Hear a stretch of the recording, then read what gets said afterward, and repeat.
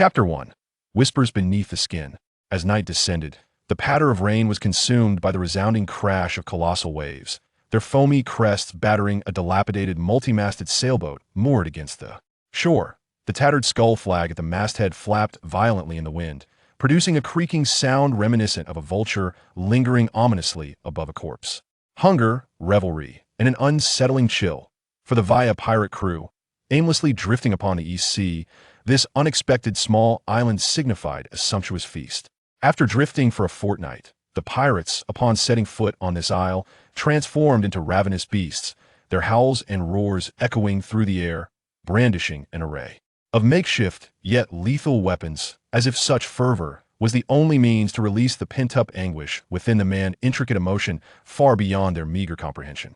I can scent the distinct aroma of berries, accompanied by the intoxicating fragrance of wine, and oh yes, the voluptuous forms of women, declared Captain Vaya, his dark hat casting a shadow over his face, leaning on a sinister curved sword. His brown boots treaded in tandem with the sword's descent, and even the cloak of night could not obscure the avarice gleaming in his eyes.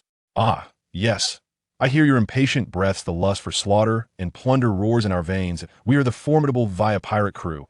We have braved the tempests to reach this island. Each of Captain Vaya's rallying cries was nearly indistinguishable from the last, yet each utterance still ignited the same fervor as the first, sending blood racing through the veins of his crew, their breaths held in anticipation, eyes ablaze with malice. Raising the brim of his hat to survey his crew, he remained oblivious to the subtle smirk that danced upon one lip among them, a hint of mockery woven into its coldness. Satisfied, he brandished his sword above his head, bellowing, "Bring back all the riches of this island. My crew, commence your revelry." Roar, roar, roar. The tranquility of the island was utterly shattered as dozens of pirates erupted into frenzied cries, scattering towards the center of the island where flickering lights beckoned. "Yarlin, what are you dawdling for? Has your illness rendered your wits dull? Hurry up, or the berries will be snatched away by others," Fick chided, eyeing his closest companion in the Vaya crew with a furrowed brow.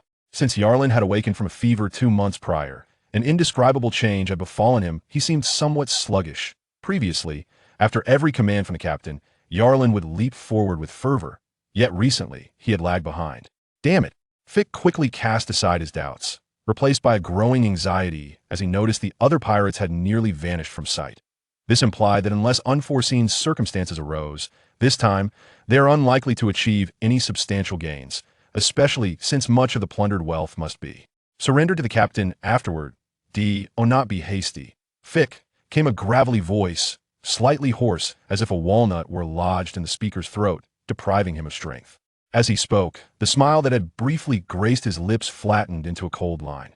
Emerging from the shadows was a face marked by indifference, its pale complexion devoid of color, with narrow eyes reflecting Fick's restless expression, the scar that cleaved his left cheek appearing even more menacing.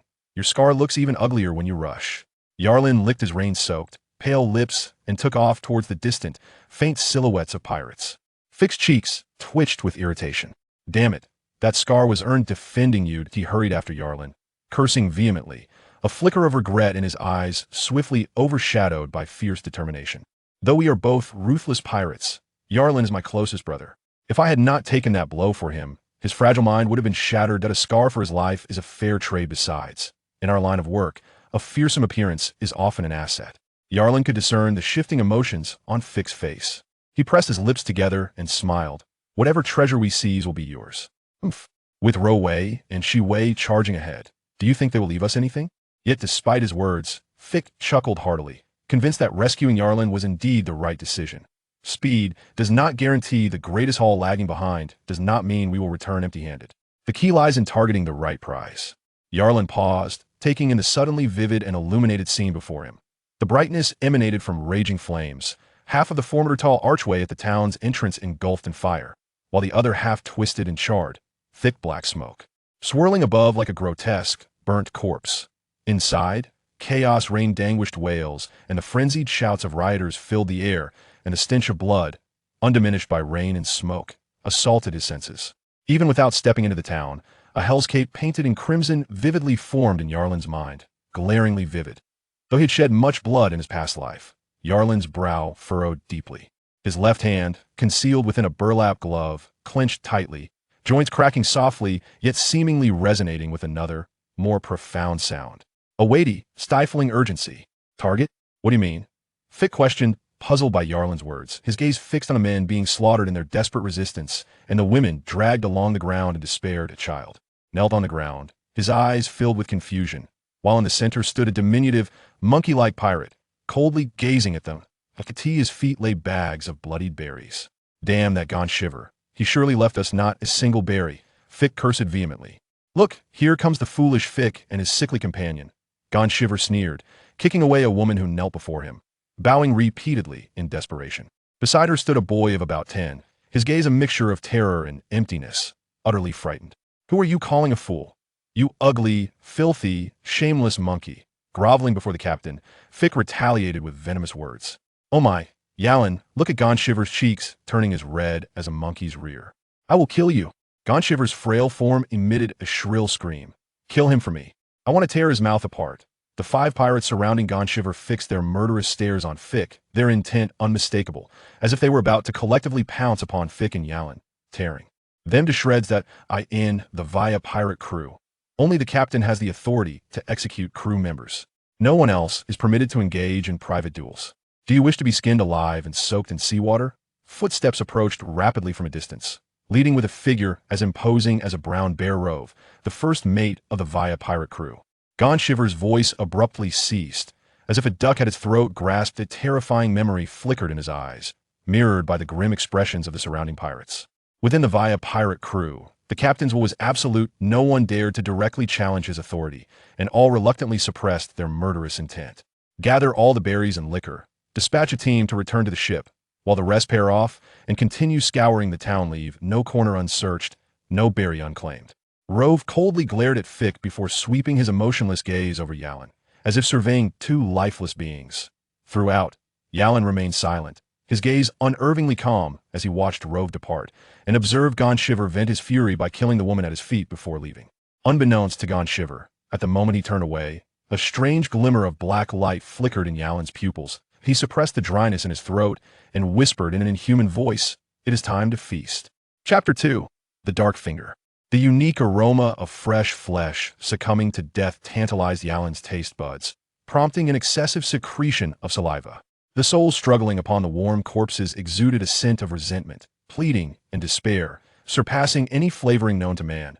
Around them, the pirates surged into the depths of the town like a swarm of locusts, leaving behind ruins and flames, as black smoke obscured Yalin's serene visage. His pupils constricted and trembled into a vertical line, reminiscent of cold-blooded creatures. Fick, search those rooms again, there may be something left behind. Yalin lowered his head and approached the woman's lifeless body. His voice, hoarse and oppressive, carried an unsettling eeriness that made Fick swallow back his retort and, bewildered, walk towards the door that had been forced open. Soon, the sound of rummaging and crashing echoed from within. Yalin gazed at the woman sprawled in a pool of blood, her unblinking eyes fixed on a vacant child, her expression frozen in a blend of despair and longing. As his gloved fingers brushed against her skin, the lingering warmth and the twisted emotions caused a tremor to ripple through his fingertips, transmitting a shudder through the leather glove, as if something beneath it had awakened, eager to feast upon the living. Astur Malefic, be quiet. Yalin removed the black linen glove, fixating intently on his left hand, which seemed to sense the danger and warning in his gaze, and slowly calmed down. At last, his left hand revealed its full form. A series of black veins, resembling dense tattoos, covered the back of his hand. From the fingernails, countless black lines spread and entwined, like gnarled roots wrapping around his fingers, ultimately spiraling into a dark, inky ring on the back of his hand. Opposite the ring, a single black vertical line cleaved the palm's pattern in 2. The black lines in the ring, one positive and one negative, when aligned, formed a vertical eye, tightly closed, mirroring Yalin's own eyes at that moment. He named it Astur Malefic, his icy, lifeless index finger pressed against the woman's brow, slowly and resolutely sliding downward. The black lines suddenly sprang to life, rapidly expanding across her face. A dense web of lines, resembling an inverted spindle, enveloped her entire being, until Yalin's finger reached her chest, where all the black lines converged in an instant.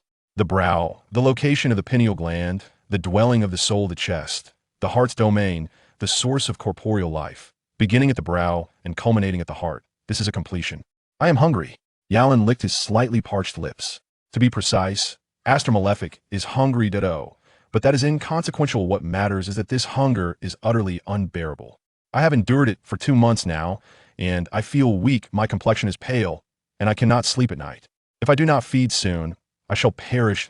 In a past life, he had taken lives, but he had never indulged in such a gruesome appetite. The psychological barrier was not easily surmountable, Yalin murmured to the woman's corpse, seeking solace for himself. Feeling her body grow increasingly cold, his index finger trembled even more. Food grows stale when it cools. A trade for the inaugural meal. My dear lady, I assure you that I shall exact vengeance on your behalf, and soon they shall be reunited with you. Yalin's fingers clenched tightly, the spindle of black threads contracting with a sudden intensity. In the blink of an eye, the woman's body, along with her soul, was ensnared and obliterated, transforming into a single writhing black that merged into the dark strands. The threads thinned and receded back to the back of his hand, restoring tranquility to He exhaled deeply, rising to his feet, his complexion noticeably softer, the vertical pupils returning to their normal state. It appears to be less bloody than I had envisioned. The ground was pristine, save for a pool of blood. Not a single morsel of flesh remained. Cherished sustenance is indeed a commendable trait. Could we perhaps simplify the ritual and expedite the consumption? Astur? The left hand offered no response, remaining as tranquil as if the preceding events had merely been a figment of Yalin's imagination. He scoffed, donning gloves, and inwardly grumbled. What a scoundrel, feasting and then abandoning all accountability. Then a grin crept across his lips as a sudden thought materialized in his mind as written information. Astur, born amidst the fall of the deities, he emerged from the remnants of death in the abyss. The last embers of the endless void, he is Astur, the corpse of the mythic era, the womb of aberration and flesh, the sovereign who brings forth death and enslavement. Wherever he treads, all beings become his thralls, civilizations are consumed to nourish him. He is the most terrifying calamity across countless cosmic epochs. He is verbose, keep it concise. The text abruptly halted, and he fancied he could hear a haughty hymn echoing in his mind, the words shattering like glass, accompanied by the sound of a fragile heart fracturing. New words rapidly coalesced, succinct and dismissive. Astur, the womb of aberration and flesh, the ruler who brings death and enslavement. Seed of incompletion, devour, to consume all flesh, transforming it into sustenance for growth. Next stage, complete seed, transform, to convert the deceased into one's own thralls, devoid of independent consciousness, limited to the simplest commands. Absorb, to draw forth the essence of akin life forms, enhancing one's fundamental attributes. Yalin squinted, his mind racing to decipher the meaning behind each word, ensuring he overlooked nothing and misconstrued no detail. In the first instance, he cross-analyzed the information obtained with his own circumstances, striving to maximize the advantages and mitigate the drawbacks, while forecasting and optimizing potential future endeavors. This instinct was ingrained in him, unyielding even with the change of bodies through transmigration. Even in his past life, such abilities ultimately led him to prison and death, yet he believed that such a fate would not befall him again in this existence. As Yalin pondered, he instinctively reached for his forehead. The cold touch, even through the gloves, sent a shiver down his spine, snapping him back to focus. The dark hand is officially in play. The highlight is that tonight I shall finally enjoy a restful slumber. Damn it, I found nothing but a heap of broken wood. Fix stormed over, momentarily taken aback as he queried, "Where's that woman's corpse?" The sound was piercing and shrill, shattering the stillness. The boy, kneeling on the ground, gazed at the empty bloodstains below, akin to a malfunctioning computer suddenly rebooting, his vacant eyes gradually coming into focus. He stiffly turned his neck, searching for the corpse that ought to be lying there. Clearly, it was nowhere to be found.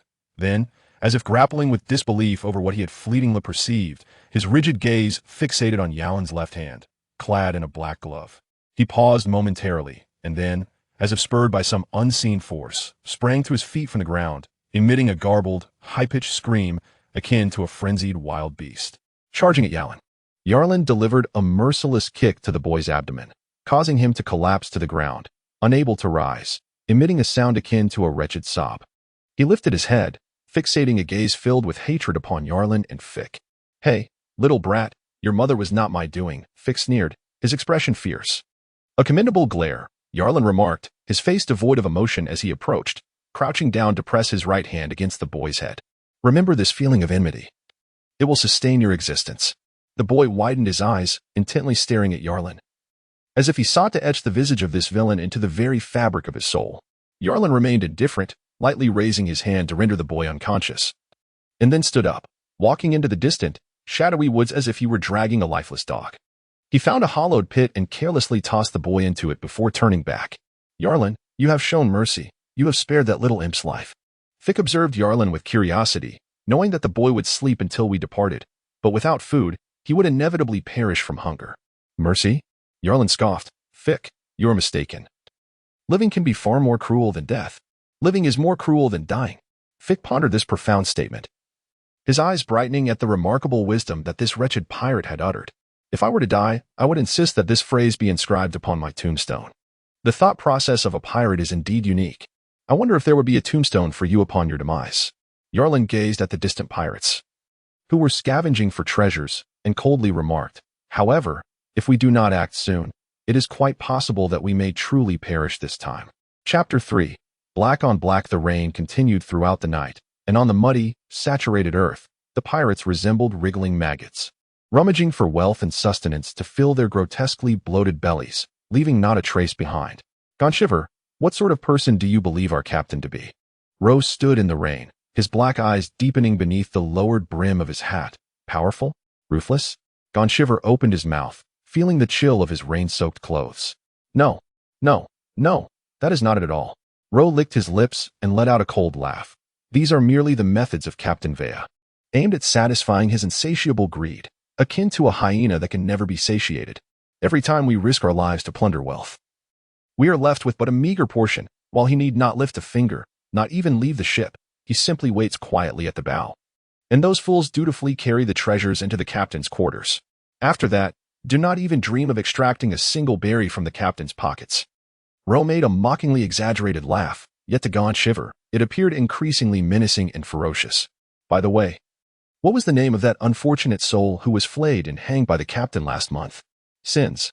Gonchiver swallowed hard, remembering that he had been punished for engaging in a private duel aboard the ship. "Everyone believed this, haha." Ro interrupted Gonchiver. "In truth, it was because he sneaked into the captain's quarters and stole a bottle of malt liquor and a pocket watch." Silence. Gonchiver was shocked into silence.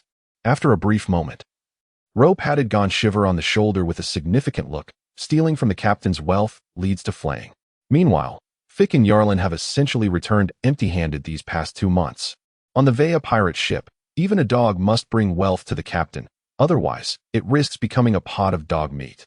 To partake in the feast without contributing is akin to pilfering the captain's wealth." "Gollum." Gonhivier swallowed hard, his vocal cords vibrating with a hint of trepidation. "Thus, Fick and Yarlin will be hanged by the captain?" "Indeed, based on my understanding of the captain, 2 months is the utmost extent of his forbearance." Ro's gaze swept across Gonhivier's countenance, drifting towards the indistinct silhouettes of trees lurking in the distance, as if a ravenous hyena were lurking in the shadows, its gaping maw dripping with putrid drool mingled with the rain on this tempestuous night. In that direction, the vessel creaked ominously. Captain Vea stood at the bow, gazing upward at the inky curtain of rain. "It has been 2 years, nearly there. Just a final step remains, and I shall." The rain lashed against his wide-open eyes, cold and merciless, devoid of any human warmth.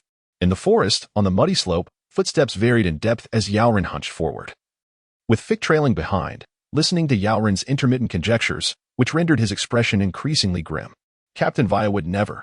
Fick hesitated, words caught in his throat. Yarlin ascended the earthen slope, where the elevated terrain afforded him a vantage point to gaze down upon a substantial portion of the town's outline. Squinting, he fixated on the scattered pirates loitering in the distance, and after a moment, a faint, icy smirk graced his lips. He then turned his head to meet the evasive gaze of Fick. "In Captain Vea's eyes, we are but as trained hyenas. He provides us with bones, and we return with spoils. Yet, when this hyena merely consumes without yielding, do you believe Captain Vea would hesitate to transform it into a pot of dog stew? Perhaps I am mistaken. Perhaps our captain possesses an extraordinary magnanimity." He clapped Fick on the shoulder, maintaining a calm demeanor. "But tell me, do you reckon our first mate, Ro, will extend his forgiveness for your recent affront?" "Not a chance." Fick's complexion flushed crimson. "I have no need for his forgiveness. Genvier is a wretched scoundrel, and Ro is nothing but a complete coward, a bastard." "It seems you've come to a realization," Yarlin remarked, withdrawing his hand with a sigh. Regrettably, the coins have already found their way into the pirates' pockets. Thus, for the sake of our own survival, we are left with no choice but to ruthlessly plunder our own comrades. You feel no regret. You were prepared to betray our own from the very beginning.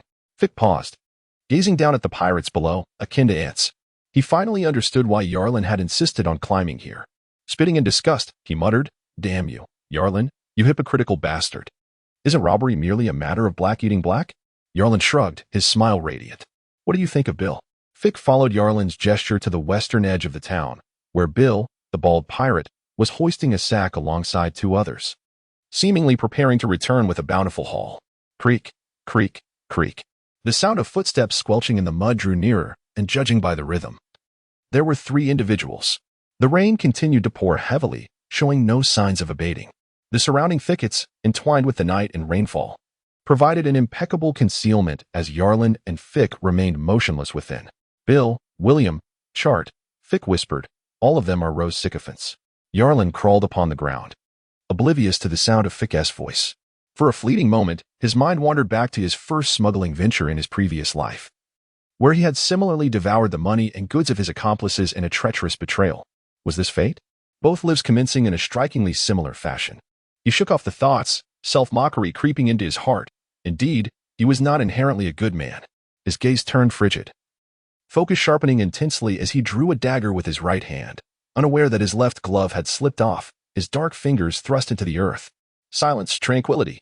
The man had the audacity to resist, gone as a monkey, and with a swift stroke, he had cleaved his head in 2. The others nearby trembled like quails. Bill boasted loudly of his bravery.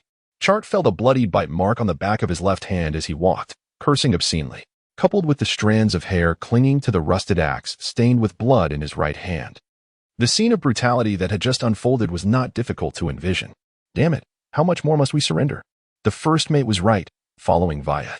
We won't even get a drop of broth. William's voice was low and filled with resentment, wondering how long this torment would continue. Each time the first mate claimed it would be over soon, he was utterly fed up. "Shut your mouth," Bill growled, his eyes wide with malice. "Be careful. If this reaches the captain's ears, you'll get us killed." After speaking, Bill restrained his emotions, glancing around to find no one in sight. His tone softened. "The first mate whispered to me in private that he is on the verge of discovering the captain's secret. When that time comes, it will be Via's end, and the first mate will ascend to captaincy, ushering in our better days." "Secret?" William and Chart's eyes lit up simultaneously. "I don't know." The first mate didn't tell. Bill's voice trailed off abruptly, a harsh sound piercing the air as a dagger pressed against his throat. From left to right, it sliced through with a swiftness akin to a silver vessel shattering. A burst of cold light, and blood splattered forth, as if it were eager to escape the wretched body. Chart moved closer, blood splattering across his face, and the lingering warmth sent a shiver coursing through him. William lingered a bit further back, his face a mask of horror, his gaze locked onto Yarlin's countenance. That face, always pale like a consumptive, now bore an eerie flush that was utterly terrifying. "Yarlin!"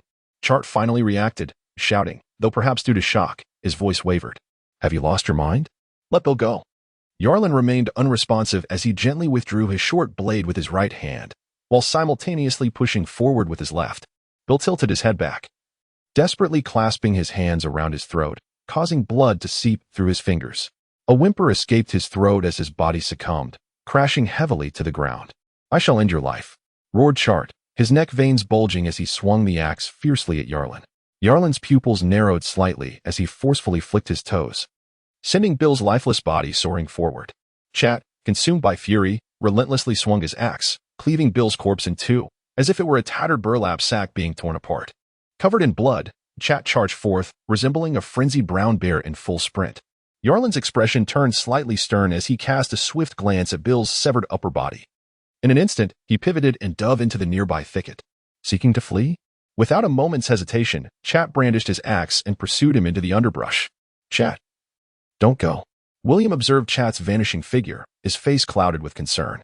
He lingered for 3 seconds, his gaze fixated on Bill's bisected corpse, and then, with a fierce grind of his teeth and a determined stomp, he charged after them. He too failed to notice the peculiar quivering of the flesh on the back of Bill's upper body, specifically at the region of the heart. As it exhibited an eerie tremor, the burlap fabric clung to patches of dirt, which scattered to reveal an area the size of a palm beneath, necrotic flesh marred by 4 small holes, resembling the marks left by someone's nails gouging through the skin. At that moment, the surrounding flesh began to quiver, and dark threads emerged from within, as if an unseen hand were threading a needle through the flesh, performing a macabre stitching operation. Layer upon layer of these dense black threads intertwined with the grotesquely burgeoning tissue, rapidly pulling and healing. The body trembled more violently, and suddenly, Bill's head lifted, his neck began to rotate, and his eyeless white pupils swayed in search of something. In the next instant, his head fixed its gaze upon the location of the lower half of his body. Within the thicket, Yarlin and Chat were locked in a relentless chase, drawing closer with every moment, while William maintained a cautious distance, wary of drawing too near. "Chat, be careful." William urged, his eyes scanning the dark foliage with vigilance. "Watch for traps. He cannot be alone. Fick may be lurking nearby." Almost as soon as the warning left his lips, a shadow erupted from the side, akin to a cheetah pouncing upon its prey, or perhaps a cannonball suddenly leaping from the ground, crashing forcefully into Chat's side. A resounding thud echoed, followed by a spray of water and mud as the two tumbled together, the axe slipping from Chat's grip and carving a furrow into the sodden earth. "Ah, ah, ah!" Chat cried out in pain, his nose colliding with Fick's forehead during their tumultuous roll, producing a sharp crack. Like a wounded beast, his fierce eyes seemed on the verge of shedding blood as he struggled desperately to break free from Fick's grasp, the veins in his arms protruding ominously. "Get off me!" He swung his arms, his clenched fist raining down blows upon Fick's ribs and back, producing a sound akin to the thundering of drums. Fick's face flushed crimson, and he emitted a feral roar, his arms like iron pincers ensnaring Chart's robust waist. He resembled a heavy iron weight, pressing down with all his might upon Chart's chest, rendering his opponent immobile on the ground. There was no elaborate evasion, only the raw essence of brutal ferocity. His neck arched high, and the scarred cheek, bloodied and twitching, gleamed with a savage light, reminiscent of a blood-stained sledgehammer coming down with relentless force. With a decisive thud, the muffled sound mixed with a sharp crack echoed chillingly. Blood splattered, intertwining with sinewy strands and shattered bones, piercing through the decaying flesh, cascading beside the blood-streaked, frozen eyeball. Fick released Chart's lifeless body and rose, wiping the gruesome stains from his face with his sleeve, laughing maniacally, resembling a vengeful specter. What unfolded was a swift yet brutal affair. A mere blink resulting in 1 dead and 1 injured, providing William no opportunity for a reaction or assistance.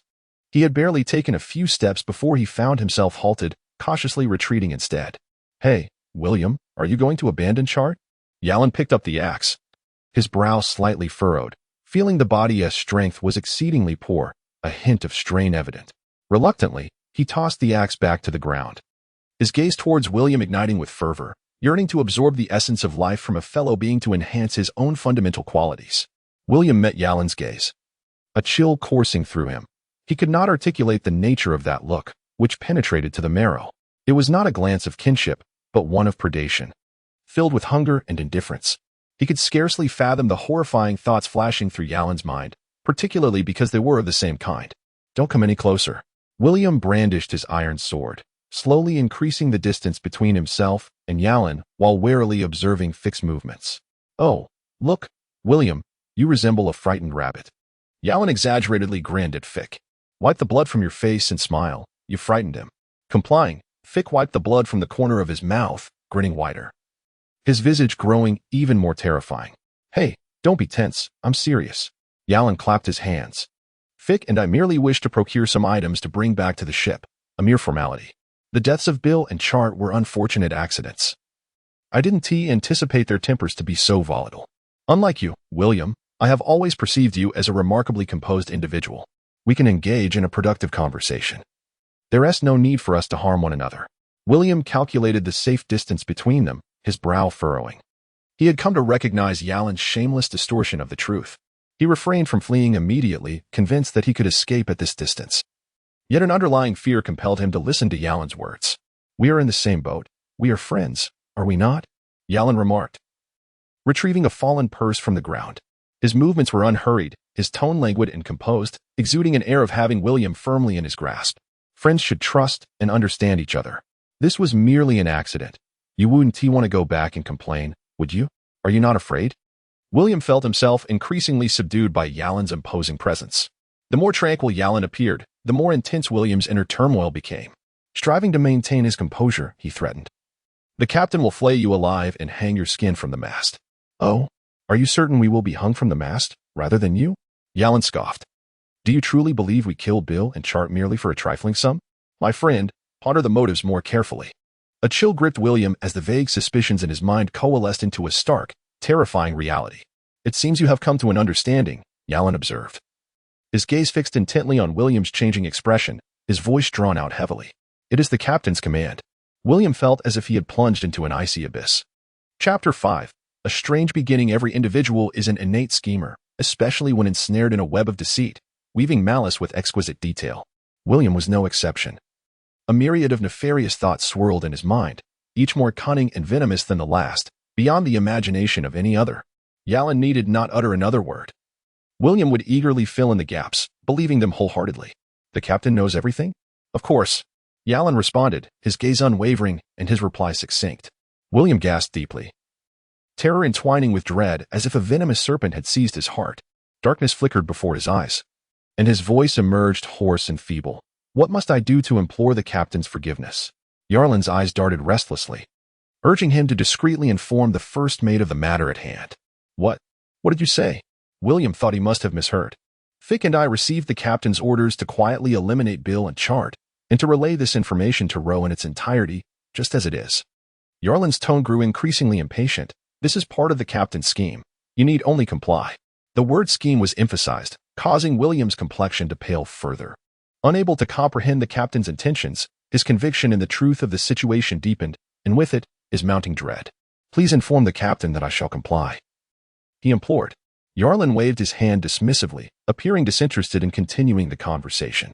William's throat moved as he hesitated, opening his mouth to speak yet ultimately refraining. Retreating a few steps before swiftly departing from the scene. Watching William's vanishing silhouette, Yarlin felt a pang of reflection. The human heart is akin to a vile mass of mud, capable of nurturing the seeds of malevolence when sown at the opportune moment, allowing them to flourish and bear the foulest of fruits, including his own. Yarlin Fick's mind was a tumultuous mess. His expression a blend of impatience and peculiarity. Was it truly the captain's command? When did you?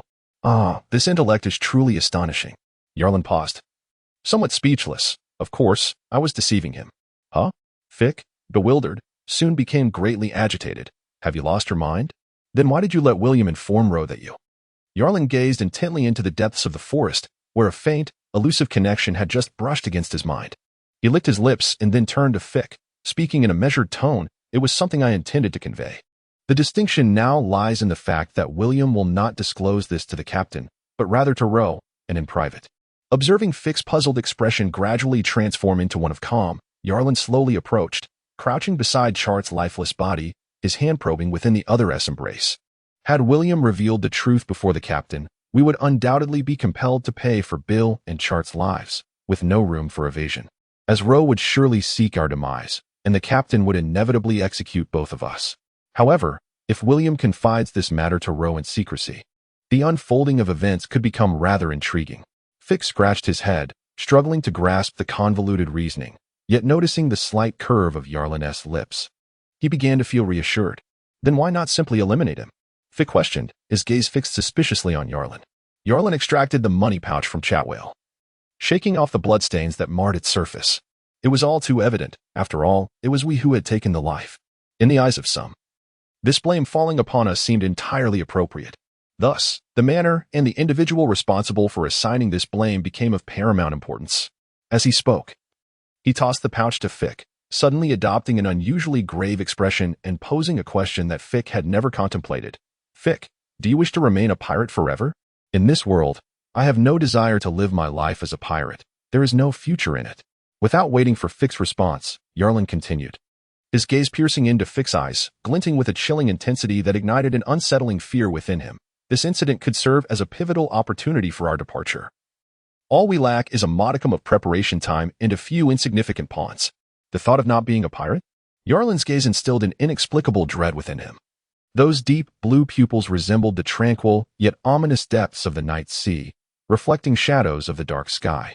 Obscure, profound, and indifferent, they seemed to consume all. Yarlin, what do you intend to do? A low, raucous laughter echoed amidst the patter of the rain. Bill's body has vanished? William retraced his steps.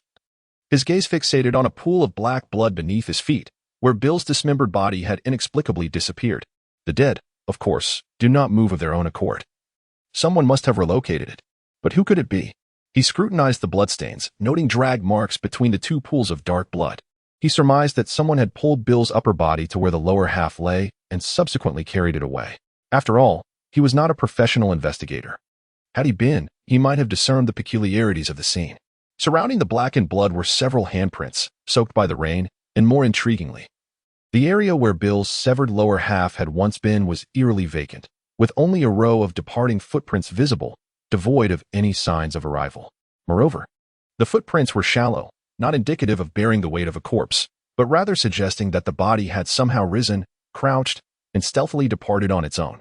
That way leads to the via, William thought, ceasing his contemplation and swiftly following the direction indicated by the footprints. The downpour had not yet obliterated the traces, allowing him to discern the path.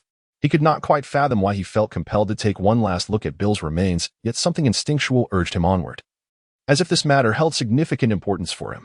Following the trail, the footprints eventually faded at the shoreline. William stood in a daze, turning to gaze at the weathered hull of the via, a distance that surely did not exceed 200 meters in a straight line. Where is everyone? Or rather, where is the body? Has it been cast into the sea? William stared vacantly at his pale visage reflected in the sea, his eyes veined with blood.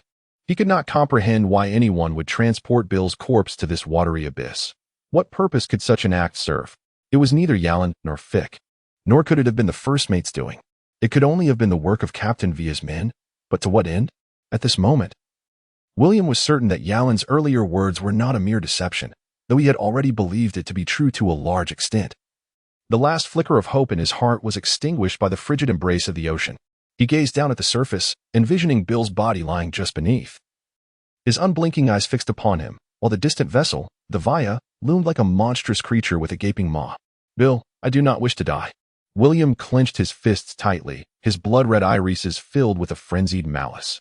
Beneath the waves, a pair of eyes watched him, cold and merciless. Chapter 6. Whose heart harbors malice? The creaking of old ship planks echoed underfoot, as treasures were tossed to the ground with a clatter. All the plundered wealth amassed at the bow, subsequently counted and transported to the captain's quarters. Captain Via stood at the doorway, personally overseeing the proceedings. His face a tapestry of wrinkles that gathered at the corners of his eyes and nostrils, emitting a laugh reminiscent of a night owl's eerie call. Fick boarded the ship and discarded a burlap sack onto the deck, followed closely by Yallen, who flung a pouch of coins in an elegant arc that landed with a satisfying thud atop the sack. Oh, what a crisp and melodious sound. Via's ears twitched, and he slightly lifted the brim of his hat, his black and white eye skimming over Yallen's form. Yarlen bowed his head, his voice imbued with profound humility. All wealth belongs to the illustrious Captain Via. A raucous, greedy laugh erupted, and Via's gaze shifted back to Yarlen. Yarlen, you have finally reclaimed something. It seems your ailments have healed. That brings me great relief. It was entirely due to the captain's benevolence. Otherwise, Yarlen's life would have long perished beneath the waves. Overwhelmed with gratitude, Yarlen's eyes subtly flickered towards the impassive, expressionless first mate, Roe. Not far behind Roe lurked William, his head bowed as if wishing to vanish into the ground, revealing only his pallid profile from Yarlen's vantage point. Ah, the recuperative powers seem commendable. This is good. A faint smile graced Yarlen's lips, exposing a glimpse of his pristine teeth. He tilted his head, regarding Roe with a semblance of a smirk, as if daring him to expose the truth publicly, that he was the one who had slain Bill and Chart. Roe's face twitched, a flicker of menace igniting in his eyes as he forcibly suppressed his burgeoning fury. The more audacious and provocative Yarlen appeared, the more vigilant Roe became of the captain's cunning schemes. I must not act impulsively. I am not yet prepared to confront Via. Roe, who had always prided himself on his rationality and composure, knew he must not allow the captain's petty tricks to disrupt his strategy. Moreover, Via's secret was. Indeed, my suspicions were correct. Via was growing impatient. Suddenly, a discordant, grating laughter shattered Roe's contemplations, the captain's peculiar tone cutting through the air. Ha ha ha. I have always believed you would bravely endure that affliction, Yarlen. We are pirates. We may be consumed by the sea or slain by our enemies, but we shall never be vanquished by illness. Yarlen, you have done well? Yes, just as I have always believed you to be a great captain, Yarlen replied, his right fist pressed against his chest in a gesture of profound respect. The captain had completed the tally. A pirate donned in a black hood approached, whispering softly into Via's ear. Yarlin's gaze followed the sight before him. A figure shrouded in a black hood, stooped in posture, with hands as coarse as the rugged seas. And at his waist, an antiquated flintlock pistol rested. He was the oldest pirate aboard the Muir, equally the most trusted confidant of Captain Vea. Vea nodded, withholding the exact figures from the other pirates. However, the raised brow upon his visage spoke volumes of yet another substantial bounty. Yet, who remained unaccounted for? Vea's crooked sword lightly grazed the ground, and with a casual flick of his right hand, the weapon shot forth with a swift hiss, akin to a venomous serpent in search of prey, deftly dislodging a silver object from the earth. Following this, a mere twist of his wrist rendered the onlookers unable to discern the motion before a faint, crisp snap resonated, tracing a silver arc in the air. Yarlin's pupils abruptly constricted as an object hurtled towards him. Instinctively, he raised his hand to grasp it, and a silver chain dangled from the edge of his palm. Upon opening his hand, the taut nerves that had momentarily tensed now relaxed. It was a silver pocket watch. He pressed the knob at its end, causing the watch to spring open, revealing a photograph within, stained crimson with blood. It depicted a family portrait, but the man's visage was obscured by blood, leaving only a blurred glimpse of a woman and a young boy's faces. For a fleeting moment, Yarlin's pupils shifted before returning to their normal state. He paid little heed to the blood on the chain, cherishing the watch as he tucked it away, his face a mask of mingled surprise and delight. His words dripping with flattery. The generous captain praises you. Yet inwardly, he muttered a curse. Damn, that startled me. His obsequious demeanor elicited expressions of disgust from the surrounding pirates, but he remained oblivious, continuing his performance. Via waved his hand to interrupt Yarlin's incessant praise, then lowered the brim of his hat, a habitual gesture he often performed before speaking. First mate, who else has not returned?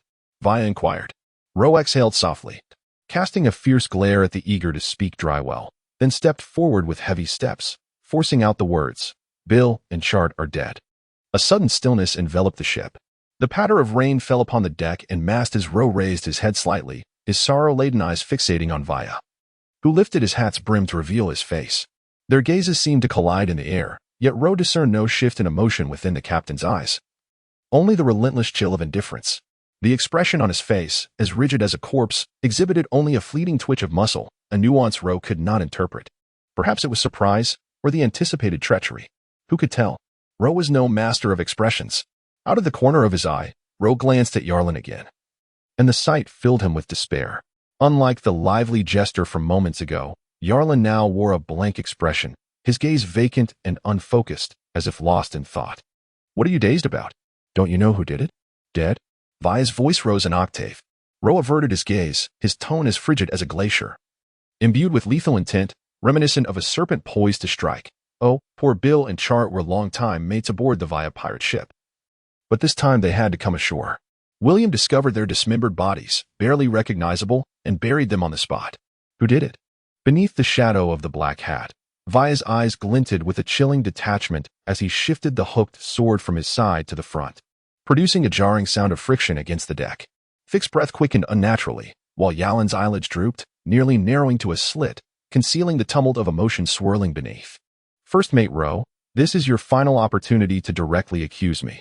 Should you fail to seize it, Yalin pressed his tongue against his closed teeth. The initiative will no longer lie within your grasp. Indeed, should Roe dare to accuse Yalin at this juncture, the outcome would be fatal for Yalin. Devoid of the need for evidence, for Roe was the first mate, and Yalin but a lowly crew member, exposed before the eyes of the entire crew.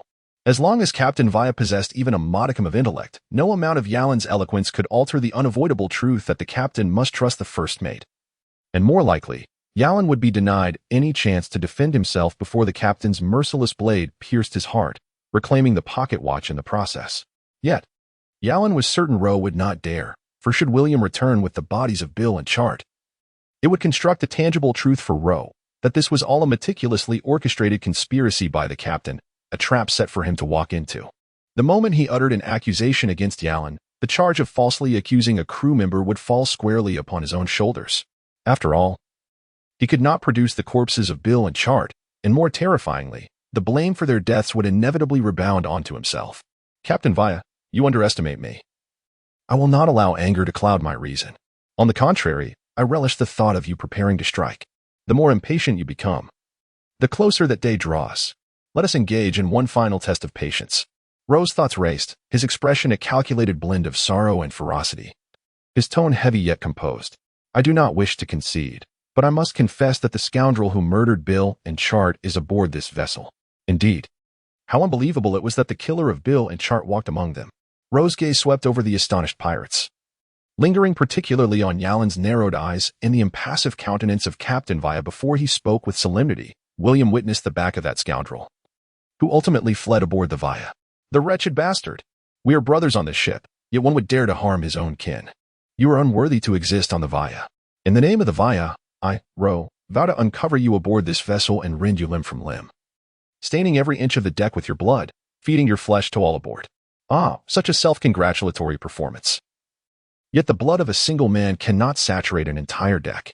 In the narrowed gaze of Yalen, a chilling malice permeated, as he pressed his tongue firmly against his teeth, struggling to suppress the triumphant sneer that lurked within. Chapter 7. The Fangs Hidden in the Shadows.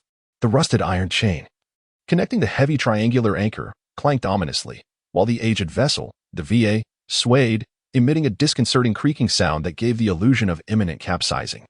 The pitch-black sea undulated like smooth satin as the pirates aboard the deck, preparing to set sail, swayed involuntarily, yet their feet remained firmly planted on the ship's surface. This dilapidated ship was truly on the brink of collapse. I feared that one day it would suddenly fall apart. The bearded pirate strained as he pulled the rope, while two others struggled to secure the anchor to its place. Their grumbling resonated. This wretched vessel is our captain's prized possession. I've heard the shipwrights say that every time the VA sustains damage, the captain insists on restoring it to its original condition, regardless of size, dimensions, or placement. Thus, aside from its deteriorating state, everything remains exactly as it was on the day of its maiden voyage. Oh, this is utterly dreadful. One pirate unbuckled his belt and relieved himself over the side, only to blink in surprise and then widen his eyes in confusion. Was that a shadow beneath the ship? Is it a reef? There's nothing there. Another pirate leaned over the edge to peer down, retorting, You must be seeing things. Oh, you've urinated on the ship. You fool. The relieving pirate shrugged nonchalantly, glanced around, and upon noticing no one was watching, lowered his voice conspiratorially. Do you think what the first mate said is true? Bill and Chart are dead, and the murderer is aboard the ship? Bill and Chart must be dead. Otherwise, they would have returned by now, interjected another older pirate, his tone equally grim. On this island, apart from corpses, no one wishes to remain, so the murderer must indeed be on the ship. It seems to me that it might be the captain. Silence fell among the pirates as they exchanged thoughtful glances, sensing a chilling unease reflected in one another's expressions. In this era of piracy, where rogues flourished like weeds, it was as simple as wielding a knife to become a pirate, while the prerequisites for becoming a navigator were exceedingly stringent, truly a cadre of elite talent. Their scarcity across the seas would leave many a pirate despondent. Charting maps, determining routes, marking coordinates, predicting weather, such concepts seemed utterly non-existent. For every member of the Via pirate crew, once the vessel departs from this small island, it is as if the island ceases to exist. Indeed, as long as it vanishes from their sight, it is irrevocably lost to them, and they shall never have the slightest chance of rediscovering it in their lifetimes. To suggest that such a sentiment belittles the Via pirate crew is, of course, unnecessary. After all, pirate crews of this nature comprise over 90% of their kind. And in the eyes of these true adventurers, the ability to navigate a ship away from the dock amidst a tempest without capsizing is a remarkable testament to one's seamanship. Thus, for Yalen, the 2-month voyage has felt akin to a gamble with his very life. A moment's inattention could lead to an eternal disorientation upon the vast oceans, ultimately resulting in a slow death by starvation aboard the vessel. Even though this region is not as perilous as the unpredictable waters of the Grand Line, but rather merely a corner of the East Blue that could be considered a novice's zone, Yalen is utterly unwilling to place his existence upon such a roulette table of fate. He detests actions where the sacrifices and rewards are grossly disproportionate, as evidenced by his current disdainful gaze upon the cramped confines of the cabin. The entirety of the lower deck has been partitioned into 2 opposing corridors, with the keel encased in the center, while the corridors flanking the keel have been rudely transformed into makeshift cabins. In this dim space, measuring 30 meters in length, 3 meters in width, and a mere 2 meters in height, shoddy wooden planks are affixed, upon which filthy, discolored bedding lies strewn. The cabin is pervaded by an odd aroma, a peculiar amalgamation of foot odor, sweat, mildew, and the dampness of moisture, creating a uniquely unpleasant scent. Yarlin lay pale upon the wooden planks near the entrance, attempting to position himself as close to the cabin door as possible, despite the gaping hole in the dilapidated door, through which cold winds and rainwater infiltrated. He could not escape the terrifying stench that incessantly invaded his nostrils. The flickering oil lamp was soon extinguished by a gust, plunging the cabin into darkness. A few pirates engaged in card games muttered curses before retreating to their respective bunks, and soon a symphony of snoring filled the air. A relentless cacophony. This wretched environment echoed the memories of Yarlin's youth when he was sold into human trafficking.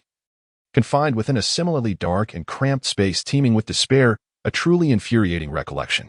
He turned onto his side, slowly closing his eyes, forcing himself to disregard the foul odor that assaulted his senses. His body swayed with the ship's undulations, yet he strained to listen to the sounds within the cabin, all the while contemplating his forthcoming plans. William had already fallen into the trap. All that remained was to make a few arrangements, and he would be completely ensnared. The first mate proved to be even more self-assured than he had anticipated. Clever individuals often display a remarkable ability to restrain their impulsive tendencies. Thus, I could slightly broaden the parameters of my original scheme. Perhaps, instead of one casualty tonight, I could aim for 2, or even 3. Yarlin's ears twitched slightly, his brow furrowing as the sounds of 3 nearby snores became particularly irksome. The captain, Vea, posed the gravest threat. Without question, he was the strongest on board, and he exuded an inexplicable air of strangeness. Moreover, the captain's secret, as alluded to by Bill and Chart before their demise, loomed large. This secret might represent a pivotal advantage between the first mate and the captain, when I needed to uncover, for it would influence my strategy against both. It was a game in which the roles of prey and predator had interchanged, each concealing their thoughts and movements while waiting for the opportune moment to strike.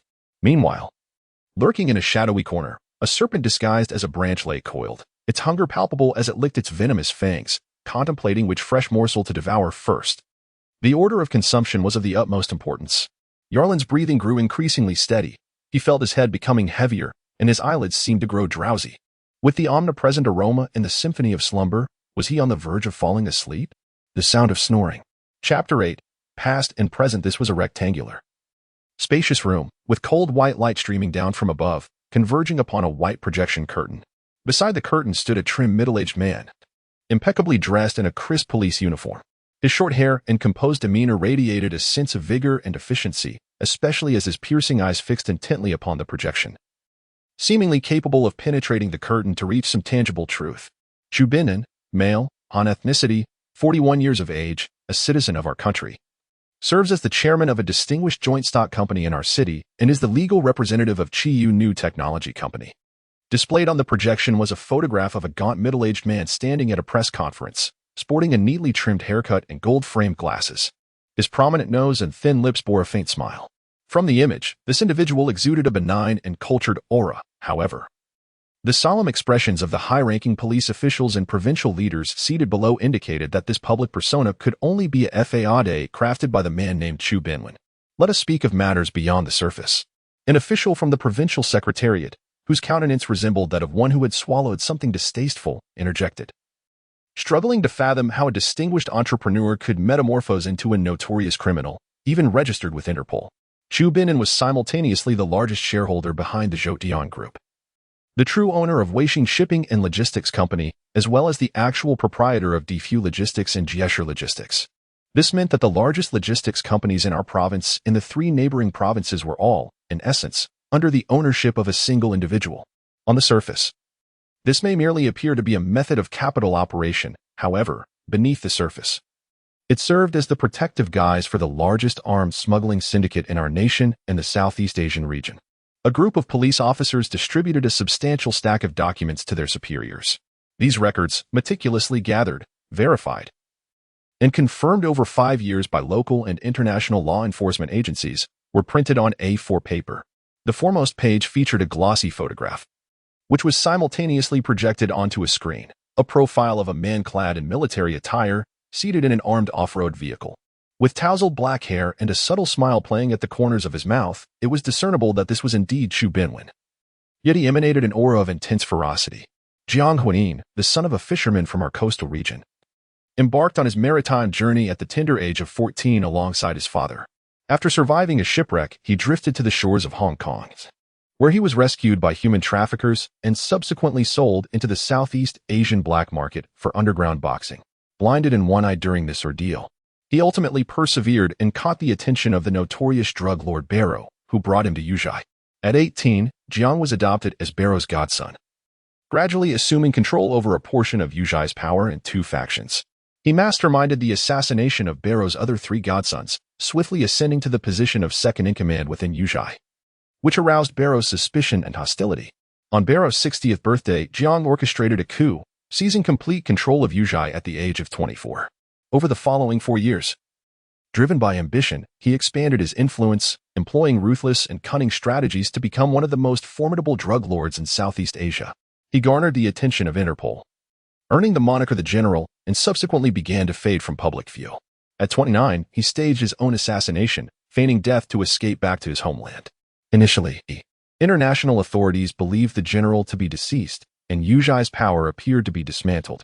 However, 5 years later, they uncovered a smuggling syndicate in Southeast Asia known as the Phantom Face, whose operations were meticulously organized and adeptly concealed. After an extensive investigation, various indications ultimately confirmed that the general had not perished but had instead faked his death to return to the mainland, where he continued to remotely control Yuzhai's operations under a new guise. Thus, the voice inquired, "Is Chu Binan indeed Jiang Huiyin?" "Yes," came the somber reply. We initially failed to recognize the connection, as the disparity in their identities was vast, almost as if they belonged to different realms. Furthermore, one was blind while the other had perfect vision. It wasn't until we began investigating all patients who underwent eye surgeries in the country over the past decade that Chu Binan gradually entered our line of sight. The challenges and setbacks we faced during this investigation are best left unmentioned, but we can now assert with absolute certainty that the general, the Phantom Face, Chu Binan, and Jiang Huiyin are indeed the same individual. A sharp intake of breath filled the room, followed by an official slamming the documents onto the table.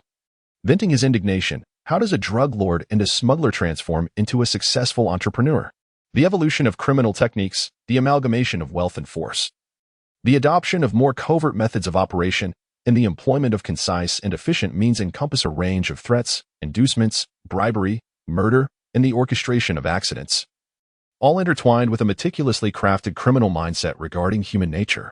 This is further complicated by a cohort of individuals ensnared and brainwashed into committing these heinous acts. They engage in transactions, infiltration, and theft, resorting to every conceivable tactic.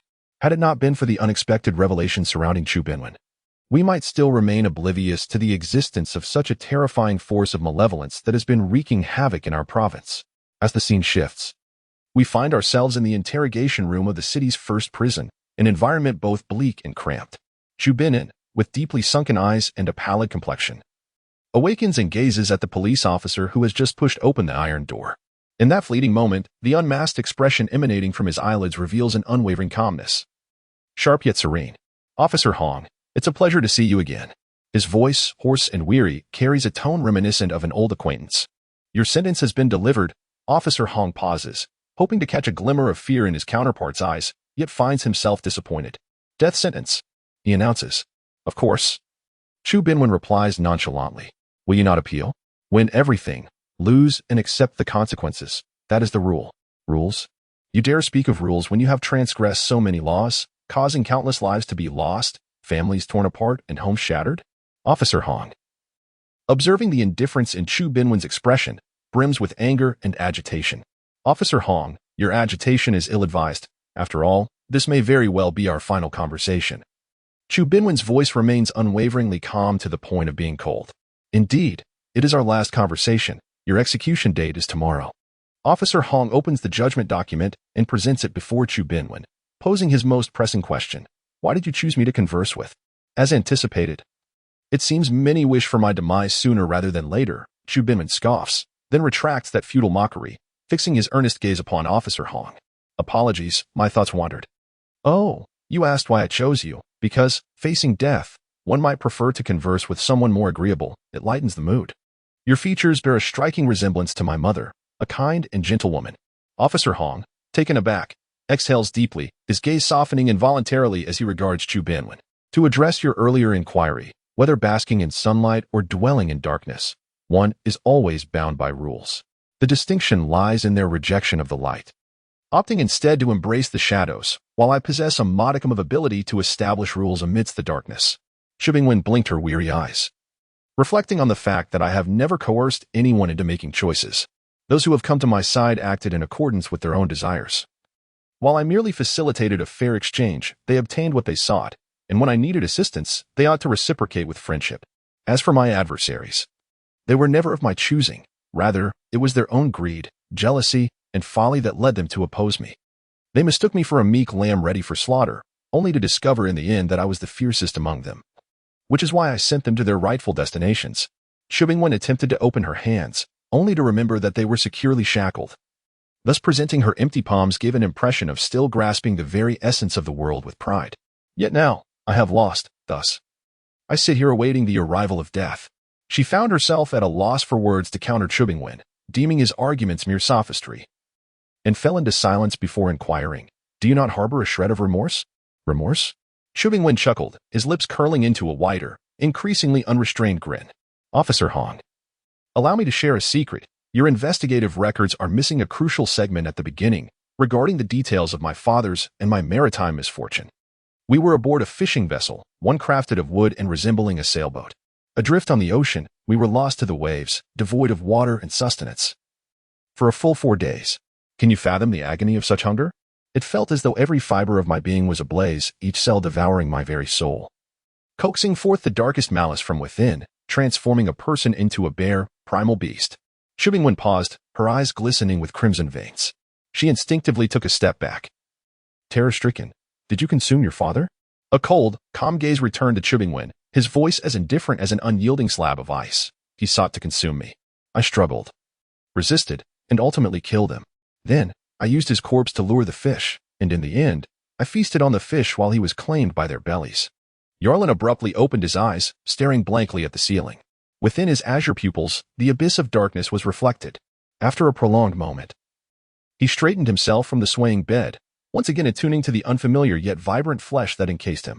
A suppressed, sinister chuckle escaped his throat. Hee hee. Chapter 9. The Transmutation. Those who have never tasted death can never truly comprehend the profound terror that it embodies, the profound desolation and void reminiscent of an eternal night. Any attempt to articulate it in words is but a feeble endeavor. Whether it arises from divine disdain, the gifts of Satan, or the malevolence of Astur. Yarlin licked his moist lips, his eyes fixated with fervor upon his left hand. A faint, elusive connection flickered in the recesses of his mind, as if a shadow were slowly materializing from the depths of darkness. Bill. A whispering voice eerily penetrated the curtain of rain and space, reaching beneath the sea's surface, where the shadow of the veil lay. There, a peculiar figure clung to the underside of the ship, pressing its chest tightly against the hull. Its claws, ink-like, adhered to the deck. Upon closer inspection, it was not mere ink but rather writhing black tendrils, resembling living entities, that burrowed through the wood's grain, entwining themselves within. At the moment Yarlin murmured, a streak of black flickered in the pallid eyes of the human form, as the black strands upon its claws recoiled, converging back into its limbs. Then it gently paddled through the water, its entire body sliding backward, akin to a coiled octopus. Just as it was about to detach from the ship's stern, its suction limbs grasped the edge of the hull, and its form, supple as though devoid of bones, sprang forth from the sea, landing with a splat, inverted at the ship's rear, before rapidly ascending. Water droplets cascaded from its bald head, gliding over its immobile nostrils and the unyielding surface of its cheeks, while only the heaving of its chest betrayed its status as a living being. At the ship's stern, Yarlin emerged from the depths of the cabin, traversing along the vessel's edge. Suddenly, his eyes twitched slightly as he beheld a sight both harrowing and surreal. What greeted him were 2 long, straight legs, abruptly crossing the ship's edge, bending at an unnatural 90-degree angle. The calves and knees followed suit, forming a right angle. And then the feet landed upon the deck, the upper body contorting into a plank-like position. In the next instant, the exposed upper body shot back with a sound, as if a bent spring had snapped back into place, standing upright without a hint of unnecessary tremor. Transmutation, the process of converting deceased beings into one's own servants. A phase in which these servants possess no autonomous consciousness, only capable of obeying the simplest commands. A fragment of thought flitted through Yalin's mind, causing the corners of his mouth to twitch involuntarily. He had gained a more precise and lucid understanding of the explanation regarding the lack of autonomous consciousness and the reception of simple commands. Heaven knows, He had merely issued a command to Bill to proceed to the stern of the ship. Was it truly necessary to manifest such an eccentric and unconventional entrance? He silently berated this notion, while his mind raced to assess the inadequacies of Astur's terse textual explanation. Many essential aspects required his personal verification. For instance, the notion of transforming deceased beings into servants was alarmingly irresponsible. Otherwise, how could it be that both Bill and Chart were undeniably dead, yet the former, who had met a far more tragic end, was successfully transformed while the latter, whose body remained intact, failed in this regard? A prerequisite for transformation necessitated the insertion of a black thread, with the latest deadline being the cessation of the heart's beating. Yalin recalled piercing Bill's heart with his finger prior to his demise, whereas Chart's examination of the corpse occurred only after rigor mortis had set in. Once the body had cooled, it was no longer fresh. Could it be that this was merely a case of being finicky? A masquerade of normalcy among humans? Yarlin pursed his lips and issued a command. Bill remained utterly unresponsive, clearly finding the 6-word directive too complex, which was anticipated by Yarlin. He promptly deconstructed the instruction, disguise. Still, there was no reaction. Lacking autonomous awareness, there was no room for improvisation. Yarlin scrutinized Bill's expression. The nostrils showed no sign of breath, his lips were rigidly sealed, and his eyelids had remained open for a full minute without indication of closure. The entirety of his visage, including the pores, exhibited no natural quivering of life, as if the features on his face were mere superfluous assemblages devoid of any intrinsic value. Breathe. No reaction. More precisely, the black silk parasite possessed no concept of respiration. Close your eyes. Bill complied. Open your eyes. No issue. Nostrils quiver. Lips tremble. Crouch, stand.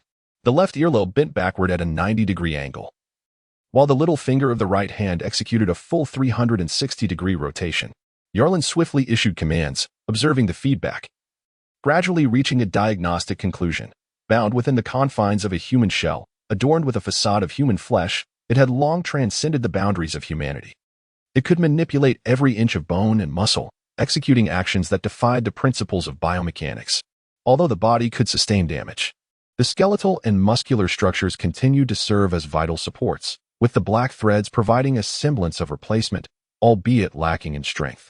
Bill's left earlobe was contorted, marked by a bruise indicative of soft cartilage injury, while his right pinky presented a more pronounced affliction. The entire digit was severed at the joint, revealing distorted skin marred by contusions. The bones and muscles were completely torn apart, hanging limply, interwoven with strands of black silk. The pinky resembled a marionette suspended in midair, the black threads gradually drawing tighter against the wound, yet this was all it could accomplish. The fracture of bone and muscle had evidently deprived it of any capacity for movement. Yarlin's gaze settled upon Bill's chest, and he envisioned the space where Bill's heart once resided, now replaced by a tangled mass of intertwined threads. In his mind's eye, grotesque and chilling images emerged.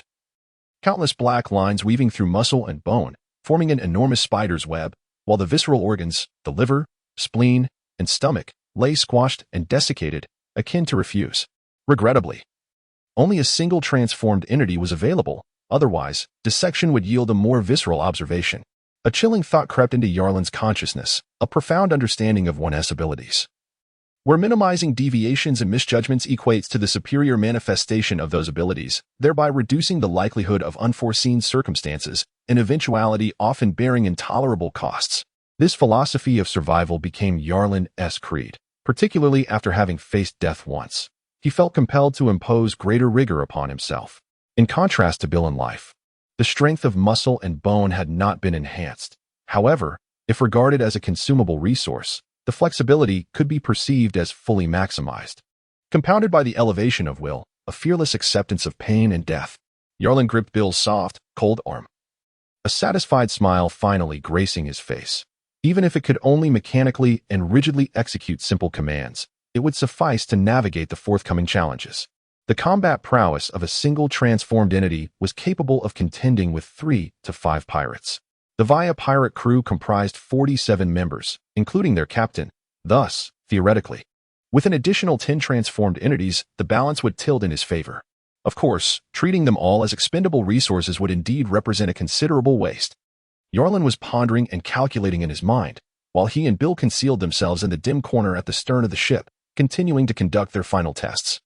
Yarlin silently contemplated having sufficiently confirmed that his connection with the transformed entity stemmed from a mental linkage, one that likely transcended the constraints of spatial distance. Naturally, he would seek opportunities for more precise and detailed tests to validate this notion. He continued to murmur to himself intermittently, occasionally tilting his head to cautiously observe the deck, where the persistent patter of rain drummed against the weathered planks. In the distance, the captain's cabin remained tightly shut, with a flicker of light visible through the gap beneath the door. Chapter 10. The first night the crude wooden table creaked incessantly as it swayed with the movements of the ship, while the grimy oil lamp atop it flickered, casting shadows that danced upon the faces nearby. Captain Vaya sat on the edge of the bed, his bare feet resting on a short stool beside him, where a flat black hat lay, and a cutlass leaned against the bed, ensuring he could reach for the hilt with a mere gesture. Opposite him, at a distance of 3 meters, Oldmore slightly hunched his body, nodding his head ever so slightly, directing his gaze not to meet the captain's closed eyes but rather fixating on the chair at the captain's feet. He resembled a humble steward, more so than a fierce and cunning pirate. Bill and Chat were indeed absent from the ship. They were likely dead. A look of puzzlement flickered in Moore's eyes as he hesitantly spoke. "Captain, you Moore, it was not I. If it were my command, I would instruct you," Vaya interjected, nearing the critical juncture. "There is no need for unnecessary complications. If Roe seeks to usurp my position, he may have the Vaya as his gift. Since it was not the captain's directive, the crew below would undoubtedly hesitate to act on their own volition. Who then could it be?" A cold glimmer flashed in Moore's murky eyes as he considered. The pirates aboard the Vaya could be categorized into 3 factions, one led by Roe, comprising about 13 loyalists who had been brought aboard over the past 2 years. Another faction was comprised of our men, totaling 19, including myself, in the final group. Neither devoted to the captain nor swayed by Roe's influence, remained neutral, numbering 14. However, with proper maneuvering, these individuals would not dare to defy your commands. Thus they could be counted among our ranks, giving us a total of 33. On the surface, our numbers far exceeded Roe's. Although the identity of Bill and Chat's assailants remained uncertain, it inadvertently favored us by diminishing Roe's forces. Thus, why should we not seize this opportunity to eliminate Roe, thereby eradicating future threats? Moore suggested, revealing a set of yellowed, decayed teeth, his proposal laced with malice. Captain Vaya appeared to waver momentarily, yet after a brief silence, he sighed. "That would be unwise, Captain." Moore was anxious. "Listen to me. First, Roe is both intelligent and cautious. We have yet to find a reasonable justification to act against him. The captain merely killed the first mate out of suspicion, which is unrealistic. It is difficult to ascertain whether the neutral parties may turn against Roe. He might be waiting for me to strike. Second, Roe's influence extends far beyond what we can see. Over the past 2 years, the crew has grown increasingly dissatisfied with my frugality. Were it not for my firm hand keeping them in check, they might have revolted long ago. Meanwhile, Roe has been actively winning hearts and minds. This interplay of support and dissent certainly tips the scales in Roe's favor among the neutral parties. Furthermore, among our own crew, is there truly no one secretly conspiring with Roe? I think not. In truth, the only person I can genuinely trust aboard this ship is you, Moore." Moore, deeply moved, displayed a hint of nostalgia on his face. "My life was saved by the master all those years ago. Now that he is gone, you are his only heir.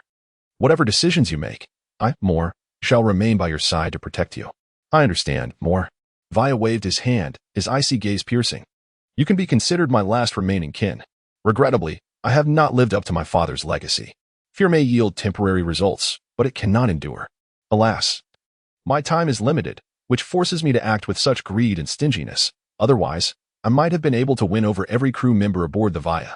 "They are merely a band of pirates," the captain replied dismissively. "There is no need to lament. Their combined lives do not hold a candle to yours."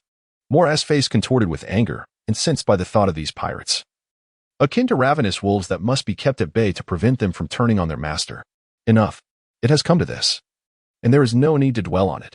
Vaya grasped the hilt of his sword, his voice turning as cold as the blade itself. "In any case, the day we have awaited is finally upon us.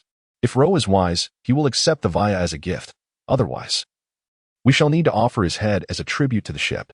"Understood," Moore nodded solemnly, no longer questioning Vaya's decision, but rather grappling with another dilemma. So, was Roe telling the truth?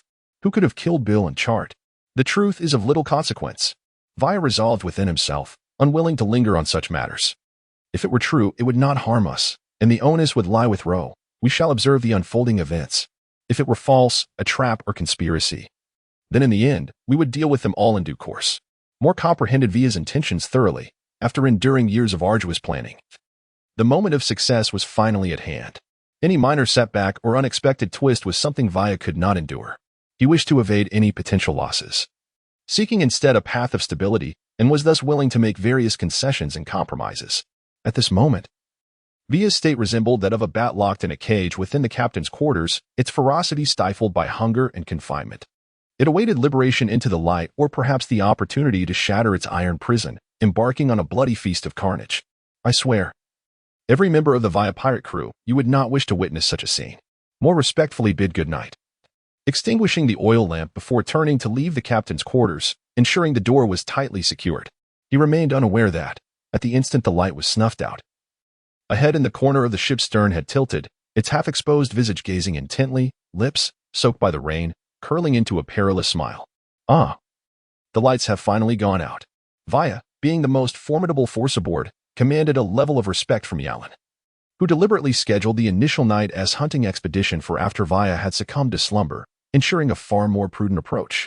Yarlin extended his tongue to moisten his lips, while Bill stood motionless behind him, the darkness enveloping them like a gradually awakening specter slowly parting its gaping maw. After waiting for a full quarter of an hour, Yarlin stretched languidly and then stealthily made his way back to the lower deck. Bill followed him closely, their footsteps perfectly masked by the sound of the rain. The door to the cabin was shut, and a draft whistled through a hole on the left side beneath the door. Yarlin paused at the threshold, slowly crouching down to peer through the aperture. After observing for a moment, he cautiously rose and gently pushed the door ajar. As the door creaked open, the stifling heat inside collided with the cool air outside, intensifying the wind's fury. Yarlin slipped inside, concealing himself behind the half-open door, removed his gloves, and casually flicked them away. With a sharp slap, the damp glove struck the face of a sleeping pirate. Chapter 11. The first corpse. It felt as though a sodden sponge was pressed against his face, water flooding into his mouth and nose, and the air in his lungs grew increasingly scarce, the sensation of suffocation gripping him like a dark hand tightening around his throat, leaving him gasping and struggling. Jack jolted awake from his slumber, reaching for his face and encountering something wet.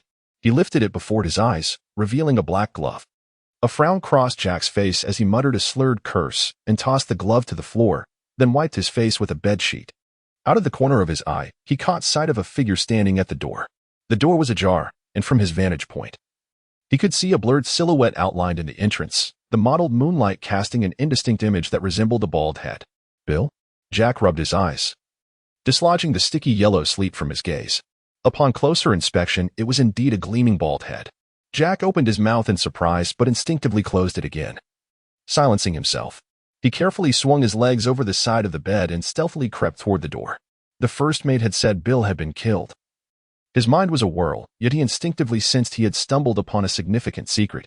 His heart raced, and for reasons unknown, he chose not to speak, as if he felt compelled to preserve the eerie tranquility of the moment. Perhaps it was fear, or something else he could not quite identify, a sense of anticipation. Jack could not precisely gauge his initial reaction, yet another pair of watchful eyes lurking in the darkness revealed no hint of surprise. Selfishness and greed are humanity's inherent flaws, manifesting not only in the realms of wealth and power but also in secrecy and inquiry, despite the perpetual uncertainty of whether the buried truth is treasure or a corpse. Bill, it is indeed you. I knew I was mistaken. Jack approached from behind, placing a hand on Bill's shoulder, lowering his voice deliberately. The first mate said you and Chart were killed. I was quite saddened for a time, but now to discover you are unharmed is truly wonderful. Bill stood motionless, his back turned to Jack. To Jack's right, behind a partially concealed door, a sinister, shadowy hand stealthily emerged, inching closer to his back from the depths of darkness. Hey, Bill, the first mate lied, didn't he? Don't worry, I won't tell anyone, Jack chuckled, assuming Bill was merely anxious about being discovered. He gripped Bill's shoulder lightly, a smile stretching across his face. But can you tell me what the first mate intends to do? Perhaps I could lend a hand. Bill remained silent, still facing away from him. Suddenly, Jack's expression darkened, and he called out Bill's name in a low, menacing tone. He squeezed Bill's shoulder harder, but then felt an odd sensation at his fingertips, cold, rigid, and strangely slick, as if something elongated and alive was shifting beneath the surface of the skin. Realization dawned upon him, and he became acutely aware of the frigid temperature emanating from his palm. A shiver coursed through his body, as an icy jolt surged from his feet up to the crown of his head. Sweat broke out across his back, akin to a slippery serpent slithering over him, pausing at the second and third thoracic vertebrae, precisely where the heart lies. No, there was indeed something on his back, just as Jack prepared to turn around. Bill's head began to twist in an uncanny manner, first his skull, then his neck, followed by his torso, as if they were a collection of independent joints, ultimately assembling into a semblance of Bill facing him. Jack's tongue felt paralyzed. He was torn between turning away or locking eyes with Bill. In that moment, his face drained of color as he finally beheld Bill's countenance, those ghastly, lifeless eyes staring back at him. A chilling terror gripped him. His heart raced. His tongue quivered, and his throat involuntarily trembled, his entire form rendered rigid as if frozen in time. Only his lips seemed to retain the power to move. And suddenly Jack realized this was his final act of defiance. He needed to scream like a banshee. In the next instant, a cold voice severed Jack's last vestige of hope. A piercing pain seared through his back, as if some horrid, slippery entity had burrowed into his very being. Accompanying the agony was a command that extinguished all life within him. Silence your mouth. What? Swifter than Jack's thoughts were Bill's actions, which transitioned from stillness to attack without the slightest forewarning. Jack, in a state of terror, witnessed Bill's right hand spring forth like a jolt of electricity, slicing through the air in a fierce, unyielding line, absolutely straight. In truth, he did not even utter a sound. His mouth was obstructed as if a wall had come crashing into it, sealing his oral cavity with precision, to ensure no breath escaped. Jack could feel Bill's fingers forcefully wedged between his lips in the two loose teeth, pressing against his upper palate. Don't, he internally screamed, his eyes bulging as if they might pop from their sockets. His entire visage contorted with distress, his mouth struggled to close, while a cold, metallic taste of blood surged in his throat, choking him and causing tears and snot to stream down his face. Yet Bill remained utterly indifferent, his fingers unmoving. The sharp pain in Jack's back began to fade, something within him stirred. His heart felt as though it were being pierced, entwined, consumed. And the strength drained from his body at an alarming rate. Jack's eyelids felt heavy, as if filled with lead, yet he dared not close them, fixing his gaze intently. In Bill's pale pupils, he saw his own eyes losing their color. He sensed his fate drawing near and felt a bitter resentment, even now. He was unaware of the identity of the person behind him. That voice seemed vaguely familiar, but he could not place it. Time was slipping away. Secrets are called secrets precisely because syllables are elongated. A cheek emerged from Jack's shoulder, adorned with a mocking, triumphant smile. Those who seek to pry have mostly perished. Eileen. Yes, that voice belonged to Eileen. The last vestige of darkness faded from Jack's eyes, replaced by a deeper, more sinister shadow that flickered momentarily. Eileen grinned, the first one. Dealt with delightfully. Now, on to the next. Bill released his grip, and Jack, with an expression devoid of emotion, closed his lips and turned, standing side by side with Eileen.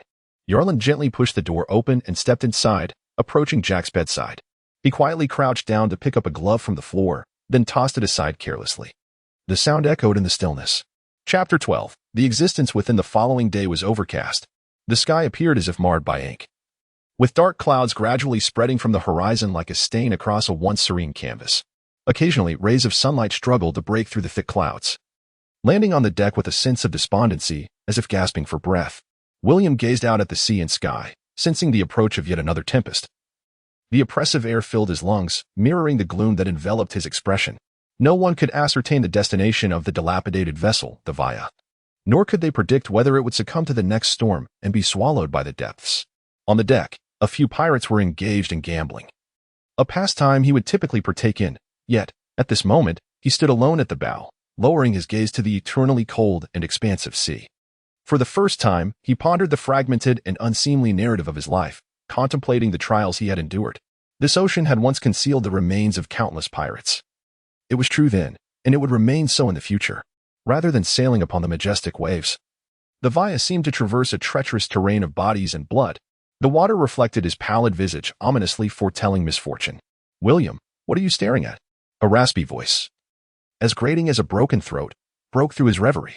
A pirate, reeking of sweat, approached and followed William's gaze toward the sea, seeing nothing of note. He then added, "The first mate wants to see you." As William stepped through the doorway, the gaze of the assembled individuals converged upon him. Meeting their eyes, he silently counted the attendees. There were the first mates, Gibble, Shakiri, and Gucci, along with their key subordinates present. The first mate himself sat at the center of this gathering, his bloodshot eyes fixed upon William. A sudden jolt surged through William's heart as he heard Rose's voice, dry and laced with the venomous cunning of a master. "William, I require you to disseminate a piece of information." With a countenance shifting between shadow and light, William exited the room, making his way toward the depths of the ship, his silent gaze shrouded in gloom. The oppressive heat pervaded the hold, where half-naked pirates, adorned with thick body hair, huddled in corners, their faces flushed as they shouted and laughed raucously. The atmosphere of gambling was akin to a virulent flu, each exhalation releasing a torrent of scorching air, boiling the scant rationality left among the pirates. Upon entering, William beheld this chaotic scene. He raised his heavy eyelids, immediately noting 1, 2, 3 for individuals who were untouched by the contagion, conspicuously sprawled upon the planks, blissfully undisturbed by the clamor surrounding them. 2 lay near the middle of the cabin, while 2 others were closer to the door. William's brow furrowed as he recognized, by sheer coincidence, that one of those nearest the entrance was Yarlin. His pupils constricted, the fine lines at the corners of his eyes betraying a latent malice as he silently scrutinized Yarlin, who lay flat on his back, eyes closed, his pallid cheeks seemingly imbued with a hint of color. William's focus remained fixated on Yarlin, rendering him oblivious to the peculiarities surrounding the other 3 sleepers. After all, who would suspect that the individuals resting beside them were anything but living? Oblivious to William's watchful gaze, Yarlin was immersed in the depths of his consciousness, a realm he could only tentatively refer to as his mind. He was uncertain as to where the strange entity known as Astur resided within his being. His left hand merely represented Astur's external form, a narrow manifestation of its existence. Yet the vastness of Astur's essence defied clear definition, whether it resided in the mind or the soul, or perhaps within a cell coexisting with him, a restructured organ within his body. Yarlin sometimes found solace in the absence of X-rays or CT scans aboard this decrepit vessel. Otherwise, he would be unable to resist the temptation of peering into the true state of his own body.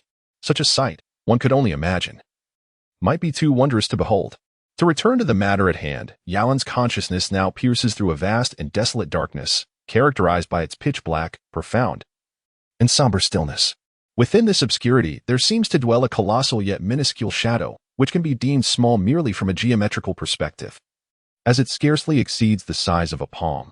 Conversely, it is perceived as immense due to an inexplicable sensory shock, akin to confronting the primordial singularity of the universe, an innate fear that emanates from the very essence of life itself.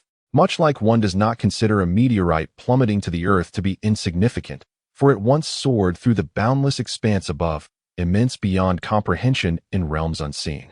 Similarly, one cannot underestimate even the most diminutive of nuclear warheads, for it possesses the potential to engender vast seas of death and destruction. This presents an extraordinarily paradoxical sensation, leading Yarlin to feel that mere terminology falls short of the reverence deserved, compelling him to refer to it as he, as now. He and Yarlin coexist as a singular entity. The shadow obscures all light. More precisely, he embodies the shadow itself, manifesting as an indistinct outline, reminiscent of a seed adorned with tendrils.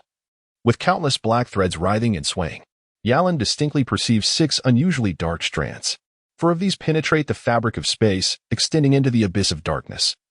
One strand coils and intertwines, forming an elliptical bag that resembles both a blood transfusion pouch and a life-gestating embryo. The final strand transforms into a straight black line, directly piercing through a humanoid silhouette.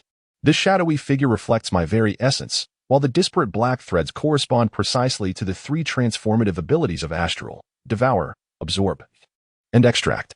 Yarlin pondered, fragments of images flickering through his mind.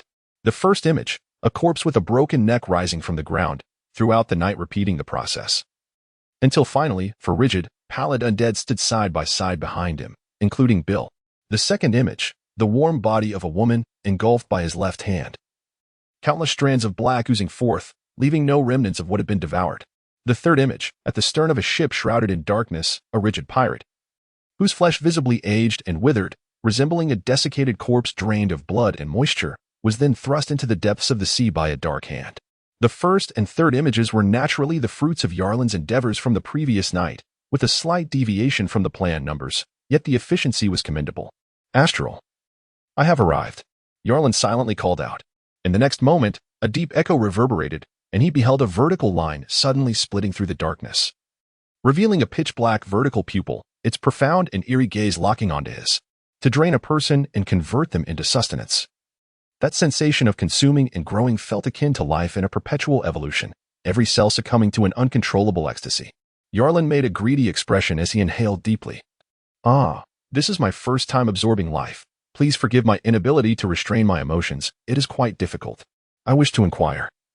What significance do you derive from devouring that woman? Chapter 13. Eyes hidden in darkness, silence reigned. Black tendrils danced like an undulating sea of darkness. Astral was the enigma concealed within this abyss, contemplating Yarlin's question. Food. Evolution. Yarlin furrowed his brow, dissatisfied with the brevity of the response. After a moment of contemplation, he resolved to rephrase his inquiry, opting for a more direct approach. Devouring serves the purpose of evolving to the next stage, while absorption also aims to fortify oneself. Both are forms of evolution.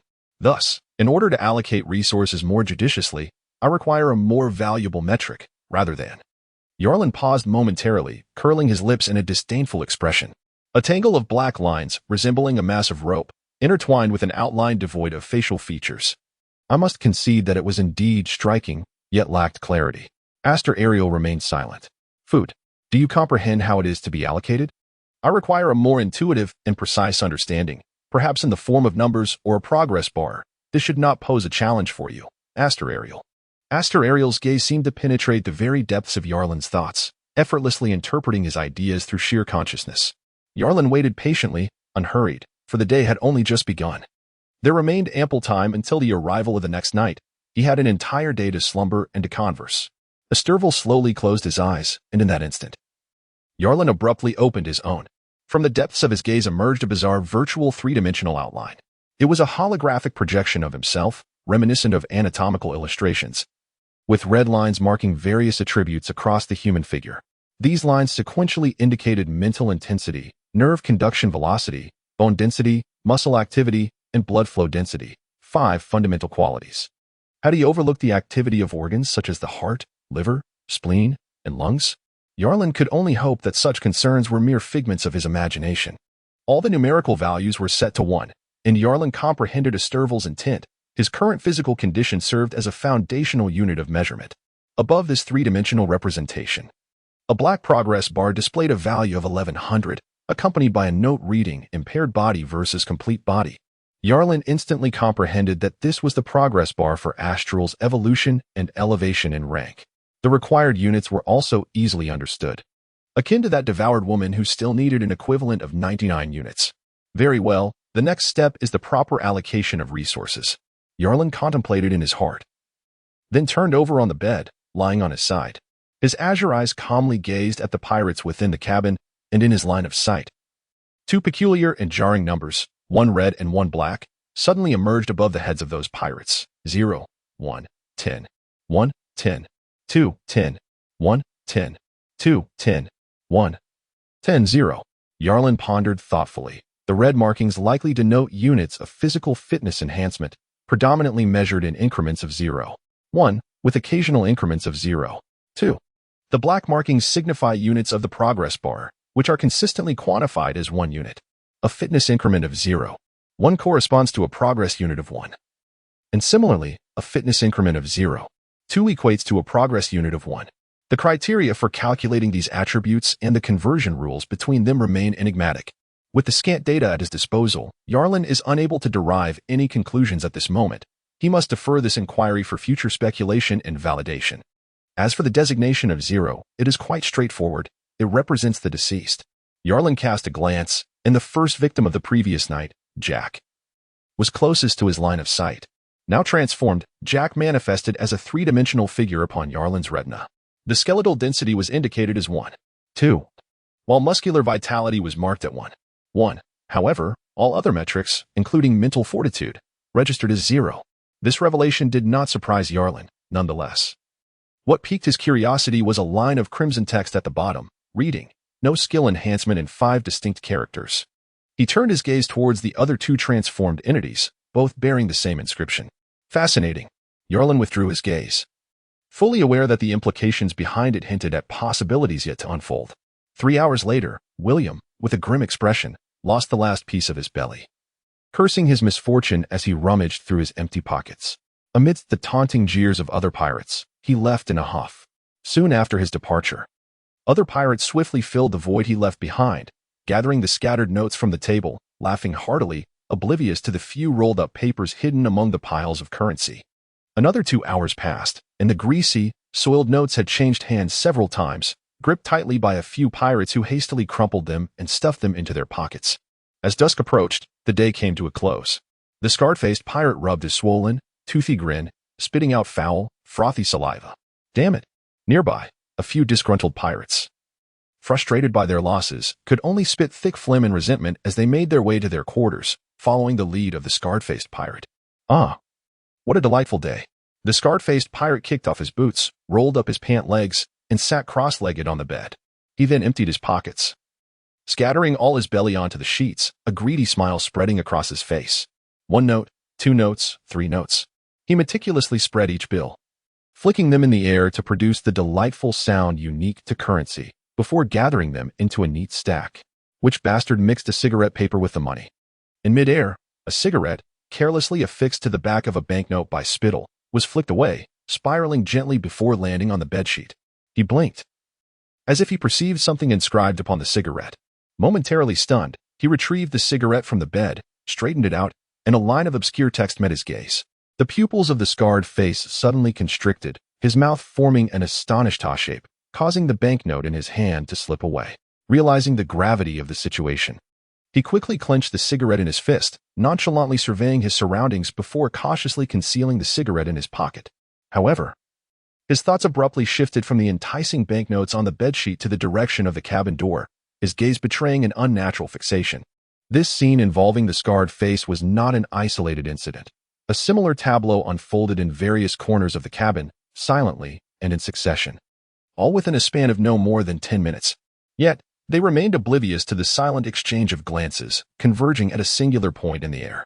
In the shadows, William lay feigning slumber upon his bunk, his half-lidded gaze akin to that of a predatory hyena, unwaveringly fixated on every nook of the cabin. Cigarettes, glued together, were methodically unfurled, revealing texts that astonished the onlookers, seemingly heralding an insidious presence subtly permeating the cabin, unbeknownst to the living.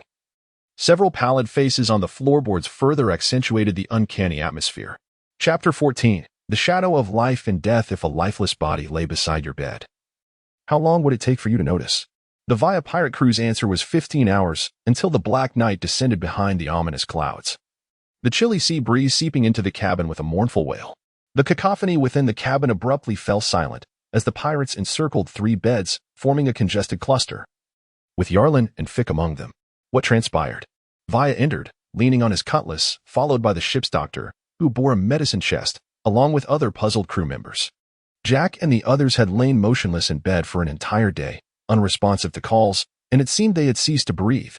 The first pirate to discover this spoke tremulously. The crew dispersed, and Via stepped towards Jack's bedside, where the other 2 pirates had already been moved together. Lying in a neat row, their alignment involuntarily sent shivers down the spines of the surrounding pirates, although differing in appearance and stature.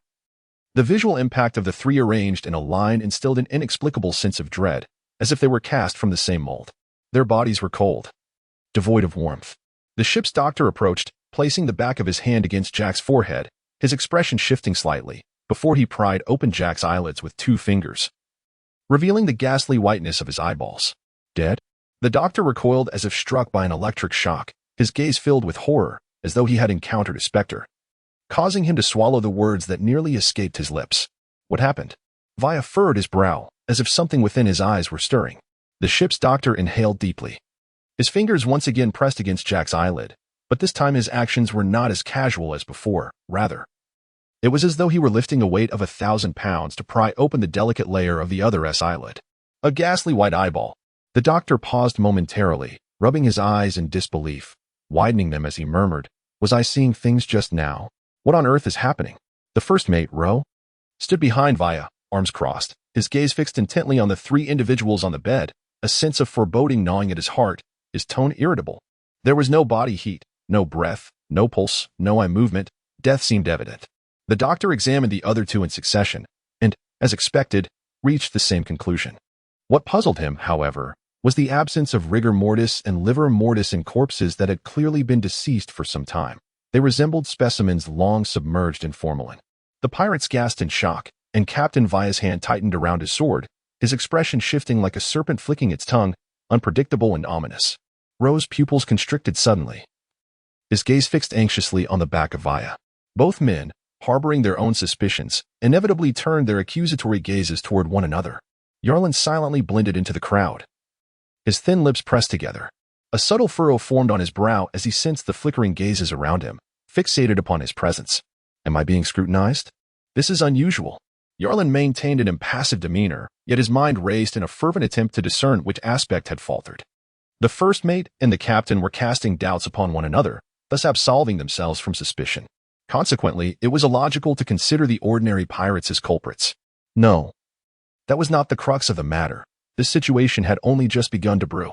It was implausible that anyone would suspect me. Therefore, the misstep must have occurred in a prior phase. The only possible culprit could be William. Yarlin pressed the tip of his tongue against his upper lip, habitually narrowing his eyes to conceal the chill that permeated his gaze as a calculated plan brewed within his mind. How did they die? Ro inquired. Stepping past Vaya to the bedside, crouching sideways to maintain vigilance over the captain's movements while inspecting the corpses, he panted heavily. His rough hands carelessly turning over the bodies of the three individuals, his sturdy palms probing and examining, but his expression grew increasingly grim. No wounds? How could there be no wounds? Ro meticulously inspected again, yet found no signs of fatal injuries, sending a chill down his spine. He abruptly stood, grinding his teeth as he confronted the ship's doctor. No wounds, doctor. Tell me, how did they meet their demise? The ship's doctor, his eyelids twitching, had witnessed Ro's actions and was equally bewildered and alarmed, stammering, I don't know how they died. No wounds? Vaya interjected, astonished, as he questioned the doctor. Ro smirked inwardly, convinced that Vaya was merely putting on a performance. In this vessel, the only one capable of orchestrating such inexplicable deaths was none other than Vaya himself. Unlike Ro, however, Yarlin's eyes widened in sudden realization, fixating on Via's countenance, which bore a contemplative expression. Vaya surely could not be acting. He had been close enough to observe Ro's earlier actions, and there was no reason for him to be oblivious to the absence of wounds on the corpses. His delayed reaction seemed rather peculiar, didn't it? Yarlin found himself deep in thought, as fragments and details he had previously overlooked swept through his mind like overlapping slides. Suddenly, a flicker of astonishment crossed his eyes, and a bizarre conjecture surfaced within his heart. Could it be Captain Via's secret? This truly is a deception that has ensnared everyone. A chill ran through Yarlin, though he remained in the realm of speculations. The concrete truth required further corroboration through additional details. With such thoughts, Yarlin's attention sharpened on the fluctuating expressions of Captain Vaya, while internally he issued commands according to his original plan. They're moving, exclaimed the pirate in shock. Roe immediately turned, his mouth agape in disbelief, as he beheld Jack's right hand, previously deemed lifeless, slowly clenching its fingers. Not just Jack, the other two corpses were also stirring. One revealed a sinister grin, its lips curling back to expose menacing teeth, emitting a low, ominous moan. The other lay with its mouth closed, its teeth grinding eerily, sending shivers down the spines of those present. Roe watched as the faces of the pirates paled, his own countenance turning green. He stiffly turned his neck, only to be met with a bizarre sight behind him, prompting him to instinctively retreat. This sequence of events unfolded in a mere 2 or 3 seconds, a rapid crescendo that culminated and swiftly faded into stillness. The three corpses lay motionless, pristine upon the ground, surrounded by a group of ashen-faced pirates. The silence was palpable, and Yarlin, who orchestrated this short drama, maintained his gaze on Vaya, fixating on that face, which oscillated between shadow and light. His right hand subconsciously brushed his left eye. Did you not say they were dead? A full minute passed before Roe regained his composure, seizing the ship's doctor by the collar and lifting him slightly, his voice trembling. Tell me, why do the dead still move? The ship's doctor, astonished and terrified, felt as though his eyes were bulging from their sockets. He was the one most likely to feel his worldview shattered. Although merely an inferior ship's doctor, he could no longer discern the living from the dead. His voice quivered with a hint of tears. Enough. The living should not be so unaware of their fate. Move them to the storage room for further observation. In contrast to the fear exhibited by the other pirates, Via's demeanor was commendably composed. Doctor, they are now in your care. There will be no further issues, will there? Roe snorted, releasing the ship's doctor, who wore a mournful expression, his teeth chattering. Yet, confronted with Via's icy gaze, he had no choice but to accept this daunting task. Chapter 15. The heartbeat of the dead in the storage room near the stern of the Via ship. A multitude of empty barrels lay stacked haphazardly, their crevices filled with black cotton fibers and an assortment of miscellaneous debris and tools. Yarlin assisted the ship's doctor in arranging the barrels of wine, atop which lay wooden planks and cotton. Together, the two men lifted 3 lifeless bodies, one after another, and placed them onto the bed. Gazing upon the serene, pale faces, the ship's doctor felt a chill creep down his spine, and he wiped the beads of sweat from his forehead, filled with gratitude for Yarlin's eager help in transporting the corpses. Pirates are often cold-hearted, and under such eerie circumstances, who would willingly associate with such ill-fated remnants? Yarlin, I owe you my thanks. Otherwise, I would have struggled to manage this burden alone. The doctor regarded Yarlin, whose countenance remained unperturbed, and admired his boldness. If he were to discover that the benevolent figure before him was, in fact, the so-called mastermind behind it all, one could only imagine the expression that would cross his face. Regardless, should you ever feel unwell, seek me out. I shall do my utmost to heal you. The doctor, influenced by Yarlin's calm demeanor, felt his own tension begin to dissipate. His gaze shifted to the 3 entities that were uncertainly labeled as corpses, and gradually, dangerous thoughts began to take shape in his mind. Curiosity killed the cat. And what of a moving corpse? For a doctor, even one without a medical license, the allure of unraveling such a mystery, once fear was vanquished, surged forth like a flood, uncontrollable and overwhelming. Had it not been for your potions, I might not have survived my last fever. You truly saved my life, Yarlin remarked, scratching the back of his head, overcome with gratitude. Ah, indeed, the doctor responded, momentarily taken aback before breaking into a hearty laugh. Though internally he found the notion peculiar. Potions? Could he genuinely believe in their efficacy? It was merely sugar water. The miserly Captain Vea would never part with his precious supplies for someone on the brink of death. They are still alive, aren't they? Yarlin feigned curiosity and boldly reached out to touch the body, casting a questioning glance at the doctor, a fleeting glimmer of mockery in his eyes.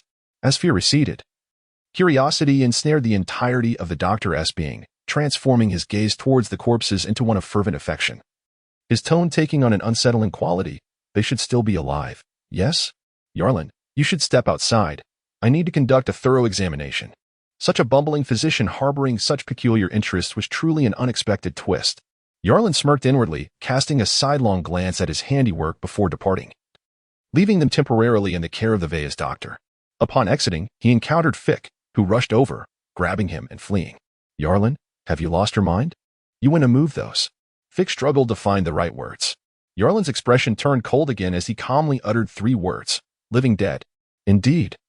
That is the essence of it, Fick exclaimed in astonishment, then grasped the implication, his voice dropping to a low, incredulous tone. You realize they were dead. Yet they can move. How strange. Why would the dead move? Fick spoke incoherently, as this bizarre occurrence was a first for the Via. Fick, I can still distinguish between the living and the deceased. Yarlin patted Fick on the shoulder, his gaze laden with intrigue as he remarked, even if he moves, I would never mistake him for a living being. I am merely curious. Curious? Fick accepted this explanation, though he realized that Yarlin's curiosity was not of the kind he had envisioned. That said, you didn't come to lend a hand, surely. You are not afraid? Yarlin fixed his gaze on Fick, a sly smile playing on his lips. What a joke. Am I Fick to be afraid? I merely. Fick stammered. His cheeks flushed. I just happen to have a stomach ache. Inside the Via's first mate's cabin, a palpable tension hung in the air, punctuated by the intermittent low growls of Ro. It is a corpse, undoubtedly a corpse. Ro glared at his palm, the very hand that had caressed those cold bodies. The frigid touch and the absence of a pulse were unmistakable. As a seasoned pirate, skilled in the art of killing, he could forget the pleasures of a woman but would never confuse the dead with the living. Yet, they are moving. We all witnessed it. Sakiri sat cross-legged by the door, beads of cold sweat trickling down his forehead, his throat trembling. It is a corpse, I repeat. Ro glared at Sakiri, his eyes bloodshot like an enraged bull. Unfathomable fear drove him to the brink of madness, especially at such a critical juncture where even the slightest hint of danger was overly interpreted. Suspicion gnawed at his every rational thought like a venomous serpent, leaving behind only the obsessive instinct that it must be Via. It could only be Via. It was Via's doing. Ro gritted his teeth, each syllable dripping with murderous intent, rendering his judgment soundly certain, steeped in malice yet undeniably accurate. Sakiri, Gucci, and Gangsiver exchanged glances, their blood boiling with ferocity. as if the name Via itself bore an inherent quality to incite animosity, allowing them to swiftly cast aside their internal doubts and tacitly place all inquiries and conclusions upon Ro. No more delays. I do not wish for a sudden, unexplained demise. Ro uttered with resentment. What shall we do? The three awaited Ro's command. Ro paced back and forth, then abruptly approached the door. Pushing it open to gaze at the tightly sealed storage compartment at the ship's stern, his voice slicing through the air like a cold blade. Ship's doctor. The sea breeze was chilly, yet it could not stir the ominous gaze concealed beneath the brim of the hat. At that very moment, inside the captain's cabin, Via sat on the edge of the bed, his gaze seemingly penetrating the door, directly observing the storage compartment. Within that compartment, the ship's doctor remained oblivious, as if entranced, his eyes greedily roving over the three naked corpses. He pinched and prodded, mumbling indistinctly, I know, you're a corpse, indeed, a corpse that can move. The body showed no signs of rigidity, yet there was no pulse. The doctor swallowed hard, then suddenly leaned down, pressing his ear against Jack's chest. It was evident that as he maintained this position, the tremor of his skin betrayed a hint of nervousness, yet he overcame his fear and continued to listen intently, which spoke volumes. There was a sound that firmly captivated him. What could it be? What could reside within the chest of a lifeless body? Chapter 16. A dreadful revelation. Thump. Thump. Thump. Like a heartbeat, the sound was faint, exceedingly faint. Were it not for his ear pressed so closely, it would have gone unheard. The rhythm was slow. A normal human heartbeat ranges from 60 to 100 beats per minute, yet at this moment, the sound's frequency was a mere 10 beats, maintaining an unervingly precise cadence that repeated unyieldingly. It pulsed once every 6 seconds, or more accurately, it only throbbed for an instant at the 6th second. Monotonous, precise, cyclical. This was not the heartbeat of a human. The doctor's mouth fell slightly agape. A combination of fear and exhilaration coursing through him, his lips pressed against Jack's cold chest, the icy sensation racing along his nerves to his brain. There was something else within this corpse. It was the heartbeat of that other entity. It was that entity that caused the body to twitch.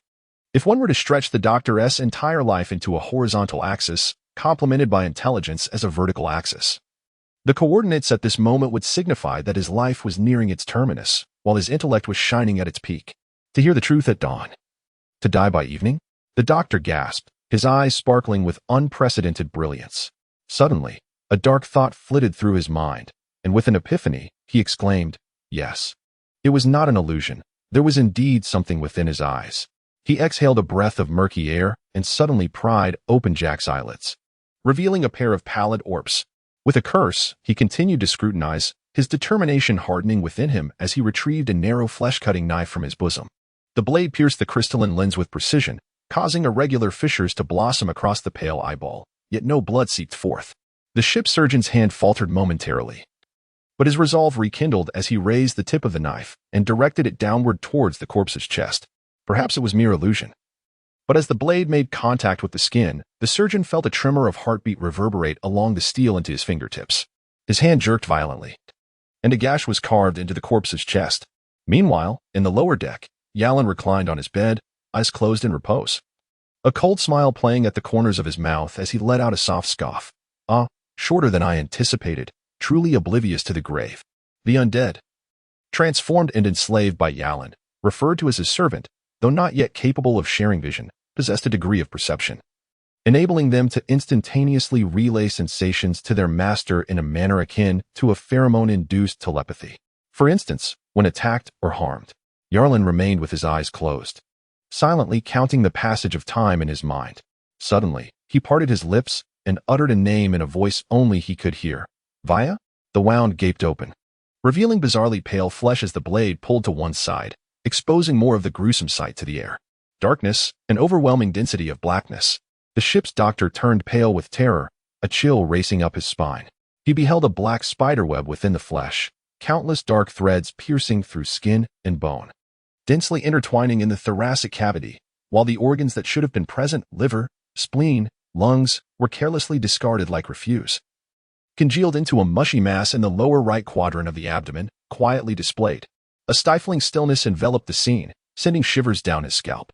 Only at the heart could he faintly discern the organ, ensnared by myriad black threads, still existing, an ominous sign of infection and malignancy, dyed in a pitch-black hue, pulsating with a peculiar rhythm.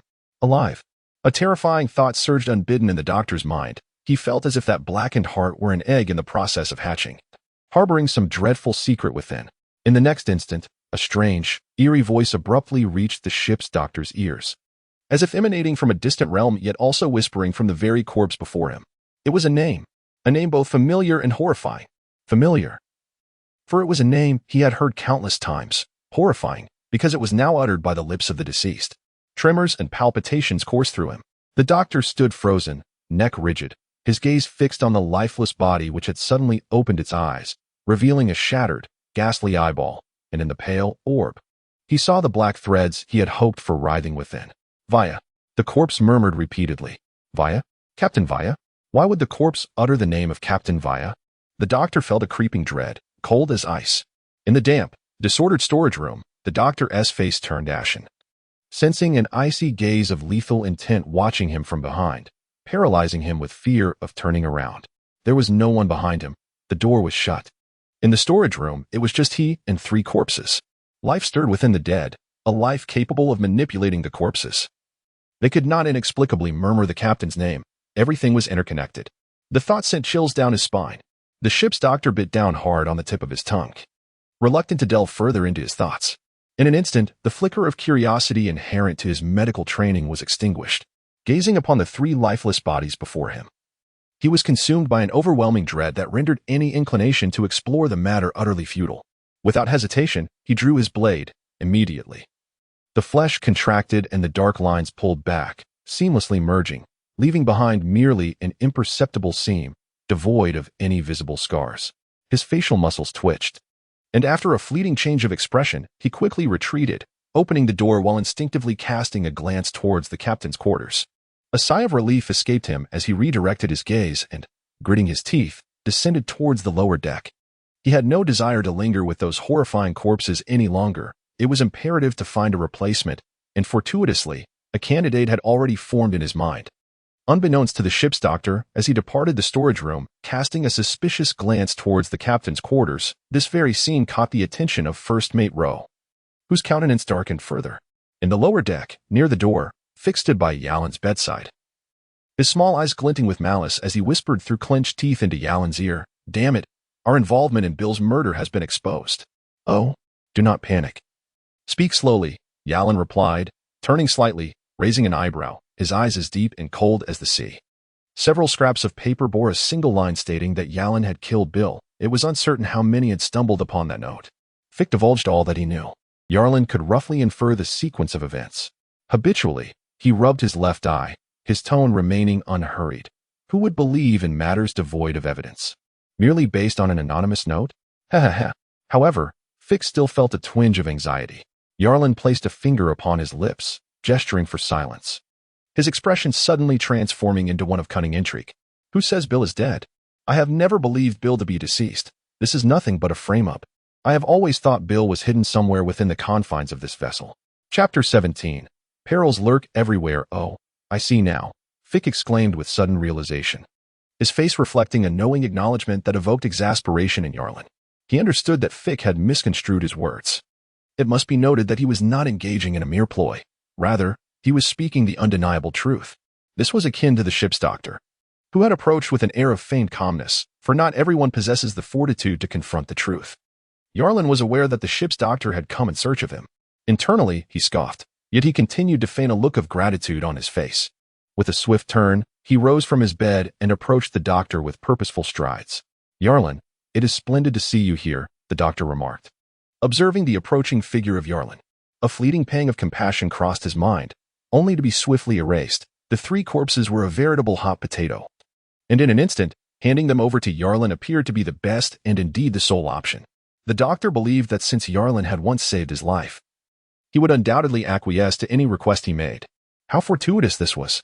The doctor had already concocted a plan in his mind, oblivious to the terrifying conjectures and the dangers he was transferring to Yarlin. Moments later, within the storage room, the doctor hastily delivered a few instructions before making a swift exit. Everything unfolded according to the doctor's design, and likely aligned with Yarlin's intentions as well. He had never been comfortable allowing others prolonged access to those corpses. After all, they were among the scant few slaves he possessed at this time. and it would be a grievous waste if they were rendered unusable by some foolishly reckless pirates. After a brief wait, and upon confirming that the footsteps outside had faded away, the false smile on Yarlin's face gradually dissipated, restoring his cold demeanor. He strode purposefully to the corpses, beginning to inspect his private possessions in broad daylight. Oh, a gash across the chest, and one of the eyeballs is shattered. Yarlin meticulously examined every inch of the corpse, resembling a grotesque figure with a morbid fascination for the dead. As he scrutinized, he muttered to himself, and the entire scene, accompanied by the score of a horror film, could easily terrify the faint-hearted. The shattered eyeball was irreparable, utterly beyond salvage. However, this was of little consequence, for an eye was merely an unnecessary ornament for a living corpse. His fingers traced the existing scars, pulling them apart to reveal a dense network of black lines beneath. Even though he had anticipated this, Yarlin's skin quivered at the sight. As his fingertips brushed against the black lines, they seemed to respond intuitively to his thoughts, beginning to sink inward, revealing the entirety of the body cavity before his gaze. Indeed, the internal organs had deteriorated into refuse, witnessing his conjectures materialize into reality. This brutal scene inevitably conjured unsettling associations for Yarlin, for, in a certain sense, he and the living corpse before him shared a fundamental template, both harboring a horrific existence within. Yarlin licked his parched lips, his fingers slowly gliding towards the obsidian, oval heart. The peculiar sensation at his fingertips, accompanied by a faint pulse of life, granted Yarlin a clearer understanding of the living corpse. This egg represented the true essence of the transformed being.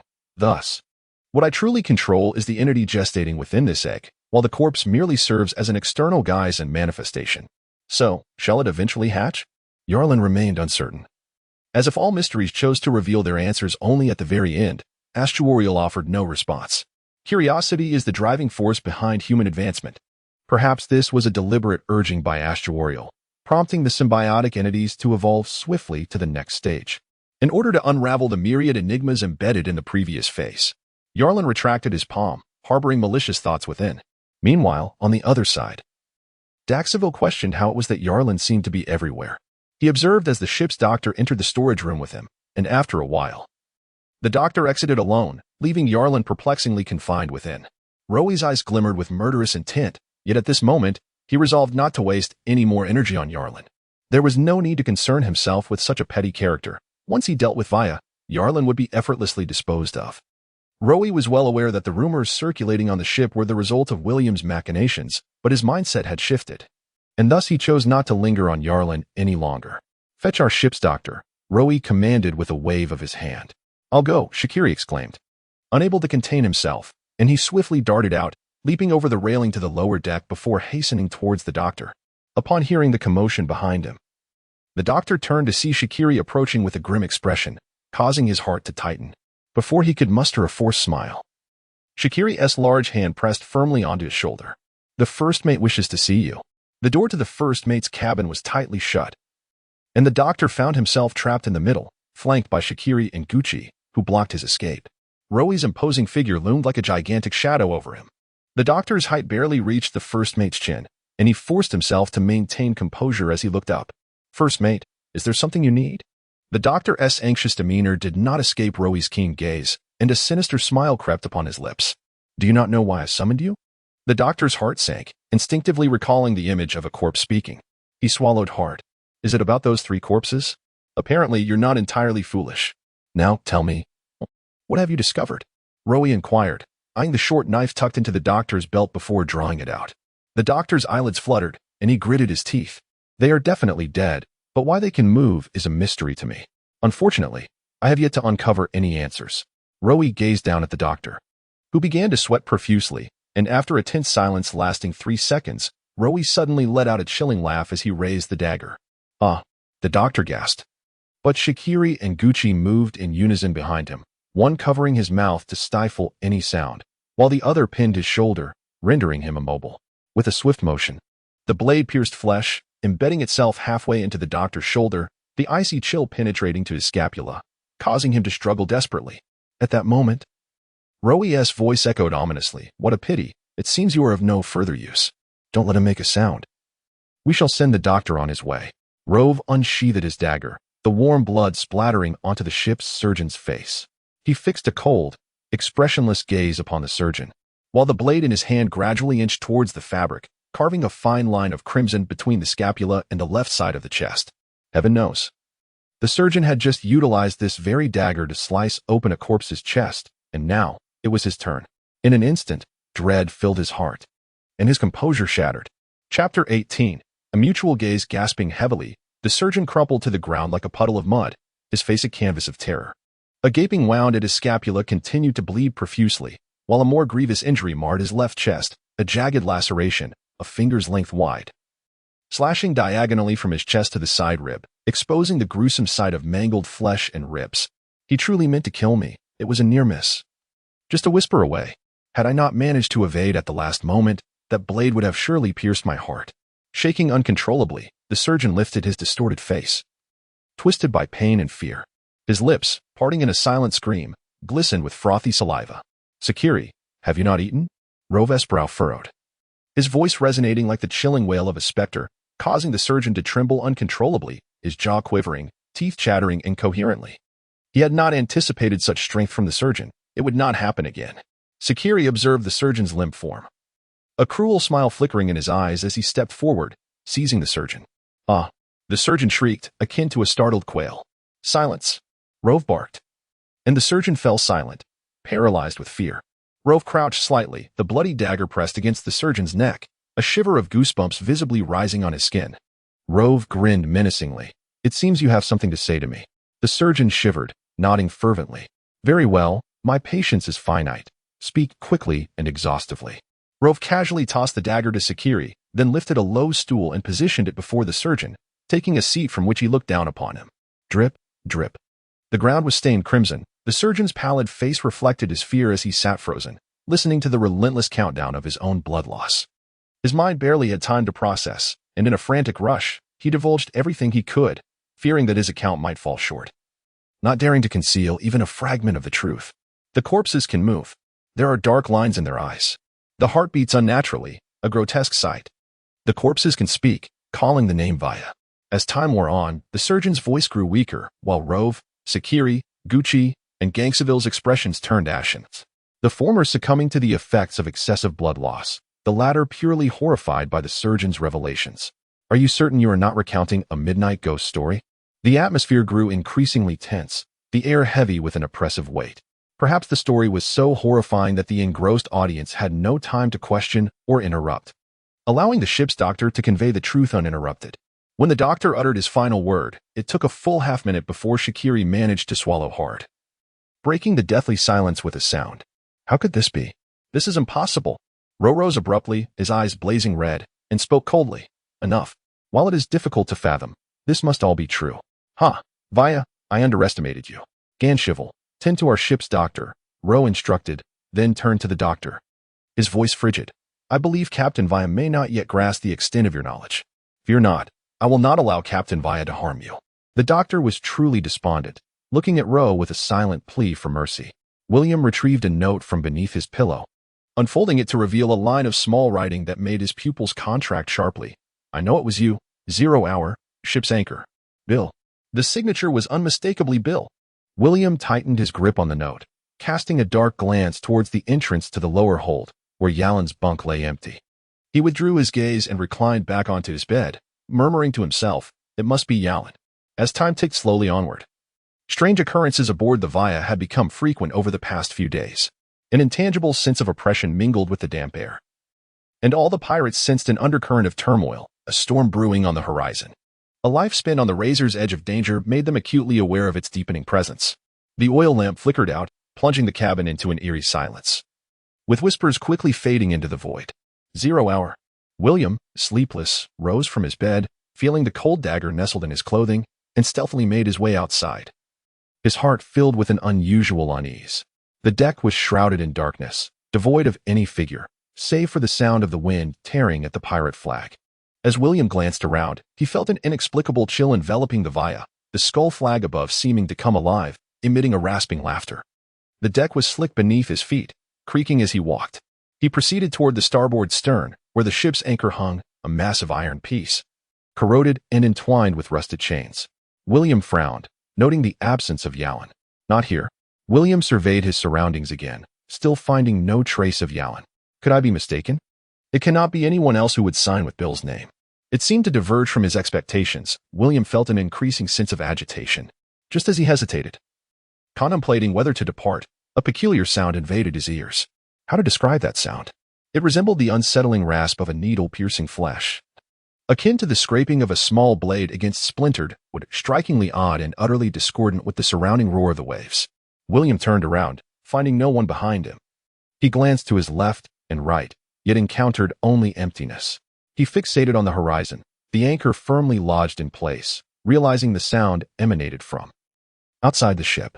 In the tumultuous sea, amidst the desolate and dilapidated pirate vessel, could there truly be a sound from beyond? William remained rooted to the spot, holding his breath. After a few seconds, he was certain the noise originated from outside, growing increasingly distinct, as if something approached. Cold sweat beaded on his forehead as he drew his dagger, gripping it tightly in his palm. After a moment, the sound abruptly ceased, as if whatever had been making it had halted its movements. "Yarlan," William called softly, but received no response. Logic urged him to flee immediately, yet inexplicably, his feet remained immobilized. Gritting his teeth, he took 2 excruciatingly slow steps forward, inching closer to the anchor. He swallowed hard, raising the dagger high above his head, and suddenly leaned out to peer outside. Their gazes locked. Yes, it was Bill. Chapter 19, The Devil's Embrace.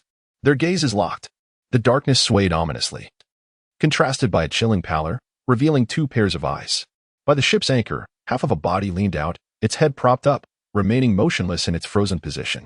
Outside the ship, a figure clung to the vessel, limbs curled like a gecko affixed to the wall, its bare head tilted backward, a ghastly, pallid visage confronting William.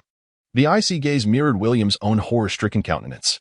Bill's hands were tightly adhered to the ship's wall, producing a sound akin to threading a needle. The inky darkness obscured the edges of those hands, which appeared to writhe with a sinister life of their own. The noise seemed to be abruptly frozen in time. William was struck as if by lightning, his mind a blank slate, the horrific image of Bill's death lingering vividly in his thoughts. What then? Was this intact body of Bill, now possessing lifeless, fish-like eyes? A chill surged like a venomous serpent from his heels, slithering up his spine, goosebumps rising in a shuddering moan. William's body jerked as if electrified, his upper half retracting, losing balance and collapsing to the ground. The dagger slipping from his grasp and slicing into his thigh. Blood stained his pant leg, yet he remained oblivious. Shock, horror, and fear enveloped him like an avalanche, consuming him in an instant. After what felt like an eternity, he retrieved the dagger and rose from the floor. The sound of his own ragged breaths filled his ears as he clenched his teeth, slowly peering outward once more. Bill remained there, frozen in the same eerie pose. Stiff, uncanny, and chilling. Thud, thud, thud. The oil lamp in the storage room still flickered, and Yalan closed his pocket watch, tucking it into his coat, before approaching to unlock the door from the inside. "Here we are," he greeted, as if to an old friend, addressing William, who stood at the threshold. William gazed at Yalan's impassive face, his eyes darting past Yalan to glimpse 3 naked corpses lying within, causing his heart to twitch slightly. "Come in and shut the door." Yalan stepped back into the center of the room, precisely beside the 3 lifeless bodies. William closed the door and turned his gaze toward Yalan. Under the dim glow of the oil lamp, the 3 eerie corpses stood in stark contrast, with half of Yalan's face illuminated, casting a colossal shadow that enveloped William. "Bill?" William wanted to inquire. Sometimes, death is not an end, but rather the inception of new life. As if to affirm Yalan's assertion, the 3 corpses simultaneously rose to an upright position, their heads tilting as 3 pairs of soulless eyes fixated coldly on William. He felt as though he had plunged into an icy abyss, chills coursing through his body. "Do not frighten my friend," Yalan commanded with a snap of his fingers, prompting the corpses to lie back down with their eyes closed once more. From his pocket, Yalan retrieved a pack of cigarettes, delicately flicking his index finger to dislodge one that he then placed between his lips. With a swift motion, a match struck, and Yalan exhaled a smoke ring. His voice emerging from the haze. "Tobacco is a magnificent invention. It alleviates stress and should not be squandered. If the rolling paper is torn away, then the tobacco is wasted, is it not?" William parted his lips, his throat parched. Yalan leisurely finished smoking an entire cigarette before extinguishing it and carelessly tossing it to the ground. He let out a sigh and remarked, "The last time I spared you, I believed we had reached an understanding and become friends. So why engage in such petty maneuvers behind my back?" Yalan flicked his fingers. sending a cigarette but flying into William's malicious chest, which then ricocheted down and was caught in his hand. Trembling, William unwrapped the cigarette, and his eyes fell upon a line of handwriting he had penned himself. He hastily denied, "No, Yarlin, you misunderstand. It wasn't me. We are on good terms. I was truly grateful when you spared me last time. We are friends." Misunderstanding? Yarlin's voice escalated by an octave, just as William braced himself for an outburst. Yarlin suddenly broke into a grin. "Ha ha, I suppose it must indeed be a misunderstanding. Don't be anxious, William. I trust you. Otherwise, I would not have allowed you to meet Bill. That is indeed my secret. You are, so far, the first to know this secret." His voice, cold and chilling, penetrated William's eardrums as he added, "For I have always believed that there should be no secrets among friends." Without waiting for William to respond, Yarlin shifted his tone and let out a chilling laugh, saying, "Can you imagine if someone aboard inadvertently caught a glimpse of Bill's silhouette? How do you think the rumors would spread? And if such tales reached the ears of the first mate or even the captain, what conclusions might they draw?" William, already filled with dread, gasped in horror. "You will be the one to inform the first mate that Bill is dead, won't you, William? Then the first mate will declare before the entire crew that you witnessed Bill's demise. TSK, TSK, TSK. That's akin to stepping in yellow mud, whether it's excrement or not. It's still a foul mess." Yarlin chuckled darkly. "Tragic, tragic, tragic. You urge me to speak this way." William felt a surge of despair within him. "Alas, I never anticipated that someone would conspire against me, spreading falsehoods that I murdered Bill. What can I do but find a way to prove my innocence?" Yarlin's voice grew somber, laced with a bone-chilling malice. "It is indeed a pity for you, William, if you seek someone to blame. Direct your ire towards that wastrel who squandered tobacco." William stood there, frozen in place. Yarlin remained unhurried. This was precisely what he desired. He aimed to thoroughly dismantle William's psyche and confidence through a relentless onslaught, planting the seeds of fear deep within his heart. The dread of Yarlin's myriad devious tactics, coupled with the torment of reaping the consequences of his own actions on this fateful day, would haunt William for a lifetime, serving as a perpetual reminder of his inescapable terror whenever he dared to indulge in his own cleverness. "Yarlin, I do not wish to die. Save me." William's legs buckled, and he knelt before Yarlin. "You must have a way. You certainly have a solution. Save me. I am willing to do anything." With a sinister chuckle, Yarlin crouched down, grasping William's hair with his right hand. His gaze scrutinized this tamed hound, his tone calm yet reminiscent of a devil whispering deceitful temptations into the ears of men. "It suffices to strike first. I require you to perform 2 tasks." As William departed the storage hold, his back was drenched in cold sweat, his footsteps heavy as though weighed down by lead. Each step on the deck a reluctant march forward.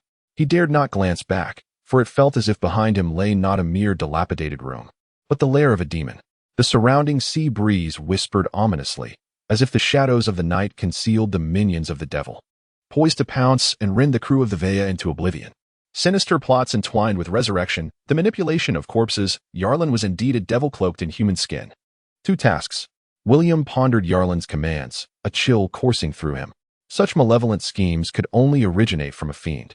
It was laughable that he once believed he could escape this entanglement.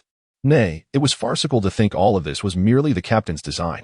Captain Vea and First Mate Rowe continued their petty rivalries, while the true puppet master was Yarlin, who had already tightened the noose around their necks. Exhaling a breath of relief, a flicker of hope unexpectedly surfaced within him.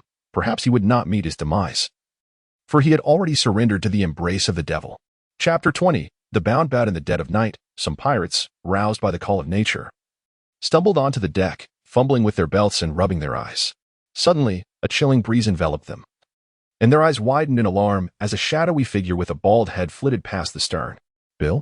The darkness was too thick for clarity, and as sleep faded from his mind, he hastened toward the shadow, only to find nothing but a few empty barrels. Such scenes unfolded repeatedly that night.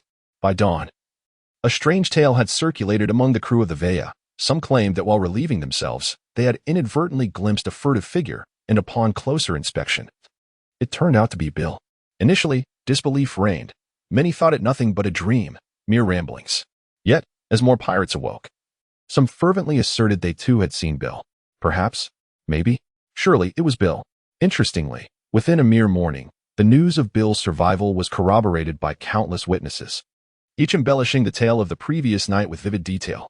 The narrative transformed Bill from a mere silhouette to a full visage, capturing his movements, tone, and demeanor with remarkable fidelity.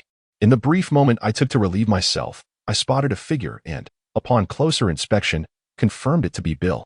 Upon seeing me, his face turned ashen with fright, and he bolted away. However, I was still occupied, necessitating that I fasten my trousers. This delay allowed him to vanish into an unknown corner. The scruffy pirate rubbed the gunk from the corners of his eyes, spitting as he spoke. Nearby, Fick perked up, his scarred face almost contorting into a singular mass of features, his expression betraying an odd mixture of doubt and suspicion. Had it not been for the certainty of Bill's demise, he might have been tempted to believe these ruffians' nonsensical claims. Yet, if it were not Bill, who then had these fellows encountered? Surely they could not all be hallucinating. Fick pondered this conundrum, resolved to hear every version of the story in its entirety to relay it to Yarline later. Inside the captain's quarters, William was cradling his head, beads of sweat cascading down his forehead. It appeared that the rumors from last night were indeed true. Bill was alive. Via, setting down his plate of malt bread, fixed a dark glare upon William. Then where, pray tell, has our first mate hidden this living man? I am uncertain, William stammered, wiping the perspiration from his brow. The first mate must have sensed my intent to betray him, prompting Bill to abandon his original hiding place for another, thus fortuitously being spotted by others. Captain, you must protect me. It seemed that as soon as he had departed the storage compartment last night, William had stealthily approached the captain to disclose the treachery of First Mate Roy, revealing that Bill was, in fact, alive and that the entire ordeal was a scheme devised by the first mate to falsely implicate the captain with unfounded accusations. William insisted he was coerced and remained loyal to the captain. Rest assured, I recognize your loyalty. I will not permit the first mate to harm you. I will unearth Bill, even if it requires digging to the very depths, Via reassured him. While Via had entertained doubts the previous night, he could now affirm the veracity of William's claims. Naturally, he felt compelled to safeguard William's life in order to turn the tables on the first mate, rendering the entire situation a stalemate. After a moment of contemplation, Via turned to the taciturn Moore and instructed, for the next few days, let William share a room with you. Moore glanced at William and nodded in agreement, prompting William to offer a grateful smile in return. Outside, whispers circulated. Everyone was proclaiming Bill's survival, with rumors taking on a life of their own, now even suggesting that we had concealed Bill and fabricated his death to frame Via. Gancheville gazed at Roe, a sense of suspicion welling up within him. In truth, not only Gancheville, but even Roe himself began to doubt the authenticity of the entire affair. After all, the only account of Bill's demise had been William's, and no one else had laid eyes on Bill's corpse. Where's William? Roe inquired. Bang! Shakiri stormed in. Fuming, I saw William emerge from the captain's quarters, together with old Moore. That scoundrel has betrayed us and sided with the captain. Before he could finish, Roe's expression shifted dramatically. He slammed his fist onto the table, teeth clenched. That bastard William has deceived us. I swear I will kill him. What do you mean? Gancheville asked. William claimed that Yarling had killed Bill, and I never questioned his words. But now, with Bill still alive and William aligning himself with the captain, it is abundantly clear that William has betrayed us from the very beginning. It is Via who has orchestrated this scheme. Now the entire crew believes we are hiding Bill to frame the captain and covet his position. Roe's eyes narrowed ominously as he continued, if William solidifies this accusation, Via will seize the opportunity to demand I produce Bill. If I cannot comply, he can frame me for murder and silence. No. Roe's features hardened, a more perilous thought surfacing in his mind. If Bill is not in my possession, then he has been in Via's grasp all along. Bill's appearance last night was no mere coincidence. He has been manipulated by Via. From Roe's perspective, this conclusion was not far-fetched. One traitor, William, was insufficient. If Bill too was entangled in this web, Roe felt a chill run down his spine, realizing he would be left with no defense. We must not give Via the chance to strike. We must act first. Roe declared fiercely to Gancheville, Shakiri, and Gucci, prepare our men. Wait for my signal, and we will eliminate Via. The trio departed to make their preparations. Roe paced back and forth, calculating the time in his mind. In this hasty endeavor, every second mattered. And amidst it all, he needed to find a way to placate Via, buying himself a little more time for preparation. With that thought, he turned to glare at the ship's doctor, who lay pale and weak on the bed. I'm stepping out for a moment. You had better not go anywhere. Just stay put. On the deck, a few pirates cast strange glances at the first mate's grim countenance. Roe's cold gaze swept over the crew, and without uttering a word, he strode toward the captain's quarters. Via had a rope wrapped around his little finger, the other end tethered to a grotesque, black creature with webbed membranes. Its oversized ears twitching slightly, emitting faint squeaks. It was a domesticated bat. Since the captain's first voyage, this bat had been aboard, astonishingly surviving until now. I had thought it long dead. Rovi's gaze was drawn to the bat, his tone imbued with an intriguing depth. Vaya, with a smile that did not reach his eyes, observed Rovi with his starkly contrasting irises. The bat, in its desperate yearning for freedom, struggled without realizing that patience was all it required. Soon, I would release it. Yet, it chose to resist, inciting the wrath of its master. For years, I have kept it bound. One must wonder, is it not foolish? Hidden within the dialogue was a sharp wit and a lurking menace. Rovi grinned, exposing his teeth. The captain jests, it is merely a beast. Why stoop to its level? Let it go, and it shall remember the captain's kindness in the days to come. A brief silence ensued. Vaya, with a stoic expression, rose and tugged at the bat, which he grasped in his palm, slowly tightening his grip. The bat emitted a mournful cry, and Rovi's gaze towards Vaya grew increasingly hostile. However, he remained motionless, fixated on the writhing creature. Vaya opened the door, his smile devoid of warmth. Indeed, it is hard to part with it. As his hand loosened, the seemingly near-death bat suddenly spread its dark wings and staggered into the sky. A piece of rope, swaying in the wind, fell onto Rovi's hair. He grasped the rope, his pupils narrowing as he noticed bloodstains upon it. Chapter 21. Consuming without regurgitation inside the makeshift storage room, which temporarily served as a morgue, silence reigned. Fix stared at the three corpses, sensing an eerie chill in the air. He did not see Yalan in the room. Where could he be? Fick furrowed his brow. Moments earlier, Shaki and Gucci had visited the lower deck, and a group of pirates closely associated with them had been summoned away.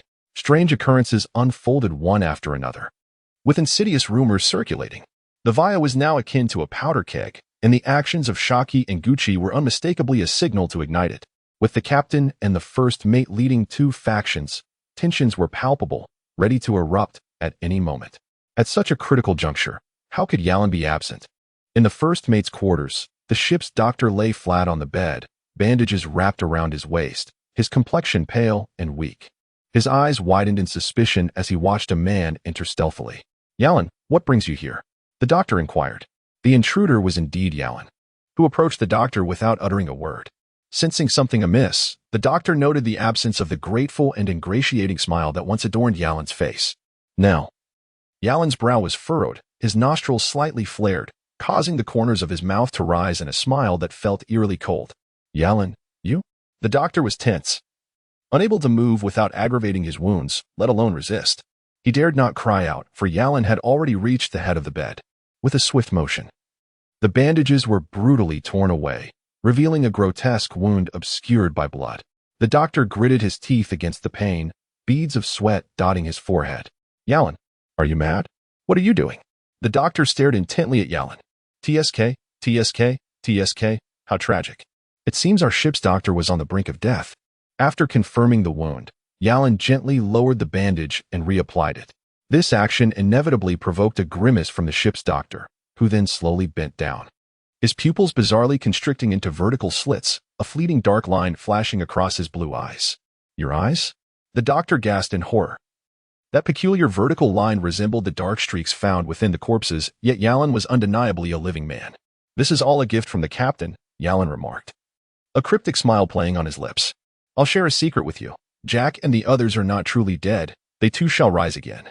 He touched his eye, his laughter resonating with an eerie quality that plunged the doctor into a chilling abyss. You must have heard it. Haven't you? You heard it. Heard what? The doctor's mind flashed with images of three corpses calling out for Vaya, sending chills down his spine. Indeed, you have heard it, Yalan shrugged helplessly, his gloved left hand resting upon the doctor's chest. In that instant, the doctor felt as though he had been touched by the devil, a bone-chilling tremor coursing through his body. You will keep Captain Vaya's secret, won't you? Oh, by the way, you must have already informed First Mate Rowe. But that's all right. The merciful captain understands that you were compelled to do so. TSK, how tragic. Yarlan's expression shifted abruptly, transforming back into one of profound gratitude as he exclaimed with righteous indignation, the ship's doctor is my savior. How dare the first mate treat you in such a manner? I shall ensure his demise. This sudden and extreme change in demeanor left the ship's doctor utterly dumbfounded. He perceived Yarlan before him as a treacherous serpent, flicking its tongue, rendering one unable to predict when that gaping maw might engulf him, leaving not a shred of bone in its wake. Yarlin slowly straightened his posture, a cold smile gracing his lips. The captain is quite distressed over the shortage of corpses, and yet, the first mate intends to stage a rebellion. Huh. Would you consider that a display of unwavering loyalty? The ship's doctor trembled, his teeth chattering. The captain harbors no fondness for the dead. What he desires are the living, those who cling to the last vestiges of breath. In due time, we must devise a means to transport them all to the storage room. I prefer to refer to it as the morgue. Yarlin licked his lips, adding, I shall await your arrival there. Do not dare to be late. Yarlin departed, leaving the ship's doctor in a stupor as he gazed at the ceiling, his mind consumed by three thoughts. The captain truly knows. Yarlin is a venomous serpent that devours without remorse, and First Mate Rowe is doomed. Upon returning to the morgue and encountering Fick, a smile graced Yarlin's lips. I was just about to seek you out, but here you are. Perfect timing, as I have some matters to discuss with you. Where have you been, Yarlin? I searched for you for ages, Fick inquired simultaneously. I was executing some preparatory steps for our plan. Our captain and first mate are about to engage in their final confrontation, and I must add fuel to the fire. A hint of excitement flickered in Yarlin's smile. The moment of fruition was finally at hand, and even with 2 lives lived, he could not help but feel exhilarated. What do you mean? Fick asked, perplexed. Explaining would be cumbersome, but suffice it to say, we shall soon depart this wretched vessel, Yarlin replied, grinning meaningfully. With the wealth of the Vea in tow, Fick looked bewildered. Trust me, by tomorrow at the latest, everything will commence anew, Yarlin coaxed, suddenly breaking into a peculiar smile. Fick, you're not afraid of corpses, are you? Fick, unperturbed by ordinary dead, cast a sidelong glance at the 3 quiet bodies, his eyelids twitching. Of course not. Then that's splendid. The battered wings of a bat, torn and exhausted, flapped desperately against the oppressive atmosphere of brewing storms. Briefly tasting freedom before plummeting in a fatal arc, crashing into the sea and creating a splash of crimson. Vea intends to leave us no escape, therefore, prepare yourselves. For tonight we strike. Within the cramped quarters of the first mate, filled with bloodthirsty pirates, the air was thick with tension. Embers glowed from burning cigarettes, smoke swirling around, mingling with the stench of sweat that seemed to rise like steam. Each pirate was coated in a layer of perspiration, their breathing heavy and labored. At the center of the throng, First Mate Rowe sat with bloodshot eyes, his imposing figure perched atop a barrel, a meter-long broadsword at his feet. His voice was hoarse and menacing. In the dead of night, when all the pirates are sound asleep, we will strike suddenly, eliminating Vea. From that moment on, this ship will be under our command. The wealth of Vea will be shared equally among us, Rowe boasted. The allure of treasure ignited fervor among the pirates, their eyes gleaming with bloodlust and their breaths quickening with excitement. Even Shakir, Gucci, and Gangsevier, who stood behind him, found themselves momentarily breathless, their murderous intent intensifying.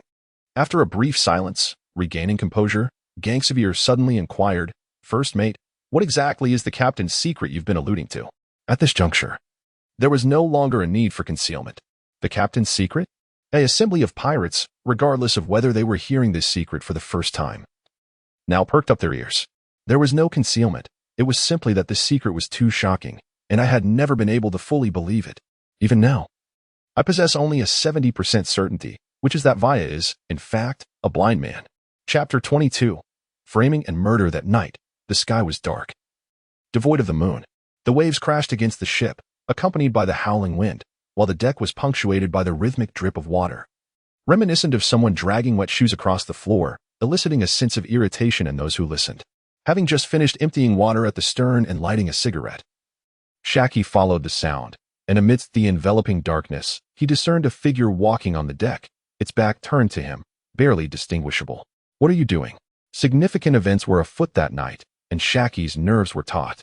Instead of approaching, he called out softly from a distance, Shaki, do not trust Rowe. To his surprise, the figure ahead seemed to be waiting for him, pausing in its tracks.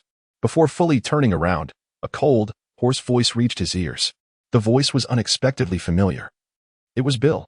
Shaki's pupils contracted as he instinctively stepped forward, his expression filled with wariness and confusion. Bill, you are truly alive. Where have you been hiding? Is it the captain? Do not trust the first mate. He has deceived us. The monotonous, harsh tone repeated, implying some deeper meaning, and the strange content of the words compelled Shaki's attention. Gritting his teeth, he cautiously advanced towards Bill. The silhouette swiftly turned, revealing a pale, menacing face. In that fleeting glance, Shaki confirmed that it was indeed Bill, yet he could barely discern the rigid muscles of the face, the lifeless eyes resembling those of a dead fish. "Do not follow me." With a sudden pivot, Bill turned back, his feet scraping against the ground, producing an unpleasant sound as he vanished into the darkness. As Bill moved, Shaki instinctively pursued him, compelled by that very warning not to follow, which paradoxically spurred him onward without a second thought. Thus, the propensity for self-destruction seems to be an inherent trait of humanity. At the captain's door, Arlen, gazing down from above at the deck, slowly closed his eyes and whispered. Retracting his gaze, his calm visage transformed into one of alarm as he knocked on the door. It was not locked. A gentle push was all it took to open it. Inside, darkness reigned, devoid of any light. Arlen, lost in thought, squinted his eyes to better catch any subtle movements. He did not rush in, but stood at the threshold, softly calling out, "Captain." After 3 consecutive calls, an oil lamp flickered to life inside. A chill ran through Arlen as he beheld Via sitting fully clothed on a chair beside the lamp, a rapier resting at his feet, held loosely in his left hand. In his right, he clutched a matchstick, the flame illuminating half of his face, casting him in a shadowy, uncertain demeanor. "What is the matter?" Via's gaze is directed towards the entrance. Yarlin lowered his head, his voice trembling with urgency. "The ship's doctor has discovered troubling issues within the corpses. It appears that peculiar parasites inhabit them. The doctor suspects that it is not solely the deceased who are affected, but that other living pirates aboard may also harbor these creatures." "Parasites?" Via questioned whether she had misheard. The doctor, uncertain himself, sought the captain's counsel, needing all pirates to undergo examination or perhaps acquire more corpses. Yarlin's complexion turned ashen. He deliberately paused, calculating the time in his mind, while simultaneously mimicking a grotesque expression of fear and revulsion. "I witnessed the doctor conducting an autopsy on the bodies." Yarlin feigned a retch, his voice trembling. The ship's doctor stated that time was of the essence, and it was imperative to swiftly ascertain the cause, lest all aboard succumb to the illness. "Parasites? Autopsy? Disease?" Via strained to digest this bewildering information. Just as he resolved to investigate personally, a dull gunshot shattered the night. The sound was that of a flintlock rifle, and among the crew of the Via, only Old Moore possessed such a weapon. Via abruptly rose, his sword poised, and his heels swiftly followed suit. The clanging of metal and the rhythm of footsteps converged into a singular sound. Yarlin hastily stepped aside, sensing a shadow dart past him. As he turned to scrutinize, he perceived Via's gait as remarkably peculiar, reminiscent of those transformed beings, each stride measured with precision, while the undulating silhouette of his form resembled a bat swooping low through the air. Meanwhile, Shakiri pursued relentlessly to Old Moore's door, witnessing Bill hastily enter the room. He halted, hesitating, when suddenly a gunshot rang out, startlingly close. The night was pierced, the door swung open, and a faint metallic scent of blood wafted into Shakiri's nostrils, followed by a staggering figure tumbling out. The figure stumbled, one hand clutching his abdomen, the other grasping a flintlock pistol. It was William. "William, what transpired inside?" Shakiri blurted out. "Ah, it hurts terribly." William grimaced, his face contorted in agony. Upon seeing Shakiri, he seemed to exhale in relief, then without hesitation tossed the pistol toward him. Still in shock, Shakiri instinctively caught the flintlock, locking eyes with William, who suddenly wore a grotesque smile. "I was truly afraid you might not arrive in time. Fortunately, you did. Thus, the one who killed Old Moore is you." "What?" Shakiri realized the gravity of the situation, but it was too late. William grasped his wound fiercely, blood seeping through his fingers, his voice strained with pain. "Shakiri, you shall not escape." As Shakiri turned to flee, hurried footsteps approached from behind. The metallic clatter of boots upon the deck signaled Captain Via, blocking his retreat. Shakiri's eyes widened in desperation as he glared at William. His teeth clenched as he aimed the gun and pulled the trigger. Bang! The shot rang out, sparks flying, yet there was no sound of the bullet meeting flesh. Shakiri watched as William regarded him with an expression of utter disbelief, before collapsing, clutching his abdomen and letting out a wild roar. He discarded the flintlock, drawing a dagger from his coat as he lunged toward William. It was only as he lunged that Shakiri's peripheral vision caught sight of the chaos within the room. Furniture lay overturned, and a body sprawled on the floor, blood pooling beneath it. Yet, there was no sign of Bill. William's face turned pale as he collapsed to the ground. Unable to rise, he exerted every ounce of strength to roll towards the room, a searing pain coursing through his back where the short blade had grazed him, leaving a bloody gash. Die. Shakiri's mind was no longer occupied with thoughts of Bill's whereabouts. His chest was filled with a furious rage as he raised his knife to strike William again. Yet, a chilling hiss from behind sent a shiver down his spine, causing him to falter and lose his balance, slipping and crashing against the wall. With a thud, he fell to the ground, bracing himself with his knife held before his chest, only to witness a shadowy light akin to a venomous serpent poised to strike. Chapter 23. The struggle. The blade pierced through the air, striking like a nail into a mural. The short knife was shot through the dark light, halting merely an inch from Shakiri's chest. The slender, straight black sword revealed its true form, the other end resembling an umbrella handle, gripped by a cold, unyielding hand. Captain Vaya. Shakiri stared at the newcomer, frozen in place. More? The stench of blood filled the air, the ground slick and treacherous beneath him. Beneath the brim of his hat, Via's face twitched slightly, his voice laced with a barely perceptible tremor. Oldmore's lifeless body lay quietly on the ground, never to respond to another word. Shakiri had stolen a gun, discovered by Oldmore, whom he cruelly murdered. I attempted to intervene, only to be shot by him as well. Had the captain not arrived in time, I too would have succumbed to his blade. William lay sprawled on the ground, blood oozing from his abdomen as he spoke, a truly tragic sight. Die. The sound of impending doom echoed in his ears. In a fit of rage, Vaya denied Shakiri a chance to defend himself. With a swift motion of his right hand, the hooked sword emitted a hissing, ravenous sound. Invisible cracks appeared on the blade of the dagger. Then, a multitude of cold glimmers erupted, and a dark light pierced through Shakiri, pinning him to the ground. William was horrified. From his vantage point, he witnessed as Shakiri's face was mercilessly sliced by hundreds of blades, his cheeks becoming a grotesque tapestry of blood and flesh, resembling thorns adorned with knives, a sight too ghastly to behold. Vaya drew his sword and, with a swift motion, severed Shakiri's throat, then turned to exit. Outside, the night was ablaze with torches, and a throng of pirates stood armed on the deck, exuding an aura of murderous intent.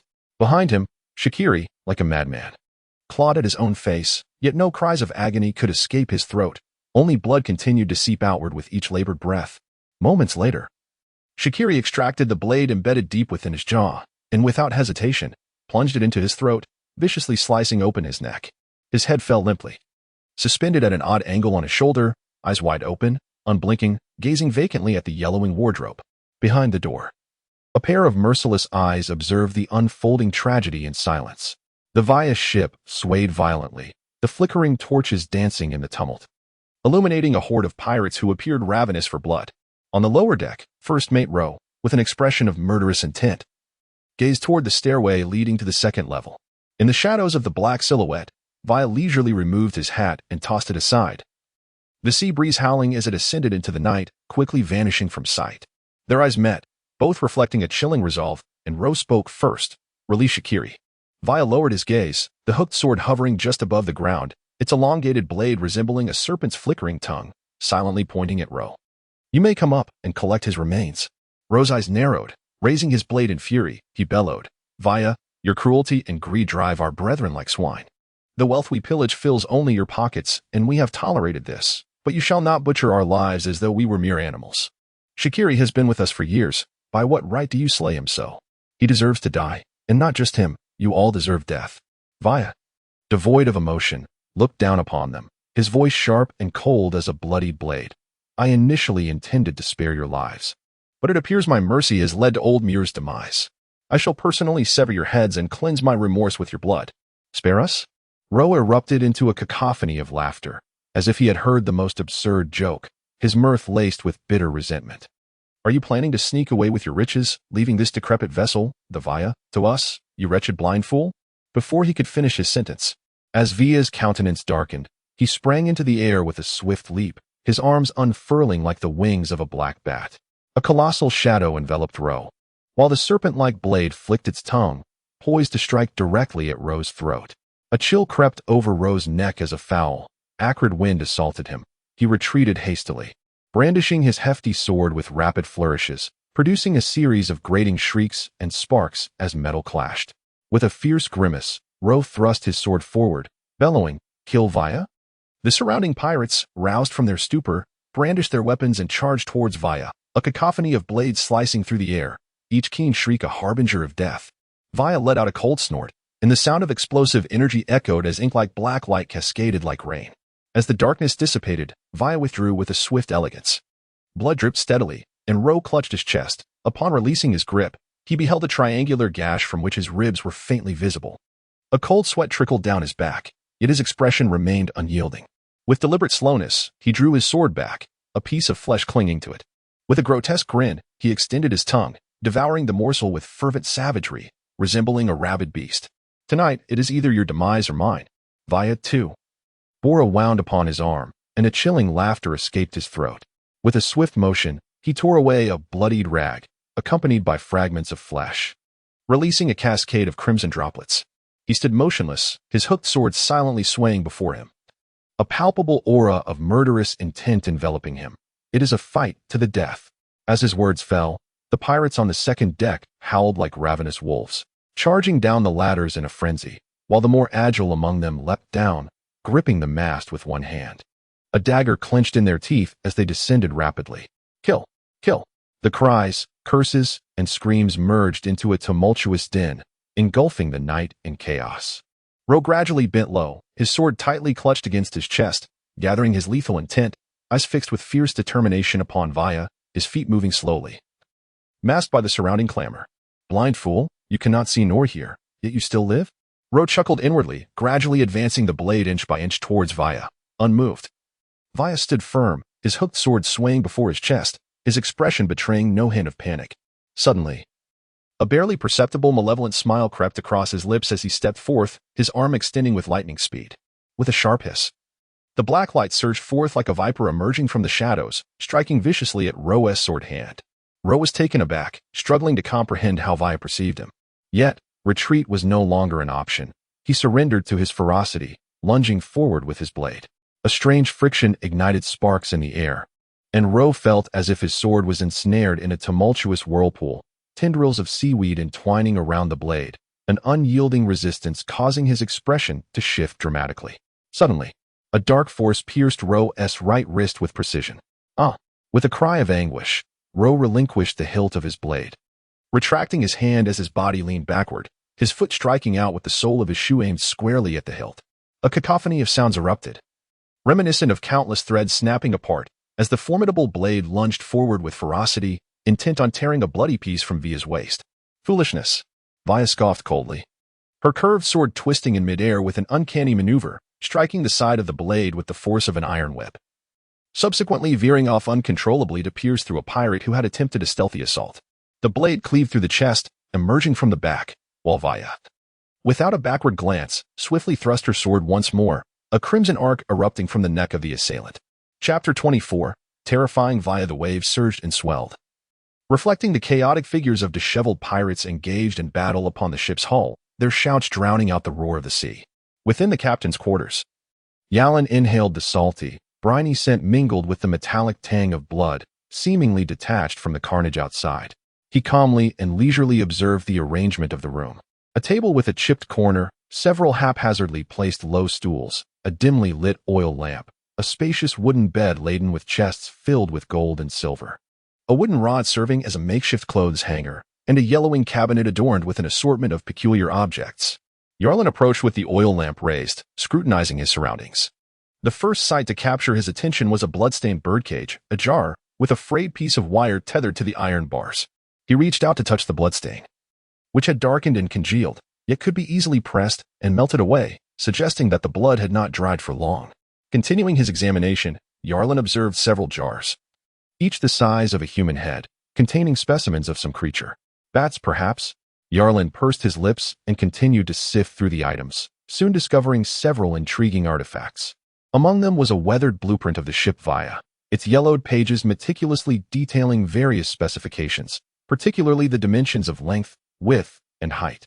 Strangely, alongside the measurements in standard units, there were annotations in paces, such as 37 steps and 25 steps. It seemed peculiar for anyone to use stride length as a means of measurement. Contemplating this, Yarlin set the blueprint aside and glanced at another transparent bundle of thread. What is this? He reached out to pull it apart, the texture reminiscent of fishing line, yet astonishingly resilient and fine, almost imperceptible to the naked eye. As he gradually unwound the thread, he began to discern mottled bloodstains within, varying in depth, clearly indicating frequent exposure to blood. Exhaling deeply, Yarlin suppressed his suspicions and extinguished the oil lamp, slowly making his way outside. The night sky was shrouded in darkness, and even the flickering flames struggled to illuminate the shadows of figures. He crept along the wall, his gaze fixed on the tumult below. The deck was strewn with pirates, some lifeless, while the majority writhed in agony, missing limbs or rendered immobile by grievous wounds. Squinting carefully, he finally spotted two furtive figures stealthily approaching the moaning individuals, akin to gluttonous rats scavenging in the dark. One pirate, ear severed and chest a mangled mess, pressed his nose against the slick deck, his labored breaths growing increasingly feeble. On the brink of death, in a haze of consciousness, he felt a sudden force at his ankle, as if a dark hand had seized him. And before he could react, the powerful tug yanked him across the deck. The friction against his face and chest sent sharp pangs of pain coursing through him, and he choked on a mouthful of blood, powerless to resist, merely allowing himself to be dragged away like a lifeless corpse. The ship's doctor cautiously bent down to haul the pirate at his feet, his beady eyes darting about, teeth gritted as he exerted every ounce of his strength. His movements were subtle, crouched low to blend into the night, intentionally steering clear of the chaos at the center of the battle, thus avoiding notice from the combatants. In truth, even if he were to be seen, everyone was too preoccupied with their own survival to pay him any heed. However, should an unwary pirate charge at him, Fick, who was hiding not far behind, would spring from the shadows to catch the assailant off guard, wiping the splattered blood from his face. Fick drew his blade and pushed aside a pirate whose visage had been gruesomely cleaved, then glanced around quickly to assist the doctor in dragging their burden. At the heart of the battlefield, Vaya evaded a pirate's ambush, retaliating with a swift thrust of his sword that pierced the assailant's throat. The entire sequence executed with chilling efficiency. Impossible. How could you possibly see me? Rovi clutched his wrist, disbelief etched across his face. A blind man? Haha, Vaya scoffed repeatedly, effortlessly twirling the curved sword in his hand. Droplets of blood and chunks of flesh fell like cherry blossom petals, instilling an indescribable sense of oppression. The last person who called me blind was years ago. What became of him? Vaya advanced step by step toward Rovi, compelling him to involuntarily retreat. Ah, I remember now. I gouged out his eyes while he was still alive, and, right before him, I crushed and swallowed them whole. Rovi's eyelids twitched uncontrollably as he quietly bent down to grasp a large knife from the ground, trembling as he held it across his chest. Vaya, I underestimated you. I concede. Spare us, and cast us off at the next island. Keep the ship and the gold for yourself. To speak candidly, that notion is rather bitter. Vaya disregarded Rovi, a strange and cruel smile creeping across his face as he mused. But bitter medicine is beneficial for the ailment. Wouldn't you agree? A flicker of black light erupted before Rovi's eyes as Vaya lunged forward, maintaining a steady distance while erratically dodging left and right. The blade in his hand left behind trails like elusive black smoke upon Rovi's form. Gonzai surged forth from behind Rovi, shrieking frantically, while Vaya glided past without breaking stride. 3 lines of blood reflected in the heart, throat, and chest, and the next instant, these lines erupted violently. From Rovi's perspective, he saw Gonzai's legs continuing to rush forward, yet his upper body bizarrely froze in midair. Then, 3 lines of blood burst forth, severing his body cleanly, the 3 sections of his corpse falling neatly to the ground. Gulp. Rovi could scarcely swallow his saliva when an icy sensation gripped his arms, both severed simultaneously, helplessly dropping to the ground. It took a full half-second for the excruciating pain to register, prompting Rovi's anguished scream. Vaya leisurely halted his steps, raising his hand to wipe the blood from the blade, then bending his right hand, scarred and riddled with wounds. 2 fingers resembling shriveled chicken claws mercilessly plunged into Rovi's eyes. Creak. The sound of flesh tearing and grinding was faint yet piercing, as if the entire ship, the Vaya, fell into a sudden silence. After a pause, Vaya withdrew his bloodied fingers, revealing 2 dripping eyeballs. Ah, my eyes, Rovi wailed, his face marred by 2 gaping wounds. Crack. Crunch. Vaya chewed with a bizarre and ferocious expression. Chapter 25. The corpse mover. The sea breeze howled, and the dark tide surged. Under the skull-emblazoned pirate flag, an eerie silence reigned, interrupted only by the occasional dry howl from Lo, whose voice grew fainter by the moment. Blood and flesh adorned the deck, and the battling pirates ceased their movements in unison, all eyes converging upon Vaya, listening to the nauseating sound of his mastication. It was as if the struggle had reached a staccato pause, momentarily halting the chaos of combat. The pirates on the first mate's side turned pale, dropping their weapons. Gucci. with disheveled hair, spat out a bloodied tooth, reluctantly discarding his weapon and collapsing to the ground. Vaya continued to chew, savoring the flavor lingering between his lips and teeth. Few pirates remained standing, no more than 10, while the others languished on the deck, either long dead in silence, weakly gasping for their last breath, or groaning in agony from grave injuries. Creaking. The heavy footsteps on the damp deck were startling. The band of pirates turned their gazes toward the source of the sound, where two furtive figures were dragging a corpse. The pallid figure on the ground was barely discernible as still breathing, being pulled by the ship's doctor and Fick by the ankles, leaving long streaks of blood across the deck. "What are you doing?" a bare-chested pirate exclaimed, eyes wide with disbelief. The recently engaged pirates, shrouded in a dense aura of malevolence, felt the weight of death stench emanating from the inquiry, causing the ship's doctor to blanch. Vi swallowed, then spat out some fragmented remnants mixed with blood, wiping his lips before turning to the doctor and Fick, initially furrowing his brow. The doctor, throat dry, unconsciously loosened his grip, allowing the heavy ankles to thud against the deck, followed by a cough emanating from the unconscious pirate below. "Help him," the doctor stammered, meeting Vi's dark, inscrutable gaze, forcing himself to speak, for he would not allow his mind to entertain the notion that the captain required fresh corpses. With a slight tremor in his ears, vivid images surfaced in Vi's mind, recalling that the doctor had indeed summoned Yalan earlier for some matter. What was it? The subsequent changes had transpired too hastily for contemplation. How could he have anticipated that all of this was meticulously orchestrated by Yalan, designed to create an incessant cycle of turmoil, leaving no time for anyone to harbor doubts or ponder? Insects? Corpses? Dissection? Vi reflected, his countenance clearing slightly.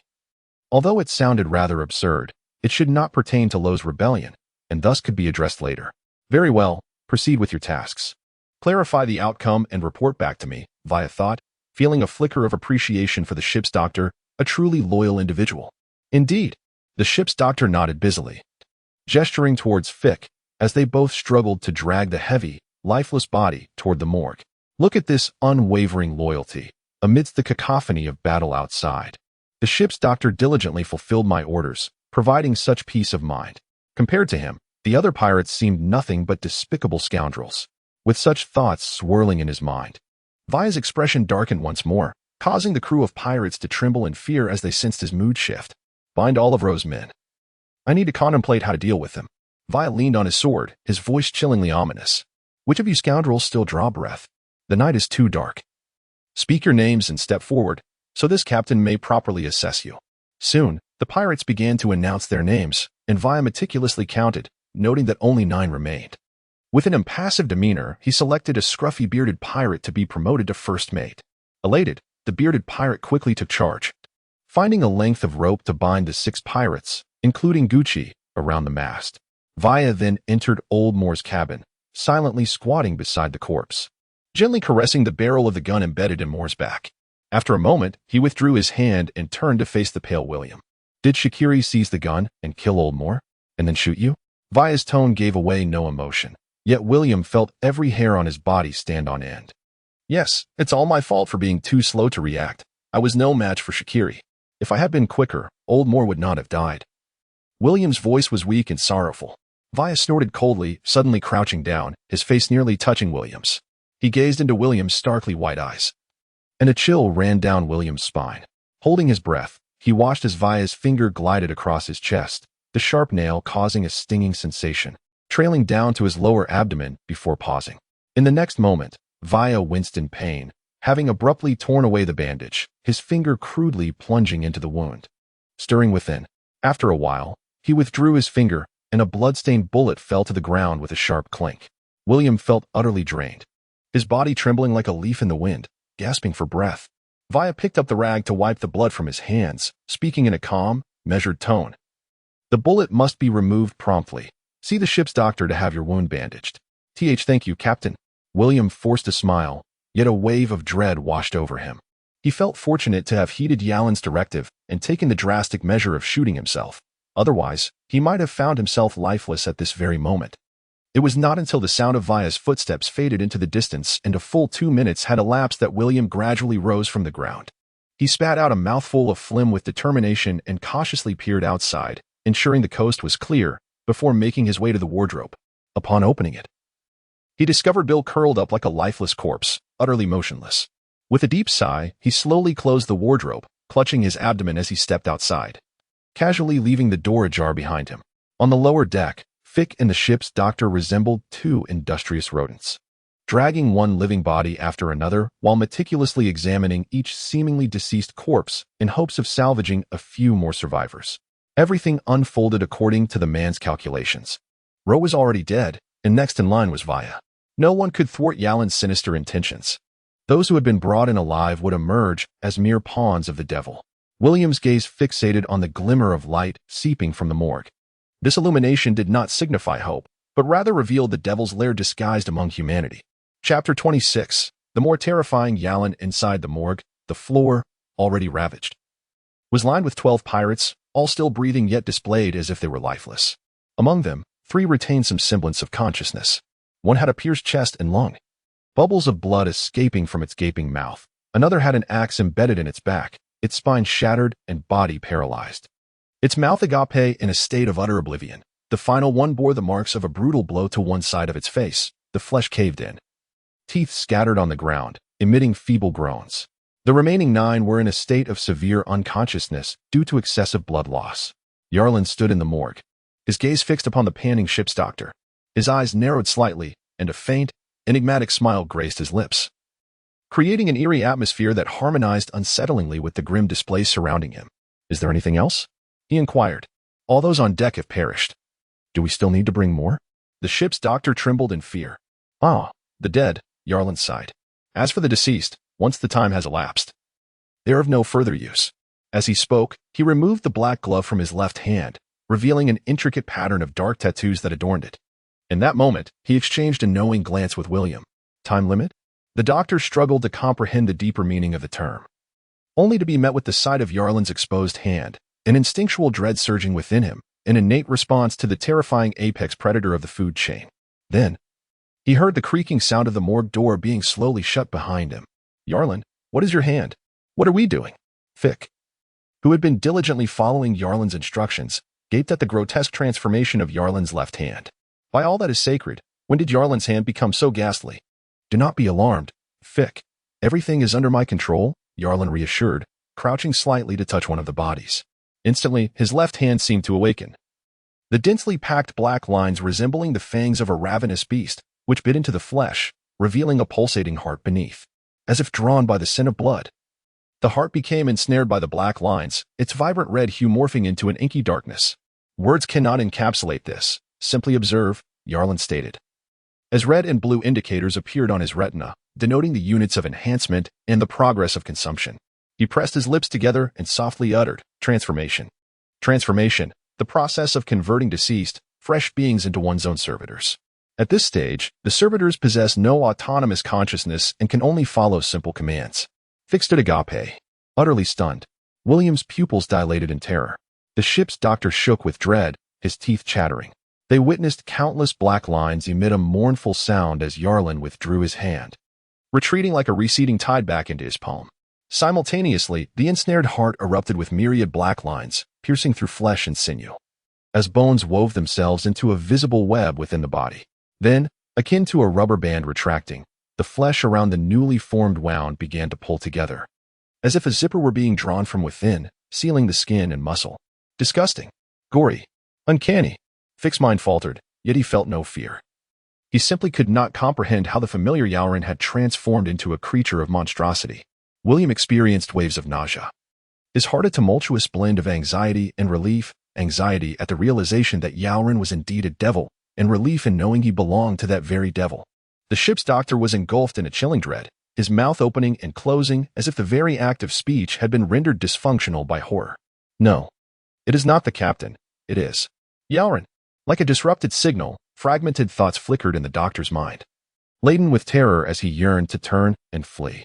However, his neck felt as heavy as if filled with molten lead, and his feet seemed to be nailed to the ground, rendering him immobile. He beheld the corpse suddenly rise, its lifeless eyes fixed upon him with a frigid gaze, uttering in a haunting voice, "You will keep my secret, won't you? The dead are speaking. Yarlin is speaking." The ship's doctor stared in horror at the corpse that was conversing, simultaneously noticing Yarlin's lips moving in perfect synchrony. In an instant, He comprehended everything. Out of goodwill. I have deceived you, but I trust you will understand my predicament, will you not? Yarlin snapped his fingers, causing the corpse to close its eyes and lie back on the ground. Gulp. The ship's doctor swallowed hard. I still require some time to prepare. Vaya may arrive shortly. And I believe you know how to explain the delay to the captain.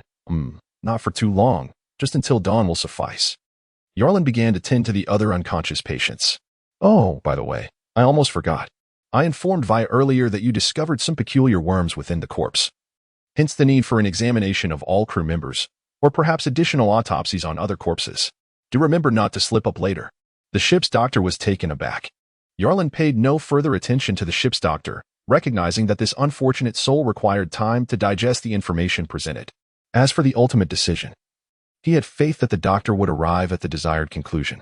He had always believed in the remarkable wisdom and potential that humanity could unleash under the intense will to survive. I understand, the ship's doctor murmured, biting his lip. The faint metallic taste of blood and the sharp pang brought clarity back to his thoughts. His mind raced, and he despaired at the realization that it would be best to heed Yarlin's commands. Captain Vaya was indeed terrifying, but the enigmatic Yarlin, with his uncanny ability to manipulate corpses, seemed even more formidable. Without lifting his gaze, Yarlin chuckled softly, "Congratulations, you will survive." The ship's doctor felt a surge of emotion. Nearly moved to tears, the events of the night had been exceedingly arduous for him. He stifled the welling tears, his eyes reddening as he turned to William. "Let me bandage your wound." "Ah, I am truly grateful," William replied hastily, leaning against the door and removing his hand from the injury to allow the doctor to attend to it. Fick appeared to grasp something, yet at the same time, he seemed utterly bewildered. He scratched his head vigorously, but ultimately decided it was best not to think too deeply. He simply needed to trust Yarlin. Thus, he grinned, "Yarlin, what should I do?" "Stand guard at the door," Yarlin suggested after a moment's consideration, then added with a smile, "Actually, come over here and lend me a hand. After I process one, you can bring the next one to me. This will expedite the procedure." Chapter 27. My apologies for the disturbance. The night was deep and silent. The pirates, having fought through the night, lacked the inclination to tidy up, dragging their weary bodies to seek a bed. The cramped quarters of the ship were oddly vacant, with even the echoes of snores resonating in the emptiness. The deck lay scattered with corpses, dismembered limbs punctuating the silence. Blood splattered like abstract art upon the slick, sticky vessel, gradually dried, while fallen entrails and flesh were gathered by the northern winds into a foul conglomeration. 6 surviving pirates, bound by coarse hemp ropes, were tethered together beneath a stout mast, inhaling the cold air mingled with the stench of blood. Their thin garments, soaked and hardened with blood, clung to their wounds. And after a night of sea breezes, it was anticipated that they would soon succumb to infection. Infection, fever, death, this was the expected rhythm. With pallid faces, they found themselves unable to escape their bonds, resigned to await their fate. Appointed as the new first mate by Vaya, one pirate, brimming with excitement, whistled as he no longer needed to squeeze into the congested hold. Although it was now empty, he felt drawn to the room of Old Moore, believing the bed there to be softer and more comfortable. Bloodstains and shattered blades littered the floor, and Old Moore's corpse had mysteriously vanished. He surmised that Vaya must have had it taken away. Savoring the soft touch of the bed, he contentedly closed the door and lay down, soon succumbing to a rhythmic snore. In the morgue, Vaya personally carried Old Moore's body, which the ship's doctor and William hastily received, laying it gently upon the bed. They stitched up the wounds, planning for a sea burial at dawn. "Rest assured, Captain," came Via's brief command as his cutlass scraped the ground, inadvertently brushing against the heap of corpses. He furrowed his brow, pondering the presence of maggots within the bodies. The ship's doctor felt a bead of cold sweat on his brow, while Yalin stood behind him, head bowed, expressionless. "I dissected Jack's body and discovered something peculiar. There seems to be some sort of parasite's eggs within him. I suspect that the mobility of the deceased might be due to these eggs, though I cannot confirm it yet." The doctor's face turned pale, his speech faltering. "Parasite eggs?" Vaya did not doubt the doctor's words. He merely assumed the doctor was unnerved by the insects in the corpses. Even envisioning such a scene caused a shiver to ripple through him. Where could these eggs have come from? It was unclear. Strange occurrences were commonplace at sea, perhaps encountered inadvertently on some island. The ship's doctor, with a resolute demeanor, offered a conjecture. This explanation lacked credibility. However, Vaya could not conceive of any alternative reasoning. After all, he was merely a lowly ship's doctor, and Vaya could not expect him to provide a sophisticated or rigorous answer. In fact, the doctor's discovery of the eggs within the corpse had already surpassed his expectations. Unable to fathom further, he decided it was best to relinquish the matter from his thoughts. The vast ocean has never been devoid of oddities and perils, and the absurd and bizarre legends one hears have become so familiar that they hardly elicit a reaction anymore. As for the possibility of human involvement, that notion flickered briefly in Vaya's mind, only to be extinguished by his rationality. None of his crew possessed such horrifying capabilities. From a certain perspective, Vaya's assessment was not unfounded, for Yalan was no longer the same Yalan. What are you doing now? Vaya's last shred of doubt dissipated. We will conduct some necessary examinations. As it stands, the results are favorable. Aside from Jack and his 2 companions, I have found no anomalies in the other corpses. We should be reassured. The ship's doctor wiped the cold sweat from his brow and sighed in relief. Vaya's expression lightened somewhat. He too hoped there were no strange eggs within him. Rest assured, Captain, we will handle these bodies properly and perform a sea burial with Old Muir tomorrow. Just as Vaya was about to inquire further, Yalan suddenly emerged from behind the doctor, interjecting. Upon hearing Old Muir's name, Vaya abruptly lost his desire to speak. He muttered a sound of acknowledgement and turned to leave. After shutting the door, he listened as the sound of the boarding sword striking the deck gradually faded away. Only then did the doctor collapse onto the floor, utterly drained, his back soaked with sweat. All right, continue. Half of the transformation remains incomplete. Yalan's countenance was cold, devoid of concern that Vaya might uncover anything. The only source of apprehension was the delay. He was uncertain how many would have succumbed in the meantime. He regarded these corpses as his first fortune. During the stage of primitive accumulation, any waste was deeply distressing. In the end, despite the rush, 3 had not endured, their premature demise resulting in failed transformations. 13. Yarlin swiftly calculated in his mind, and with the previously converted entities, he now possessed a total of 13 controllable transformation bodies. Fortunately, there were several supplementary resources outside, making this number quite sufficient. Yarlin licked his lips, his hand caressing a ball of thread, as a low, eerie chuckle escaped his throat. In the stillness of the night, the patter of rain began to fall softly. Gucci tilted his head back, his cracked lips parting as rainwater flowed down his sore throat, revitalizing his weary body. Fools, if you wish to live, wake up immediately, Gucci bellowed in a hushed tone. Unwilling to succumb to death aboard the Vaya, he had not entirely relinquished his struggle. A few pirates, feverish from infection, stirred groggily awake.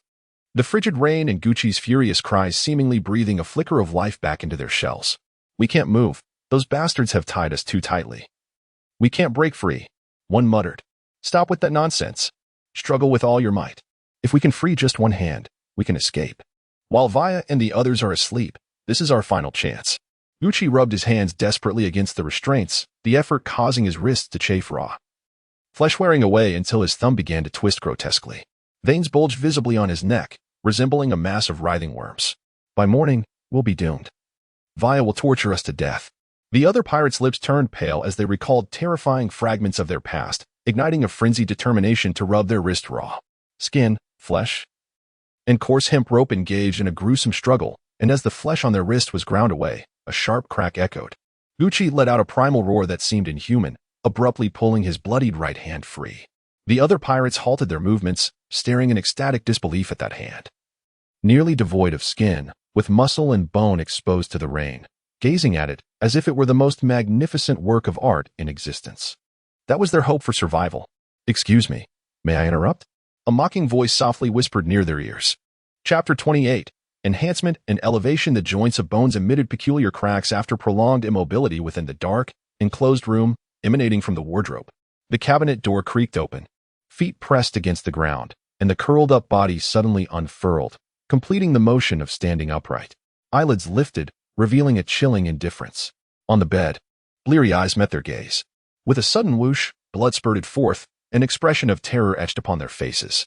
The bloodied hand withdrew, revealing a line of finger holes on the neck, dark blood gushing forth. Gucci and the others' necks stiffened as they lifted their heads, Yarlin's visage coming into focus. Their bodies went numb, as though plunged into an icy abyss. Do you require assistance? He spoke, his voice laced with a detached mockery that resonated in the air. The bloodied hand seemed to transform into a mere jest, while Gucci fixed a predatory gaze upon Yalan. Is it just you? Gucci inquired. Well, I suppose that is the case, Yalin replied with an oddly twisted smile.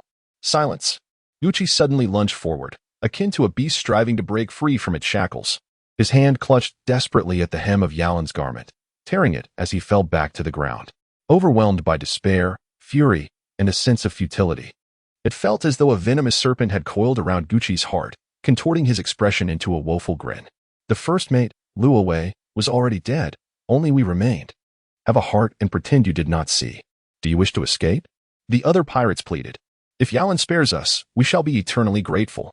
Yarlin displayed a contemplative expression, slowly crouching down as he gradually peeled off his gloves, murmuring, "It is not only I who can see you."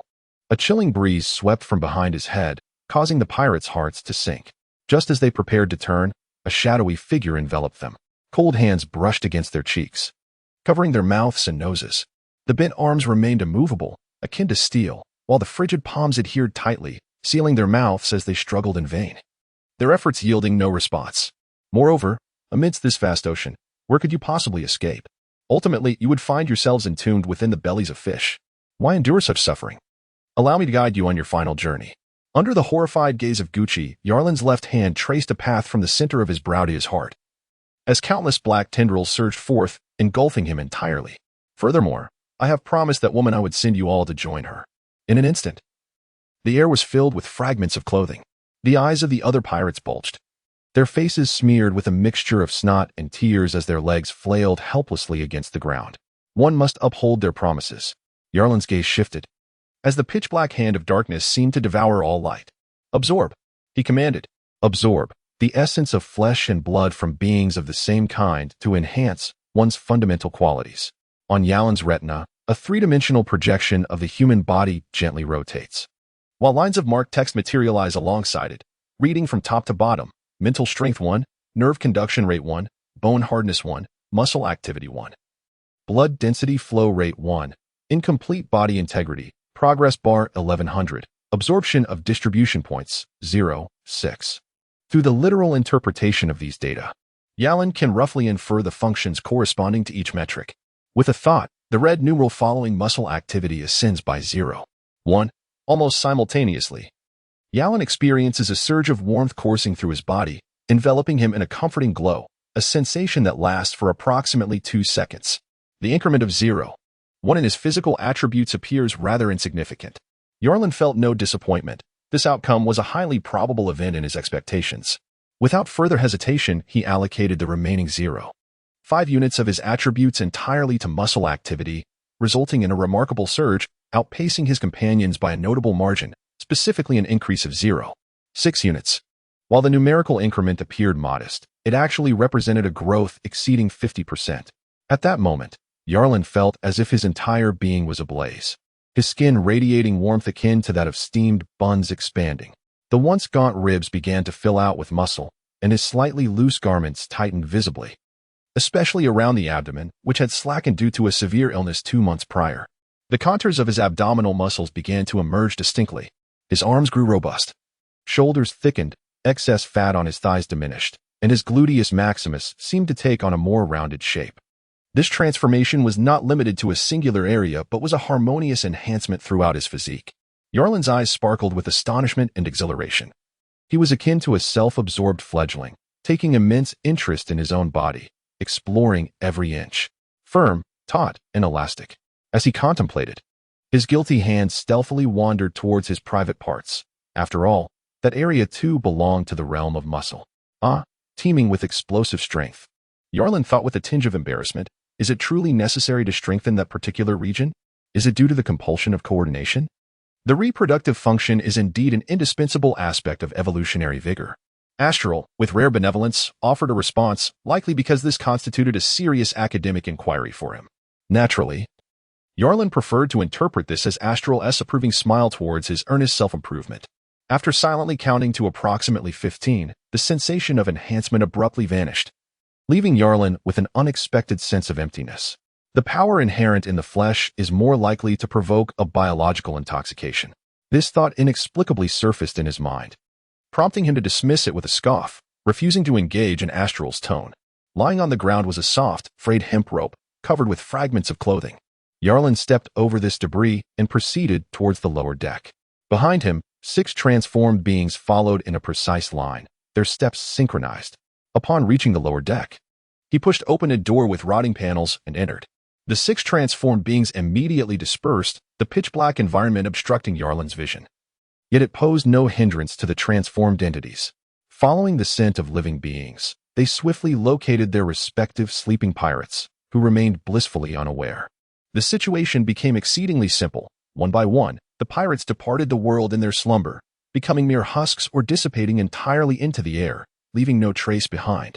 In contrast to the suffering and fear experienced by Gucci before his demise, they departed in a state of serene tranquility. Yarlin stood upon the deck, 2 newly transformed entities emerging behind him, while his muscle activity points surged to an impressive 2.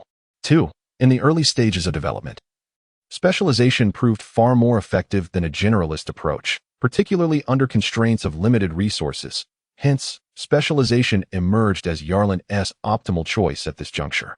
With all preparations complete, the only task left was to set the stage for battle and await the impending confrontation.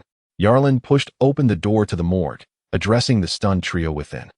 Chapter 29. The most frightening silence inside the morgue. Several remaining transformed entities stood like statues at the entrance, while Fix sat cross-legged on the floor, dozing. William and the ship's doctor, sharing a similar plight, huddled together, whispering anxiously. Why did he instruct us to remain still inside the house? The doctor's face betrayed his unease.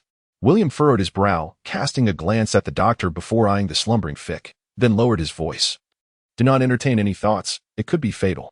Yarlin surely harbors other secrets he wishes to keep from us. A chill ran down William's spine.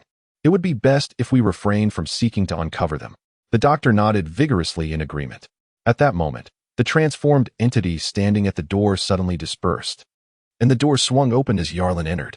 William, the doctor, and Fick stared at him, dumbfounded, until Yarlin announced, everything is prepared. Now we must arrange the battlefield in anticipation of tomorrow's decisive confrontation. Yarlin, have you become stronger? Fick rubbed his eyes, questioning his own vision. William and the doctor exchanged glances, hesitant to voice their inquiries. Rest assured, I shall explain when the opportunity arises. For now, we must act, Yarlin replied dismissively. Some secrets and trump cards are best kept known to the few. 2 more than when we left. Just 2 more? William recalled that there were at least 10 surviving pirates aboard the Via, a realization dawning upon him. What must we do? The doctor inquired. Utilize the corpses on the deck and remove the clutter from the table. Fill the entire deck with them. I do not wish Captain Via to have too many places to retreat. The doctor and William promptly took their leave to execute the orders. Fick yawned, shouldering a wooden barrel as he stepped outside, pausing briefly with trepidation. Yarlin, are you certain? Via is quite formidable. Do not worry, Yarlin replied, instinctively rubbing his eyelid. His tone imbued with an inexplicable melancholy. After all, he is merely a blind man. As dawn gradually broke, the howling sea wind reverberated across the deck, brushing against the chaotic array of corpses and debris, producing a haunting whistle.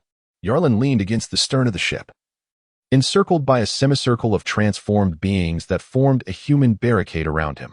In the distance, towards the bow, the door to the captain's quarters remained firmly shut. The patter of damp footsteps echoed from the other end. Bill, with his arms flailing, halted at the doorway, pressing his palm against the door. With a creak, the door swung open, allowing the faint morning light to filter through from behind Bill, illuminating a figure on the bed who abruptly rose. The hilt of a sword planted firmly on the ground. What is it? Via remained conspicuously invisible, otherwise his reaction would not have been so apathetic. Bill remained silent, unable to discern who stood at the threshold. His brow furrowed slightly, fingers tightening around the sword hilt as he lifted his gaze. His stark black and white eyes fixed on the doorway. What is it? He inquired once more. The heavy thud of footsteps resonated, akin to fabric being torn. The sudden friction between soles and deck sending a chill through Via's heart. He instinctively sidestepped, raising his hand as his sword thrust forward in a sharp diagonal. With a sickening squelch, the sound of a blade piercing flesh was all too familiar. Yet, Via's heart tightened unexpectedly. He was acutely aware of changes in sound. And this one felt amiss. It was not the sound of fresh flesh being sliced. Rather, it resembled a blade chopping through frozen meat. The delicate membranes hindered by minute shards of ice. But these were not ice shards. They were threads of darkness, intricately woven. He withdrew his sword, sliding his foot back, twisting his body as the blade arced out in a black trajectory. With a crack, a hand was severed, the connecting dark threads snapping as if alive, burrowing back into flesh. The severed hand fell with a thud onto the bed, the blood a deep, inky hue. The exposed wrist revealed stark white bones. Yet it remained unervingly steady as it lunged towards Vaya's throat. An acrid gust assaulted him, sending shivers down his neck, prickling goosebumps to rise. Vaya's expression shifted dramatically, and with a sharp whistle, the sword blade surged upward, piercing through the wrist and pinning it firmly in midair. Twist the blade. Bone fragments splattered, and blood and flesh sprayed across Vaya's face. A sinister smile adorned his countenance as the blade transformed into a serpent of black light, coiling upward from his wrist to his shoulder. Hissing and sizzling sounds filled the air as his entire arm was reduced to mere remnants, a chaotic blend of black, red, and white swirling about. With a flick of his wrist, the swiftly spinning blade arced horizontally. A heavy object tumbled to the ground, revealing a headless corpse standing motionless. Suddenly, the right arm shot forth, fingers splayed and blade piercing straight ahead. Vaya's expression changed dramatically. He retreated hastily, his blade dancing, creating a veil of black mist. Before him, a haze of blood mingled in the air, and after a brief moment, he ceased his movements. The heavy object plummeted to the earth, its chest cavity hollowed out, filled with white bone fragments and a pool of black tendrils. From the center, where the heart should be, emanated the sound of a deflating ball. Thick juices oozing from the blade's entry. The ball shriveled, revealing the grotesque shape of a corpse within. Though Vaya could not see this horrific and bizarre scene, the imagery conjured in his mind was sufficient to send chills down his spine. What manner of abomination is this? He wiped the blood from his face, resembling a malevolent spirit wielding a sword as he stepped outward. It cannot be a living being. A jolt of realization struck Vaya as he stood at the mast on the second deck, yelling, "Ship's doctor, come here." His voice echoed throughout the entire Vaya vessel. Silence. Utter stillness. There was no response, not just from the ship's doctor, but from any of the pirates. It was as if no one had heard the cacophony of battle that had just transpired. It felt as though the entire Vaya was an empty ship. The scent of blood from the previous night's slaughter lingered, mingling with the stench of decaying corpses that permeated the deck, causing Vaya's complexion to pale. The most terrifying aspect is when the atmosphere suddenly turned silent. The relentless sea breeze seemed to wail like a demon. Vaya clenched the hilt of his sword tightly, cautiously making his way across the deck, each step deliberate. His sword prodded the ground slowly, while his left hand moved rhythmically, casting nearly invisible fishing lines that surrounded him, akin to numerous sensitive tendrils probing for hidden dangers in the air. Clang! A chair toppled over as he nudged it with his sword. Confusion washed over him. Why was there a chair on the deck? His sword then pierced through a lifeless body. It was indeed a corpse, its features already decayed, maggots crawling from its nostrils. A dead man. Just a dead man. Vaya secretly sighed in relief, regretting not having ordered the crew to dispose of the bodies into the sea the previous night. Chapter 30. I cannot bear a stain. Are they all dead? As Vaya cautiously advanced, he pondered the sinister nature of the situation. If they are all dead, how could it have happened without a sound? They were slain silently. Vaya felt a chilling sensation enveloping his entire being. The more he contemplated, the heavier his heart sank, as an ominous premonition echoed like a death knell in his ears.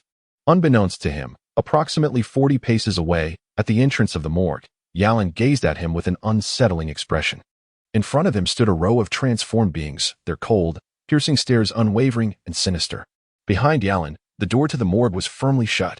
Fick, William, and the ship's doctor held their breaths, pressing themselves against the door, straining to listen to the sounds outside, while making every effort to remain silent. 1 step, 2 steps, 3 steps. Vaya's foot nudged a corpse aside with his sword, and at that very moment, 2 figures abruptly rose on either side. The malevolent wind cutting through the air aimed directly at Vaya's throat. The transformed beings seemed particularly drawn to the throats of the living. Vaya reacted with remarkable speed. With a powerful thrust of his sword, he pivoted on his toes, channeling the strength of his waist, and struck down fiercely.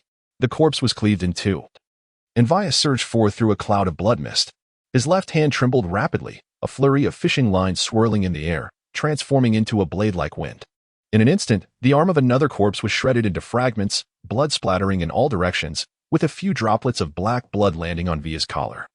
The dark liquid encasing remnants of black hair, still twitching feebly. A chill crept along Vaya's scalp, goosebumps erupting all over his body, an itching sensation at his neck. Overcome with terror, he could no longer maintain his composure, letting out a strangled cry as his foot was ensnared by a corpse. His balance lost, Vaya stumbled backward. His heart racing, and without hesitation, he kicked forward with all his might. The blood-scented claws tore downward with ferocity, sharp, taut nails splitting open tiny wounds. And black tendrils emerged, coalescing into needle-like blades. With a rip, flesh was torn apart, revealing 2 deep, bloody punctures on the top of his foot. The corpse was sent flying by a powerful kick, and Vaya gritted his teeth against the agony coursing through his foot, pressing his left hand against the ground. He summoned his strength and leaped back into action, his hook sword lunging like a venomous snake, pursuing the airborne corpse relentlessly. The black blade pierced through his chest, withdrawing only to strike again and again. In an instant, several sword holes punctured the body, transforming it into a sieve. A muffled thud resonated from within, as if a hot water bag had burst. The corpse immediately lost its vitality, collapsing lifelessly to the ground, returning to its state of death. The vital target was the heart. Vaya was haunted by lingering fear, vigorously rubbing the skin on his neck, the flakes mingling with strange debris that he crushed and discarded onto the ground. At that moment, he became aware of the aching pain radiating from the top of his foot. He gently flexed his foot, feeling as though the bones were fracturing, each slight movement sending piercing pain coursing through him. The only solace was the absence of any bizarre, writhing creatures within the flesh and blood of his instep. The heart of a corpse ceased to beat, causing all its tentacles to follow suit, a process that would not exceed 3 seconds. Despite the officer's composure, Vaya felt a chill run through him. He had to crouch down, ruthlessly prying away all the remnants clinging to the surface of his foot. A series of synchronized footsteps echoed on the deck, causing Vaya's complexion to pale. The dense sounds indicated at least a dozen pairs of feet. His half-crouched form froze, gritting his teeth as he stood up, only to find his left hand grasping at emptiness. His expression shifted, and he quickly bent down to feel the ground. Do not move. Suddenly, all the transformed beings, regardless of their location, whether in the ranks or slowly rising from a pile of decaying corpses, spoke in unison, uttering the same ominous phrase. Their synchronized tone and identical cadence were eerie, as if a multitude of voices had been artificially tuned to a single vocal cord, all controlled by the same consciousness. It was astonishing yet unfolding right before his eyes. The discarded items, once lost, should not be retrieved. Attempting to do so would betray a lack of grace. Just like before, all the corpses simultaneously spoke, their footsteps unwavering, advancing towards Vaya in a uniform rhythm, engaging in nothing more than a futile struggle. Vaya's body tensed, and he fixed his unseen gaze towards the source of the voice, his own voice hoarse and trembling. Who is speaking? Before him, a gap in the crowd revealed Yalan, his face adorned with a detached smile. He remained silent, merely retrieving a pocket watch from his coat. With a snap, it opened. Yarlin remained silent, as did the corpses, leaving only the sound of the ticking hands. This sound belonged to a pocket watch. For a brief moment, Vaya was taken aback, then incredulously inquired, Yarlin, it is you, is it not? That pocket watch was given by me, was it not? Good morning. Captain Vaya, Yarlin replied, closing the pocket watch and tucking it away. Your time has come. This time, all the corpses remained mute. While Yarlin's voice penetrated Via's ears with clarity, his expression darkened, akin to ink that could not be diluted, and his voice dripped with murderous intent and resentment. It was you. All of this, it was your doing? Huh. Yarlin let out a derisive laugh, speaking with measured calmness. Why must the captain harbor such deep-seated grievances? Every pirate aboard the Vaya is stained with the blood of the innocent. Each one is a sinner destined for hell. Is it not the case that those who take lives are doomed to be taken in turn? Shouldn't there be an awareness of this by now? You speak nonsense. Vaya retorted through clenched teeth, as if Yarlin were claiming to be a paragon of virtue. Do not forget, Yarlin, you are also a pirate aboard the Vaya. What is your true motive for this? Indeed, I am a pirate. Vaya shrugged indifferently. You see, you have already found the answer. There is no future in piracy, hence I do not intend to continue in this role. Yet, Vaya seethed with indignation, unable to comprehend Yarlin's reasoning. He had even grown weary of pondering how Yarlin managed to orchestrate all of this. The lofty pretense was that it was for the sake of eradicating evil and upholding justice. Yarlin licked his lips. The pragmatic answer is that I intend to become a just naval officer in the future. The identity of a pirate is a stain upon me, one that I must cleanse. Yarlin's voice turned suddenly frigid. The execution is not difficult. All that is necessary is for the Vaya to be consigned to history, buried beneath these waves. Madman, Vaya spat the words through gritted teeth. Chapter 31. Despicable bastard behind the door. 3 individuals listened intently to Yarlin's words, each harboring their own thoughts. So this is Yarlin's plan. He aims to become a naval officer? Fic. To eliminate every pirate aboard the Vaya merely to silence them. What a ruthless strategy. William, becoming a naval officer? Surely, this is a jest. A pirate wishing to join the Navy? Ship's doctor. Setting aside the inner turmoil of these 3 and the ensuing disputes it may provoke, let us now return our focus to Vaya. You are a madman. Vaya gritted his teeth. I must truly be blind to have never noticed the presence of such a fearsome character aboard the Vaya. Mutual sentiments. Yarlin regarded Vaya with a penetrating gaze, his tone laden with meaning. It seemed that Captain Vaya harbored no true desire to remain a pirate. Perhaps there were ulterior motives at play. Humph. Vaya scoffed. Do enlighten me. I know you wish to buy time for your foot to heal, and very well, I too am intrigued to converse with you.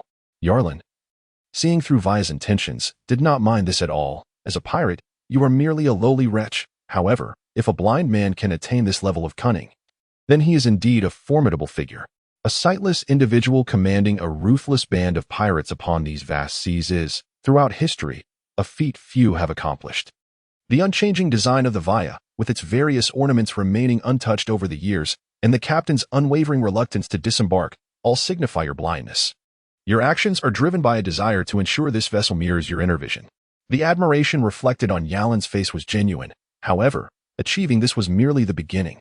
You have even gone so far as to transform your steps into instruments of measurement, each stride meticulously calculated, while honing your auditory senses by studying the habits of bats.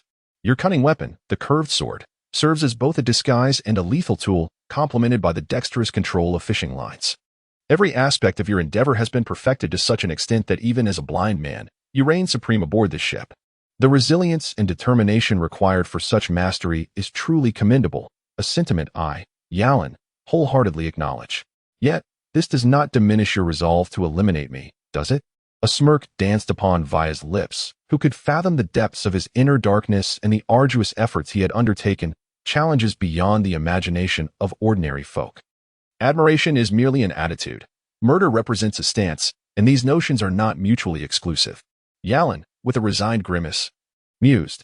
It is difficult to fathom how such a fearsome figure could be so miserly with trivial possessions, to the extent of inciting discontent among the crew and provoking rebellion.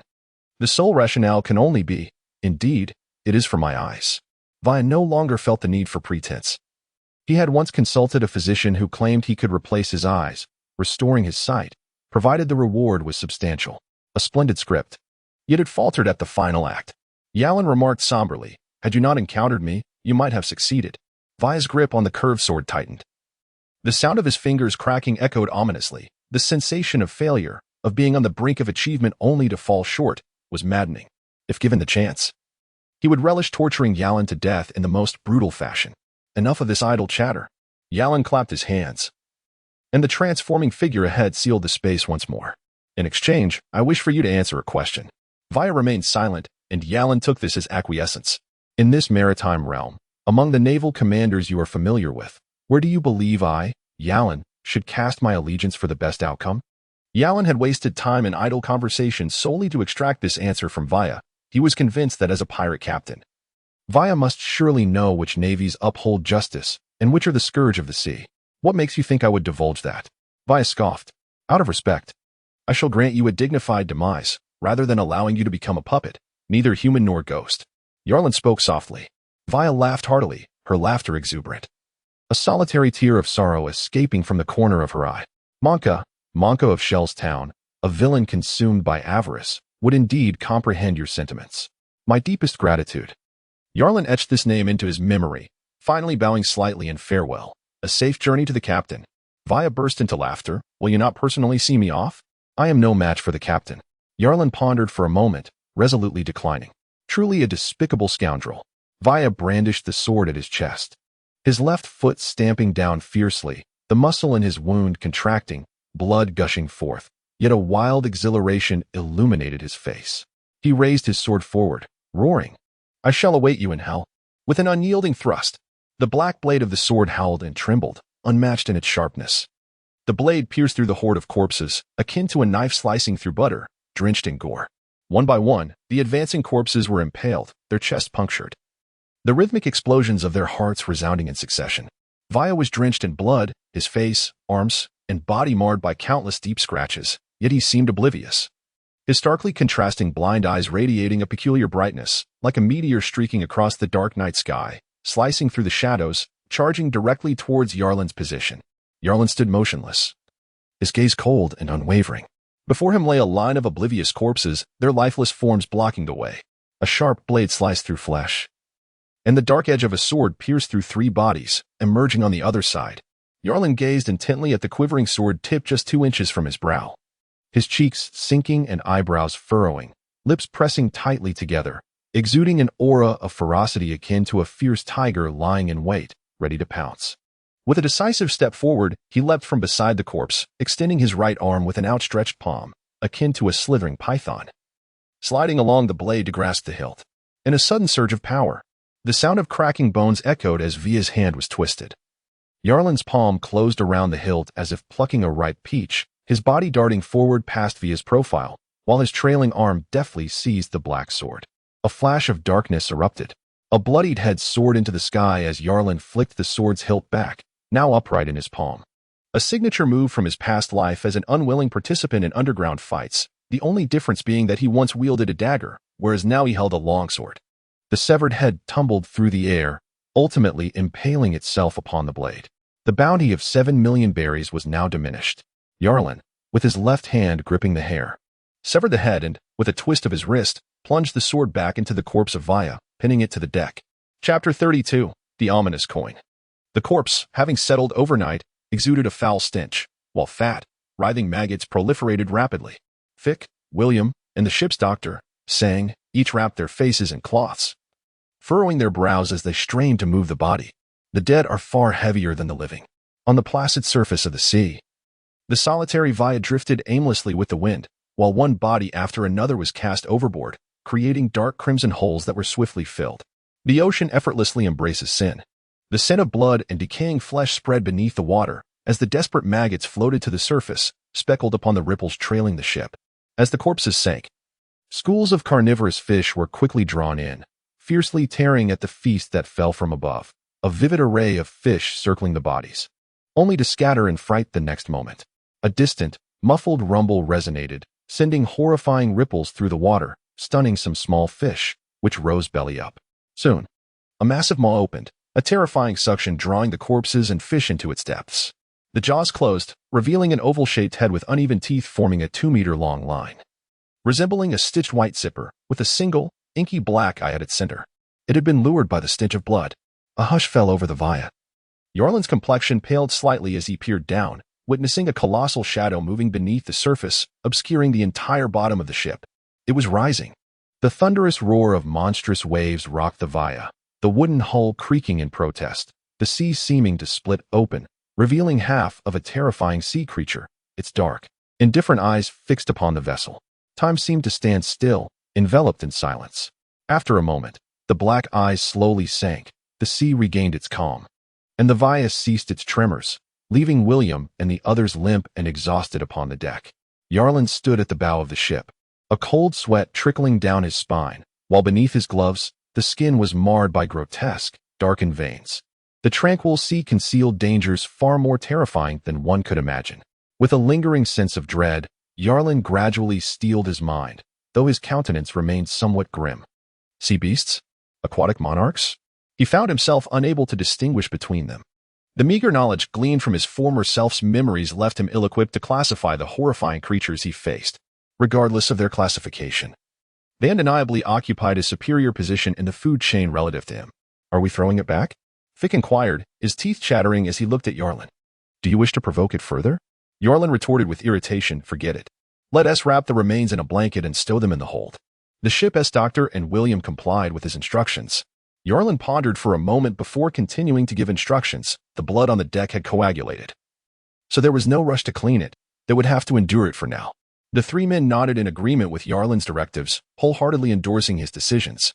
After delegating various tasks to Fick and the others, Yarlin moved from room to room, taking stock of the supplies aboard the Vaya. Time swiftly passed. All the provisions were gathered together. While they could be labeled as supplies, They primarily consisted of food and drink, calculated for 4 individuals. It was ample enough to sustain them for 3 months, provided the food did not spoil. Even accounting for the worst-case scenario, they could likely manage for a month, after which they would have to leave their fate to chance. William, the ship's doctor, and Fick, naturally, lacked navigational knowledge. Although Yarlin had previously engaged in maritime smuggling, that world had long since moved beyond the age of compasses, and faced with this relic of a bygone era, he found himself at a loss. Moreover, lacking charts, the only thing Yarlin could do was strive to maintain a steady course. Then there were the treasures. These were primarily concentrated beneath the bed of the Viat, where 5 chests brimming with riches lay various items of gold and silver, gemstones in hues of red, black, and blue, as well as some moldy banknotes, and a collection of peculiar artifacts. These were indeed the spoils of years of plundering by the Vaya, yet Yarlin could not ascertain their true value. He was unfamiliar with the market prices of precious metals in this world and found it challenging to judge the quality of these treasures by mere sight, let alone the bizarre items in the final chest. Among them was a dark gray arrow of uncertain material, a cracked golden mask, a copper-hued goblet, a coin that was half black and half white, and a rusted iron box. At first glance, these items could easily be dismissed as refuse. Yet since the Vaya had carefully gathered them into a chest alongside the gold and silver, Yarlin would not hastily dismiss them as mere trash. Yarlin casually rummaged through the contents, lifting an iron box to scrutinize it closely. Its surface, marred by rust, revealed faintly etched intricate patterns, with tendrils that seemed to writhe like the roots of a plant. The box bore a clasp, which appeared merely decorative. With a gentle exertion, Yarlin managed to release the clasp, revealing within a black lump, roughly the size of an infant's fist. Is this a walnut? One end of the walnut was indented, as if it were once connected to something now absent, though Yarlin could not ascertain with certainty. As he prepared to return it to the box, a fleeting shadow crossed his vision, prompting him to halt his actions. Do you desire this object? A sinister thought from Astur intruded into his consciousness, momentarily bewildering Yarlin. What purpose does this object serve? The exchange of thoughts abruptly ceased. Yarlin remained unperturbed. He gently polished the walnut before tucking it into his pocket, while the iron box was cast back into the chest. This time, Astral exhibited no reaction, and he could be certain that all the entity desired was this solitary walnut. He continued to sift through the contents, picking up items only to discard them repeatedly, pick, toss, until his fingers grasped a coin. The coin bore a peculiar half-black, half-white visage, on one side, an octopus, and on the reverse, the face of a weeping individual, evoking an unsettling aura. Cursed coin, a deceased soul ensnared by misfortune. Unable to find release, at this juncture unable to extract. Extract? Yarlin was taken aback, his gaze fixated peculiarly on the coin in his hand. Poverty had curtailed his imagination, rendering him unable to draw sustenance from it at this juncture, implying that this coin could also be a source of nourishment. Yes, nourishment, not consumption. How intriguing, to draw from a coin steeped in misfortune. What might I acquire? Yarlin's fingers brushed against the face of a weeping figure, lost in contemplation. Chapter 33. The Avenger. 12 days slipped away in the blink of an eye. Ahead of the Vaya, the outline of an island materialized from the horizon. Yarlin, there's an island ahead.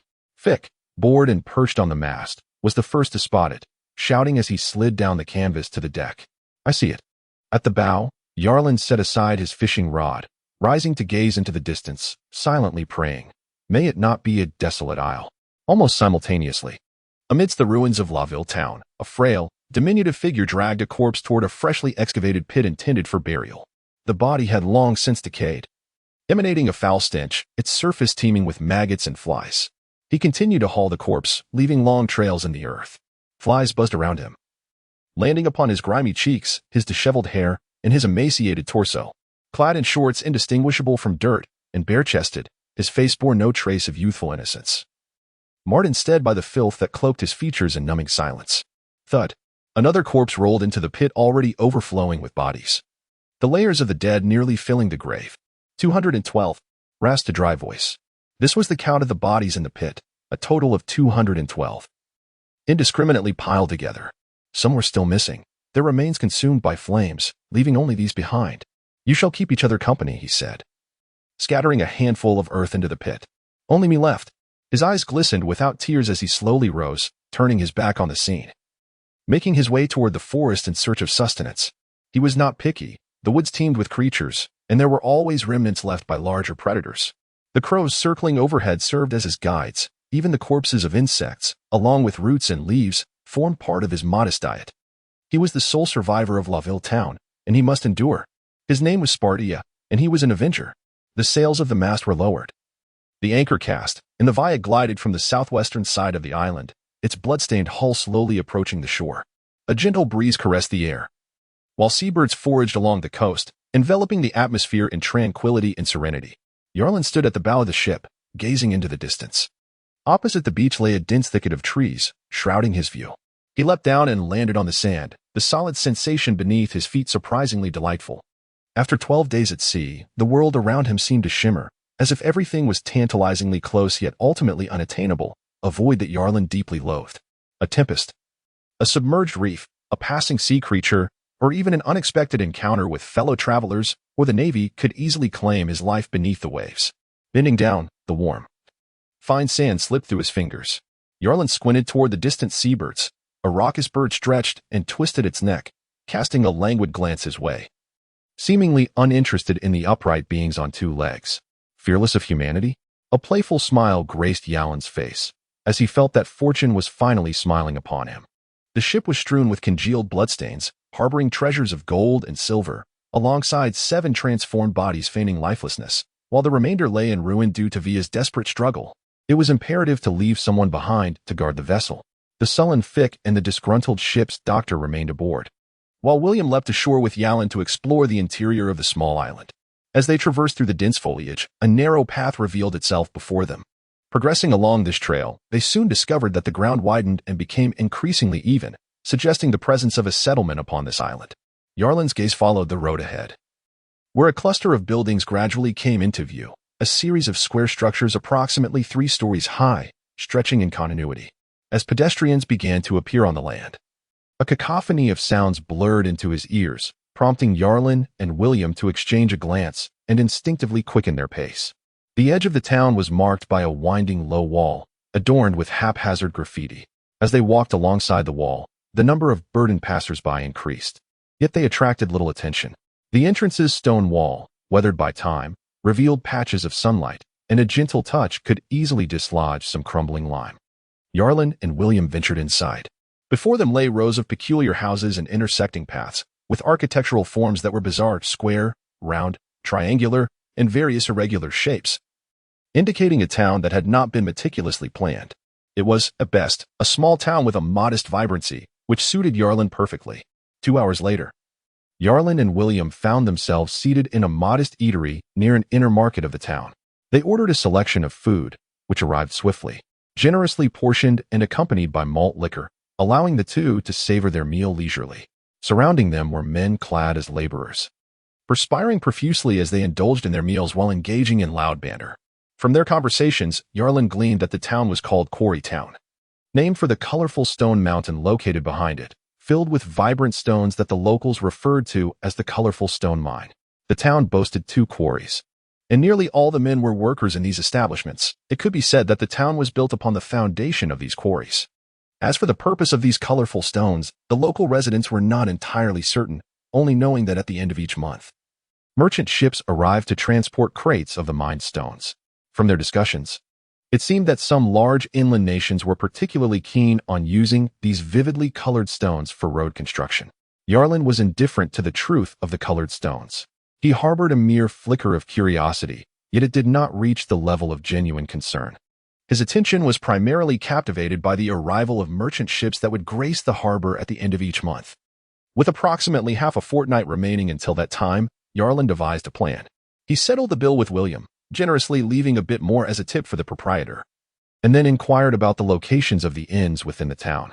The quaint little settlement boasted only 3 inns, situated in the eastern part, the southern area, and the heart of the town itself. Typically, there were no outsiders residing there, save for the merchant caravans that descended upon the town at month's end. Yarlin and William departed for the inn situated to the south of the city, the establishment closest to the location of the Via. The inn was a modest 3-story building, and at this hour, most of the rooms lay vacant. Upon their arrival, the innkeeper was dozing off. They requested 2 rooms on the innermost part of the 3rd floor, swiftly completed the check-in process, and descended the stairs with their keys in hand. Chapter 34. The choice. The room contained two wooden beds, and directly opposite them stood a table adorned with an antiquated black and white television. The overall ambience of the room was dim and constricted.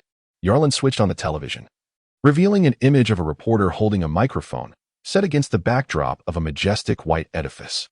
In front of the building stood a line of Navy personnel draped in naval cloaks, their expressions grave and imposing. The camera panned to a broad street, flanked on both sides by neatly arranged sailors, extending towards a towering platform where three tall figures stood. The shot captured a side view, a gentle breeze causing the grand banner, adorned with golden patterns on a white background, to sway delicately, while the camera focused on the black-clad Sons of Justice. A faint rustling noise filled the air, indistinct yet compelling, prompting Yarlin to squint slightly, reminiscent of a ceremony of honors. As he gazed at the static-laden scene on the screen, his thoughts began to wander. The technology of this world struck him as chaotic and peculiar. It bore the modern marvels of ironclad warships alongside medieval sailing vessels with mast and canvas, while formidable artillery such as battleship cannons existed. The common weapon remained the flintlock pistol, and even more bizarre was the presence of semi-automatics. Automobiles had yet to achieve widespread use. Yet there were rumors of trains capable of traversing the sea. This ancient television coexisted with advanced LED projection technology in some metropolises. The disarray of technological progression left Yarlin bewildered, making it challenging to ascertain the true nature of this world's advancements. The memories he possessed belonged to the original owner of this body, a foolish and ignorant pirate who had been indifferent to the sights and sounds around him. However, Yarlin, having usurped this vessel, could not help but ponder the underlying reasons behind such anomalies. If there were no significant secrets, it must conceal some terrifying truths. The depths of this world's intricacies were likely far more profound than he had ever imagined. Yarlin collected his thoughts. Realizing the necessity of gaining a clearer understanding of the world, acquiring knowledge was as vital as enhancing one's strength, regardless of the angle from which he approached it. Joining the Navy undoubtedly emerged as his optimal choice at present. William, what plans do you have for the future? Yarlin inquired abruptly, casting a glance at William, who was lost in thought while staring at the television. Startled, William met Yarlin's calm gaze, feeling an inexplicable chill in his heart. He had not pondered for long. Perhaps because he had already contemplated this question countless times. He replied earnestly, Yarlin, I will follow your lead. If you wish for me to join the Navy, then I shall become a Navy man. Which do you think is better, the Navy or pirates? Yarlin interjected. Let it be pirates. We are living in an age of great pirates. William hesitantly replied. He understood that Yarlin aspired to become a Navy man.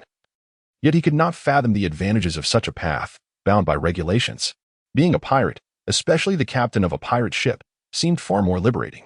Overall, while William possessed a degree of intelligence, his upbringing had stifled his perspective and ambitions.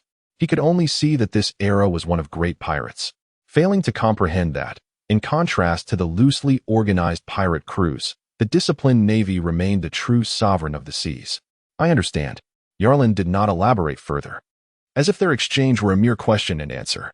He closed his eyes, listening to the static noise emanating from the television, quietly awaiting the arrival of nightfall. Nightfall arrived as anticipated. The entire town succumbed to slumber. Suddenly, Yarlin opened his eyes, and he and William exited the inn. The ground floor was deserted, the inn's door secured with a copper lock. Such trivialities posed no challenge for a pirate. With a few deft movements, they pried open the lock and pushed the door ajar, stepping outside towards the outskirts of the town. With no streetlights, the path lay shrouded in darkness, and they encountered no one as they hastened towards the shore. On board, Fick lay sprawled on the deck, sleeping soundly, while the ship's doctor sat quietly against the ship's wall, still wide awake. His gaze flitted between Fick and the lifeless form of the transformed creature, his eyes filled with turmoil and struggle. Resembling a rat yearning to escape, yet fearing that its movements might awaken the cat from its slumber. As he grappled with countless life and death scenarios in his mind, footsteps of varying depths echoed from below deck, startling him. He peered over the edge of the ship. Two shadowy figures nimbly climbed up the ship's side and tumbled inside. Fick, wake up. Yarlin cast an impassive glance at the ship's doctor before raising his foot to nudge Fick. Startled awake, Fick instinctively tightened his grip on the dagger nestled in his arms. Upon realizing it was Yarlin, he relaxed, rising with a somewhat muddled voice. You two have finally returned. If you had delayed any longer, I would have taken to the sea in search of you. Gather your belongings. It is time to depart. A quarter of an hour later, a silent procession traversed the beach, with Fick occasionally halting to glance back at the 7 peculiar figures trailing behind. Each burdened with a sack. The flames behind them surged higher, engulfing the entire Via ship. The charred remains within the hold emitting grotesque sounds of destruction. A headless corpse, a black sword thrust into its chest, was mercilessly consumed by the flames. "Do not linger. We must hasten," Yarlin urged. "Such a waste, to see it burn.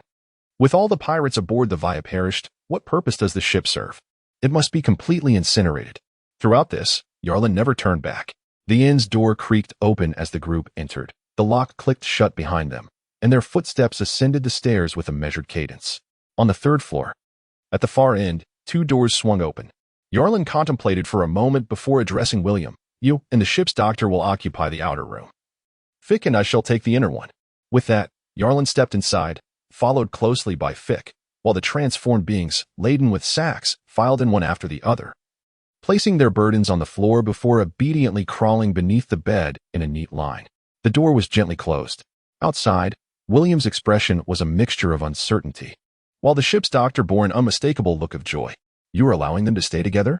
Are you not concerned they might escape?" Fick quietly inquired, shutting the door and directing his question towards Yarlin.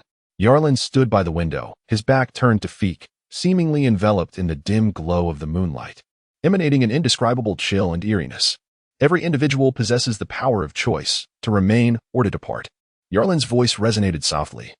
"The shackles binding their feet shall not be my doing, but rather the unfathomable depths of selfish and malevolent human nature that you can never fully comprehend."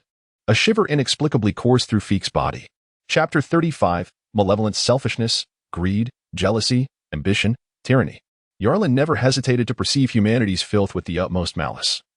Akin to a fetid sewer, where one can scarcely fathom the extent of the vile corruption concealed beneath the thick, greasy sludge, Yarlin stood by the window. Surrounded by the acrid haze of inferior tobacco smoke, the glowing embers of his cigarette flickering intermittently, he gazed silently at the pitch-black street below, his very being seemingly merging with the darkness. In the adjacent room, shrouded in darkness, an eerie atmosphere prevailed. A figure lay on the bed, silent, with only the low, rapid sound of breathing breaking the stillness, eyes wide open, fixated on the ceiling above. William pressed his lips together, and after a moment, he gently turned onto his side. In the dimness, the outline of the figure on the bed became faintly discernible, his gaze growing increasingly cold and profound, suppressing the intertwining feelings of fear and excitement. The ship's doctor exhaled a heavy breath, his voice hoarse and low from tension. "William, are you asleep?" Not yet." William's voice was somewhat indistinct. The ship's doctor sat up, articulating with a stammer. "No one is watching us, William. It is just the 2 of us left. We can quietly leave this place." "Are you certain you want to leave?" The ship's doctor could not see the chill of dread creeping over William's face. "Do you not wish to escape?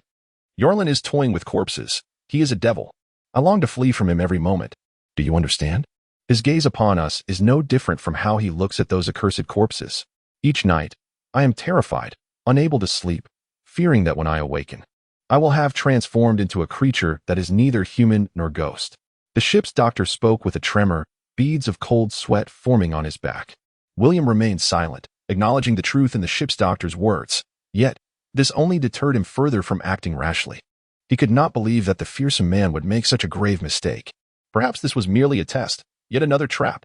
Whenever William closed his eyes, the nightmarish memories of that day would resurface, Yarlin's cold, enigmatic gaze entwining itself around his soul, rendering every thought of betrayal and escape a prickling discomfort. In the void of darkness, it felt as though Yarlin's gaze was ever present. "We cannot escape. Yarlin will not allow us to leave alive." William extinguished the thoughts that should not have surfaced in his mind and offered one final counsel to the ship's doctor. "We are the last living souls on the Via. Only when we are dead can Yarlin ensure that no one knows he was once a pirate." The air in the room was stifling and oppressive. After a brief silence, the ship's doctor wiped the cold sweat from his brow, his eyes bloodshot and fierce. "I must leave. Even if it leads to death, I will attempt to escape." The ship's doctor glared at William with malice. "You can stay if you wish." William did not retort. His emotions gradually settled into calmness. He quietly grasped the dagger hidden beneath his pillow, rising slowly, the dagger concealed behind him. With a soft sigh, he finally conceded, "You are right. We should leave together." "Wonderful. We shall leave together. As long as we can escape this inn, we will find a place to hide where Yarlin cannot find us." The ship's doctor was filled with elation. With William's presence, he felt that their chances of escape had significantly increased. He then produced a pouch of coins from his bosom. Boasting, "Look, while Fick was asleep, I stealthily ventured into the captain's quarters and pilfered some gold coins. This should be sufficient for us to find a place to hide." William squinted, allowing the darkness to sharpen his focus, making the doctor's silhouette more discernible as he approached without uttering a word. "Let us depart." The doctor secured the pouch and stealthily approached the door, pressing his ear against the wall to keenly listen for any sounds from outside. The absence of voices prompted him to slowly turn the doorknob. Click, click. The lock turned, and William drew near to the doctor, a dagger emerging from the shadows with ominous intent. With a swift motion, the doctor felt a searing pain in his back, disbelief washing over him as he turned to confront William's ghastly, twisted visage. His mouth opened in a silent gasp. "Why?" "I'm sorry. I cannot let you leave." William's teeth were clenched, his voice dripping with malice and cruelty. "I warned you. You were the one who refused to stay with me. So do not blame me." His grip on the dagger tightened, knuckles whitening as he forcefully clenched it.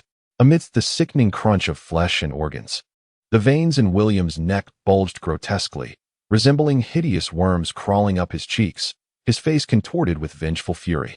With a violent pull, he withdrew the dagger, blood splattering across his face. The doctor crumpled against the door, his left hand still clutching the doorknob as William pried his fingers loose, slamming the door shut behind him, closing the doctor's lifeless eyes. After a moment, he dragged the corpse beneath the bed, lit a lamp, and meticulously cleaned the bloodstains from the floor. He then picked up the bloodied pouch, opening it to gaze at the coins inside, lost in thought. Even if we escape, where shall we go? To continue a mundane existence as pirates? To one day be annihilated by the Navy or perish in a pirate skirmish? No, such a fate is not what I desire. Amidst a deranged cackle, William extinguished the light and returned to bed, slowly closing his eyes, while beneath him lay the warm, silent corpse. If the devil could offer me more, then I would willingly become his minion. What could possibly be wrong with that? William mused to himself, inhaling the foul, metallic stench of blood that permeated the room, and succumbed to a heavy slumber.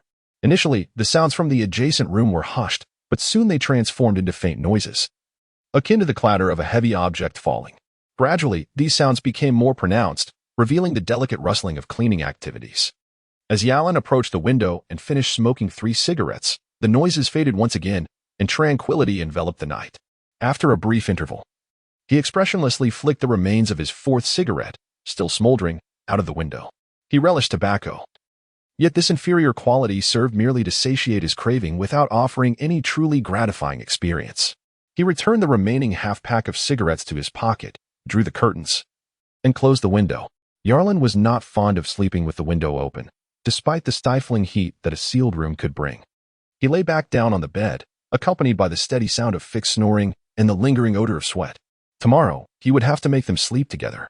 Yarlin turned slightly onto his side, gradually closing his eyes. Chapter 36. The test the following day, upon opening the door, Yarlin was greeted by the sight of William standing at the threshold, seemingly having waited for quite some time. Yarlin scrutinized William, noting the fatigue etched on his face, as though he had not rested well throughout the night. Nevertheless, his eyes sparkled with an intense brilliance. Yarlin observed the lifeless body that William had dragged from beneath the bed. The corpse, having lain there throughout the night, had begun to stiffen and decay, emanating a foul stench of death. Yarlin covered his nose, speaking in an indifferent tone. "Find a way to dispose of the body." William observed Yarlin's unwavering demeanor, feeling a chill run through him, silently grateful for the prudent decision he had made the previous night. "I will take care of it," William replied. Yarlin cast a deep glance at William. Unlike before, William's gaze revealed not only the expected fear but also something more elusive. Despite his adept disguise, he could not deceive Yarlin, who was all too familiar with that look, ambition buried beneath trepidation. How intriguing! A subtle, meaningful smile graced his lips as he tossed the blood-stained pouch back to William. "You may go out and explore, gather some information. Our next destination is Shell's Town." A shiver ran through William's entire being, and a twisted exhilaration spread across his face. He understood that, from this moment onward, he had truly begun to earn Yarlin's gradual trust. Yarlin returned to his chamber, and after a while, Fick, yawning and rolling up his bedding, entered William's room. He closed the door and locked it from the inside. Yarlin drew the curtains and turned on the light, holding a toolbox, a legacy left by the ship's doctor. Simultaneously, A series of transformed beings crawled out from beneath the bed, standing in a line. Upon opening the box, he discovered an array of knives of various sizes, along with some gauze and medicinal solutions. Yarlin casually extracted a 3-inch-long surgical knife, slender as a pinky finger. Gripping the surgical knife delicately, he cast a peculiar gaze at the transformed beings. With approximately half a month remaining until the merchant fleet's arrival at Quarry Town, this period of leisure was ripe for utilization. He needed to conduct a test of his capabilities. Although the testing process might be rudimentary and crude, its significance was profound, and the results required meticulous documentation and feedback. This notion had long been incubating in Yarlin's mind, and today it would finally be set into motion. Stirring a sense of excitement within him, on the retinal imaging, a 3D projection rotated. Mental strength 1, nerve conduction rate 1, bone hardness 1, muscle activity 2. Blood density flow rate 1. Incomplete body integrity, progress bar 1100, points to allocate 0. The numerical representation was increasingly precise, however. Remaining solely in the realm of numbers was insufficient. Subjective sensations were also essential. Yarlin muttered to himself, a flash of ferocity flickering in his eyes as he deeply sliced his wrist with the surgical knife. The skin parted, blood gushed forth, and the red and white muscle tore open inch by inch, the cold blade cruelly nearing the bone, beads of sweat forming on Yarlin's forehead. Notably, he wielded the knife with his left hand while cutting his right. The left hand was an external manifestation of the malevolent entity Astur, serving as its figure. In a certain sense, Yarlin's decision to mar this figure indicated a lapse in his judgment. At least for the time being, he needed to restrain that impulse. There was no presence of black threads within his muscles or bones. Yarlin cruelly spread the muscle tissue apart with his fingers, exposing the wound to the air. He gritted his teeth against the pain, pressing the back of the blade onto the muscle. The back of the knife left an indentation on the flesh, however. Upon its removal, the mark swiftly rebounded, vanishing before the naked eye. Yarlin picked up a pen and recorded in his notebook. The muscles were taut and dense, offering ample resistance, their elasticity reminiscent of rubber bands. The blade sliced through as though cutting into toffee, an arduous endeavor. He pondered for a moment, then plunged the blade vertically into the wound. As the muscles contracted, one could observe the intricate patterns of the fibers tightening, resembling entwined snail antennae in a vivid display of crimson. Releasing his grip, the blade became firmly ensnared by the muscles, standing upright. The tightly closed muscles emitted a peculiar sound, akin to metal being compressed, accompanied by the friction of blood being obstructed, creating an odd cacophony. Yarlin relaxed his focus, allowing his arm muscles to loosen as he grasped the scalpel once more. His muscle fibers, robust and dense, could even manipulate and control the minute muscles when he was fully concentrated. He could close wounds without the need for sutures, achieving hemostasis through sheer will. However, this required an extraordinary level of mental concentration, and prolonged muscle tension could lead to a sensation of soreness and fatigue. Yarlin meticulously recorded these subjective sensations to preserve them for future experiments comparison. The values of muscle activity influenced the strength, elasticity, and density of the muscles. He manipulated the injured muscle in various ways, conducting all the simple tests he could conceive. An increase in muscle activity values directly leads to the hypertrophy of muscle tissue. Enhanced strength and indirectly augments flexibility and the speed of wound healing. After 2 hours, Yarlin's right wrist was wrapped in bandages, the bleeding had ceased, and the slightly tingling wound seemed to indicate that the underlying muscle had begun its regeneration, hastening the healing process. At this rate, the wound could be entirely healed in approximately 5 days, returning to its original state. Yarlin estimated this time frame, knowing that a knife wound of a finger's length typically requires at least a month for an ordinary person to heal. With a muscle activity value of 2, a mere doubling of a unit, the actual proportion of growth was 4 times that of an average individual. He noted this observation in his notebook, deep in thought. Other data showed no fluctuations, rendering further testing unnecessary for the time being. Nor could he make comparisons based on subjective sensations. After resting briefly on the edge of the bed, Yarlin ordered one of the transformed entities to lie flat on the bed. Having no qualms about inflicting harm upon himself, Yarlin showed even less mercy towards the transformed entity.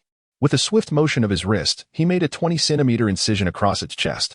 He brutally peeled back the flesh, and as his palm brushed against the dark, sinewy threads within, they quivered and bent inward, spontaneously revealing the entirety of the thoracic cavity. Yarlin gazed intently at the heart ensnared by countless black tendrils, a flicker of realization stirring within him. this dark egg had grown larger. It was in the process of maturing. Initially, Yarlin believed that the transformed entity referred to the living corpse itself, yet his perspective had shifted. He now comprehended that the true transformed entity was that very black egg, while the external living corpse merely served as a deceptive facade, albeit a rather unsuccessful one. Thus, a conundrum emerged. The transformed entities he currently beheld were merely in the embryonic stage of development, which meant that the 7 transformed beings before him were still in the process of incubation. It was akin to being promised a chicken, only to receive an egg that I must hatch myself. Was this not a form of deceit? Yarlin did not seek an explanation from Asturiel. It was likely a futile endeavor. What he needed to ponder was how to incubate this dark egg. Chapter 37. Feeding and incubation. The black egg was approximately the size of 2 human hearts, resembling 2 crescent-shaped pairs pressed together, entwined with countless black threads, akin to numerous intravenous tubes. Yarlin's pupils dilated sharply as a peculiar thought crossed his mind. Upon gazing at those webs, he seemed to perceive an entirely different scene. Piercing through flesh, bones, and viscera, the intertwined black threads appeared to be stitching the entire carcass together, manipulating the movements of the corpse. Yet, could it truly be that simple? Were they not, in fact, countless tentacles greedily siphoning nutrients from the blood, the muscles, the bones, the viscera, and every single cell of the body, voraciously demanding sustenance for growth? Yarlin gazed intently at the swollen egg, its volume undeniably expanded. His eyes then drifted to the mangled remnants of organs in the compressed corners, causing his cheeks to twitch involuntarily. These were not without having been drained, after all. The law of conservation of mass dictated that this egg could not have grown of its own accord. It must have consumed something. He fought back his nausea and reached inside the corpse, his fingers brushing against the cold, slick surface. Beneath the skin, he felt minute fissures, reminiscent of cracked old bark or the dry, peeling skin of an elderly woman's foot. Yarlin withdrew his fingertips and continued to grasp at the stark white ribcage. As he gently held onto it, he noticed that the surface, which should have been smooth, was instead covered with granular lumps. Contemplatively, he brought his palm closer to the dark egg. It was cold and slick, hinting at the presence of some cold-blooded creature within. As his hand neared, the black egg quivered slightly, establishing a faint connection to his consciousness, a mingling of trepidation and urgency coursing through him. Yarlin impassively retracted his palm, peering through the dark, viscous membrane. Within, he could discern the eager growth of an embryonic creature, as if it could scarcely await its emergence to claim this vibrant world. What an intriguing little being you are. Can you share with your father how you might hasten your hatching? Yarlin's tone was gentle, yet it bore an undercurrent of chill. As if in response to his inquiry, a vivid emotion surged within Yarlin's mind, reminiscent of a brief connection with a monstrous consciousness. Hunger, coldness. The connection severed. And Yarlin licked his lips, uttering 4 words that encapsulated the sensation he had just experienced. A pitiful group of little ones. Yarlin withdrew his palm, the gash in his chest tightly sealed by dark lines. After a moment's contemplation, he drew back the curtains, allowing the sunlight to stream in, and commanded the 7 transformed beings to sit in a row along the edge of the bed to bask in its warmth. The sunlight illuminated the bodies of the living dead, their pallid cheeks rigid and devoid of expression, while their ashen eyes opened simultaneously without Yarlin's command. A peculiar assembly of sun-loving zombies, indeed. Then came the pangs of hunger and the need for sustenance. Yarlin mused. One could only hope they were not too finicky. Procuring food was straightforward, yet the matter of fresh blood posed a challenge. Contemplating this, Yarlin stepped outside, recalling a restaurant he had seen at the entrance of the inn. It was a family-run establishment, owned by a plump couple. The restaurant was sparsely populated at this hour, as it was yet to be mealtime. Yarlin casually ordered an abundance of dishes, predominantly meat. One must concede that the culinary scene in this world was genuinely commendable, with flavors and portions exceeding all expectations. Before long, the table was laden with an array of fragrant meats. Yarlin picked up a piece of pork leg and bit into it vigorously, savoring the rich taste. His appetite had always been considerable, and with the enhancement of his muscular vitality, the energy his body required had surged exponentially. Moreover, his powerful jaw muscles, coupled with sharp teeth, allowed the food on the table to diminish at an astonishing rate. As he swallowed, his robust digestive system worked diligently, transforming the sustenance into replenishing strength that coursed through him. Yarlin noticed the wound on his wrist was healing at an accelerated pace. The couple continued to serve him with an abundance of meat, and after a hearty belch, he requested another sizable portion, wrapping it in a large, clean white cloth to take away. Upon settling the bill, he noted that patrons had begun to fill the restaurant, yet the owners appeared unfazed throughout the entire process. This realization led Yarlin to conclude that there must be many hearty eaters in this world. His own appetite hardly seemed remarkable. The innkeeper, half asleep, lifted his gaze as Yarlin entered, acknowledging him with a brief flutter of his eyelids before succumbing once more to his drowsiness. Yarlin returned to his room, food in hand. When the enticing aroma attracted Fick, who quickly snatched a portion of the meal, William had ventured out early and had yet to return. Habitually, Yarlin locked the door behind him, spreading the food across the floor. He uttered 2 words, feast.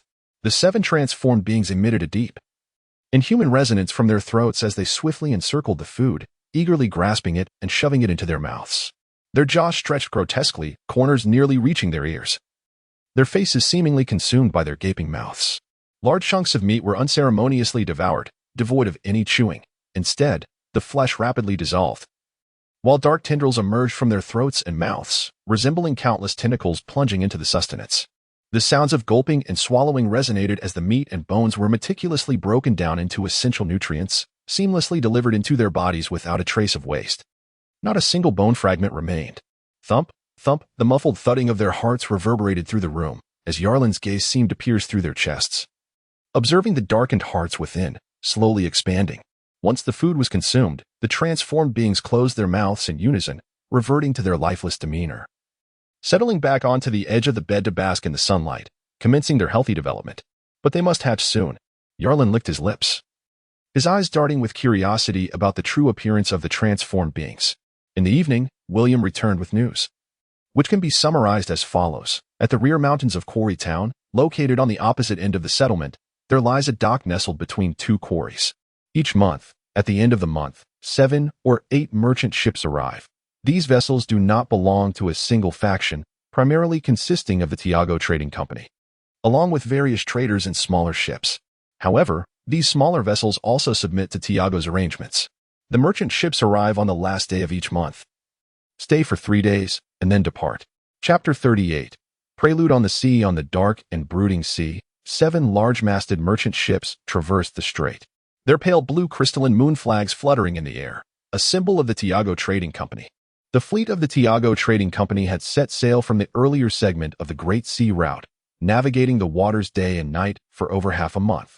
Arriving at a remote corner of the Eastern Sea, the ships turned, causing ripples to spread across the surface, the enormous sails pivoting as the fleet fanned out, revealing a few shabby small merchant vessels trailing behind. The small ships were few in number, following the Tiago merchant ships from a distance, akin to a pack of hyenas trailing behind a pride of lions. On the spacious and smooth deck of Tiago's flagship lay a slender man in a reclined position, the sea breeze tousling his fine black hair, revealing his elongated eyes. The fine crow's feet at the corners of his eyes drooped, coupled with prominent cheekbones, obscured his dark pupils and shadows, much like the dim and brooding surface of the sea before him. This was Tunis, the leader of Tiago's Eastern Sea trading fleet. Those hyenas had quite the keen noses, always finding a way to keep up, which was rather unfortunate. A dark-skinned, robust man fiddled with a peculiar claw in his hand, grumbling. He was Lhasa, Tunis's assistant and bodyguard. Not every merchant possesses the audacity to traverse these waters, especially those poor souls with merely a dilapidated ship. They are a pack of hyenas gambling their lives and fortunes. Tunis swirled the red wine in his glass, ominously remarking, "Do not underestimate them. Although they have behaved obediently thus far, merely trailing behind the Tiago Trading Company, a little offering of our leftovers is all it takes for them to act like beggars. However, should we show any signs of injury or weakness, they will not hesitate to pounce upon us, viciously tearing flesh from Tiago and even cruelly shredding us to bits, consuming us whole. Then why don't we eliminate them?" Lasso inquired, raising an eyebrow. No, that would be too primitive. Merchants pursue profit like mad dogs seeking food. If we were to kill them, there would only be another batch to take their place. It is a cycle that cannot be eradicated. Tunis drained the red wine in a single gulp, the remnants of the crimson liquid staining his thin lips, rendering them as vivid as fresh blood. The prudent course of action is to keep them beneath our watchful gaze, occasionally casting out a few bones for them to scramble over, bickering fiercely until only one remains. We need only observe with a detached demeanor to discern who among them is the most unstable, then seize the opportunity to send him to the depths of the sea, offering a mere token of charity to ensure the others submit and comprehend who holds the leash. He rose and gazed toward the distant sea, where a scattering of merchant vessels drifted, his cold eyes gradually honing in on a black and red-masted ship approaching from the north. The vessel's dark hull, accentuated by sharp, elongated contours, resembled a black sea shark slicing through the waves with its formidable fins. A sailor clad in a short vest maneuvered the oars and sails, obeying the commands of a young man, perhaps 25 years of age, who sported a well-groomed beard and gold-rimmed spectacles. "Do not approach too closely," he instructed, "for that would provoke the ire of the Tiago Trading Company. Let us maintain this distance," though the young man's facial features bore a stern hardness. The effete of his spectacles could not conceal the predatory sharpness of his gaze, eyes brimming with ambition. The sea has never lacked for the ambitious, and Lombard is among its most radical elements. Hailing from a small nation in the East China Sea, his family once operated a distillery, which was shuttered following the king's prohibition on alcohol 2 years prior, leading to his father's swift descent into despair and death. After the funeral, he unhesitatingly auctioned off the distillery and land at a pittance, effectively bankrupting himself to purchase a ship, recruiting a handful of sailors, and daring to set sail in search of sustenance. With remarkable audacity and keen intellect, he has even managed to escape the clutches of pirates on several occasions, amassing a modest fortune while remaining true to his reckless nature. He invested all his wealth into enhancing his swift vessel and arming his crew, and through unknown channels, he ventured into the midst of unfamiliar merchants, ultimately being accepted into their fold, trailing behind the Tiago Trading Company to scavenge for scraps. Yet, Lombard is not like those merchant ships merely feasting on leftovers. His ambition stretched far beyond that. Though he conceals his true intentions adeptly, he cannot escape Tunis's discerning eye. Among a pack of greedy hyenas lurks a ravenous wolf. Both are cold-blooded beasts, yet the wolf never begs for food. It ruthlessly slashes the throats of its prey with its sharp fangs, savoring the sumptuous feast at its leisure. We have followed closely behind 3 times. Tell me, have you memorized the course? Lombard held a telescope aloft, with a compass needle in hand, as he inquired of the navigator. Unlike the capricious magnetic fields of the Great Route, the East China Sea was relatively tranquil. This calm, however, implied the potential ineffectiveness of the recorded pointers, the advantage being a respite from tumultuous storms, while the disadvantage lay in the necessity for the navigator to meticulously chart the course solely from the knowledge residing within his mind. The vast ocean bore no discernible landmarks, particularly along the lengthy routes, which could not be accurately mapped from merely 1 or 2 attempts. I have sketched out a considerable portion, but achieving a precise course seems implausible. Our 3 previous routes have proven to be inconsistent. The initial segments were manageable, yet as we approached Quarry Town, the charts became increasingly chaotic. Gripping the pen tightly, the navigator wrestled with his words. In the earlier attempts, he could not pinpoint the source of the discrepancies, but now, on the 3rd occasion, suspicion had taken root in his mind. Tiago's merchant vessel appeared to be deliberately leading them in circles. A scoff escaped Lombard's lips, seemingly unfazed by the peculiarities, and he offered a subtle taunt. "Ah, the Tiago Trading Company, how pedestrian. What do you propose we do? We could either traverse the route a few more times, from which I could still deduce the true path, or, on our return, deviate from the course charted by Tiago and navigate back independently. It would merely require additional time and effort, yet I could establish a reliable route back to the Great Route." Lombard pondered for a moment, removing his spectacles and rubbing his weary eyelids. "It seems we must linger a while longer in Quarry Town. I fear the Tiago Trading Company may not be amenable to this. We shall need to align ourselves with those avaricious souls." Chapter 39. Signs of Danger. The entirety of Quarry Town was built upon the mountainside, with colorful ores spread openly amidst the dark rock formations, resembling a bowl of oil paint carelessly spilled upon a canvas, vibrant hues splattering chaotically. As the evening glow descended, the mountain radiated with resplendent light. The Rainbow Stone Mountain was exposed, and Yalan stood atop a small hill, gazing into the distance. A swarm of workers, akin to industrious ants, congregated at the southwestern section where dense deposits of ore lay. A steel excavator, resembling a voracious beast, roared with thunderous noise, releasing plumes of thick black smoke and steam. Its exposed mechanical chain spun wildly, while its massive steel arms wielded a heavy hammer that plunged into the mine pit. Surrounding miners, laden with burlap sacks and woven baskets brimming with ore, made their way toward the dock. The steam-powered machinery? Yarlin squinted his eyes, the distance obscuring his ability to make a precise judgment. Yet, from the billowing vapor rising above the head of that colossal figure, he harbored a faint suspicion within. Setting aside his conjectures, Yarlin turned his attention to the heap of ore accumulated at the foot of the mountainside, where a rudimentary warehouse stood. Directly opposite, not far off, lay an expanse of coastline, adorned with a row of docks accommodating moored vessels. The sea was tranquil at present, yet Yarlin fancied he could already envision a fleet of ships gradually approaching, their towering masts casting shadows that seemed to silently engulf the entire shore. Retracting his gaze, Yarlin picked up several stones alternating in hues of red and blue, his fingers lightly caressing their rough texture. The surface was coated in fine granules, and as he pressed down, delicate powder swiftly flaked away, carried aloft by the wind. The air was thick with this subtle dust, and the clouds atop the mountain were perpetually shrouded in a faint gray mist, through which the hazy clouds hinted at brewing storms. Though he had only resided in this quarry town for a week, Yarlin had already experienced 3 torrential downpours.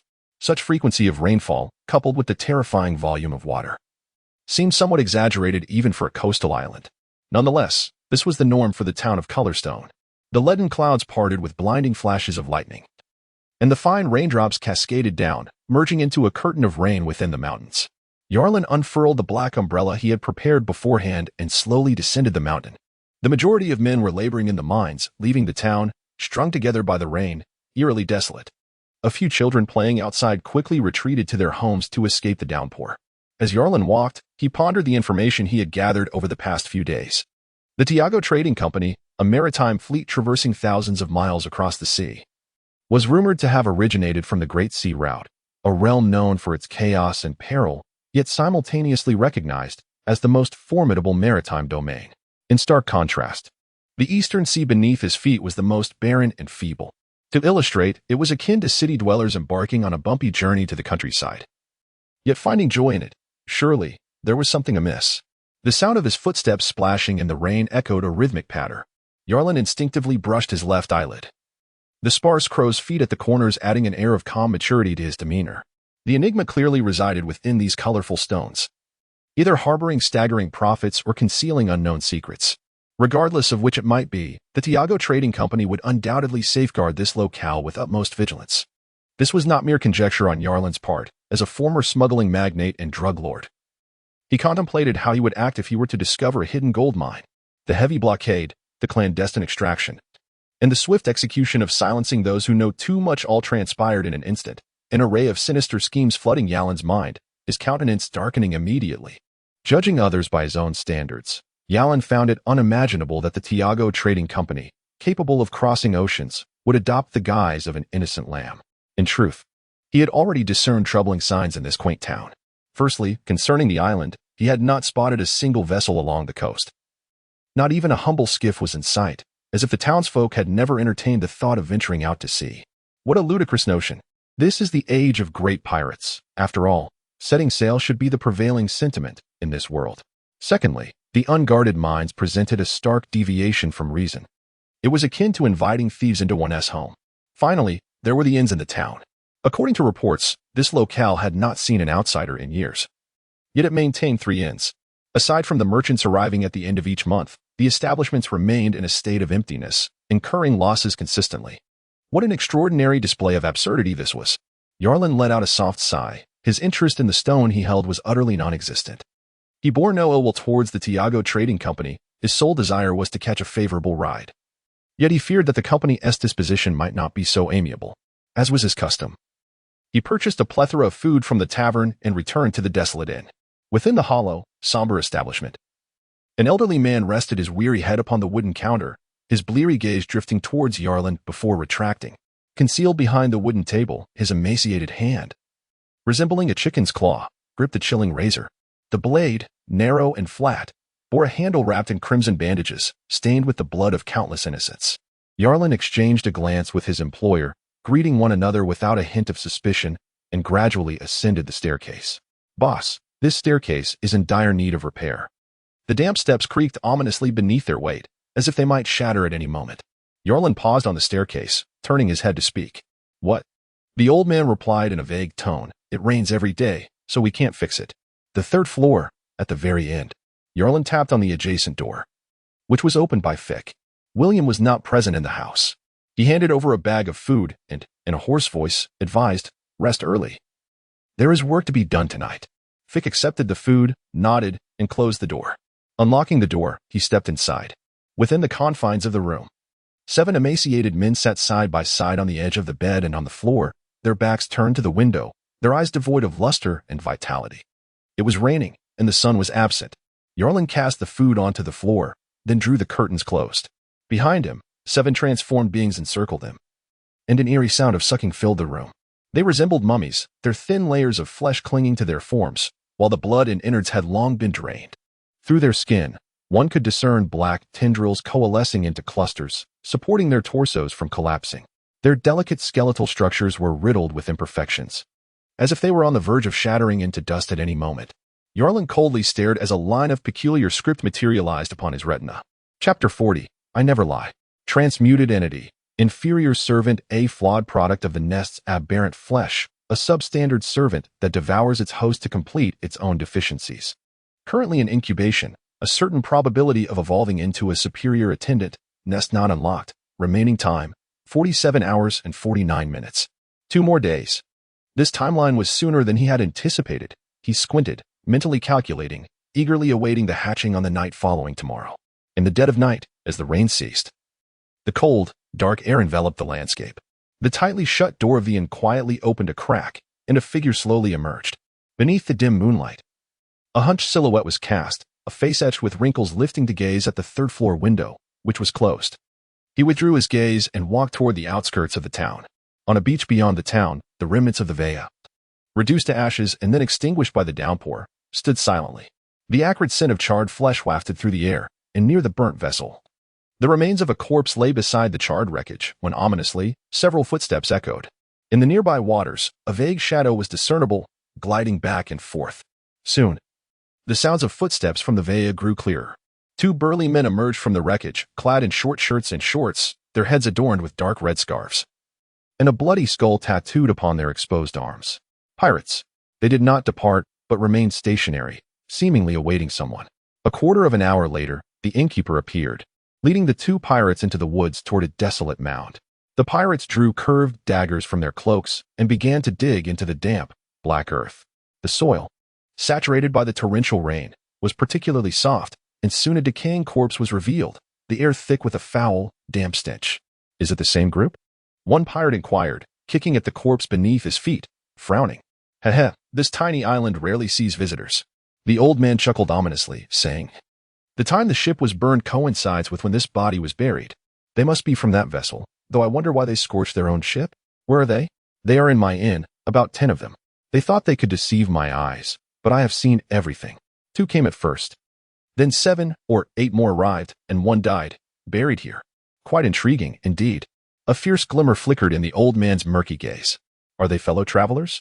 One pirate asked. Difficult to ascertain, but certainly not good folk. The old man kicked the corpse beneath him, grinning malevolently. It matters not who they are. Anyone who enters this town ultimately meets their demise. 2 pirates exchanged a glance before departing, intent on relaying the news back to their ship. Unbeknownst to them, a damp figure lay hidden in a muddy ditch not far from where the bodies were buried, remaining utterly still. After a brief moment, the figure quietly rose and cautiously circumnavigated the area before sprinting back to the small town. The old man ambled back to the inn, pushed the door open, and, enveloped in darkness, locked it behind him. Just as he turned, the sound of dripping water echoed from behind. His face stiffened in alarm, and he spun around, suddenly blinded by the harsh light as the gas lamp clicked on, illuminating the room. Old man, why are you still awake at this hour? What business do you have outside? He saw a man with an expressionless face seated in his usual spot, gazing at him with a gentle demeanor, a cloth in hand as he meticulously polished a razor. William stood beside Yarlin, drenched, with mud clinging to the hem of his clothes, pooling at his feet amidst the rainwater. The old man froze, a shiver coursing through him. He turned, unlocked the door, only to feel a strong hand clasping his shoulder, pulling him backward against his will. Thinking of escaping? Fick scoffed, gripping the old man's shoulder tightly, his foot sweeping, causing the back of the old man's head to collide with the ground, leaving him dazed and disoriented. Ah! A pained cry escaped the old man as he scrambled to his feet, ferocity evident in his advance. Yarlin remained unfazed in his chair, a sly smile gracing his lips. You're quite resilient for your age. Old fool, still resisting. William's eyes gleamed with delight, He considered himself a devil's henchman, ever eager to showcase his prowess before his master. With a menacing grin, he blocked the old man's path, seizing his arms and delivering a brutal knee strike. A sound reminiscent of something shattering echoed as the old man's complexion turned a ghastly green, collapsing to the floor, gasping for breath intermittently. "Now, may we converse properly?" A calm voice interrupted the old man's agonized cries. He lifted his head, casting a look of resentment and fear towards Yalan. Throughout, this man had displayed no trace of malevolence, yet the old man inexplicably sensed that he was the most dangerous among the three. His icy blue eyes were as tranquil as a serene sea, devoid of raging waves or tempestuous storms, yet they conveyed an underlying chill that penetrated to the bone. "Who are you?" The old man averted his gaze, gritting his teeth as he posed the question. Yarlin unwrapped the bandages entwined with the razor, and the blood-soaked rags fell upon the old man's cheek. A foul odor, reminiscent of fermented blood, flooded his nostrils and mouth, accompanied by the unhurried voice of the other, a question devoid of significance. "However, I can provide an answer. We are merely castaways lost at sea." The old man remained silent, offering only a cold smirk. "Thus, I assert that our arrival on this island was entirely accidental, and we harbor no interest in the secrets it conceals." "You do not believe me, do you?" Yarlin observed the expression of the other party, his heart sinking with each passing moment. "It appeared that you had no intention of uncovering the truth. Your only desire was to eliminate us, which, indeed, is the simplest and most straightforward approach." The old man turned his head, allowing the bandages on his face to slip to the ground, revealing an excited yet cruel smile. "You are correct. This island permits entry but forbids exit. Regardless of your reasons for being here, the captain will not allow you to leave alive. No wonder you did not seal off the colorful stone mines. You have effectively sealed off the entire island. Quite an audacious maneuver." Yarlin's brow furrowed slightly. "The Tiago Trading Company, perhaps?" "No, you mentioned the captain earlier. Are you pirates? Is the Tiago Trading Company colluding with pirates?" This is becoming increasingly intriguing. Yarlin licked his lips, a glimmer of cunning in his eyes, though his tone remained chillingly cold. "Since we are all as good as dead, would you mind allowing us to become enlightened spirits? Answer me one question, and I may permit you to leave alive." The old man's eyes widened in disbelief as he fixed his gaze on Yarlin. "Are you certain you will let me go?" "Of course, I never speak falsehoods," Yarlin asserted earnestly, a radiant smile gracing his face. Chapter 41. Ambitions arise. The damp wooden door creaked open, and the old fellow emerged from the inn, clutching his trousers in disbelief that his adversary had indeed kept his promise and allowed him to leave. His palm was slick with blood, which he realized as he opened it to reveal the crimson stains, searing with resentment. He glanced back over his shoulder before hastily departing the street towards the outskirts of the town. Inside the inn, where the unwelcome had taken residence, Fike closed the door, while William looked at Yarlin with confusion. "Why did you let him go?" Yarlin, standing upon a cloth to wipe away the blood from the ground, remarked softly. "To slay him would only incite that band of pirates to a furious wrath, which would yield us no advantage. Rather, it would be wiser to let him go, for he may serve as a messenger." William furrowed his brow in contemplation, still struggling to grasp Yarlin's reasoning. Was it related to the previous inquiry? Sending him back, what purpose would that serve? A faint chuckle escaped Yarlin's lips as he stood against the light, casting his entire visage into shadow. The outcome now hinged upon whether the captain of that pirate crew possessed an appetite sufficiently vast. Yarlin slowly turned half of his body, his capricious expression reflecting in William's pupils. The voice, ambiguous between a smile and a sneer, sent an inexplicable shiver down his spine. "What I admire most about this age of pirates is that whether they be navy, pirates, or even merchants, every soul who ventures out to sea has their head precariously perched on their belt. Can you imagine how many among them are driven by insatiable ambition?" Nearby, a signal flare shot into the sky, bursting into a blinding light. Before long, a pirate ship adorned with a skull and crossbones emerged slowly from the darkness upon the vast, empty sea. The towering sails flapped ominously in the wind, and the broad, sturdy hull resembled a colossal sea beast gradually revealing its terrifying form. The waves lapped against the shore with a deafening roar, and the ship's bow, encased in iron, bore the stains of unspeakable bloodshed, resembling a bloodied rhinoceros horn, exuding an aura of brutality that was palpable. The ship was named the Horned Rhino, belonging to the Bloodskull pirate crew. At the prow stood a pirate adorned with a red satin ribbon, the blood-red skull flag flickering behind him. A burly man lowered his gaze and rasped, "Mekis, you old fool, you're injured." "I have important matters to report to the captain," replied Mekis, the tavern owner, with a dismissive snort. Give our Mechas a plank, he can't climb the ropes, ha ha ha. As his words faded, two robust pirates raised their hands, and a sturdy 2-meter-long plank slid down the ship's edge, one end embedding into the sand while the other rested against the ship's side. Mechas hunched over and descended the plank, making his way directly to the captain's quarters. The horned rhino was notably broad, divided into 3 levels, with the captain's cabin situated in a private space at the top.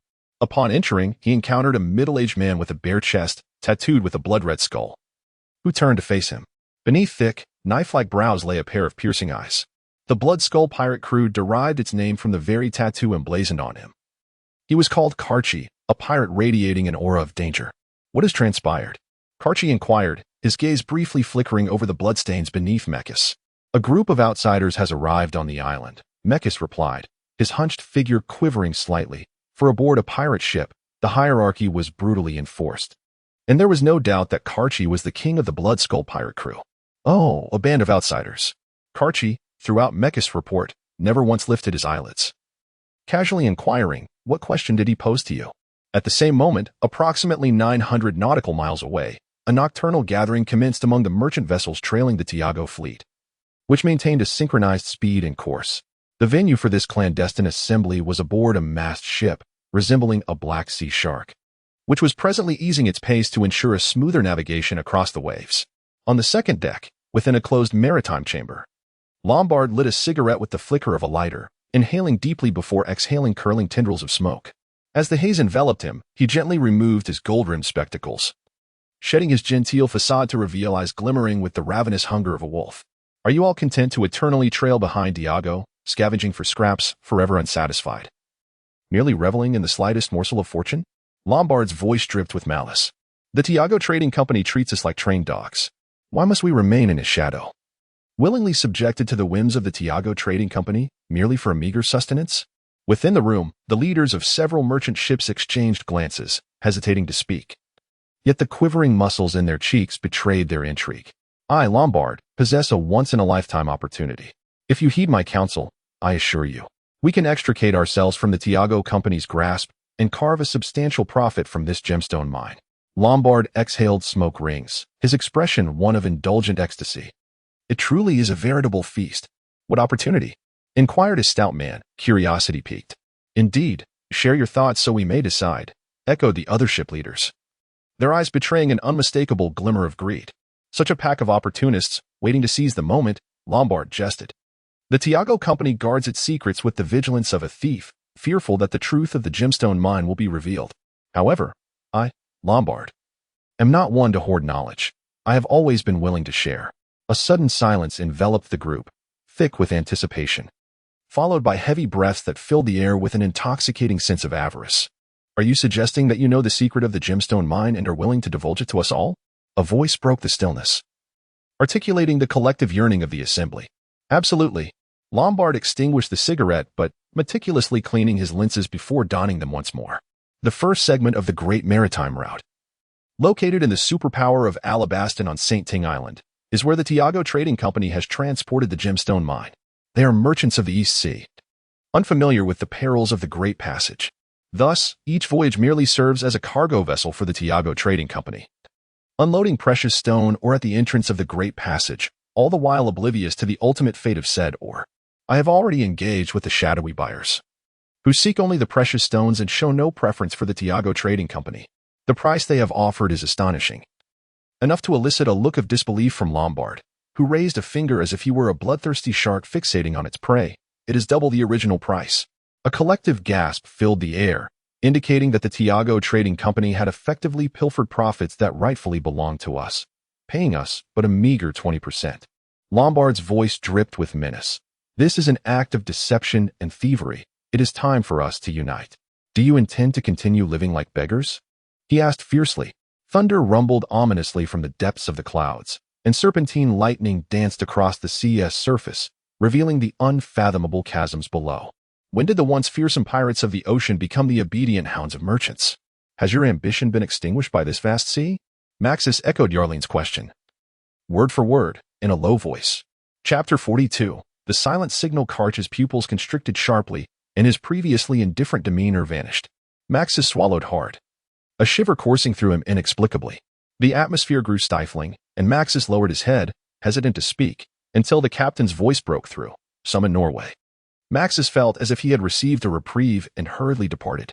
Once the room was devoid of occupants, Karch's expression darkened to one of chilling malice. With a low, sinister chuckle, the crimson skull tattoo on his chest seemed to come alive, glowing vividly.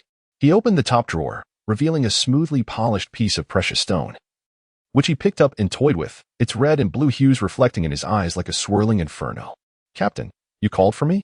came a deep voice as the door creaked open, revealing a dark, stern face adorned with a row of red earrings. Someone posed an audacious question to me, and I wish to know if they truly possess such audacity or if they are merely toying with me, Karch said, reclining in his chair, casually tossing the precious stone into the air and catching it. "An intriguing rogue has arrived on the island. Go check on Maxis's inn for me." Karch paused momentarily, while Norway silently awaited further instructions. If the individual is not at the inn, it merely indicates they are a cowardly lot, wasting my time. Find these scoundrels and bring me back their heads. Karchi's gaze turned icy as he grasped the colorful stone, casting a penetrating glance at Norway before continuing. "If we are to remain here, let us not act rashly. It suffices to leave 2 individuals on watch." Norway, belonging to the category of taciturn yet formidable individuals, nodded in agreement, turned, and closed the door behind him. Soon, a dozen pirates disembarked from the anchored ship, the Rhinoceros Horn, under the cover of darkness. "Should we not hasten our departure? If that old fellow returns, those pirates will likely be upon us swiftly," William remarked, observing the unhurried demeanor of Yalin, who appeared utterly devoid of any intention to flee. "Patience." Yalin mused for a moment before replying coolly. "I must ascertain whether the captain of the opposing pirate crew is a man of intellect. If he is, what then? And if he is not, what then?" William expressed his confusion regarding Yalin's actions, a sentiment he had often felt but never fully comprehended. "If he possesses wisdom, our safest course is to remain. The more untroubled we appear, the less likely he is to act impulsively. In the forthcoming plan, my words will bear greater weight and credibility. Conversely, if he lacks sagacity," Yalin sighed, "then it presents an opportunity for us to bolster our numbers." Bolster our numbers? William felt an inexplicable chill enveloping the atmosphere around them. "Of course, the likelihood of that is minimal. I personally lean towards the former scenario." Yalin licked his lips, resembling a gambler clutching a potent hand as he approached the gaming table, his voice tinged with exhilaration. After all, a pirate who knows how to collude with merchants should not be a mindless brute. Yarlin possessed a 70% certainty, which was sufficient for him to wager a gamble. Furthermore, should he triumph in this endeavor, upon becoming a naval officer, he would gain a superior starting point and more chips to maneuver. "Keep the lights on downstairs, and leave the door ajar," Yarlin instructed William and Fick before ascending the staircase. Exchanging a glance, William and Fick clenched their teeth and complied. Fick, as always, was wholly obedient to Yarlin, while William, though anxious, found his composure gradually restored by Yarlin's unwavering demeanor. Outside, time passed slowly. William, unable to find sleep, leaned against the door, his gaze fixed on the shadows of the night. The sound of footsteps, soft yet dense, grew increasingly distinct. William shuddered, turning toward the source of the noise. Beneath the cloak of darkness, he stood illuminated, strikingly conspicuous. As the footsteps drew nearer, their pace slightly slackened. William swallowed nervously and signaled to Fick, who hurried upstairs to knock on Yarlin's door. Just as he raised his hand to knock, the door swung open, revealing Yarlin with a stern and enigmatic expression. Flanked by 7 gaunt transformed beings, their sunken eye sockets resembling those of desiccated corpses, Fick's mouth fell agape, having lived alone with Yarlin for several days. He had not seen these eerie living corpses for quite some time, and now they appeared as if they were on the verge of disintegration. "Let us go downstairs and take a look," Yarlin declared without further elaboration, descending the stairs. A strange thought flickered in Yarlin's mind. If a confrontation were to arise, would they not preemptively emerge? The incubation time displayed on his retina still indicated nearly 40 hours remaining. On the opposite side of the street, Norway stood before the inn. Behind him, a menacing group of pirates adorned with crimson ribbons, brandishing curved blades. William observed the multitude of figures merging into the darkness, their bloodthirsty eyes gleaming in the night. To his relief, he exhaled softly. With only a dozen or so pirates, it should pose no significant threat. Little did he know that if he were aware of the transformed being's current emaciated and corpse-like state, he might not have remained so calm. Yarlin emerged from the stairway, his transformed figure concealed behind the staircase. Standing at the entrance, he placed his hands in his pockets, exuding an air of calm indifference as he coldly surveyed the scene outside. Norway's gaze flickered past William, fixating on Yarlin, whose demeanor was unsettlingly composed, as if he had anticipated their arrival yet had no intention of allowing them entry. A silent standoff ensued, with neither party seemingly inclined to speak, though both had already gleaned the necessary information, along with subtle hints and signals. So, they will not enter? It appears he is a clever man. That is reassuring.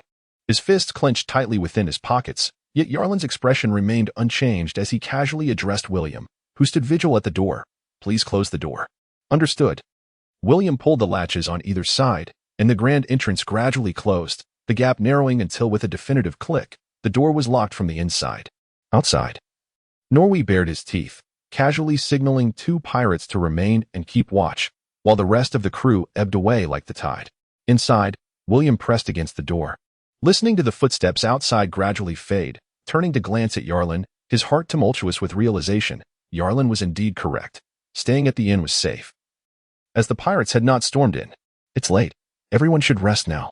No one will come tonight, Yarlin remarked as he ascended to the upper rooms, feeling a wave of fatigue wash over him. Chapter 43. Inferior slaves. The rhinoceros horn gradually retracted its gangplank and set sail from the shore. Their lingering presence displayed a remarkable audacity. Kalki raised an eyebrow, observing Norway with keen interest. Based on your observations, what do you believe their identity to be? The one guarding the door appears to be a pirate, and the man inside with a scar on his face does not seem virtuous either. However, the one who emerged last is likely the leader. Norway recalled the man's impression, approximately 1.8 meters tall, lean and formidable, with a somewhat pale complexion. His attire and demeanor did not evoke the essence of a pirate. Instead, his gaze lacked the bloodthirstiness and ferocity typical of such individuals. It was remarkably calm and indifferent. A merchant? Kalki attempted to sketch a vague image in his mind. Somewhat similar, yet distinctly different, as if cloaked in a layer of disguise. I cannot articulate it precisely, Norway replied. I understand. Kalki waved Norway off, sinking into contemplation. Their audacity indicates they are well prepared, and their target is likely the Tiago Trading Company. Was the question posed to me a test of my stance towards Tiago? With a slight shake of his somewhat stiff neck, producing a series of crackling joint sounds, Kalki cast the colorful stone onto the table. A grin revealing his uneven teeth crept across his face as he muttered to himself. The Tiago Trading Company is nearly upon us. Tunis, how should I greet you this time? A retching sound, accompanied by labored breaths, filled the air. Lombariel, with an impassive expression, tightened his arm around the man's neck. The man's eyes bulged, his mouth agape, and his face gradually took on a purplish hue as he struggled desperately against the constricting arm. Suddenly, a chair toppled over with a loud crash, and the surrounding merchants remained hushed, beads of sweat forming on their foreheads. Now that you are aware of our secret, how can we allow you to retreat? If you betray us to the Tiago Trading Company, we will all be doomed. Lombariel leaned close to the man's ear, his eyes glinting menacingly behind the lowered glasses. Better you die than all of us. Blame yourself for your own foolishness. The sound of muscle and bone grinding together echoed unpleasantly as Lombariel released his grip, leaving the man's head twisted at a grotesque angle.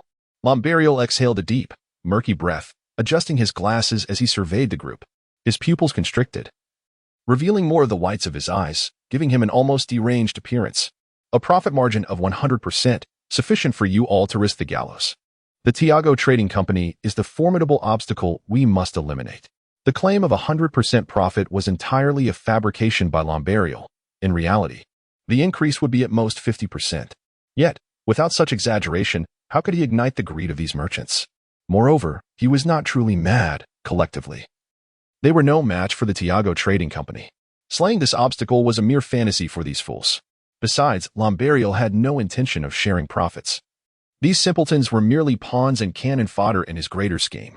After a moment, the stout merchant clenched his teeth, a fierce expression flashing across his face. You are right. How can we eliminate this obstacle? The other merchants seemed to awaken from their stupor, echoing his sentiment.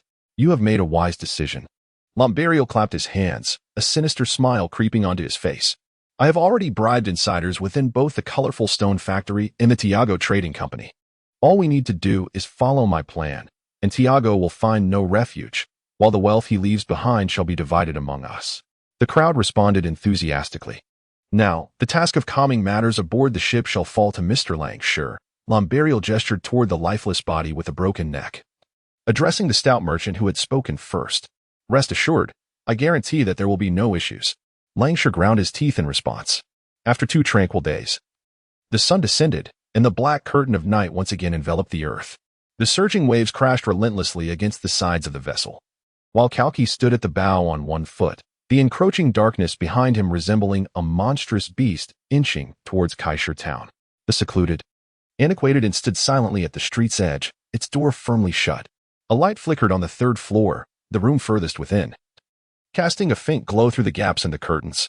In the hazy shadows, indistinct figures could be discerned. The gaunt forms were reflected in the curtain's shadow, creating an eerie silhouette, as if the inhabitants were contorting their bodies into grotesque postures, their arms bending unnaturally backward, then gradually fracturing apart. Fracturing. The countdown has reached 0. Yarlin coldly fixed his gaze upon the figure that had abruptly risen before him, its skeletal structure emitting a cacophony of sharp cracks, limbs convulsing erratically as if seized by a fit. The skin was fissured, revealing pale muscles beneath, splitting open like the petals of a shattered flower.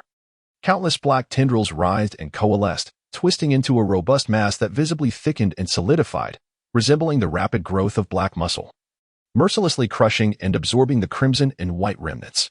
Overall, the corpse appeared as if it had been stained, the pallid exterior disintegrated and vanished, while an inner layer of restructured blackness healed itself from all directions into a cohesive whole. The once white eyeballs exhibited a swift loss of color, with a central black point expanding until it consumed the entire eye.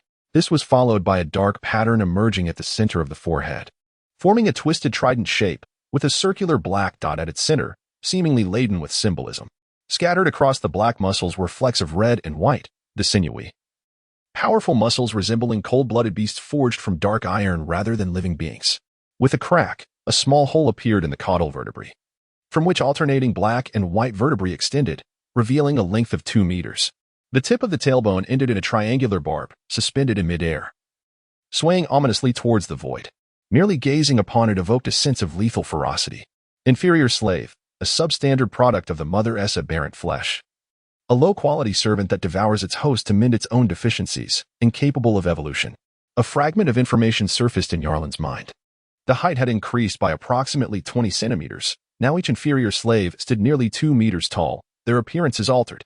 Aside from the color of their pupils, their facial bones had become gaunt, with the cheekbones caving inward, marked by 2 fine lines resembling scars at the recesses.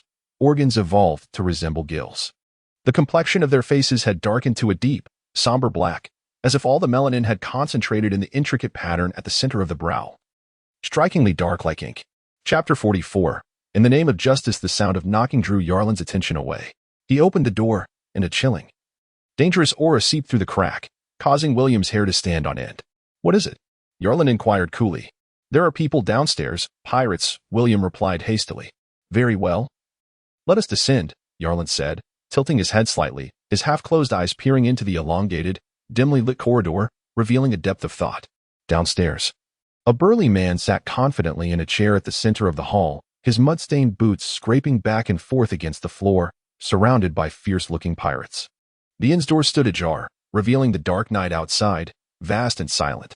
Fix stood behind the bar, clutching a razor, wearing a similarly fierce expression, defiantly locking eyes with the adversaries before him.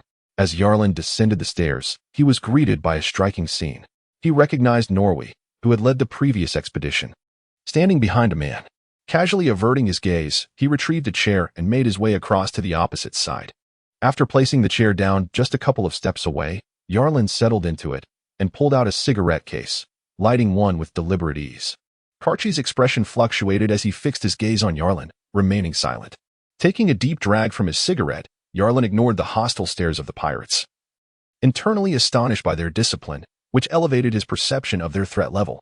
Once he finished the cigarette, he discarded it on the ground and extinguished it beneath his foot before turning to Fick with a smile. Don't be tense. It's merely a guest I've been awaiting. Humph. Karchi scoffed. Such audacity. This inn belongs to our Red Skull pirate crew. When did it become yours, boy? Are you seeking death? Since when did pirates claim ownership? Yarlin smirked disdainfully, as if he had heard the most absurd proclamation. The Red Skull pirate crew? Huh. Do you wish to be exterminated? You seek your own demise. Karchi barked, as his curved blade slid ominously from its sheath, the gleaming steel reflecting in Yarlin's eyes. Yarlin squinted his eyes, remaining motionless in his seat. In a state of panic, Fick rushed out from behind the bar, while William, standing at the staircase, was caught off guard, witnessing a shadow swiftly dart across the hall. A piercing whistle sliced through the air, followed by a clang of steel meeting steel, sparks flying as a peculiar hooked weapon dangled threateningly before Yarlin. Behind him stood a man radiating an aura of danger, his hands hanging still at his sides, his pitch-black eyes coldly fixed on Norway. Was that a tail? Norway's pupils constricted as he focused on the black-and-white weapon suspended in midair, linked to a series of vertebra-like chains extending toward the man's back. Kalki also furrowed his brow, staring at the hooked weapon that resembled a scorpion stinger, his gaze revealing confusion and wariness directed at Yarlin, simultaneously raising a hand to quell Norway's impulsive reaction. With a swift motion, the tail hook sliced through the air, retracting with lightning speed, coiling around the opponent's waist. Fick halted in his tracks, exhaling deeply, while William stood in a daze, his throat subtly quivering, eyes reflecting an inexplicable blend of fear and excitement. The trivial probing ends here. Should I sustain any injury? The Red Skull pirates would indeed face obliteration in these East Blue waters. Yarlin's gaze turned sharp as he regarded Kalki. Is it true that pirates today possess the audacity to assault the Navy? Despite the boisterous proclamations of the great pirate era, the innate fear of soldiers still runs deep in the bones, aside from a scant few ruthless and audacious pirates willing to confront the Navy. The rest merely choose to flee in terror. While it is one thing for pirates to oppress and plunder the innocent, it is another entirely to resort to desperate acts of violence against the Navy when pursued. The former still lies within the bounds of tolerance set by the world government. However, the latter has already provoked the Navy's bottom line. To engage in unwarranted aggression against the Navy is to court death, trampling upon and challenging the dignity of this collective entity. As far as Yarlin knows, those pirates bold enough and capable of such deeds are often rewarded with bounties of astronomical proportions. The Red Skull pirates? That is simply inconceivable. Indeed. Kalki's expression shifted dramatically as he abruptly stood up, instinctively wishing to flee. This was undoubtedly the closest he had ever been to a Navy officer in his lifetime. A mere step away. You are Navy? The pirates gasped in astonishment, those nearest the door instinctively retreating, ready to bolt at a moment's notice. A reflex honed through their pirate careers. Otherwise, what do you think I am? Yarlin remained seated, his tone confrontational. A greedy merchant? Or perhaps the detestable scum you represent? This haughty and disdainful demeanor only solidified the Red Skull pirate's perception of his naval identity, and it was clear he was no mere foot soldier, but rather an officer within the Navy. What a joke.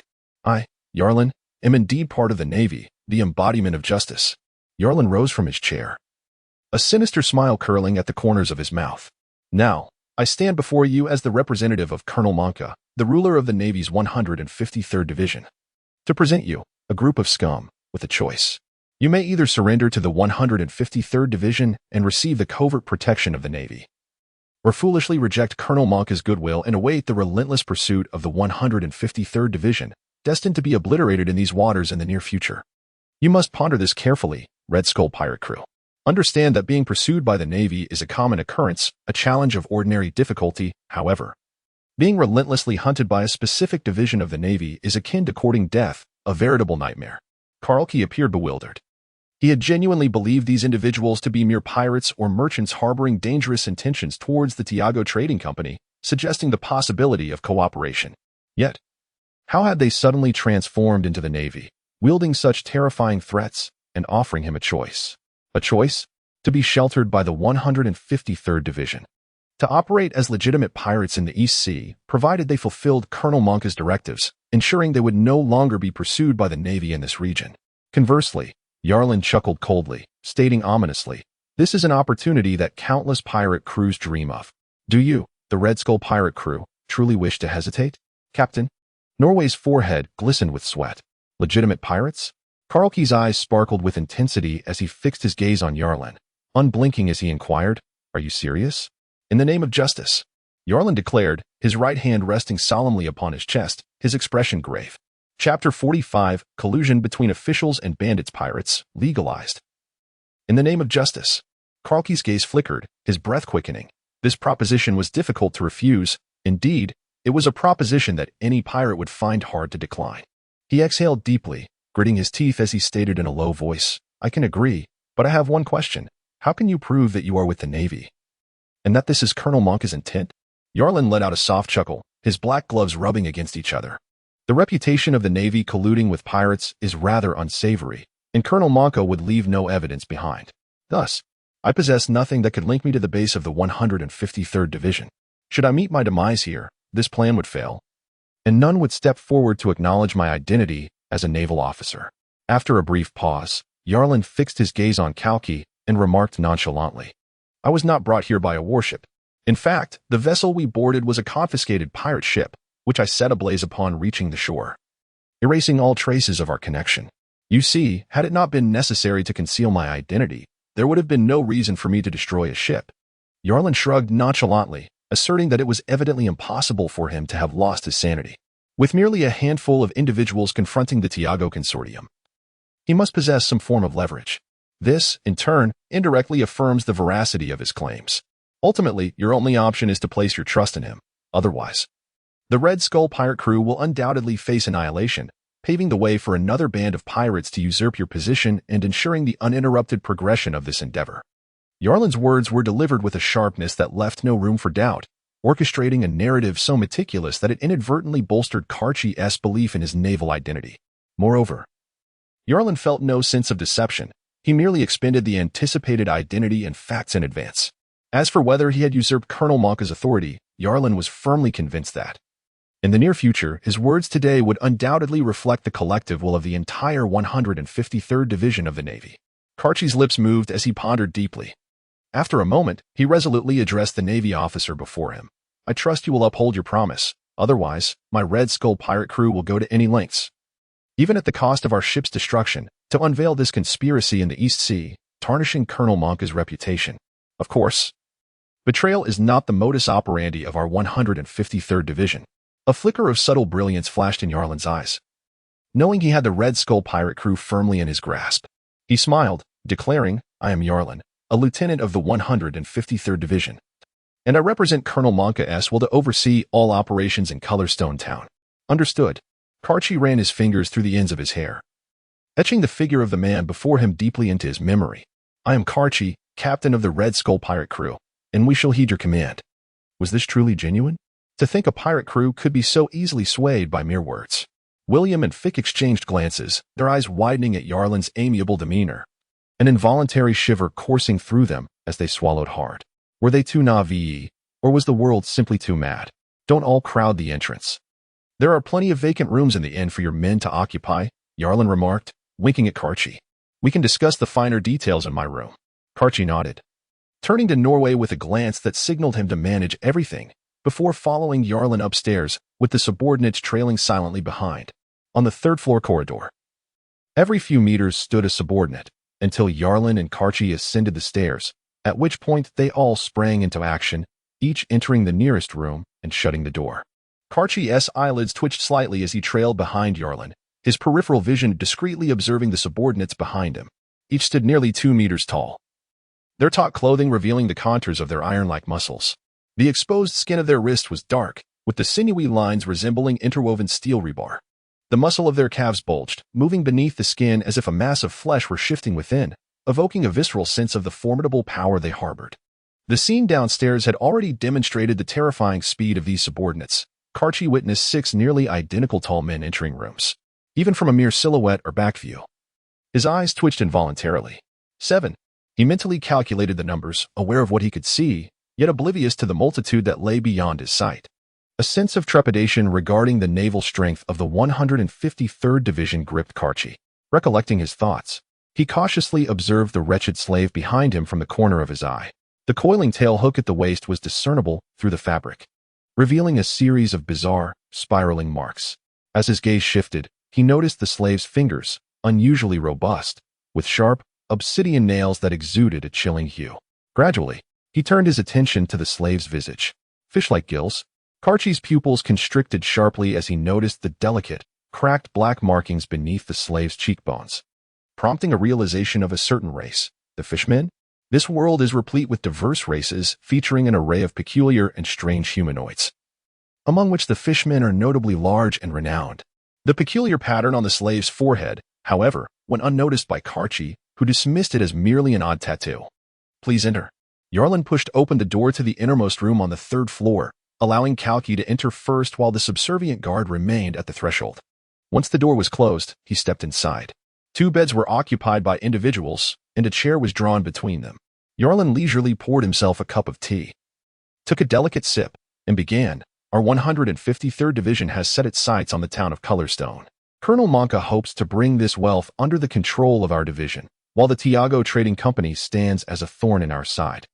An impediment we are eager to remove." Kalki nodded, finding these thoughts readily apparent. "However, the Tiago Trading Company operated legally and as a navy.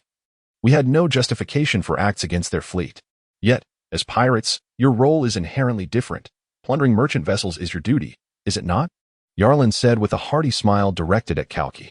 "The wealth of the Tiago fleet shall serve as remuneration for our 153rd Division, all of it belonging to the Red Skull pirate crew. Our division desires ownership of Colorstone." Yarlin set down his teacup, licking his moist lips with an avaricious gleam.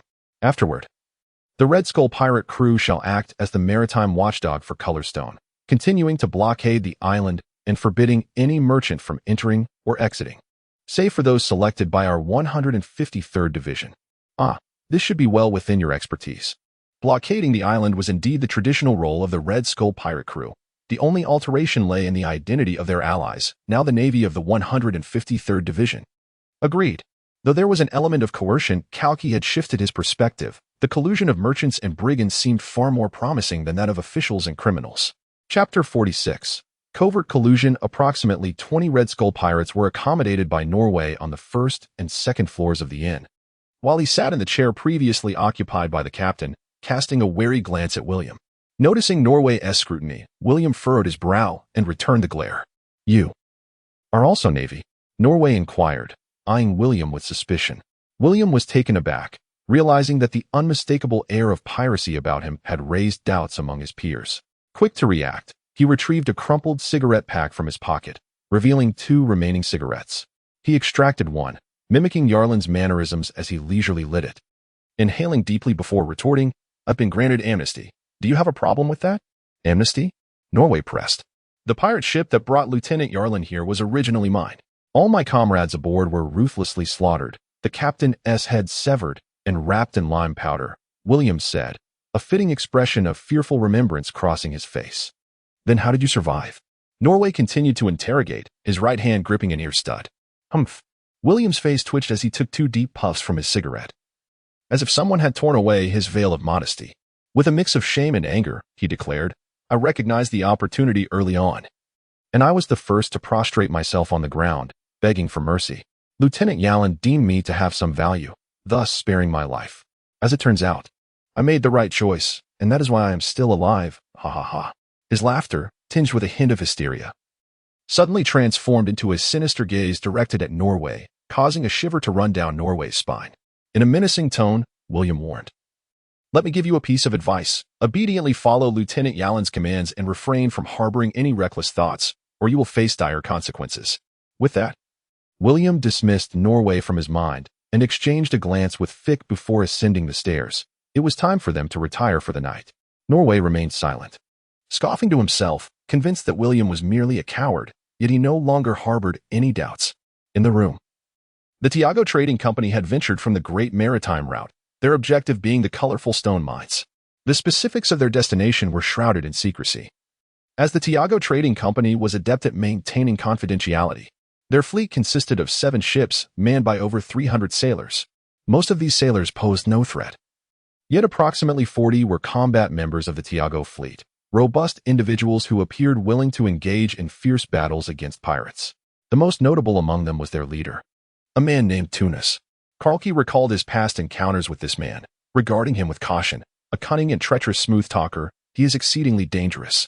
Karlki's knowledge of the Tiago Trading Company's situation was limited, and he was not entirely clear about their hard power or hidden cards. Yarlin did not suspect Karlki of withholding information. It was reasonable for him to be unsure. The collaboration between merchants and pirates inevitably involved mutual vigilance. The likelihood of either side revealing their hand was slim.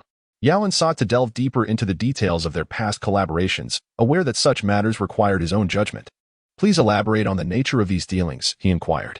There have been 3 collaborations in total, Karlke began. The first was initiated by them. As a merchant, daring to engage with notorious pirates like us piqued my curiosity, so I met with Tunis. He came alone, expressing a desire to negotiate a significant deal.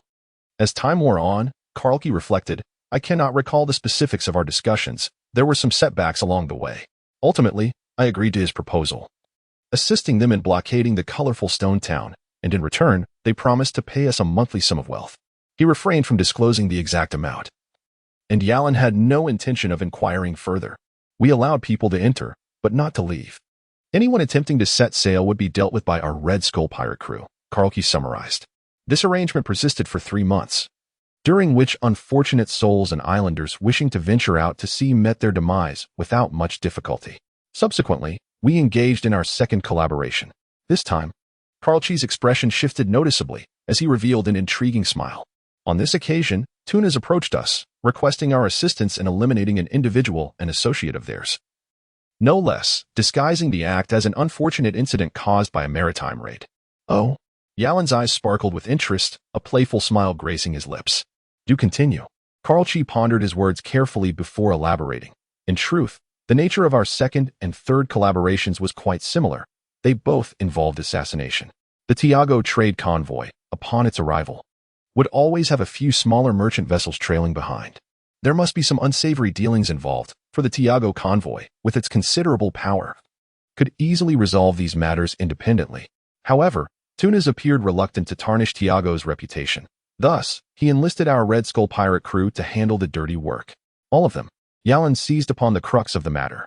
No, not all, Karlke replied with a cold chuckle. Each time, only one merchant and his crew would be dealt with. Tunas is a ruthless scoundrel. He requires the support of those local East Sea merchants but is unwilling to allow them the potential to become a threat. Therefore, periodically, he identifies the most menacing among them and asks us, the Red Skull pirate crew, to eliminate them. This way, he can maintain his influence and control over those merchants without fear of rebellion. Yarlin poured another cup of tea and handed it to Karlke, his fingers instinctively brushing against his eyelids, a sign that he was deep in thought, contemplating intricate schemes. The notion of using a sacrificial lamb to intimidate others while exploiting the inept was evident. He appeared to indulge in self-serving gluttony while trailing a group of sycophants, merely dispensing scraps to the Red Skull pirates for their utility. Yarlin cast a glance at the tea-drinking Karlke, forming a preliminary assessment of the elusive tuna, a blend of coercion and temptation. Even if the merchants discerned the truth, they could only simmer with unvoiced indignation. Tethered to the whims of the Tiago Trading Company, this approach promised far greater gains than a straightforward extermination, and Karlke's insatiable appetite for destruction was indeed a fitting description. Yarlin rose and approached the window, gazing out at the pitch-black sky, his pupils flickering with a sinister light. After a moment, he turned his head to Karlke and grinned, saying, It seems that you should be somewhat familiar with those small merchants, am I right? Chapter 47. Schemes abound. I have encountered a few merchants, though they may not necessarily recognize me, Karlke replied. It is always prudent to avoid mistakenly taking a life. One must verify the target's information through our exchanges. It is inevitable that one cannot remain entirely ignorant of these merchants. Yarlin cast a penetrating glance at Karlke and remarked, I fear there is more to it than that. You too wish to engage with those merchants, for merely sharing a portion of the spoils from Tiago may not suffice to satiate a pirate's appetite. Even without the intent to act, it is prudent for the Red Skull pirates to gain a deeper understanding of long-term partners. How astutely discerning you are. Karlke met Yarlin's gaze, which seemed to peer into the depths of his soul, forcing an awkward smile. Well, from the 2 merchants I dispatched and the inquiries of those beneath me, I have indeed gleaned some information, though nothing of great consequence. I imagine that if Tunas entrusted me with this task, he must not be overly concerned about my awareness of the sordid affairs at play. Yarlin nodded, urging Karlke to elaborate. It is merely a matter of some small merchants attempting to band together to negotiate terms against Tiago. However, they were swiftly thwarted by my hand before their plans could come to fruition. Ironically, those merchants were not entirely united in their intentions. Karlke scoffed. Do not underestimate them. In the face of immense profit, merchants can be a pack of devils. Yarlin's eyes darted toward Karlke. Do you know who among the survivors is Tunas's next target? After a moment's contemplation, Karlke slowly uttered a name, Lombali, an exceedingly ambitious young man. In fact, during the last encounter, Tunas intended for me to eliminate 2 merchants in one fell swoop, one of whom was Lombali. Unfortunately, his peculiar merchant vessel proved too swift, allowing him to escape. Should he arrive again, Tunas will surely urge me to dispose of him. Do you believe he will come? Yarlin inquired. Other merchants might lack the audacity, but Lombali is likely to appear. As an ambitious pirate, I can sense my kind. I am certain that Lombali and this Lieutenant Yarlin before me are even more audacious and perilous than I. Kalki continued. Such individuals, upon spotting their prey, will latch on like rabid dogs, unwilling to relinquish their grip until they have torn away a bloody piece of flesh from their quarry. This understanding is precisely why Kalki currently acquiesces to Yarlin, for he recognizes that should he refuse, the Navy of Division 153 would pursue the Red Skull pirates with the ferocity of wild dogs, and their threats would not be mere bluster. Ambitious, you say? That is the best kind. A radiant smile illuminated Yalin's face as he gazed at Kalki, causing a chill to creep into Kalki's heart. The vast, boundless sea bore witness to the shark ship, which clung tenaciously to the rear of Tiago's fleet like a predator scenting blood. Lombali stood beside the helm, his glasses reflecting a frosty sheen under the silvery moonlight, revealing a pair of eyes filled with lethal intent. The recent fatalities could not have been mere accidents. Tiago's trading company had undoubtedly conspired with a pirate crew operating in these waters. Humph, to be slain by the very pirates who plundered them, how audacious they were, remarked the navigator, who had a telescope hanging around his neck, standing alongside Lombali. Come now, Kaba, do not be so irate. If the opportunity arose, I too might consider colluding with pirates. After all, opportunities do present themselves, Lombali replied with a grin while adjusting his glasses. Should we attempt to make contact? Kaba inquired with a furrowed brow. Since that pirate crew has already allied with Tiago, we have no chance of success. Moreover, we remain oblivious to the terms Tiago has offered them. To approach recklessly would be perilous, Lombali replied with a hint of melancholy. Besides, that scoundrel Tuna has certainly harbored murderous intent towards us. Engaging with pirates now would be akin to walking into a trap. Humph. Tiago's trading company and that band of pirates, they shall one day face our vengeance, Kaba thought, recalling their narrow escape last time, which ignited a surge of indignation within him. Tuna's tolerance is lower than we anticipated. I never expected him to act so swiftly with lethal intent. This only confirms that we have accurately discerned the location of Alabasta. And Tuna is growing anxious. Lombali patted Kaba on the shoulder, reassuring him, fear not. If this plan succeeds and we ascertain the details of this trade route, we can devise a way to reach the buyers in Alabasta. We will be able to displace Tiago's trading company. If we manage to stealthily conduct several runs, amass our funds, and acquire a few large ships and additional manpower, we will seize the opportunity to utterly engulf Tiago's fleet and monopolize the wealth of Colorstone Town. A cold glimmer sparked in Lombali's eyes. His principle had always been to repay a slight with 100-fold vengeance. Indeed, Kaba nodded emphatically, fully aware of Lombali's temperament. Beneath his current facade of joviality lay a forced restraint. Once presented with the chance for revenge, this man would shed his mask and reveal his fierce and brutal nature. Among merchants, Tuna of Tiago was regarded as a merciless wolf, yet unbeknownst to them, Lombali shared a similar disposition, if not more ferocious, relishing the thought of crushing his adversary's bones before swallowing them whole. Unbeknownst to Lombali and Kaba, the very pirates they intended to avoid had already rendered the choice of contact moot. Will those merchants pose any issues? Kaba seized the opportunity to voice his lingering doubts. Of course there will be issues. I intend for them to exist. Otherwise, how could my words possibly reach Tuna's ears? Lombali chuckled deviously, expressing his eagerness to eliminate us. I must provide him with a pretext for delay, allowing us the necessary time to prepare. I anticipated it. Indeed, you are once again scheming against others. Poor souls. They will likely never comprehend that they have been betrayed by you until their last breath. Kabar displayed an exaggerated grin. Do not speak so recklessly. I have not sold them out. I merely found myself in a predicament, ultimately compelled to flee. It was simply a matter of seizing the opportunity a tad earlier than they did, leaving me no time to inform them. Lombali retorted with a sneer. The one who betrayed them is not me. Chapter 48. The concealed watcher. The tranquil harbor was shattered by the clamor of Tiago's fleet, whose sails were lowered and vessels lined up neatly at the dock. The cacophony of shouts and the clattering of gangplanks, mingled with the sailors' cries and the sounds of unloading, created a vibrant tapestry of activity.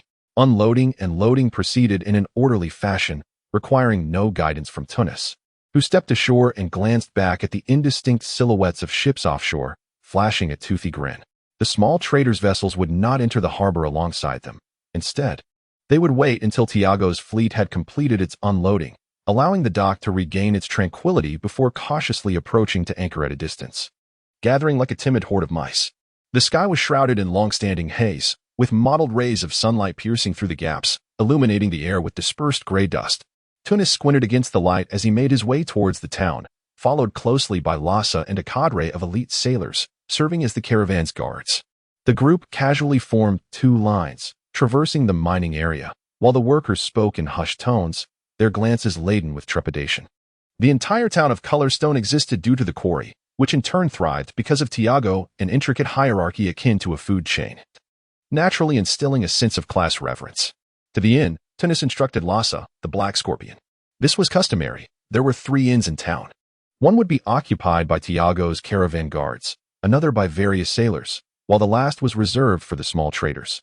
The remaining individuals would continue loading cargo on the ships while also serving as sentinels.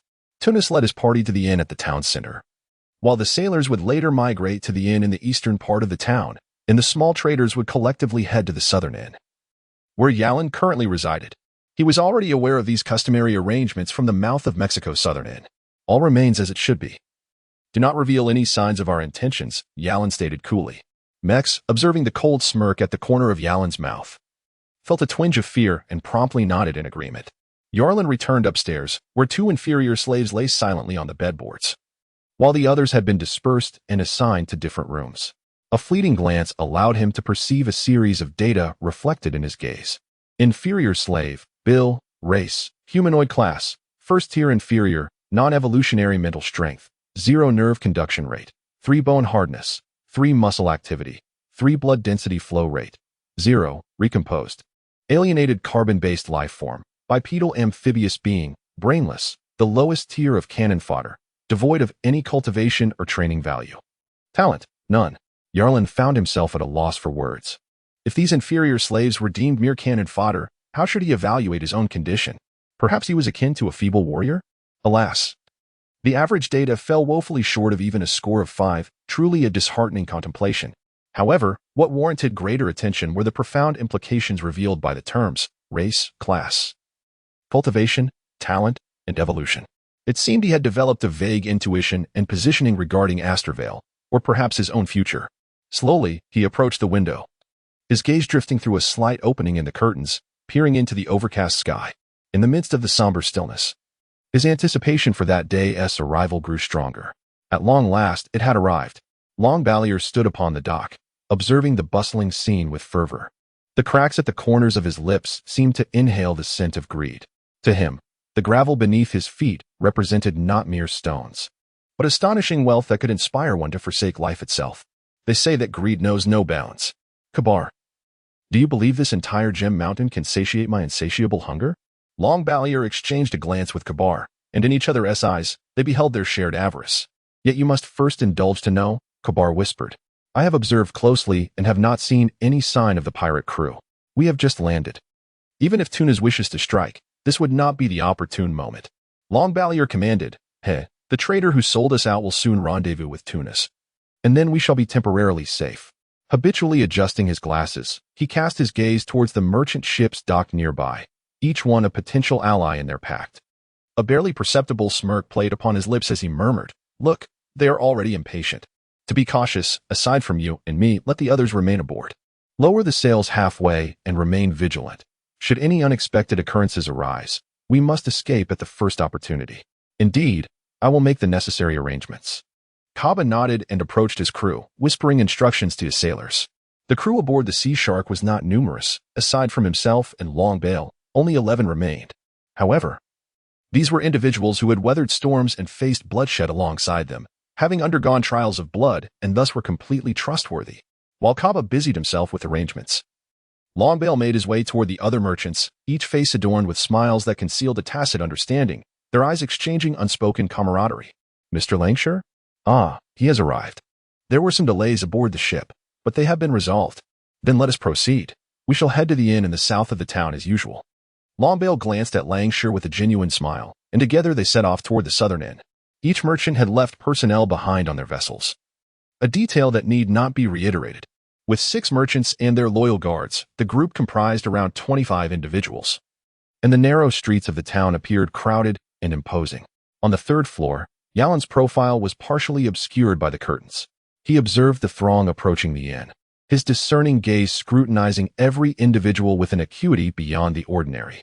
Even from a distance, he could discern the expressions on their faces with remarkable clarity. Soon, his attention was drawn to a man wearing gold-rimmed glasses, with a chiseled face and a neatly trimmed beard. Even through the lenses, his elongated eyes betrayed an insatiable ambition, setting him apart from the surrounding merchants, who exuded a craven and timid demeanor. It was as if a wolf had infiltrated a pack of huskies, superficially similar, yet unmistakably different, for the former could easily dispatch the latter. Longbale. Yalan silently mouthed the name before drawing the curtains. Simultaneously, Longbale felt an inexplicable chill creep into his heart. He glanced upward in surprise, sensing a hidden gaze scrutinizing him, laden with malevolence.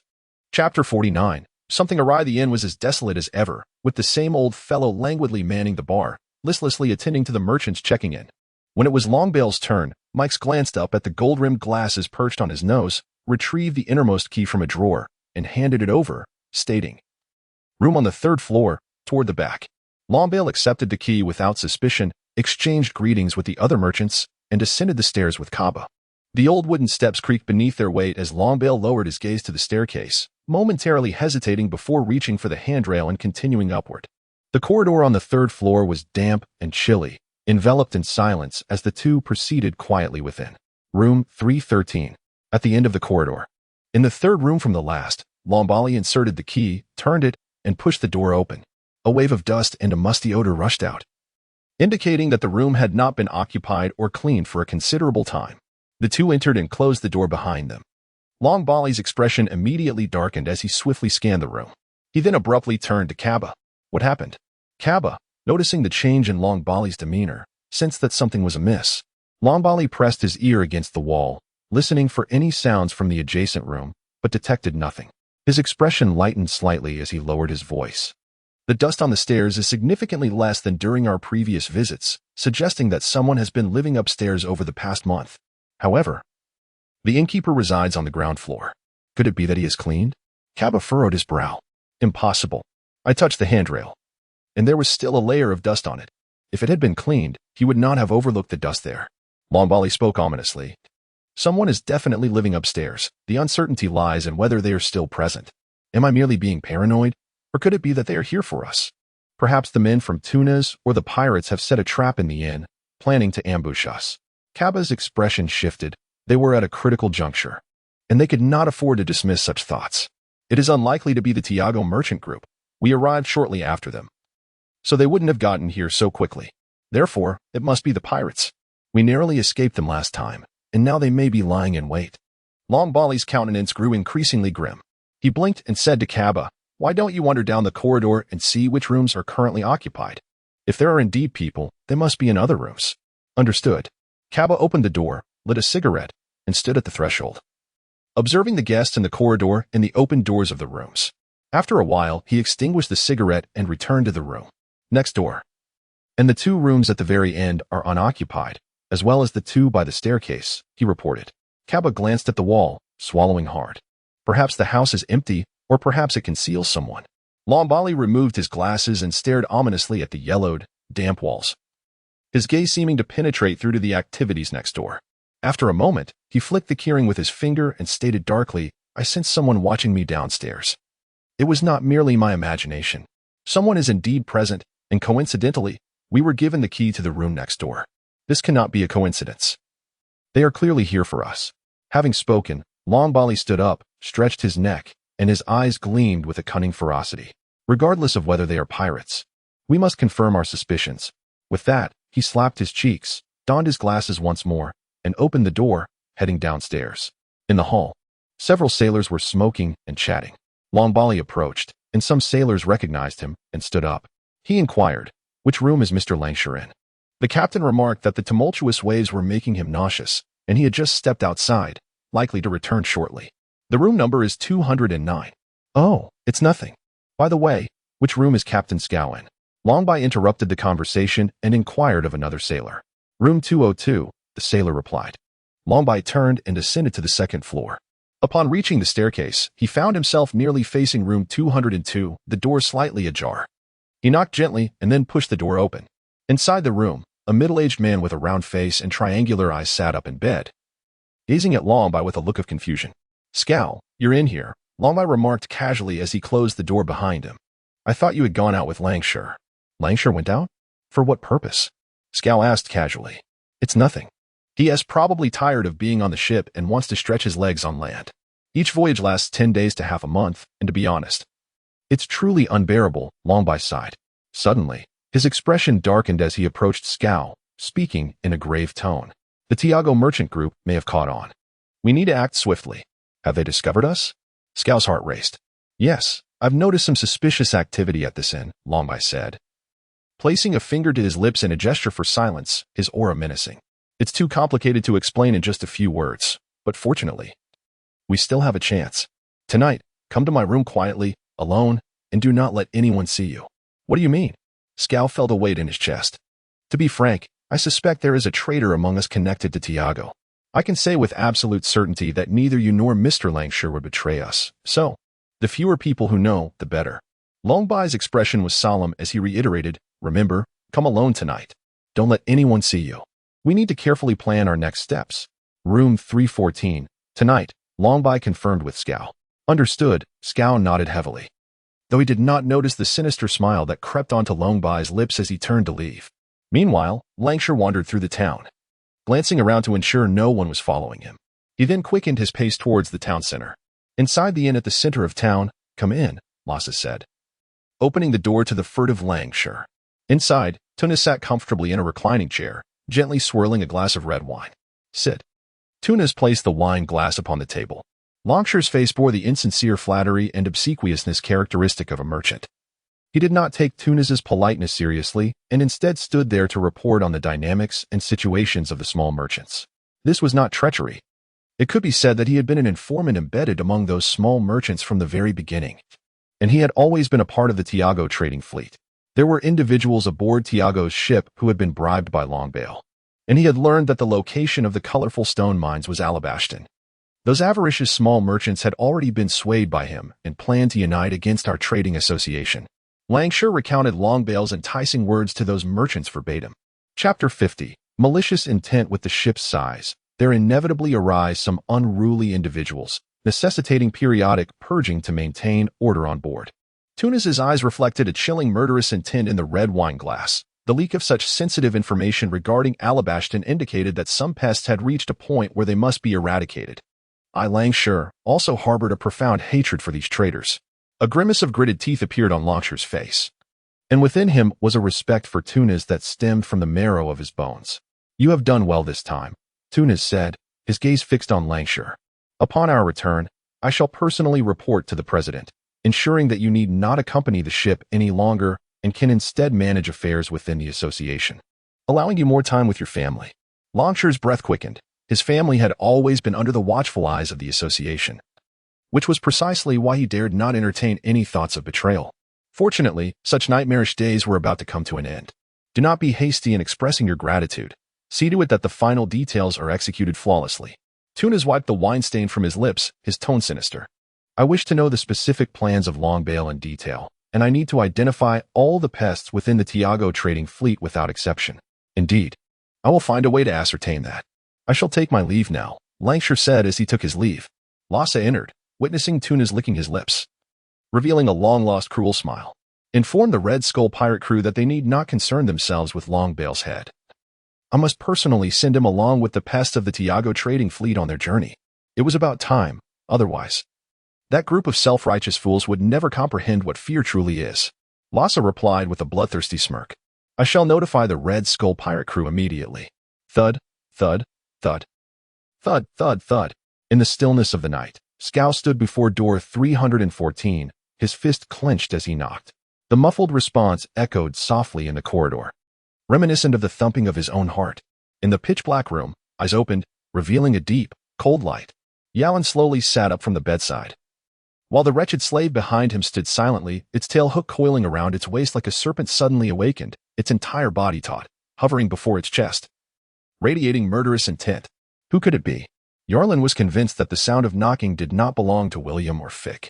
He drew back the curtains, allowing the cold moonlight to pour into the room. A multitude of guesses flashed through his mind in an instant, and then he made his way to the door. Grasping the doorknob, he twisted it, producing a distinct click as the lock disengaged. The door swung open. Behind the adjacent door, Lombardi and Kaba exchanged dark glances. Truly, someone had arrived. Lombardi gripped the doorknob, slowly turning the lock, while Kaba crouched behind him like a poised cheetah, clutching a dagger that gleamed with a sinister sheen, clearly coated in poison. Who are you?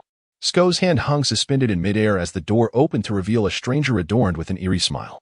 It seems you have knocked on the wrong door. Sko was momentarily taken aback. I believe the person you seek resides next door. Yarlin stood in the doorway, casting a sidelong glance at Sko. Clang! A spark ignited, and a blade-wielding arm darted forth, akin to a venomous python coiling around its prey. Kaba's pupils dilated sharply as a crimson line appeared on his wrist. This was perilous. His heart raced. He immediately retreated, feeling the scales scrape against his skin. Goosebumps erupting along his arms, as bloodied flesh was flung aside. In midair, an ominous bony tail lay across their path, its black-red hook swaying. Droplets of blood trickling into the gory crevice, a chilling sight. What on earth? Kaba bent low, curling his body behind Sko, a faint scent of blood permeating the air. He fixated on the tail, which appeared to be a grotesque appendage fashioned from interlinked bones. His wrist had been severed down to the bone, the blade bearing a notch the size of a fingernail, with fissures hinting at the sharpness of that tail. It's a person. Lombardi emerged with a grim expression. Standing beside Kaba, his eyes, cold behind his glasses, scrutinized Yarlin, whose face bore a strangely amused smile, the bony tail extending from behind him, alongside a vague humanoid figure looming in the shadows. Moonlight streamed through the window, casting a pallid chill over Lombardi's countenance, while Yarlin stood backlit, his expression inscrutable. Lombardi? Sko seemed to have grasped something, his face a tempest of reds and blues as he bared his teeth. You intentionally misdirected me. This is a trap. I merely required someone to ascertain whether this residence harbors any occupants. Lombardi shot Sko a sidelong glance, devoid of any remorse, his tone indifferent. I cannot risk myself. You seem the most suitable candidate. You scoundrel. Ski was enraged, yet ultimately possessed a semblance of rationality. He refrained from raising his voice until he could decipher the peculiar circumstances surrounding this bizarre tableau. Behind him stood Lombard, a nefarious character unworthy of trust. The man before him exuded an aura of extreme peril, his identity shrouded in mystery. Caught in this precarious middle ground, Ski found himself at a loss, uncertain of whom to align with, teetering on the brink of despair. A brief silence enveloped the atmosphere, thick with impending crisis. This initial encounter had surpassed Yalin's expectations. He had not intended for such a sudden confrontation with Lombard. To his astonishment, the latter proved to be impatient, intruding uninvited. And it was evident that he did not bear a friendly disposition. Yarlin was about to speak when suddenly his brows twitched, the vertebrae in his tailbone cracking audibly as he tensed, his fangs snapping toward Longbali's chest. Almost in the same heartbeat, Longbali's lips moved, the first word barely escaping his mouth, when Kaba's lips curled into a sinister smile, his wrist flicking to send flesh and blood splattering, the dagger appearing with an eerie precision at Sko's neck. Hand. As the second word fell, Lombali felt a chill run down his spine, the hairs on his body standing on end, his pupils constricting into slits. He was positioned directly in front of Kaba. Had he dodged in that split second, the tail hook would have likely pierced Kaba through. A moment's hesitation rendered any further evasion futile. Kaba's eyes bulged with rage, veins bulging on his wrist, blood gushing from the wound and splattering Sko's face. Then, he observed his fingers move with uncanny agility, the dagger skimming closely past Sko's chin and making a sharp turn. Ding! The tail hook was deflected, swiftly retracting along its original path. Just then, Yarlin's fingers splayed wide, his arm extending to grasp the back of Sko's head, pulling him close with a slight force, causing Sko to stumble beside him. This flurry of movements transpired in the blink of an eye, leaving Sko bewildered, as though he had fallen into an icy abyss, feeling as if he had danced on the brink of death. What a nefarious intent. Yarlin licked his lips. Lombali left a profound impression on him. Chapter 51. Collusion between officials and businessmen. If he dies at my doorstep, and you shout too loudly, the blame will fall squarely on my shoulders. This is hardly the demeanor expected at our first encounter. Yarlin's fingers tightened around Skow's carotid artery, his tone laden with meaning. You must understand, I have come with nothing but goodwill. Longbali silently scrutinized the man before him, utterly oblivious to any semblance of kindness emanating from him. Skow trembled in fear, unable to comprehend why the man behind him, who had just saved his life, now pressed his sharp fingertips against his throat, a shiver coursing through his neck. Do you not believe me? Yarlin fixed his gaze on Longbali, slowly leaning his head closer to Skow's ear, whispering ominously, that poses quite a dilemma. The statement seemed directed at Longbali, yet it felt like a conspiratorial murmur to Skow, a sudden chill rising simultaneously within both men.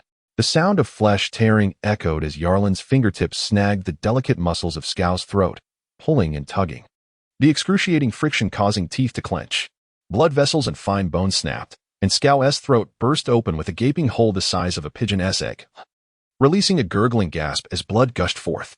Yarlin flicked his fingers, tossing a slender, blood-stained throat tube onto the ground. Skow clutched his neck with both hands, gazing in horror at Lombariel, his mouth emitting pitiful whimpers. Skow was, as Lombariel desired, on the brink of death, yet Lombariel's countenance shifted to an ashen hue, devoid of any satisfaction from his cunning plan. Instead, a chilling sensation coursed up from the soles of his feet, akin to a venomous serpent slithering along his spine, freezing him to the bone. Lombariel realized that this was the other party's expression of goodwill. It could also be interpreted as a sincere intention of friendship. The lifeless body was dragged into the house by a lowly servant, leaving jagged trails of crimson on the yellowed floorboards. Yarlin turned slightly, offering a nonchalant invitation. Please, come in. Lombariel? Kaba regarded Yarlin with trepidation, utterly perplexed by the man's intentions, recognizing only one fact. The man before him was exceedingly dangerous. Lombariel paused at the doorway, contemplating for a brief moment, then redirected his gaze from the bloodstains and instructed Kaba, clean up the blood. Without further elaboration, Lombariel stepped around the stains and entered. The door shut, leaving Kaba outside in a state of confusion. Gritting his teeth, he returned to his quarters, retrieving a cloth before emerging anew. Who exactly are you? Lombariel fixed his intense gaze upon Yarlin, having already dismissed the possibilities of piracy in the Tiago merchant fleet. I am Yarlin, came the reply that resonated in Lombariel's ears. I hail from the Navy's 153rd base, Lombariel. The Navy bears you no ill will. The revelation of the Navy was unexpected. Lombariel's mind surged with tumultuous thoughts, and after a moment of shock, he regained his composure, regarding Yarlin with a complex mix of emotions, muttering, has the Navy set its sights on this island as well? He struggled to fathom the reason behind the Navy's covert presence in this town. The only plausible explanation was that this colorful stone mountain had attracted not only greedy merchants but had also, at long last, caught the Navy's attention. Could it not be a matter of eradicating pirates? This island harbored a ruthless band of marauders. It was our duty in the Navy to eliminate this scourge. Yarlin regarded Lombariel with a semblance of a smile, as Lombariel, with a sardonic chuckle, swiftly calculated the pros and cons of the Navy's sudden intervention and pondered how best to secure his own interests. Yarlin moved a chair and seated himself by the window, holding a teacup in his right hand, gently rotating it without taking a sip. Why do you pay attention to me? Longbali did not believe that living next door was merely a coincidence. He realized that even if he had not come to probe today, this man would inevitably reach out to him sooner or later. You are indeed correct. Our 153rd branch has set its sights on this island. Unfortunately, it has already been claimed by the Tiago Trading Company, and we aim to wrest it from their grasp. The water in the teacup had cooled, yet Yarlin maintained a serene expression.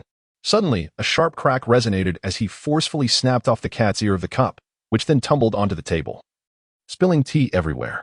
This teacup represents this small town, and the cool water within signifies the Tiago Trading Company. If we, the Navy, wish to savor hot tea, we must first pour out the cold water. Yarlin gazed at Longbali with profound significance, flicking his finger to send the cat's ears soaring through the air, which Longbali caught deftly. This handle signifies the chosen emissary of the 153rd Navy branch. Through this handle, can the Navy conceal itself in the shadows while grasping this teacup? Longbali pondered, his eyes gleaming beneath his lenses. And what do I stand to gain? As for the Navy's motives, Longbali merely shifted his gaze, opting not to inquire further, for it was merely a matter of the 153rd branch seeking tangible benefits while preserving the facade of justice. Ultimately, Longbali had long seen through the FAAD. Notions of righteousness or villainy were merely illusions in the relentless law of the jungle, the sole truth upon the sea. You will become the merchant representative for the 153rd branch, possessing the legal extraction rights of this island, free from interference by other merchants or pirates. You will monopolize the gemstone mines here, reaping astonishing profits. Yarlin paused before breaking into a grin. And my friendship. Longbali chose to disregard the last remark, his heart swelling with ambition and greed, igniting his hoarse voice. What must I sacrifice? 50% of the profits. Yarlin extended a palm, fingers spread wide. This is impossible. You Navy men hardly have to lift a finger, while I must handle extraction, transportation, and all associated costs. You expect to take half? Longbali found this offer entirely acceptable, yet feigned dissatisfaction. You are a clever man. Spare the theatrics. You know very well that the Navy's endorsement is worth this price, saving you the majority of troubles in the East Sea. Yarlin replied coolly, to gain the favor of the 153rd branch is an opportunity coveted by countless merchants. Do not be overly greedy. 50% is sufficient to satiate you. Besides, the profits we, the 153rd branch, collect must also be utilized to manage our higher-ups. Very well. I accept. Longbali noted Yarlin's refusal to negotiate further and chose to let the matter rest. Now we can proceed to the main topic. Yarlin and Longbali exchanged a glance, simultaneously uttering 3 words. Tiago. Their intentions were laden with malice. Chapter 52. No man is worthy without poison in the corner. The corpse of Sko was gradually cooling. The blood on the floor darkened and congealed, while the air wafted with the metallic scent of blood. Yarlin and Longbali locked eyes. You narrowly evaded Tiago's grasp last time. Do you dare to return this time? It seems you must have a plan, Yarlin inquired, his tone nonchalant. Longbali's narrow eyes, obscured by golden-rimmed glasses, fixed intently on Yarlin. It appears you are well informed. Indeed, I have come prepared. The Tiago caravan seeks my life, and I harbor the same intent. Do enlighten me about your plan, Yarlin said, his fingers intertwining. Longbali's gaze fell upon the black glove adorning Yarlin's left hand. He gently adjusted his glasses and spoke in a low, measured tone. Arson. A great fire. A great fire? How great? Longbali took a deep breath, and as the next words escaped his lips, it felt as though the air was already thick with acrid smoke, a fire that engulfs the entire town of Colorstone. Yarlin's lips curled slightly, and he inhaled sharply, rendered momentarily speechless. A frenzied look crossed Longbali's face, his voice dripping with sinister intent. The entire town of Colorstone is built upon Tiago's endeavors. It has long been regarded as his personal property. Once the flames spread, the members of the Tiago caravan will undoubtedly rush to extinguish the fire, for it is their own assets at stake. Otherwise, should Colorstone be reduced to ruins, its reconstruction would take no less than half a year, during which the quarry would inevitably fall into paralysis, a scenario the Tiago consortium cannot abide. Yarlin touched his left eyelid, casting a deep, piercing glance at Longbali. His voice icy. Countless innocent residents of this town will perish in your inferno. Longbali's pupils constricted abruptly, evoking the image of a viper awakening from slumber. His voice hoarse and cruel. A gentleman does not dwell on the trivial. No man is worthy without poison. With that, an ominous silence enveloped the air. Yarlin extracted a cigarette from the box and ignited it, the smoke curling around him, obscuring his features. He rose to gaze out at the tranquil darkness of the town, his blue eyes reflecting the silent night. Profound and enigmatic, no one could fathom the thoughts swirling within him at that moment. After a while, Yarlin flicked the half-consumed cigarette butt away, the faint ember sparkling as if he could already envision a towering inferno. With his back turned to Longbali, his expression oscillated between light and shadow. Longbali observed Yarlin's solemn silhouette. Amidst the flames and smoke, the numerical advantage of the Tiago merchant group dissipated. At that juncture, if they could seize the opportunity to eliminate the leader, Tunis, and set the merchant vessels ablaze, the remaining individuals would be left to perish on this island, their fate resting entirely in their hands. It sounded splendid, yet how could one ensure that no missteps would occur during this intricate process?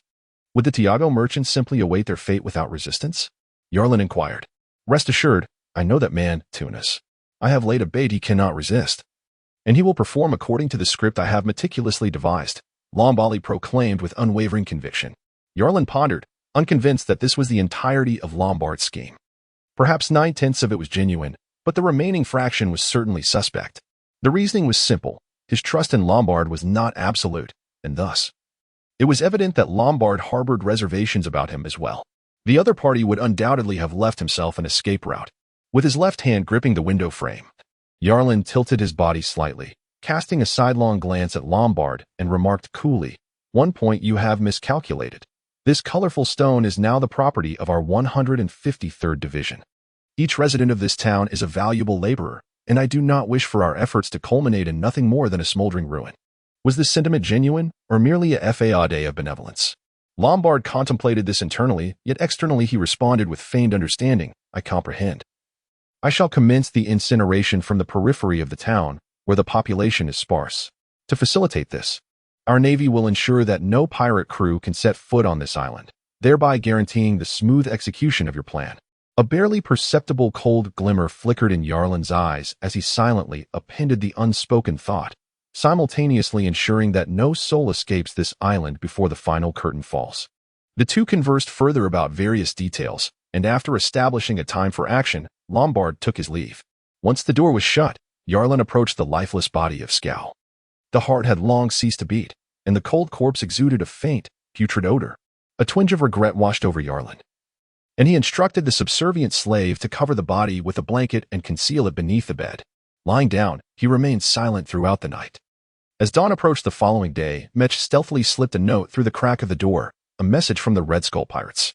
The paper bore a single line stating that the Tiago caravan did not intend to enlist the pirates to eliminate Lombard. Rather, they planned to confront him directly themselves. Yarlin squinted and retrieved a pen from the room, inscribing a line on the back of a note.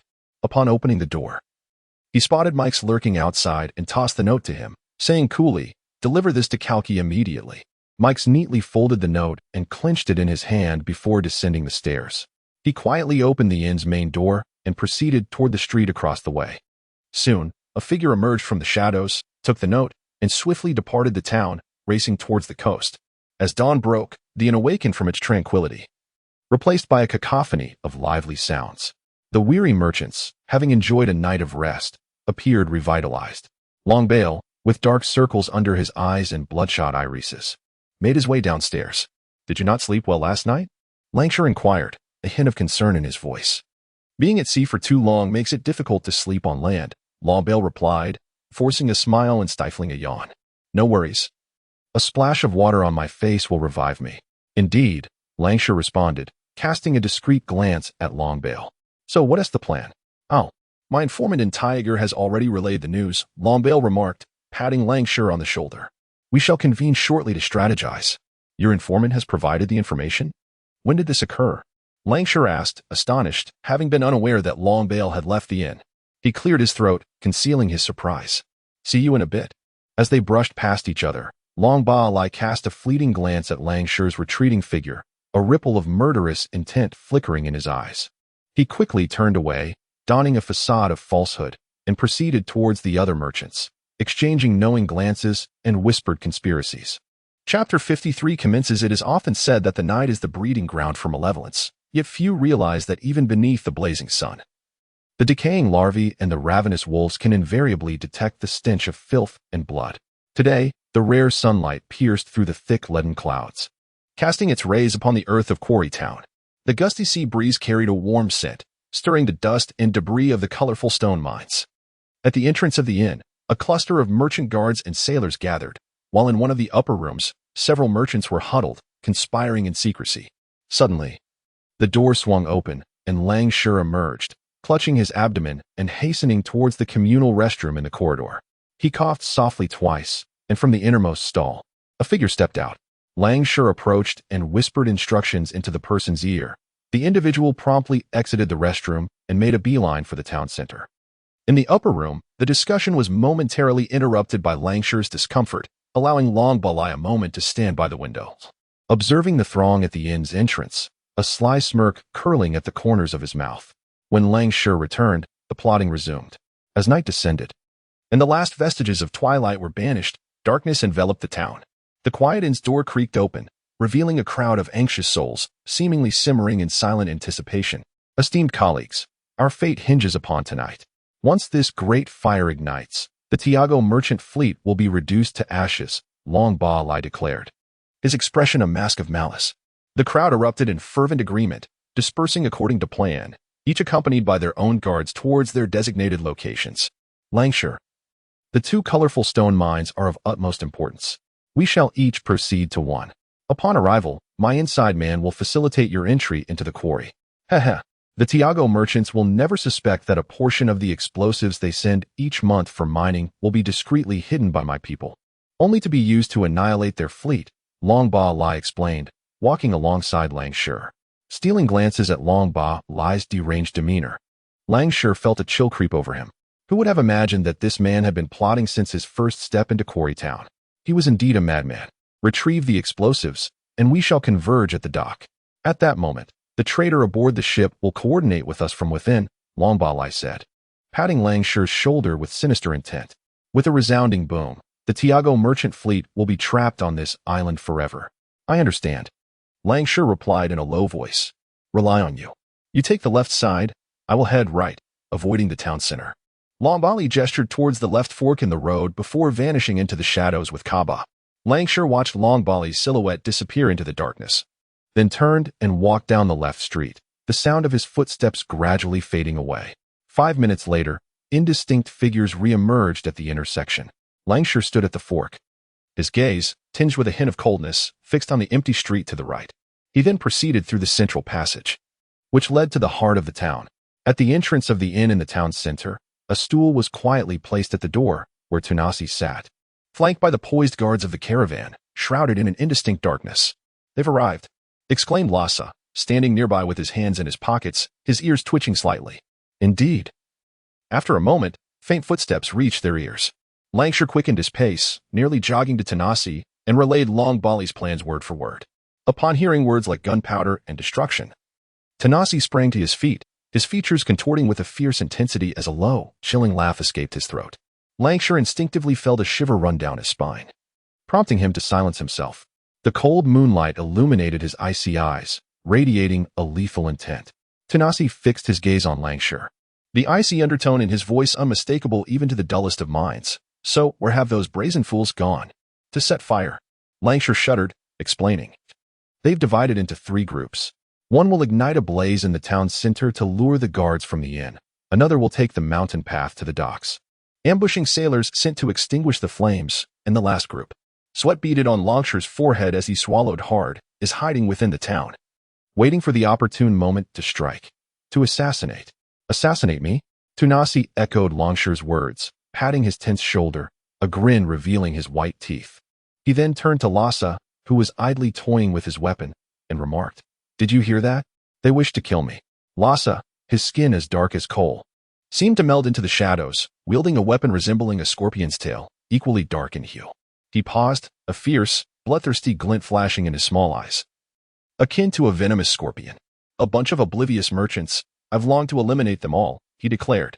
I initially considered keeping them alive for some use, but since they are so eager to meet their doom, they shall not be stopped.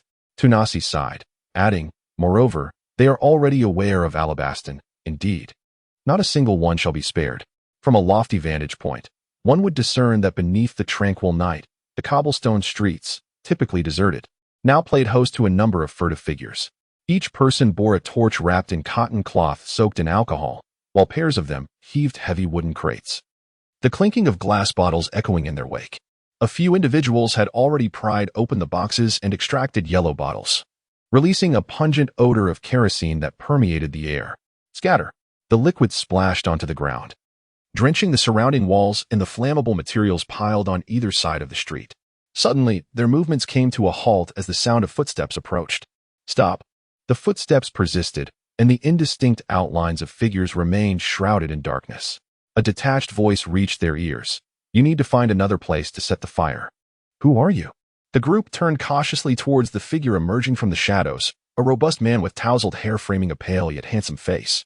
Close behind him lingered 2 towering shadows. The man was Yalan, flanked by 2 subordinates.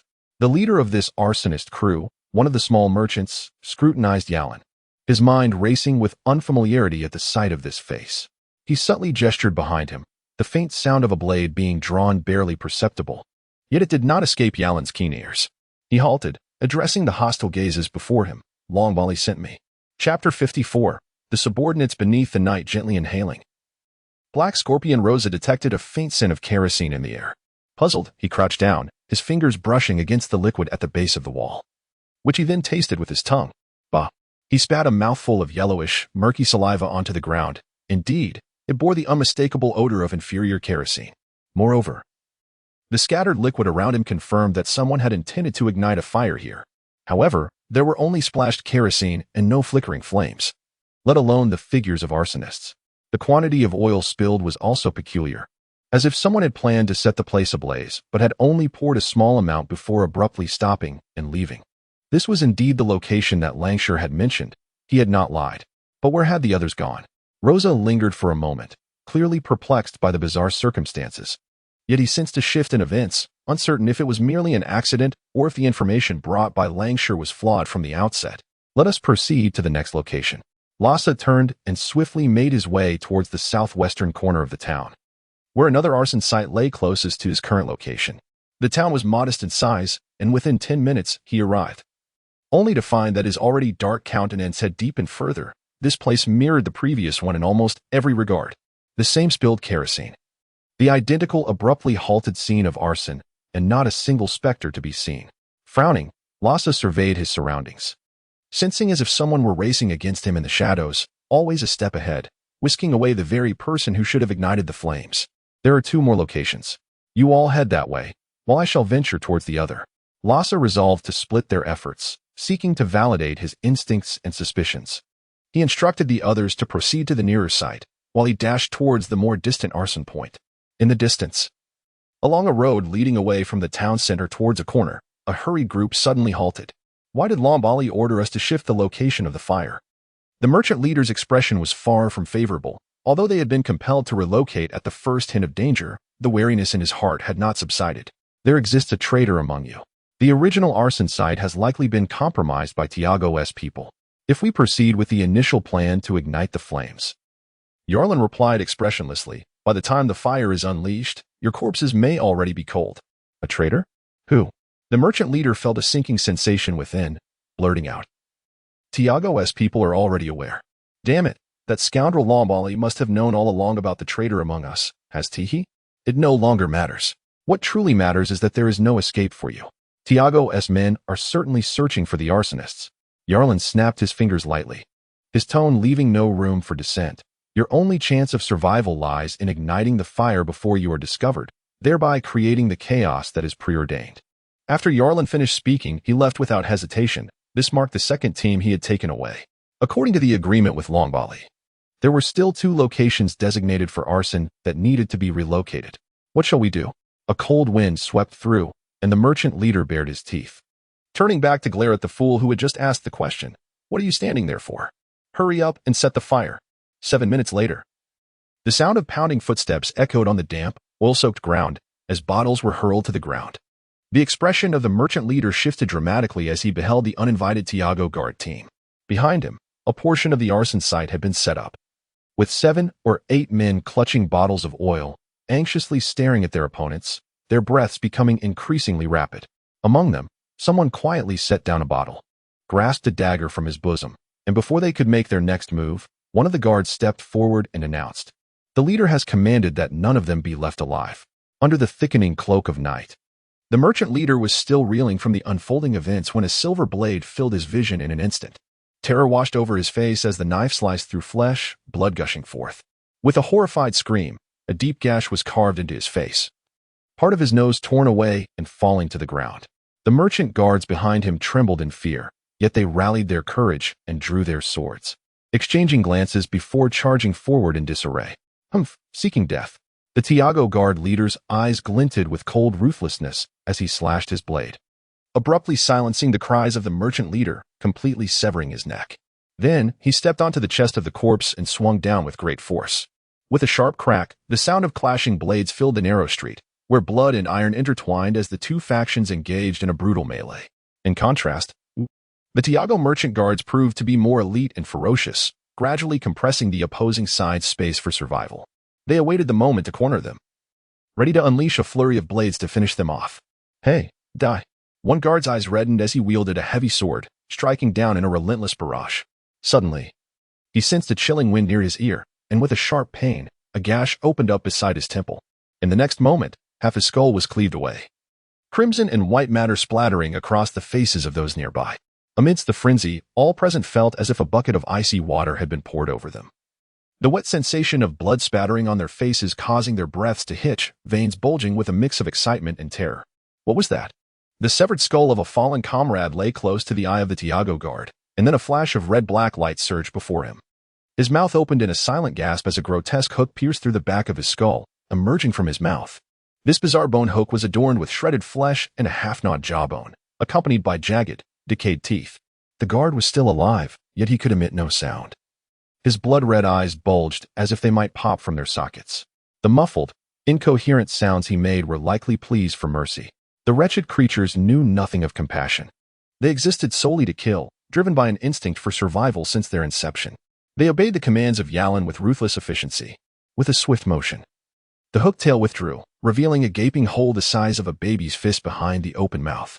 The surrounding enemy guards suddenly halted their movements, recoiling in terror, scattering to encircle the two towering wretches in the center.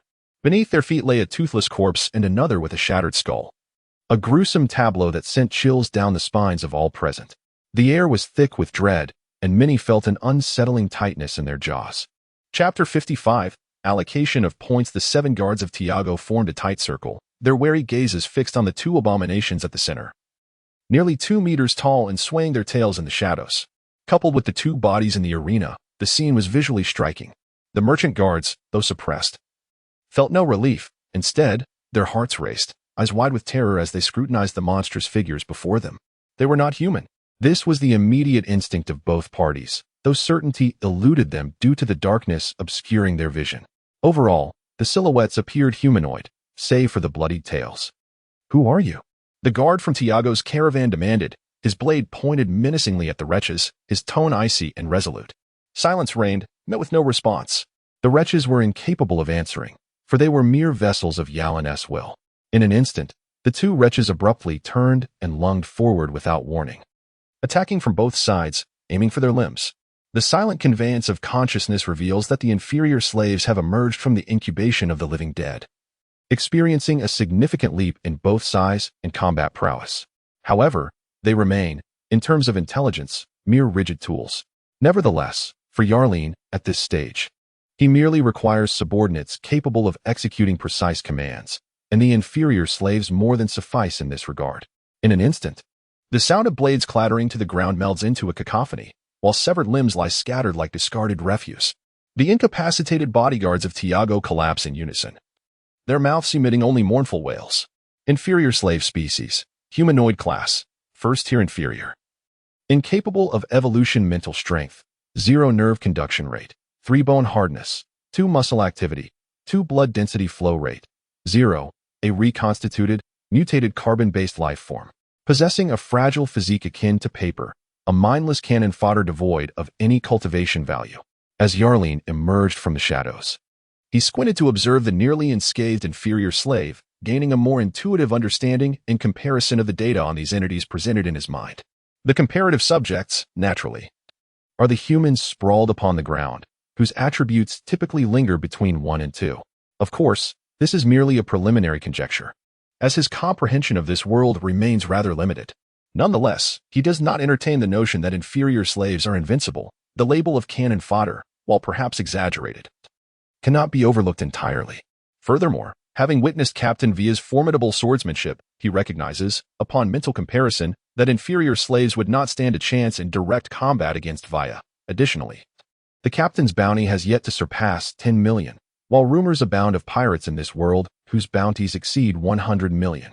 As Yalin pondered, his gaze unconsciously roamed the ground, and an array of data naturally imprinted itself upon his retina.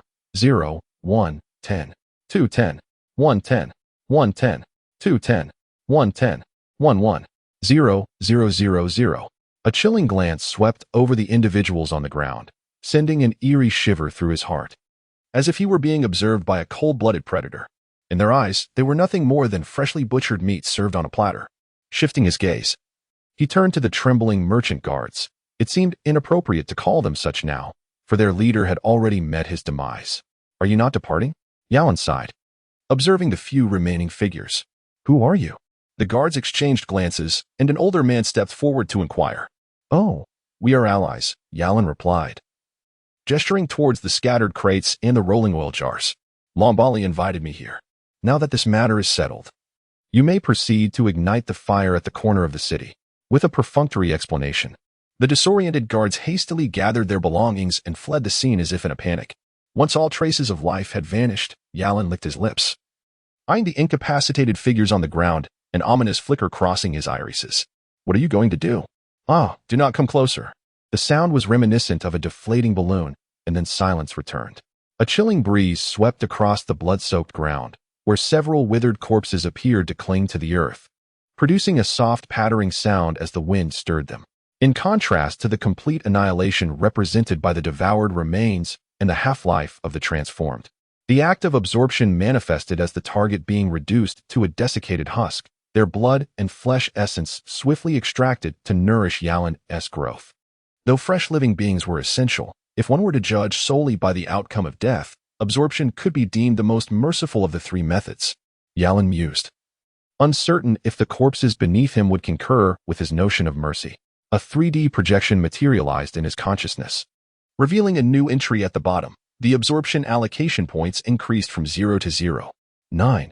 A total of 7 living beings had been encountered, 2 of which individually contributed 0.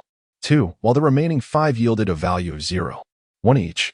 The reason for this discrepancy was still a conjecture for Yalin, one that he could not ascertain but would have to await future opportunities to verify. The pressing concern now was how to allocate the 0.9 points of absorption. Yalin experienced a sensation akin to engaging in a game. However, he was acutely aware that this was no mere pastime. This game-like construct was merely an illusion fashioned by Astur for his own purposes. A flurry of chaotic thoughts raced through his mind, and then Yalin focused his attention. Suddenly, a surge of warmth erupted from his heart, rapidly coursing through his limbs and body. In an instant, his height increased by 2 centimeters, and his muscles appeared as if they had been meticulously sculpted by an artist, defined and robust. Each muscle swelled, taut and ready to spring into action, as though countless steel cables were intricately entwined within, creating a truly formidable sight. Mental strength, 1. Nerve conduction rate, 1. Bone hardness, 1. Muscle activity, 3. 1. Blood density flow rate, 1. Defective body, complete body, progress bar, 1100, absorbed allocation points, 0. Yalin deactivated the 3-dimensional projection in his retina, quietly attuning himself to the terrifying power that resided within him. The sensation of strength coursing through his every movement was intoxicating. He gazed at his right hand, noticing that the joints of his fingers had become more robust, and the skin on the back of his hand appeared to have taken on a coarser texture. When he touched it, it lacked the smoothness he once knew, resembling the rugged friction of leather instead.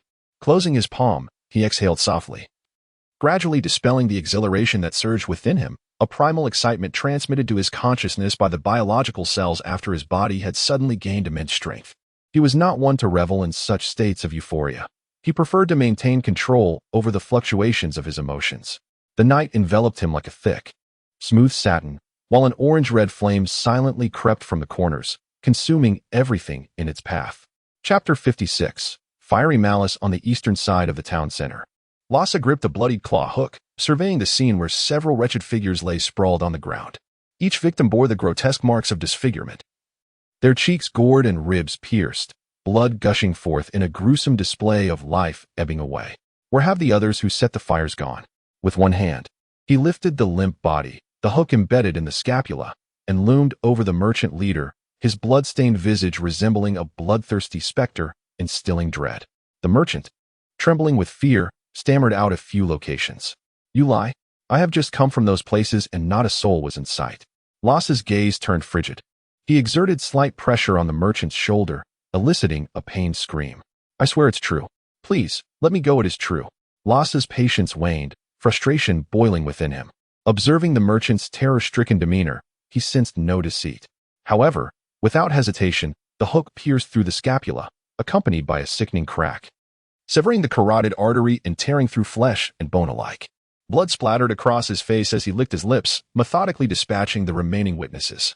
Minutes later, Lhasa stared at the desiccated corpses on the ground, their forms resembling grotesque fabric sculptures, crumpled and lifeless as if their bones and organs had turned to dust, held together only by their skin. What transpired here? Los's expression turned grave. He had encountered many deaths, but such a bizarre demise was unprecedented. Boom. Beneath the ink-stained night, the earth-shattering explosion echoed across the sky, reminiscent of the very collapse of the heavens, as blinding flames illuminated the darkness in a crimson glow. The quarry. Los gazed toward the rear mountain, half of the sky abruptly illuminated. His pupils constricted sharply, and almost simultaneously, a serpentine fire, quietly spreading from the corner of the town behind him, suddenly raised its head, emitting a hissing sound of combustion. A torrent of crimson flames surged forth, revealing a ferocious inferno. The entire quarry town was engulfed in chaos, one half resonating with thunderous explosions, while the other succumbed to the wrath of raging flames. Los's expression fluctuated between shadow and light. He stood transfixed for a moment before spitting out a thick phlegm and turning to rush toward the quarry on the rear mountain. Let us rewind the timeline by 5 minutes. In a moderately deep mine within the quarry on the rear mountain, the entrance was secured with wooden supports, firmly affixed to the cavern structure, extending inward. A man dressed as a miner, appearing to be around 50, hunching over, peered furtively from the mouth of the cave. He soon spotted Langshire and his companions ascending from the foot of the mountain, tightening his tattered coat, which concealed a half-empty bottle of liquor in its pocket. He awkwardly approached them. Before he even drew close, the mingled scent of alcohol and sweat wafted towards Langshire, prompting him to furrow his brow and inquire, "Are you the informant stationed at the quarry?" "Yes," the informant replied, revealing a mouthful of yellowed teeth, the stench of alcohol wafting thickly. "There is a considerable amount of explosives. Due to the difficulty of transportation, we have hidden them separately. A portion is concealed in the mine ahead. You should bring your men to assist me in retrieving it." "You've hidden several locations?" Longshire's brow twitched as he turned to Tanasi. Tanasi scrutinized the informant, whose soiled clothing and unkempt hair suggested neglect. The acrid scent of diluted alcohol was pungent, and his wrinkled face bore the marks of time, his yellowed teeth adding to the grim picture. He slightly furrowed his brow and asked, "Have you been working at this quarry for a long time?" The informant lifted his gaze, revealing bloodshot eyes that seemed to reflect a long absence of rest. "I have been in this town since the quarry was established, working alongside my young son. Why choose to be an informant? Are you dissatisfied with the quarry?" Tunasi queried in a low voice. "Ah." The informant rubbed his reddened eyes, sighing deeply. "What choice do I have? My son dreams of going to sea every day." "I see." Tunasi relaxed his brow and nodded at Langshire. "Let us hurry. My son is still waiting inside," the informant urged, stepping first into the depths of the mine. The cavern was profoundly dark, and a thick, oppressive atmosphere howled at the entrance, akin to the wails of restless spirits, sending chills through those who heard it in the dead of night. "The explosives are heavy. Everyone, come inside and lend a hand." The echo of urgency reverberated from within. Tunas gazed into the dark abyss of the mine, an inexplicable sense of unease stirring within him. However, the concealed explosives represented a looming threat that needed to be addressed tonight, and swiftly. "Enter and move," he commanded. "Yes." The others responded, with Langshire leading the way, followed by the guards of the Tiago caravan filing in one after the other. The mine was dimly lit, with the bulbs hanging on either side flickering as if weary from age. Tunas and his remaining trusted guards stood at the mine's entrance, waiting, his gaze penetrating the darkness inside, a wave of disquiet washing over him. Deep within the mine lay a closed cul-de-sac. The insider halted, leisurely turning around as he produced a torch from his pocket and ignited it, clutching it tightly. At his feet, tools like pickaxes and shovels were carelessly strewn about, alongside tattered rags and blankets. Beneath the fabric lay dark debris and powder, a chilling scent permeating the confined air. Suddenly, Langshire and the others felt a jolt of fear and promptly halted. "Extinguish the torch." "Are you mad?" "Mad? Ha ha ha. Indeed, I have long lost my sanity," the insider retorted, his eyes ablaze with a frenzied hatred that sent shivers down their spines. "You are not an insider. You deceive us. What does Lombali want?" "Extinguish the torch." "What did he offer you? Are you willing to forsake your own life?" Longshire's mind raced, his tone frantic and urgent. "Calm down. Put out the torch. If it explodes, you will be the first to perish." "Lombali, the young merchant? I am aware. He is no virtuous man. He merely seeks to use me to eliminate you all. But it matters not, for I have long wished for my end." The insider unscrewed a bottle of liquor, pouring it down his throat, then smashed the bottle onto the ground.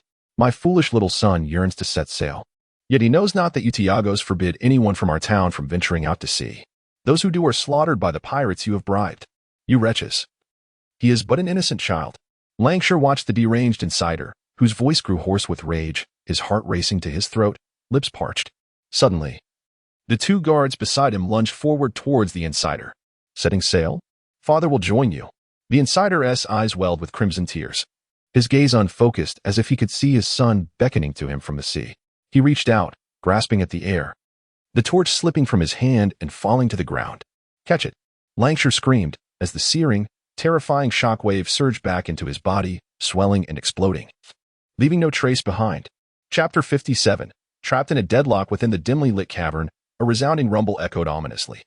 Tunis's pupils narrowed to a mere line as a wave of crimson flames engulfed his entire field of vision, the searing heat crashing against his chest. His heart momentarily ceased its rhythm, and he felt as though he had been struck by a colossal hammer. His body soaring through the air in a parabolic arc before crashing heavily to the ground. Coughing, he clumsily rose to his feet, his entire form feeling as if it might disassemble. With a grim expression, Tunis surveyed the collapsed mine, noting that a few guards nearby had also been engulfed by the explosive shockwave. A mere glance was enough for him to ascertain their grievous injuries, their insides likely shattered, blood oozing from their orifices. A series of hurried footsteps approached from behind. What is happening? Black Scorpion Lhasa gasped, astonished by the devastation within the mine, the air thick with the acrid scent of charred remains. We have been deceived by Rambalier. This is a trap. Tunis spat out a mouthful of blood, wrenching a loose tooth from his mouth. What awaited us was not an ally, but a madman intent on our mutual destruction. It seems Rambalier had already suspected something was amiss with Lancashire, deliberately using him to relay false information to us. Now it makes sense. No wonder those locations were devoid of any apparitions, Lhasa realized, his expression shifting to one of frustration. So what shall we do now? Tunis's gaze drifted past Lhasa, staring somberly towards the small town at the foot of the mountain. Flames illuminated the sky, casting a crimson glow, while the raging inferno echoed with the sounds of anguished screams. Thick plumes of black smoke twisted and coiled in the air, resembling a grotesque beast prowling and howling above the town. That lunatic Rambalier intends to reduce the entire Kaishar town to ashes. The muscles around Tunis's eyes twitched. He could not permit such a catastrophic event to unfold. Otherwise, all his years of painstaking efforts would be rendered futile, and his standing within the merchant guild would plummet. A chilling suspicion began to take form in Tunis's mind.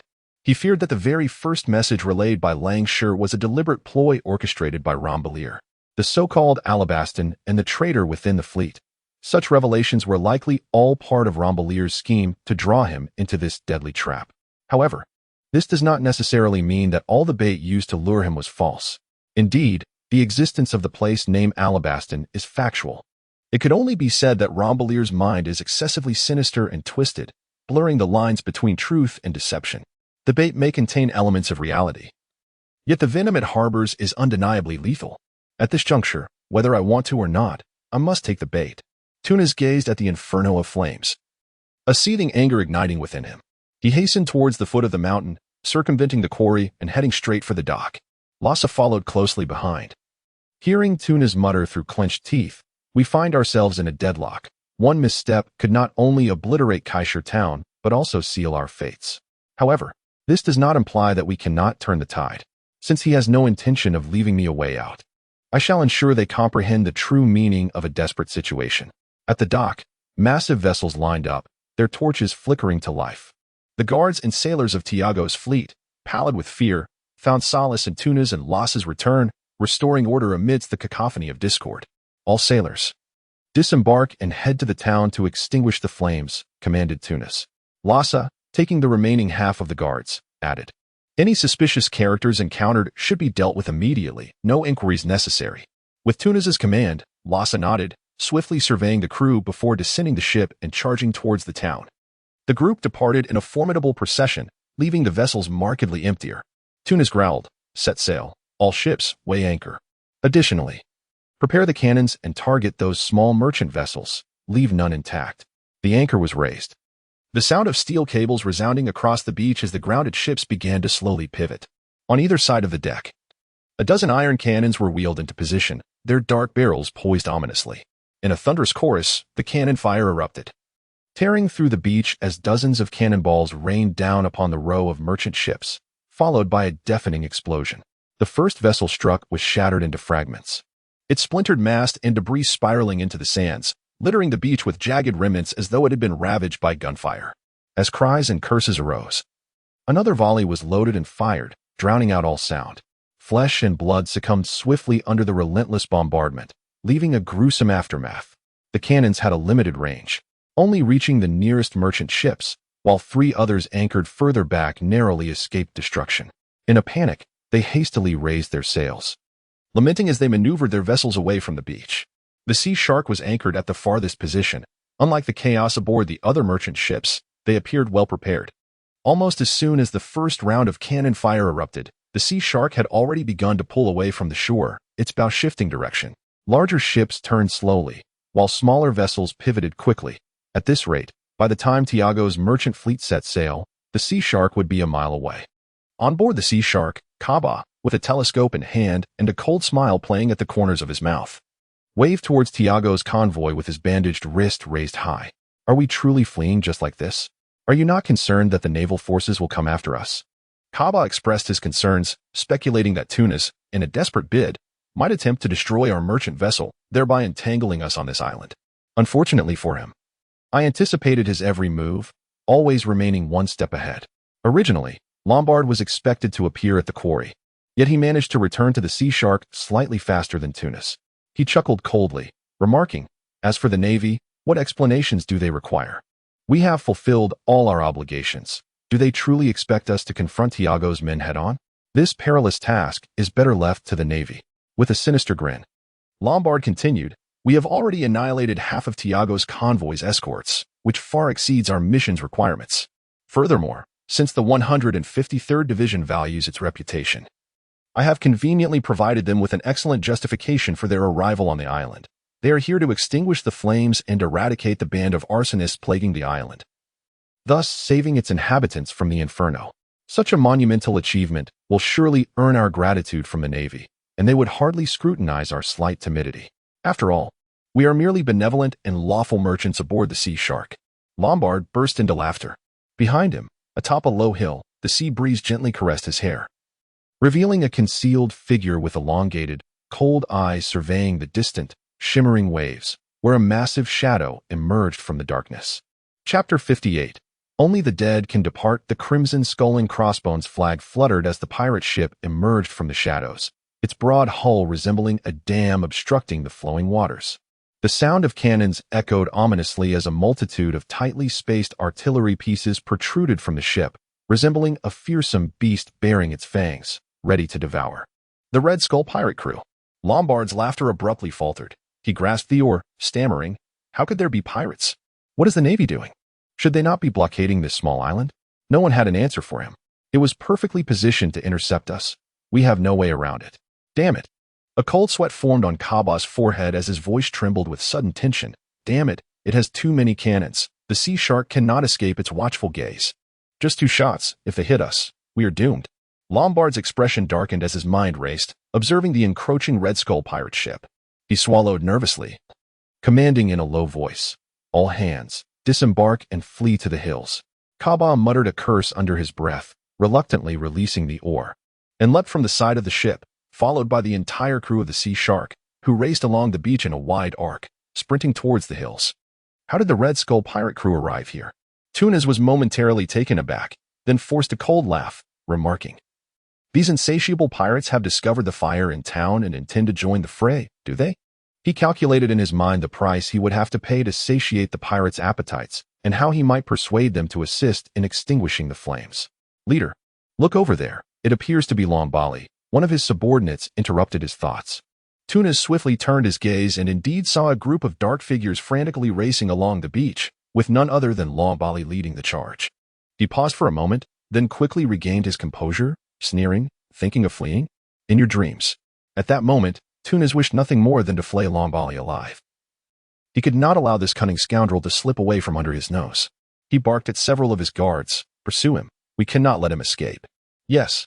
A group of guards responded with palpable hostility. Tunis could not yet depart. He needed to first deal with the Red Skull pirate crew. He tousled his disheveled hair and stood at the edge of the ship, awaiting the approaching pirate vessel. The distance between them gradually diminished, and both ships had entered each other's firing range. The silhouettes in the darkness appeared somewhat blurred, and the flickering flames raised at the ship's edge danced in the sea breeze. As they drew closer, Tunas could vaguely discern the multitude of figures aboard the opposing ship. Positioned near the bow was a row of gunners brandishing torches, and behind them stood pirates adorned with red satin ribbons, all exuding an air of lethal intent. Among them, a man with a bare upper body, displaying a skull tattoo, towered above the rest, his face a mask of brutishness. It seemed he sensed Tunas's gaze. And in that moment of eye contact, a cruel and savage smirk curled at the corners of his mouth. Something was amiss. Tunas's heart raced violently as he bellowed. The surrounding gunners appeared momentarily stunned, their minds struggling to reconcile the fact that the Red Skull pirate crew was ostensibly on their side. One of the gunners even turned in confusion, questioning whether he had misheard. Boom, boom, boom. A deafening barrage erupted, dazzling sparks exploding forth. As two merchant ships tilted and sank, sailors and corpses plummeting into the icy waters like dumplings. The stout masts crashed against the nearby nefarious merchant ship, unleashing a cacophony of screams. Fresh blood and warm corpses instantly became the dominant hues aboard the vessel, transforming the scene into a crimson hell. After the thunderous cannonade, the pirate ship drew near. Elongated wooden planks were hastily laid across the bow, and the raucous pirates staggered across, some agilely leaping down from the heights of the masts, their weapons ruthlessly cleaving into the sailors' skulls before they even touched the ground. No further commands were necessary. The sailors and guards of the Tiago Trading Company were engulfed in a chaotic melee with the vicious pirates. Tunas's eyes reddened as he seized a blade, swiftly dispatching a pirate adorned with a red satin ribbon, blood splattering across him. Norway, bending low with dual blades grazing the ground, created a blur of flashing steel. As several guards found their legs severed and collapsed, rising, a glint of ferocity ignited in his eyes. He spotted Tunas and stepped upon the chest of a fallen guard, eliciting a sickening crunch as the chest caved in. With a powerful leap, he resembled a descending cannonball. Tunas looked up and advanced, their blades clashing with an agonizing screech. Sparks flying. Norway pressed down with his left blade, while his other long knife cleverly angled toward Tunas's palm. Unfazed, Tunas released his grip just as a short dagger sprang forth from his sleeve. He deftly evaded the blade's edge and lunged fiercely at Norway. Norway's eyes were filled with a bloodthirsty ferocity. Disregarding the dagger aimed at his throat, he swung his left blade toward Tunas's face. Cold light flickered in Tunas's pupils. He had no intention of exchanging blows at the cost of his life. He withdrew his wrist, sidestepping to the left, maintaining a cold stare at Norway. Norway, undeterred, glared back defiantly but refrained from charging. Instead, he grinned savagely at the surroundings. It was evident that although the Tiago Trading Company held a slight numerical advantage, with half of their guards either dead or wounded, the remaining sailors stood little chance in close combat against the Red Skull pirate crew. The few surviving guards were barely holding their ground. Defeat was merely a matter of time. What are you doing?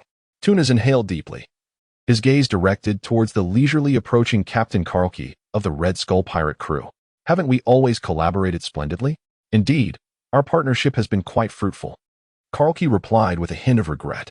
He retrieved a scrap of paper from his pocket and sighed. However, it seems circumstances have compelled an earlier arrival on the island.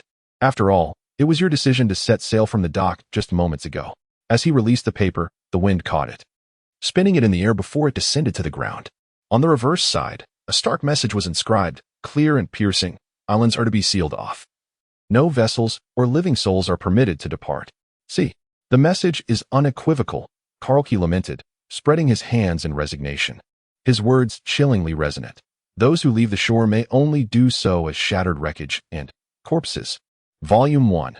Explanation and update notification. As we approach the conclusion of the first volume, several crucial supporting characters have begun to emerge, their personalities and dispositions gradually taking shape, thereby laying the groundwork for their individual fates and narratives. Additionally, various foreshadowing elements, threads of conflict, and the introduction of future pivotal figures have been intricately woven throughout. Observant readers may have already discerned some clues, though the extent of their discoveries remains uncertain. However, it is of little consequence. When the revelations unfold, all will be illuminated, as the author has indeed provided hints throughout. In this realistic narrative, it becomes evident that the characters introduced thus far possess considerable intellect, each exhibiting distinct personality traits, along with their own vested interests and strategic considerations. I firmly believe that every individual, whether virtuous or malevolent, be they adversary or ally, harbors independent thoughts. Conflicts arise among foes. While even friends may experience friction, the notion of allegiance often conceals deeper motivations and interests. Furthermore, in a tumultuous and brutal world like that of pirates, where survival is a relentless struggle, each character, regardless of their moral standing, should be compelling. In this tale, Yauren is poised to be sculpted into a formidable boss figure. In the initial stages, such a character will recruit those who thrive on peril, and the interplay of power dynamics will become apparent. Once the preliminary tone is established, the narrative will delve into how the boss truly assembles the nascent structure of their influence, artfully maneuvering to balance and control the diverse core members of their team. Thus, if Amon devotes significant attention to a particular character, occupying a substantial portion of the text, it is not mere filler. This character will undoubtedly hold great significance in the unfolding story, possibly triggering major plot developments. It is imperative to flesh out their characterization thoroughly. Fortunately, as we near the end of the first volume, the second volume will transition into the narrative of the 153rd branch of the Navy. Compared to the groundwork laid in the first volume, the pace of the second volume will quicken, and the depth and breadth of the plot will become increasingly pronounced. One can only imagine the audacity required to scheme against the Navy while embodying the role of a pirate, and conversely, what monumental schemes might arise when one serves in the Navy. Moreover, alongside the plethora of original characters introduced in the first volume, the beloved figures from the original narrative will begin to take center stage in the second volume. Amon anticipates that the second volume will prove even more exhilarating, as this book intricately layers conflicts and dramatic arcs. Thus, the overarching tone promises to become more captivating and engaging as the story progresses. Lastly, regarding the update schedule, with the upcoming National Day holiday on October 1st, I shall indulge in some well-deserved leisure, sharing meals with family, visiting relatives, and catching up with friends. Consequently, updates may be somewhat erratic. However, I assure at least one update per day. Should I remain at home, I may provide 2 updates. Following the holiday, the main event will commence, and the pace of updates will accelerate. Amon has boldly declared a goal of 3 updates per day, amounting to nearly 200,000 words in a month. Such is the plan, and I kindly ask for your support. After all, having faltered in the first round of competition, it is rather audacious to remain optimistic about maintaining a 3-update schedule. I confess, much like Yauren, I am an ambitious individual, and this book harbors some lofty aspirations. Therefore, the notion of discontinuation is non-existent. After the National Day holiday, the Yauren ship will truly set sail, and I invite everyone to board, rallying with your votes, collections, and reading lists as we forge a path through the trials ahead. Each vote of support, along with donations and comments, does not go unnoticed. I remember every name and extend my heartfelt gratitude to all. September 29, 2018. 1800 Hours Chapter 59. A pleasant collaboration Tunas caught the strange words uttered by Kalki and instinctively scanned his surroundings. Before him lay the fractured curvature of the slightly lower deck, with the ship's sides clouded in a haze of gray-brown dust, with shavings, iron nails, splashing waves, and even a mingling of bloody remnants. The air was filled with the clashing of steel blades, the firing of flintlock guns, and the sickening sound of metal tearing through flesh. Heavy objects plummeted into the sea, thrashing before being engulfed, while the atmosphere resonated with a cacophony of battle cries. As the cold sea breeze stirred the crimson mist, amidst the chaos, he spotted a black cloth shoe stepping onto the deck. A robust man resembling a perilous peak entwined with steel cables. Behind him loomed 2 imposing figures, their bizarre hooks swaying like the tail of a serpentine creature, forming a menacing arc around them. A red-eyed guard of Tiago charged forward, only to be met by a hook that shot through the air, piercing his shoulder blade. Blood spurted as the hook penetrated the guard's body, effortlessly lifting him into the air, his feet leaving the ground as he was dragged toward the man at the center. 011. A series of numbers flickered in his vision. Yalen's gaze remained indifferent as his left hand, wrapped in dark patterns, extended forward, fingers sinking into the opponent's chest. In a fleeting moment, a terrified scream vanished as the body dehydrated and withered at a visible pace, resembling a desiccated corpse weathered by the passage of millennia. Yarlin retracted his hand, and with a swift flick of the tail hook, the desiccated corpse was cast into the sea, where it quickly sank, bubbles rising to the surface before vanishing entirely. The series of movements was executed with remarkable proficiency, as if they had been choreographed through countless repetitions. Indeed, the points displayed on Yarlin's ocular membrane surged once more to 1. A user of a devil fruit? Tuna's pupils constricted involuntarily, an uncontrollable thought surging within him, followed by a wave of confusion. What sort of devil fruit could turn a person into a desiccated corpse? Calxe's pupils likewise trembled, an unsettling chill coursing through him. Today marked the first time he had encountered such an eerie ability as Yarlin's, amplifying his wariness threefold. Initially, he harbored a mere apprehension regarding Yarlin's naval background, but now he had to contend with this man's bizarre powers. In the East Blue, known as the weakest of the four seas, the number of devil fruits was scarce, to the extent that most locals did not even believe in their existence. For instance, none in the Red Skull pirate crew had ever laid eyes on a devil fruit. However, as captain, Calxe was acutely aware of their reality. Devil fruits were revered as treasures of the sea, granting extraordinary and fearsome abilities to those who consumed them, albeit at the cost of being cursed by the ocean. Rendered unable to swim, Calxe's mind swirled with the legends surrounding devil fruits, a flicker of fervent envy igniting beneath his wary gaze. He dreamed of acquiring one. For the prospect of gaining immense power far outweighed the trivial drawback of being unable to swim. Are you the one? The individual who left a note for Calxe? Tuna fixed his gaze upon Yarlin, having never heard of such a person within the Red Skull pirate crew. Connecting Calxe's earlier words with the expression now adorning his face, Tuna felt a sudden jolt of realization within his mind. Yarlin traversed within a radius of 5 meters, engaging in a fierce struggle that seemed to dissipate into the air. He blinked and met the uncertain gaze of Tunas, softly inquiring, "A note? It must be referring to me. Who are you?" Tunas fixed a profound stare upon Yarlin, a sense of retreat blossoming within him. The deadlock of Long Valley, compounded by the fiery onslaught of the Red Skull pirates, rendered the situation in Colorstone Town utterly irretrievable. He needed to devise an escape plan. "I am Yarlin." He tugged at the tattered clothing of the wretched slave, hastily wiping the blood from his hands before raising his gaze to fixate on Tunas. "The fleet of Tiago is doomed. You strike me as an astute individual. I presume you do not wish to perish just yet."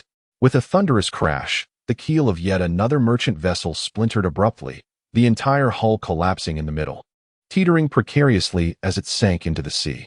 The crew aboard faltered, plummeting into the frigid waters like dumplings dropped into boiling broth.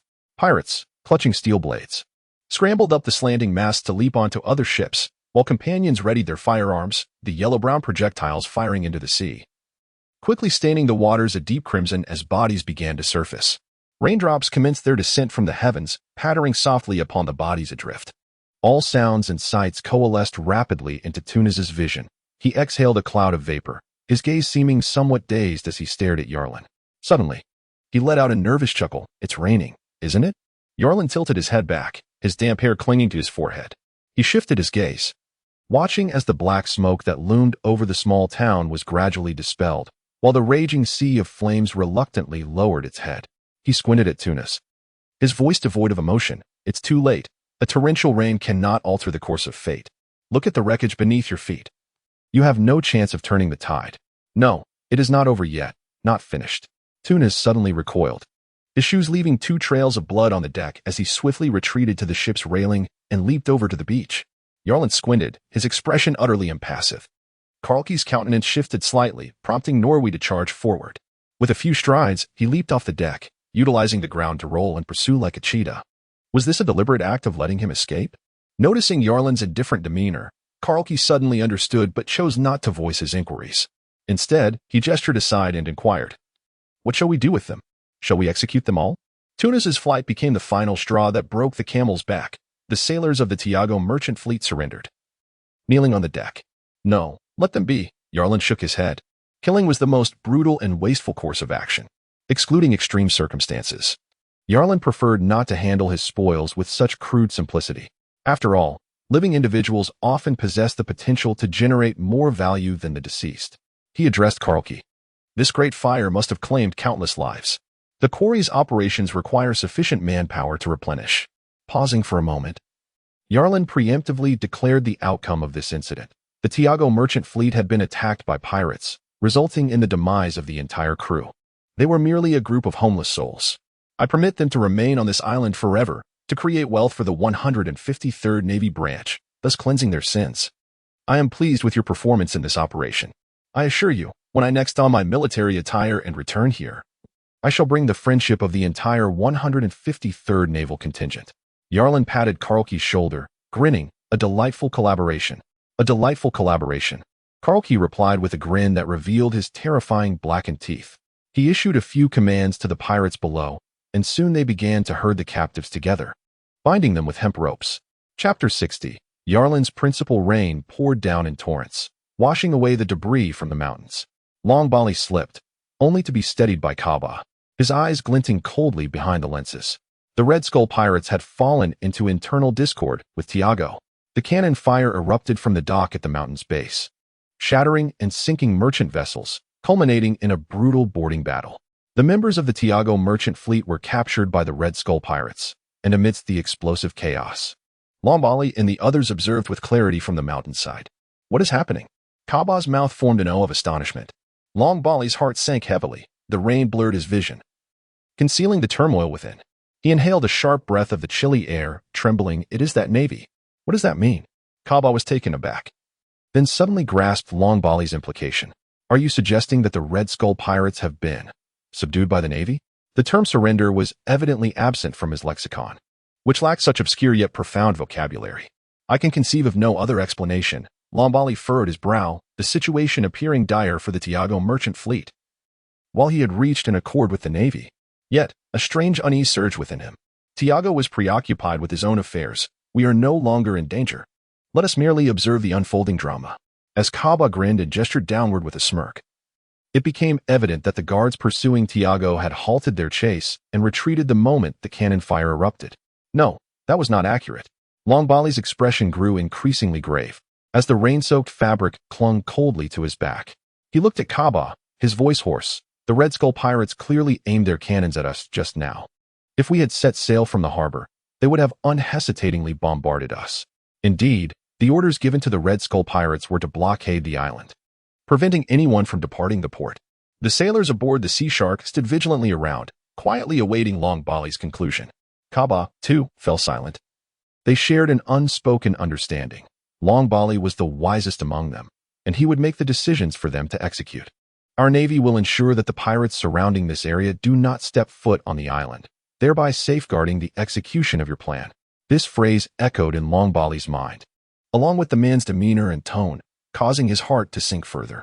Indeed, that was precisely the implication. Long Bali widened his eyes, witnessing how the Red Skull pirates, after capturing Tiago's men, had no intention of disembarking. They remained anchored without budging an inch. Even as Tiago's leader, Tunis, jumped ship and fled towards the town, no one on board pursued him. There was one Norway, but he was merely one individual, easily dismissed by Long Bali. In such a thoroughly controlled scenario, with the pirates not landing, it was even more improbable for the navy to do so. Long Bali seemed to finally grasp the man's intentions, murmuring, "So, ensuring my plan's smooth execution. It is my plan, not our plan." Long Bali felt a gnawing bitterness, a self-deprecating smile tugging at his lips. How ridiculous.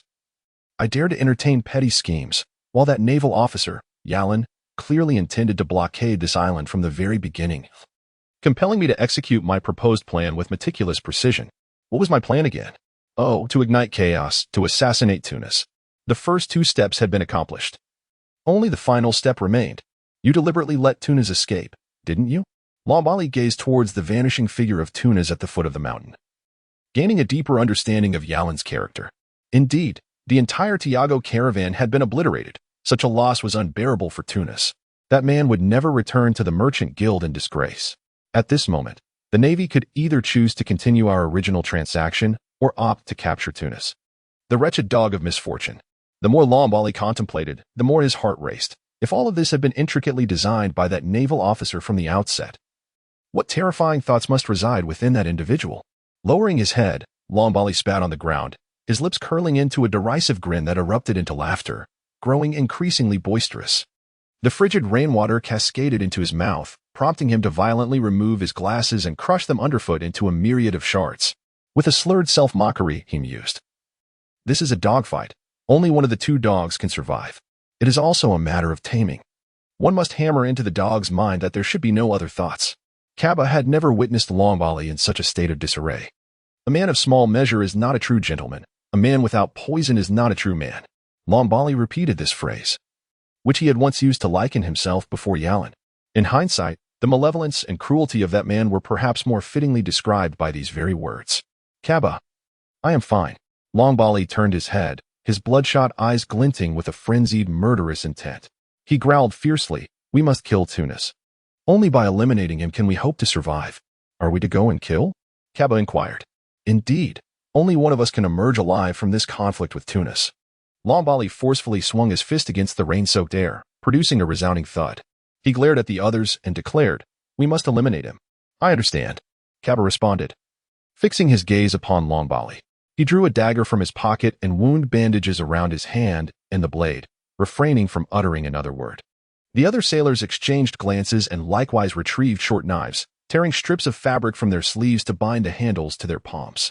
Despite the sinking of the Tyre merchant vessel and Tunis's subsequent fall from grace, several of Tiago's guards remained in the town. And the notorious Black Scorpion Lhasa was still alive. The strength of Tunis himself should not be underestimated. As they prepared to confront Tunis, it was clear to all that even if they managed to triumph, the survivors would be far fewer than half. This battle was one of life or death, where wealth and power awaited the living. Longbali was the first to raise his weapon and roar, life or death, wealth and power. The crowd responded in unison. A thunderous affirmation. No one spoke of the consequences of death. For men who make their living at sea, life has always hung precariously by a thread. At the dock. On the ship, the air was thick with the scent of bloodlust, and the ferocious cries pierced through the rain, drawing the attention of pirates still reeking of battle. They looked up, their bloodthirsty instincts stirred anew. Do not be alarmed. They are not here for us, Yalan remarked, his gaze playful, yet his voice chillingly indifferent. Oh. Kalki pressed his palm down, halting the pirates' movements. Cooperation requires trust. I, Yalan, am a man of integrity, and thus I shall strive to fulfill my promises to others, just as I expect others to uphold their commitments to me. A slight smirk graced Yalan's lips. I invite you to witness a splendid spectacle. Karlki swallowed hard. Gazing at the peculiar smile gracing Yalan's face, a chilling sensation inexplicably washed over him.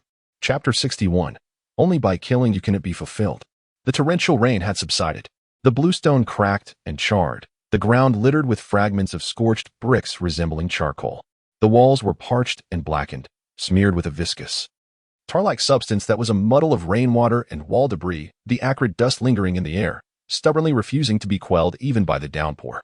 In the corners, sparks still flickered, crackling audibly, yet none paid heed. The townsfolk wore expressions of despair, their faces shrouded in darkness, eyes vacant and numbed, as water buckets clattered to the ground, followed by a symphony of heart-wrenching wails. Amidst the chaos, frantic figures dashed about in disarray. Pursued by a shadowy specter that drew ever closer, the withered black walls seeming to harbor a monstrous black scorpion that flitted by. Lassa's gaze was piercing. His hands pressed against the ground as he propelled himself forward like a released arrow. In the midst of a cruel, maniacal laughter, the figure being chased let out a furious roar, soon followed by the sickening sound of flesh being severed. The vicious claws feasted upon the victim's blood and flesh, raking deep, bone-deep gashes across the neck, chest, waist, and thighs within moments. The air was filled with blood-curdling shrieks, as a merchant ahead, drenched in sweat, sprinted for his life, while behind him, his subordinates fell one by one to Lassa's relentless pursuit. At a distance of 50 meters, urgent footsteps echoed from an alleyway, culminating in a scream as another merchant leader emerged, half of his body dragging forth, a blade piercing through his chest, leaving a trail of blood on the ground. Run. Keep running. A brutal voice commanded, as a hand withdrew the massive blade, and the merchant leader convulsed on the ground before breathing his last. The figure of the blade's wielder gradually emerged from the shadows. Tunis turned his head, fixing his gaze upon the merchant leader cornered in the alley, the blade scraping against the ground with an excruciating sound. He sneered, "Where is Longbali?" "I do not know," the merchant leader stammered, frozen in place, while Lhasa, with a similarly malevolent grin, inched closer. "You bastards set this fire, didn't you? A grand blaze that consumed everything, and now you tell me you do not know?" Tunis's expression twisted with rage, resembling a trapped beast exuding a perilous and violent aura. "Longbali instructed us to set the fire, yet we have been unable to locate him." The merchant leader stuttered. With heavy breaths escaping his nostrils, Tunis shot a piercing glance at his adversary. Seething with frustration, it was infuriating that such inept individuals had wrought this considerable trouble upon him. "How dare you?" Tunas gritted his teeth and let out a fierce roar as the merchant leader dashed toward the alley's mouth, brushing past him. Tunas remained ominously rooted in place. Suddenly, the blade turned backward and blood gushed from the severed nape of his neck. His lower body, still propelled by inertia, took 2 steps before collapsing onto the ground, while his head soared into the air, only to fall and roll toward the alley like a macabre orb. A leather boot came down upon the head, where wide, terror-stricken eyes stared back.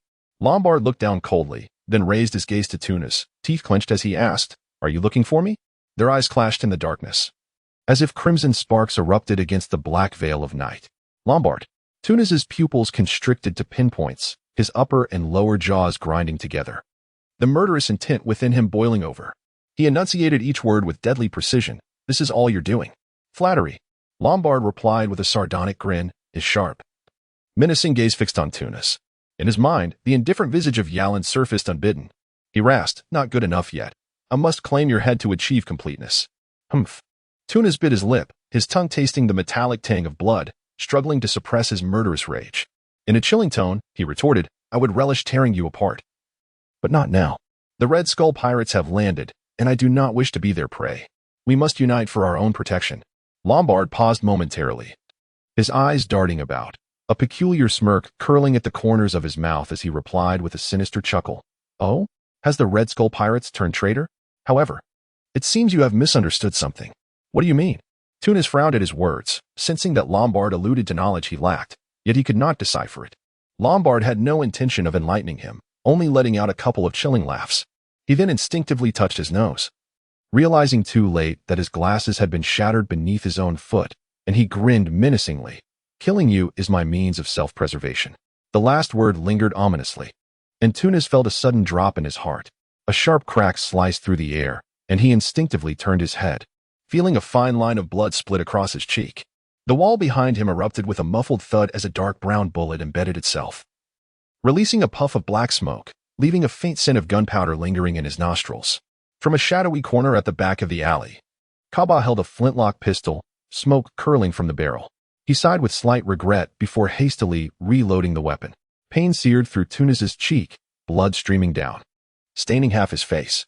He had no time to analyze the implications of Lombard's words. The latter had already expressed his lethal intent through vile actions. "You seek death."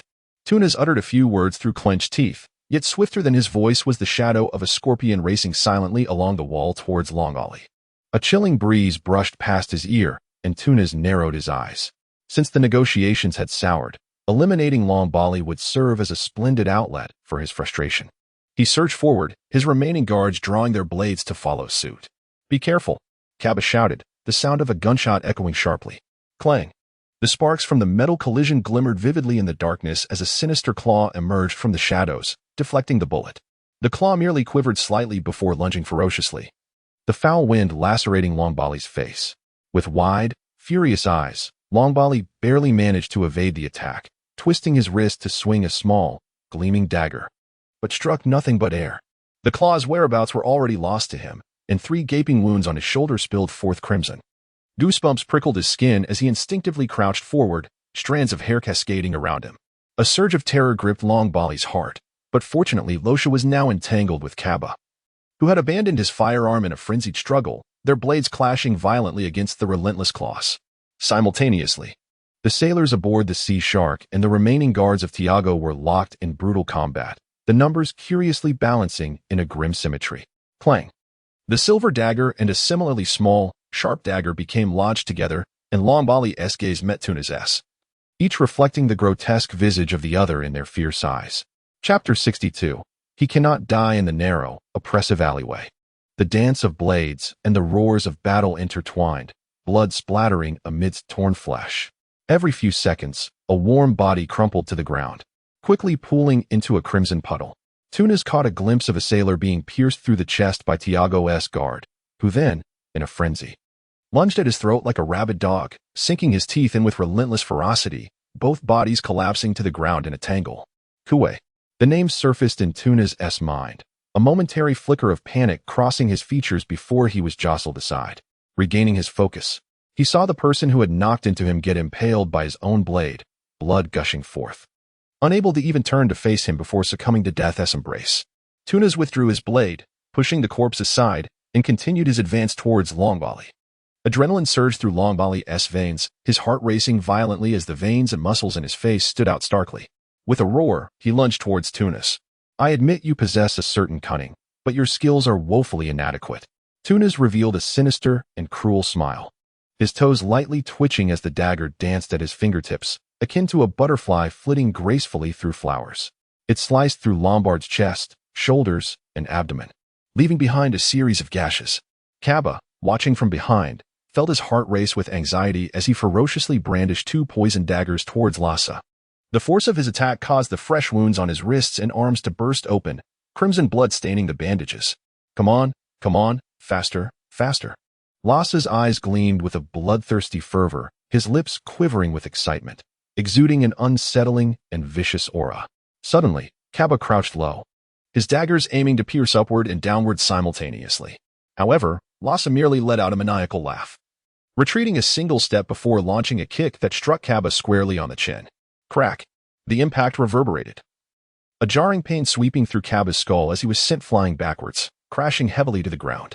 Shaking, he struggled to rise, his vision blurred by golden stars as he gazed at Lhasa, who appeared to be a double vision, and spat out two broken, bloody teeth before roaring and charging at him again. Lombard, agitated, felt a chilling wound split open at the corner of his left eye, revealing the stark white of bone within. Blood seeped into his eye, forcing him to blink desperately. He fixated on Tunas, his frustration boiling over as he recklessly charged at his opponent, accumulating more and more injuries, while Tunas, aside from a cut on his cheek, had only sustained 2 additional wounds on his wrists. Lombard's face grew increasingly pale until he abruptly stumbled and collapsed heavily to the ground. Thud! Blood and dirt were flung into the air, and Lombard let out a roar as he pushed himself inch by inch, striving to rise, only to succumb to the ground in utter defeat as if all strength had drained from him. Out of strength, are we? Tunas sneered ominously, stepping on Lombard's upturned face, grinding his shoe against it. A nearby sailor charged in, screaming, only to have his throat slit with a swift stroke of Tunas's blade. Lombard howled, rendered immobile. Look, their deaths are your fault, a consequence of your greed and arrogance. Tunas allowed the blood to splatter across his face, casting aside the lifeless body from which he had just drawn blood. After a moment, he crouched beside Lombard, pressing the dagger to his ear and hissing, "Whelp. Remember this in your next life. Eat only as much as your strength allows. Gluttony will choke you." Lombard coughed violently, as if a bloody phlegm lodged in his throat. Tunas, having suffered greatly at Lombard's hands, was in no hurry to end his life. He wanted to witness what remorse, if any, Lombard might express. Unbeknownst to him, as he lifted his foot, an unnatural flush crept across Lombard's pallid cheek, and his previously numb and despondent eyes suddenly gleamed with a fierce and menacing intensity. Cough. Suddenly, Longbali raised his head and spat a mouthful of blood directly into Tuna's eyes. In an astonishing display of strength, the seemingly exhausted figure sprang from the ground like a coiled spring, forcefully striking the back of Tuna's jaw with his head, then following through to smash into his nose.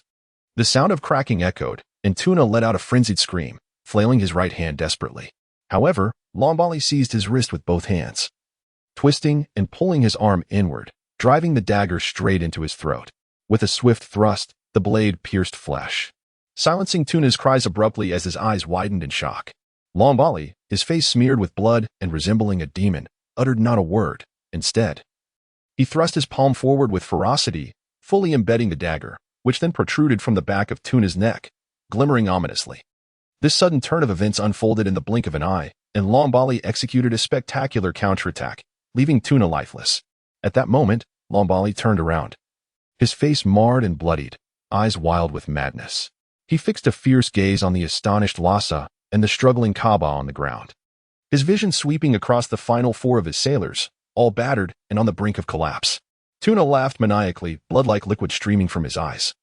Indistinguishable as tears or blood, he stood there, addressing the darkness beyond a wall, speaking somberly. He was right. One should consume according to one's strength. I only require 30% of the profits from the gemstone mine. Tuna had been slain. Lhassa's skin twitched in shock as he stared at Longbali, bewildered by his inexplicable address to the shadows. He cast a doubtful glance into the darkness, which remained unresponsive, save for the faint sounds of weeping in the distance, the cries of the townsfolk. I have fulfilled our agreement by killing the leader of Tiago. I have completed the plan. Long Ollie rasped, attempting to quell the fiery pain in his chest. Tuna is dead. You need me and my men to survive and help you generate profit, Yalin. Whom are you addressing? Lhasa questioned, his vigilance heightened as he sensed a presence approaching from the shadows. The air against his exposed skin betrayed the nearness of someone lurking in the dark. Subtle, steady, and measured footsteps echoed from beyond the wall, growing clearer and closer. First, I shall eliminate you. A fierce glint flashed in Lhasa's eyes as he glided forward, closing the distance with supernatural speed. His claw-like weapon tearing through the air toward Long Bali's throat. He could not afford to perish. If he did, where would he find another merchant of such remarkable caliber? The footsteps in the darkness suddenly quickened, and a cold, indifferent voice pierced the tranquility. Chapter 63. I have always honored my promises. Shadows flickered across the wall like venomous scorpions, abruptly revealing cracks that emerged like a dense, entangled web of spider silk. Then, with a resounding crack, the wall shattered into countless fragments, and a solid figure burst forth. With fingers poised to strike, it aimed directly at Lhasa's temple with ruthless ferocity. The temple throbbed, as if pierced by a nail, igniting a searing pain. A bloodthirsty glint ignited in Lhasa's eyes. He drew a breath, his shoe soles gripping the ground as he leaned forward, his left hand providing support. His waist twisted in an uncanny manner, and he suddenly shrank in stature. Retracting his claws as he turned his entire body to unleash a swift, scorpion-like counterattack. Yarlin narrowed his eyes slightly, seeking to capture more of the spotlight. Suddenly, he retracted his feet, transitioning from motion to stillness, his head tilted back as a fierce wind grazed his nose, beads of sweat forming delicately. Such an eccentric posture. Yarlin's pupils quivered slightly as he glided backward, deftly evading the hooked claws with 2 swift steps. Planting his heel firmly on the ground, he surged forward, seizing the opportunity while the opponent's claws were retracting. With a powerful swing of his arms, he delivered a punch that struck Lozer squarely in the chest. A dull thud resonated as Lozer was propelled backward, skimming along the ground for 5 meters. Yarlin did not pursue, but remained rooted in place. His left leg raised in a single pendulum, poised against his chest, resembling a venomous python swaying its head from side to side, while his fists formed a cross-shaped stance. This deadly art was honed during his previous life when he was trafficked by snakeheads to the underground boxing rings of Southeast Asia, where he fought for survival on the brink of life and death at the cost of losing one eye. The stance he adopted was an amalgamation of Muay Thai, Wing Chun, Jeet Kune Do, and modern boxing. Although the fighters in the underground arenas lacked exceptional skill and finesse, Yarlin absorbed the ferocity of their techniques to perfection. Even after he departed from the boxing ring and, for many years, became a drug lord and warlord, the necessity for physical confrontation diminished. Though his combat stance had somewhat languished, the ingrained ferocity within him had only intensified with the passage of time. Indeed, he felt a tinge of unfamiliarity. With a sigh deep within his heart, Yalin's eyes shone ever brighter. The physical prowess of his current body far exceeded that of his previous existence. The attributes of his being manifested within his retina, and he promptly allocated all remaining skill points to muscular vitality. Mental fortitude, 1 nerve conduction speed, 1 bone density, 1 muscle vitality, 4, 2 blood density flow rate, 1 incomplete body integrity, progress bar, 1100 points to allocate, 0 suddenly. His body surged upward by an inch, the fascia throughout his form trembling with a resonant sound. Yalin fixed a cold gaze upon Lozer, stepping forward to crush the ground beneath him, launching himself into the radius of Lozer's fists and feet. Had he truly grown taller? Was it merely an illusion? His speed was astonishing, even swifter than before. Thoughts raced through Lozer's mind as he stifled his astonishment, flattening himself against the ground like a reptile. He raised his chest slightly, the side of his face fixed intently on Yalin's ankle, his claws poised to strike. Each of his 4 claws, sharp and menacing, measured over 5.5 inches, curved silently. Yalin, unwavering, met his gaze and shouted fiercely, advancing rather than retreating. With a swift knee kick, the black sole of his shoe shot forward like a blade. In a swift motion, his calf was torn open, blood spilling forth in torrents. The excruciating pain caused Yalin's brow to furrow, veins bulging beneath his skin, yet his eyes remained chillingly indifferent. An opportunity. Yarlin swung his leg, but missed, quickly lifting it again to ensnare the claw that had wounded him, using the momentum to pull it upwards. Lhasa attempted to withdraw his claw, but found himself perilously caught by Yarlin's grip on his wrist. Without hesitation, Yarlin's fingers, like talons, clutched Lhasa's wrist tightly, driving it towards his descending knee. A sickening crack echoed as Lasse's wrist snapped, the stark white of bone protruding grotesquely from the flesh at an unnatural angle. Seizing the advantage, Yarlin relentlessly struck with his bloodied left foot, slamming his knee into Lasse's face, once, twice, before retracting his leg and bringing his elbows together for a crushing blow straight down. Lombarette watched, wide-eyed, as blood erupted like waves from a detonated shell. Lasse's entire facial structure collapsing inward, his nasal bones shattered into fragments, his mouth and eyes devoid of form. Then, he observed Yarlin retracting his arms, undeterred. His fist poised menacingly, resembling a viper ready to strike, as he drove his knuckles into the sides of Lasse's temples. A wave of sickening pain surged through Lasse, his eyes bulging out like those of a lifeless fish as he collapsed backward, breathless. Such brutality! From beginning to end, there was no superfluous dialogue. Only a life-and-death struggle that seized the moment to extinguish the opponent, leaving no room for mercy. Lombarette's eyelids twitched, a chill running down his spine as he realized that his strategy of feigning death to lure an opponent into a trap would be futile against someone of this caliber. This individual would not afford any missteps, but would instead execute his enemies with swift decisiveness. Though Lombarette was no match for Lasse, he possessed keen insight and could discern that the disparity in true strength between Lasse and Yarlin was not insurmountable, perhaps even negligible. It was simply that Yarlin's approach was ferociously ruthless. Lasse had been caught in a moment of weakness, leaving him no chance to retaliate as he was mercilessly beaten to death by a relentless storm of strikes. An unrelated memory flickered in Lombarette's mind, recalling a scene he had witnessed, a tiger capturing a serpent 3 times its size. Seizing the opportunity to bite into the snake's belly and refusing to relent despite the creature's desperate thrashing, ultimately tearing it asunder, Lombarette instinctively averted his gaze from Yarlin, who had just ruthlessly ended a life before him. The ferocity emanating from Yarlin had yet to dissipate. His gaze swept over Lombarette, imbued with a palpable murderous intent. Sinister as a serpent, fierce as a tiger, truly a fearsome individual. Lombarette's heart trembled, feeling an unprecedented sense of oppression from this naval officer, whose intellect and martial prowess were unlike anything he had ever faced. Death loomed, yet the onslaught showed no signs of abating. Yarlin knelt down, reaching out to touch the lifeless breath of Lasse. Indeed, he had completely succumbed to death. The act of siphoning proved futile against the deceased. With a resigned twist of his lips, he exhibited no trace of inner turmoil, a habit ingrained in him from his time in the arena. Once a punch was thrown, it was a matter of life and death. There would be no respite until one side drew their last breath. Those scoundrels who engaged in deadly combat, teetering on the brink of life and death within the quadrangular ring, all harbored a treacherous and sinister move up their sleeves. He had witnessed, on more than one occasion, the peril of being caught off guard and facing a fatal counterattack. This served as a constant reminder in his mind, even with substantial siphoning points before him. He remained steadfast and unwavering. I almost forgot to mention, when Lasse was alive, Yarlin had deliberately scanned him, and the information that appeared on his retina was 0-5-1-0. Grinding his teeth, Yarlin turned his gaze toward Longbali. At that moment, as he glanced over, the remaining Tiago guards, upon witnessing Lasse's demise, scattered in all directions. They were soon pursued by William and Fick, accompanied by the wretched slaves concealed in the shadows. Further details need not be elaborated. I am pleased that you have fulfilled the plan according to our agreement, Yarlin remarked indifferently, surveying the bodies strewn haphazardly in the alley.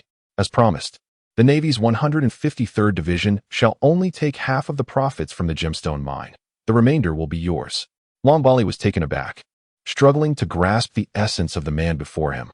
Yet inexplicably, the hatred he felt diminished significantly, replaced by a burgeoning sense of reverence. I have always upheld my promises, Yarlin replied coolly. Longbali truly felt the weight of the words spoken by his counterpart. They bore the measure of countless stacked corpses. He swallowed hard, lowering his once arrogant head, and hoarsely responded, in our future collaboration, I will ensure that the Navy's 153rd Division and your profits are safeguarded. Excellent. Yarlin retracted his gaze, a meaningful smile gracing his face. Chapter 64, a reflection of an era and conquest, into Volume 1, as night gradually faded. The exterior walls of the inn were blackened, with patches of sticky plaster washed away by rain. The windows were smeared with mud and grime, casting a dark shadow devoid of light. Inside the house, the flickering candles cast murky shadows along the walls, while a faint metallic scent of blood lingered in the air. Yarlin returned to the room after knocking, and William and Fick nodded as they exited. He closed the door and turned his attention to the trembling remnants of the Tiago guards. A few wretched slaves stood motionless across from him, brandishing their tail hooks in a show of intimidation. Unlike the sailors and shipwrights of the Tiago Trading Company, Yarlin had no intention of leaving these guards alive. He pursed his lips, a dark vertical line appearing in his eyes. Devour. In an instant, a desperate scream echoed through the corridor, only to fade away swiftly. Scattered across the floor were several tattered, blood-stained garments, carelessly kicked into the corner by Yarlin. His mental fortitude stood at 1, neural conduction rate at 1, skeletal rigidity at 1, and muscular activity at 4. 2. The blood density flow rate was at 1. While the integrity of his body was marked as incomplete, progress bar at 6,100. His allocation of points remained at 0. The sensation of aching within his fascia had begun to manifest, as if a layer of flesh were tearing at his periosteum. Was this the result of extreme specialization in a single attribute, causing a dissonance between muscle and bone? Or perhaps it was merely the body's inability to adapt to such a high-intensity enhancement within a short span of time. Yarlin pondered the potential reasons behind the pain signals emanating from his body, while simultaneously noting the progress bar had incremented to 6. Mentally recalibrating his forthcoming strategy, only 94 more points were needed to advance to the next stage, and he understood that this progress must be maintained. He was eagerly anticipating the implications of achieving integrity. He opened the window, allowing the stench of blood to dissipate into the air. Lying on his bed, he focused his gaze on the 3D mapping on his retina, gradually widening his thought process. He began to review and summarize the actions taken during this period, drawing insights from his experiences and reflecting on his missteps, as well as the current gains and losses. He contemplated where optimizations and adjustments could be made for the next phase.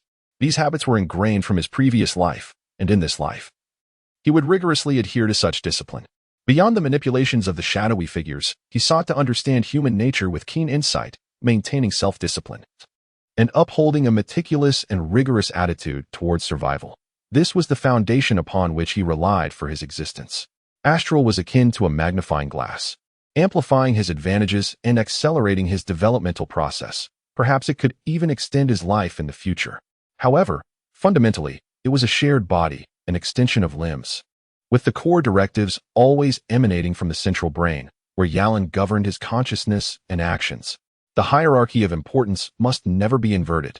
As the lord of the small town, the townsfolk found themselves in a state of lamentation. By the following evening, they struggled to piece together the events of the previous night, let alone grasp the perilous power struggles that lay beneath. They were meant to be the sovereigns of their town, yet they felt like mere peripheral guests, witnessing their master engage in a violent clash, only to be unjustly affected by the fallout. After enduring their sorrow, they were compelled to rise again like marionettes, mending and reconstructing their homes. 3 days later, Yarlin stood atop the colorful stone quarry, observing as Lombali amalgamated the surviving merchants on the island into a new trading company, while simultaneously organizing the local townsfolk to redevelop the island. The sailors and laborers of the Tiago merchant fleet were divided into 2 factions, one to assist in the town's reconstruction, and the other to clear the debris from the beach under the auspices of the trading company. The wreckage of ships, battered by cannon fire, was once again washed ashore by the relentless waves. They needed to haul these remnants to the land, sorting through the refuse and salvageable materials, before commencing the repair of the docks. Along the coast, for small merchant vessels, each bearing varying degrees of damage, were undergoing repairs. 3 of these had been dragged ashore, as venturing into the sea without the trading company's consent was strictly forbidden. Only one ship lay quietly anchored in the shallows, its repairs nearing completion. Yarlin's gaze lingered on that vessel before slowly drifting towards the distant horizon. In the hazy sea mist, a pallor obscured all visibility. Yet Yarlin was acutely aware that the pirate ship of the Red Skull pirates lurked within, perpetually blockading the island. Colorful Stone Island, a territory unbeknownst even to the 153rd Navy Division, had been quietly claimed under its name and would soon serve as a stepping stone for Yarlin's advancement, solidifying his naval identity and ensuring a continuous influx of sustainable resources. The only disarray lay in the sequence of time, a matter Yarlin deemed trivial. He held faith that Colonel Monka of the 153rd Navy Division had no reason to refuse him. He had merely extended a benevolent prelude to the Navy's FAAD. Soon, everything would be irrevocably established, and all discrepancies would be rectified by his own hand. As for the thoughts of the townsfolk on this island, The pirates were indifferent. In truth, their restraint from slaughter and plunder was a form of mercy. The merchants offered no sympathy, as the exploitation of capital had always been a bloody and insidious affair.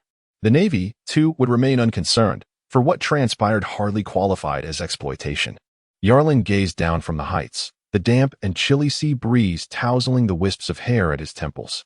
His deep-set eyes radiated a calm serenity, concealing the thoughts swirling within. Behind him, William and Fick stood in silent observation, waiting in hushed stillness. "What do you see?" Yarlin's lips moved gently. "The wreckage of ships, the charred ruins, and those who dare not voice their anger," William pondered before responding. Fick blinked in surprise, rubbing the corners of his eyes, and inquired with uncertainty. "The sea?" Silence. After a moment, Yarlin turned to face William and Fick, his azure pupils mirroring the vastness of the sky and ocean. A chilling smile crept across his face as he declared, "What you perceive is mere debris and desolation, but what I see is a microcosm of an era. Conquest. Conquest." The ferocious waves crashed violently against the rocks, exploding into frothy white spray. Both William and Fick instinctively caught their breath, sensing an almost lethal enchantment in Yarlin's words that ignited a surge of fervor within them, leaving their hearts trembling with profound awe. Before either could respond, Yarlin continued, "Fick, do you wish to become a sailor? I will follow you." Fick answered without hesitation. Over the past month, Yarlin's transformation had been nothing short of earth-shattering, instilling in him a sense of unfamiliarity, as if he were in the presence of a different person. Yet, this change seemed to pose no issue. "Excellent." Yarlin was not surprised by Fick's response. He turned to the more complex-minded William, a subtle curve gracing his lips as he remarked, "I recall you expressing a desire to become a pirate?" "Indeed," William replied, steeling himself to speak. Yarlin's lips curled into a cunning arc as he spoke softly, "William, I can perceive the ambition concealed within your eyes. However, whether you possess the capacity to match that ambition or merely become a lifeless husk consumed by it rests solely upon you." William swallowed hard, an inkling of Yarlin's intentions dawning upon him. "What do you think of the Red Skull pirates?" Yarlin's gaze was inscrutable and profound. "I understand, Yarlin. Rest assured, I know what must be done," William replied, his teeth clenched, a fierce determination etched upon his face. "Very well. You must comprehend that, compared to Kalki, we are the ones who truly know each other, and our mutual trust is paramount." Yarlin grinned, a chilling significance evident in their exchanged glances. And William nodded gravely. Into Volume 1, The Ambition of the Wolf. Volume 2, I Am Justice. Those who conspire in the shadows are but ambitious souls, extending favors below while issuing threats above. Such is not the demeanor of one willing to subjugate themselves, but rather a harbinger of clandestine violence, a rebellion from below. Chapter 1. Infiltration and Abduction. Lombali had long awaited the maritime chart surrounding Colorstone Island, acquired from the Red Skull pirates. With this knowledge, he could navigate from Colorstone Island to the Great Route of Alabasta and back. All that remained was to uncover the enigmatic buyer lurking behind Alabasta. Though he possessed scant information, he believed that commerce was a two-way street. Even if he struggled to identify the buyer would inevitably seek him out, provided he operated judiciously in Alabasta and spread the right rumors, ensuring they would take the bait. Currently, the only limiting factor was the situation of Colorstone Town itself. The reconstruction of Colorstone Town would require time, and the mining operations would also demand patience. Their initial extraction and transportation capabilities paled in comparison to those of the Tiago Trading Company, and all of this necessitated time to settle and resolve. On the surface of the sea, the Red Skull pirate flag flickered in the mist, the colossal vessel resembling a dormant behemoth. The shark of the sea quietly trailed alongside, maintaining its parallel course.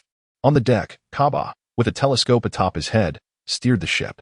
Within the cabin, 3 individuals sat in a triangular formation around a red wooden table, 3 goblets before them. Beside Yarlin stood a bottle of red wine, while William filled the glasses for the trio before stepping aside. Longbali raised his goblet and drained its contents. Licking his lips, he donned a pair of black-rimmed glasses. Appearing somewhat more rigid than usual, he extended 3 fingers and stated earnestly, "It will take at least 3 months for the first batch of mined or to be transported to its destination, after which we must seek out the hidden buyer." Yarlin swirled his glass, his face devoid of anger, and spoke gently. "A cooked duck cannot fly away. Since we are in partnership, we must understand each other's difficulties to ensure longevity. The Navy can afford to wait for 3 months." As he spoke, He glanced at the seemingly distracted Kalki, a smile playing on his lips. Of course, this process will rely on the Red Skull pirate crew. In addition to the Navy's original commitments, we must also share a substantial profit with the leader and the brethren of the pirate crew. Kalki's expression revealed gratitude, yet his curiosity gnawed at him, eager to ascertain just how substantial Yarlin's notion of profit truly was. Regrettably, he found himself unable to voice the question, and Yarlin showed no intention of elaborating. Lomboli observed everything keenly, aware that the Red Skull pirate crew had been thoroughly ensnared by Yarlin. Even though Kalki harbored his own small schemes, he found it increasingly difficult to stir any waves. In contrast to Tuna, who dared to engage in risky designs, Lomboli felt a lingering trepidation in the presence of the man before him, who wore a facade of gentle laughter. He recognized that Yarlin possessed an astute understanding of human nature, particularly adept at enticing the various greed and malice within others, silently laying traps and threats. Indeed, the very next moment, he heard Yarlin raise his glass. My brother will remain with the Red Skull pirate crew henceforth, to maintain our connection at all times. Kalki's face stiffened, hesitation etched upon him. Collaborating with the Navy was one thing. Allowing a Navy man to embed himself on a ship was quite another. After all, our cooperation cannot be exposed to light. Even within the confines of the 153rd Navy branch, few are privy to this matter. I must have someone trustworthy to ensure our communication remains unimpeded, ready to respond to any unforeseen circumstances. Without further ado, Yarlin filled his glass to the brim and turned to William, stating blandly, "William, you will represent me. Representing our 153rd Navy branch stationed with the Red Skull pirate crew. Is there any issue?" "None whatsoever," William replied firmly, then accepted the glass, casting a glance at Kalki before downing its contents in one gulp. Yarlin, with a satisfied demeanor, turned back to gaze at Kalki with a smile, softly assuring him, "Do not worry. He shall not interfere with the affairs of your pirate crew. Simply regard him as a member of the Red Skull pirate crew. Moreover, he has previously wandered the seas as a pirate himself, only to later turn over a new leaf. He has earned my trust through his actions. And now he returns to his former vocation, indeed, a case of repurposing resources." William exuded a strong air of piracy, and he had inadvertently let slip information to Norway, making it impossible to conceal the truth. Fortunately, openly acknowledging it would not arouse Kalki's suspicions. Furthermore, William's past as a pirate would serve to bridge the gap between them, rendering Kalki less resistant. As Yarlin suggested, Kalki and William were of the same ilk, both having been recruited by the 153rd Division. Meeting Yarlin's beaming gaze, Kalki's expression momentarily stiffened. He had traversed these waters for many years and encountered numerous characters, some ruthless, others cunning or treacherous, but none had left him as perplexed as this naval officer before him. Having witnessed the obliteration of the Tiago merchant fleet, a sense of inexplicable unease towards Yarlin began to take root within him. "Rest assured, there are no issues on my end. The Red Skull pirate crew would be delighted to have you," Kalki said, displaying a grin that revealed his somewhat tarnished gold teeth. After a brief conversation, sensing that there was nothing further for him, Kalki stood to take his leave. William nodded at Yarlin before following Kalki out. Inside the cabin, only Yarlin and Longbali remained. The wine bottle was nearing emptiness, and he filled his glass to the brim, consuming it in a single gulp before pushing the bottle towards the center of the table. He turned to Longbali with a smile and said, "I'll leave this in your capable hands. Do not let me down." Longbali also finished his drink, awaiting Yarlin's next words with a sense of anticipation. "Is Kaba your navigator?" Yarlin casually inquired. "Yes," Longbali replied, a sense of foreboding creeping into his mind. "Perfect. I am in need of a helmsman. Let him escort me back to Shell's town," Yarlin remarked, a playful glint in his eyes as he smiled at Longbali. "I shall borrow him for a while. Otherwise, my travels back and forth here would be quite troublesome." Longbali lowered his gaze to the red wine, understanding Yarlin's implication. Much like the Red Skull pirate crew, this was a maneuver to bind him firmly under the other's control. "Rest assured, he will encounter no issues here with me. If you truly object, we can certainly negotiate," Yarlin mused, smacking his lips and casting a lingering, enigmatic look at Longbali. "Not at all. Since this is a collaboration, we must be mindful of each other's predicaments. It shall not be an issue. I will speak to Kaba about this shortly," Longbali replied, lifting his head to meet Yarlin's earnest gaze, gradually finishing his glass of wine.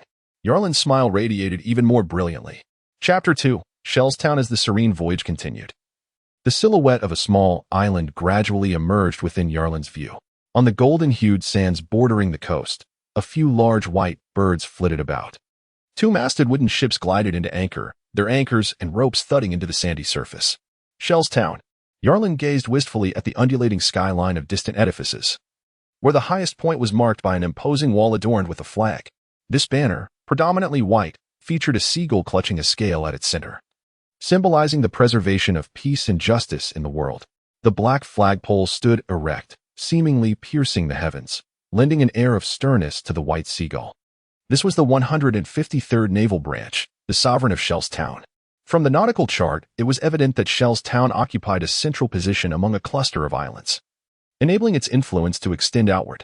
Yarlin withdrew a maritime map from his pocket and contemplated briefly before directing Cabba's attention to a small island marked as Frost Moon Village. Your presence is ill-suited for this place. You should proceed to this island. After I conclude my duties at the Naval Branch, I shall seek you out. Understood. Cabba, who had been taken captive by Yarlin, readily agreed, showing no hesitation as he began to gather the ship's anchor without even disembarking. They will accompany you. Yarlin indicated towards two lifeless thralls. After transmitting a succinct command to his mind, he exchanged a glance with Fick and leapt from the vessel. Fick, grinning widely, followed suit. Two of the thralls remained rigidly at the ship's railing, their gaze cold and unfeeling as they stared at Cabba, while the remaining four swiftly and silently disembarked. Trailing quietly behind Fick, Cabba turned to meet the emotionless eyes of the thralls, a chill creeping into his heart, sensing something sinister. The journey at sea over the past 10 days had unveiled the peculiarities of these fish-like beings. They never spoke, their expressions eternally blank, and the pervasive chill they exuded became increasingly unsettling with each interaction. Retracting his gaze, Cabba reeled in the anchor and adjusted the helm of the ship, acutely aware of the two chilling stares fixed upon his back, knowing without looking that those figures stood like wooden posts 5 meters behind him, a distance that matched their stride perfectly. You may rest in the cabin. We are about to set sail. I estimate it will take approximately 3 days to reach Frostmoon Island. Cabba managed to force a dry smile. Silence ensued in response. Well then, let us enjoy the sea breeze together, he said with a hollow chuckle, turning his head in despair as he mechanically maneuvered the ship's wheel, gradually distancing from the shore until it faded from view.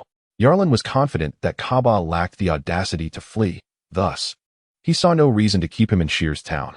Moreover, his naval identity had yet to be firmly established, necessitating some maneuvering. To avoid any unfortunate misunderstandings, he naturally had to accommodate the other party. After a 30-minute stroll, they entered the quaint town, where the buildings were adorned in pristine white paint. The initial impression of the town was one of cleanliness, while the subsequent impression evoked a sense of desolation. This desolation did not stem from a sparse population, but rather from the scarce number of pedestrians on the streets. Even those who were present hurried along, rarely engaging in raucous merriment. It was as if everyone carried an invisible weight in their hearts, and the pale sky above was shrouded in an intangible gloom, with oppressive dust floating in the air. In a territory guarded by the Navy, one would expect no pirates to dare intrude. Yet, the atmosphere was undeniably somber. As Yarlin walked, he observed passers-by who occasionally glanced up at them, only to swiftly avert their gaze and hasten their steps. How intriguing, Yarlin pondered deeply. Forming an immediate judgment in his mind, the atmosphere of this town was undoubtedly shaped by the 153rd Naval Branch. To put it more bluntly, Colonel Monka seemed to be even more formidable than he had anticipated. He gazed up at the seagull flag fluttering above the little town, a playful smile gracing his face. As memories of Via's last moments surfaced in his mind, he was now certain that Via had not been lying, at the very least. This Colonel Monka of the 153rd Naval Branch was certainly not associated with the concept of justice. It was rather fortunate for him. Yarlin held a cloth bag containing a sealed wooden box, which emitted a musty odor of lime as he walked, gently swaying it. Fick followed closely behind, casting curious glances around, while four lesser slaves silently carried burlap sacks on their shoulders. Occasionally, curious eyes peeked out from the shops lining the street. A strange howl echoed from afar, and Yarlin distinctly sensed the passers-by around him shudder, their pace quickening, as some shops hastily shut their doors with a resounding clap. Something feels off, Fick remarked, furrowing his brow. Yarlin squinted, gazing towards the blurred barrier at the end of the road. The sound emanated from the 153rd Naval Branch. He paused, calmly surveying his surroundings before swiftly moving towards a side path where a man was furtively peering outside.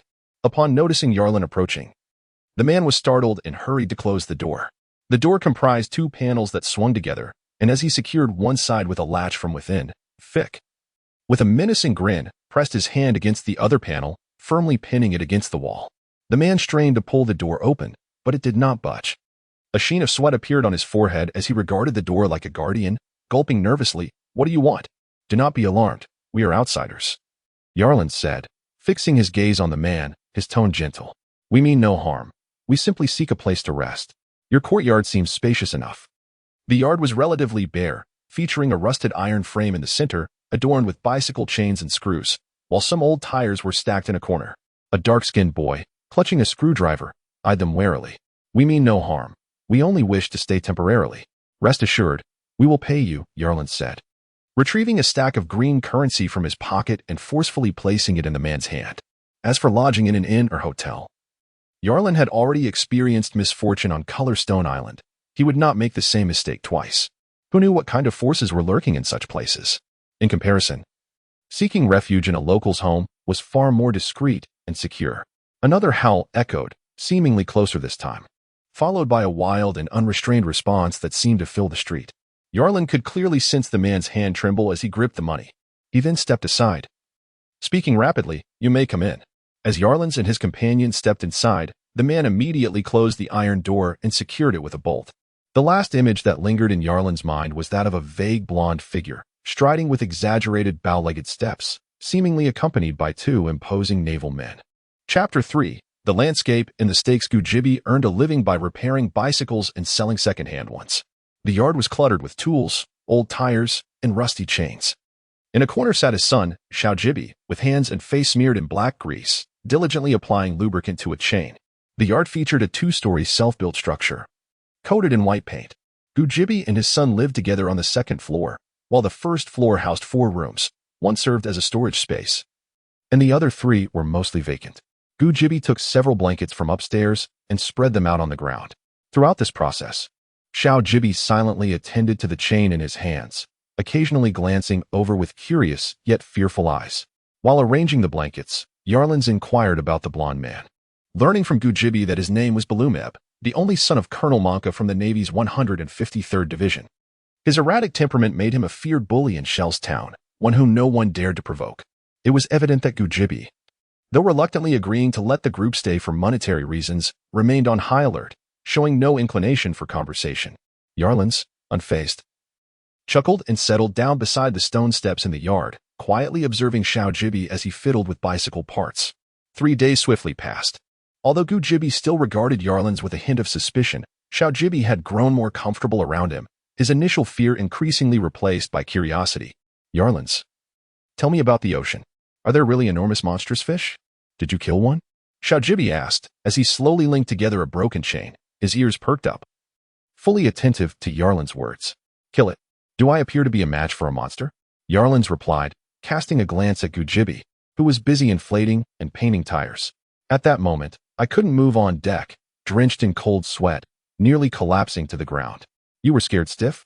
You truly are a coward." "If it were me, I wouldn't be so frightened," Xiaojibi retorted. Xiaojibi exhibited a disdainful expression, while his pupils shimmered with boundless admiration.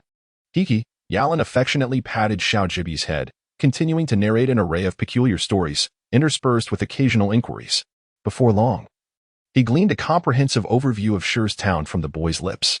The information was rudimentary, for it is challenging to extract detailed intelligence from an uninformed child. However, insights obtained from such innocent sources often reflect the most authentic circumstances. Through this limited information, coupled with his own observations and conjectures, Yalan gradually sketched a mental outline of the town, along with some indistinct scenes behind the imposing naval base's fortifications. In general, Shur's town is a modestly sized settlement, home to approximately 50,000 to 100,000 inhabitants.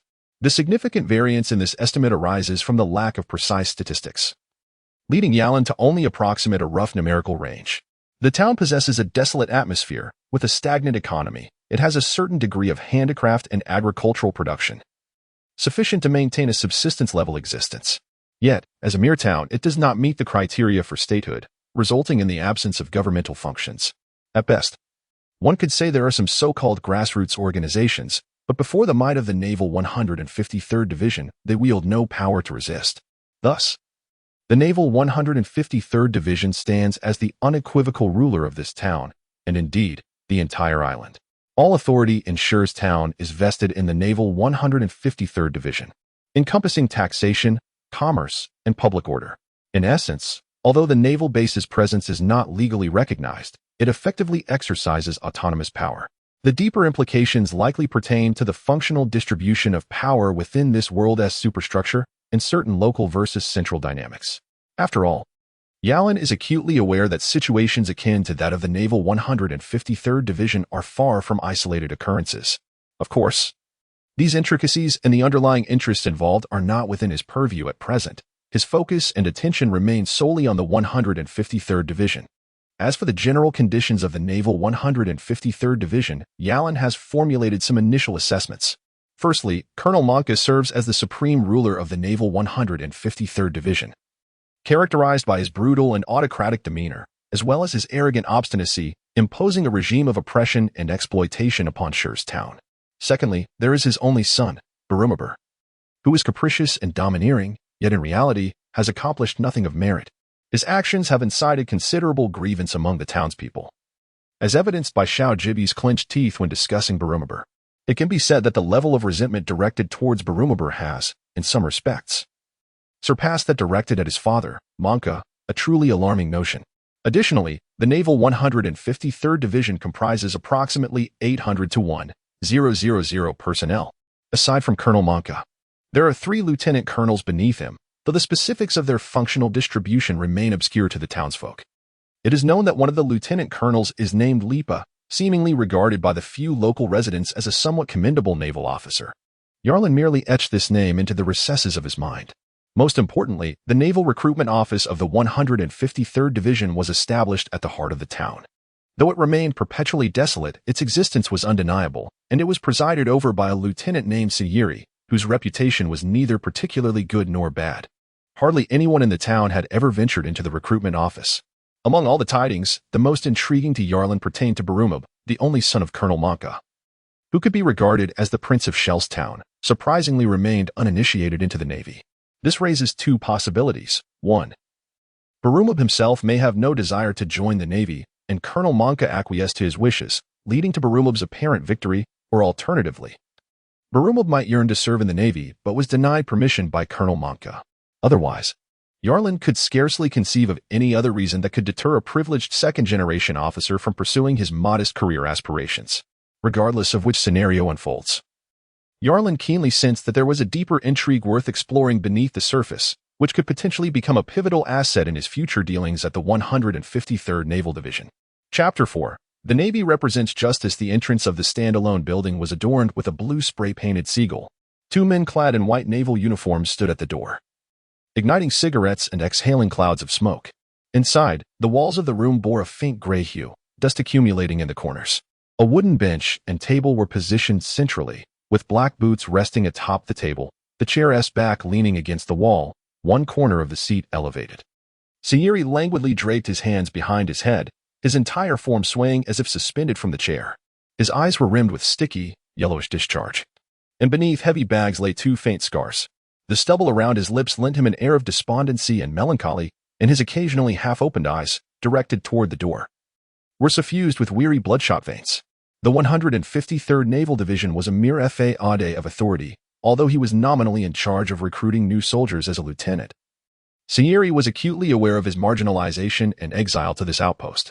After all, the recruitment office had become a stagnant entity, akin to himself and the 2 equally disheartened souls at the entrance, with no prospects for new recruits. Last year there were none, and this year promised no better. The oppressive policies imposed by Colonel Monka cast a shadow over the entire town of Shells, rendering the Navy synonymous with terror. In such circumstances, any hope of recruiting new soldiers from the local populace seemed utterly fanciful.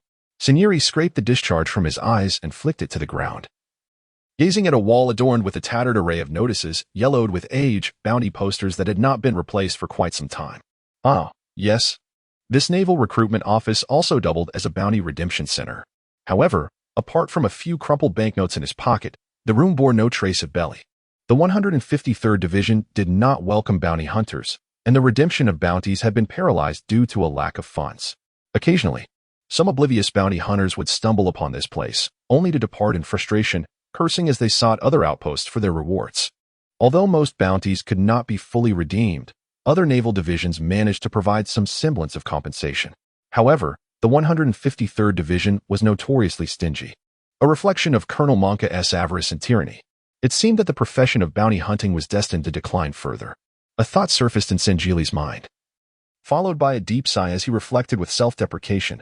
What, after all, compelled me to join the Navy? Was it justice? And for what reason do I persist in coming to this wretched place each day, merely to gaze at the cobwebs woven in the corner, where a black spider, no larger than a fingernail, resides at the center? Am I here to ally myself with these spiders? A bitter smile cracked at the corners of Sangili's mouth as he suddenly rubbed his eyes, and he seemed to perceive two indistinct figures approaching the recruitment center. The sound of footsteps grew increasingly distinct, and Sangili strained to open his eyes wide, staring in astonishment as the pale-skinned man stepped over the threshold into his domain. Then, he heard a voice from across. Is this the Navy Recruitment Center? May I join the Navy? Recruitment Center? Navy? Join. Individually, these words held meaning for Sangili, yet strung together, they left him astounded. His mouth fell open, the green strands of chives caught between his teeth glaringly apparent. As a foul stench of fermented alcohol mixed with spittle erupted forth. What did you say you were here for? Yarlin expressionlessly took a step back, his azure eyes narrowing slightly as he scrutinized the dilapidated recruitment office alongside the despondent, weary, and melancholic middle-aged naval officer before him. Naturally, he arrived at a rather evident conclusion. This recruitment office appeared to hold little regard for the 153rd Division, certainly not worthy of Colonel Monca's attention. I wish to become a naval officer and join the 153rd Division, Yarlin earnestly responded, meeting the bleary-eyed gaze of Sergeant Jerry. The two naval personnel at the entrance exchanged bewildered glances, slowly extinguishing their cigarette butts. Jerry, swaying slightly, nearly toppled from his chair. He gazed in shock at Yarlin and the intimidatingly stoic figure of Fick behind him, remaining in frozen disbelief for a full 2 seconds before retracting his foot from the desk, reaching to adjust his chair and sitting up straight. Why do you wish to become a naval officer? Jerry pondered, struggling to recall the formal procedures for recruiting a naval officer. It seemed he was a bit hazy on the details. He rummaged through the drawer. Among the contents, he found a roll of toilet paper, a stack of grease-stained bounty posters, a tattered adult magazine, and finally, a recruitment form. He extracted the form from within, then hastily shoved the pile of refuse back into the drawer, causing Yarlin's eyelids to twitch ever so slightly at the sight. Yarlin lowered his gaze to the form. An A4 sheet titled Recruitment Registration Form, which contained a series of simple information entries, such as name, age, and gender. Yarlin took the paper and, after a considerable pause, grasped a reluctant pen, laboriously inscribing his details upon the page. He glanced up at Sangili, his gaze imbued with significance, and remarked, "For the Navy embodies justice. Does it not?" Sangili found himself murmuring the words in his heart, clearly misunderstanding the implication. Naturally, Yarlin would not offer any clarification. Anyone who yearns for justice ought to join the Navy, Sangili recalled, echoing a statement once uttered by a former naval admiral a few years prior. That very slogan had adorned the entrance of the recruitment office, a remnant from the time before Colonel Monca assumed command of the 153rd Unit. Is he as well? Sangili inquired of Fick, his perceptive gaze revealing that it was evident Yarlin held the reins of authority between them. Come now, Fick, kindly complete this form. Yarlin picked up a form and handed it to Fick. Oh, Fick replied in a gruff voice. Is this sufficient? Yarlin handed 2 documents to Sangili, his gaze continually assessing the other man. With a lifetime of experience, he effortlessly deduced the circumstances surrounding Sangili within the 153rd Division, allowing him to surmise certain traits of his character and style. After all, anyone marginalized by the 153rd Naval Division, when considered alongside the rumored disposition of Colonel Monca, the commanding officer of the division, reveals the essence of Sangili's nature. Integrity, steadfastness, rigidity, and an inability to adapt are but a few words, or their close synonyms, that encapsulate his persona. As Yarlin contemplated in silence, Sangili clenched the form tightly, his breath coming in ragged gasps despite his efforts to conceal his agitation. Yet, he could not evade Yarlin's keen perception. Enough. Come back in 3 days, Sangili instructed Yarlin. Very well, Yarlin replied, turning to exit while casting a fleeting glance at the wanted poster on the wall. The second-to-last entry on the third line depicted a visage obscured by a black-brimmed hat, with a bounty of 7,000,000. Chapter 5. The filth beneath justice at the Navy's 153rd Division base. In Colonel Satoni's office, 2 recruitment forms lay carelessly discarded in a corner of the desk. Satoni sat languidly in his chair, stifling yawns, before finally lifting his eyelids to draw the forms into the center of the desk. Without even glancing at them, he let out a derisive snicker and marked a bold X over the names with a pen from the holder. Did Sindri truly believe he would send recruits to the Navy? Absurd. The 153rd Division was already at full capacity. There was simply no room for more personnel. With a casual tap on the desk, a sailor soon entered, awaiting orders. Take these 2 forms to Sindri and inform him that the application has not been approved. Satoni stated, his expression impassive as he observed the soldiers drilling below. Tell him that the 153rd Division is not a place for just anyone to enter. Understood. The sailor swiftly gathered the forms and exited. At the recruitment office, Sindri's face darkened as he glared at the returned application, the glaring X mark searing into his vision. That bastard Satoni! Sindri bellowed in frustration. Since when does even the recruitment of a mere base-level sailor require such stringent approval? In this world rife with piracy, the Navy is a perilous profession with a high casualty rate. Even in the weakest East Blue, the loss rate among lower-ranking sailors remains alarmingly high. Therefore, recruiting and replenishing these lower-tier sailors has never necessitated scrutiny. After all, they merely serve as cannon fodder. It is only the division's commissioned officers and the headquarters junior officers who face genuine political vetting. Before that point, no such measures are required, as the vast majority are naturally filtered out, destined to become mere corpses swallowed by the sea. The Navy has neither the need nor the energy to scrutinize its lower-ranking sailors. Essentially, as long as one is not disabled or a fugitive with a bounty on their head, the Navy welcomes you to become a part of its ranks as a lowly foot soldier. Damn it, I must confront him, Sindri exclaimed, grasping the recruitment form and storming out. At the entrance, 2 sailors exchanged glances and sighed, harboring little optimism for Sindri's actions. Indeed, 2 hours later, Sindri returned, his demeanor resembling that of a defeated rooster, dejected as he slumped into a chair in the now desolate recruitment office. Lighting a cigarette, he inhaled deeply, occasionally letting out a derisive laugh. The Navy, ha ha ha, the 153rd Division has rotted to the core. Shoo. At the entrance, 2 naval officers gestured for silence before settling onto the dust-laden threshold, the 3 of them resembling 3 salted fish buried in dust. Can you guess what that scoundrel Satoni said? Sinieri ground the cigarette but beneath his foot with a fierce friction, and without waiting for Gaku and Kaisin to respond, he answered himself. He actually claimed that the Navy's South 153rd Division was at full capacity. What a bastard! It's utterly absurd.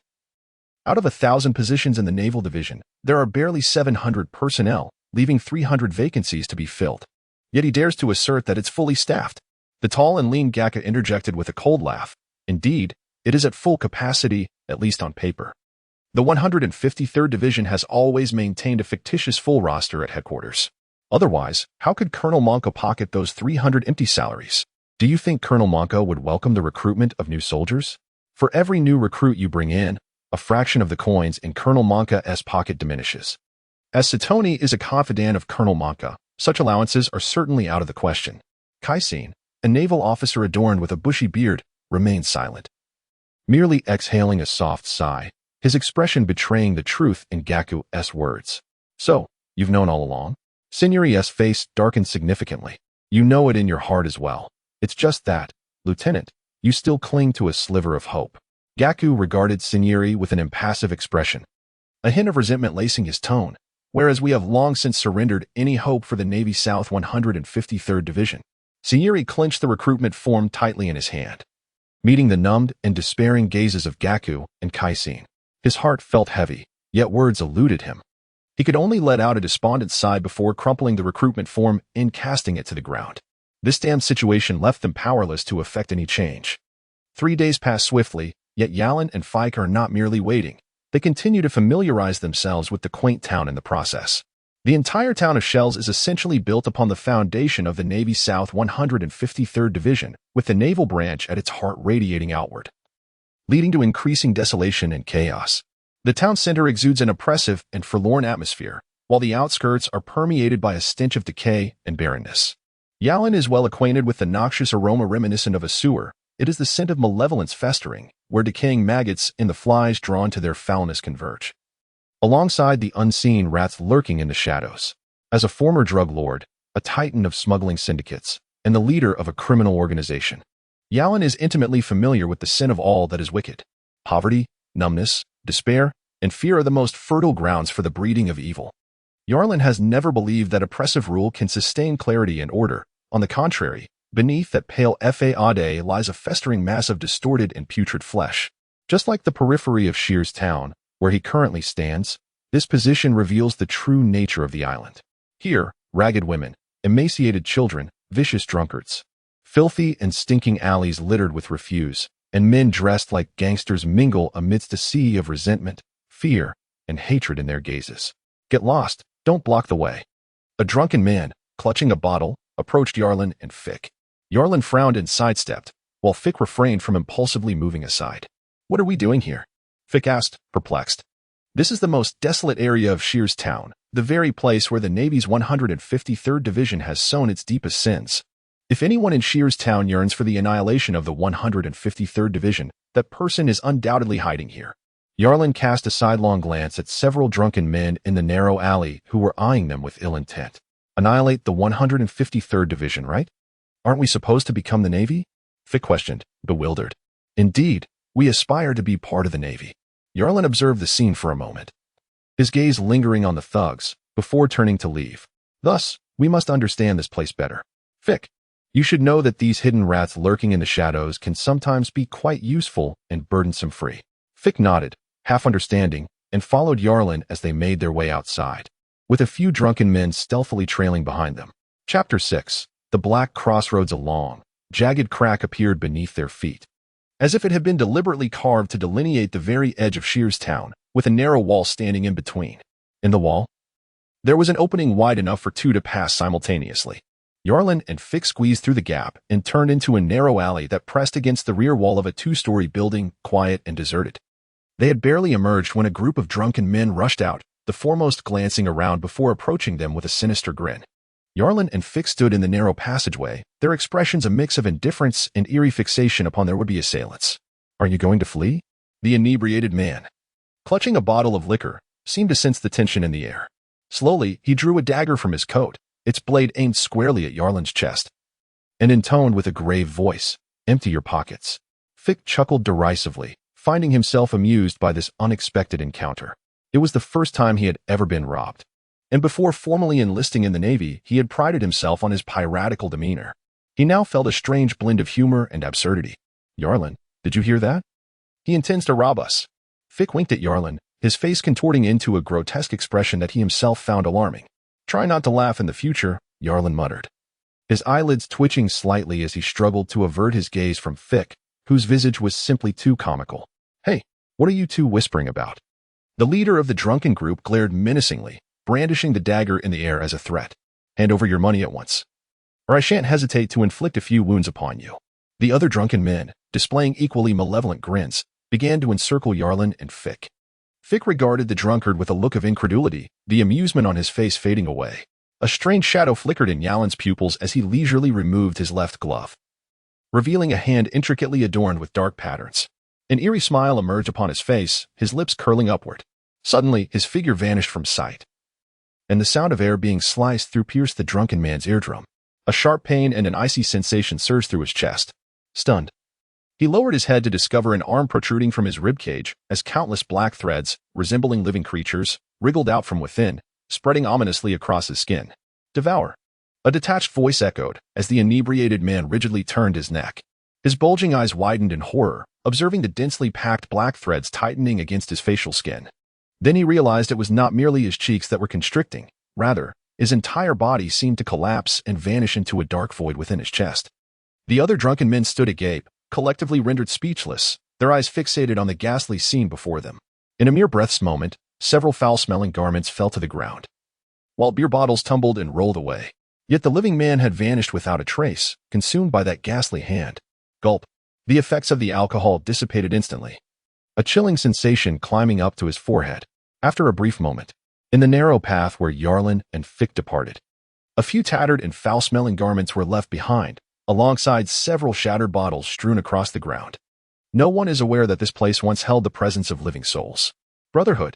Jarlan murmured a name, one gleaned from the lips of the deceased moments earlier. He licked his lips and addressed Fick, saying, "Remember this rather mundane name. I require you to procure detailed intelligence regarding this gang." Understood. Fick nodded in acknowledgement. "There is no need to rush. Take your time. The most crucial aspect is to remain inconspicuous," Jarlan advised him earnestly. Fick turned his gaze towards the outskirts of Shell's town, slowly retracting his focus. Although he was unclear about Jarlan's intentions, he was unwavering in his commitment to fulfill Jarlan's directives. 3 fleeting days passed. On that midday, Jarlan and Fick returned to the recruitment center. The 2 naval officers at the entrance appeared even more despondent than during their previous visit. Upon entering, Jarlan was enveloped by the pervasive scent of alcohol that permeated the air. Sindri lay sprawled across the table, with a disarray of toppled bottles surrounding him, and some white liquid had spilled onto the floor, forming a small puddle. Jarlan furrowed his brow slightly, surveying the ground before he approached to pick up 2 crumpled pieces of paper. Slowly, he unraveled them, revealing the wrinkled recruitment forms within. Had they not been approved? Jarlan gazed at the black octagram above his name, his pupils flickering momentarily before he unfurled the paper and laid it flat on the table. He then spread out the sheet belonging to Fick, which also bore a black octagram. Picking up the wine bottle, he placed it on the ground, and the recruitment form was spread across one corner of the table. Sindri remained blissfully asleep, intoxicated, and Jarlan showed no signs of urgency. His expression remained inscrutable as he walked towards the adjacent wall, silently scrutinizing the wanted posters affixed there. The yellowed posters had corners that had lost their adhesive quality, appearing as if they might fall at any moment. It was evident, without the need for contemplation, that these notices had been up for quite some time. However, it was unlikely that they would soon lose their relevance. As his eyes skimmed past the poster of Captain Vea, Jarlan shifted his attention to other notices. The wanted posters displayed here undoubtedly had a regional significance, featuring fugitives who were particularly active in the East Sea. While they might not be notable on a global scale, they held a modicum of fame in this corner of the world. One poster depicted a woman with a striking white-brimmed hat, Euralita, with a bounty of 5,000,000. Female pirates were indeed a rarity, and Jarlan lingered a moment longer, though the bounty seemed somewhat low, prompting him to continue his search for those who appeared more formidable. Another poster showcased a man in a blue hat, adorned with heart-shaped glasses, holding an odd circular ring. His bounty was noted as 9,000,000. "Hey, you 2 can leave now. The 153rd branch is at full capacity and is not currently recruiting any more Navy," a head poked in from outside the door, calling out to Jarlan. "Full capacity?" A glint of cold light flickered in Jarlan's eyes as he turned his face, revealing a gentle smile. "Well, I shall take a moment to examine this." The head retreated, and Chisi resumed smoking with Gagu, paying Jarlan no further mind. "Jarlan, look at this." Fick suddenly pointed at a wanted poster, which was missing a corner. The head depicted in the poster was absent, leaving only a bare chest adorned with a red skull tattoo. "Ah, it seems I've stumbled upon an acquaintance." Jarlan fixated on the bounty above, softly murmuring the figure, 13 million berries for Karchi. His eyes briefly lingered before shifting to other bounty posters, while behind him, the inebriated Seigneur remained ensconced in a deep slumber. Chapter 7. To wear the crown, one must bear its weight. P.S. The original timeline necessitates adjustment due to its implausibility. The pace is excessively rapid, with merely 3 months from setting sail to the Summit War, utterly absurd. Thus, the timeline shall commence from the year 1517, with Luffy embarking on his journey in 1520. Subsequent events will be meticulously restructured according to this narrative, rendering the original timeline moot for purists. The bounty poster, tinged with a smoky yellow-brown, depicted a uniquely designed hat, its visage seemingly dominated by a prominent red nose that captivated Jarlan's gaze. Buggy, 15,000,000. As his gaze ascended, the bounties on the upper tiers grew increasingly formidable. A figure with lavender hair, adorned with a white bandana and clad in golden armor, draped in a black cape, caught his attention. Click. 17,000,000 with a long, sharp nose resembling a grotesque saw. The delicate gill structures on his neck suggested a lineage belonging to the fishmen, causing Jarlan's pupils to momentarily pause in astonishment. Dragon. 20,000,000. Thus, are the fishmen amphibious creatures? Yarlin heard the sound of a bottle clattering behind him and slowly turned to witness Sinieri rousing from his slumber. His elbow inadvertently knocked over a bottle on the table. Groggy, he cast a bleary glance at the wrinkled recruitment poster, his focus gradually sharpening as it met Yarlin's gaze. "Oh, this is your recruitment poster." Sinieri exhaled a breath reeking of alcohol, his mouth opening as if to explain but instead, in irritation. He swept it aside onto the floor, declaring angrily, "The black 8-pointed star signifies your failure. You may take your leave." Yarlin fixated his gaze on Sinieri. A hint of amusement in his tone, yet his words fell like cold water into boiling oil.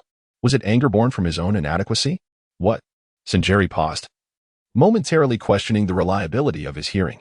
At the doorway, Gagu and Chisi raised their ears, casting incredulous glances at Yarlin. Just as they prepared to speak, Yarlin continued, "Fear, evasion, and anger all stem from one's impotence regarding the current state of affairs. They are manifestations of cowardice, are they not?" Sinieri's expression darkened. His face contorted with displeasure as he glared at Yarlin. "You, boy, get out immediately," he commanded, his fingers crackling ominously, as if ignited by an inner blaze. Yarlin cast a fleeting glance at Gagu, his fingers striking the recruitment form before him, the tip of his index finger resting upon the black octagonal symbol. Everywhere is cloaked in dust. Spiders and flies have made their homes here. What is this? An abandoned recruitment station? How long has it been since someone last came here to join the Navy? You probably cannot recall it yourselves, he remarked coolly. It was evident that upon my initial visit, I surmised that this recruitment form would not be approved. Why? Sinieri asked through clenched teeth. Yet, it was undeniable that Yarlin's words had stirred his emotions and captured his attention. He yearned to discern the intent behind the man standing before him. You three are clearly the subjects cast aside by Branch 153. Given this, it is only natural to face incessant difficulties and exclusion, much like this black octagon. Yarlin's index finger tapped rhythmically, pausing momentarily before he coldly added, "Do you think this black symbol is a rejection of our entry into the Navy? No, in my view. It serves as a mockery of your incompetence. You little brat, you're asking for trouble." Cassini roared, unable to contain his fury any longer. He lunged forward, throwing a punch at Yarlin's head. With a slight tilt of his head, Yarlin remained rooted in place, evading the blow. He raised his hand, his fingers curling like iron claws around Cassini's arm, leaving him with the sensation that his entire limb was ensnared in a vice, utterly immobile. Yarlin cast a sidelong glance at Cassini's expression before shifting his gaze to the brooding Gagu behind him. A flicker of contemplation crossed his eyes. He had anticipated that the lanky man would be the first to lose his composure, yet it was surprising to see Gagu restraining his ire. Perhaps he had underestimated the man's self-control.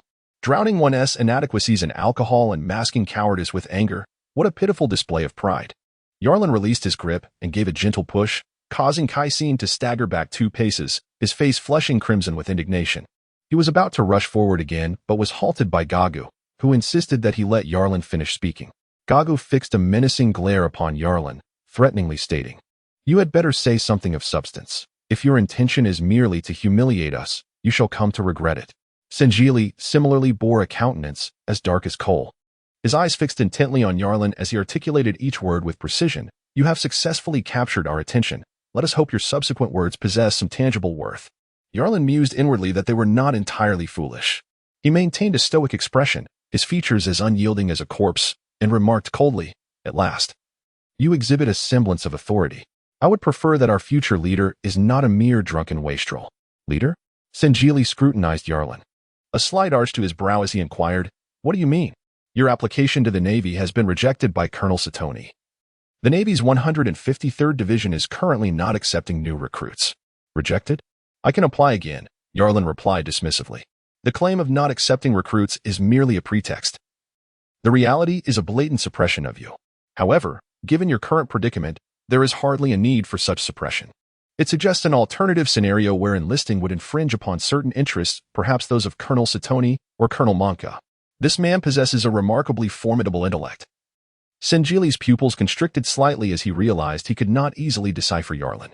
Initially, he had assumed the man was merely a justice seeker aspiring to join the Navy. But it seemed far more complex than that. Yarlin's thoughts were intricate and profound. Cassini stood frozen, his expression rigid, while Gagu's breath quickened, a glimmer of intrigue illuminating his eyes. "What is your true objective? A person like you cannot possibly join the Navy out of a sense of justice. What do you truly seek?"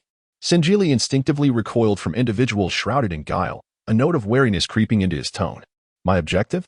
Yarlin noted the shift in Sinjili's demeanor. A slight furrow of his brow accompanied by a cold smirk. Do you believe that justice can be attained simply by harboring righteous intentions? It appears you have misconstrued the matter. The weak have no right to presume to comprehend justice and evil. Even the lowliest of creatures struggle to survive, to uphold justice. One must first ascend to the pinnacle. Until then, it is nothing more than the futile torment of an insignificant being. Sinjiri opened his mouth, sensing that something was amiss in the other person's words, yet he found himself at a loss for how to counter them. After all, his current predicament was a stark reflection of reality. Only by traversing the most wicked thorns could one bear the crown of justice. Yalin squinted his eyes, his tone imbued with an indescribable allure. Our first course of action is to have me enlist in the Navy, and then transform this recruitment center into a truly legitimate establishment. Chapter 8. The Exchange of Power. Silence. A strange, eerie quiet. The sound of a wine bottle rolling across the floor was caused by Sinjiri accidentally knocking it over with his toe. The crowd seemed to awaken, fixating their varied expressions upon Yalin. Are you serious? Jaeger's words flowed at half their usual speed, his demeanor grave and anxious. Of course, I am serious. Yalin turned and approached the bounty notice, deftly tearing off the third line on the lower right corner of the poster, then gently placing it on the table. Via? A bounty of 7 million berries. Originally, Yalin had intended to use this bounty to negotiate directly with the higher-ranking officers of the 153rd Navy Branch. Ideally, he would engage with Colonel Monka, yet based on his observations from Shell's town, Monka was hardly an ideal trading partner. Setting aside whether he would even have the opportunity to confront the ruler of the 153rd Branch, assuming such an opportunity arose, his current status, coupled with Monka's obstinate, arrogant, and brutal nature, would likely lead to him being completely exploited without recourse. Thus, Yalin revised his initial plan. He required a more reliable individual to serve as his vanguard within the 153rd Navy Branch. This person should not hold too high a position too high, and they would be difficult to control. Too low, and they would be ineffective. Furthermore, it would be preferable that this individual not possess excessive cunning, as those who are too crafty often lack reliability. Fortuitously, upon observation, Lieutenant Sinjiri in the Navy Recruitment Office seemed to meet Yalin's criteria. Via 7000000. Picking up the bounty notice from the table, Sinjiri regarded Yalin with suspicion. Deep down, he harbored a vague suspicion, yet he dared not believe it, for it was too far-fetched. Surely, a new recruit wishing to join the Navy would not be reporting with the head of a wanted pirate in tow. Sinjiri did not comprehend that this display in Yalin's former life was referred to as a letter of introduction. Yarlin spoke softly. At that moment, the presence of Fick, who had been rather inconspicuous, became palpable as he grinned maniacally, revealing the scar across his face. He placed a cloth bag onto the table with a loud thud, prompting the others to raise their eyebrows in surprise, realizing that this burly man had been carrying something all along. Upon unfastening the bag, a sealed wooden box was revealed, and as he lifted the lid, a faint scent of lime wafted through the air, diluting the alcohol-laden atmosphere of the room. A collective gasp escaped the trio. Sinjiri, in particular, upon discovering the gruesome contents, a pallid human head, pickled in lime powder, its lifeless eyes wide open in an eternal glare of fury. It was indeed Via. Gaku compared it to the likeness on the wanted poster and nodded gravely at Sinjiri, a spark of fervor igniting within him. He realized that his stagnant existence was finally approaching its conclusion, all thanks to this man before him, Yarlin, who had yet to officially become a member of the Navy. Gula swallowed hard. The indignation in his eyes began to fade, replaced by an eerie chill that crawled up his spine.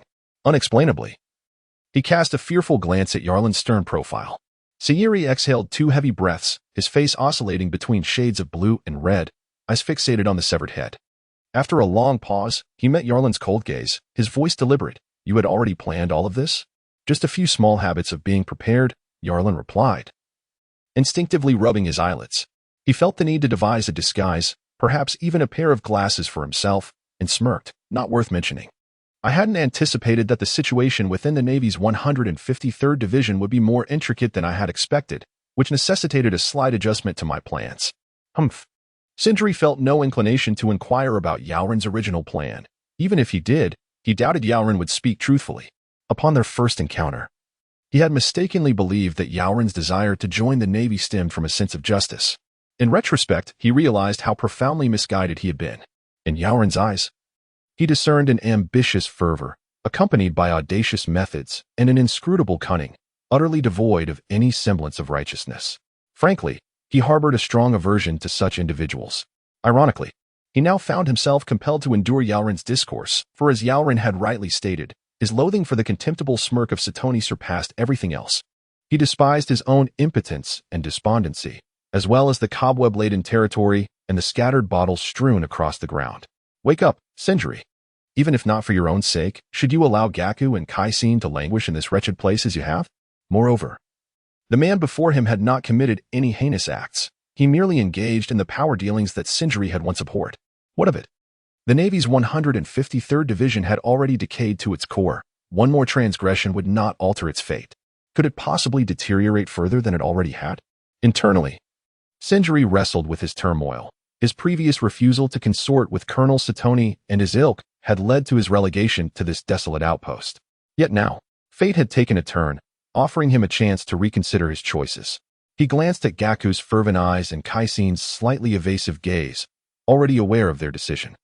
Redirecting his attention to Yalrin, a manic grin crept across his face. What a ludicrous world this is. Yalrin gazed at Senjili with an expression of indifference.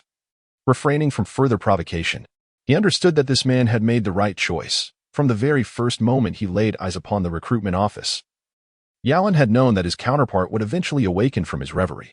It was merely a matter of providing the right impetus.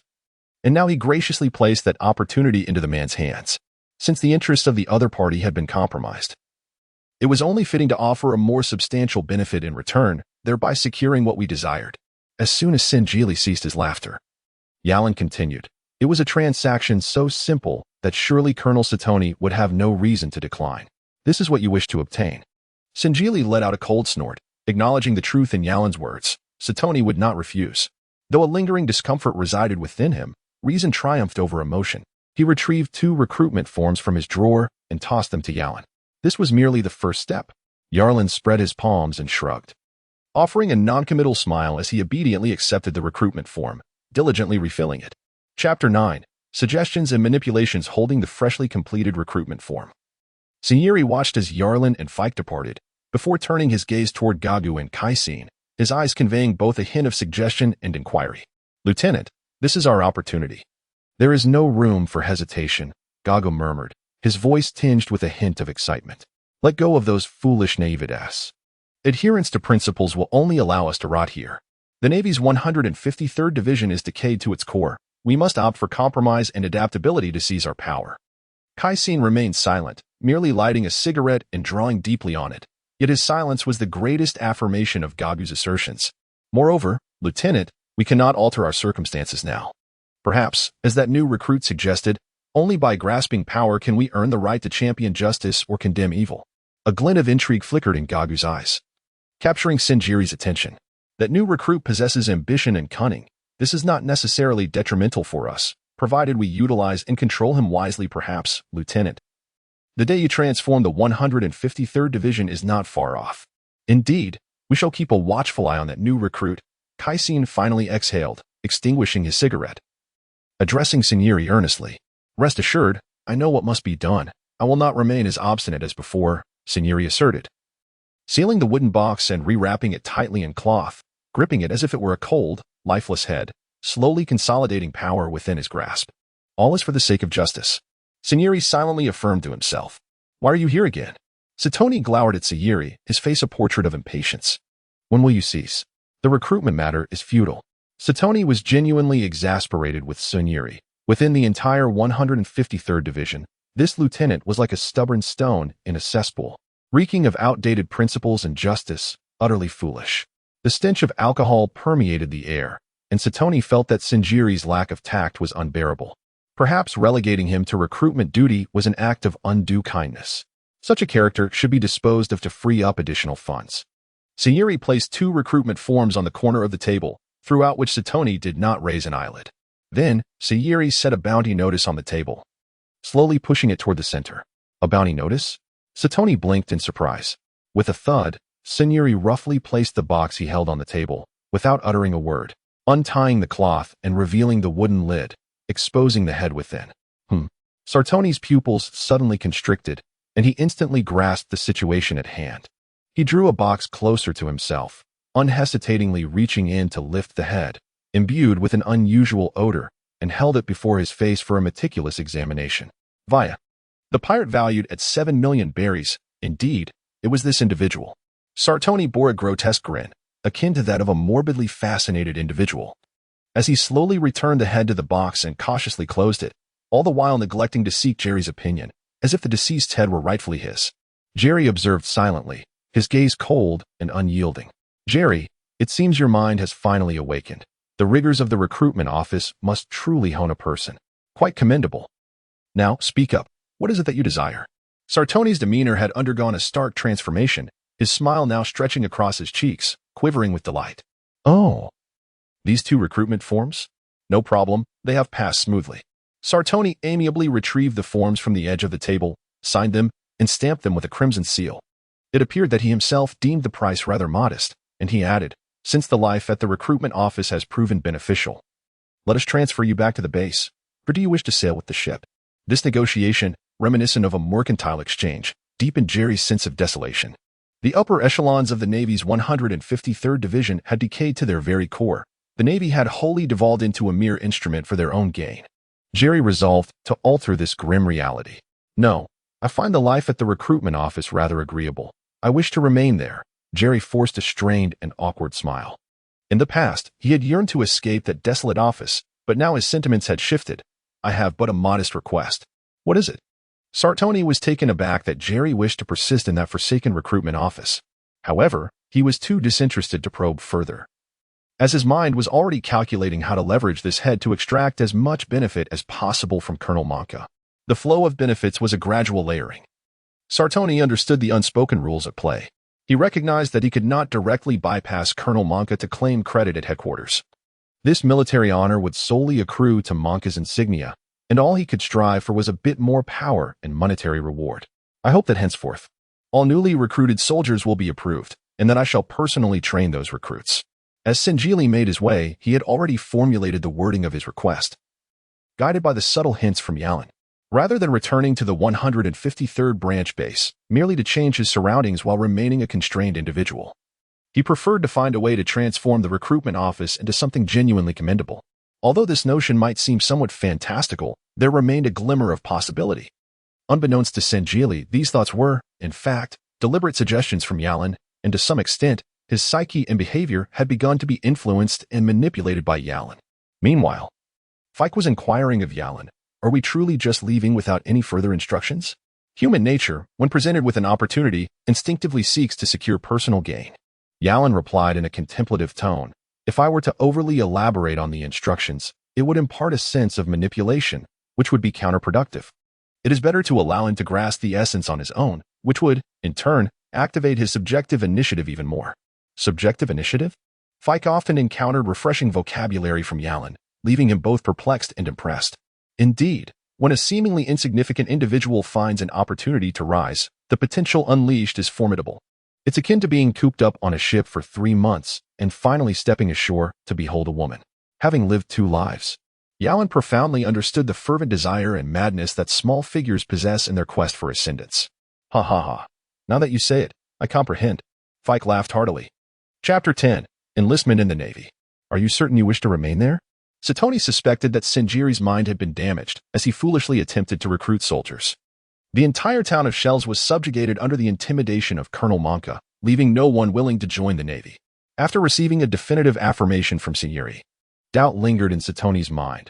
However, he primarily believed that the other had lost his wits. He nodded in agreement, allowing Sinjiri to remain at the recruitment office, and readily consented to Sinjiri's proposal that he would train the new recruits collectively. Yet, he kept a cautious eye. Knowing that the Navy's 153rd Division could accommodate a maximum of 30 new soldiers, a price worth the value of Via's head. Though he was far from convinced that the recruitment office could actually bring in that many. Sinjiri clenched his fist slightly. After some haggling, he directly received the remaining 28 blank, stamped recruitment forms from Colonel Sartoni, with Yalin and Fike already counted among the 30 slots. He solemnly tucked the forms into his bosom and turned to leave without a moment's hesitation. He truly wished to linger here no longer. Sartoni reopened the box containing the severed head, his fingertips brushing against the cold flesh, the flat corners of the eyes drooping, the eyeballs eerily fixed on the closed door, glimmering with shrewd calculations. A man who had been languishing at the recruitment office had somehow procured this head, though it bore a faintly putrid odor. It was still relatively fresh, the time since its severance was likely short. Satoni rapped the table, and a sailor entered through the door. He instructed, "Keep a discreet watch on the recruitment office, and the names of those 2 new recruits brought in by Lieutenant Signori. Make sure to report to me immediately if anything unusual arises." During dinner, Yalan disclosed to the father and son duo, Guji and his son, his intention to join the Navy. Instantly, he noticed Guji's expression stiffen. The vigilance that had just begun to relax over the past few days was abruptly reignited, casting an inexplicable hostility over the dining table. Young Guji now regarded Yalan with a hint of trepidation. It seemed that the time had come to move away. In recent days, Yalan has also discovered several vacant residences available for rent or sale within the town, and he intends to finalize his choice and relocate by tomorrow. Early the next day, after packing his belongings, Yalan made his way to a modest 2-story building on the outskirts of the town. The white paint on the exterior had begun to crack and peel, while the dimly lit corridors exuded a musty odor, laden with dust. Yalan was drawn to this location due to its proximity to the town's periphery, which likely explained the unusually low price of the property. However, this nearly depleted his available cash, as he had yet to find a means to liquidate the gold and items he carried in the sacks on his back. The seller was a middle-aged man, taciturn in nature. Yalan, eager to conclude the transaction, paid promptly, and both parties swiftly signed a simple sales agreement, exchanging money for keys and the property deed. Once the former owner departed, Yalan and Fick meticulously examined the interior of the house. Aside from some outdated wiring, rusty faucets, and peeling walls, the condition was relatively acceptable, albeit covered in dust. The 2-story building housed a total of 10 rooms, which contained little more than a few dilapidated iron beds. After assigning the cleaning duties to a grim-faced Fick, after all, the laborer was better suited for demolition than for such meticulous tasks, Yalan resumed his inspection. Yarlin exited his abode and made his way towards the recruitment office. In stark contrast to the despondent atmosphere that had pervaded his previous visits, the office now radiated a newfound brightness. The floor bore clear evidence of having been scrubbed multiple times, while the corners, once home to cockroaches and spiders, had been forcibly cleared of their unwelcome inhabitants. Empty bottles and refuse had been meticulously removed. Although the furniture remained a dilapidated table and chairs, the overall ambience now exuded cleanliness and elegance. Notably, the bounty posters that once adorned the walls had all been torn down, now forming a disheveled pile in one corner of the table. Likely a testament to the abandonment of the reward exchange initiative due to financial constraints. Gagu and Chisi each carried a paint bucket, diligently repainting the exterior sign, a 2-meter-long iron plaque that had long lost its luster, once adorned with a seagull motif against a blue backdrop. The color had succumbed to the ravages of rust, now appearing a somber black. While they could not restore the background, their sole task was to repaint the 3 rusted characters of the recruitment office in a bright white. Yarlin found it intriguing. He believed that the somber black more aptly reflected the current state of Navy Unit 153, and he personally preferred the profound depths of black hues over the starkness of pale shades. Sinjili sat in his chair and, upon seeing Yarlin enter, it was evident that he could not muster a pleasant expression. With a scowl, he pulled a recruitment form from the drawer and slammed it onto the table. Indeed, it had been approved. Yarlin reached out to take it but hesitated, lifting his gaze to Signori, internally scoffing. Is he already starting to assert the authority of a superior? Yet, his outward demeanor remained sufficiently docile and humble. Signori, however, was acutely aware of the fade presented by the new recruit. He was not deceived by such tactics. He admonished, "Since you wish to join the Navy, regardless of your motives, I have a few words to convey beforehand." "Please proceed, Commander," Yarlin replied, all ears. "First, all new recruits henceforth will fall under my purview, making me your direct superior. You must comply with my commands. Second, I do not care how chaotic the Navy's 153rd Division is at present. I will not permit my recruits to adopt their vices. If you entertain such notions, I strongly advise you to extinguish them promptly. I will keep a vigilant watch over you, and should I detect any hint of danger, I will not hesitate to expel you from the Navy," Signori declared with righteous authority. "You are overly cautious. As my superior, I will naturally adhere to your commands." Yarlin responded calmly, meeting Sinjiri's penetrating gaze. Signori nodded slightly, gesturing for Yarlin to take the recruitment form. Yarlin glanced at it briefly before folding it and tucking it away, then inquired with surprise, "What about the other one? Did he not accompany you?"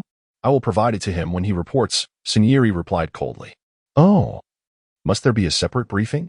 A thought flickered in Yarlin's mind, though he remained silent, contemplating. Now, we need to recruit an additional 28 recruits to reach full capacity. Do you have any suggestions? Signori pulled out a stack of blank forms stamped with an official seal, directing his question at Yarlin. One cannot expect to reap the benefits without providing sustenance, such as the nature of the world. Yarlin smirked inwardly while feigning reluctance, extending his palm. I apologize, Commander, but I have no ideas at this moment. Chapter 11. Navy 153rd Division. Signori stared intently at Yarlin, yet could discern no trace of the answer he sought from the recruit's expression. His countenance darkened slightly as he turned to Gagu and coldly ordered, "Hand him the paint bucket and let him go paint the sign." Yarlin, far from being irked, obediently accepted the paint bucket and leisurely applied a coat of pale paint onto the 3 rusted iron characters at the recruitment station with his brush. The distinctive, acrid scent of the paint wafted from the entrance, permeating the nearby streets. Passers-by, their heads bowed as they walked, cast wary and fearful glances. Their expressions intermingled with an unmistakable tinge of disdain. Recruitment, an illusion. If you believe you can attract even one, I am inclined to trust you. A cold, mocking smile lingered in Yarlin's heart, yet his hands diligently applied the paint, leaving no room for criticism from anyone. Meanwhile, Signori and Gagu were huddled at the table, pondering over the blank recruitment form, their brows furrowed in deep contemplation. Despite Signori's earlier confident demeanor in front of Satoni, he felt an overwhelming sense of uncertainty, akin to sheer panic. Gagu, ever the instigator, exchanged knowing glances with Signori while subtly gesturing towards the new recruit by the door, convinced that this fledgling soldier possessed some clever ideas. However, Signori, concerned with maintaining his dignity, chose not to pursue the matter further, especially after Yarlin had just dismissed the notion. On one hand, he doubted that a newcomer could unravel the entrenched problems of Shell's town. On the other, as a superior, he was reluctant to admit that he could be outshone by a mere novice. As evening fell, the recruitment office was tidied up, and the sign was reaffixed to the wall. Yarlin's face and clothes bore splatters of white paint. "We report to Navy Base 153 tomorrow morning," Signori declared as he locked the door, addressing Yarlin, who stood waiting outside. "Aye, sir." Yarlin nodded and departed.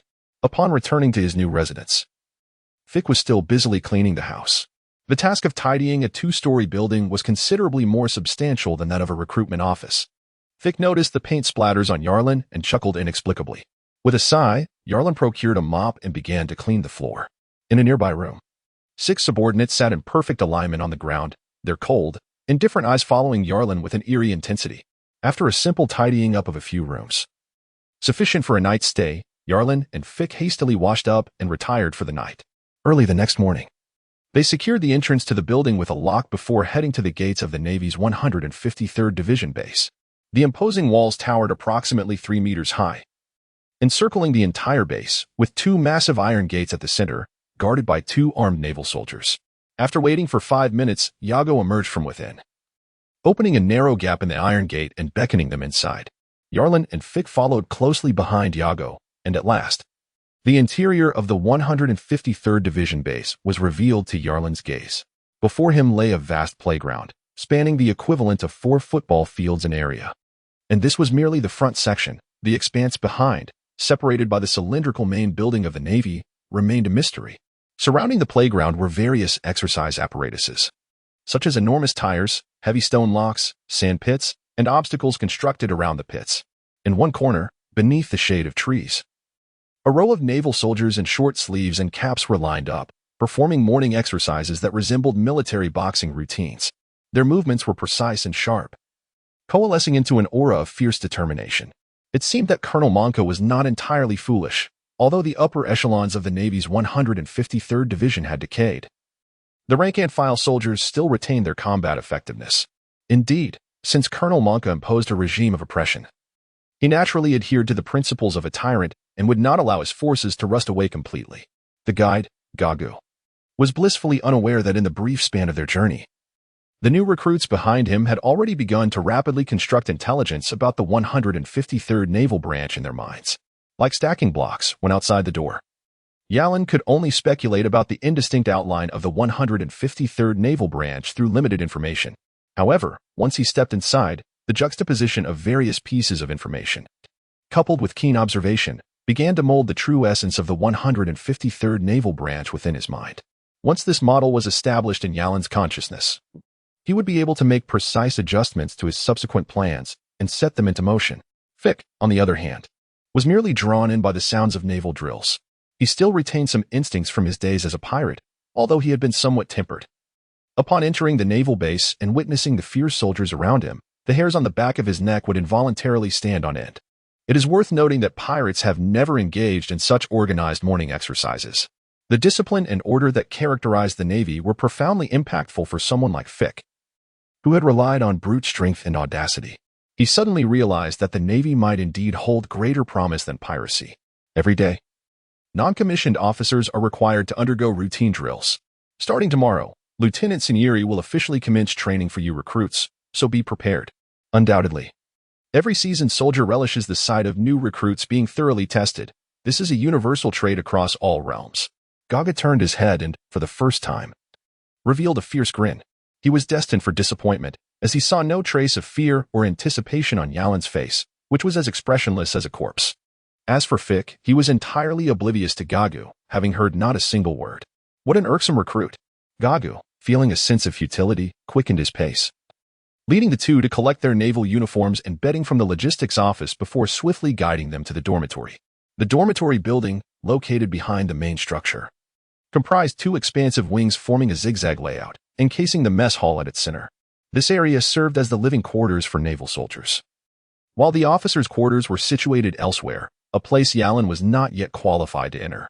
The zigzag building was originally intended to serve as the sailors' dormitory, with the entire structure accommodating 200 rooms designed for 5 beds each, perfectly housing 1,000 sailors, which coincided with the authorized personnel count of the 153rd branch. Theoretically, the official report indicated that the 153rd branch was at full capacity. However, in reality, there were over 300 vacancies. Consequently, the 5th floor of the zigzag building was entirely empty, and the 4th floor was only partially occupied. As they reached the corner of the 4th floor, Gagu opened the door, and a musty odor wafted out. He coughed a couple of times and tossed the key to Yalin, stating, "This room is unoccupied. It is just for the two of you." Chapter 12. As you wish, the room, shrouded in dust, welcomed the light streaming through the window, casting beams of illumination that danced with motes of dust. The space within the house was quite ample, measuring approximately 30 square meters. On either side, iron bed frames were neatly aligned, while in the center, 3 rectangular tables were haphazardly assembled together, concealing 5 four-legged stools beneath them. Opposite the entrance, a balcony adorned the room, featuring a storage cabinet resembling a grid pattern above it. Yago approached, pushed open the window, and then made his way to one of the beds, brushing away the dust before settling down upon it. Yarlin and Fick each chose a bed, tossing their bedding and mattress upon it, before turning their gaze to Gagu. Gaga retrieved 2 gleaming silver tags from his pocket and flung them onto the table. "Here are your identification numbers," he said. "The tags have a space where you can thread a chain to wear around your neck. Be sure not to lose them. Should the day come when your remains are untraceable, these will serve as proof of your identity." Gagu's tone bore a hint of foreboding as he continued, though, "In such a case, they may ultimately prove futile. Nevertheless, take good care of them. As the lowest echelon of naval soldiers, we are not even recorded by name in the headquarters files. We are merely identified by our numbers." Yarlin could discern a hint of resentment and frustration in Gagu's tone. He remained silent as he picked up the metallic nameplate, its silver sheen adorned with the customary seagull motif on the front. The reverse side displayed a series of text and numbers that resembled a barcode, unfamiliar to Yarlin, yet likely a cipher from the military. Interspersed within was the number 153, denoting the 153rd Division of the East Sea, followed by a string of digits, 716. "Ah, this must refer to me," thought Yarlin, breaking into a smile as he picked up another nameplate inscribed with the number 717, tossing it casually to Fick. "Such meaningless numbers." Gaga scoffed, rising to his feet. "In any division, only those who attain a rank equivalent to that of a school-level officer are formally recorded in the headquarters archives. Until then, we are merely expendable cannon fodder." "You seem to harbor quite a bit of resentment," Yarlin remarked, narrowing his eyes as he calmly assessed Gagu, sensing that the latter was intentionally displaying his emotions. Gagu approached, slowly closing the door behind him before turning to face Yarlin. He removed a nameplate suspended from a chain around his neck and, lowering his voice, stated, 194. "That is my number. Comparatively, it is relatively advanced. I have been part of the 153rd Division for 5 years, participating in 27 anti-piracy missions. That signifies 27 times I have narrowly escaped death at the hands of pirates. Yet, I remain nothing more than a lowly naval soldier. Do you know why that is? Yarlin raised an eyebrow and gestured for Yago to continue. Due to the fact that my immediate superior is a principled, steadfast, and unyielding lieutenant of the Navy, who upholds a rather absurd sense of justice. No matter how commendable my performance, I will forever remain hindered by Lieutenant Sinieri. Unable to ascend in rank and relegated to the recruitment office, languishing in obscurity. Yago was visibly agitated, evidently carrying this pent-up frustration for many years, leaving Yarlin unable to discern whether this was mere theatrics or genuine emotion. Why are you sharing this with me? Yarlin's face displayed a look of helplessness. I sympathize with your plight, but I am merely a recruit. Well, recruit number 716. As he spoke, Yarlin shook the nameplate in his hand. No, you are different. Yago fixed Yarlin with an unyielding gaze, a sardonic smile gracing his lips. You are not just an ordinary recruit. I have never heard of any recruit brandishing the severed head of a pirate as a means to gain entry into the Navy, with such considerable effort expended. How could you possibly be content with remaining a mere foot soldier? You must have further plans. Yago's eyes bore into Yarlin's. His face contorted with a mix of rage and suppressed emotion, becoming increasingly ghastly. You wouldn't want to be stifled by that foolish lieutenant. Moreover, Lieutenant Sinieri harbors a disdain for you. You and he are fundamentally incompatible. Whatever you intend to achieve, Lieutenant Sinieri will undoubtedly obstruct you at every turn. Yago paused, fixated on Yarlin, and articulated deliberately, I understand, Sinieri. Just share your plan with me, and I can assist you.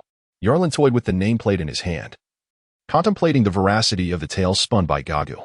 He had never been a man easily swayed by others. You have spoken at length. Yet you have not revealed what it is you seek from me, he inquired, his demeanor unwavering, resembling a finely tuned instrument impervious to Gaga's emotional outbursts. Instead, he grew even colder in his inquiry. Gaga hesitated for a moment, the simmering resentment in his eyes seemingly doused by a bucket of ice water. He realized that Yarlin would not be so easily convinced. A sense of agitation flickered within him, tempered by a hint of relief. Had Yarlin readily accepted his words, he would have been compelled to weigh the inherent risks. Through his 5 years of experiences, he had gleaned a profound truth. Those who are too readily trusting of others seldom find favorable outcomes. As these thoughts coursed through him, he gradually reined in his emotions and spoke in a low, measured tone. I refuse to resign myself to a lifetime of mere numerical identity. Following Lieutenant Singeli offers me no hope. I know him all too well. He clings stubbornly to his rigid principles and fantasies, inevitably leading to his own downfall, which would ensnare me as well. You, however, evoke an entirely different sensation within me. You possess grand ambitions. Your desires extend beyond mere naval affiliation. In your eyes lies a fervent aspiration. Joining the Navy is merely your first step. You harbor vast schemes for the 153rd Naval Branch, and most crucially, you are unafraid to employ any means necessary. My intuition tells me that you have meticulously devised your plans long ago. Yarlin's pupils narrowed slightly. He had to admit that he had indeed misjudged. The low-ranking sailor, Gagu, was beginning to reveal a certain depth of character. He never anticipated that a naval soldier could possess such remarkable insight. Truth be told, remaining in the shadow of Lieutenant Sinieri would certainly lead to being overlooked. Haha. It appeared that Yarlin was either accepting Gagu or merely expressing a sympathetic sentiment. In any case, he still made no substantial commitments. Ultimately, the interpretation lay with Gagu himself, who clearly understood the underlying message. His eyes reddened slightly as he grasped Yarlin's profound intention and earnestly stated, Whatever you wish to pursue, I can assist you. For what I desire is merely to free myself from Lieutenant Sinieri and attain a fair path of advancement. All I seek is fairness.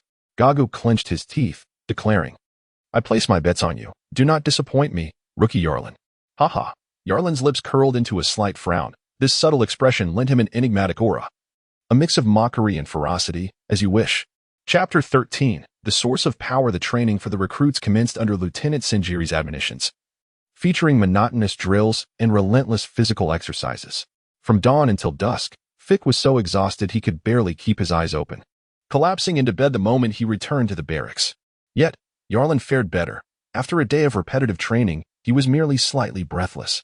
Mental fortitude, 1 nerve conduction rate, 1 bone density, 1 muscle activity, 4, 2 blood density flow rate, 1 incomplete body integrity, progress bar 11100, points to allocate, 0, evidently. The current physical attributes of this body were more than sufficient to handle the so-called recruit training. It could be considered an overkill. Lieutenant Sinieri also recognized that Yarlin's physical prowess was quite formidable, not only among the recruits, but likely ranking among the best in the entire Navy South 153rd Division. 2 weeks later, Lieutenant Sinieri abandoned this futile approach, transferring the responsibility to Gagu. Initially, he intended to discipline Yarlin through the recruit training, but it seemed he had miscalculated. After all, how could a man who carried a bounty of 700 ever be troubled by mere recruit training? In one corner of the training ground, Yarlin and Fix stood tall side by side, while Gagu faced them. Ha! Yarlin twisted his somewhat stiff neck and, rather than engaging with Gagu's remarks, directly inquired, "So, can this tedious training come to an end now?" "Pretty much," Gagu replied. "Lieutenant Sinieri is preoccupied with recruitment matters and has no time to focus on you." He gestured to himself. "This task is now my responsibility." Yarlin regarded Gagu thoughtfully and then smiled. "You mentioned you have been with the 153rd Division for 5 years. So you must be quite familiar with everyone here." "Not everyone, but nearly so," Gagu replied. Gagu's face brightened with joy as he eagerly inquired, "What is it that you require of me? In such a vast naval division, it is likely that the marginalized extend beyond just the 3 of you. There must be other disheartened sailors, those harboring resentment and dissatisfaction, who represent a force that cannot be overlooked. I need you to engage with them and unite their spirits." Yarlin leaned against the shade of a tree, half of his face illuminated by sunlight while the other half remained cloaked in shadow, symbolizing the vital essence of solidarity. "If you are unable to accomplish this, please provide me with a detailed list, and I shall personally reach out to them." Gagu furrowed his brow in contemplation, realizing that this was an opportunity to prove his worth. Gritting his teeth, he replied earnestly, "I will succeed, but they are primarily the lowest-ranking sailors, devoid of any power. What use is there in gathering them together? It is precisely their deep entrenchment in despair and apathy that intensifies their yearning for resurgence." Yarlin brushed dust off his vacant epaulette and remarked meaningfully, "Power has never emanated from rank. Rather, it rests upon the extent of your influence over others. If half of the personnel in the 153rd Naval Division belong to me, then even if I am but a soldier, who would dare deny that I am the true commander of this base?" "Hey," Fick chuckled beside them, relishing Yarlin's invigorating rhetoric that stirred the blood. "This is what it means to possess the stature of a great leader." Gaga gazed at Yarlin, sensing that despite facing merely a recruit, the figure before him seemed to embody the immense shadow of the entire naval base.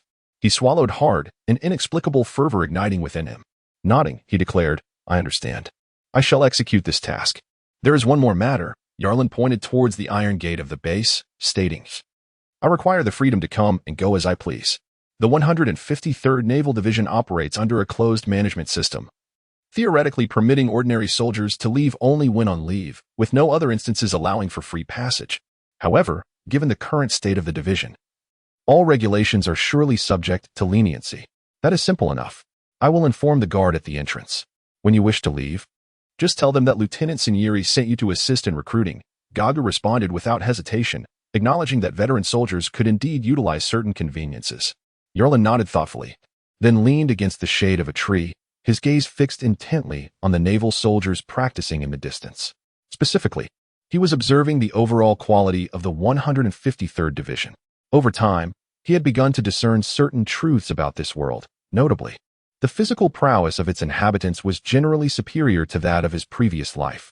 Coupled with the brutal era of piracy, the harsh living conditions, and the chaos that defined this age, it became evident that the soldiers of this world were battle-hardened, each bearing a palpable aura of menace. Through his deliberate interactions and conversations with several naval soldiers over the past few days, Yarlin learned that these sailors could hardly be deemed elite. They were merely cannon fodder produced on an assembly line. After undergoing basic drills and training, they exhibited a degree of discipline and combat effectiveness that, while superior to the disorganized pirates, still fell markedly short of the standards set by the naval headquarters. To put it in perspective, the disparity was akin to that between a foot soldier and a special forces operative in his former life. The repetitive actions of huff, were simple, devoid of complexity, yet unmistakably lethal, characterized by their straightforward efficiency. Such training could only be regarded as ordinary, raising the question of what caliber of warriors the elite of the naval headquarters must possess. It was astonishing that even such a naval force struggled to subdue the rampant piracy of this age. Clearly, The pirates of this world were not mere weaklings to be trifled with. This served as a stark reminder of the perilous nature of this realm, which likely exceeded his prior imaginings. With a long exhale, Yarlin patted Fick on the shoulder and gestured toward the training ground, saying, "Pay close attention, I shall explore elsewhere." Fick, who had previously relied solely on brute strength and audacity, now found himself captivated by the efficient and straightforward killing techniques he observed up close, his curiosity igniting a restless urge within him to quietly mimic the movements alongside. Alan strolled alone around the playground towards the main building situated behind it. The edifice, resembling a blue barrel, housed the offices of officers above the school level. Clad in naval attire, Alan faced no obstruction, however. He did not ascend to the upper floors but rather meandered leisurely on the lower 2 levels, his gaze flitting back and forth over the sign hanging at the entrance. The first floor consisted of duty rooms and medical facilities, occasionally interspersed with administrative and storage spaces. Alan continued inward, then ascended the staircase to the second floor, where he spotted a door marked Document Room at the corner. He paused, gently grasped the doorknob, and upon finding it ajar, he pushed the door open and entered. Chapter 14. The shadow enveloping an era. The document room was devoid of any occupants, filled with a faint scent of ink mingled with dust. Alan closed the door behind him, revealing 3 wooden shelves adorned with yellow-covered documents. Approaching the shelves, he casually pulled one out, leaving behind 2 faint fingerprints on the cover. With a gentle shake, he dislodged the dust before opening it, revealing pages akin to letterhead, printed with black text and bearing a red seal in the lower corner.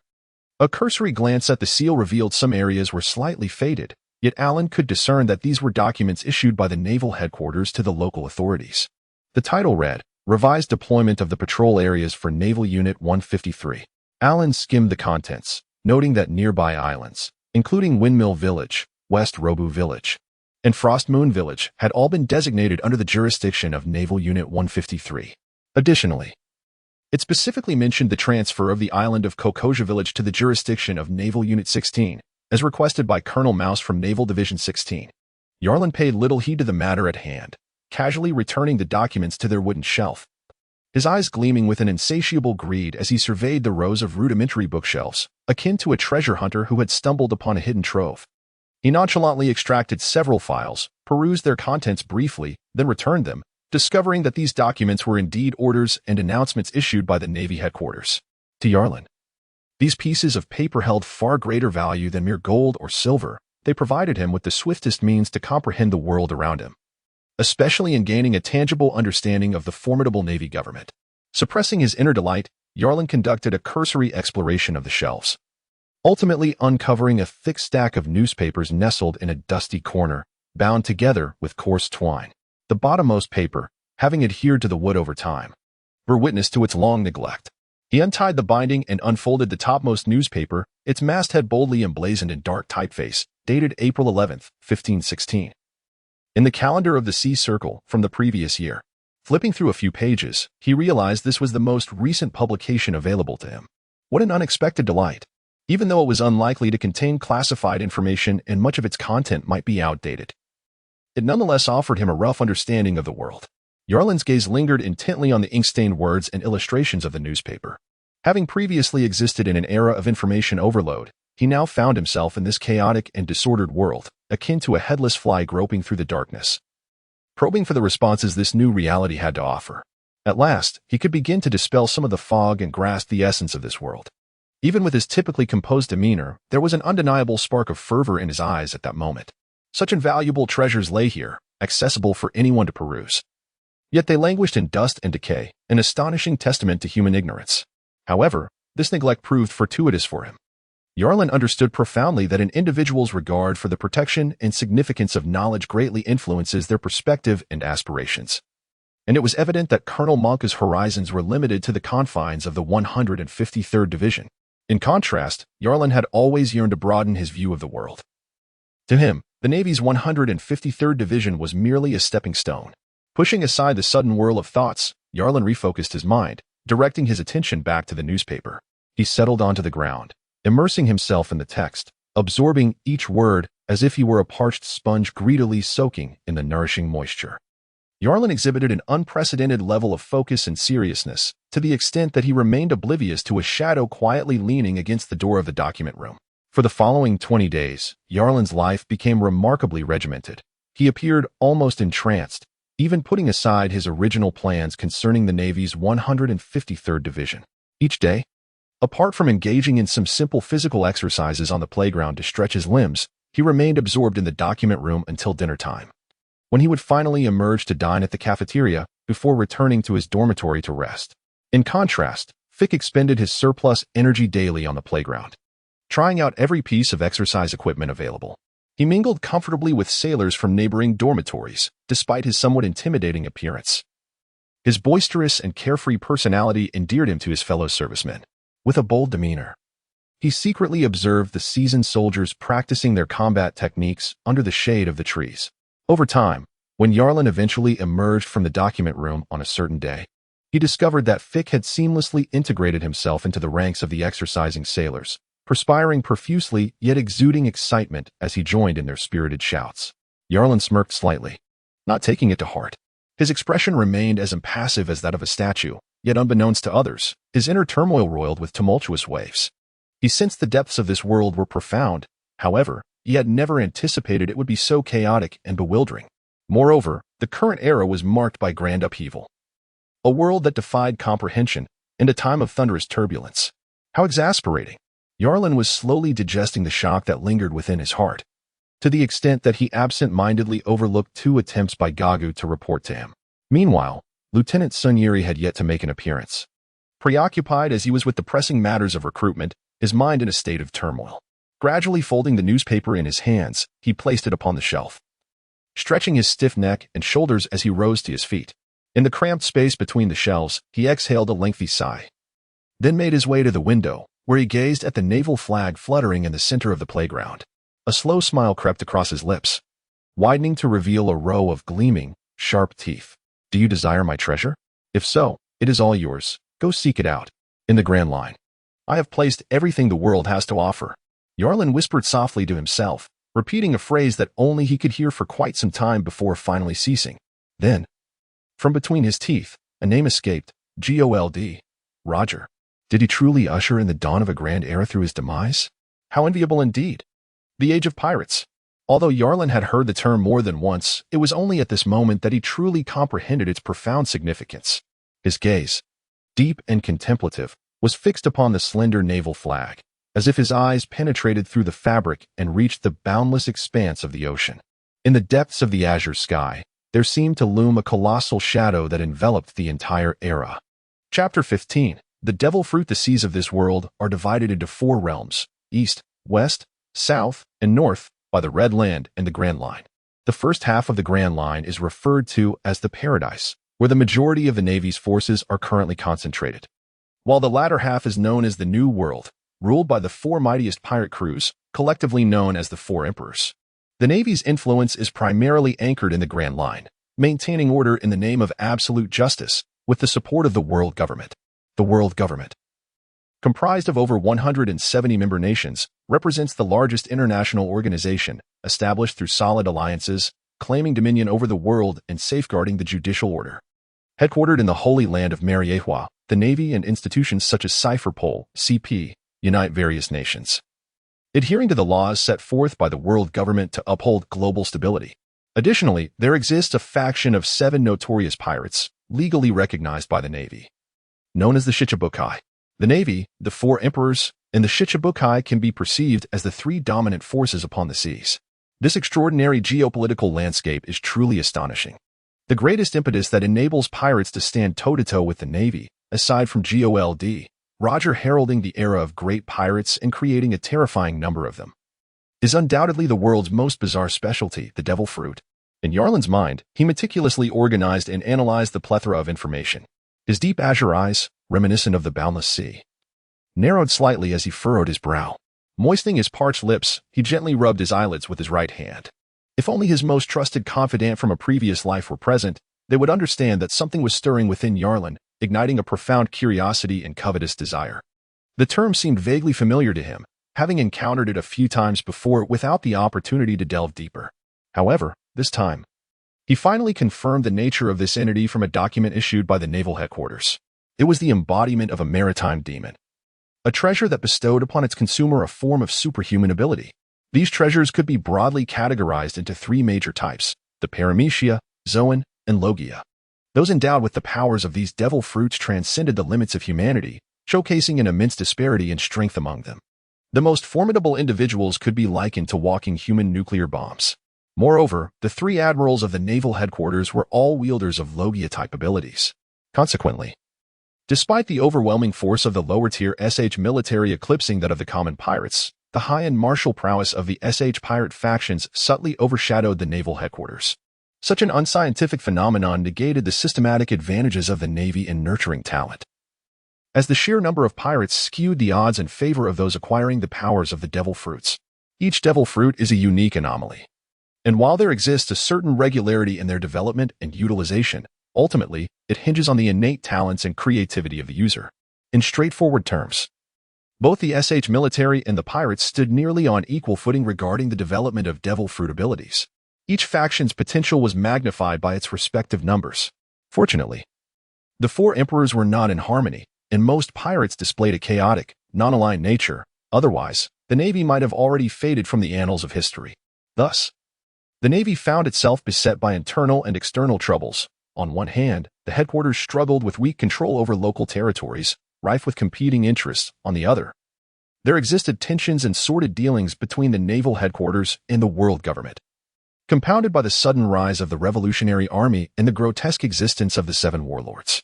Yarlin has begun to form a preliminary understanding of the upper echelons of the power structure in which he finds himself. Of course, these insights are merely hypothetical deductions drawn from newspapers and documents, and may not be entirely accurate. Nevertheless, he has managed to ascertain his approximate position within this world. Recognizing the perilous and terrifying nature of the broader environment, he has also come to realize his own vulnerability and the associated dangers. A sense of urgency suddenly welled up within him. The outside world was fraught with danger, where even the slightest ripple from a tumultuous wave could obliterate him.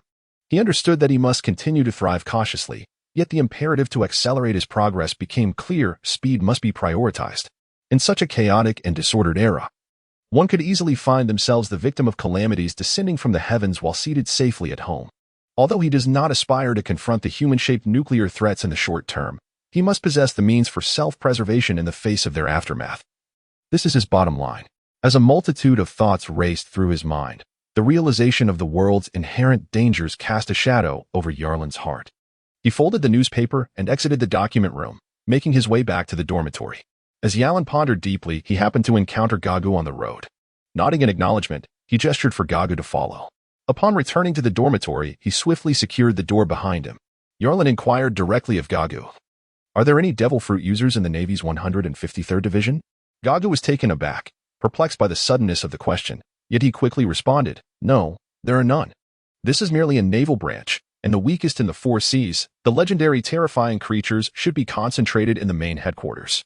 Yarlin felt a sense of relief. Had there been a devil fruit user within the 153rd Division, he would have had to entirely revise his plans. What progress has been made? Yarlin poured himself a glass of water, taking a sip to calm his emotions before regarding Gagu with his usual composure. There are approximately 30 discontented naval personnel within the 153rd Division who feel marginalized. I am gradually reaching out to them, attempting to forge closer connections. As I share a similar plight, it is not difficult to resonate with them, Gagu replied with a hint of optimism. Indeed, expedite the process. Organize some private gatherings, bringing them together in small groups to express their grievances. After several such meetings, they will naturally coalesce into an organization akin to a society. Subsequently, you can subtly suggest and guide them to fully awaken their discontent and resentment towards the upper officers of the 153rd Division, Yarlin stated coldly. We must plant the seeds of rebellion and struggle within their hearts, little by little. Gagu sensed an ominous aura. He realized that what Yarlin was about to undertake could be exceedingly perilous, yet he nodded gravely in agreement.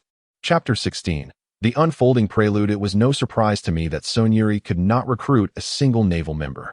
But what of the two new recruits? What are they up to? Satoni reclined in his chair, crossing his legs, rhythmically tapping his finger on the edge of the table.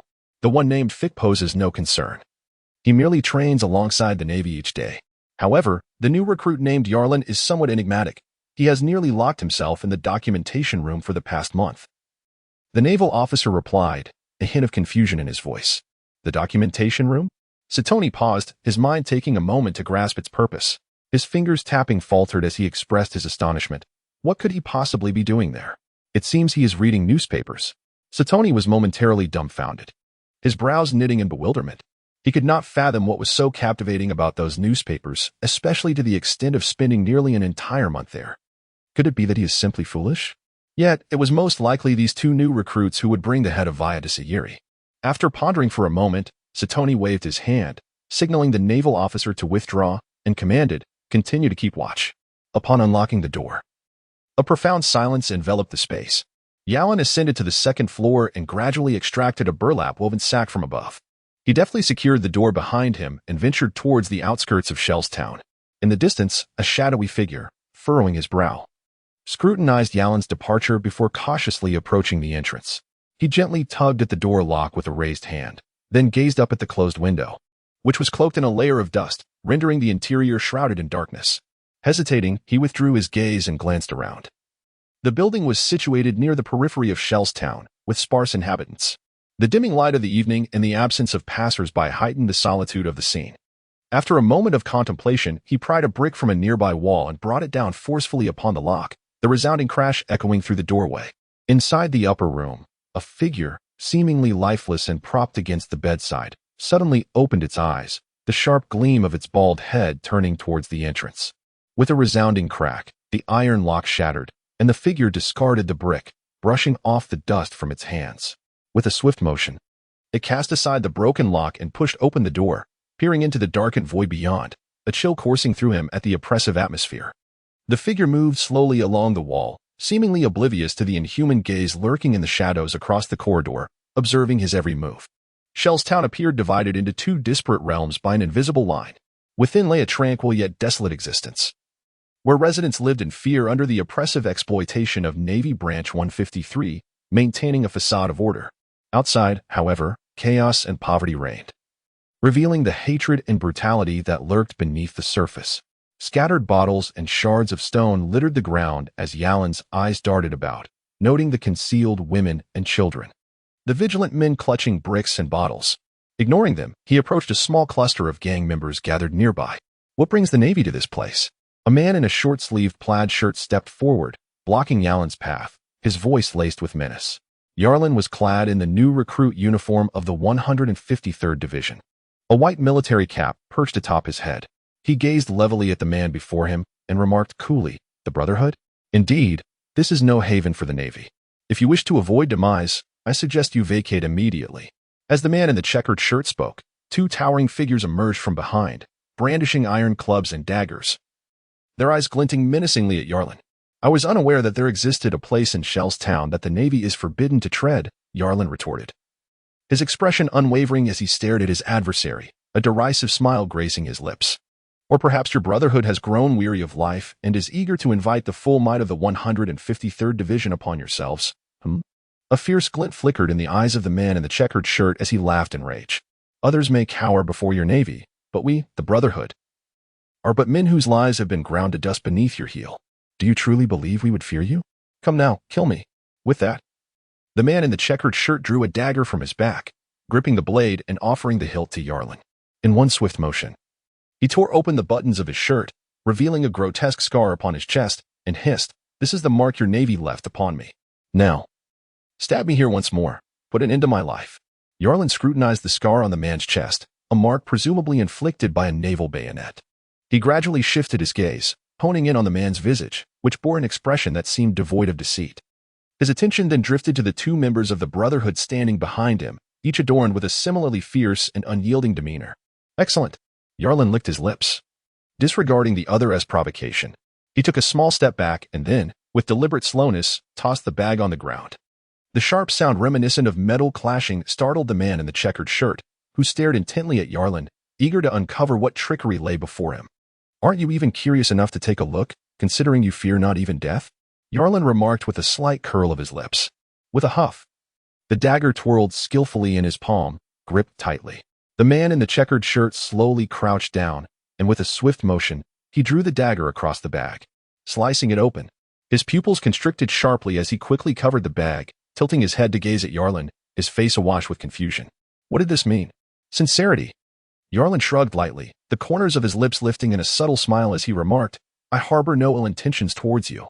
I come bearing goodwill and sincerity. And I am deeply sympathetic to your plight. We do not require the Navy's sympathy. Spare us your insincerity, interrupted the man in the plaid shirt. His voice laced with disdain. State your purpose, Navy. With a knowing glance, Yarlin replied, let me rephrase that. I too am quite dissatisfied with the current state of the Navy's 153rd Division. Therefore, I have come to propose a mutually beneficial arrangement with your brotherhood. Do not be hasty in your rejection. This is not a decision solely within your purview. As Yarlin uttered his final words, his tone abruptly transformed into a chilling coldness, as though his patience had been utterly exhausted. Should the man in the plaid shirt dare to dismiss him without a moment's thought, he would not hesitate to employ alternative means to convey the weight of sincerity that a naval officer embodies. The man in the plaid shirt pondered for a moment, his expression darkening as he picked up the bag from the ground and turned to walk away, simultaneously instructing the two members of his brotherhood behind him, you two keep an eye on him. I will speak with the leader. If he exhibits any dangerous behavior, eliminate him. Chapter 17. I am here to rectify mistakes. The walls were adorned with red and black murals, and a long rectangular table was set in the middle, casting a somber, oppressive ambience throughout the room. The only splash of brightness came from an open cloth bag on the table, revealing a dazzling array of gold in various shapes, glimmering in the air. The man caressing the gold was the leader of the brotherhood, a tall and robust figure clad in a gray short shirt. His square face bore a slightly dark complexion, and his slightly slanted eyes, when opened and closed, conveyed a profound depth. Above, his head was crowned with neatly trimmed black hair. A naval officer? One person? His deep voice resonated with skepticism. After receiving confirmation from the man in the plaid shirt, a brief silence ensued as the leader contemplated. Go fetch him, the leader commanded gently, tossing a gold ingot into the air and catching it with ease. Yarlin squinted as he observed the man in the checkered shirt returning empty-handed, a subtle smile gracing his face. As Yarlin stepped into the room, the leader of the brotherhood happened to cast a glance in his direction. The two engaged in a moment of mutual observation before Yarlin, with utmost courtesy, introduced himself. It is a pleasure to meet you. I am Yarlin. Stank, the leader, fixed his cold gaze upon Yarlin, his expression devoid of emotion as he uttered a name with bluntness. Navy, state your purpose. The room, shrouded in oppressive gloom, featured an aged wooden table, devoid of any superfluous adornments, not even an extra chair. Standing at the edge of the table, Yarlin absorbed his surroundings before slowly replying. I have come to alter your circumstances. With this gold? Stank retorted, flinging the gold onto the table. He then seized the entire bag, causing a cascade of gold bars to tumble and clatter upon the surface as he grinned maliciously and remarked, this is merely insufficient. Yarlin remained silent, his smile appearing both frigid and enigmatic. Relying solely on gold is undoubtedly insufficient, yet what if it were accompanied by blood? What does that imply? Stank regarded Yarlin with caution, suddenly sensing that this naval officer differed starkly from those he had encountered previously, exuding an utterly peculiar aura. The people of Shell's town were wretched, suffering under the oppressive rule of Colonel Monka of the Navy South 153rd Division. The so-called brotherhood you speak of consists merely of wretches too fearful to return home. While the truth may be harsh, it remains an undeniable reality. Yarlin cast a cold glance at the dagger pressed against his throat, the keen edge sending a shiver of goosebumps across his skin. He offered no resistance, merely regarding the man in the plaid shirt with a disdainful gaze, then scoffed. To slay me would only provide a fleeting release of your anger. However, if you suppress your wrath for a moment and allow me to continue, you may discover an opportunity to rebuild your homeland. With an expression of unwavering composure, Yarlin spoke, though the muscles along his back were taut with tension, and his right hand subtly curled into a fist, poised to evade the dagger and crush the throat of the man beside him. Let him continue. The bloodlust in Stank's eyes was palpable as he menacingly threatened. If your words amount to nothing but nonsense, I shall personally sever your head from your shoulders. Ah, what an honor that would be, Yarlin replied, licking his lips as he reached to push aside the dagger at his neck, his fingertips brushing away the faint traces of blood. With a grin, he asked, could someone bring me a chair? Stank furrowed his brow but nodded toward a member of the brotherhood at the doorway. Shortly, a chair was brought forth, and Yarlin dusted it off before taking a seat. To gather a group of individuals struggling to survive amidst the exploitation of Colonel Monka in this desolate chaos is, frankly, commendable. I hold deep admiration for you, Mr. Stank, and the members of the Brotherhood. You are all valiant fighters. However, this does not alter the grim reality that you remain devoid of hope. Colonel Monka and the Navy's 153rd Division loom over you like an oppressive mountain. Disregarding the increasingly sour expressions of the Brotherhood members, Yalin continued to present this harsh truth, though it may seem you are no longer being exploited. The reality is that in Colonel Monka's eyes, you have been drained of your worth, reduced to mere refuse stacked in the corners. He cannot even be bothered to lift a finger to dispose of you. Do not be agitated.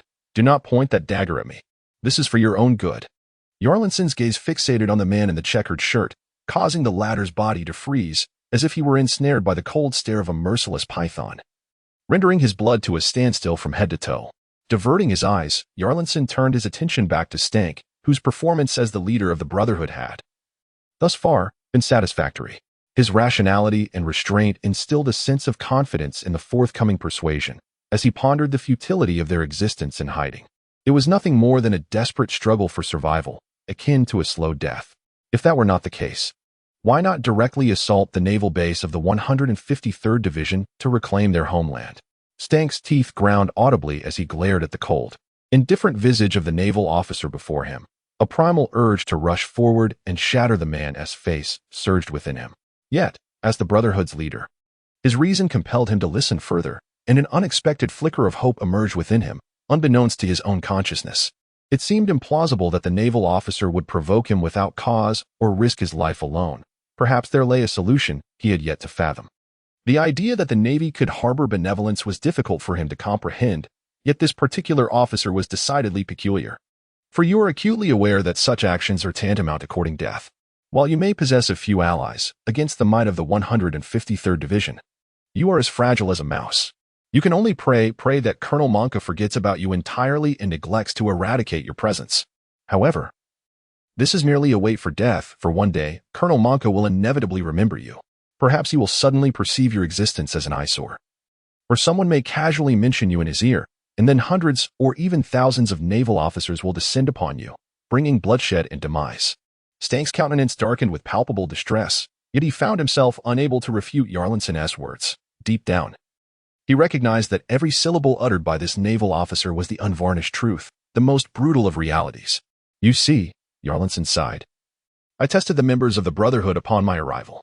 What I admire is your fearless attitude towards death. However, the most despairing and cruel fact in this world is that death changes nothing. You yearn for struggle, yet find yourselves in a desperate wait for death. For you have fundamentally mischarted the course of your struggle from the very beginning.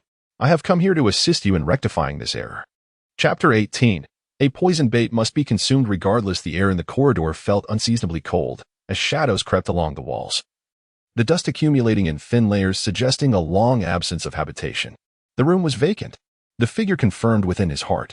However, for reasons unknown, as he ascended the stairs, an inexplicable chill crept over him, as if something in the darkness were watching him intently. Upon entering a room, he groped for the switch at the door and pressed it, illuminating the space with the crackling glow of an old gas bulb. The feeble yellow light revealed a corner of the room occupied by an iron bedspread, where he approached and peered beneath the bed. There lay several gray burlap sacks and 2 wooden boxes, which he pulled out, discovering them to be quite heavy. Crouching down, he untied the rope securing the burlap sack, and its contents tumbled to the floor with a crunching sound, a silver teapot. He swallowed hard, peering further into the sack, finding it filled with various metallic objects of gold and silver. His eyes widened momentarily, fixated on the sack in hand, when a sudden wave of coldness surged down his spine. Raising his gaze, he caught sight of his reflection in the dust-covered window, where a silent shadow loomed behind him. Someone was lurking behind. The hairs on his neck bristled as he abruptly turned to look, only to hear the sickening sound of bones and sinew being crushed. To his horror, a grotesque vertebra inexplicably shot up from the ground, piercing through his throat and emerging crimson and glaring from his back. His body was hoisted straight up, the scene quietly mirrored in the window, as the tailhook retracted and blood splattered across the glass. The path of struggle is erroneous, Stank repeated instinctively, not entirely grasping the profound implications of the phrase. Yet, a vague understanding of Jarlin's meaning dawned upon him. Indeed, confronting the Navy's 153rd Division head-on would yield no victory. However, a slight deviation might present unforeseen opportunities. After much discourse, the moment of revelation had arrived.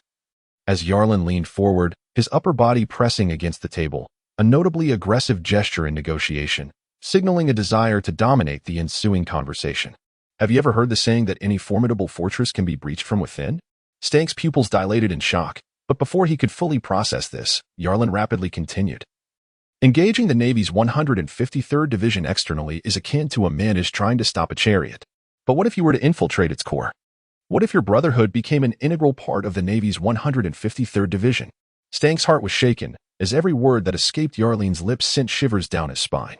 The notion of allowing certain members of the Brotherhood to infiltrate the Navy, gradually undermining its authority from within, ultimately leading to a silent purge of power, perhaps even to the point of standing equally with Colonel Monka, was a thought he had never fathomed. Yet, there seemed to be a semblance of logic in the proposition, akin to catching a glimmer of light in the midst of despair while waiting for death and darkness. Instinctively, he yearned to grasp that light, unaware that it could either be a torch illuminating the shadows or the sun scorching the earth.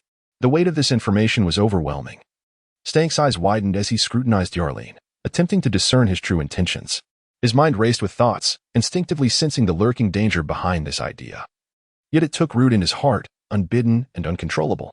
He observed the Navy officer, whose expression had returned to a mask of indifference. Seated merely 5 meters away, yet enveloped in a shroud of obscurity, rendering his true nature nearly impossible to perceive. It was as though a venomous serpent had ensnared his soul with precision and malice, leaving him unable to break free.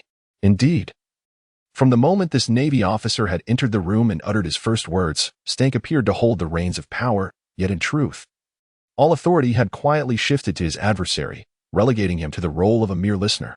Most unsettling was the realization that he had no choices left. For who could say whether the Navy officer whispering in Colonel Monka's ear one fateful day might not represent the very threat he faced?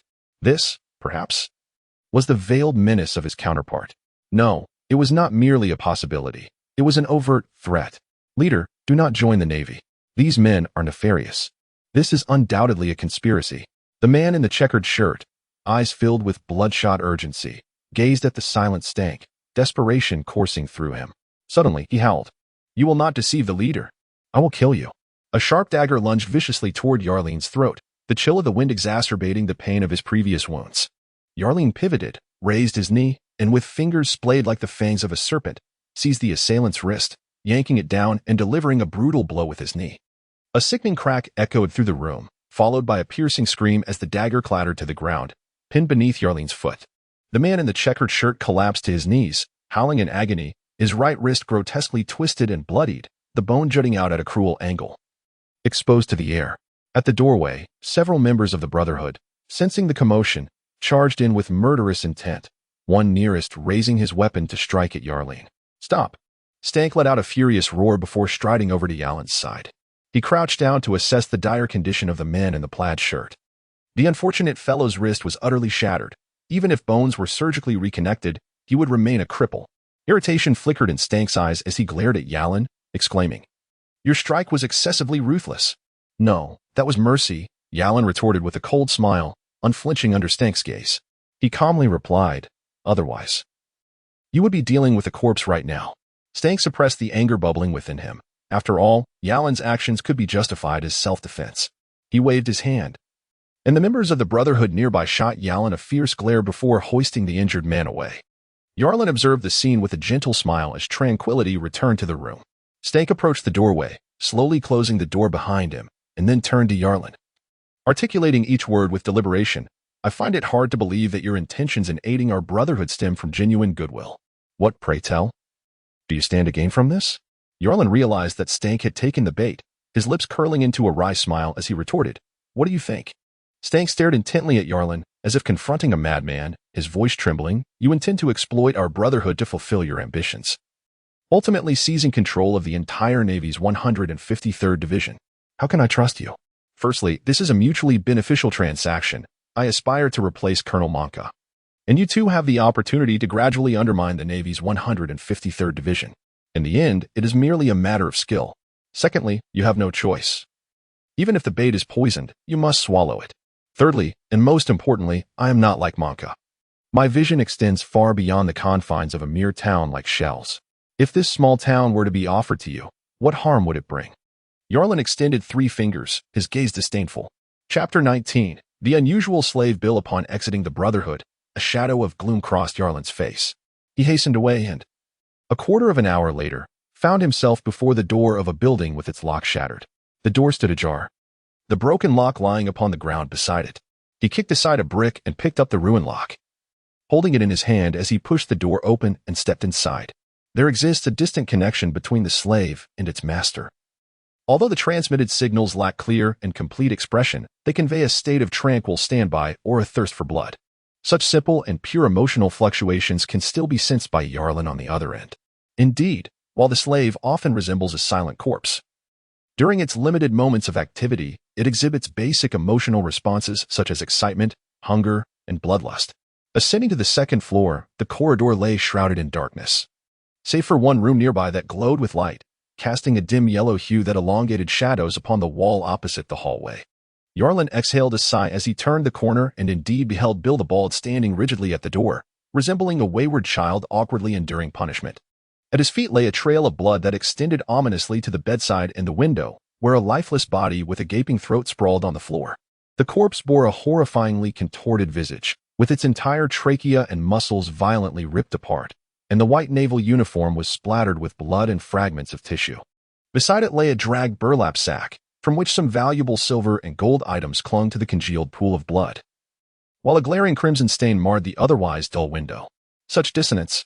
Yarlin glanced at Bill, and with an inexplicable impulse, blinked his eyes. In his mind, he summoned the information regarding the inferior slave. Leader of the inferior slaves, Bill. Race, humanoid. Class, first-tier quality, incapable of evolution. Mental strength, 0. Nerve conduction rate, 3. Bone hardness, 2-4. Muscle activity, 2-3. Blood density flow rate, 0. A restructured and mutated carbon-based life form, possessing a frail physique akin to paper, a mindless cannon fodder, devoid of any cultivation value. Yarlin's eyes widened in astonishment. He distinctly recalled that the original information had not been articulated in such a manner. Initially, it had indicated a first-tier inferior quality, with both skeletal rigidity and muscular vitality rated at a mere 2. Additionally, he pondered when the term leader had been appended. A hint of skepticism clouded his thoughts as he summoned the attributes of other inferior slaves in his mind, which remained unchanged from their initial statistics. Thus, it seemed that the only one exhibiting differential growth was the inferior slave before him. Yes, the inferior slave leader, Bill. Yet, had it not been stated that evolution was impossible? Yarlin is firmly convinced that the 4 immutable fonts within the attribute information have been glaringly marked until now. However, Astur has seemingly plunged into a deep slumber during this period, offering no response to Yarlin's inquiries. Thus, he must rely solely on himself. Growth does not equate to evolution. Yarlin can only arrive at such a conclusion. Growth is merely the enhancement of quality, transitioning from substandard to superior. Yet it remains confined within a singular tier. In contrast, evolution signifies the ability to transcend the shackles of that tier.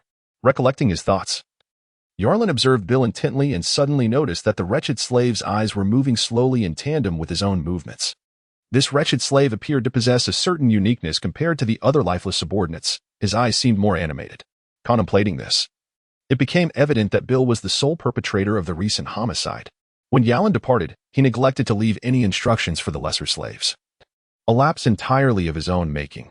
He had not anticipated an intruder in his home, let alone a nefarious thief cloaked in naval attire.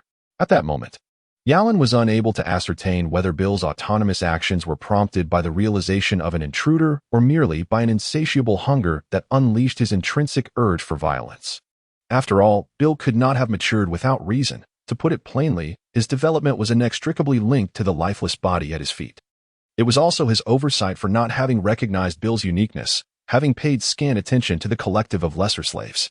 A thought flickered through his mind. What made Bill the leader of the lesser slaves?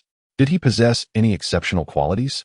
Indeed, he was the first transformed entity and also the inaugural successful hatchling of the lesser slaves. If we were to arrange these occurrences chronologically, what other distinctive attributes might the leader possess beyond the capacity for growth, a more animated gaze, and a stronger sense of agency? Well done. Yarlin glanced at Bill, resolved to pay closer attention to him in the future, determined not to allow any further mischief under his watchful eye. Bill's eyes moved peculiarly, a delayed reaction conveying a sense of joy.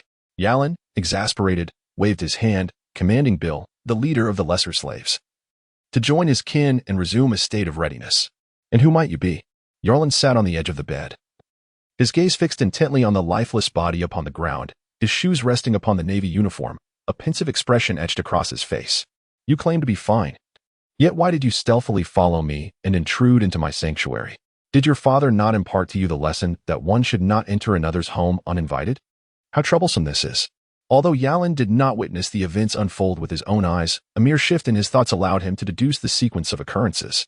The pressing question remained: when had the Navy set its sights upon him, and who was the mastermind behind it? Lately, he had grown somewhat careless, failing to even notice that he was being observed.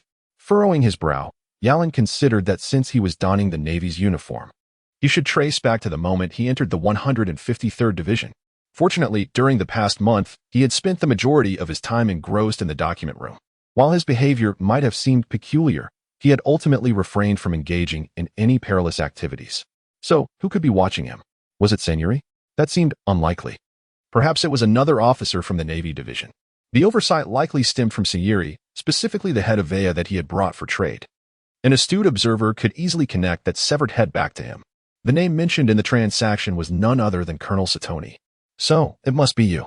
Although such matters are difficult to completely conceal, as Colonel Satoni would ultimately need to deliver the head to Colonel Monca. And a diligent investigator would inevitably trace the clues back to Lieutenant Seigneury and then to him. However, Yalin did not anticipate such a convoluted scenario. The most probable suspect could only be Colonel Satoni. Perhaps it was not born of malice, but merely curiosity? Yalin, with a sense of resignation, rose from his seat and retrieved a cloth to wipe away the blood from the windows and the floor. Yet, his thoughts were occupied with the realization the individuals dispatched here had met their demise, which undoubtedly complicated matters. Chapter 20. The Freemasons. While he lamented the predicament aloud, his countenance bore little trace of anxiety. The event had transpired, and complaints served no purpose. Fortunately, he promptly began contemplating how to navigate the ensuing challenges. Denying any involvement was a fundamental strategy. Maintaining the faade of an uninformed recruit was imperative. As long as Colonel Satoni could not locate the body, it could only be deemed missing, and it would be impossible to unequivocally tie the incident to him. After all, they were all naval personnel, not pirates. Necessary discipline and principles must still be upheld.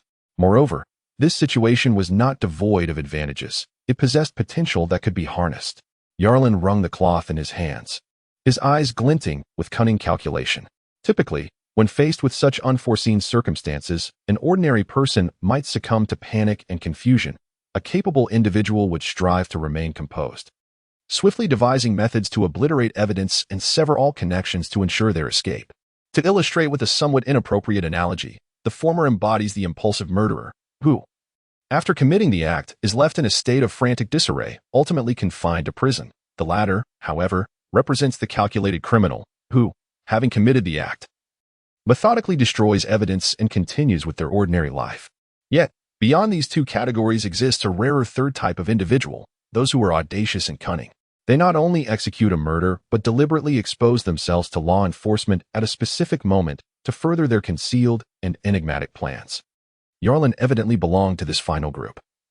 He was not merely pondering how to dispose of the body, but was also contemplating how to extract hidden benefits from this unexpected turn of events, rationally utilizing this incident as a crucial element of his subsequent plans, thereby advancing the process and outcomes he ultimately sought. Such individuals are often referred to as heroes of the shadows throughout the annals of history. At present, the most pressing matter is to dispose of the corpse. Yalin gazed at the lifeless body, now rigid and marred by purplish stains, emanating a foul odor, and felt a deep sense of dread. He stripped the naval uniform from the body, crushed the limbs to fit into a burlap sack, and then doused it with paint, left over from the last recruitment office refurbishment, which he had carelessly brought back, now repurposed to mask the stench of decay. After tightly binding the sack, Yalin ventured into the small town to procure a lock, returning to his abode to await the cover of night. Beneath a tree at the rear of the building, he excavated a deep pit, interring the sack and compacting the earth atop it with his foot. Designated as 153C-471. A codename representing my affiliation with the Naval Division 153, I am Janiki, 21 years of age, having enlisted in the Navy 3 years prior, now serving as a private. The narrative unfolds roughly 10 days ago, though I nearly neglected to elucidate my circumstances. I am a soldier directly under the command of Lieutenant Freeze. which implies that I am obliged to execute whatever tasks he assigns, regardless of their relevance to my duties as a naval personnel. Each day, after completing my soldierly training, I must attend to him, serving tea, cleaning, and even purchasing cigarettes, all at my own expense. On days when Lieutenant Freeze is in good spirits, he might reward me with a few coins. However, when his mood sours, I am left to consider the money spent on tobacco as merely squandered. In truth, I possess no craving for cigarettes, yet Lieutenant Freeze seldom enjoys a cheerful disposition, being a mere attendant to young Master Behrumeb. Behrumeb is the sole heir of Colonel Monka, and though I have never grasped why he did not pursue a naval career, this fact does not diminish his unique status within the Naval Division 153. No one dares to offend this young master, and even Lieutenant Freeze cannot defy his wishes. Thus, he is fortunate to be favored by Behrumeb, becoming a shadow in his presence. Naturally, I suspect that Lieutenant Freeze harbors considerable resentment. He has ascended to the rank of lieutenant not to become a mere servant to Behrumeb. Consequently, my situation is dire. Whenever Lieutenant Freeze endures humiliation at the hands of Behrumeb, he unleashes his ire upon me, resorting to beatings and verbal abuse. Recently, the frequency of such incidents has escalated, leaving me with more bruises and contusions. I am truly terrified. At this rate, I fear that one day he may inadvertently strike me down. I have attempted to resist and even sought to report my plight to higher authorities, yet all my efforts have been in vain, falling into oblivion. I feel as though I am ensnared in a desolate darkness, surrounded by indifferent faces, with no hand willing to extend aid. The numbness and despair suffocate me. Every breath feels like a tormenting fire. I am consumed by rage and resentment, longing to end Lieutenant Freeze's life. Yet, I am a coward. Every time I muster the courage, the moment I confront him, the chill of fear awakens me anew. Even if I were to kill him, what would it ultimately change? Will freedom and happiness await me? No, only the coldness of execution. If death is inevitable, why should I resist? Perhaps one day Lieutenant Freeze will experience a change of heart and choose to spare me. At the very least, if the frequency of my beatings could diminish, I might endure. I hypnotize myself with such thoughts, yet deep within, I fervently pray, hoping that either a deity or a demon might hear my pleas for salvation or deliverance. Then, 10 days ago, a shift in fate began, so subtle and unassuming that I only now begin to realize the presence of divinity. I found myself in a dimly lit room, reminiscent of an old, abandoned warehouse. In the center, a circle of roughly 30 individuals clad in naval uniforms and peculiar masks sat together, quietly listening to a masked sailor recounting his tale. His voice transitioned from a somber tone to one filled with despair and fear, eventually rising to a hoarse yet fervent pitch. As the oppressive air in the room grew warmer, just the day before yesterday, a voice whispered in my ear, inquiring whether I desired justice for Lieutenant Freeze. I answered affirmatively, and yesterday I received confirmation. Lieutenant Freeze is dead. The hoarse voice trembled with excitement, and the surrounding breaths felt stifled yet fervent. Justice had been served, and the divine had pulled me from the depths of despair. I rediscovered the beauty of breath. My frail body and spirit found solace, and fear would no longer bind me. I'm Jonitz. As the voice beneath the mask gradually regained composure, he gently removed his mask, fixing his fearless gaze upon those around him. In a solemn tone, he declared, I remove my mask because, from this day forth, I am a member of the Freemasons, pledging to defend our cause unto death. Indeed, we are the Freemasons. Others began to remove their masks. United in a solemn vow, we shall defend the glory of this assembly unto death. Chapter 21. The Meaning of Existence. Jonitz removed his mask, exchanging glances with several other sailors who had likewise unveiled themselves. He stood and surveyed the masked individuals surrounding him, his voice imbued with conviction. That voice has urged me to convey to you that Freemasonry signifies our collective journey through the sea of suffering, necessitating trust, unity, and mutual assistance to rescue one another. The voice also urged that there is no need to place faith in a deity, for divinity will not show us mercy. We must instead believe in one another, for when we remove our masks and stand before each other in complete transparency, we commit our lives into each other's hands. In doing so, we become kin, each a steadfast sword and shield for one another in this chaotic, filthy, and decaying era. Jonitz echoed that voice, yet his gaze scrutinized the masked figures around him. He believed the owner of that voice was concealed among them, and in his heart, he resolutely affirmed, no, God indeed exists. God is watching over me. He could not comprehend why God would choose to deny his own existence, but in Jonitz's heart, after that day, The divine became undeniably real. We gather here not to cower in mutual pity behind masks, but for the day when each of you may cast aside your disguises and walk boldly in the sunlight, wielding blood and blade to defend our own glory. This is the essence of the Freemasonry's existence, and it shall be the sole purpose of my life henceforth." As Jonnet spoke, he crushed the mask in his hand to shards upon the ground. And then he saw another naval officer in the crowd tear off his mask and call out to him, "I too wish to join the Freemasonry and become a formal member. What must I do?" The speaker was a naval officer with a disheveled hairstyle, and Jonnet recognized the man, whose name seemed to be something like Defoe. Jonnet hesitated momentarily, as the voice had not instructed him on how to respond to this situation. After a moment of contemplation, he replied, "You will come to know." He believed that the divine observed everything, and that Defoe would receive his answers. Jonnet was somewhat mistaken. The deity he envisioned had never truly appeared here. However, his understanding was not entirely flawed, for the eyes of the divine had always been concealed within the crowd, capturing all that transpired, which would subsequently be accurately relayed to Yarlin. Gaga noted Jonnet's performance. While discreetly committing Defoe to memory, he recognized nearly everyone present, having conducted thorough investigations into each individual. As per Yarlin's directives, every aspect of the gathering remained shrouded in secrecy, drawing individuals to this very place. Conversations were exchanged through the walls of the restroom, and messages were discreetly slipped within the food served. The hardships involved in this elaborate scheme need not be elaborated upon, as the first attempt was the most challenging. Once initiated, subsequent endeavors became remarkably manageable. Initially harboring a degree of skepticism, Gagu's doubts regarding Yarlin had vanished by this moment, replaced by profound reverence.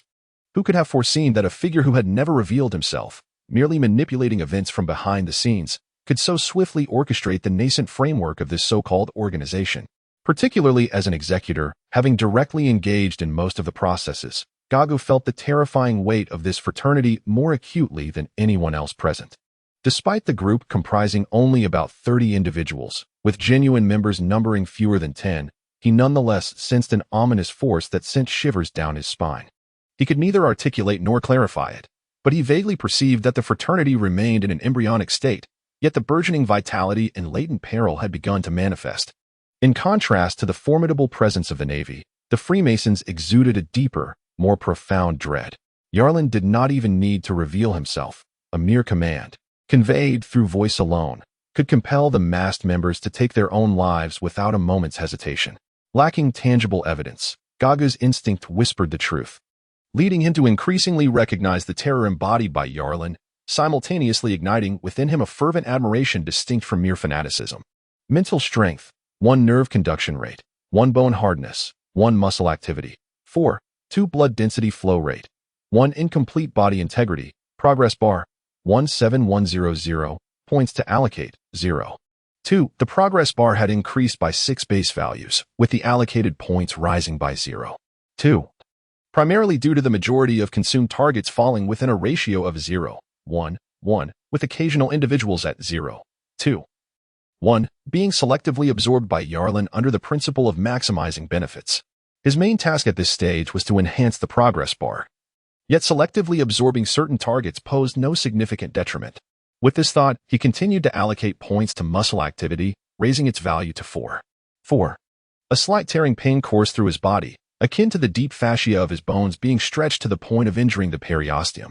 Yarlin furrowed his brow, relieved as the sensation rapidly diminished, indicating that his body's functions were spontaneously adjusting and adapting.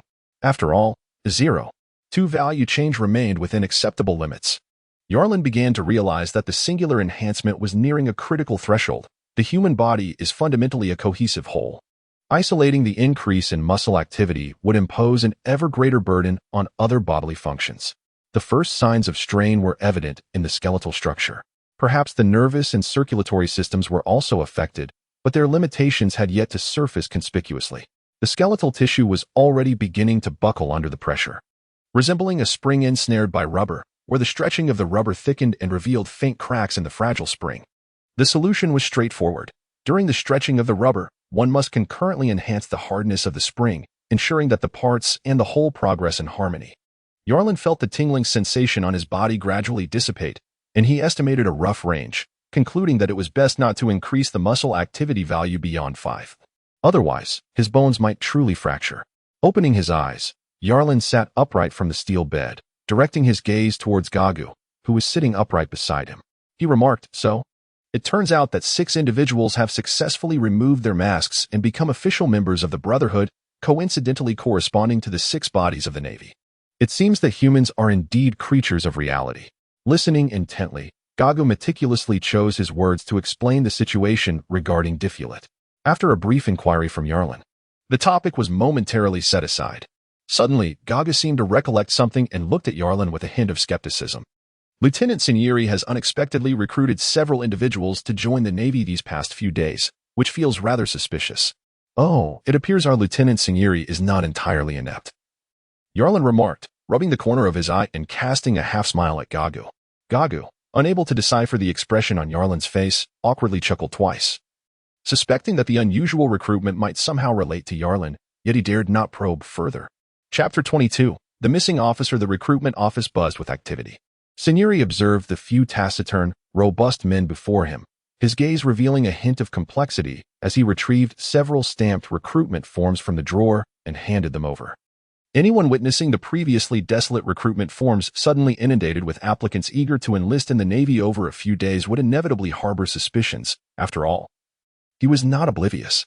However, even with this awareness, Sinieri found himself unable to refuse, for no situation could be worse than being a mere figurehead at this stage. "Is this related to Yarlin?" Sinieri asked Gagu, who had recently been neglecting the new recruit and delegating tasks to him. "I've been keeping a close watch on him. He has consistently remained honest, spending his days in the base, immersed in the document room reading newspapers. This matter should not involve him," Gagu replied, meeting Sinieri's gaze. Puzzled as well. What could possibly be going on? Sinieri pondered, setting aside his suspicions. He scrutinized the men filling out forms, noting that they all seemed to know one another, which only deepened the mystery. Was there still a place in Shellstown for assembling groups to enlist together? Meanwhile, Colonel Satoni had also not received any surveillance reports regarding Sinieri and the new recruit for nearly a week, and he belatedly sensed something amiss. He tapped his desk, summoning a duty sailor, and inquired, "Where is the Gubin? I haven't seen him around these past few days." The boisterous response from the naval officer on duty cast a sudden pall over Satoni's countenance. It became evident that the individual had not caught sight of Gubang for several days. The naval personnel had been on duty for an entire week, during which they had repeatedly checked Gubang's quarters. The bedclothes were meticulously arranged, and a thick layer of dust lay upon the furniture, suggesting that no one had returned to reside there for quite some time. A week had elapsed, which coincided almost precisely with the last report I received. An unsettling premonition surfaced in Satoni's mind, and he, filled with ire, demanded of the officer, "Why was I not informed the moment Gubang, the lieutenant, was discovered missing? Initially, I presumed that you, Colonel, had dispatched him on some mission, hence my lack of concern. Is it possible that Gubang has truly vanished?" The naval officer, suddenly enlightened, gazed at Satoni, astonished. "Fool!" Satoni waved the officer away, sinking into the solitude of the sofa, his mind racing with scenarios. Missing? Where could he have gone? Had some misfortune befallen him? Was he abducted, or had he perhaps met his demise? If he were dead, had he uncovered something he should not have seen? Was it Lieutenant Sinieri or that new recruit? Bereft of any concrete leads, Satoni could only speculate wildly. His initial impulse was to associate the incident with either Lieutenant Sinieri or the new naval recruit. Although Satoni had initially dispatched surveillance out of sheer curiosity, the gravity of the situation had now transformed, compelling him to take it seriously. Then, on that very afternoon, just as he was preparing to take action, another piece of news landed on his desk, darkening his expression as if it had been stained with ink. In addition to Lieutenant Gubang, 7 other officers had also been missing for several consecutive days. He ground his teeth, fixed his gaze intently on a major before him, and inquired with a brooding intensity, 8 officers missing, including Lieutenant Gubang, with the longest absence exceeding a week. And you only now bring this matter to my attention? Were you simply idle during this time? The major was sweating profusely, consumed by a wave of self-reproach for his inadequacies. Satoni slammed his hand on the table in a fit of rage, only to subsequently calm the tempest of fury within him. He recognized that the blame could not rest solely on the shoulders of this major's negligence. Ultimately, the inefficacy was not solely his doing, for he too bore a significant share of responsibility. The Naval Unit 153, aside from its lower-ranking sailors who managed to uphold a semblance of training and combat readiness, was rife with a decayed officer corps, whose thoughts were consumed by schemes of exploitation and the barter of various interests. The moral decay had long permeated from the highest echelons, leaving little room for genuine dedication to the responsibilities of management. Those of integrity had long been marginalized, relegated to the shadows of obscurity. To put it bluntly, the officer corps of Naval Unit 153 had not yet descended into complete paralysis. Rather, it was merely operating with a sluggish and lethargic efficiency. Satoni could at least take some solace in the fact that not all officers had vanished entirely, allowing for a semblance of situational awareness. Should he report this matter to Colonel Monka? The major cautiously inquired. To inform Colonel Monka of our ineptitude? Satoni's brow furrowed in displeasure, and he replied sternly, "Elaborate on the situation you have uncovered." There were a total of 7 officers, not including Ensign Gubin, making it 8 in total. Among these, 7 were now only presumed missing, with the most recent being Lieutenant Kona, whose room bore the grim evidence of a bloodstain discovered last night. Thus, it was the subordinate's preliminary deduction that Lieutenant Kona was likely deceased. Last night's events? Satoni pondered, realizing that Ensign Gubin's disappearance was not merely an isolated incident. It did not necessarily implicate Lieutenant Sonieri or the new recruit. After all, while suspicion could be cast upon the 2 regarding Gubin's disappearance, the vanishing or potential demise of the other officers could not be so readily connected to them. As Satoni scrutinized the list of the missing on the table, noting the apparent lack of intersection between them and Lieutenant Sonieri, as well as the recruit Yalin. Indeed, Ensign Kona had gone missing last night. There were reports of a loud crash emanating from his quarters in the dead of night. In the morning, passers-by discovered ominous crimson stains at his door. Upon prying the door open, they found the room strewn with blood. The major discreetly observed Satoni's grim countenance and, mustering courage, continued, "In fact, it was precisely due to Ensign Kona's disappearance that I initiated inquiries concerning the other officers, which led to the shocking realization of the number of missing personnel." Humph. Sartoni let out a cold snort, hands clasped behind his back as he strolled towards the door. He needed to visit Lieutenant Kona's residence in hopes of uncovering some useful clues, for he had long since abandoned any expectation regarding the incompetence of this major. Chapter 23. The gatekeeper. He threw back the covers, revealing a sweat-drenched head, a pair of eyes fixated on the ceiling, as if the faded plaster concealed the twists of fate. Indeed, the course of destiny had shifted. Just last night, his mind was still awash with the vivid scenes from the previous evening, first emerging from the warehouse, concealing the removed mask in his bosom as he returned to his dormitory. Later, during a midnight trip to the restroom, a low voice suddenly called his name from the shadows of the corridor. Turning around, he was met with the sight of a bizarre mask, surrounded by dark patterns. Yet at its center lay a pallid hue, resembling eyes gradually enveloped by darkness. He was startled, yet refrained from any reckless reaction, for he quickly realized this was a member of the Freemasons. Indeed, in the next moment, he heard a voice emanating from behind the mask. "Do you wish to join the Freemasons and become a full member?" "Yes, I desire that," he answered without hesitation. Recalling the scene from the evening, it felt as though the blood within him surged anew. "Excellent. Don your mask and follow me," the voice commanded. He suppressed the urge to relieve himself and returned to his dormitory, taking the mask without alerting anyone before stealthily following the figure. They moved through the shadows, navigating to the officers' quarters without detection, and benefiting from the laxity of internal management. They slipped through a slightly ajar window on the ground floor. The room was coated with a thin layer of dust, indicating the occupant had not returned for some time. Each officer resided in a separate chamber, and the masked man accompanying him clearly understood that the owner of this room was absent. At that moment, Difflet seemed to grasp something, a shiver coursing through him as he regarded the silhouette before him. The masked man halted, seemingly sensing his trepidation, and then turned to pose a few questions. His tone was remarkably calm, yet imbued with a persuasive power that soothed Difflet's anxiety. He answered the inquiries, which were simple, about the significance of the Freemasons, topics he had absorbed deeply that evening, each word etched in his memory. His responses were precise. "We are each other as sharp as sword and strong as shield." Though his expression was concealed by the mask, he knew that beneath it, he was exhilarated. This statement infused him with an inexplicable strength. "Then are you willing to rescue one of your comrades from the abyss, through blood and death?" The masked man subsequently posed a question to him. Difflet realized that this was a trial, the formal test for his initiation into the Freemasons. He did not respond immediately. Instead, he took a deep breath, for he sensed the impending events. His hesitation was not one of uncertainty, but rather affirming of his resolve. I am willing, Diffulet declared. Contrary to his expectations, he followed the masked man to the door of a room on the second floor. The masked man produced a slender, needle-like object and unlocked the door, which he then entered. He closed the door behind him, plunging the room into darkness and finding it empty. The masked man instructed him to stand at the entrance and handed him a dagger. When someone returns, kill him. Diffulet accepted the cold blade, pressing his back against the equally frigid wall, and responded in a hoarse voice, "All right." He was a soldier who had joined the Navy only 2 years prior, having participated in 9 operations at sea to apprehend pirates. He distinguished himself among his peers, having dispatched 24 pirates across those missions. He remembered each incident. Even though none of the accolades were attributed to him, otherwise, he would have long since risen to the rank of an officer. Alas, his inability to flatter and his propensity to speak his mind had prevented such advancement.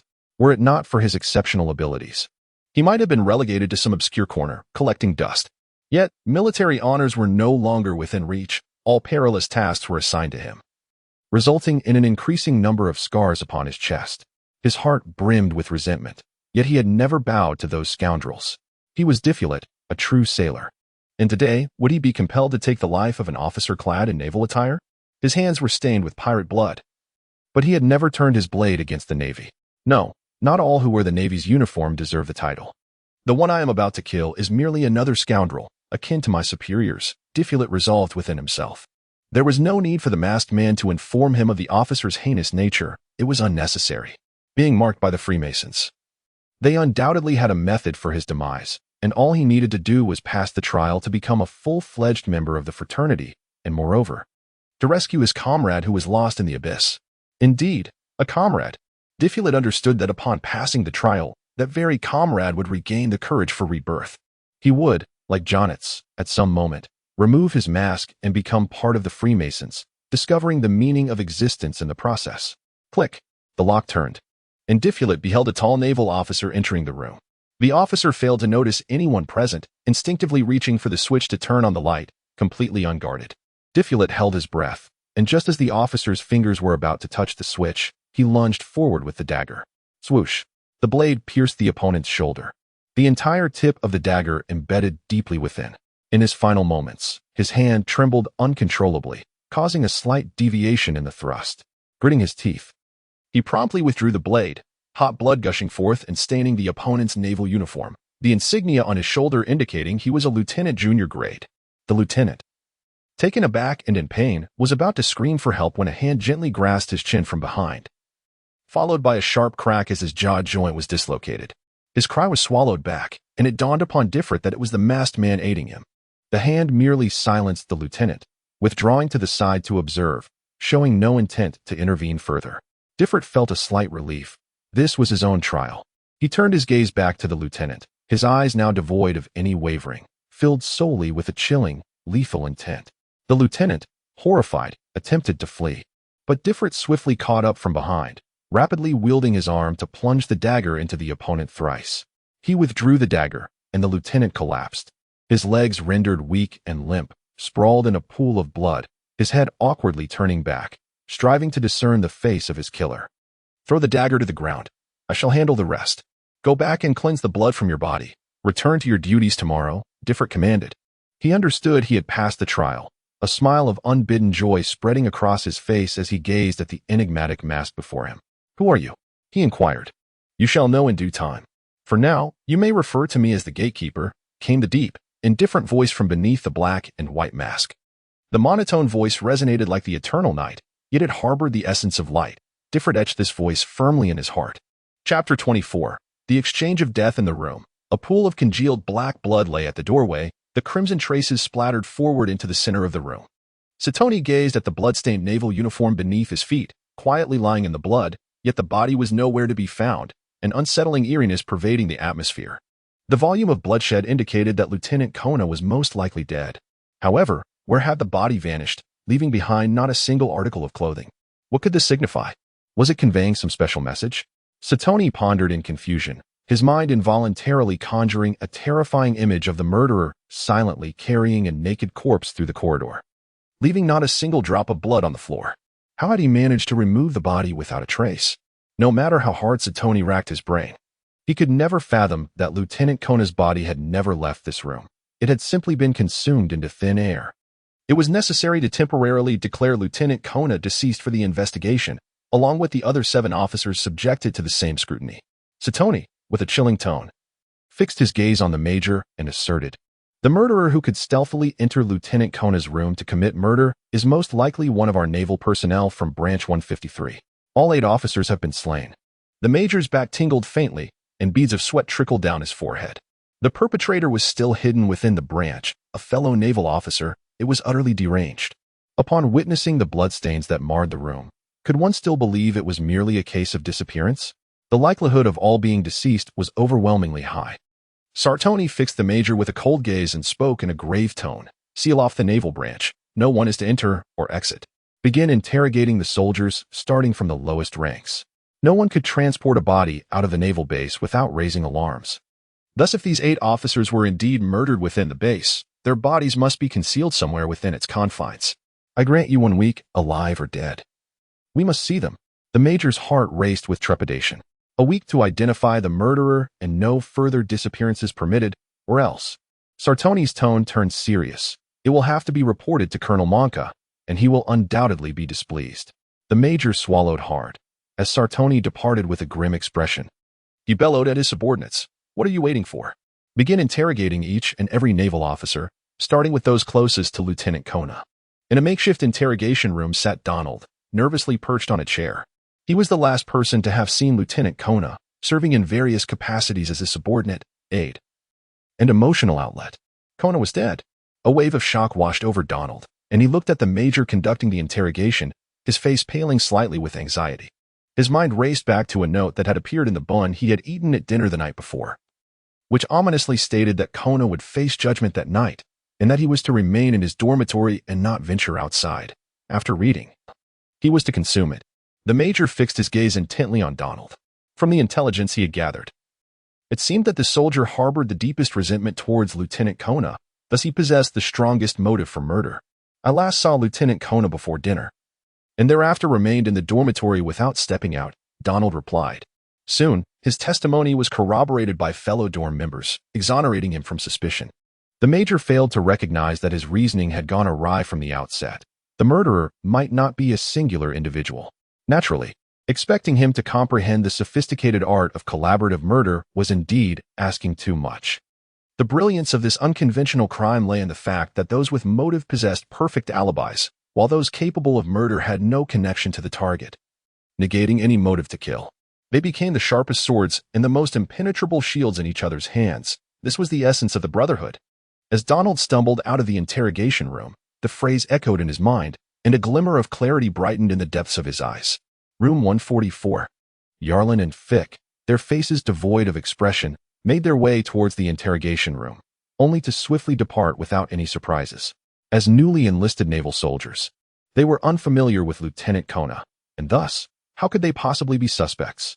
The entire naval dormitory was thrown into disarray and anxiety by this round of questioning.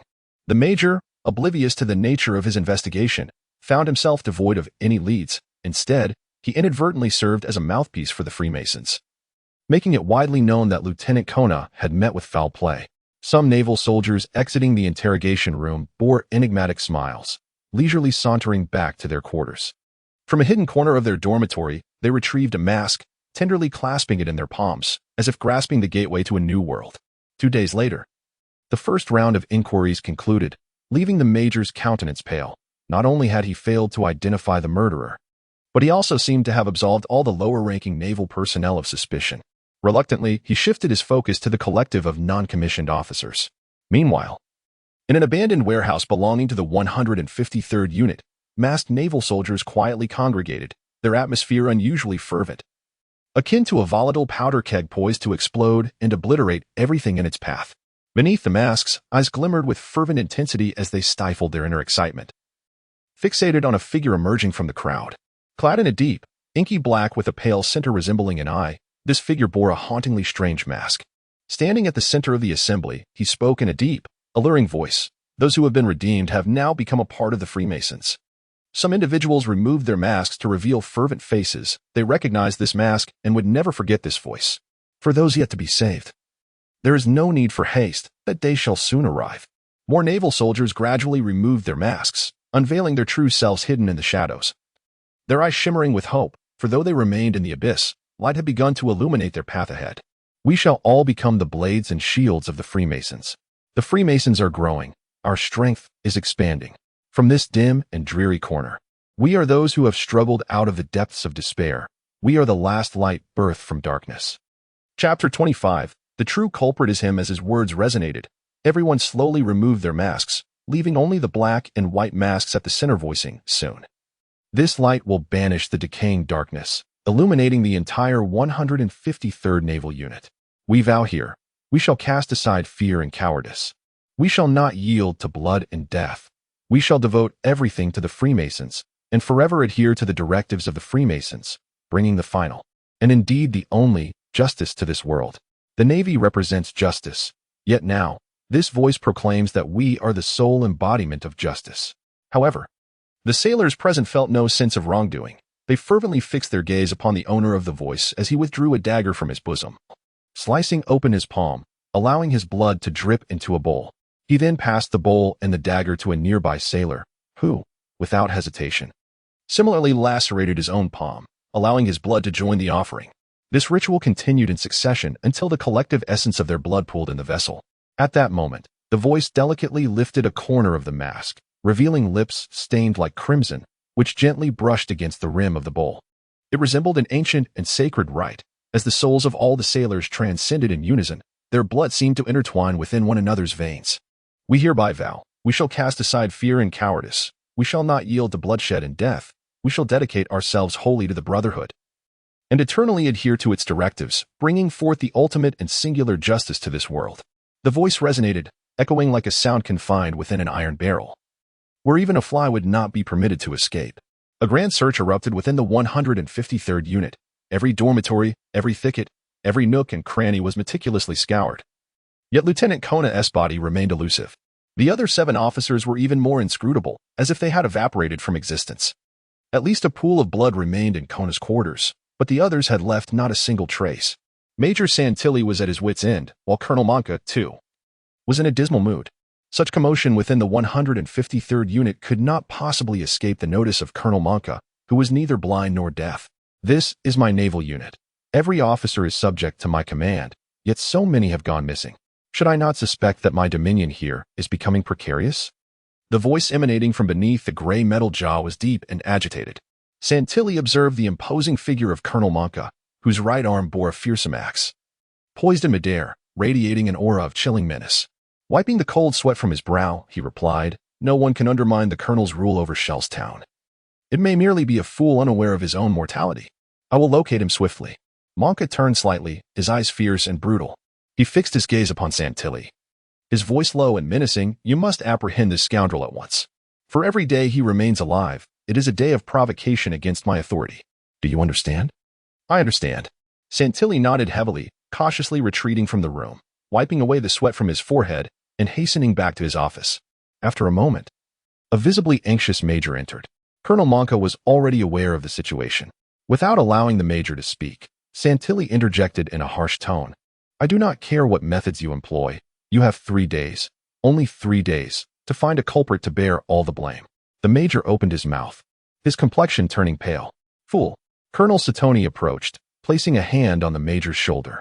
"I understand you are currently unable to identify the perpetrator," he said, "but you could fabricate one to navigate through Colonel Monca's scrutiny. Do you intend for me to bear the brunt of his wrath?"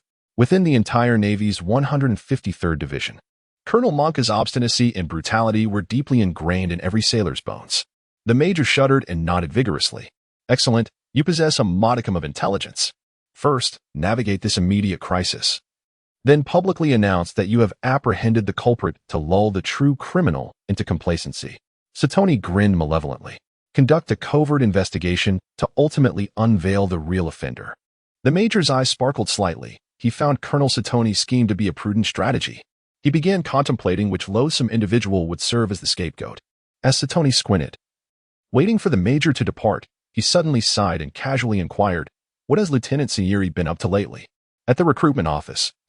He has recently enlisted several new recruits, and I heard that you, sir, have given your approval." The major paused, casting a suspicious glance at Colonel Satoni. He has managed to recruit new soldiers? I honestly thought he would struggle to do so. This is quite a surprise. Colonel Satoni remarked, after all. He oversees the recruitment office, and I cannot consistently deny his requests, can I? A flicker of realization crossed the major's face, replaced by a knowing smile. He could hardly believe that Colonel Satoni, who had not mentioned Lieutenant Sinieri until now, would suddenly bring him up. If he failed to grasp this implication, he would be unworthy of the major's insignia. It appeared that Lieutenant Sinieri was indeed the culprit. As he walked, the major began to weave a plan to implicate the lieutenant in his mind. He soon realized that the task was not particularly challenging, for Lieutenant Sinieri was quite fitting for the role of the murderer. Firstly, the lieutenant's rank was neither too high nor too low. It carried sufficient weight, suggesting that a murderer of several officers would likely be of similar rank, lending credibility to the claim as opposed to a lowly soldier. Secondly, Lieutenant Sinieri's character was one of exclusion. Although he may not harbor deep-seated hatred, the motive for murder could still be satisfied. Lastly, Lieutenant Sinieri had been languishing at the recruitment office, yet now he was suddenly thriving with new recruits. It would be hard to believe that such a coincidence lacked ulterior motives, especially at this precise moment. Contemplating this, the major's expression shifted to one of peculiarity. He suddenly suspected that Lieutenant Sinieri might indeed be the murderer. Where is Lieutenant Sinieri now? Upon receiving his subordinate's response, the major sneered coldly and commanded, "Relay my orders. Immediately apprehend Lieutenant Sinieri, by any means necessary. He is the one responsible for the deaths of Lieutenant Kona and several other officers." Chapter 26 On the playground. Lieutenant Sinieri remained utterly unfazed by the palpable anxiety that permeated the ranks of the 153rd Division. With unwavering enthusiasm, he was diligently training the new recruits he had enlisted. Out of a total of 30 positions available, he had successfully filled half within mere days. At this moment, the recruits, now clad in naval uniforms, stood in 2 neat rows, eagerly awaiting his instructions and drill. Yarlin and Fix stood among the ranks of new recruits. In the foremost row, Yarlin cast a glance at Sinieri, his peripheral vision sweeping past him to the throng of soldiers rushing in formation, closely followed by a sullen naval major. "Major, what are you doing?" Sinieri abruptly turned his head, surveying the surroundings as 2 battalions of naval soldiers had already surrounded him. Confusion flickered across his countenance as he looked at the naval major, unable to comprehend the unfolding situation. "Lieutenant Sinieri, your heinous act of murdering Lieutenant Kona and 7 other officers has been exposed. I am now executing the orders of Colonel Satoni to apprehend you, and I advise you against futile resistance," the naval major stated with an impassive expression. The malicious accusation sent a shiver down Lieutenant Sinieri's spine, instinctively prompting him to protest his innocence. However, he was met with the major's cold, sinister smirk, and he realized that this was not merely a miscarriage of justice, but a deliberate plot to eliminate him. A surge of indignation welled up within him. He understood that surrendering was not an option. If he did, he would lose the chance to defend himself forever. With a frantic roar, he charged toward the naval major. "Stop him." The naval major remained rooted to the spot as the surrounding sailors surged towards Lieutenant Sinieri like a swarm of bees. After a cacophony of fists and feet striking, Lieutenant Sinieri was left battered and pressed to the ground, subsequently subdued and escorted away by 2 naval officers gripping his arms tightly. "This is slander, you bastards." Lieutenant Sinieri, disheveled and with eyes ablaze with rage, glared at the naval major. "You scoundrels can't find the real culprit, so you resort to capturing anyone to pin the blame on. This was orchestrated by Colonel Satoni. Wasn't he it? You unworthy wretches don't deserve to wear those naval uniforms." "Silence him, he is too loud," the naval major retorted without turning back. And Lieutenant Sinieri's mouth was swiftly gagged with a cloth, leaving him to emit muffled sounds of protest. In the distance, at the entrance of the base, Barumabur with his golden locks yawned as he observed the recent spectacle. "Bored. I thought that lieutenant might struggle a bit, but alas how dull." A tall, pale-faced naval officer behind him cast a fleeting glance, his expression momentarily darkening before adopting a frigid tone. "So, it appears he is the one who killed Lieutenant Freeze." "Oh, the poor Lieutenant Freeze. I hear they can't even find his body now." "Donald, I recall you harbored quite a dislike for Freeze as well," Barumabur exclaimed in astonishment, casting an exaggerated smile at his companion. "Don't think I'm unaware. He often bullied you, and you must be hoping for his demise." "Well, Freeze was a lieutenant, and I am merely a soldier. He likely viewed me as someone who could accompany him as Barumabur's aide, which would have bruised his ego. Hence his disdain for me." Donner shrugged slightly, his gaze discreetly fixed on Barumab. He was acutely aware of Barumab's personality traits and understood well that his words could strike a nerve. Sure enough, in the next moment, Barumab's expression darkened. That scoundrel, Lieutenant Freeze, is dead and gone, and it's not merely because he resented the idea of being chosen as my subordinate. He believes that his position as a lieutenant is too dignified to serve under me. He thinks I am oblivious to his intentions. I am fully aware, and thus, I shall make it my mission to irritate him. Donner refrained from responding and patiently waited for Barumab to finish venting before he continued. Some non-commissioned officers take themselves far too seriously. Do they not realize that young Master Barumab is the true master of Navy Division 153? Barumab's demeanor softened slightly. He had no intention of prolonging this topic and commanded his men to bring forth a trained wolf dog, grinning wickedly. These little beasts are far more obedient. Come, let us seek some amusement in the town. As Donner took hold of the leash, his arm trembled slightly, revealing several vicious bite marks on his exposed skin. A barely perceptible resentment flickered in his eyes as he regarded the wolf dog. Young Master Barumab, since Lieutenant Freeze has gone missing, might we consider finding someone to take his place? Donner suddenly proposed. Barumab glanced at Donner, who stood solitary behind him, and felt a twinge of discomfort. Accustomed to having two subordinates, the absence of one felt somewhat unsettling. Well, who should we find to replace him? In previous instances, Donner would remain silent. Knowing Barumab was not genuinely inquiring, but rather speaking to himself, soon arriving at his own conclusion. However, today, he mustered the courage to interject. Perhaps we could recruit a new naval recruit. Compared to the seasoned veterans, a newcomer would be more compliant. Barumab turned his head to regard Donner, sensing that the latter's words seemed unusually plentiful today. Yet, he dismissed the thought and waved his hand nonchalantly. Very well. You may go and select a recruit who catches your eye. Understood, young Master Barumab. Donner exhaled a sigh of relief and promptly dashed toward the training ground. At that moment, Lieutenant Sinjeri had just been apprehended, and the naval recruits he had recruited remained gathered in place.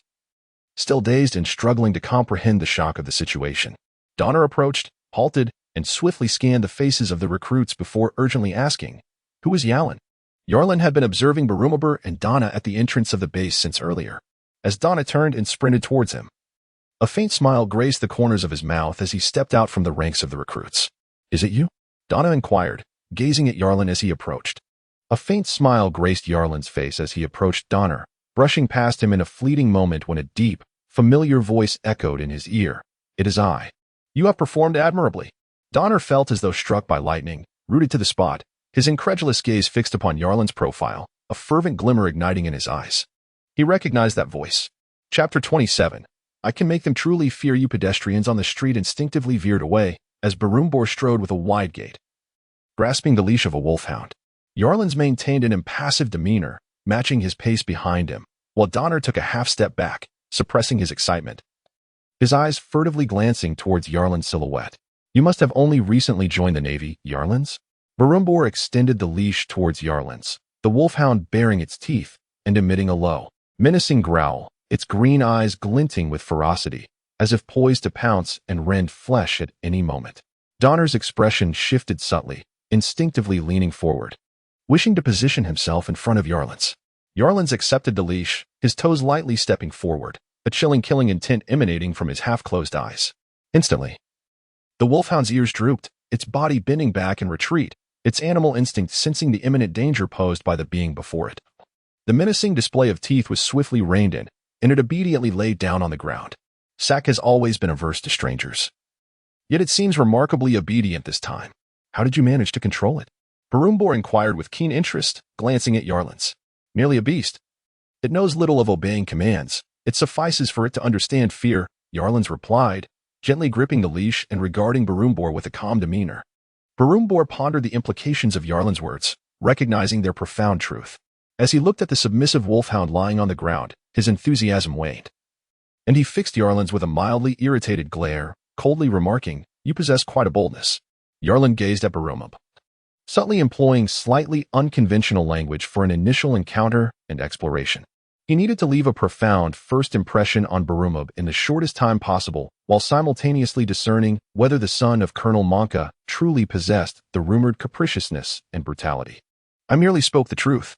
A hint of perplexity creased Yarlin's face, yet his expression remained composed. "A rather inarticulate recruit." Barumov scrutinized the expression on Yarlin's face, his narrow eyes slightly narrowing, hinting at a burgeoning anger. Do you, young Master Barumov, truly wish for others to fear you? Yarlin retorted, gesturing towards the cowering townsfolk. Just like those individuals? Tongna, overhearing from behind, felt a chill run down his spine. He yearned to caution Yarlin that such remarks might incite Barumov's wrath, yet he sensed that Yarlin's actions were laden with deeper significance, rendering him hesitant to interject.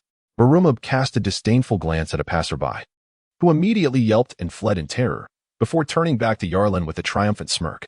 You are absolutely correct. I relish this sensation. Yarlin's face displayed a look of compassion as he regarded Barumov with utmost seriousness, responding, Young Master Barumov, you are mistaken. They do not fear you. No. They are profoundly afraid. Afraid of the Navy's 153rd Division, afraid of Colonel Monka, while they harbor no fear of you whatsoever. There was no hint of mockery in Yarlin's tone, and combined with the fleeting compassion that flickered across his visage, along with his calm and earnest demeanor, it all conspired to pierce Barumov's fragile pride deeply. What fueled Barumov's fury even more was the absence of any provocation on Yarlin's face. What, then, was the meaning of his earnest and sincere tone? Yarlin's demeanor resembled that of an individual merely rectifying the inaccuracies in Barumov's words, as if he were assisting him in discerning reality. The pulsating ache at Barumov's temples intensified, and he glared at the upright figure of Yarlin, whose tranquil and composed visage provoked a sense of despair within him, leading him to curse silently. Damn this new recruit. Could he possibly be a fool? Words such as imbecile, simpleton, and nincompoop frequently surfaced in Barumov's mind. Irritated, he waved his hand dismissively and instructed Donna. Hurry and send him back. Bring someone more astute. When dealing with a fool, one knows precisely how to vent one's frustrations. Just as Barumov took a deep breath, he heard the newcomer suddenly exclaim, I can assist young Master Barumov in ensuring they truly understand the reverence you deserve. What? Barumov was taken aback, doubting whether he had misheard. To be revered not for any other reason, but for the awe that stems from within you, surely, this is what young Master Barumov desires? Yarlin maintained his serene expression, yet inwardly he could not help but scoff. A capricious temperament, fragile pride concealing deep-seated insecurities, an inability to confront reality. Such labels had already been affixed to Barumov's somewhat protruding forehead. Donna appeared utterly bewildered. Barumov's mouth hung agape, his vacant expression marked by narrow, sunken eyes. In a dim, oppressive interrogation room, it appeared that this place, regardless of the world, had been chiseled from the same mold, exuding a cold and dreary atmosphere. Sayuri, with disheveled hair and remnants of blood marring his face, felt a nagging itch. One of his arms was dislocated, while the other was shackled to an iron chair. He squinted through swollen eyes, glaring fiercely at the naval major. You know it wasn't me. It could not possibly be me. I'm innocent. No, you are the murderer.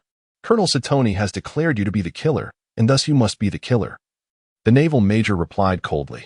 Colonel Satoni has asked me to convey his apologies. Unfortunately, Colonel Monka requires a murderer. After much deliberation, we have concluded that you are the most suitable candidate. Sayuri grit his teeth in agony, blood seeping from his lips as he despaired and raged. Have you not considered what would happen if another officer were to die?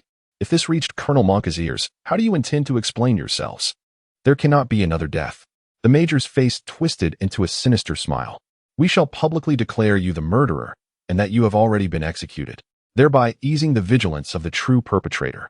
Meanwhile, we will discreetly set up watch within the base. Should the murderer dare to act, we will apprehend him at the first opportunity. This is all part of Colonel Satoni's scheme, so your demise holds significant value. Huh? The harsh laughter pierced through Sengieri, causing his eyes to widen in rage. He screamed frantically, You wretched scum, bring me Colonel Satoni. He will surely reconsider. I demand to see Colonel Satoni. Let him come to me. It is too late, came the reply. Colonel Satoni is currently reporting the results to Colonel Monka and has no time to see you. Moreover, Colonel Satoni has specifically instructed that, should Colonel Monka wish to meet you, and you struggle to articulate yourself, it could prove problematic. Therefore the major turned to the two loyal Navy men behind him and commanded, Sever his tongue and make it appear as though he committed suicide by biting it off. Chapter 28. The Navy's disguise as this all merely a personal vendetta leading Lieutenant Sengieri to commit murder in retribution?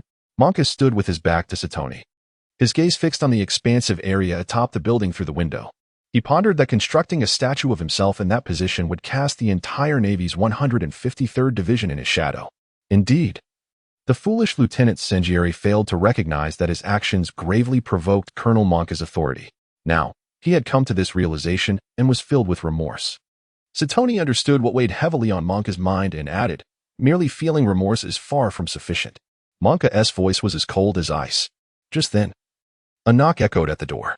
Upon being granted permission, an officer entered and reported loudly, "Lieutenant Sengieri has committed suicide by biting his tongue off." Dead? Satoni gasped in shock. Then, with a grimace, he turned to Colonel Monca and said through clenched teeth, "It appears Lieutenant Sengieri finally recognized the gravity of his errors." Colonel Monca turned, his imposing figure towering over Satoni, his metal jaw engraved with the Navy's insignia. A voice, merciless as the sea itself, reverberated through the room, tainting the air with a sanguine essence. Did he believe that death could absolve him of my punishment? Humph. Satoni, instruct your men to erect a cross in the center of the playground and nail Sengieri's corpse to it, exposing it to the elements until it dries, allowing flies to feast upon his flesh. I intend for the Navy of the 153rd Division to comprehend, down to their very marrow, the dire consequences of defying the rules and provoking me, Colonel Monca. Satoni inhaled sharply, an icy dread gripping him. The cruelty of Colonel Monca surpassed his limits. Satoni, you have always satisfied me in your endeavors, though at times your mercy has been excessive. You must understand that only by instilling a profound fear in everyone, a fear so deep that even death cannot abolish it, will this naval base, this town of shells, operate according to my will. Carefully avoiding the kind of missteps exemplified by Lieutenant Sengieri. Only a terror that resonates to the marrow, one that even death cannot interrupt, will yield a power that none dare to defy. Monca's tone was resolute, leaving no room for doubt. Satoni felt a chill creep over him, swallowing hard as he replied, "Understood. I will attend to it immediately." Strangely, a chilling sensation crept into Satoni's heart as he realized that Colonel Monca's brutality exceeded his expectations. If Colonel Monca could mete out such savage punishment to a deceased naval officer, what would happen if, one day, he, Satoni, were to displease the colonel? A sudden shiver coursed through him. Upon returning to the interrogation room, he cast a malevolent glance at Lieutenant Sengieri and issued his orders. Was this perhaps a bit too extreme? Yet, it was Colonel Monca's command. In an instant, Satoni silenced the naval major's protests, resolutely stating that they must expeditiously uncover the true culprit in secrecy to bring this matter to a satisfactory conclusion. Otherwise, should Colonel Monca realize they had deceived him, the fate of Lieutenant Sengieri would serve as a grim reminder. The naval major shuddered in fear and nodded vigorously. At the recruitment office, Barumabur furrowed his brow, staring inside, the lingering stench of inferior paint still permeating the air. He glanced at Yalan, puzzled. Chisi was the first to spot Barumabur. His expression one of suspicion as he scrutinized Yalan. He had been stationed at the recruitment office for several days, without returning to the naval base, and was thus unaware of the events unfolding there. "Lieutenant Sengieri should have left the remaining recruitment forms with you," Yalan remarked to Chisi. "Please hand me one." "What do you need this for?" Chisi questioned, perplexed by how Yalan had suddenly found himself in Barumabur's company after a brief absence. Stealing a cautious glance at Barumabur's impatient demeanor, he dared not provoke him and reluctantly handed over a recruitment form with a displeased expression. Yarlan handed the document to Balumeb, stating, "To instill genuine fear in others, one must either possess the formidable power that evokes such terror or command an external force capable of instilling dread. For instance, Colonel Monca governs the 153rd Division of the Navy, and the citizens of Shells tremble not merely before him, but rather before the collective might of the over 700 naval personnel under his command. Alternatively, one must embody an inherently fearsome strength, such as completing this form to become a true naval officer, donning the mantle of authority." Yarlan gestured to the naval uniform adorning his own figure, stating, "This garment inherently possesses power. Donning it signifies your identity as a sailor, and the very essence of the Navy symbolizes strength. As far as I am aware, young Barumab, you are not yet a member of the Navy, are you?" A wave of troubling memories washed over Barumab's mind. Deep within, he harbored a yearning to join the Navy. However, his previous request to Colonel Monca had been met with neither approval nor acknowledgement. Consequently, his application to Colonel Satoni was unlikely to receive any affirmative response. He vividly recalled the disdainful gaze that Colonel Monca cast upon him, a look akin to that directed at refuse, which pierced deeply into his pride, rendering him incapable of revisiting that moment, let alone confronting Colonel Monca about it. The fear he buried within compelled him to forget, until Barumab instinctively extended his hand, only for his fingers to stiffen and tremble in midair as he uttered, "To become a sailor? Can I really? Why not?" Yarlin astutely noted that Barumub's inquiry was framed in terms of possibility rather than desire, revealing a profound significance behind those words. "My father, Colonel Monka, in any case. He would never grant approval." Barumub's expression was one of acute agitation, yet he refrained from elaborating, perhaps unable to articulate his own thoughts. However, Yarlin could discern the underlying implications and even the subtle shift in Barumub's choice of words. This instinctive reaction spoke volumes about the apparent estrangement between Barumub and Colonel Monka as father and son. "How could this be? It has already been approved," Yarlin exclaimed. Shaking the recruitment form, the crisp sound of paper resonating in the air, the vivid red stamp catching Barumub's peripheral vision. "Colonel Satoni has already granted approval. You simply need to sign your name, and you shall become a sailor." Barumub's pupils reflected the bright crimson hue, and suddenly, with gritted teeth, he seized the recruitment form, a peculiar and menacing expression crossing his face as he confronted Yarlin. "As long as I fill it out, it's all settled, right?" "Indeed," Yarlin replied. Colonel Satoni himself affixed the stamp. Would he dare to revoke it? Yarlin observed as Barumubur completed the writing of his name, and with each stroke of the pen, he felt an accelerating closeness in their relationship. A subtle smile graced his lips, for Barumubur was to play a pivotal role in his forthcoming plans. He was determined to ensure that Barumubur donned the mantle he had woven, performing splendidly within the script. Chapter 29. Empty Words, Naval Base 153. In the center of the training ground, a putrid corpse was crucified upon a 3-meter-high cross, its white naval uniform thoroughly drenched in blackened blood. Flies buzzed incessantly around its decaying visage, and its unblinking eyes stared vacantly at the earth below. This gruesome tableau cast a heavy pall over the entire naval base, and the soldiers practicing in the distance would occasionally glance over, their faces paling with sorrow. Satoni stood in his office, gazing down at the training ground. He opened the window, and the sounds of drills outside seemed notably subdued.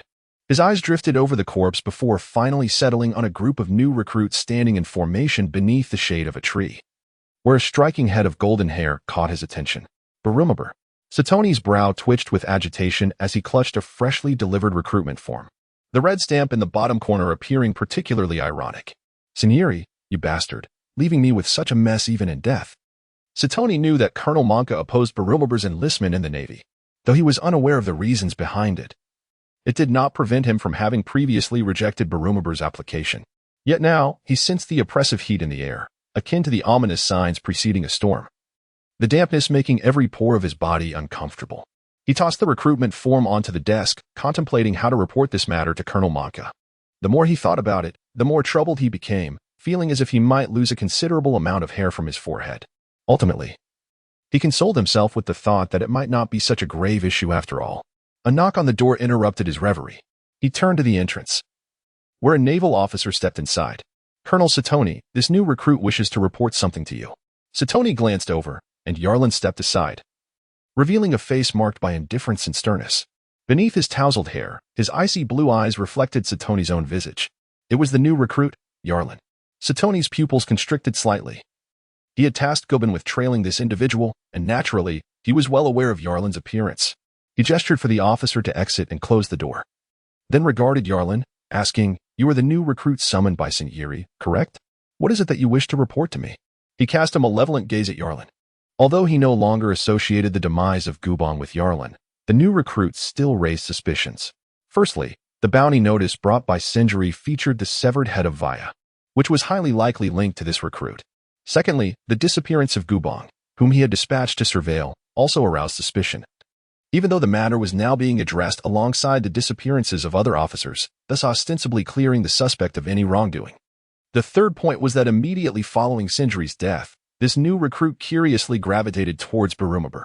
He could not help but question whether Yarlin had subtly instigated Barumubur's involvement with the Navy. The shadows of these three events loomed over the recruit.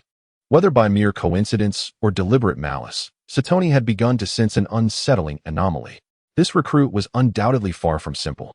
"I have yet to seek trouble with you, yet you come to me," Satoni mused, finding it intriguing.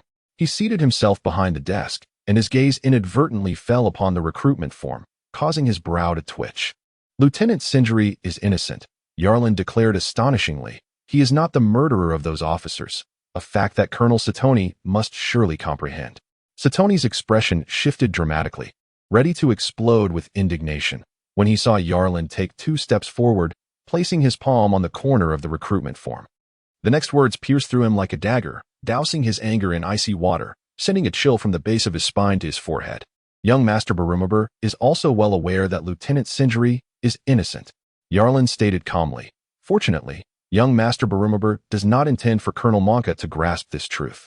The weight of these 2 sentences bore significant implications, causing Satoni's complexion to fluctuate as he attempted to swiftly decipher the underlying meaning, his eyes fixed intently on Yarlin. Are you suggesting that Barumabur, the recruitment office run by Lieutenant Sinjari, was thriving, marking a pivotal moment in his life? And he was wholly dedicated to the recruitment process. How could he possibly entertain thoughts of murder, let alone perpetrate such heinous acts against so many? It simply made no sense.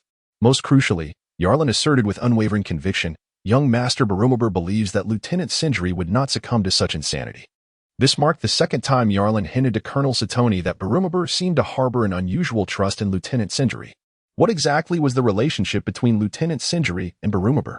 Satoni felt a cloud of confusion enveloping him, yet a startling hypothesis began to surface within him. Lieutenant Sinjari was acting on behalf of young Master Barumabur. Yarlin unveiled the riddle, expressing his astonishment. Is there anything so inconceivable about that? However, Satoni found it quite perplexing. Logically speaking, Barumabur was the only son of Colonel Monka, and his status naturally placed him in a position of privilege.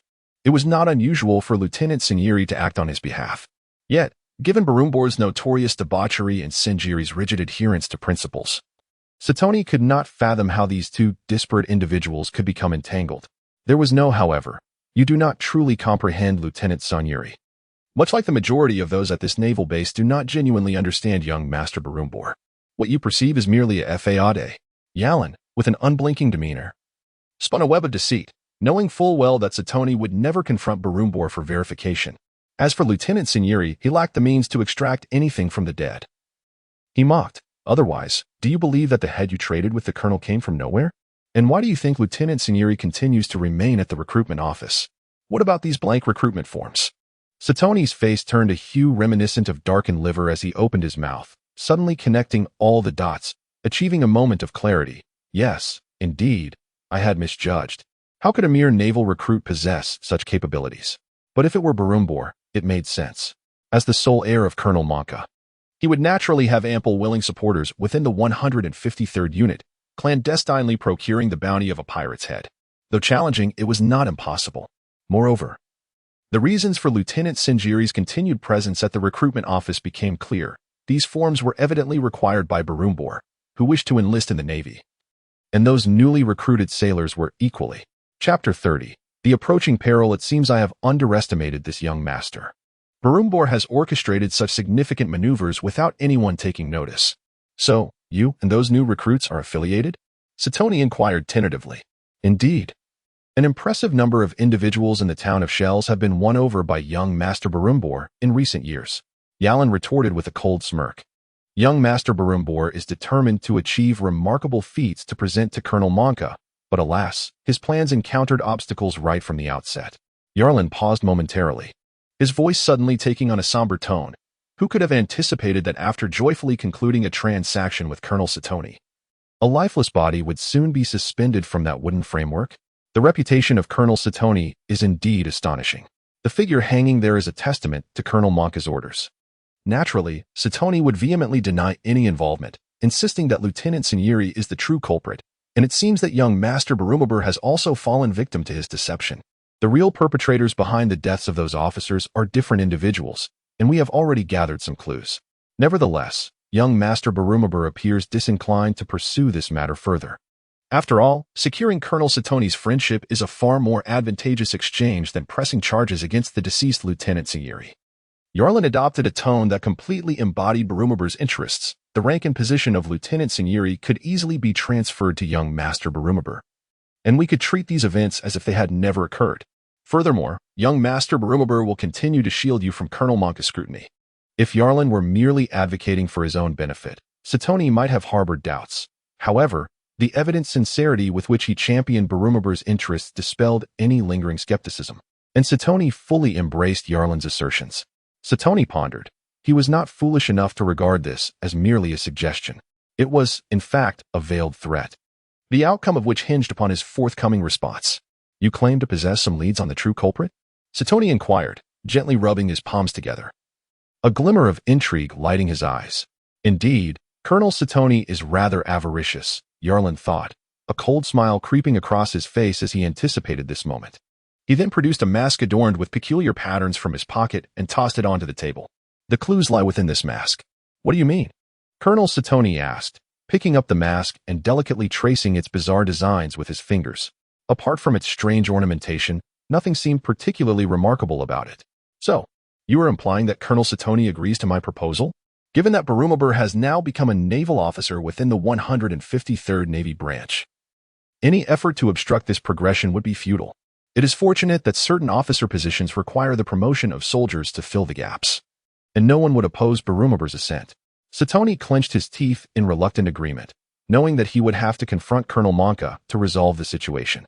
Yarlin gazed at Colonel Satoni, forcing a smile as he remarked, "Colonel Satoni, perhaps you should devote more attention to the naval personnel at the grassroots level during your leisure. Among them has emerged an organization named the Freemasons, whose members don eerie masks. The perpetrator you seek is concealed within their ranks." Without allowing Satoni a moment to respond, Yarlin continued in a sinister tone, "Within the 153rd Division of the Navy, a faction has arisen in rebellion against Colonel Monka. I suspect that should this matter come to light, Colonel Satoni, your culpability may rival that of the accusations you have leveled against Lieutenant Sinieri." Instinctively, Satoni followed Yarlin's gaze to the window, where the lifeless form of Lieutenant Sinieri, eyes wide in death, was painfully evident. "I hope you can swiftly fulfill your promise to young Master Barumabur," Yarlin stated ominously, "and eradicate this nefarious organization with utmost haste." It seemed only upon Yarlin's departure that Satoni gradually regained his composure. He abruptly sat upright, pacing the confines of his office, his eyes fixated in dread upon the mask resting on his desk. Minutes later, a naval major entered Satoni's office, and after a tirade of furious shouts, he hurriedly exited, clutching a fragment of a mask. That very night, pale-faced, he arrived at Satoni's quarters, producing the mask from his possession, along with several other unsettling masks. These had been discovered by soldiers during the search for the body of Lieutenant Kona, hidden in obscure corners. At the time, however, they had been disregarded without much thought. The naval major's voice grew increasingly subdued as he swallowed hard. Yet, merely possessing these masks does not substantiate Barumabur's claims. Satoni refrained from mentioning Yarlin, as he served merely as Barumabur's mouthpiece. There was no need for Barumabur to fabricate such a falsehood, indicating that it must indeed hold some truth. Clad in a loose nightgown, Satoni's countenance was grim. The existence of such a rebellious organization would provide a clear motive for the murders of those officers. Were their intentions solely to eliminate a few officers? Did it not send a chill down one's spine? This was no longer a personal vendetta. We had all been mistaken from the outset. The murderer was likely not a solitary figure. Thus, you, I, and even Colonel Monka could potentially find ourselves on the list of suspects. The more Satoni pondered, the colder his heart became. Most crucially, we cannot ascertain which members of the Navy are trustworthy and which have joined this organization with the intent to kill you. The naval major shivered, terrified by Satoni's conjectures. Stammering, "No, it cannot be. That is the worst-case scenario," Satoni asserted fiercely. "Where were these masks found?" The searching sailors had long forgotten the specifics, having paid them little mind at the time. The naval major was filled with shame for his own incompetence. And now a more terrifying reality loomed. They had to conceal their ineptitude from Colonel Monka, rendering them unable to conduct a thorough investigation. The lifeless body of Sindri hung in the center of the playground, like the very cocoon they had spun for themselves, slowly tightening its noose around their necks. Throughout the afternoon and into the night, Satoni pondered his predicament, acutely aware of the impending dangers that seemed to draw closer in the shadows. In any case, I do not care what methods you employ, but you must unearth this organization without alerting Colonel Monka. A chilling murderous intent flickered in Satoni's eyes. Chapter 31. The trap. 4 days later, within an abandoned warehouse, several naval soldiers sealed the entrances and conducted a search. Lieutenant Colonel Satoni and the naval major exchanged somber glances as they surveyed the circles of chairs in the center of the warehouse. Clearly a gathering place for a certain organization. A naval soldier discovered several peculiar patterned masks wedged between the splintered cabinets. Suddenly, another soldier gasped in terror, pointing at a wall in the corner. The gray, peeling wall was concealed behind a large black cloth, obscured by 2 moldy wooden frames. Since it was situated in the farthest corner of the warehouse, it had gone unnoticed until now, when a naval soldier tore away the black cloth to reveal blood red. Blaring inscriptions. All evils shall face their final judgment. We have emerged from the abyss of despair, bringing forth the ultimate and sole justice. The crimson letters appeared as if someone had inscribed them with bloodied fingers, sharp and twisted, instilling a chilling sense of dread in anyone who gazed upon them, as if a bloodied hand were clawing at their spine. It resembled some form of mad doctrine, and beneath it were names arranged vertically: Gubin, Friss, Kona. The names of each missing officer were inscribed in blood, causing Satoni to gasp in horror. He stifled the tremor within him and continued to read the incomplete names, his eyes landing upon the name Berumeb. Satoni and the naval major exchanged a glance, recognizing the shock mirrored in each other's trembling pupils. This inscription was notably different. The color was much lighter, as if recently added within the past couple of days. The naval major swallowed hard. Recently. A wave of terror washed over Satoni. Wasn't this the exact time Berumeb had replaced the deceased Lieutenant Sindri to become a naval lieutenant? Indeed, it was so. The targets of this organization were all officers, which explained why Berumeb's name appeared later. Damn it, if anything happened to Berumeb. The implications were too horrifying to contemplate. Satoni turned to the naval major and bellowed, "Seal this place off. No one is to approach." He hurriedly departed, racing towards the playground. In the distance, he could discern the ranks of naval recruits standing at attention. However, he did not spot Berumeb's striking golden hair, which sent a wave of unease through his heart. As he entered, Yalin approached him, his pallid face betraying a sense of anxiety. The feeling of dread within Satoni intensified. Lieutenant Berumeb was missing. Yarlin spoke first, his voice deliberately lowered, resonating like thunder, causing Satoni's vision to dim. He shook his head vigorously, panic-stricken, exclaiming, "How could he just vanish? We had discovered a lead on that organization, and Lieutenant Berumeb insisted on investigating. We went to a location. And in the brief moment I turned around, Lieutenant Berumeb disappeared. I searched the vicinity but found nothing, so I intended to return for a moment, and indeed, I could not locate Lieutenant Berumeb." Yarlin fixed his gaze on Colonel Satoni, his voice laced with a raspy tremor. "Lieutenant Berumeb is missing. I must immediately report to Colonel Monka and mobilize all 153 naval divisions to search the town. Perhaps there is still time." "No," Satoni interjected, nearly reflexively, his expression shifting multiple times before he spoke to Yarlin in a somber tone. "What I mean is, we cannot inform Colonel Monka just yet. Doing so would jeopardize Lieutenant Berumeb." "Jeopardize Lieutenant Berumeb?" Yarlin regarded Satoni with suspicion, though internally he began to scoff.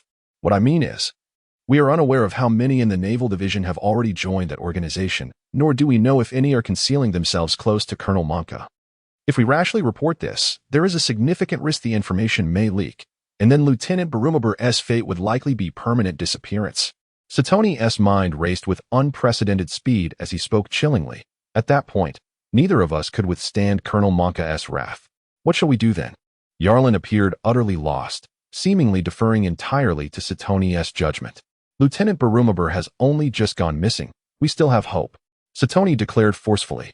"We cannot trust anyone in the division. We must not alarm them. The only ones we can rely on are you new recruits. Now take your people and come with me." "Understood." Yarlin promptly turned and sprinted towards the new recruits formation. After organizing the line, he followed Colonel Satoni out of the naval base's gates.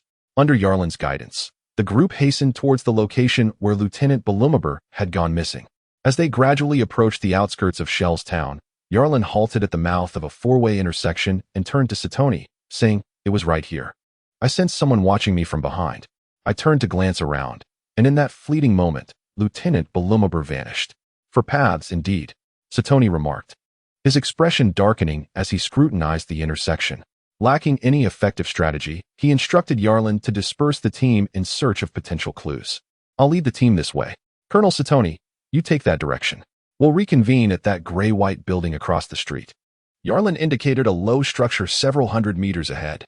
Without waiting for Satoni's response, he beckoned a few new recruits, who hurriedly darted into the adjacent alley.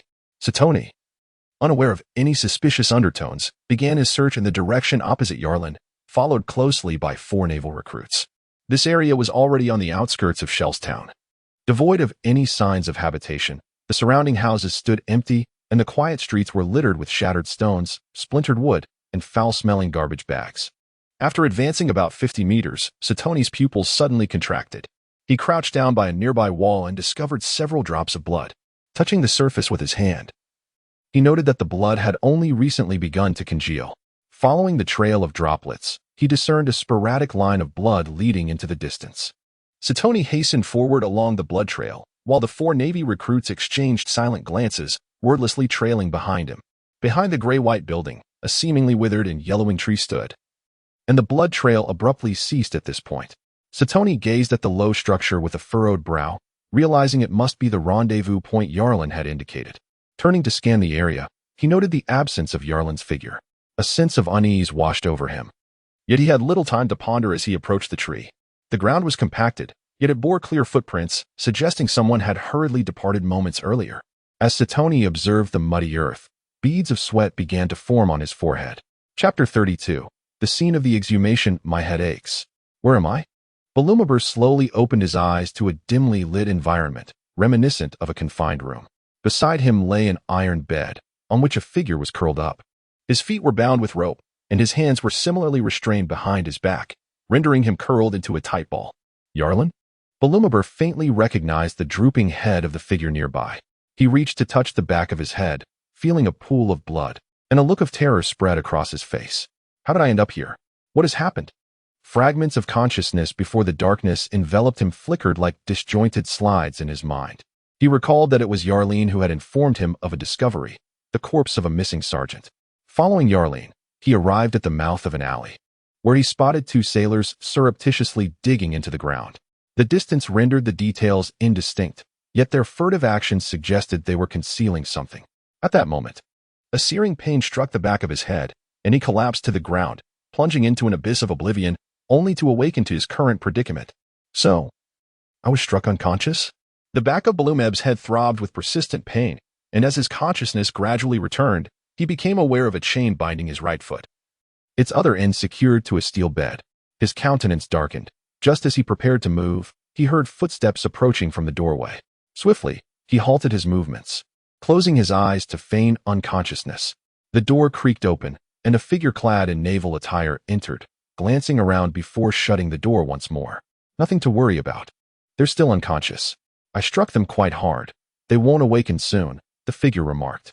Balumeb slowly opened his eyes, and upon gazing at the closed door, his complexion turned ashen. In his earlier pretense of unconsciousness, he had managed to crack his eyelids just enough to discern the figure's naval uniform, though the face remained a blur, resembling not a human visage but rather one obscured by an eerie mask. Do you think they saw us? A voice drifted from beyond the door, prompting Balumeb to strain his ears. Hard to say. The distance isn't too great. They might have seen us moving the body. What should we do? Dispose of it. But that is Balumeb. Let us wait for Colonel Satoni to decide our course of action. Damn it. What a stroke of bad luck. How did he just happen to stumble upon us? I believe it's fortuitous that we have captured Balumeb. Colonel Satoni could leverage this to blackmail Colonel Monka. Soon, the entire Navy Division 153 could fall under Colonel Satoni's complete control. 2 sailors, having removed their masks, exchanged sinister glances through the door's crack at the pale, terrified Balumeb within. Their voices, as if reciting a script, grew increasingly faint. Moving the body, Colonel Satoni, blackmail. A cascade of disconcerting words flooded Balumeb's ears, causing his eyes to tremble violently, and a chill enveloped his heart. His teeth chattered uncontrollably as he turned his gaze towards Yarlin, cautiously reaching out to touch him, yet receiving no response. Yarlin remained in a state of unconsciousness. Damn it. At that moment, he heard footsteps outside. He turned to look behind him. Above his head was a window thickly coated in dust. He quietly crouched down, cautiously revealing only his pair of eyes to gaze outside. The sound of digging echoed as the top layer of soil was scraped away, exposing a darkened layer beneath. They continued to dig, revealing a corner of a burlap sack, which was then dragged out, releasing a noxious stench of decay. Open the sack, commanded Satoni, his voice trembling. As the sack was unwrapped, it revealed a grotesquely decayed corpse, and an inexplicable relief washed over Satoni. The level of decomposition indicated that it had been buried for over a week. It could not possibly be Balumeb. He exhaled deeply and raised his gaze towards the low building in front of him. Suddenly, his pupils constricted sharply. He saw a blurred head peering out from behind a second-floor window. Someone was spying. In that fleeting moment of eye contact, Balumeb's heart raced, rising to his throat. Despite the thick dust on the window obscuring his view, he could make out the figure below as Colonel Satoni, who was directing several sailors in the excavation of the body. Satoni intended to relocate the buried corpse. Then, he noticed Satoni abruptly look up. His eyes filled with a fierce, cruel glare directed at him, mouth agape as if angrily shouting something. In a state of panic, Balumeb retreated, only to trip over a chain and fall heavily to the ground. The door swung open, and a tall man donning a naval mask strode in with an air of fury. "Damn it, you saw everything. You're courting death." Bang! The heavy club loomed large in Balumeb's vision, and darkness enveloped him as he collapsed to the ground. At the very moment Balumeb was knocked unconscious, a figure bound to the iron bed suddenly lifted its head, its bizarre, indifferent eyes opening, and a cold smile crept across its face. "Jonitz, you struck too hard. If you had killed him, this game would be over." "I was careful, ensuring he merely slipped into unconsciousness," Jonitz replied, removing his mask and cautiously checking Balumeb's pulse. "Take him to another room," Yarlin stated indifferently, maintaining his curled posture. The iron door downstairs creaked open, the sound of metal scraping against the ground piercing the air, followed by a flurry of hurried footsteps ascending the stairs. Jonitz and another member of the Freemasons began to carry Balumeb, transferring him to an inner room on the second floor, while Yarlin twisted his hands behind his back, straining to break free of his bindings. He then unhurriedly untied the ropes from his feet, stepping down from the bed to stretch his joints. Satoni was the first to burst in, momentarily taken aback upon seeing Yarlin. "You were the one by the window just now?" he inquired, intrigued. "Oh." Yarlin slowly approached Satoni, a nonchalant smile gracing his face. "Just now it wasn't me. Who was it then?" Satoni, observing the peculiar expression on Yarlin's face, finally sensed something amiss and instinctively took a step back. It was Barumabur. The shocking revelation left Satoni utterly stunned, his mind a chaotic tangle of thoughts, yet his body had already succumbed to a chilling dread. Chapter 33. The Ruthless Assassination. A trap? A scheme? But for what purpose? Satoni was at a loss to determine at which juncture he had been ensnared, his thoughts swirling like fragmented debris, unsure of where to begin piecing them back together. Instinctively yearning to flee, he found his retreat obstructed by a closed door, with the naval recruits stationed outside, their presence only darkening his expression. What terrified him most in retrospect was that he himself had refused to report to Colonel Monka, and it was he who had proposed leading this group of naval recruits. How utterly chilling it was to realize that all his reactions had been orchestrated according to someone else's script, guiding him step by step to this very moment. And Barumabur? A multitude of perplexing questions churned within Satoni, yet only this single inquiry lingered on his lips. "He has just fallen asleep next door." Yarlin removed the white glove from his left hand, revealing a palm lined with dark veins reaching out towards Satoni. "Thus, it was never Barumabur. This entire affair had been orchestrated by you from the very beginning. But what is it that you truly desire?" Satoni fixated on the advancing hand, a shiver running down his spine as his body instinctively warned him of the imminent danger encroaching upon him. "I want the Navy's 153rd Division." Yarlin took a step forward, suddenly closing the distance between them, his fingers poised like lethal weapons aimed directly at Satoni's chest. "You must be dreaming," Satoni roared, astonished that a mere naval recruit dared to harbor such audacious ambitions. He bent low, charging at Yarlin like a robust bull. Had he, a naval commander, truly neglected even the skill of taking a life due to his own decay and corruption? Observing Satoni's brawling demeanor, reminiscent of a street fight, Yarlin stood his ground without flinching. His right leg transformed into a whip of iron, cracking loudly as it struck Satoni's chin. With a direct blow, Satoni's jaw shattered, rendering his body rigid, his mind engulfed in a cacophony of buzzing. Yarlin retracted his leg, pivoting his body, his fingers slicing upward like blades, driving forward into Satoni's weightless form, which seemed to collapse in on itself, crashing into him with his chest impaled by Yarlin's fingers. Devouring. A fleeting shadow crossed Yarlin's eyes as he casually tore off his naval uniform clinging to his fingertips and discarded it to the ground before stepping outside. Balumeb and Satoni did not return to the Naval Base 153 that night. The naval major spent the entire night restless, and by the following day, still found no trace of the two. Not only was Balumeb missing, but now even Commander Satoni had vanished. The naval major felt a chill run through him. An ominous premonition weighed heavily on his heart, and the pressure and torment he endured brought him to the brink of collapse. On the third day, still devoid of any news regarding Balumeb and Commander Satoni, he had dispatched naval soldiers to scour the entire base, yet found no clues about their whereabouts. At this juncture, the naval major could no longer be concerned about the commotion this would cause, Trembling with fear, he reported the two's disappearance to Colonel Monka. Beyond this, he felt utterly helpless. Colonel Monka erupted in fury, mobilizing all personnel at Naval Base 153 to scour the facility like ploughmen turning over soil, and then nearly emptied the base, directing their efforts towards Shellstown. There were indications suggesting that Lieutenant Balumeb and Commander Satoni were not present at the naval base on the day they went missing. Thus, they must be in Shellstown.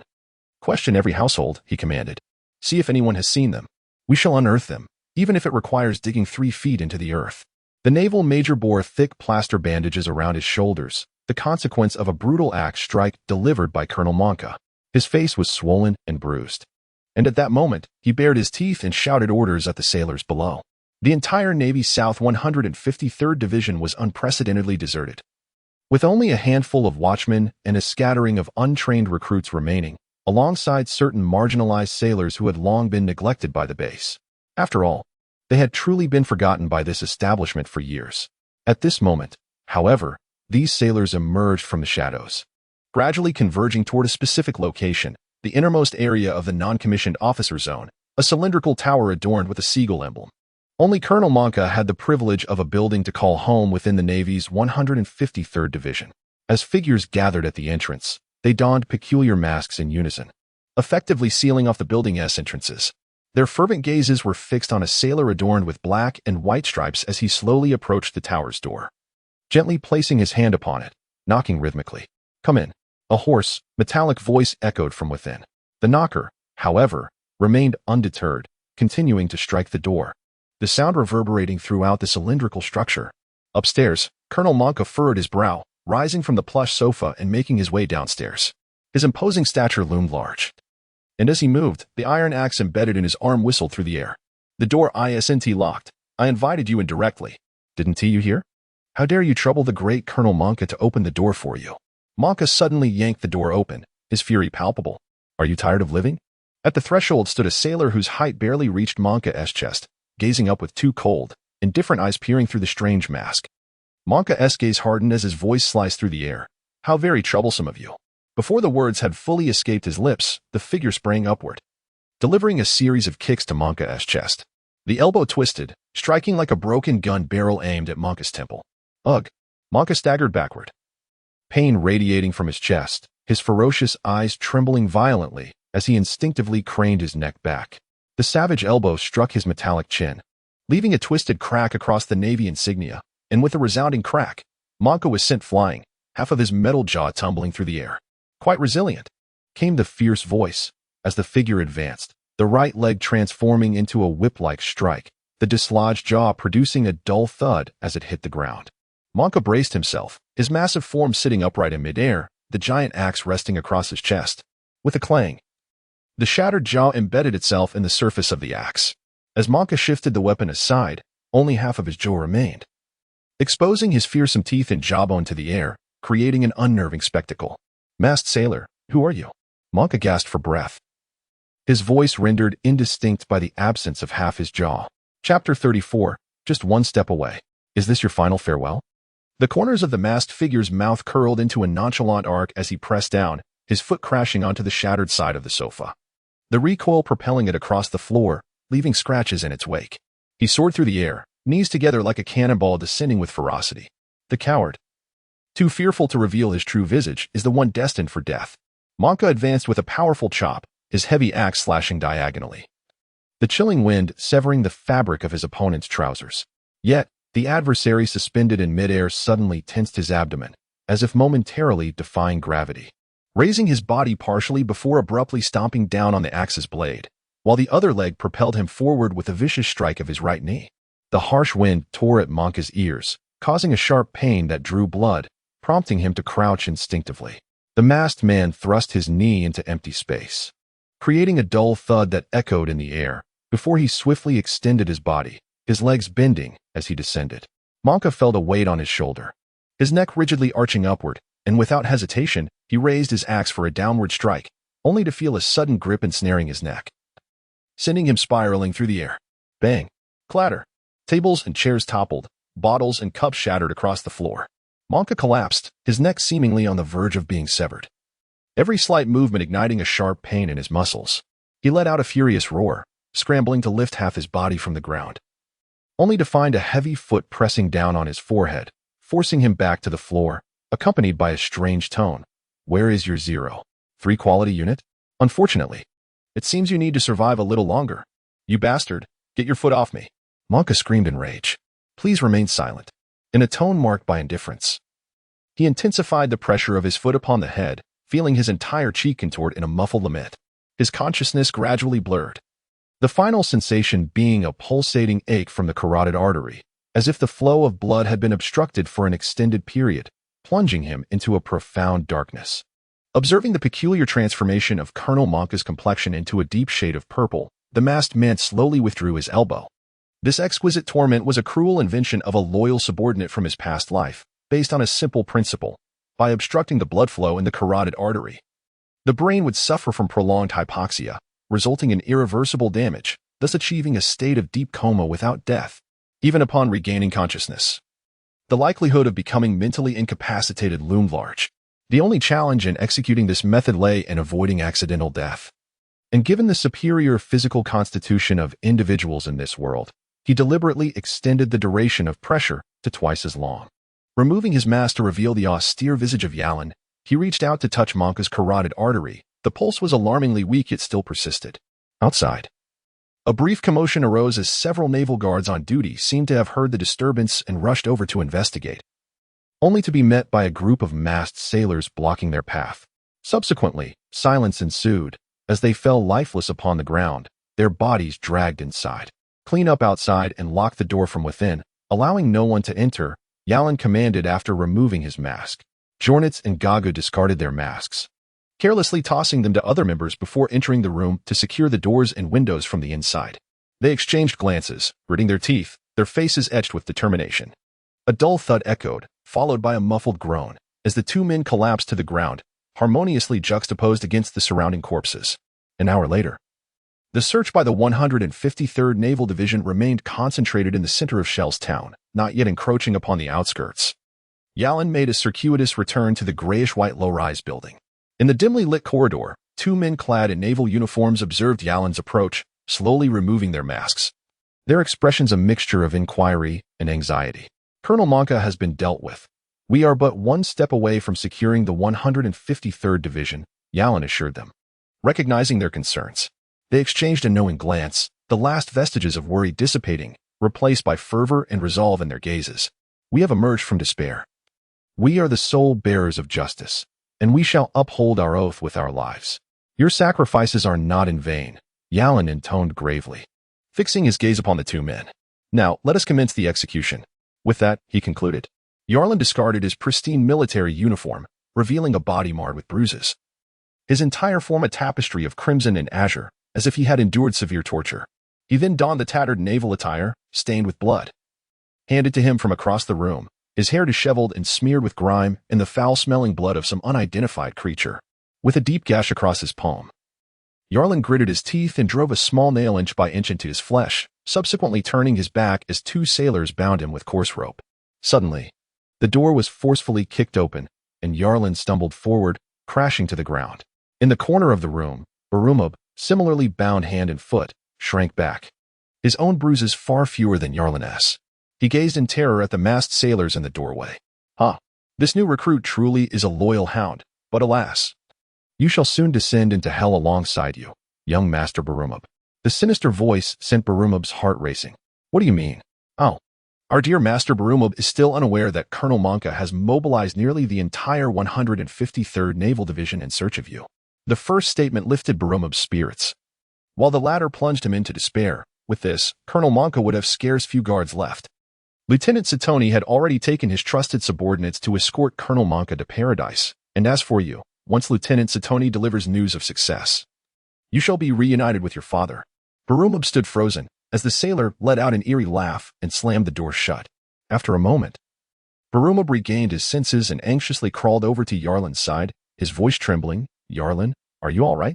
In the days they had been imprisoned, whenever the masked sailors sought to humiliate Barumab for their amusement, it was Yarlin who stood protectively in front of them, suffering the consequences of his own injuries. Barumab observed this with profound gratitude and trust. "I'm fine." Yarlin slowly rose from the ground, forcing a grim smile as he spoke to Barumab. Lieutenant Satoni is about to act against Colonel Monka. We have no time to lose. We must devise a plan to escape and warn Colonel Monka. But we are bound. We have no chance, Barumab replied, despair tinged with a hint of tears. Trust me, we have a chance. Yarlin fixed an exceptionally resolute gaze upon Barumab, then turned his body away, revealing a palm stained with blood. In the trembling light of Barumabur's gaze, he meticulously extracted a slender iron nail from the wound in his palm, inch by inch. Taking a day off was not part of the plan, as I had intended to update today. However, my mother-in-law arrived yesterday and requested my assistance today. Alas, plans often succumb to unforeseen changes. I apologize for the inconvenience. I will resume updates tomorrow with 3 chapters, and there are still numerous rewards left to be addressed. The crimson iron nail, pulled from his flesh, oozed fresh blood. The gruesome mixture of flesh and blood clinging to the nail as Yarlin gripped it between his fingers, delicately maneuvering it against the coarse ropes binding his wrists, gradually slicing through them. The room was enveloped in silence, and Barumab stared wide-eyed as the robust ropes were slowly frayed open. He held his breath, casting furtive glances toward the closed door, hoping for no sudden intrusion.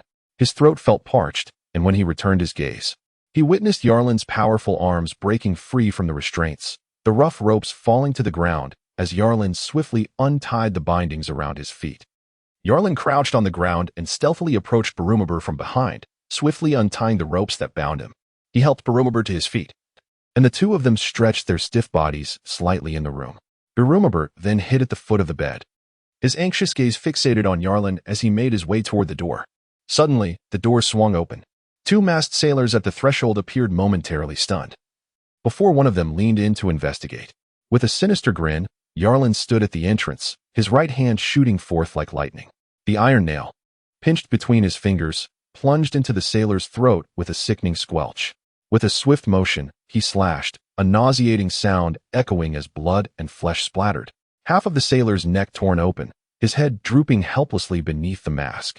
A sharp gasp escaped the other masked sailor's nostrils as he turned to witness Yarlin's swift retribution. With a powerful kick, Yarlin sent him crashing against the wall of the corridor, his limp body sliding down to the ground in silence. As a word escaped the sailor's lips, it was abruptly cut short.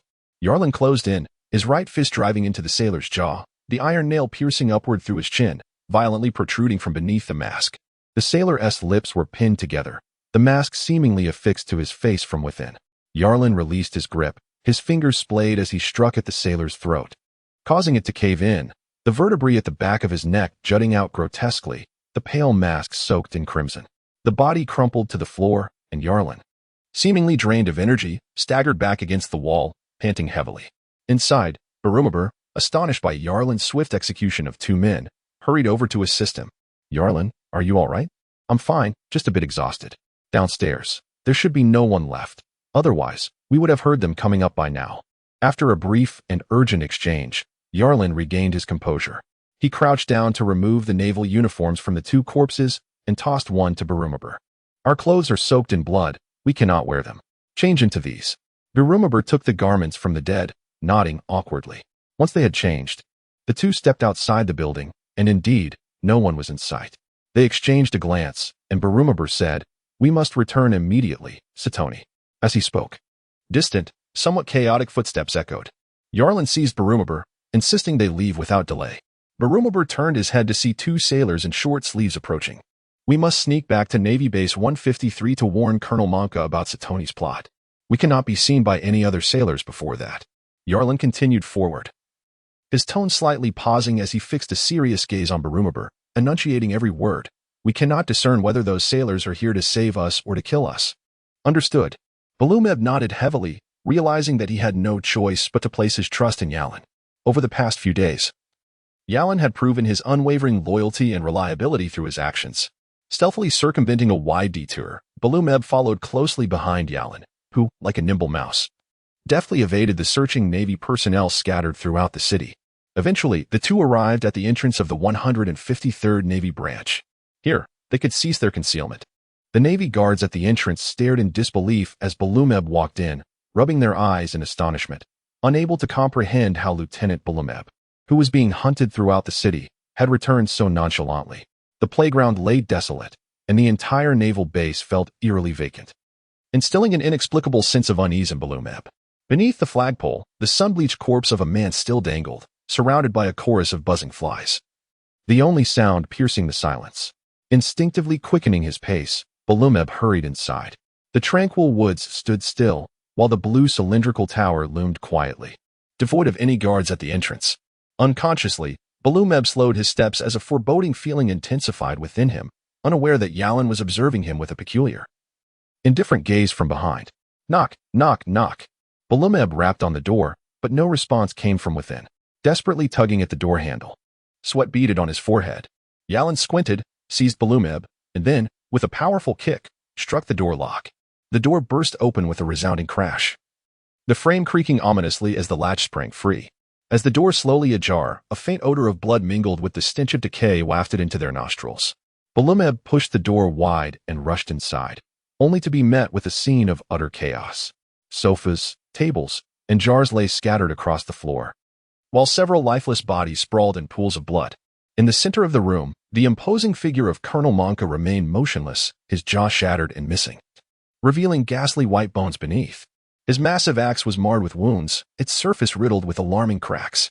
Balumeb stood frozen for a moment, then snapped to attention and raced towards Colonel Monka's lifeless form, his immediate reaction confirming his worst fears that Colonel Monka had met a tragic end. Yarlin entered the room, gently closing the door behind him. His gaze, devoid of emotion, swept over the scene of his findings. Without a hint of expression, he dashed upstairs, only to return swiftly, approaching Balumeb with urgency. There is no one in the house. The perpetrator must have already fled. The doors and windows are intact, and the locks were engaged from the inside. How did the assailant escape? He regarded the weeping Balumeb, then placed his hand on Colonel Monka's neck, his countenance shifting to one of alarm. There is still a pulse. Colonel Monka is alive. Balumeb, taken aback, reached out to feel for breath, discovering indeed a faint yet detectable sign of life. At that moment, a subtle cough echoed in the room. Yarlin and Balumeb abruptly turned to see a naval officer among the lifeless bodies, coughing hoarsely, his eyes bloodshot and wide open. Yarlin rushed forward, seizing the body of the individual before him, his tone ominous as he inquired, "Who assaulted Colonel Monka?" The naval officer, Gagu, struggled to open his eyes, directing his gaze towards Yarlin's face. A strange flush spread across his countenance, and in a voice that was almost a whisper, frail and broken, he managed to utter a name, Sato. Yet, before he could complete the name, his head drooped, and he succumbed once more to unconsciousness. Yarlin turned his head to gaze at Balumeb, who, with a twisted expression of fury, gritted his teeth and exclaimed, "It is Satoni." Chapter 36. Secrets and Replacements. In a room reeking of blood and decay, Yarlin wrapped the lifeless bodies in bed linens and transported them upstairs, temporarily stacking them in a corner. The bedroom. Colonel Monka was dragged onto the bed by him and Balumeb, his chin bound with a bandage in a makeshift attempt to staunch the bleeding, yet he showed no signs of awakening, appearing to have succumbed to a profound coma. Amidst the heap of corpses, 2 surviving sailors were discovered. One was a Navy man who had recently coughed quietly before succumbing to unconsciousness. His arm was broken, and his ribs seemed to be cracked, causing excruciating pain with every breath he took. His name was Gakyo. The other sailor had a gash on his head and was sprawled in a pool of blood among the bodies. Had Yarlin not been astute enough to notice that he was still alive, he might have suffocated from the clotted blood obstructing his nose. His name was Jonitz. At this moment, the 2 sailors were assisting each other in wrapping their wounds with bandages, their pallid faces reflecting their weakness as they sat in the corner of the bedroom, recounting the ambush of Colonel Monka by Lieutenant Colonel Satoni. The deceased sailors had all fallen victim to those brought by Lieutenant Colonel Satoni. Colonel Monka had been struck and had his jaw shattered in the surprise attack. Yet he managed to severely injure and drive back Satoni before.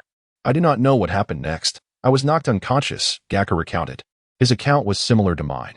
"I had my head smashed and lay immobilized among the corpses, my consciousness hazy, but I vaguely saw Colonel Monka force the attackers back, then lock the door from the inside before seemingly collapsing from exhaustion," Jonitz added.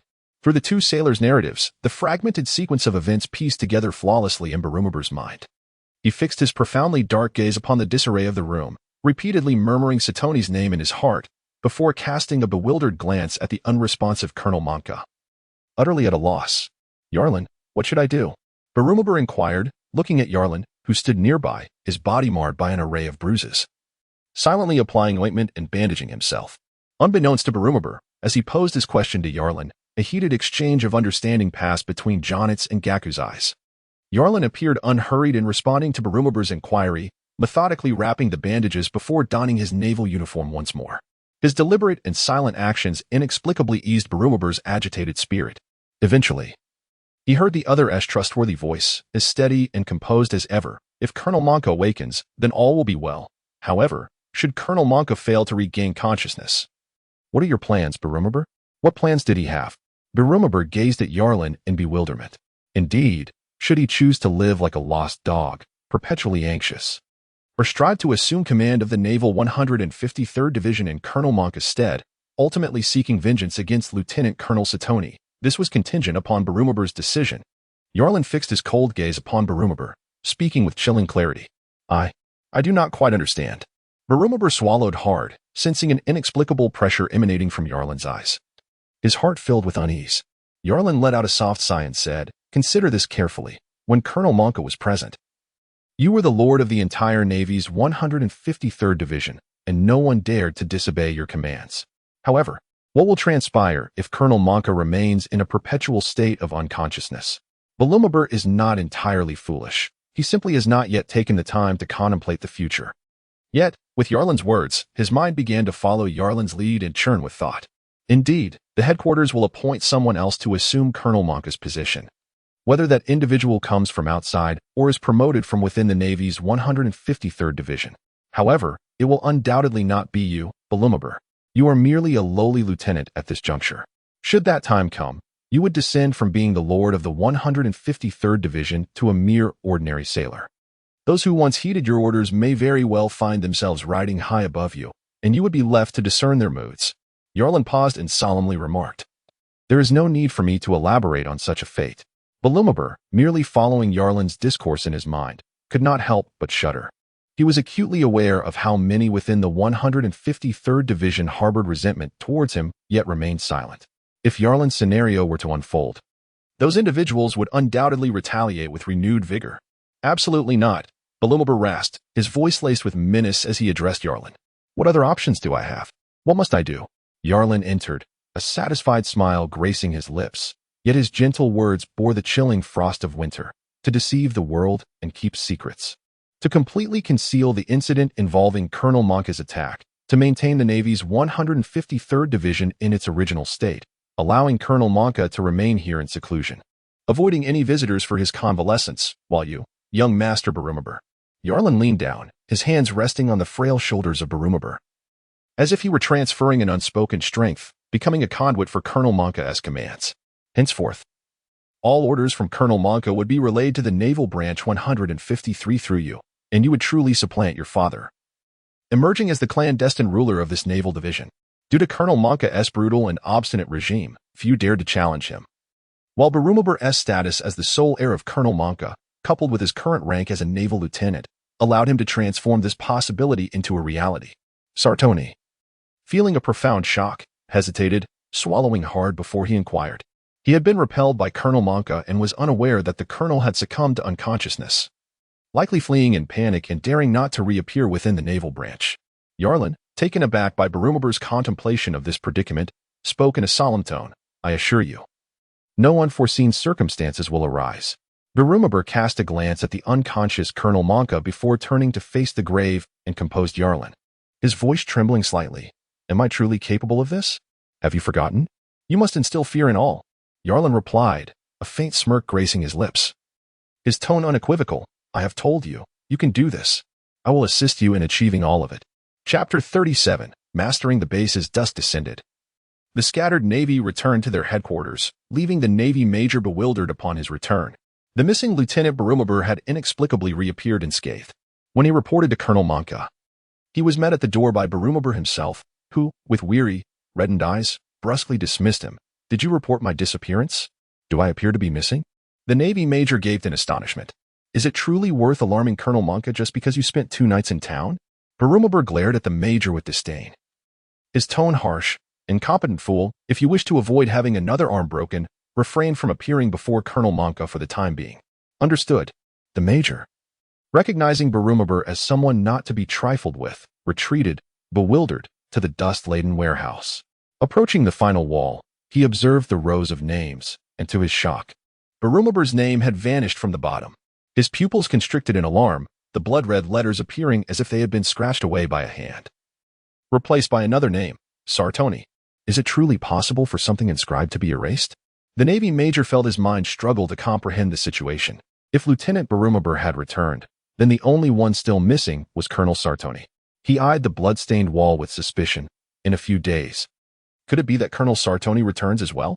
It is not impossible, after all. The naval major, plagued by the irritation of his aching gums, found his limited intellect insufficient to decipher the intricacies of such an enigmatic situation. He clenched his teeth in frustration and picked up the fallen black cloth from the ground to recover the wall. Never mind, I shall pretend I have seen nothing. For Colonel Monka has no desire to see me either. Like a foolish ostrich, the naval major buried his head, frowning as he stepped outside.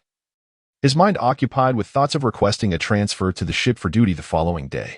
The next day, a transfer request form appeared in Colonel Monka's office, promptly collected by the on-duty naval personnel and delivered into the hands of Barumab. The previous evening, under the pretense of Colonel Monka's orders, Barumab had already made alterations to the list of naval personnel assigned for duty, reallocating those originally designated for guard duty to other posts, and substituting them with Gagu and Jonitz. Can those two be trusted? Barumab pondered as he observed Gagu exiting, casting an inquisitive glance at Yarlin, who stood nearby. Yarlin has now become his sole support and the person he absolutely trusts. He is filled with gratitude and reliance on Yarlin. Thus he seeks Yarlin's counsel in all matters. The news of Colonel Monka's coma leaking out brings no benefit to either of them, for regardless of who replaces Colonel Monka, they remain mere lowly naval soldiers, condemned to a lifetime of obscurity. However, assisting Barumabur changes the equation. They would become trusted confidants privy to secrets. As long as Barumabur can secure his position as the ruler of Naval Division 153, they would inevitably rise alongside him, a calculation they are fully aware of. Yarlin confidently stated that he could not possibly explain to Barumabur that Gagu and Jonitz were originally their own allies. Fortunately, this rationale sufficed to gain Barumabur's trust. Well then, how shall we proceed? Barumabur inquired, raising the transfer request form. Just a useless fool, Yarlin remarked with a sardonic smile. Since he wishes to drift at sea, it aligns perfectly with our intentions. Approve it. He holds the authority over the daily defenses of the Naval Division, and through this opportunity, we can reclaim what is ours. Not only him, but all key positions within the naval bases must gradually be replaced and promoted with our own people. After all, the truth behind Colonel Monka's coma may be concealed for a time, but it cannot remain hidden indefinitely. Hence, our objective is to seize complete control of this base before the truth is revealed. Yarlin's expression turned grave, his tone unwittingly laced with a chilling resolve. We must succeed. Anyone who obstructs this plan must be ruthlessly eliminated. I understand, Barumabur replied, fully aware of his precarious situation. Pushed to the edge of a cliff, he could only forge ahead. For retreat meant certain demise. Stamping the document with Colonel Monka's seal, Barumabur exhaled deeply and asked, what shall we do next? The bodies piled upstairs need to be buried, or the entire place will reek. Just hold on a bit longer. I will find someone to take care of it tonight, Yarlin said, habitually rubbing his left eyelid. His tone somber. There are nearly 700 sailors in this naval division. It is difficult to ascertain how many are the detritus left by Lieutenant Colonel Sartoni. I must devise a method to sift through them, identifying those who must be dealt with and those worthy of our trust and control. This will require some time, but I have already begun to see a glimmer of clarity. Barumabur nodded, his previously taut nerves gradually relaxing. Even a debauched air seemed to mature amidst the sudden upheaval. He expressed his gratitude to Yarlin. Yarlin, I am fortunate to have you by my side. Otherwise, Yarlin interrupted Balumabur's heartfelt words and sincerely replied, by aiding Balumabur. You're also aiding myself. Only when you seize control of this base can I, Yarlin, look forward to a promising future. Balumabur nodded thoughtfully and pledged. If I can truly manage this base as my father did, then you will naturally stand as my representative. Yarlin gazed at Barumab, his lips curling into a broad smile. Barumab mistakenly presumed that Yarlin was genuinely delighted, oblivious to the profound implications concealed within that laughter. Nightfall arrived as anticipated. The cylindrical tower stood quietly amidst the shadows, a faint glimmer of light emerging as the door creaked open. Several furtive sailors emerged, laboring to transport the putrid sacks. Within the confines of the room, more sailors diligently worked to eliminate the remnants of blood and foul odors that lingered in the air. Everything proceeded in a tranquil and orderly manner, with no one daring to voice inquiries or doubts regarding the unconscious Colonel Monka in the bedroom. Barumov swallowed hard. These were individuals who had been marginalized and stifled by the branch over the years, discontented and overlooked. They were the few trustworthy souls within the Navy's 153rd branch. Yarlin addressed Barumov, asserting, "We must elevate them to become the officer class of this naval division." Chapter 38. Transitional Integration. The full complement of the Navy's 153rd Division consisted of 1,000 sailors, comprising approximately 970 soldiers and around 30 officers, maintaining a ratio of about 1:30, with one officer overseeing 30 soldiers. Officers of the rank of colonel and above were required to report to headquarters for approval, meaning that appointments of colonels were meticulously documented at the naval headquarters. Unlike the lower ranks, which were merely assigned numbers, these records comprehensively detailed their identities and personal histories. Due to the allocation of funds, the Navy's 153rd Division was officially recorded as fully staffed at headquarters. However, Yarlin's recent tally revealed only 644 sailors stationed at the base. Even when accounting for the 100 sailors aboard 2 vessels on active duty, there remained a shortfall of 256 sailors. Among these, 12 officer positions were vacant. The officer corps was already lacking, compounded by missing or deceased personnel, leaving 244 soldier vacancies, thus presenting us with a feasible operational scope. Yarlin closed the statistical report and turned to Barumov. At this moment, in the Navy's 153rd Division, Colonel Monka lay unconscious, Lieutenant Colonel Satoni was missing and presumed dead, and Lieutenant Colonel Lipa had been stationed aboard a warship at sea for an extended period.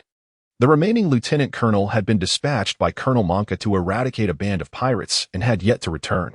A preceptive major had requested a transfer, reassigned to Lieutenant Colonel Lipa's ship, leaving the base devoid of any colonel-level officers. The only individuals left were junior officers, none daring to confront Barumov. Thus, the entire Navy's 153rd Division had transformed into Barumov's domain. "These are our people." Yarlin meticulously examined a stack of naval documents and, after careful scrutiny, selected 12 files to submit to Barumov, remarking that these 12 individuals could be promoted to fill the vacancies in the officer ranks. Without a moment's hesitation, Barumov wholly trusted Yarlin's loyalty and competence. His sole responsibility was to act as a mouthpiece for Colonel Monka and fulfill the role of a mere rubber stamp. Members of the Freemasonry, including Fick, Jonitz, Gagu, and Donna, were swiftly elevated to the rank of second lieutenant, rapidly assuming authority within the base. The recruitment and training of new recruits, the daily drills of the Navy, the enforcement of internal order, and logistical support were all directed by Barumov, following Yarlin's recommendations. To integrate these newly minted lieutenants into essential departments, gradually displacing the existing officers. Within a meticulously organized timeframe, 2 weeks later, the Naval Detachment 153 had, to a significant extent, fallen under Yarlin's control. Naturally, this process was not without its share of upheaval and discontent. However, under Colonel Monka's long-standing authority and Barumov's firm enforcement, all dissenting voices were silenced. During these 2 weeks, the previously lax and poorly managed branch transformed, as if tightened like a screw, with operations regaining momentum. All veterans were reorganized and subjected to rigorous daily training. The subordinates of the original officers were dismissed and reallocated under the command of training officers for stringent drills. The former officers expressed their dissatisfaction, and many of the junior soldiers struggled to adapt to the sudden acceleration of the training regimen, often left exhausted and resentful. Barumov felt a twinge of concern regarding this situation, but Yarlin remained indifferent, asserting that the complaints stemmed from insufficient training. He ordered the subordinate officers to intensify the training regimen, and sure enough, after a while, the soldiers found themselves too fatigued to complain.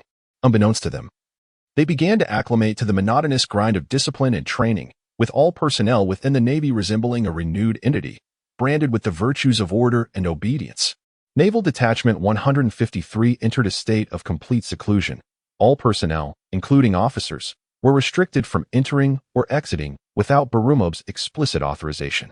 Simultaneously, the recruitment office continued to bring in a steady influx of new recruits. Yarlin was well aware that many of these newcomers were members of the Shellstown Brotherhood, and he intended to leverage their numbers to dilute the influence of the seasoned veterans. He was indifferent to the prevailing culture among these recruits, including the reformed veterans, as he understood that a substantial portion still bore the indelible marks of factional allegiance. labels that could not be entirely severed by mere reorganization in a short span of time. Yarlin did not harbor whimsical notions of uniting the hearts of all. Such an endeavor could not be achieved merely through training. However, he could artificially create two inherently opposing groups, the new recruits and the seasoned veterans. By redirecting the discontent and grievances of the veteran officers towards the new soldiers in the emerging ranks, he could achieve a temporary stabilization. At this juncture, it was unnecessary for everyone to be united in purpose. He merely needed to gradually diminish the power of the original officer class. Ensuring that cohesion among them was a challenge. Subsequently, he possessed ample means to exploit the Navy's elimination mechanism, systematically purging the unneeded elements from the 153rd Division, while meticulously forging the remaining individuals into a collective imprinted with his personal will. The concept of elimination? Berumabur gazed at Yarlin in confusion. The Navy's duty to eradicate pirates was imperative. The 153rd Division should not remain cooped up in their base for prolonged periods, venturing out only occasionally to engage in anti-pirate missions.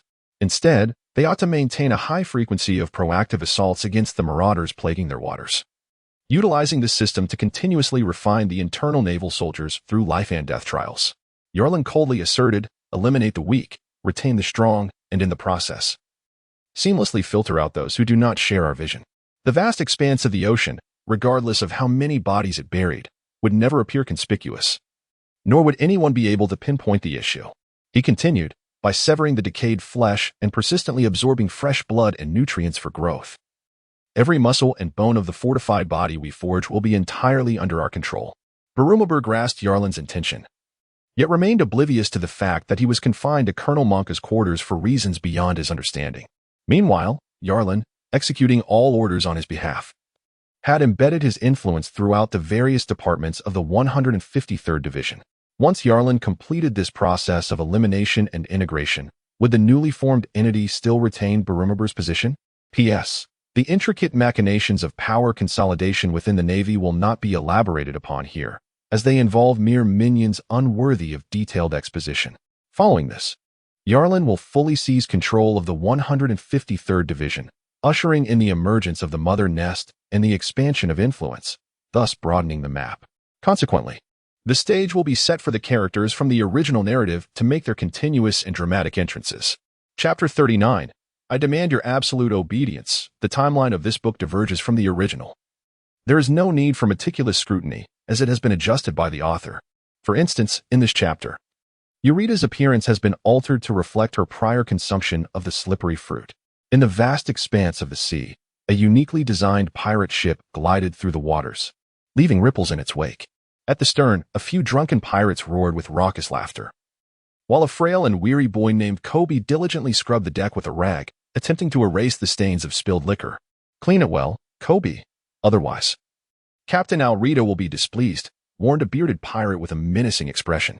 Kobe trembled, his face pale as he pressed down, scrubbing desperately between the planks of the deck. The sound of delicate heels clicking on the wooden surface echoed nearby, and a slender pink pant leg came into his view, halting right before him. "There's dirt here. Kobe, have you cleaned properly?" A soft, melodious voice chimed, sending shivers through him. Suddenly, a sharp kick from the slender heel struck his chest, causing Kobe to gasp for breath as his frail body was sent soaring and collided with the sturdy mast. He slid down the mast like a wall hanging, his vacant eyes fixed upon the endless, empty sea, struggling to breathe. A flicker of disbelief and hope ignited in his widened eyes. A naval warship. As he collapsed onto the deck, leaning against the mast, Kobe beheld the alluring yet devilish visage of Alrita, forcing a pale smile as he exclaimed, "The Navy has arrived." Yerlita abruptly turned her head to glance behind, her expression shifting dramatically as a deep blue naval warship swiftly emerged from the horizon. The white naval flag fluttered in the wind. Beneath the azure emblem of a seagull stood a meticulously arranged naval formation. "Lieutenant Yarland, we have spotted pirates ahead."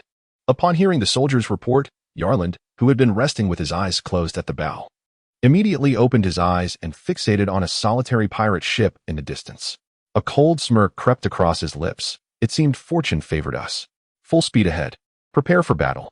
The command was relayed, and part of the sailors on the deck began loading flintlock firearms, while others drew their standard long swords. Standing in formation along the sides of the ship, the cannons at the bow also turned, and the acrid scent of gunpowder began to permeate the air. while a few naval officers on the deck appeared somewhat tense. "Are we preparing for a boarding action?" one officer inquired. "What else would we do?" Yarland retorted. "Lieutenant Yarland, I request that soldiers be arranged to protect us." The lieutenant's expression darkened as he replied, "As officers, our duty is merely to command the battle." "Huh." Yarland narrowed his eyes, his white gloves discarded to reveal an eerie hand as dark as ink, coldly mocking. "You are mistaken.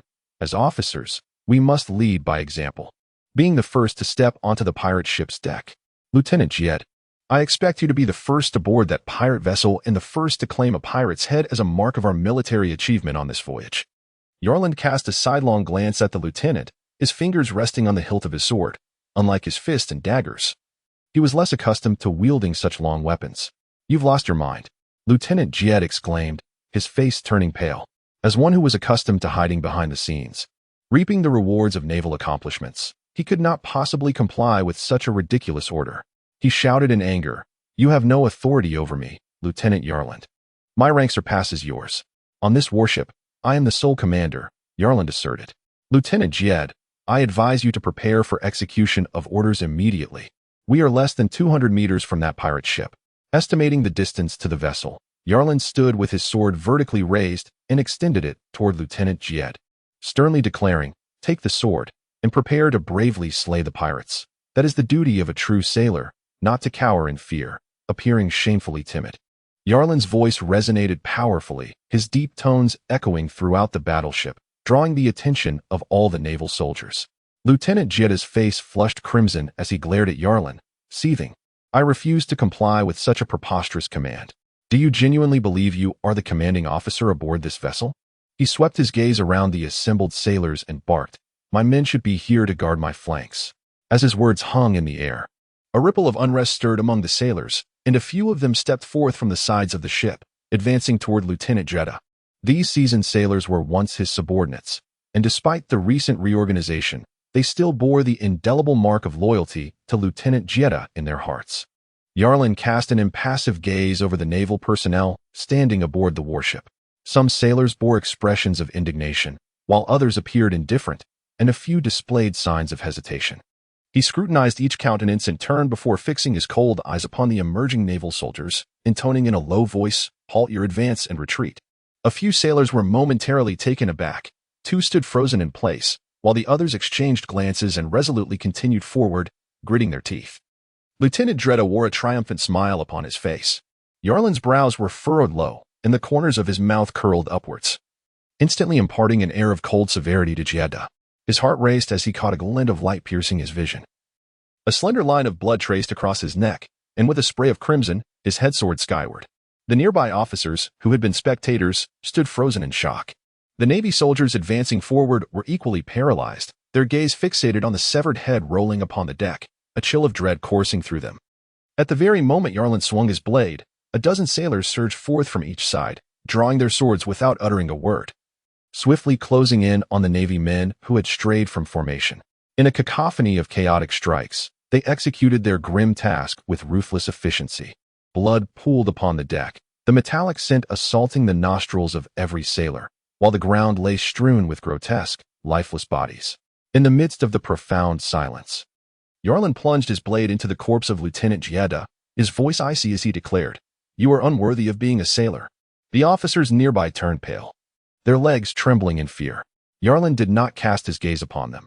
Instead, he directed his attention towards the naval soldiers and solemnly declared, "I care not who you were once allied with, nor whom you obeyed in the past. From this moment forth, you are but members of Naval Division 153, bound to follow my command, that of Yarland. I am aware that many among you have endured unjust treatment, faced exclusion from superiors, had your pay withheld, and witnessed the corruption of military achievements. However, under my command, such injustices shall not prevail. I shall grant you the fairness you rightfully deserve. Your hard-earned victories will be acknowledged, and every pirate's head you sever shall transform into your medals and rewards. What I require of you is simplicity itself, absolute obedience to my orders. Bestow upon me your unwavering trust and loyalty, and I shall ensure you receive the utmost fairness and justice."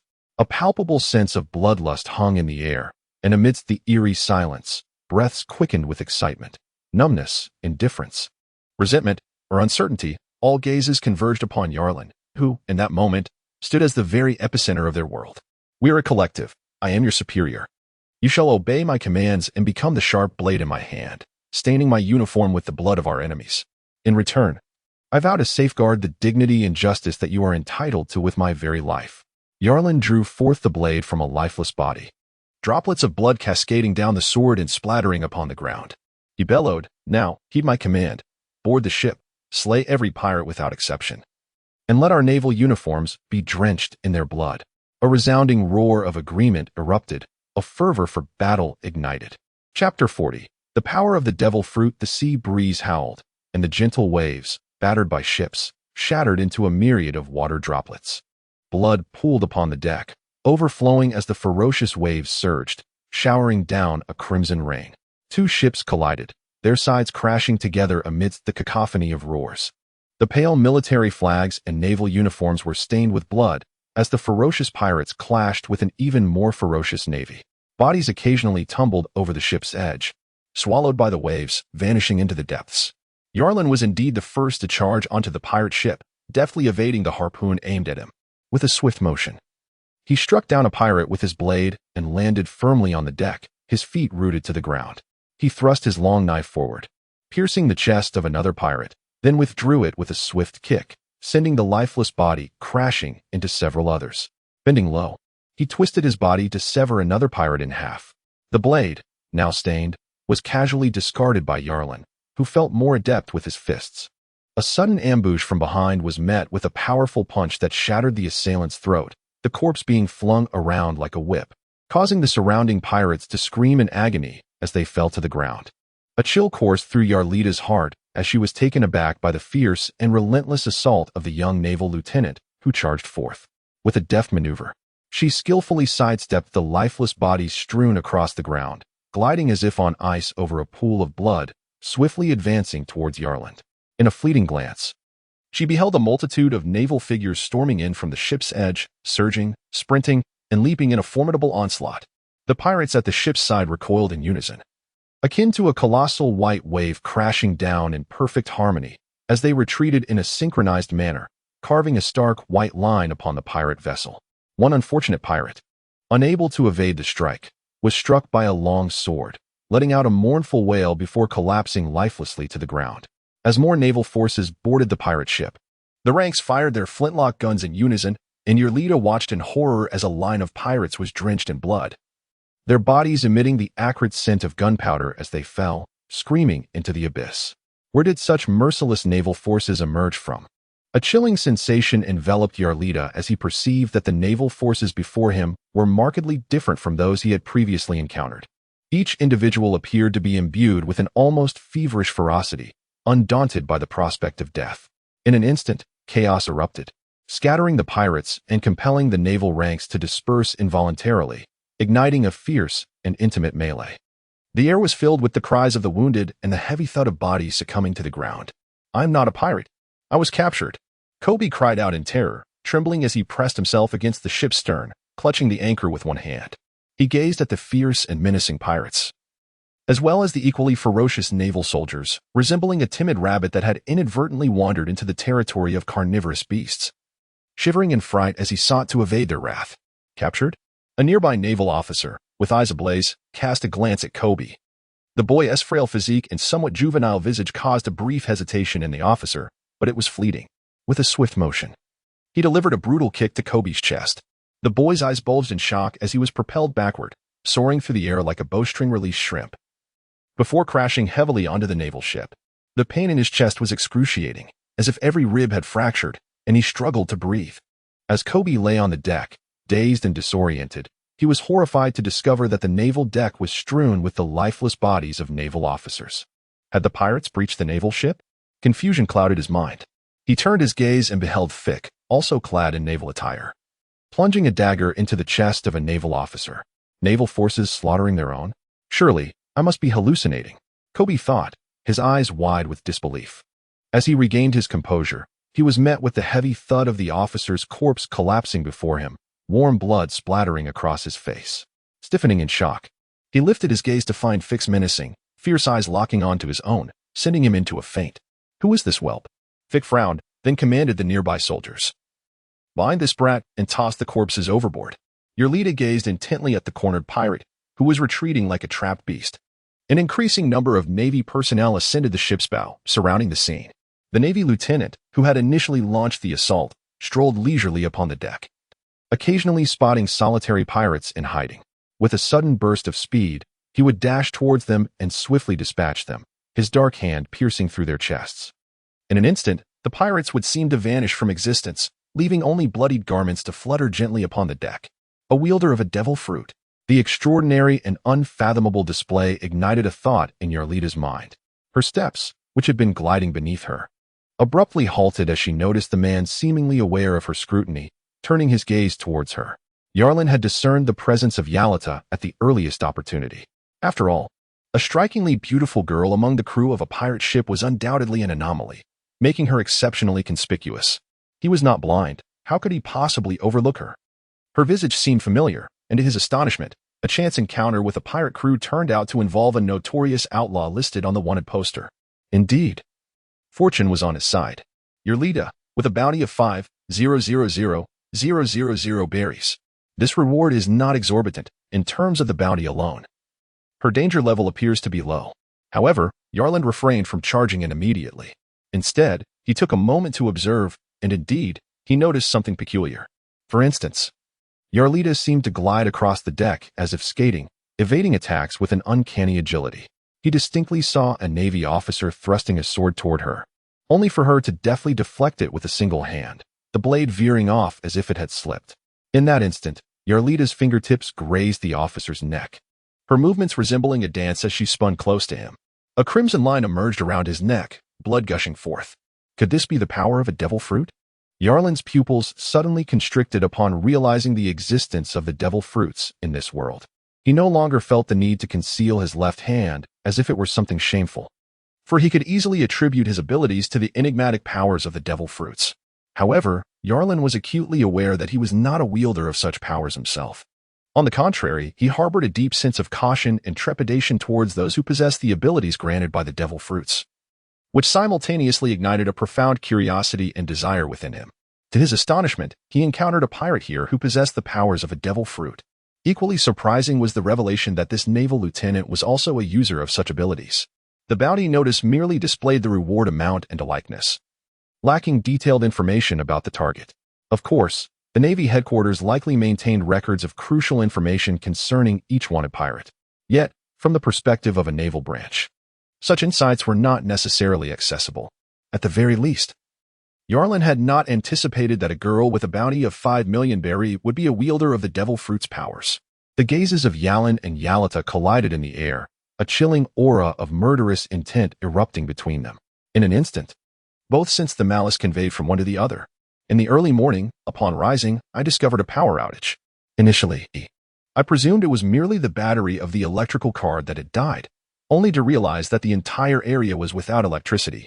I called the property management, who informed me that roadworks were being carried out at the entrance, resulting in a complete blackout, with power expected to return by 10 o'clock p.m. With only 35 battery remaining on my phone, I felt a twinge of anxiety. Chapter 41. The Slippery Fruit Long. Straight thighs and pristine white soles glided across the bloody deck, curiously unmarred by the crimson stains, while the vividly painted black toenails magnified dramatically in Yarlin's gaze. Why were they untouched by blood? Yarlin leaned back, his fingers curling like claws as he reached for Alita's ankle. The moment his fingers made contact, his expression changed. It felt as though he had grasped a bar of soap, slick and elusive, slipping through his grasp. No one can inflict harm upon me.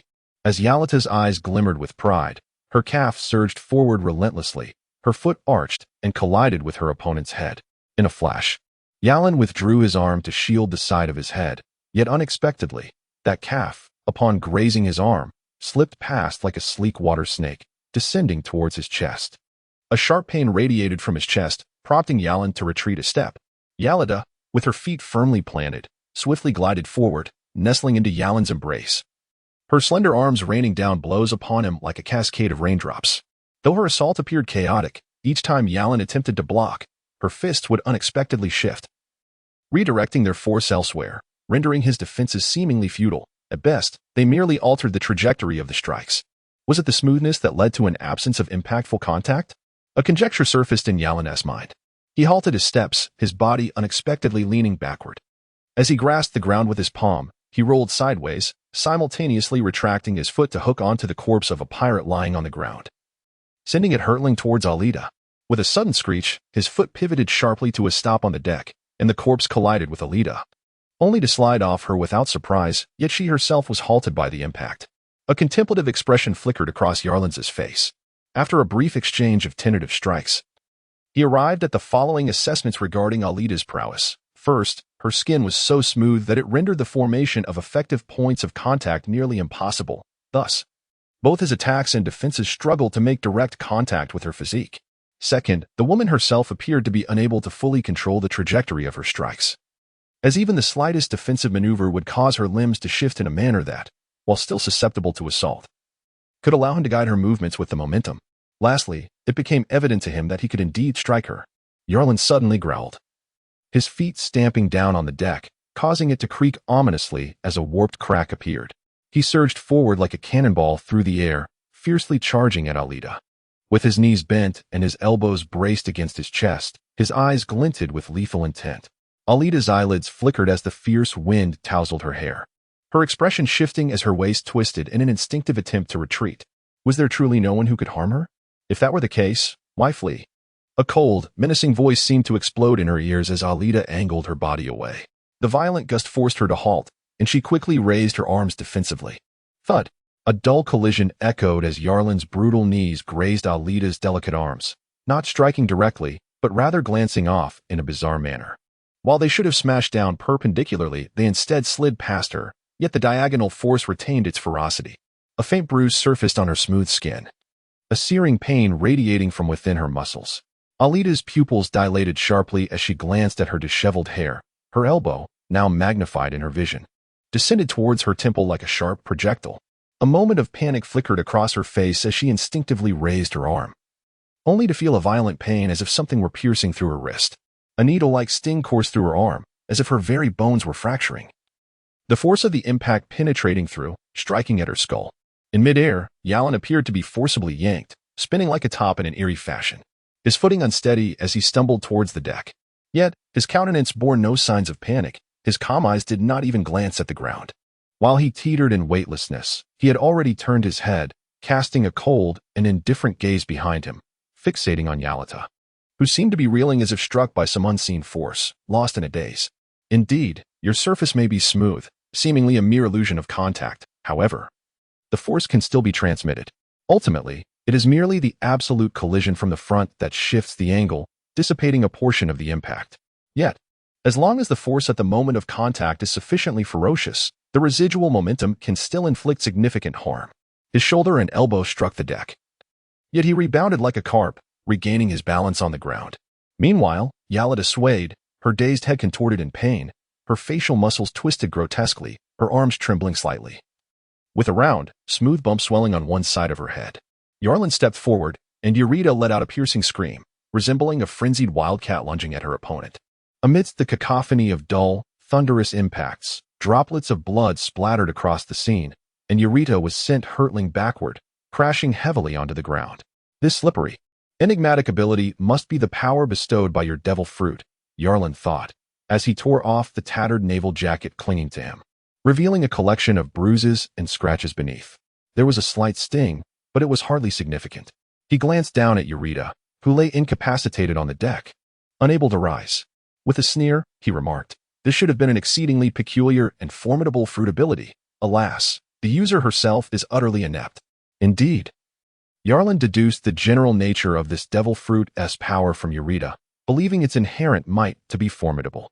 However, it was regrettably constrained by the user's own frailty, preventing the latent potential of the fruit from being realized. He casually picked up a sword and struck toward Eureka, and as expected, the blade glided strangely over her, leaving not a single mark upon her. His expression twitched slightly. If this fruit were to fall into the hands of a physically robust individual, endowed with formidable martial prowess, a terrifying scene emerged in Yarlan's mind. With all his might, he delivered a powerful strike, only to have it effortlessly deflected by his opponent's slick movements, which absorbed most of the impact.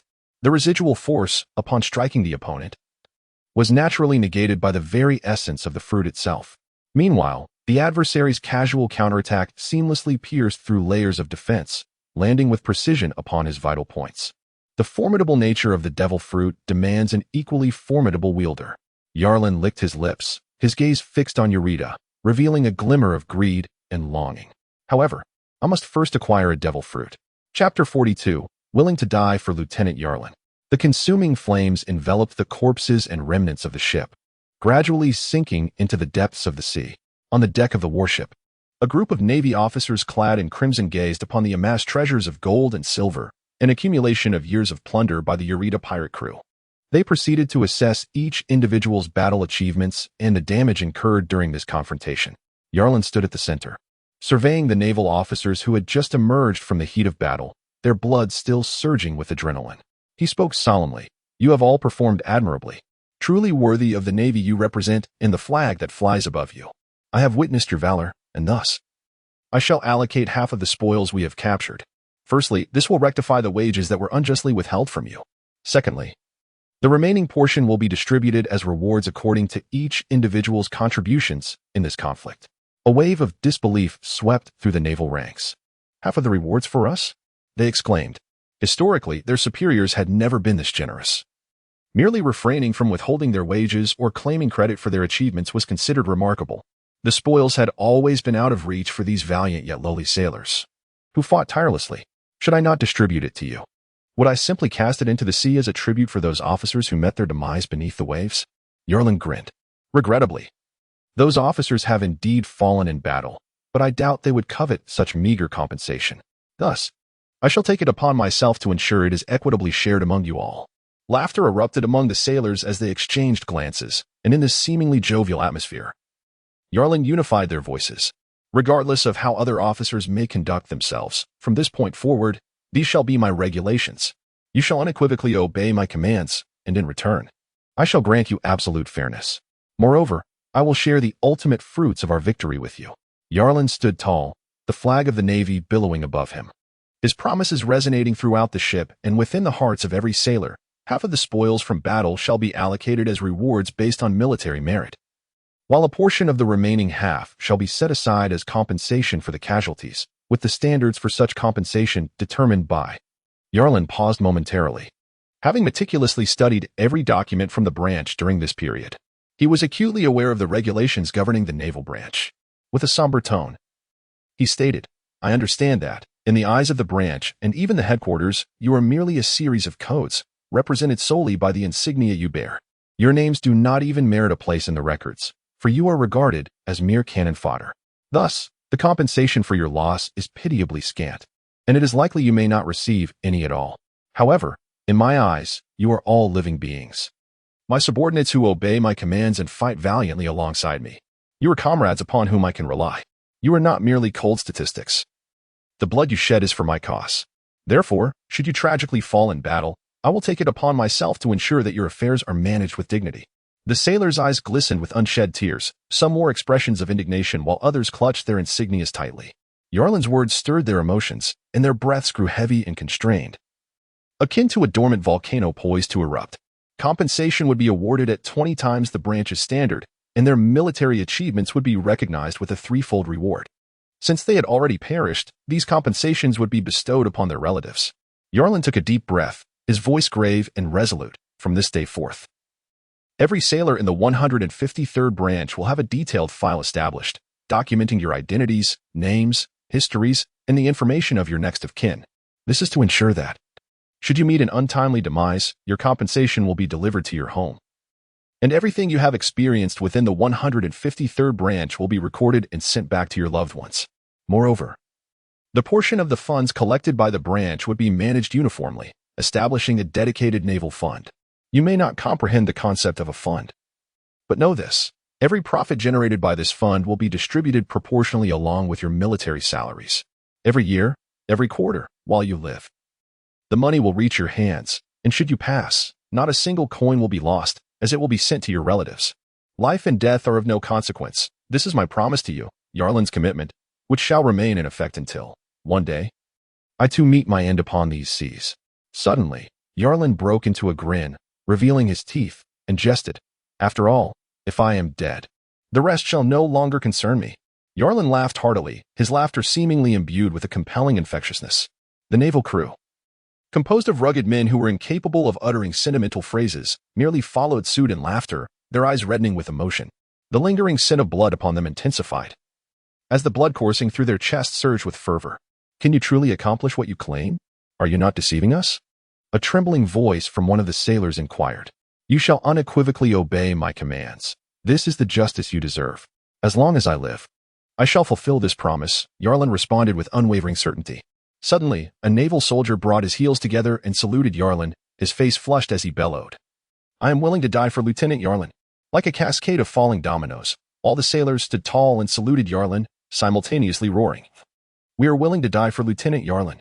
The concentrated killing intent and the fervent cries of loyalty reverberated above the warship, while the Seagull's flag was torn by the fierce winds, its fluttering sound seeming to echo the sentiment.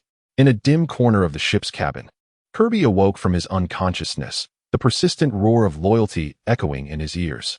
He swallowed hard, pondering, Lieutenant Yarlin? Is he the commander of this vessel? He lowered his gaze to discover that his hands and feet were bound. Looking beside him, he spotted a tall figure lying nearby, and his complexion turned ashen, his teeth chattering in fear. It's Elrita. Like a mouse confronted by a cat, Kirby curled into a ball, retreating against the floor until he found himself backed into a corner. After a moment, he dared to glance in that direction. Elrita remained still, a conspicuous bump on her temple indicating a severe injury, while she appeared to be in a deep state of unconsciousness. Swallowing hard again, Kirby thought. Since Elrita has been captured by the Navy, does that mean I am saved? Can I join the Navy now? His gaze fixated on the ropes binding his limbs, filled with terror and confusion as he looked towards the slowly opening door. A man clad in naval attire entered. Chapter 43. To devour or to absorb. The newcomer was robustly built, with muscles straining against his uniform, and a voice that rumbled like thunder. Kirby's eyelids twitched. He recognized this Navy officer.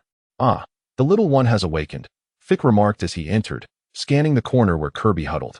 Kirby then noticed another tall and strong naval officer entering behind him. "Only you two shall remain alive from the entire pirate crew. You are fortunate," Yarlin remarked, casting a glance at Fick, his tone indifferent. I'm not a pirate," Kirby exclaimed in alarm, his voice trembling. "I was captured by them. My name is Kirby, and I have always aspired to become a Navy officer." "Calm down," Fick advised. Yarlin gazed down at KB with an intimidating stare that rendered him speechless. Finally, he spoke in a low voice. "You don't strike me as a pirate. Fick, untie him." Fick chuckled softly, squatting down to swiftly loosen the ropes that bound KB, and then effortlessly lifted him from the ground, saying, "You wish to become a Navy officer? Ha! We are the Navy." The experiences of recent times had thoroughly transformed Fick from his former identity as a pirate to that of a self-proclaimed Navy man. He now found the role of a Navy officer far more intriguing than that of a pirate. "Can I join the Navy?" Upon hearing the word Navy, KB's eyes sparkled with excitement, momentarily forgetting his fear as he anxiously inquired, "Yarlin, what do you think of this little fellow? He appears so frail that he probably lacks the strength to even kill a chicken, yet he aspires to become a Navy officer. Quite amusing, isn't it?" Fick remarked with a grin as he looked at Yarlin. KB, the name that had just been called, echoed in his mind. This man was none other than the Lieutenant Yarlin. A shiver ran down KB's spine as he cast a fearful glance towards Yarlin. Yarlin's gaze was fixated on the limp and unconscious Eureka sprawled on the ground, a profound sense of greed and longing surging within him. In his eyes, a shadowy line seemed to emerge, as if he were not gazing upon a person, but rather a sumptuous feast. He forcefully suppressed the restlessness stirring in his body and cast a sidelong glance at Kobe, casually inquiring, "Do you aspire to join the Navy?" "Why?" "Because the Navy embodies justice. I hope to become a part of it," Kobe replied, his pink, side-parted hair framing a round face adorned with circular glasses. His diminutive stature lending him an air of whimsical fragility, yet his tone resonated with unwavering determination, his eyes sparkling with fervor. What an intriguing little rascal. Yarlin seemed to take a slight interest, assessing Kobe with a discerning eye before stating nonchalantly, "I happen to be recruiting new soldiers, young lad. I can offer you an opportunity, provided your answer pleases me." Kobe nodded vigorously, anxiously awaiting Yarlin's inquiry. "Well then." Yarlin gestured towards the unconscious Eureka on the ground and asked, "You've been captured by that band of pirates for quite some time now. I presume you are well acquainted with the leader of this pirate crew. Tell me everything you know about her, particularly regarding her devil fruit powers. I hope to glean something of value from your words." Moments later, Kobe was joyously escorted away by Fick, leaving Yarlin alone in the room, lost in contemplation. The information he had gathered from Kobe largely aligned with his own deductions. Firstly, the fruit in question was called the slippery fruit, its abilities closely mirroring Yarlin's hypotheses. It could even be said that Eureka herself might possess less knowledge about this fruit than what Yarlin had inferred from a single battle. For Kobe revealed that Eureka had only possessed the fruit for about 3 months and was still in the exploratory phase of its capabilities, which Yarlin had already observed. Secondly, Eureka was originally an obese and unattractive woman, her face speckled with freckles, transformed into the slender and beautiful figure she now bore after consuming the fruit. This revelation took Yarlin by surprise. He attributed it to the fruit's transformative effect on the human body. He speculated that the fruit spontaneously alters the consumer into a form more suited for the development of its powers. A transformation that might manifest externally, but is likely rooted in internal physiological changes, with the external alterations stemming from shifts in internal organizational mechanisms. Yarlin can only engage in bold conjecture at present, lacking the means for precise substantiation. Ultimately, the matter that concerns Yarlin most is the origin of this fruit. From whence did Alida procure this devil fruit? The answer is one that leaves Yarlin utterly astounded. Remarkably, it had drifted from the sea, salvaged by pirates who mistook it for some peculiar fruit to be presented to Alida, leading her to consume it unwittingly. Yarlin mumbles to himself, compelled to marvel at Alida's fortuitous circumstances, thereby abandoning the notion of tracing her steps to seek another devil fruit. Such sheer happenstance has never been a consideration for Yarlin. Closing the door, as if indulging in some peculiar fetish, Yarlin half squats beside Alida, his gaze traversing her form with a predatory intent. His deep blue irises gradually darken to black, while his left hand seems to emit an ominous hiss. Fingers extending toward Alida's chest. Devour, to consume the flesh and blood of kindred, transforming them into sustenance for one's growth. Transformation, to convert deceased beings into one's own servants, devoid of autonomous consciousness, capable only of obeying the simplest commands. Absorption, the ability to extract the essence of life from similar beings, thereby enhancing one's inherent qualities. Devour, transform, absorb. The information of these 3 options materializes simultaneously in his mind. Yarlin's eyes narrow, glimmering with a chilling black light. As a line of crimson and obsidian notation appears above his retina, 0.4, the red denotes the distributable points available for absorption, while the black signifies the units acquired through devouring, accompanied by a question mark. This situation is unprecedented for Yarlin, indicating that Astur has no means to ascertain how much progress could be gained by consuming this corporeal form before him. Do you long to devour her? Yarlin inquires of himself. An urgent desire resonates within his mind, or rather, within his very being, an answer bestowed by Astur, who exhibits a profound interest in this body. No, interest is too tame a word. It would be more fitting to describe it with the brutal lexicon of a ravenous appetite, one that yearns to devour every morsel, leaving no remnants behind. If I choose to absorb, will I gain the abilities of the devil fruit within her body? Yarlin exhales deeply, his voice tinged with a palpable greed and ferocity. Chapter 44. The Complete Nest? It is as though a response emerges from the depths of an abyss. A hollow and chilling voice reverberating through Yarlin's soul, connecting Astur's consciousness with his own. No. Yarlin squinted as he fixated on the faintly unconscious and alluring figure before him, his fingertips gliding gently over the expanse of her chest. It was as if they struggled to penetrate, slipping away effortlessly. This outcome was entirely anticipated, prompting a deep sigh from him. What a disappointingly predictable response. A brief silence ensued. As if to placate Yarlin's discontent, Astur's harsh voice echoed once more. The nest of the incomplete entity possesses only the most rudimentary capabilities. Perhaps only the complete entity holds potential. Oh, merely potential? Yarlin furrowed his brow, questioning. Are you uncertain about the abilities you should inherently possess? Annihilation, rebirth, evolution. This is a brand new cycle. As the words unfolded, a bizarre tableau emerged in Yarlin's mind, depicting boundless desolation, countless remnants of death scattered about. With a collapsed and annihilated black hole at its core, from which a dark point of light drifted forth. The path of each rebirth from the nest would never be entirely the same, for rebirth signifies the destruction and failure of the previous existence. Indifferent and profound fragments of discourse entered Yarlin's consciousness, leaving him with only vague remnants, uncertainty, and the instinct to choose evolution. Yarlin meticulously dissected Astur's harsh words, extracting the underlying meanings. He comprehended the implications of the other party's remarks, realizing that Astur had managed to glean some vague fragments of information regarding the potential evolution to the next stage. These insights may have stemmed from the previous failed evolutionary path of the mother nest, or perhaps from an instinctual prediction. However, these remained mere probabilities, devoid of absolute certainty, as everything ultimately hinged upon the choices made at the present stage. Does it depend on my choices? Yarlin pondered. Likening this to the allocation of points in his own abilities, different distributions would inevitably yield varying outcomes. To illustrate further, it is akin to a character in a game who, upon resetting, is aware of all the options for advancement yet may not adhere to the original plan of enhancing a particular skill. Indeed, one might even opt to entirely change their class. In Yarlin's current predicament, this translates to a choice between absorption and devouring, both of which could significantly influence and alter the mother nest's next phase. What would transpire if I devoured her? A predilection began to crystallize within Yarlin's mind. While uncertainty loomed, the instinctual pull of pheromones hinted at acquiring unforeseen biological nourishment. The atmosphere gradually regained a calm, hollow resonance. Very well, I'll concede this time. But do not disappoint me, Yarlin remarked coolly, a sardonic twist gracing his lips as he observed the cruel indifference etched on Alita's face. Unable to acquire the powers of the devil fruit, Yarlin was naturally inclined toward the uncertainty of the choice he faced. Devour. His nails unfurled like spreading ink, countless black threads extending like frenzied tentacles from his fingertips, gliding along her smooth skin and swiftly enveloping her entire form in darkness, resembling a cocoon being woven externally.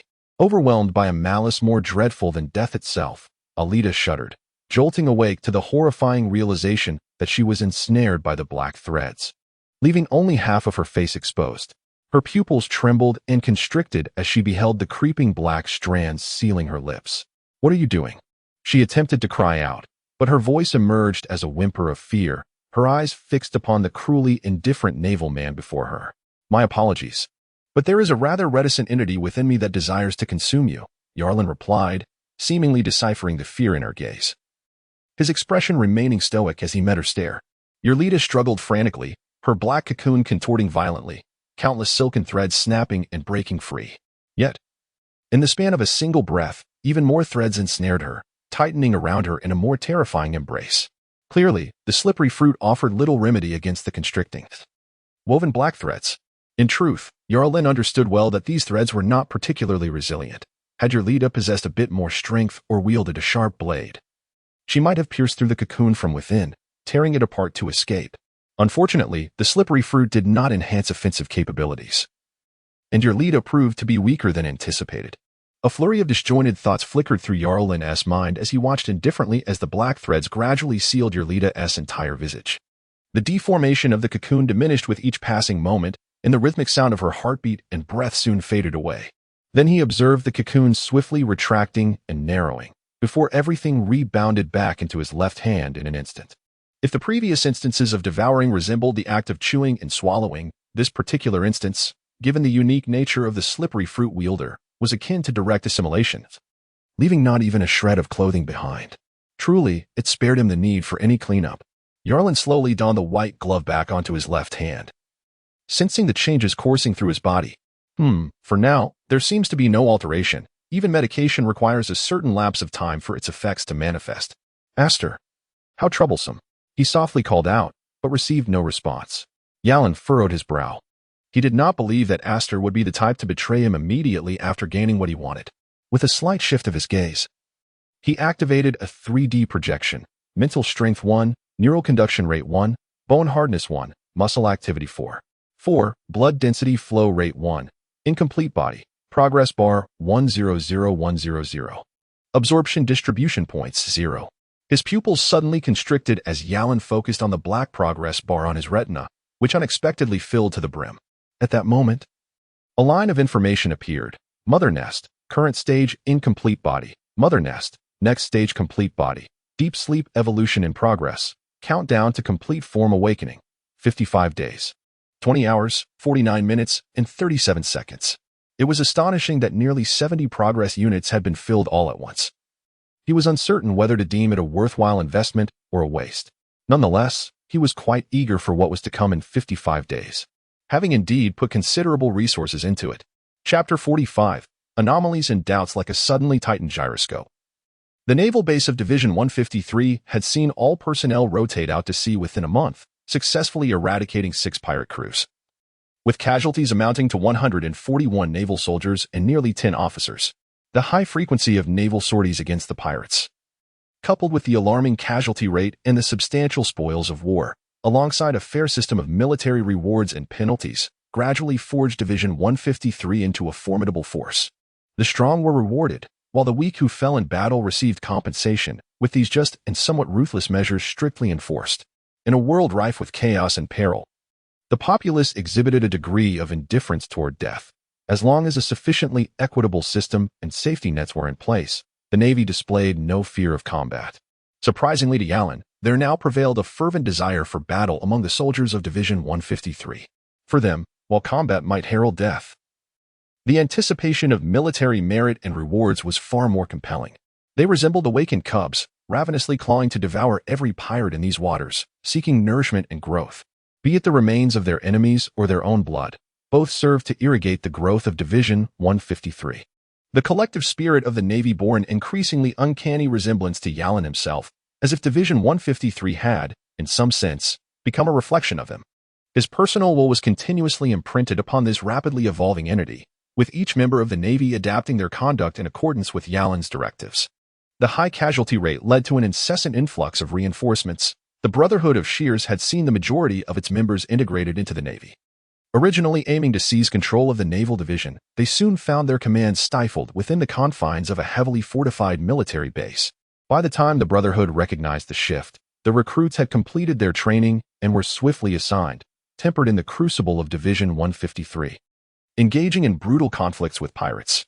Those who survived were quickly assimilated into true naval ranks. By the time the Brotherhood grasped the situation, it was too late. Division 153 had insidiously devoured their influence, as several Brotherhood members ascended to become naval officers and executed Yalin's commands at the Brotherhood's headquarters. It became evident that the organization was effectively defunct, leading to its disintegration. Everything was proceeding in an orderly fashion as per Yalin's design. As he gradually consolidated power within the naval base of Division 153, the chaotic outer regions of Shears were systematically cleansed. All inhabitants, elderly, children, and women, were relocated back to the small town, while healthy, strong adult men were forcibly conscripted into the naval division. Under Yalin's firm leadership and with the cooperation of Bulumeb, Division 153 underwent a thorough purging, from the officer class dominated by the Freemasons to the main body of naval soldiers, all under Yalin's meticulous control. The warships slowly docked, and rows of soldiers clad in blood-stained uniforms disembarked, forming 2 lines, with Yalin's figure slowly striding down the gangway at the rear. What has transpired recently in the division?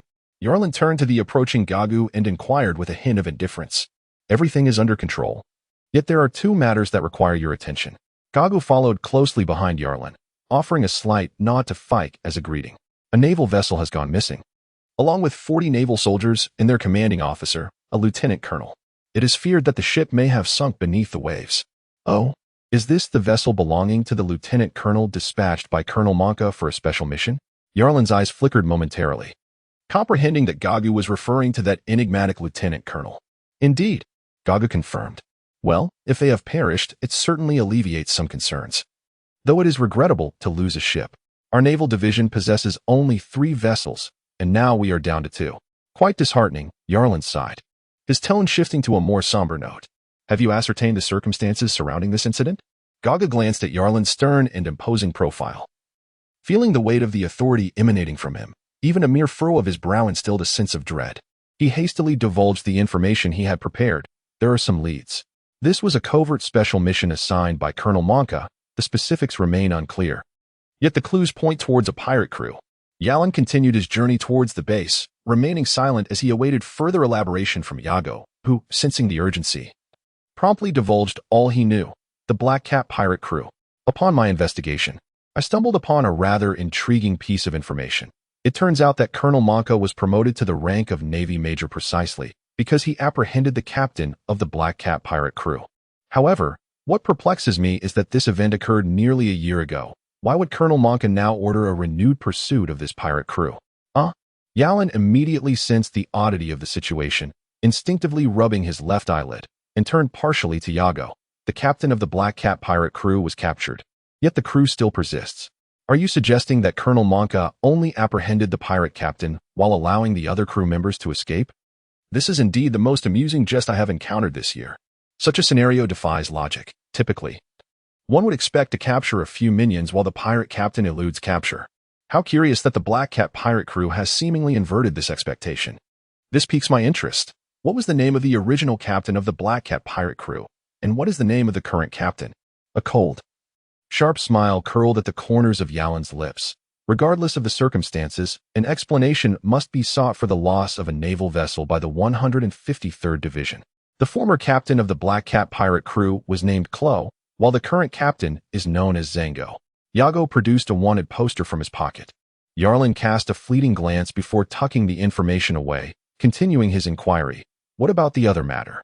Gagu, scanning the surroundings, lowered his voice deliberately. His recent behavior has been rather peculiar. He seems to be harboring doubts.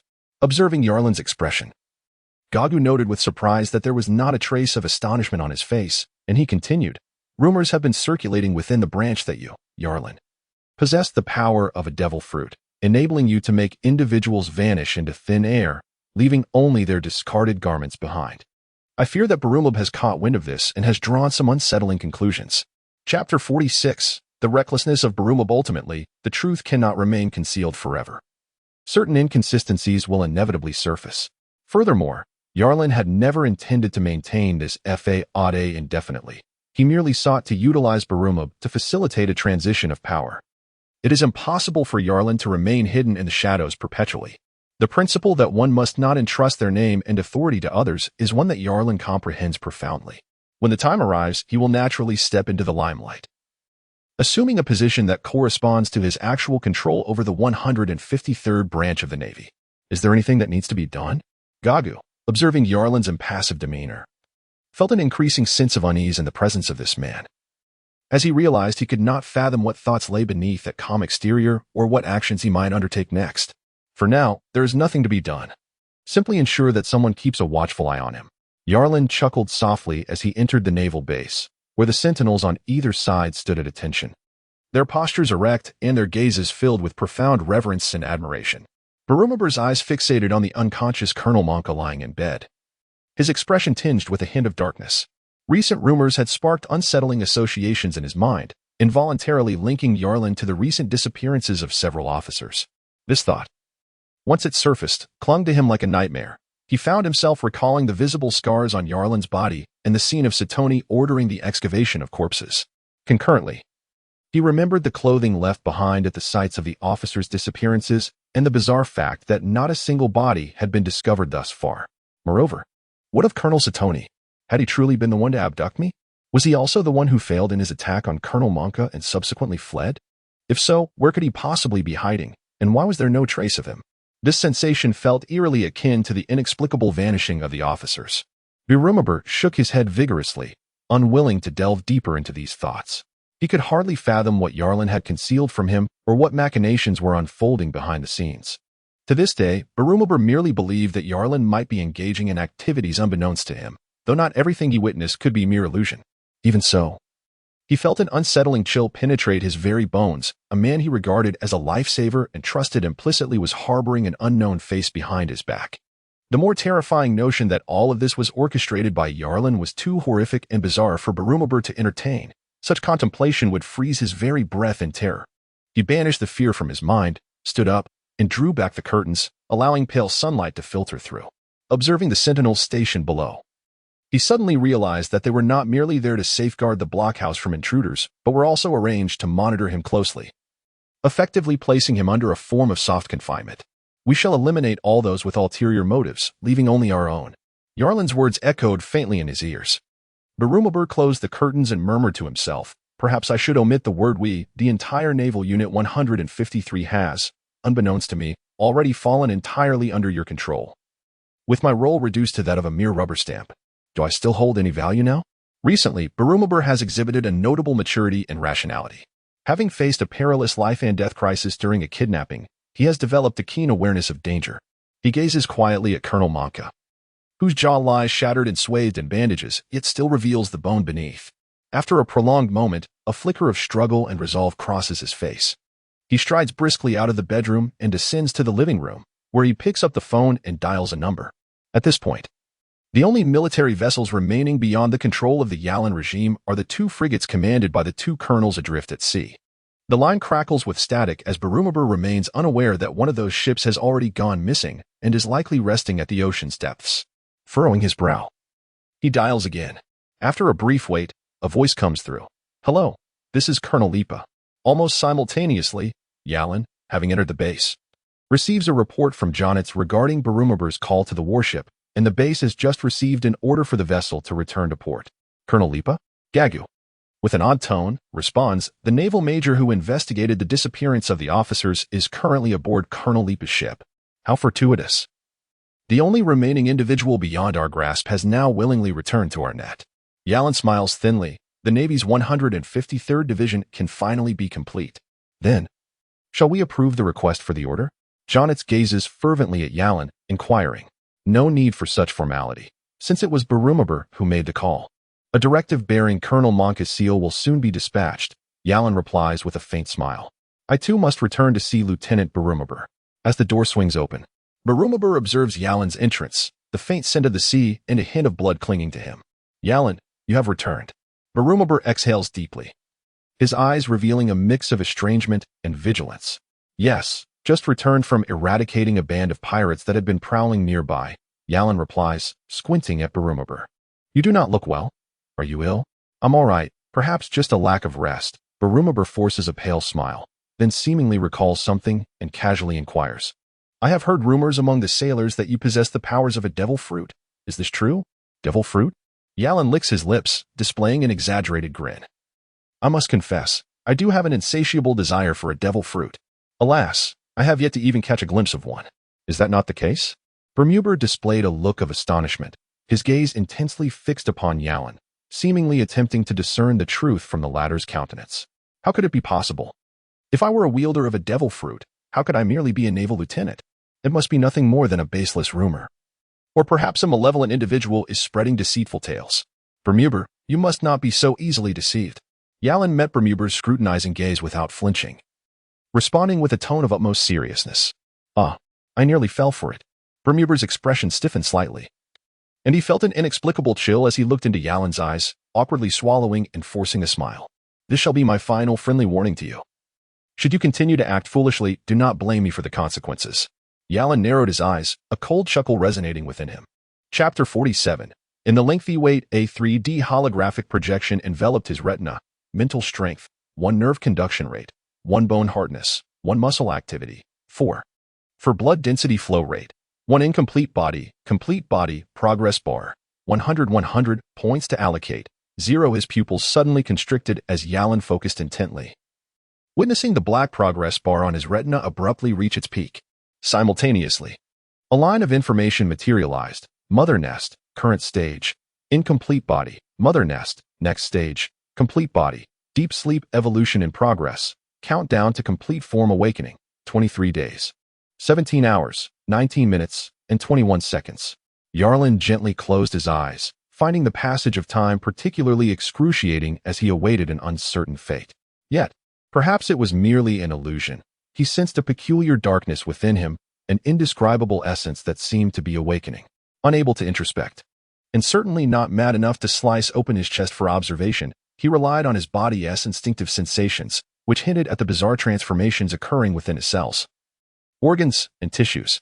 It felt as though a point within him was collapsing, giving rise to a living entity that was quietly reshaping him, its host in a symbiotic existence. This transformation was ineffable, subtly and irrevocably taking place. Yalan could only pray and reassure himself that, in all likelihood, this metamorphosis was beneficial. At the very least, he hoped his outward appearance would not undergo any exaggerated alterations, unlike the grotesque gills and tails of the inferior beings, or the sudden, jarring changes exhibited by Arlita, both of which he could neither adapt to nor accept. A series of knocks interrupted Yalan's reverie. He opened his eyes and acknowledged the sound as a naval officer entered, carrying a hefty stack of newspapers, which he placed upon the table. This once abandoned archive, thick with dust, had been meticulously cleaned and organized.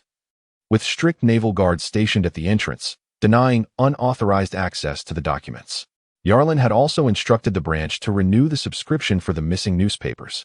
As he unfolded the papers and perused them line by line, time slipped away with the setting sun outside the window.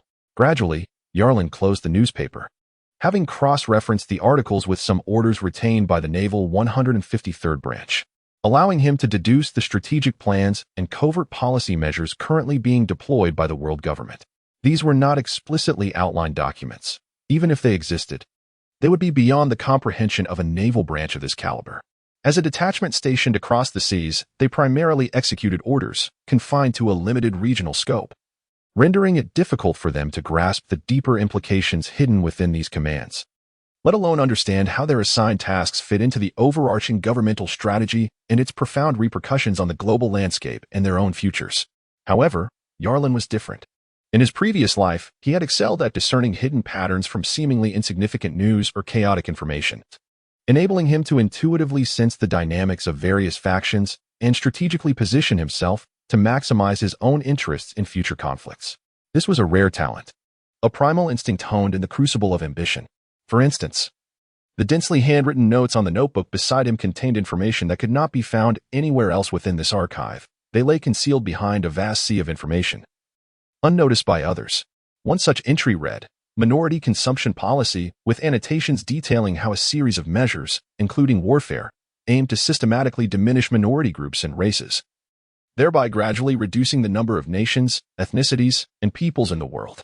This would facilitate the world government's consolidation of power and control while minimizing unnecessary internal strife, simultaneously achieving a purer population ratio and eliminating the fundamental sources of piracy. Such extreme policies would never be made public, nor would they be codified into law. Even if they were, only the highest echelons of the world government would be privy to the strategic documents. Yet, Yarlin had pieced together insights from certain international newspapers and orders received by the branch. Additionally, the once thriving profession of bounty hunting had seen a decline in recent years, a trend subtly encouraged by the naval government, which sought to suppress any industry of force that could operate outside its control. For most, these matters would not provoke contemplation. However, for Yarlin, each policy he uncovered held a value that rivaled that of a devil fruit, with some opportunities and values contained within this information being practically immeasurable. If executed properly, the outcomes could potentially stir monumental upheavals in this era. The minority policies, indeed? Yarlin closed his notebook and rose to his feet, his gaze lingering pensively on the naval soldiers training on the playground. His eyes, profoundly deep, seemed to envision countless naval detachments, much like this one, scattered across the vast ocean, each harboring innumerable soldiers and cannon fodder from diverse nations and ethnicities, all at the grassroots level. The fraternity I intend to establish shall adopt an elite approach, requiring stringent scrutiny and selection for membership, thus positioning itself as an upper echelon organization. Beneath it, however, I must create another entity to unify the vast multitude of these foundational soldiers. This organization should resemble a spider clinging to the body of the Navy, amalgamating these expendable individuals, whom they regard as mere cannon fodder. It shall be named the Minority United Self-Help Party, abbreviated as M.U.S.H. Party, signifying our collective identity as a minority ethnicity, emphasizing the necessity for us to unite for our own salvation. The Naval Detachment 153 will serve as the cornerstone of this entire endeavor. Yarlin's gaze swept deeply across the seagull banners fluttering above, as if it had settled upon the harbor behind the base, where a weathered warship was slowly making its way into port. A slender naval officer, his chin adorned with a short beard, disembarked. It was Colonel Lipa, who had long been stationed at sea. Trailing behind him was a Navy major, his complexion dark and unappealing. The atmosphere within the branch seemed markedly different from before, though they had yet to officially enter the base. Lipa could already sense a palpable air of iron resolve and grimness hanging over the premises. Chapter 48. What is the truth? On the expansive parade ground, the Navy's formations were drenched in sweat as they engaged in rigorous drills. Under the fierce sun, a chilling aura of ruthless combat prevailed. As Lipa led his team across the ground, his gaze drifted, fixating on the training formations filled with an unusually high number of fresh faces. Among those familiar visages, an unsettling unfamiliarity lingered. Even more perplexing was the fact that the naval officers at the forefront of the formations were strangers to him. Sensing something amiss, he furrowed his brow tightly, recalling that two of those officers appeared to be naval personnel who had previously been marginalized within the branch. How could they have ascended to the ranks of officers in just over a month? What had transpired recently within the branch? Lipa voiced his confusion. Having spent years adrift at sea and constrained by the recent stringent management at Navy Branch 153, he was unaware of the tumultuous changes that had unfolded within the base. The Navy major silently trailed behind, casting furtive glances toward the center of the parade ground, where a crucifix stood, its macabre remnants still stained with dark, dried blood that sent shivers down the spine. When I departed, an eerie incident occurred within the base, followed closely by the mysterious disappearance of Lieutenant Colonel Satoni. Subsequently, I inquired about the base and learned that many of the original officers had perished in battles at sea. Now, the branch was under the control of Lieutenant Barumab and a young lieutenant named Yarlin. It was said that these newly promoted officers had been recommended by Lieutenant Yarlin and subsequently approved by Lieutenant Barumab. The major's sense of unease intensified, as if countless cold eyes among the naval personnel were fixated upon him. In a hushed, ominous tone, he remarked, "Colonel Monka's orders are conveyed solely by Lieutenant Barumab, and Colonel Monka himself has not been seen for over a month. Are you implying something to me?" Lipa halted, casting a cold stare at the Navy major. He harbored a deep-seated distrust for this subordinate, who had recently sought a transfer, feeling that the individual harbored ulterior motives and displayed a furtive demeanor, seemingly concealing a deep-seated fear. "Do you not suspect, Colonel Lipa, that this recall is a trap?" Colonel Monka may have the Navy major refrain from completing his sentence. Yet the insinuation was unmistakably conveyed. "What on earth are you insinuating?" With a scoff, Lipa observed the somewhat neurotic expression of the naval major, and a flicker of concern began to surface in his heart.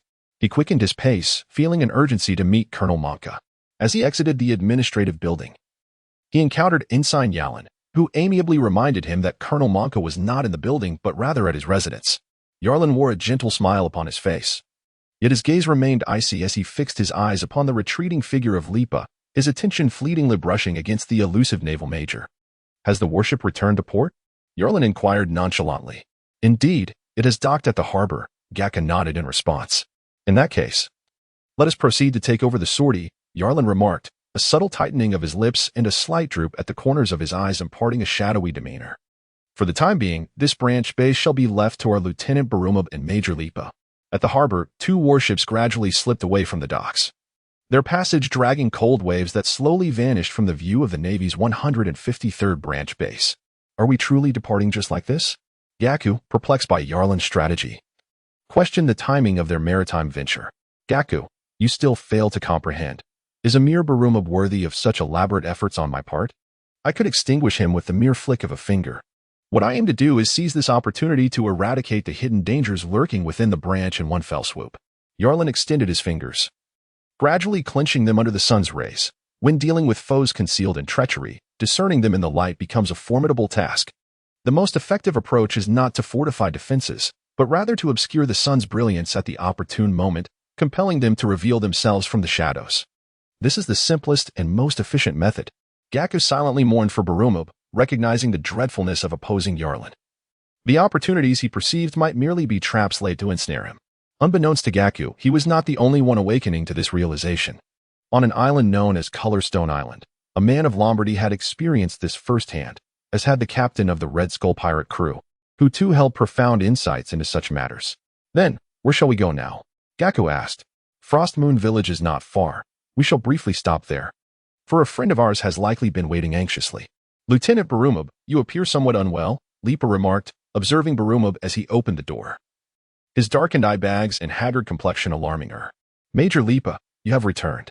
Please, come in and bring this major along as well," Barumab said, exhaling a long breath, forcing a smile onto his face as he gazed at Lipa. With a clang, the door shut, and one of the naval soldiers stationed outside quickly departed to relay the news to Lieutenant Jonitz. "Congratulations, Barumab, on finally joining the Navy and being promoted to lieutenant.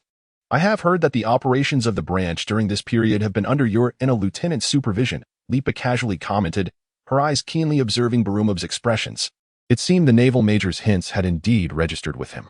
Scanning the room, she noticed the absence of Colonel Monka and, with a hint of confusion, inquired, Is Colonel Monka not present?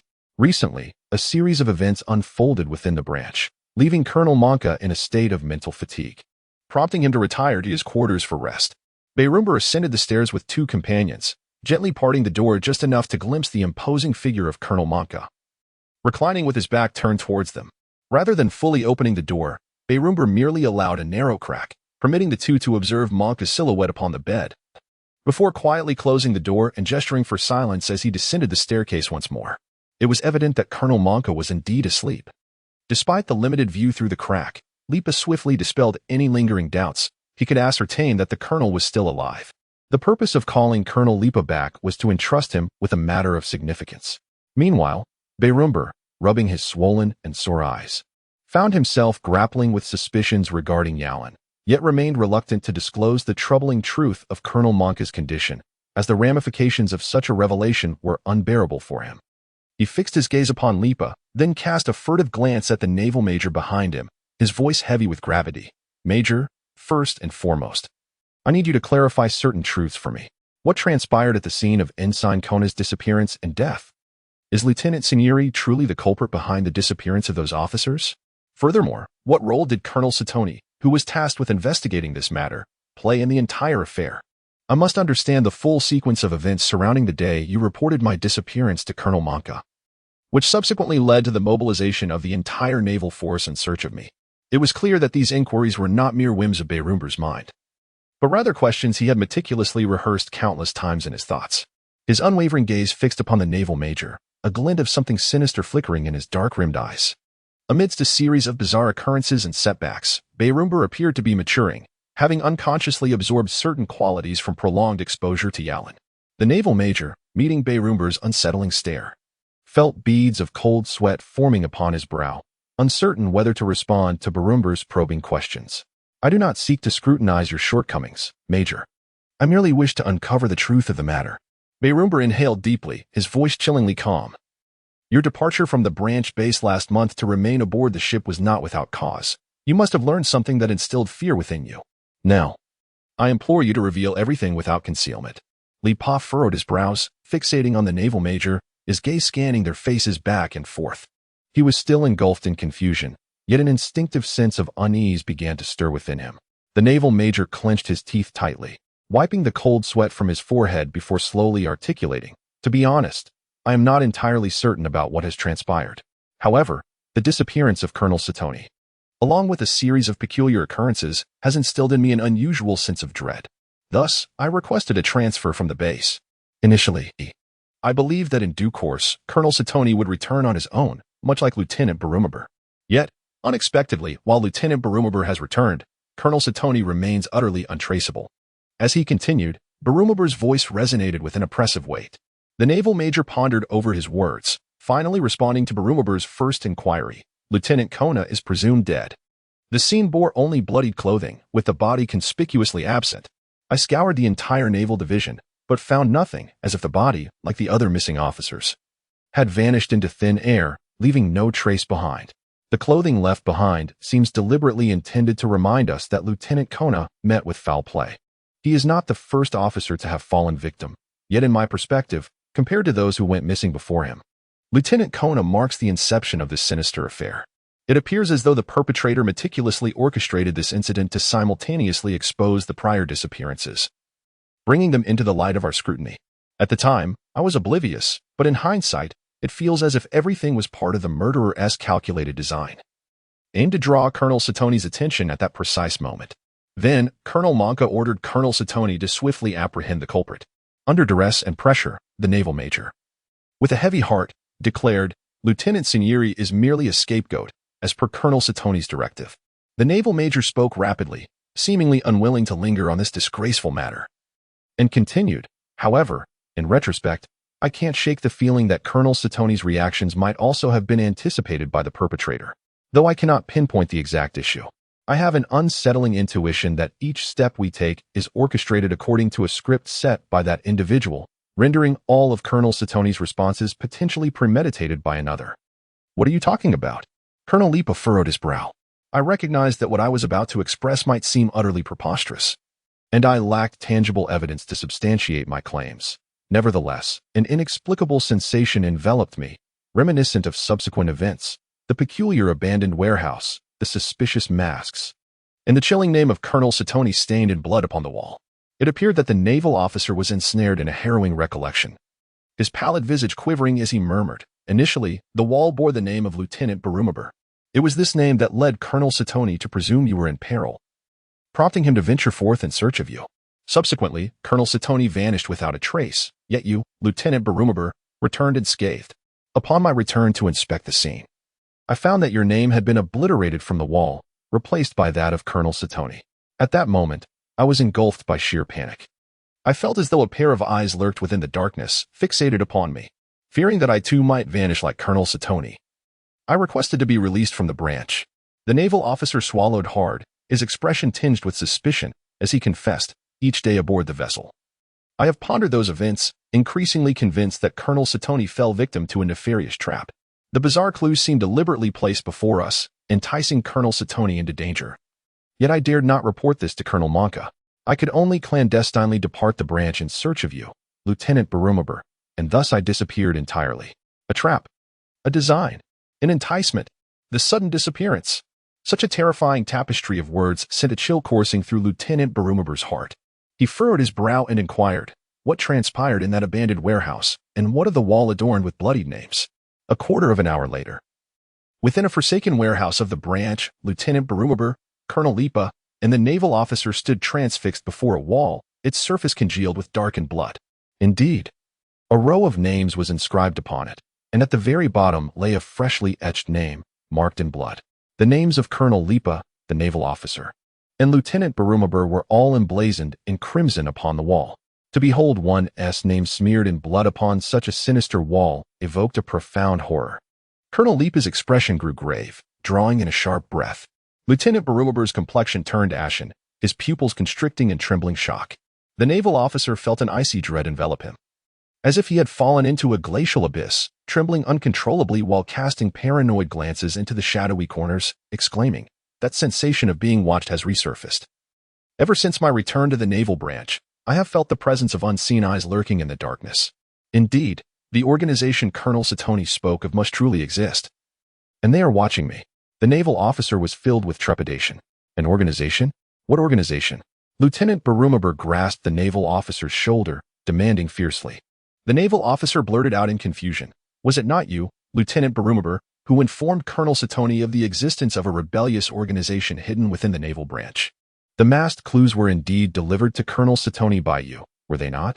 Chapter 50. The beastly man Barumabur stood in shock, his mind suddenly engulfed by tumultuous waves. "It was not me. I know nothing. Someone is deceitfully using my name to mislead Satoni. Who could it be?" A cold and stern visage surfaced in his mind, and the most terrifying thought finally dawned upon him. Could it be that all of this was merely an illusion, meticulously orchestrated by that man? When Satoni sought me out, who else was accompanying him? A sudden flash of insight pierced Barumabur's mind, and he urgently inquired, I seem to recall a few naval recruits, right?" "Yes, indeed. It was them who returned to report that Colonel Satoni had gone missing midway. I was so anxious at the time that I failed to remember precisely who." The naval major replied, "Yarlin, it was you, wasn't it? Everything was designed by you." Barumabur let out a bitter laugh, blood seeping from his lips where his teeth had bitten down. Ripple looked on, bewildered by Barumabur's breakdown and the hysterical naval major. The blood-soaked letters in the periphery cast a shadow of dread over his heart. Upon returning to the tower, Barumabur was taken aback to find that the guards stationed at the entrance had vanished. He entered the premises without uttering a word, only to discover that someone had intruded into his room. As he meticulously searched the house, he realized that the phone bug had been removed. Soon enough, there was a knock at the door, and a naval soldier stood before him. Reporting, "The Logistics Department of Naval Unit 153 has sent personnel to retrieve the phone bug for maintenance and care." Barumabur listened impassively, but his heart sank heavily. This was undoubtedly Yarlin's doing, an attempt to sever his connection to the outside world entirely, trapping him within this space. Indeed, the Navy further reported that 2 warships had just departed from the port. Closing the door, Barumabur cast a shadowy gaze at Ripa and the Major, stating solemnly, "I can now confirm that the true mastermind behind all of this is Lieutenant Yarlin. Colonel Ripa, I require you to eliminate him." A few hours later. This is the current situation, Due to my misplaced trust, the entire naval unit has been infiltrated by Lieutenant Yarlin's confidants, who control the entire officer management. Barumabur recounted selectively, ensuring that Colonel Ripa understood the peril they faced. Ripa's throat felt parched, and with a serious and grave expression, he asked, "What must I do?" "In order to ensure the smooth operation of the entire branch and avert any potential insurrection, it is imperative that we swiftly replace the collective of non-commissioned officers with individuals in whom we can place our trust. This lesson was imparted to me by Lieutenant Yarlin. I am uncertain as to why he dares to depart from the branch at this critical juncture, yet it is evidently a grave miscalculation on his part. With your assistance, Colonel Lipa, we can promptly overhaul the entire non-commissioned officer cadre. At that moment, a single command from Colonel Monco will suffice to ensure that Lieutenant Yarlin faces the consequences of his malevolent actions." Barumabur spoke in a menacing tone. 2 warships quietly docked at the narrow pier, and the townsfolk of Frost Moon Island gazed at the vessels with a mix of trepidation and curiosity. The dockworkers, intimidated, hesitated to approach, and soon news of the Navy's arrival spread throughout the small town. On the western side of the town lay an expansive dojo known as the One Heart Dojo. Within its confines, a group of students practiced their swordsmanship against wooden posts. Among them was Kaba, wielding a wooden sword with focused determination as he struck at a post of his own height. With each thrust, the blade left behind fine cracks on the wood, and he stifled a yawn, feeling a sense of ennui. Kaba had arrived in this town over a month ago and, in his aimless wandering, stumbled upon the dojo, which piqued his interest. He whimsically reasoned that since the town was rather dull, it would be better to engage in some activity, especially since the One Heart Dojo offered affordable fees and a chance to exercise. The dojo's owner, a middle-aged man named Gungshiro, exuded an air of cultured gentleness, sporting a pair of transparent glasses and a perpetually cheerful demeanor, devoid of any hint of ruthlessness. It was difficult to fathom that such a man could be the master of a dojo. However, given the low fees, Kaba dismissed any concerns. His attention instead drawn to a man nearby, distinguished by his green algae-like hair and 3 droplet-shaped golden earrings, clad in a white short-sleeved t-shirt and a green belt. The man emanated a primal aura as he wielded 2 iron swords, furiously striking a copper and iron post before him. The sparks that flew from his strikes resembled a terrifying serpent of fire, and the flurry of swordplay was akin to a torrential downpour, sharp and chilling. With Kaba's keen eyesight, he struggled to discern which of the sword strikes were real and which were mere illusions. The beast-like roars, accompanied by the relentless sound of slicing, sent shivers down Kaba's spine from a distance of 10 meters, raising the hairs on the back of his neck. A fleeting glance revealed that the man seemed to sense his gaze as his sharp eyes turned toward Kaba, piercing like a blade and causing a sting in his own eyes. Kaba's muscles instinctively tensed, nearly compelling him to draw his sword in response. Yet, the man's gaze flickered away almost immediately, returning to his tireless assault on the post, seemingly oblivious to fatigue. Rorinoa Zoro, a man reminiscent of a beast, a swordsman intent on cleaving through steel. Kaba's mind was flooded with thoughts regarding this man when he suddenly noticed his opponent halting his movements, holding dual swords at an angle, resembling a crab as he approached. The surrounding trainees clad in white instinctively parted ways, leaving Kaba bewildered as he gazed at Zoro. Observing the onlookers with a mocking glint in their eyes, Kaba felt a chill as he matched Zoro's advancing footsteps. "You're new here. You've been at the dojo for a month." Zoro's voice sliced through the air with a razor-sharp clarity, his presence imposing. "Ah, yes," Kaba replied, his vigilance intensifying as he watched Zoro intently. "Very well, let us engage in a duel," Zoro declared, swiftly sheathing his dual blades. His fierce and icy gaze fixated on Kaba, with his left hand gently resting on the hilt and his right hand slowly caressing the handle. Kaba felt a surge of dread. The words of refusal that hovered on his lips were swallowed by fear.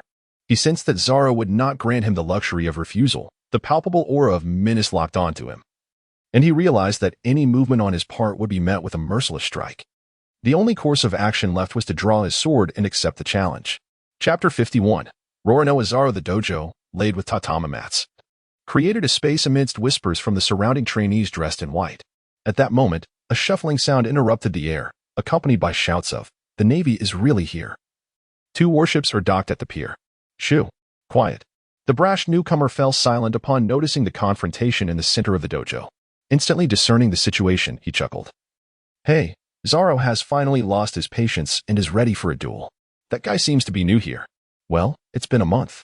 I doubt he can withstand even a single strike. The mocking remarks reached Kaba's ears, causing his face to flush with indignation. Feeling underestimated ignited a fire within him, leading him to discard his wooden sword and glare coldly at Zoro.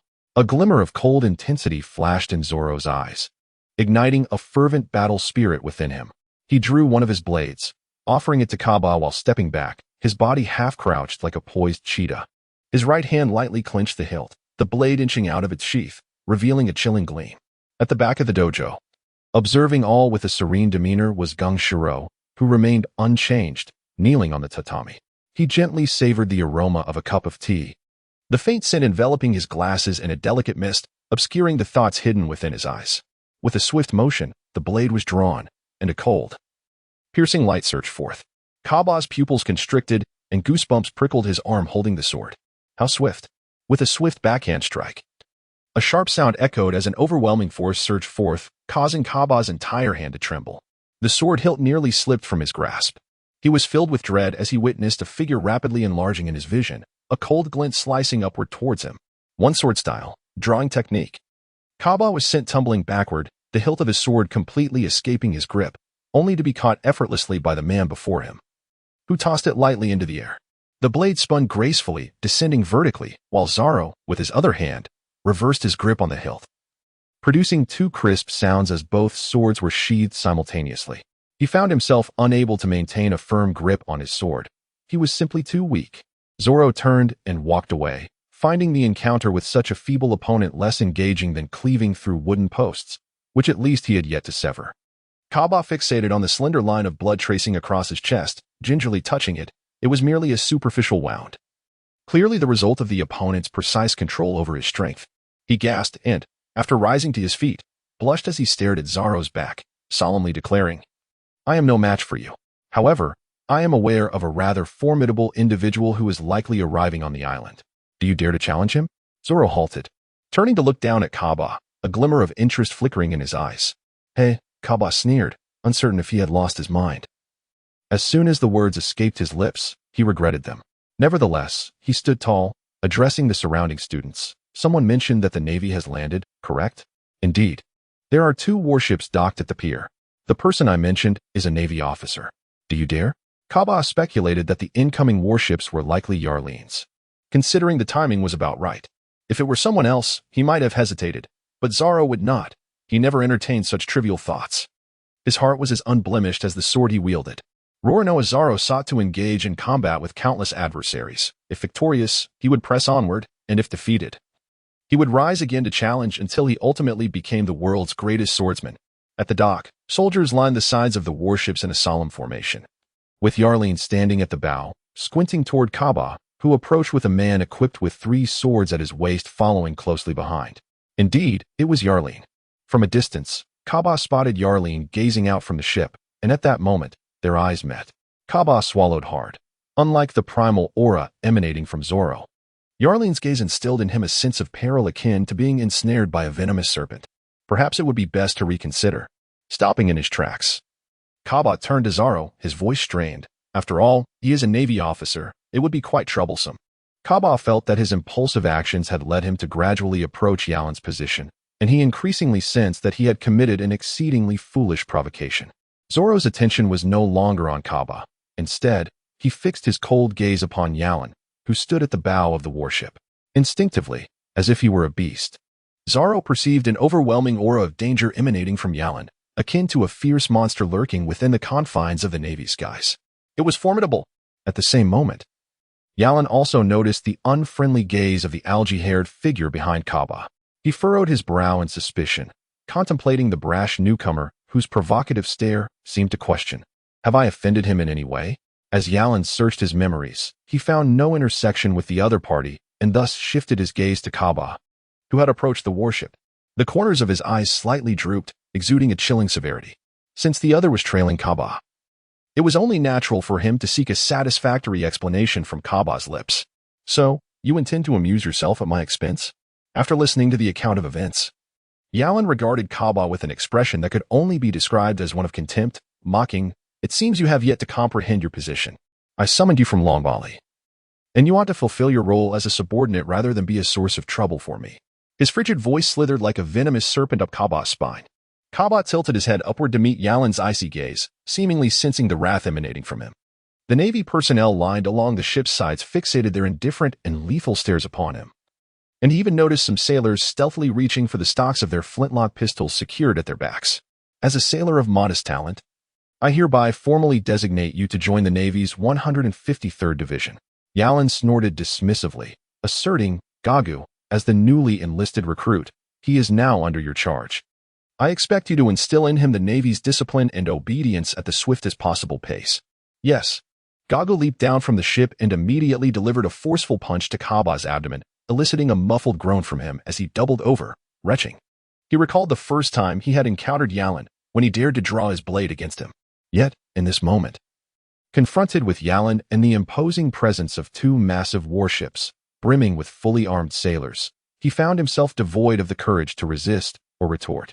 The ironclad rule of the Navy's 153rd Division is absolute obedience to Lieutenant Yalin's commands. Gaga griped Kaba's hair fiercely and demanded, Do you remember, rookie? I remember.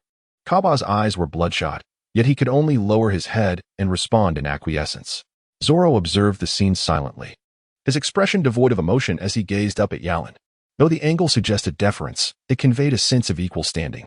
His fingers lightly rested upon the hilt of his sword as he spoke in a deep voice. I am Rorano Zoro. Chapter 52. You may draw your sword. Yarlin's eyes narrowed into a fine slit, his gaze sharp as a blade as he scrutinized Zoro, data units of 1, 1, materializing on his retina. The sufficient quality unit of 1 point did not encapsulate the entirety of the situation, yet it was enough to indirectly affirm the formidable prowess of this man, whose very being radiated a primal, beastly aura, surpassing anyone Yarlin had previously encountered. However, Yarlin was not one to be reckless.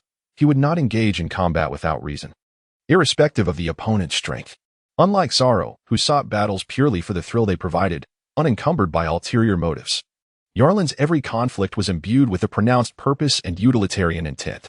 In essence, while Zoro relished the process of combat, Yarlin was fixated on the outcome. For him, fighting and killing were merely means to an end. Do you comprehend your actions? Who bestowed upon you the audacity to provoke the Navy? A glint of cold light flickered within the narrow slits of Yarlin's eyes. Frostmoon Island lay within the jurisdiction of the Navy's 153rd Division, and he, Yarlin, would not allow any uncontrolled armed organization to operate within his dominion.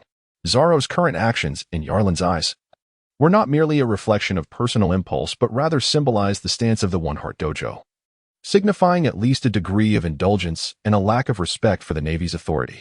Can I interpret this as a provocation from the One Heart Dojo towards the Navy's 153rd Division? A faint aura of murderous intent seeped from Yarlin. His lips curling into a chilling arc. Zoro stood dumbfounded as the Navy troops at the bow of the ship, prompted by Yarlin's words, raised their rifles, aiming at him. A bead of cold sweat trickled down his forehead as he crouched defensively, his twin swords crossed protectively over his chest. Even more bizarrely, a blade clutched in his mouth. Three-sword style. An unusual sword-holding posture. Yarlin's pupils slightly contracted, the hairs on his chest bristling. He felt as though he were ensnared by a menacing aura, sensing a threat despite the protective presence of the Navy surrounding him. Raising his left hand, the Navy soldiers flanking him gradually lowered their rifles upon receiving the command. Yet their expressions remained stern as they continued to scrutinize Zoro. Yarlin regarded Zoro with indifference before suddenly stepping forward, closing the distance to within 3 paces of him. I accept your challenge. A cryptic cold smile graced Yarlin's face. But not here. We shall proceed to the One Heart Dojo. Zoro felt a surge of wariness, akin to the sensation he had earlier with Kaba, as if a venomous serpent were fixating upon him. Gazing at the enigmatic smile on Yarlin's face, he found himself caught in a dilemma. Have Kaba come down to lead the way? Yarlin paid no heed to Zoro's silence as the ship's deck lowered its ladder. Kaba, donned in a brand-new military uniform and appearing pallid, descended and strode past Zoro, heading towards the One Heart Dojo. Gritting his teeth, Zoro sheathed his sword, turned, and hastily overtook Kaba, racing back to the dojo. He sensed that his impulsive decision could shatter the tranquility that the One Heart Dojo had long upheld. That naval lieutenant was not a benevolent figure. 2 rows of fully armed naval soldiers, exuding an air of formidable strength, cleared the way ahead. Yarlin, with white gloves adorning his hands and a stern expression, marched forward. The townsfolk regarded the marching Navy with astonishment. their eyes wide as the rhythmic sound of boots echoed like a drumbeat in every heart. A blend of disdain, reverence, admiration, and yearning converged in their gazes. Yet none dared to approach. The once boisterous town fell into an unexpected silence, only to erupt into a cacophony of noise, even livelier than before. Once the naval procession had passed, nestled in the corner of Frost Moon Town, the One Heart Dojo sprawled across a vast area. At this moment, Gungshiro, his expression unchanged, set his teacup down and slowly rose, making his way to the entrance. Zoro trailed behind him, a hint of vexation etched on his face. Zoro, Frost Moon Town is far too small. To aspire to be the world's greatest swordsman, one must not only hone the blade in hand but also refine the heart. You need to endure various brutal battles and encounter a multitude of characters. Only with a clear and rounded state of mind can your sword truly become an extension of your being, responding to the will of your heart. A true swordsman must understand the purpose of drawing the sword. There is nothing in this world that cannot be severed by the blade. Yet, it is equally vital to recognize when to sheath it. The sword is at its softest, akin to a breath, gliding over willow leaves without inflicting the slightest harm. Only by understanding the art of concealment can one truly listen to the sword's breath. Zoro furrowed his brow, unable to grasp Gunshiro's words. They felt too profound and tedious. His understanding of the sword path was rooted in ferocity and brutality. Observing Zoro's expression, Gungshiro sighed. Zoro, you possess an enviable talent, akin to the instinct of a beast. So, heed your instincts and pursue your path. The instinct of the beast embodies the principle of survival of the fittest, where strength is nourished through the fierce struggle between life and death. As the wooden doors of the dojo creaked open, a regimented line of Navy personnel entered, infusing the space with an atmosphere steeped in discipline and martial prowess. This force stood in stark contrast, even opposition, to the fluidity of individual freedom, enveloping the dojo in a weighty and oppressive aura. If the pinnacle of personal strength is akin to a sword yearning to cleave mountains and seas, then the collective power forged through discipline and organization resembles a towering mountain piercing the heavens or the vast, unfathomable ocean surrounding the land. Indeed, it is the mountains and seas themselves. Initially, when that group of Navy stood at the ship's rail, Roronoa Zoro felt little more than indifference. However, the abrupt intrusion of these uninvited guests into his domain instilled within him a profound sense of awe, particularly as he cast his gaze upon the ensign of the Navy, the very challenger he sought. In that moment, he sensed that this figure was not merely an individual, rather, he was connected to an imposing force, as if the very essence of the Navy's might coalesced within him. You wish to challenge me? I have come at your invitation, Yarlin declared, positioning himself at the center of the dojo. His eyes swept over the assembly of disciples, all of whom instinctively averted their gazes. With a sardonic smile, he fixed his icy stare upon Roronoa Zoro, ultimately settling on the gentle visage of Gungshiro, whose serene expression belied any hint of malice. Yet, a shiver coursed through Yarlin. His extensive life experiences had long surpassed superficial judgments, yet he found himself unable to penetrate the enigmatic demeanor of this composed man. Beneath that placid exterior, he could decipher not a single emotion, not even the faintest flicker of joy or anger. The peculiar annotations on his retina further corroborated Yarlin's assessment, suggesting the inscrutable depths of the dojo's master. His expression remained unchanged, lingering momentarily on Gungshiro before returning to Zoro. In a chilling tone, he commanded, Roronoa Zoro, you may draw your sword. Chapter 53, Bloodstained in the One Heart Dojo. At the heart of the dojo, Yarlin grasped a standard-issue naval blade, slicing through the tatami mat with a single-handed stroke, leaving a gash in its wake. He regarded Roronoa Zoro with a piercing glare. Zoro, gripping the scabbard at his side, turned to Gungshiro, grappling with an unprecedented hesitation about the duel, fearful of bringing calamity upon the dojo. Zoro, remember this lesson. Even if the beginning is fraught with error, the moment you raise your sword, there is no retreat. A swordsman may err, may regret, may fail, or even perish, but never should he hesitate or waver.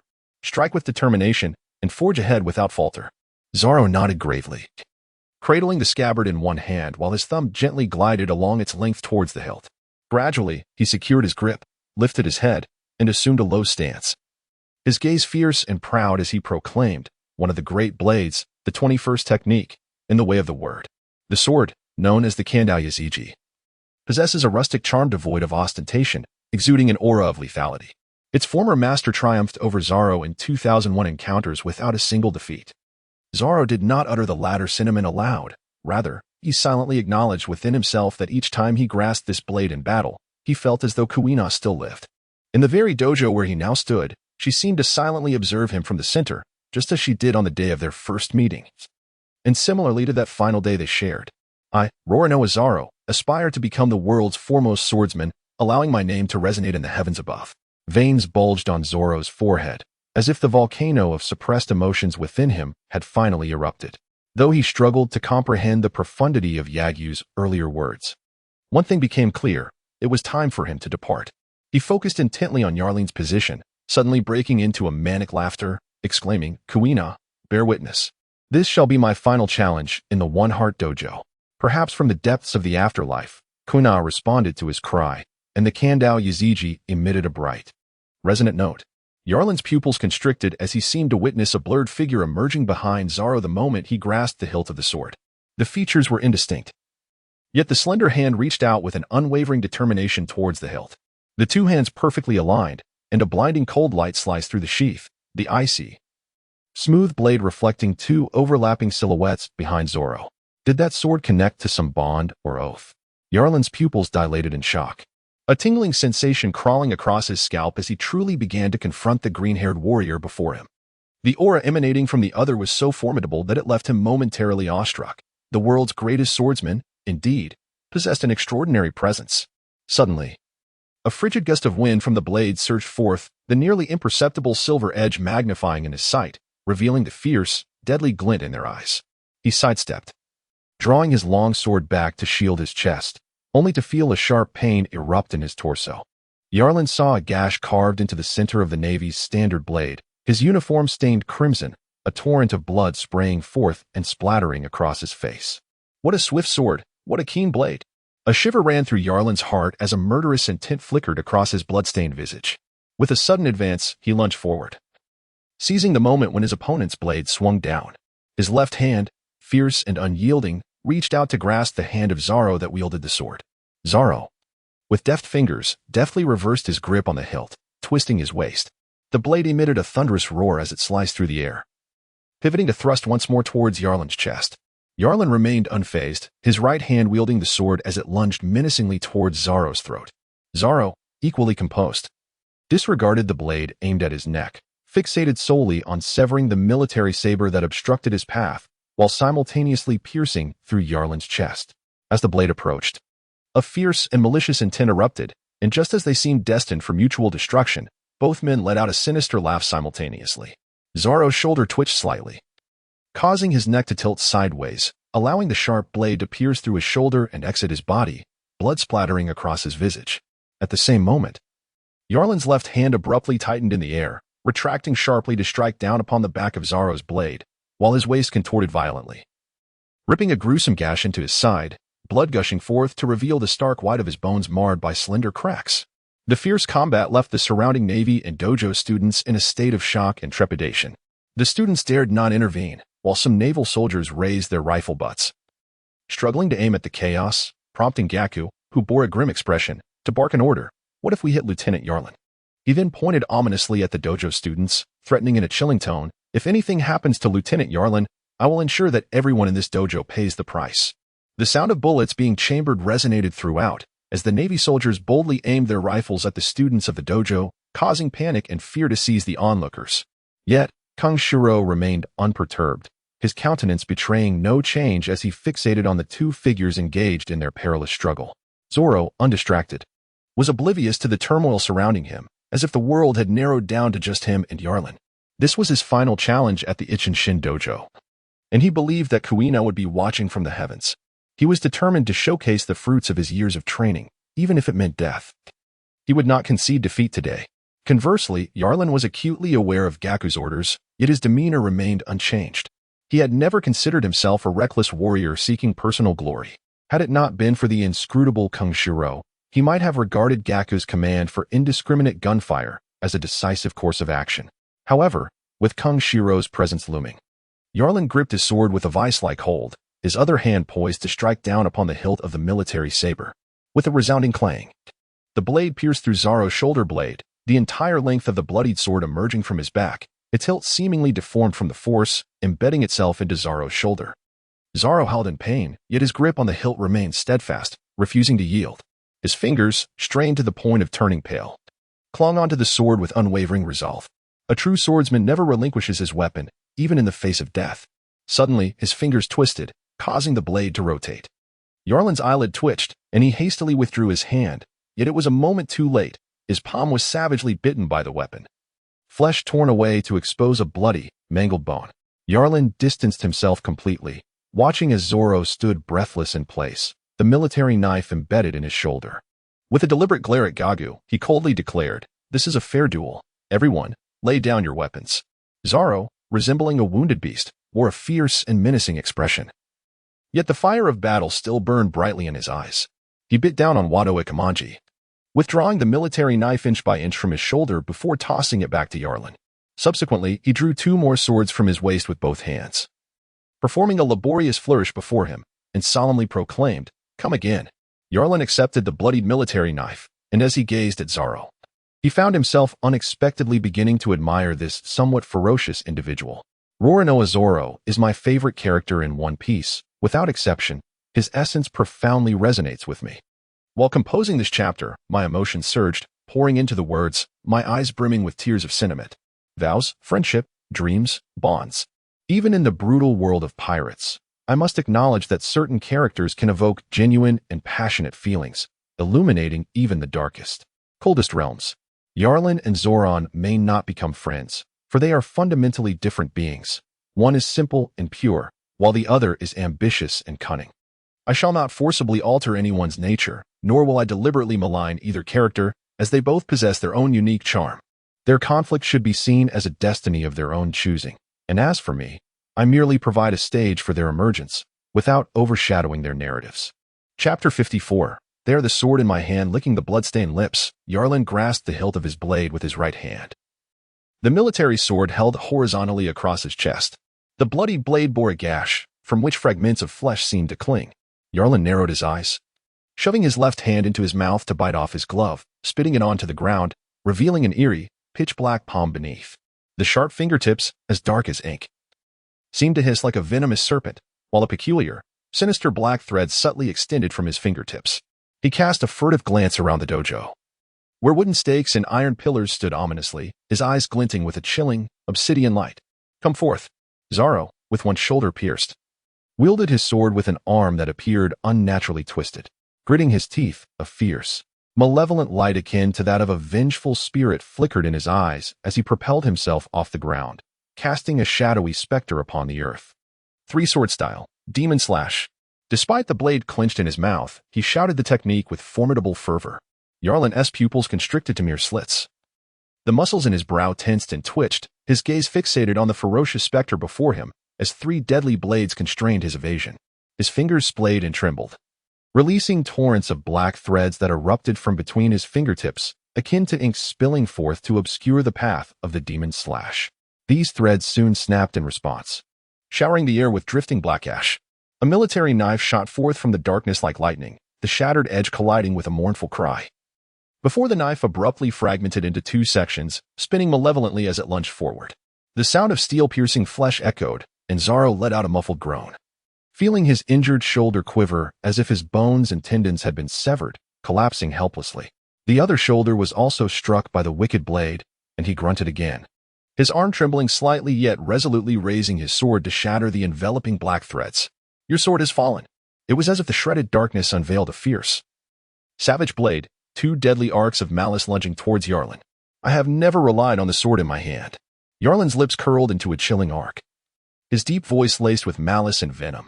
He fixated on the drooping, powerless blade of Zoro, sensing a missing piece in a confining cage.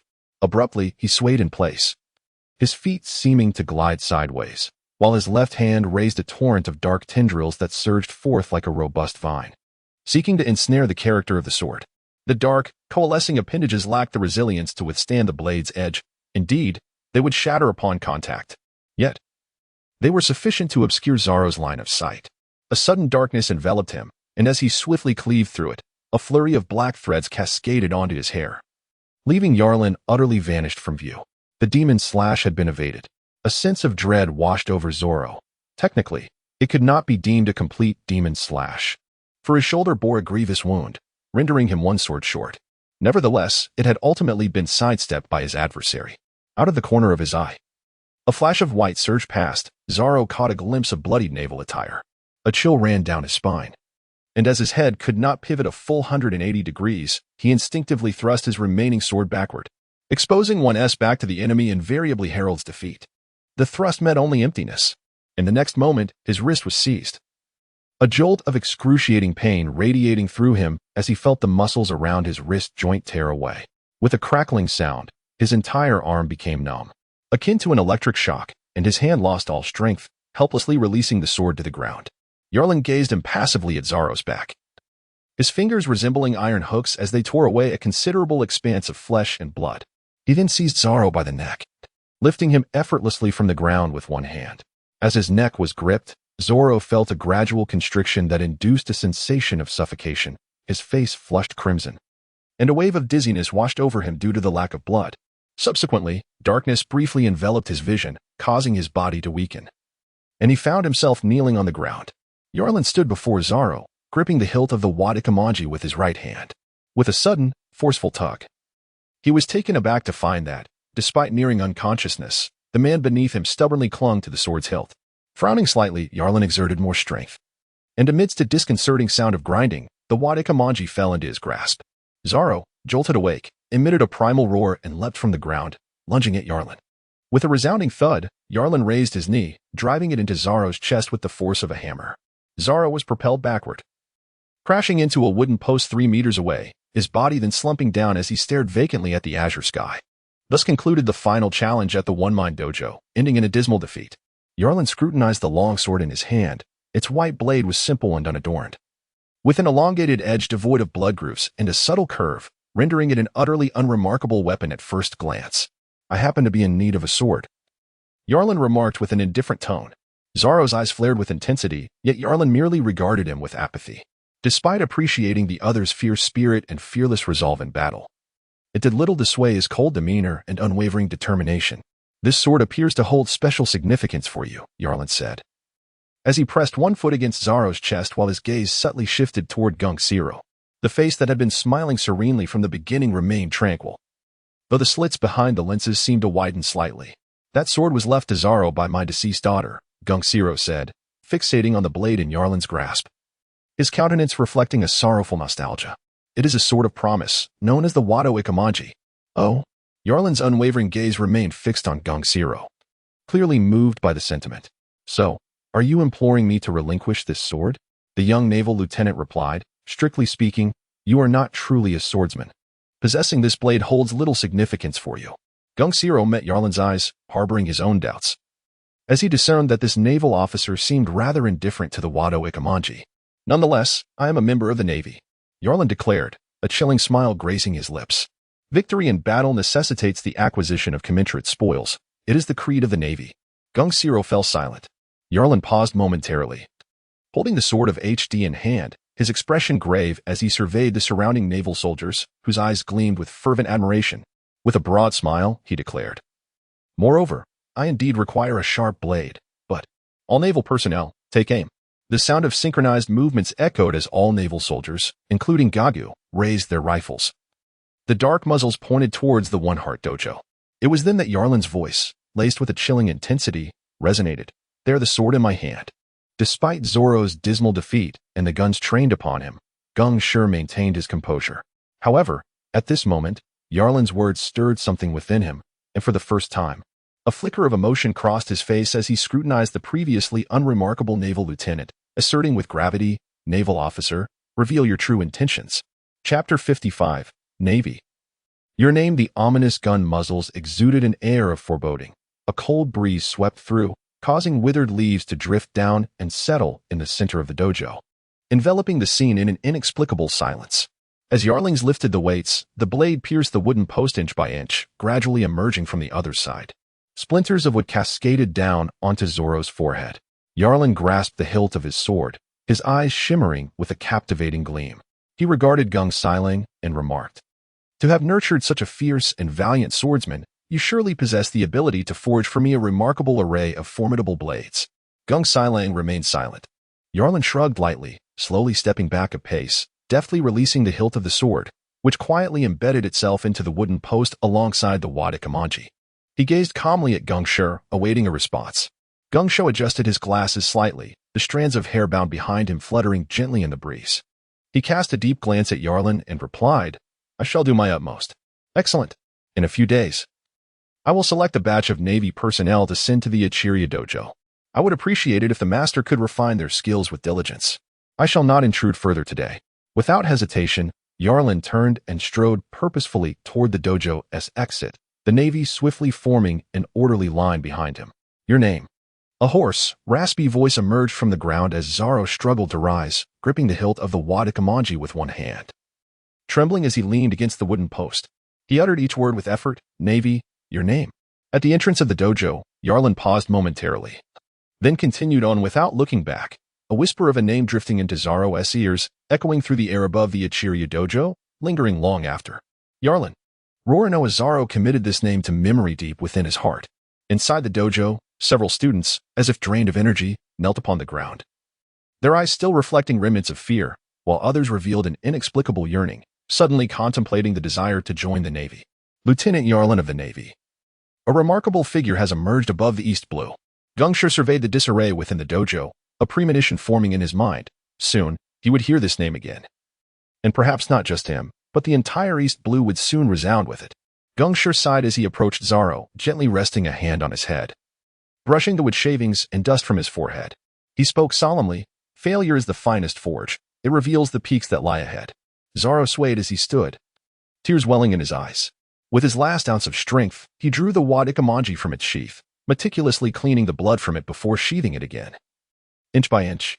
Recover from your injuries, then depart. This vast sea is immense," Gongshi earnestly advised Zaro. "That Navy personnel is not truly a swordsman, so there is no need to challenge him again. Yet, I know you will not heed this. Therefore, remember, until you possess sufficient strength, do not act with the same impulsiveness that you exhibited today.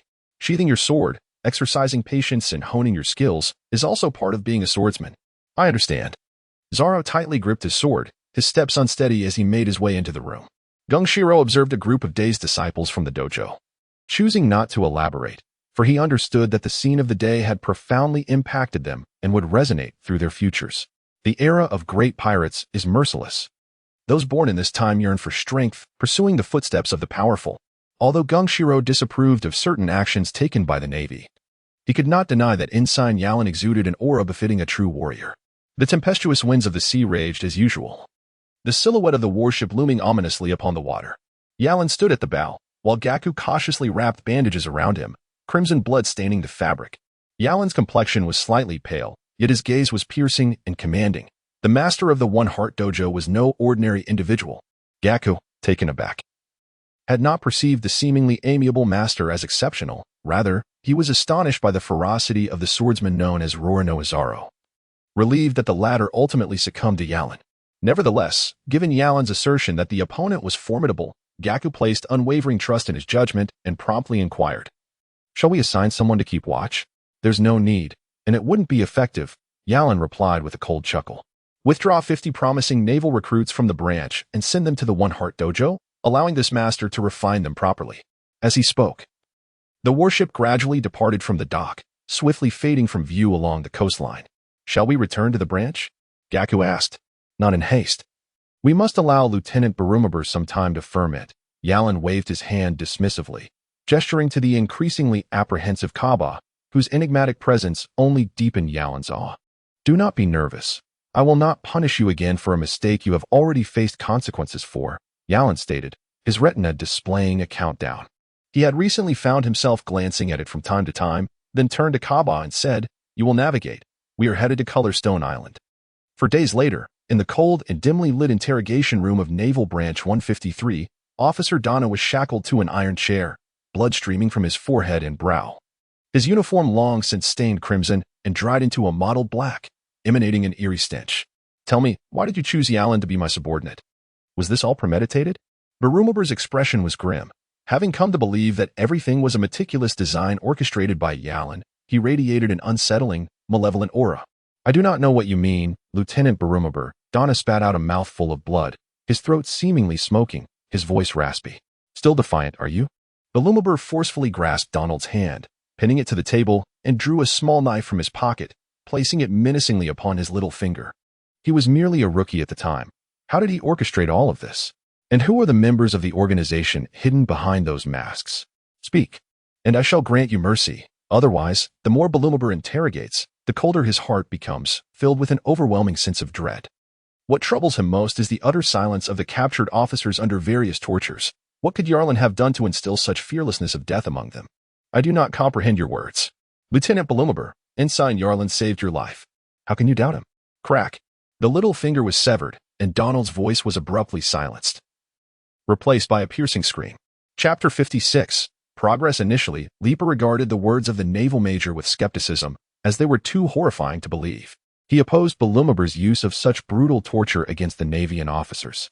However, witnessing the results sent a chill down his spine, not due to any clues obtained, but rather the absence of any leads that revealed the inherent malice within.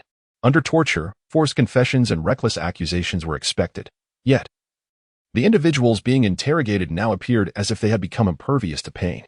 What kind of enchantment had Lieutenant Yarlin cast upon them to render them unafraid of death? Donald, overwhelmed by excruciating pain, fainted. Belumabur, clutching the knife, felt a surge of horror that only fueled his cruel resolve.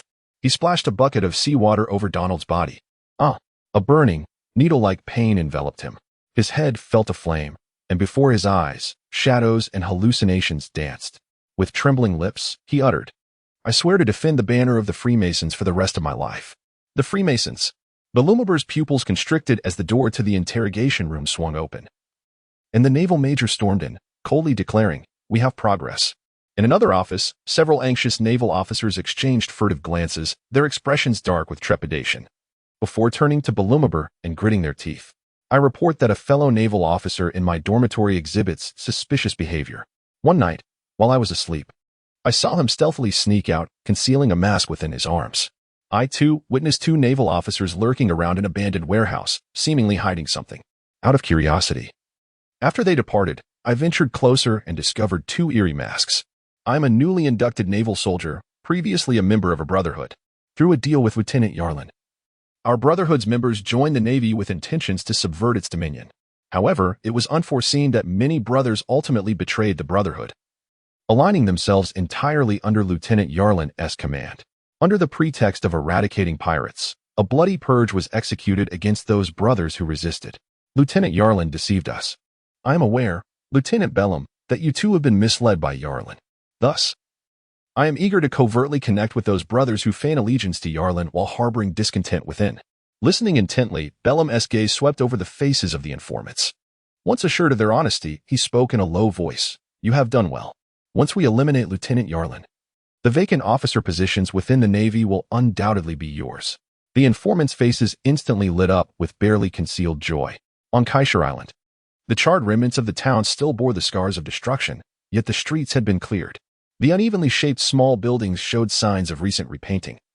While the town remained somewhat desolate and forlorn, the quarry in the background had resumed operations, with numerous workers and former captives of the Tiago Trading Company laboring under the supervision of Long Bali and others, diligently extracting and excavating the colorful stone mines, which were then uniformly transported to the docks, piled into small hills in the open air. From atop one of these hills, one could gaze out over the sea and spot a pirate ship meandering through the mist. The Red Skull pirate flag fluttered in the breeze, and William, with a red scarf wrapped around his arm, laughed boisterously alongside several burly pirates, blending seamlessly with those around him. Warships! A pirate exclaimed in alarm. The ship fell silent, and William raised his telescope, confirming the sight of two naval vessels parallel in the waters ahead.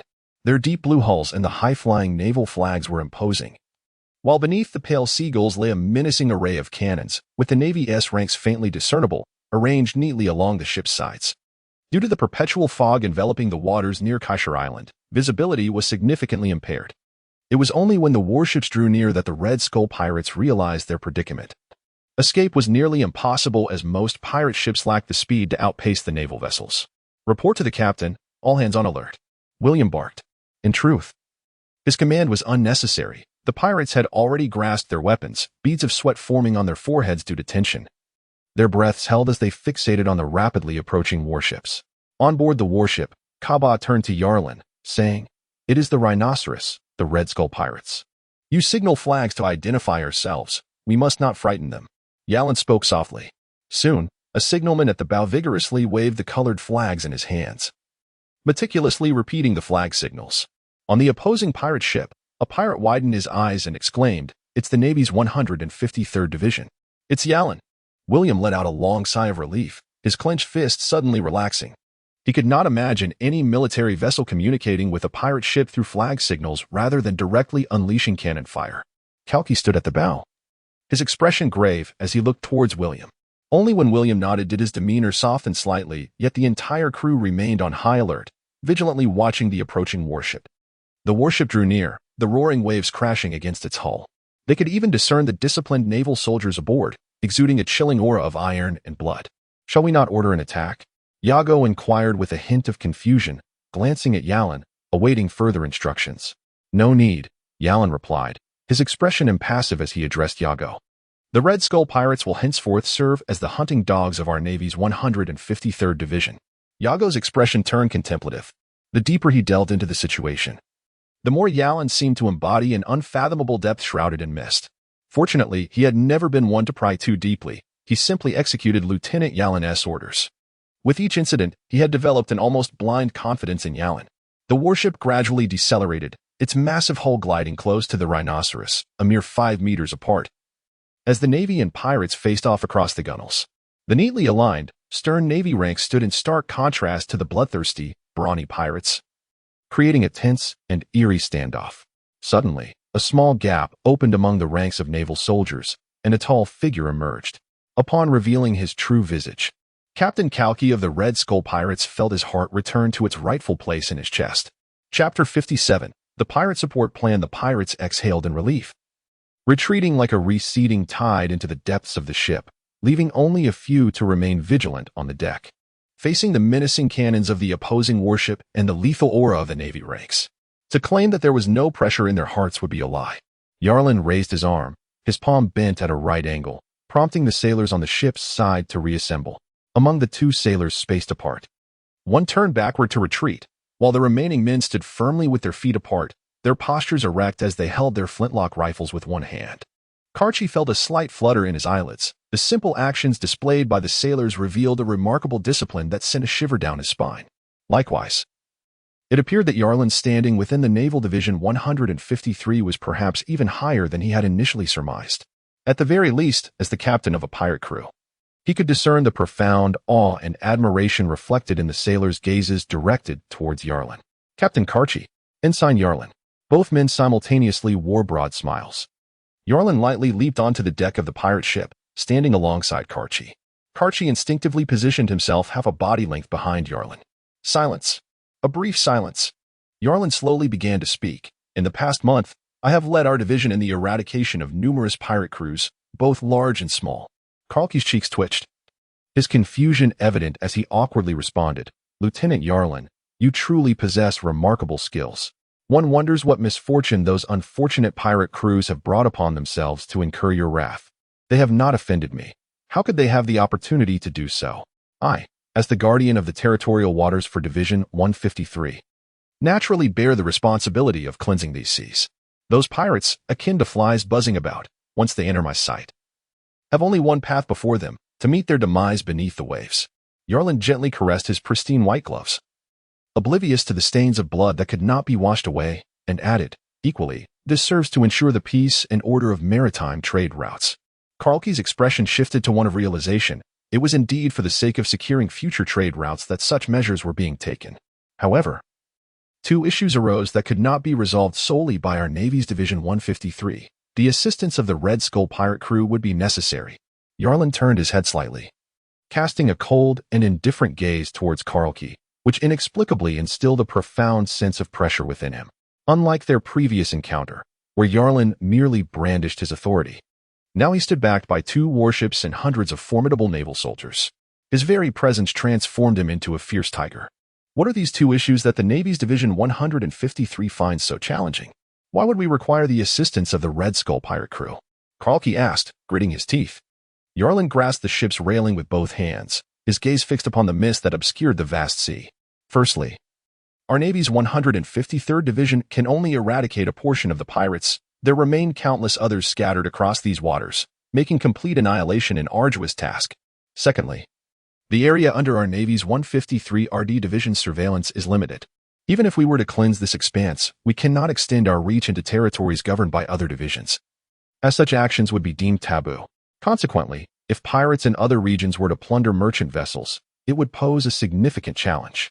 Moreover, the extraction and transportation of the colorful stone mines necessitate that merchant fleets traverse a substantial portion of the East Sea, reaching as far as the first half of the Grand Line, a lengthy maritime route that no single naval division could effectively oversee. Carchi pondered this deeply. Indeed, it presented a considerable dilemma. However, if even the naval divisions could not resolve such issues, could the Red Skull pirate crew possess the capability to do so? To address these two concerns, it would be imperative to establish an order among all the pirates across the East Sea. Yarlin fixed his gaze on Carchi, the next words stirring a tempest within his heart. This is something our Navy cannot accomplish. Only the pirates themselves can enact such regulation. I require the Red Skull pirate crew to establish a code for all pirates throughout the East Sea. In his previous life, Yalin profoundly comprehended this truth. The dichotomy of white and black is inherently adversarial. One side can never obliterate the other, and thus a delicate balance of ebb and flow is maintained. In this context, the Navy's facade is clad in white, while the pirate's flag embodies the color of black and bone and blood. To attempt to restrain the black essence with a white exterior is a futile endeavor. The Navy may vanquish pirates, yet establishing dominion and order over them proves exceedingly challenging. This is due, on one hand, to their opposing identities and mutual wariness, and on the other, to the insularity and latency of information. Hence, the most prudent solution is for the Navy to support a black proxy to establish and govern the Black Order. This stratagem is, in fact, employed by the world government. The so-called warlords of the sea are a manifestation of this black and white interplay of interests. However, the world government has failed to grasp its essence, allowing it to devolve into an unwieldy monstrosity. How could we, the Red Skull pirates, establish a code for all the pirates of the East Sea? Karlki exclaimed in disbelief. Yet the flicker of ambition ignited in his heart by Yalin's mere words. While it may be arduous in other seas, in the East Sea, often deemed the weakest, the shadow of our Navy's 153rd Division looms behind the Red Skull pirates, thus presenting a glimmer of opportunity. Observing the flames of determination kindling in Karlki's eyes, Yalin smiled and remarked, to achieve this, we must first become the most formidable pirate crew in the East Sea, then absorb the smaller crews, forming a pirate alliance to establish order. We shall then offer a blood sacrifice of rebellious pirate crews, and naturally, the underground order of the East Sea will be established. How do we become the strongest pirate crew in the East Sea? Karlki's interest was evidently piqued. As a pirate, who would not aspire to be the most powerful, even in the weakest of seas? We shall proceed in 2 steps. First, the Red Skull pirates must enhance their own strength, requiring more ships and manpower. Second, it is simpler still.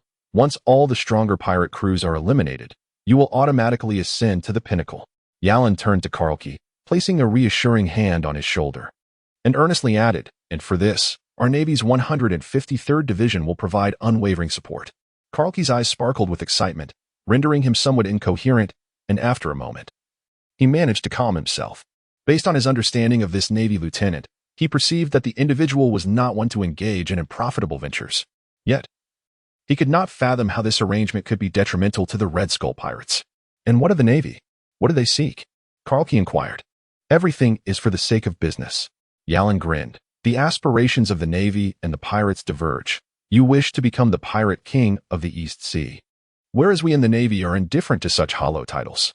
What we seek is merely the establishment of order, as the regulations founded upon the East Sea are precisely what we in the Navy require. Yarlin turned his back to Karlki, his gaze profoundly fixed upon the sea beneath him, while internally he added, of course, this rule must remain entirely within my control. Chapter 58, Ambitions Beyond Measure. Yarlin's scheming encompasses far more than what he merely articulates. What Karchi perceives is, at best, merely the tip of the iceberg. The safeguarding of mercantile routes and the establishment of a nefarious order in the East Sea represent only marginal interests in his grand design. What Yarlin truly seeks is to simultaneously train troops while covertly expanding the Navy during the execution of this plan.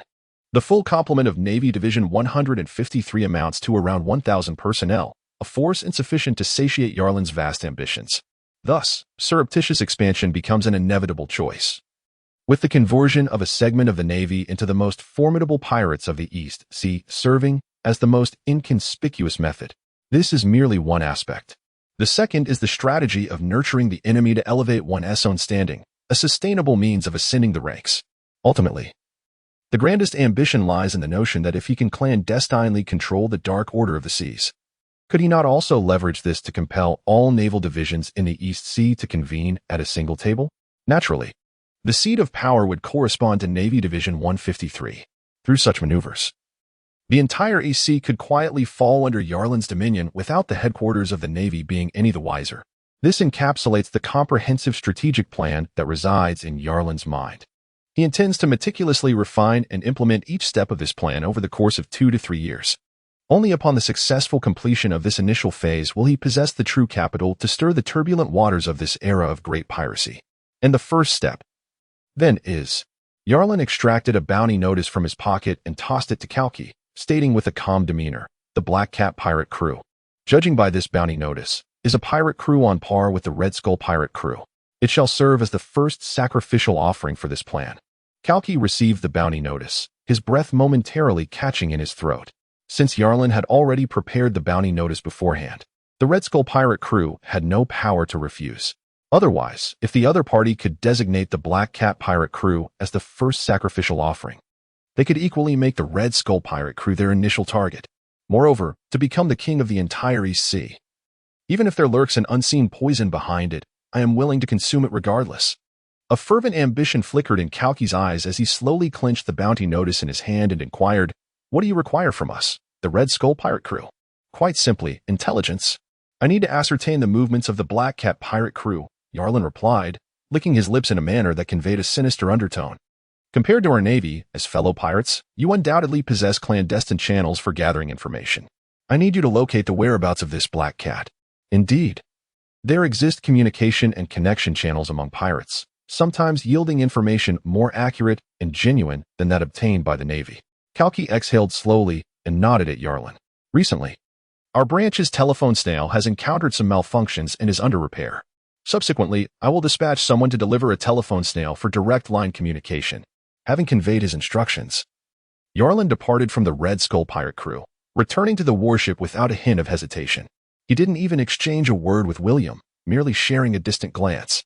"What a decisive naval lieutenant," Kalki remarked, observing the warship gradually sailing towards the coast of Rainbow Stone Island. "Indeed, who could argue otherwise?" William echoed, contemplating the truth. Just a couple of months prior, Yarlan had been a pirate. Who would have imagined that in such a short span, he would transform into a naval officer, seemingly possessing considerable authority and status within the naval branch? This efficiency is truly remarkable. William remained unaware that Yarlan had not only become a naval lieutenant, but had nearly seized control of the entire Navy's 153rd branch. "I must strive to assert myself, or else I shall lose my value in Yarlan's eyes." William cast a furtive glance at the nape of Kalki's neck, a subtle glimmer of murderous intent flickering in his eyes. The warship docked with little delay at Colorstone Island, and Yarlan's visit primarily served to reassure Longbali, confirming his naval identity in the established cooperative relationship with the Navy's 153rd Division, as well as delivering a consignment of supplies to this secluded isle. In contrast to Kalki, Longbali exhibited greater sagacity. Intelligent individuals often harbor more intricate thoughts. Yarlan understood that excessive conversation was unnecessary with such astute minds. It sufficed to convey the requisite signals. The two warships, the fully armed naval personnel aboard, the military-clad Kaaba, and the supplies left behind were all instrumental in conveying Yarlan's intended message. Furthermore, the recipient would likely grasp the deeper implications therein. Yarlan was acutely aware of the appropriate methods to employ with different individuals, particularly with those who possessed keen insight. Engaging in excessive dialogue or proximity was inadvisable. Maintaining a certain distance through reticence could instill a sense of reverence, discouraging any unwarranted thoughts. Oh. It is worth mentioning that when the warship departed, it carried a total of 32 captives, the crew members of the former Tiago convoy, who had been apprehended by Longbali for their unruly behavior on the island. They were all bound and confined to the hold, receiving but a single meal each day, sufficient to keep them from starvation. Yarlan cast a glance and gestured to Jage, instructing him accordingly. A group of sailors roughly ushered the captives, their hands bound behind their backs, into the hold. As for their fate, Yalin felt no urgency. All matters would be addressed upon their return to the division. Once the mother nest awakened from its slumber, Yarlin stood at the bow of the ship, embracing the sea breeze as the prow sliced through the waves, splashing water onto his cheeks. With his eyes slightly squinted, he gazed into the distance, where a swirling 3D projection danced upon his retina. Mental fortitude 1. Neural conduction rate 1. Skeletal density 1. Muscle activity 4. 4. Blood density flow rate 1. Fragmented body integrity, progress bar 100. Accumulated distribution points 0. Suddenly, his pupils constricted as he beheld the black progress bar on his retina surge to its zenith. At that moment, a line of information materialized. Nest, current stage fragmented body. Nest, next stage complete body. Deep sleep evolution in progress. Countdown to complete form awakening. 7 days, 11 hours. 23 minutes, and 34 seconds remaining.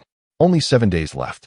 Yarlin habitually caressed his eyelids with his index finger, a chilling smile dancing upon his lips.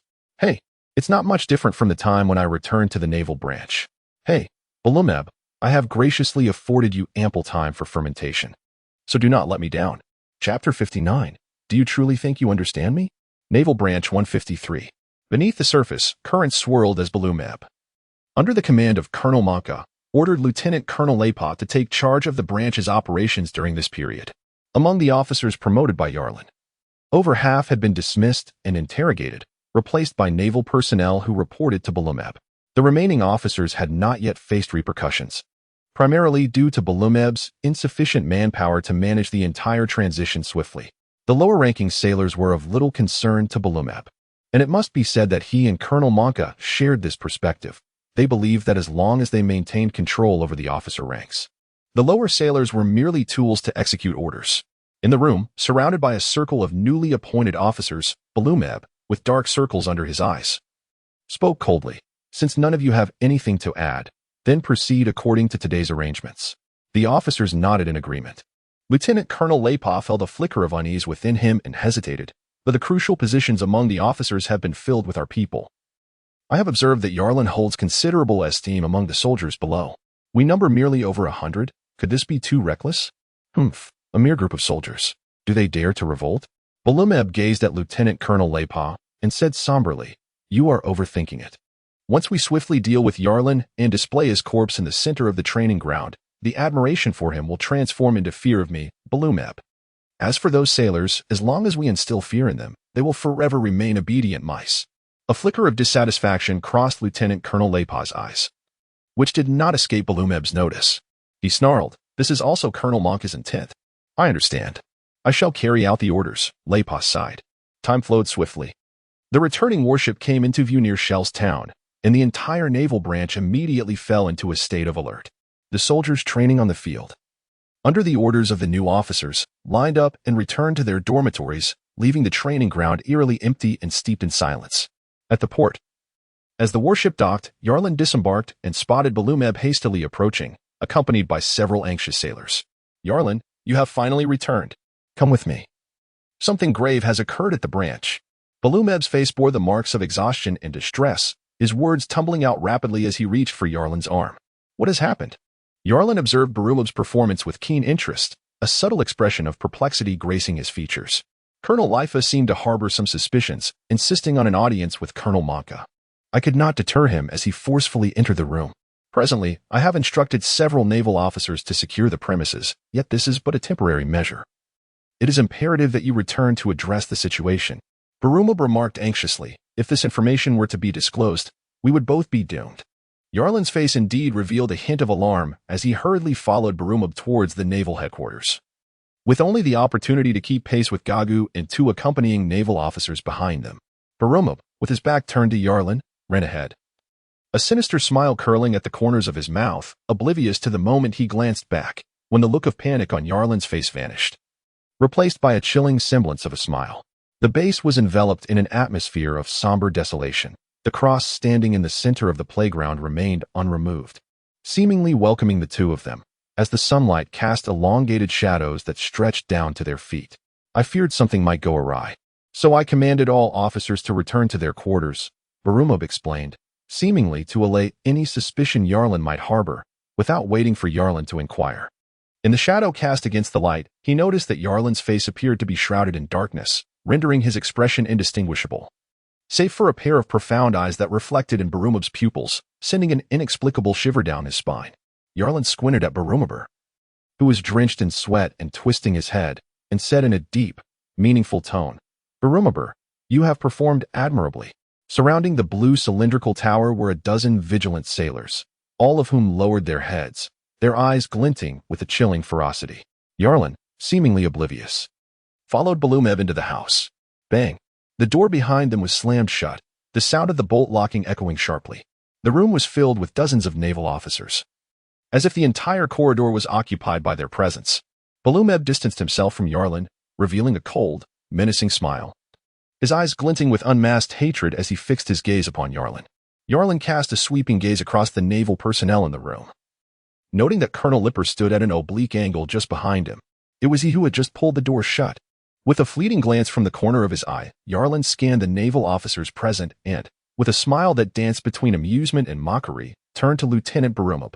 "What are you up to, Lieutenant Barumab?" he inquired. "Enough pretense, Yarlan. I am fully aware of your every action. You have deceived me from the very beginning." Barumab's voice trembled, laced with deep-seated animosity. At this point, there is no need for further theatrics. Yarlan delicately traced his fingertip along his lips, his demeanor betraying no hint of trepidation.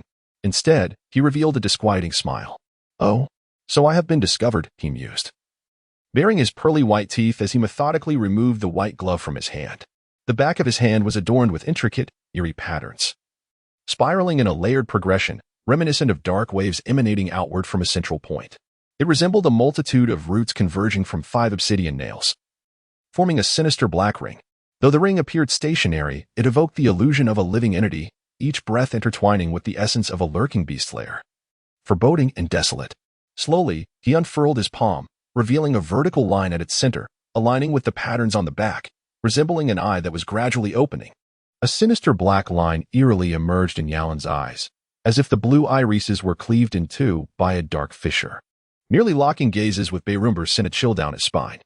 A line of text appeared on the retina. Nest, current stage incomplete. Nest, next stage complete. Deep sleep evolution in progress. Countdown to full form awakening. 0 days, 0 hours, 0 minutes, 0 seconds. A bizarre script, red intermingled with black, materialized. Nest awakens. With a gentle snap of his fingers. Yalan regarded Barumab, his voice echoing hauntingly from the depths, resonating in every corner of the tower, as if two equally deep and eerie voices overlapped, asking, "Are you certain? Do you truly comprehend everything I have done?" The nasal tone exuded a chilling intent that penetrated to the marrow. Chapter 60.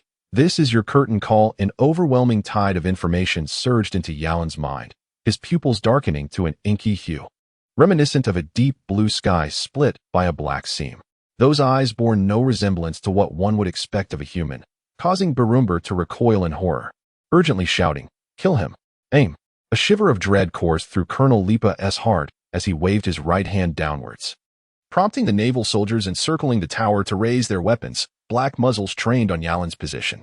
Yalan, with narrowed eyes, remained unperturbed, gazing at Barumab, before tilting his head slightly to glance at the solemn-faced Colonel Lippa, indifferently remarking, "Colonel Lippa, you have boarded the wrong vessel." "What do you mean?" A chill gripped Lippa's heart as Yalan's gaze pierced through him like a blade. "What I mean is, as a competent officer, you must clearly discern in your heart who among your subordinates is a confidant and who is a traitor." Yalan's gaze shifted coldly from Lippa to Barumab, his tone grave. "Barumab, have you never considered why I left the base during this time and deliberately drifted at sea for 2 extra days before returning?" Barumab's face turned pale, an intense sense of unease rising within him. "Did you think this was your opportunity? Have you not pondered that I orchestrated this deliberately, intending to use your hand to eliminate those traitors hidden within the branch?" Yalan sighed, adding, "In truth, you had a chance to report the entire truth to headquarters, but alas, you were simply too afraid to die." "What?" Barumab stammered, his teeth chattering as he bellowed, "Open fire." Bang, bang. The cacophony of gunfire rang out, as the bodies of the Navy fell to the ground with a thud. Barumab was horrified to witness some Navy personnel suddenly redirect their weapons, firing upon their comrades in their final moments. Before him, bullets fired from the lifeless forms struck the black woven curtain with a clatter, causing countless black threads to eerily rise and converge into a semicircular shape. The yellow-brown bullets impacted the surface as if sliding off, ricocheting against the wall behind him and creating a pattern of holes. The enigmatic black curtain, unscathed, fell back to the ground, retracting to Yalen's left hand. His expression mirrored a sense of bewildered delight. This was the ability of the slippery fruit, a power he had long since abandoned hope of acquiring, yet here it was, albeit limited to the black threads rather than his entire being. A fleeting moment of clarity crossed Yalen's mind. Was it because he had been consumed by the mother nest that his powers were confined to the extensions of it? This was merely his current hypothesis. Further insights would require time to explore after this theatrical performance concluded. Barumab's mouth fell agape, his calves quaking as if in a sieve-like tremor. At that moment, he felt a cold, hard object pressed against the back of his head, and his facial muscles stiffened. He turned his neck with great difficulty to behold a compact flintlock pistol aimed at his forehead. The gunman was a Navy major, and despair washed over Barumab as he asked, "Why?" "I'm sorry, Lieutenant Barumab. I just want to survive." The major's gaze flickered nervously, unable to meet Barumab's vengeful eyes. "So, everything you said during this time was a lie? A mere performance?" The tremors of fear and anger coursed through Barumab's body. "No, everything he told you was true. Not a single word was false." Yalen approached Barumab slowly, dispelling his confusion. "It was merely under my instruction that he revealed the truths you sought to uncover." "Why?" Barumab turned to Yalen, utterly bewildered. "It is to assist you, Barumab. Someone must cooperate for this play to conclude perfectly." Yalen placed his hands on Barumab's shoulders, steadying his trembling form, and spoke earnestly. "Let me impart one final lesson. Do not fear failure. Face death with composure and preserve your last shred of dignity." "Yalen." Barumab's voice quivered with a tearful plea, his eyes filled with desperation. "In truth, I had no intention of killing you at the outset. As long as you remained a docile puppet, we could have collaborated harmoniously. However, you proved to be far more astute than I anticipated. Continuing to conceal the truth would be an affront to you. Thus I resolved to allow you to uncover the reality for yourself, granting you a dignified end." Yarlin deftly deflected the naval major's gun and advanced towards Barumab, propelling him towards the doorway. "Lieutenant Yarlin, what do you intend to do with Lieutenant Barumab?" Reapa's expression darkened, and he refrained from making any rash movements, fixating his gaze intently on Yarlin. Yarlin cast a sidelong glance at Ripa, the cold glint in his eyes startling the latter, who instinctively averted their gaze, deterred from further prattling. The door swung open. Outside, a regiment of naval soldiers stood in meticulous formation, and those officers who had been detained and interrogated now donned pristine uniforms, their battered bodies standing resolutely at the forefront of the ranks. Meanwhile, pools of crimson blood lay scattered upon the ground, as the replaced officers lay sprawled in those bloodstains, their faces devoid of color, their eyes eerily pale. Belrameb's mind had ceased to function. He felt as if he were a marionette, manipulated by Yarlin, standing in the center of the arena, besieged by gazes filled with reverence and dread. He understood that those eyes were not fixated upon him, but rather upon the figure of the man behind him. "Belrameb, if there is a next life, remember this." Yarlin leaned in, whispering softly into Belrameb's ear, "Instill fear in all. This is merely the initial phase. Next, you must provide them with reasons to no longer fear battle and death, to offer them hope and faith in the struggle for survival. Ultimately, you shall ensure that they willingly lay down their lives for you." Belrameb swallowed hard. "This is your farewell performance. May you tread your path well." Yarlin released his palm and slowly approached the naval formation across from him. Turning, he raised his hand high and commanded with a chilling authority, "Execute Lieutenant Barumab." All the naval officers raised their rifles, unhesitatingly aiming at Barumab. Yarlin's hand fell. The cacophony of gunfire erupted like a dirge, and a shower of crimson erupted from Barumab's body as he collapsed onto the ground, his back striking the earth with a heavy thud. The wall of the cylindrical building behind him was instantly riddled with bullet holes, transformed into a sieve. Chapter 61. The Nest. The curtain falls on one drama, typically heralding the commencement of another grand performance. Chunks of blue plaster flaked away, accumulating like dust at the base of the wall. The periphery of the cylindrical building was entirely sealed off, with iron bars and concrete walls standing tall in connection, as the interior space was set to be reimagined into new structures. Inside the cylindrical building, remnants of congealed blood lingered everywhere. Yarlin stood solitary in the room, his fingers splayed open as countless black threads twisted and solidified in a strange manner within his palm. It was a strict hexagonal prism, one end featuring a hexagonal aperture, while the other was the closed base of a hexagonal pyramid composed of 3 identical rhombuses. A beehive. Jarlen squinted. For this peculiar entity bore an uncanny resemblance to his hive, differing solely in the presence of black tendrils writhing from each diamond-shaped cell, pulsating as if breathing. Countless identical chambers spun in an eerie dance, flickering with an inky black luminescence. The essence of the brood mother, Jarlen whispered to himself, feeling an intimate connection with the object in his hand, as if it were an inseparable part of his very being. More accurately, it was the manifestation of Astur's malignant essence encroaching upon reality. A torrent of chaotic information flooded his mind, and his cerebral cortex uncontrollably transmitted excited commands. With narrowed eyes, Jarlen gazed at the ground beneath him, and suddenly his palm fell open. The seed of the mother nest emitted a hissing sound, reminiscent of a living creature, slowly descending towards the earth. At the moment of contact, the tranquil atmosphere abruptly vanished, replaced by a surge of frenzied and insatiable energy. Numerous black tendrils erupted from the mother nest, transforming into sharp blades that sliced and shattered the ground. They burrowed into the earth like roots, growing at a visible pace, while the subterranean structure appeared to be tainted and reshaped by a dark ink. Beneath the surface, the soil's composition underwent an irreversible transformation, shifting from a dull ochre to a deep black, morphing from lifeless matter into a grotesque entity. The dark undulations spread outward, consuming and expanding, while the surrounding soil walls became a patchwork of bizarre textures, gradually merging like a canopy obscuring the sun.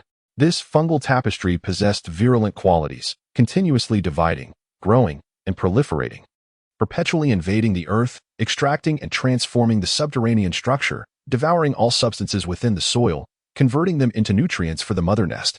In the pitch-black expanse, countless black tendrils solidified in midair, and the scene that had previously unfolded in Jarlen's palm re-emerged, now magnified hundreds, if not thousands, of times.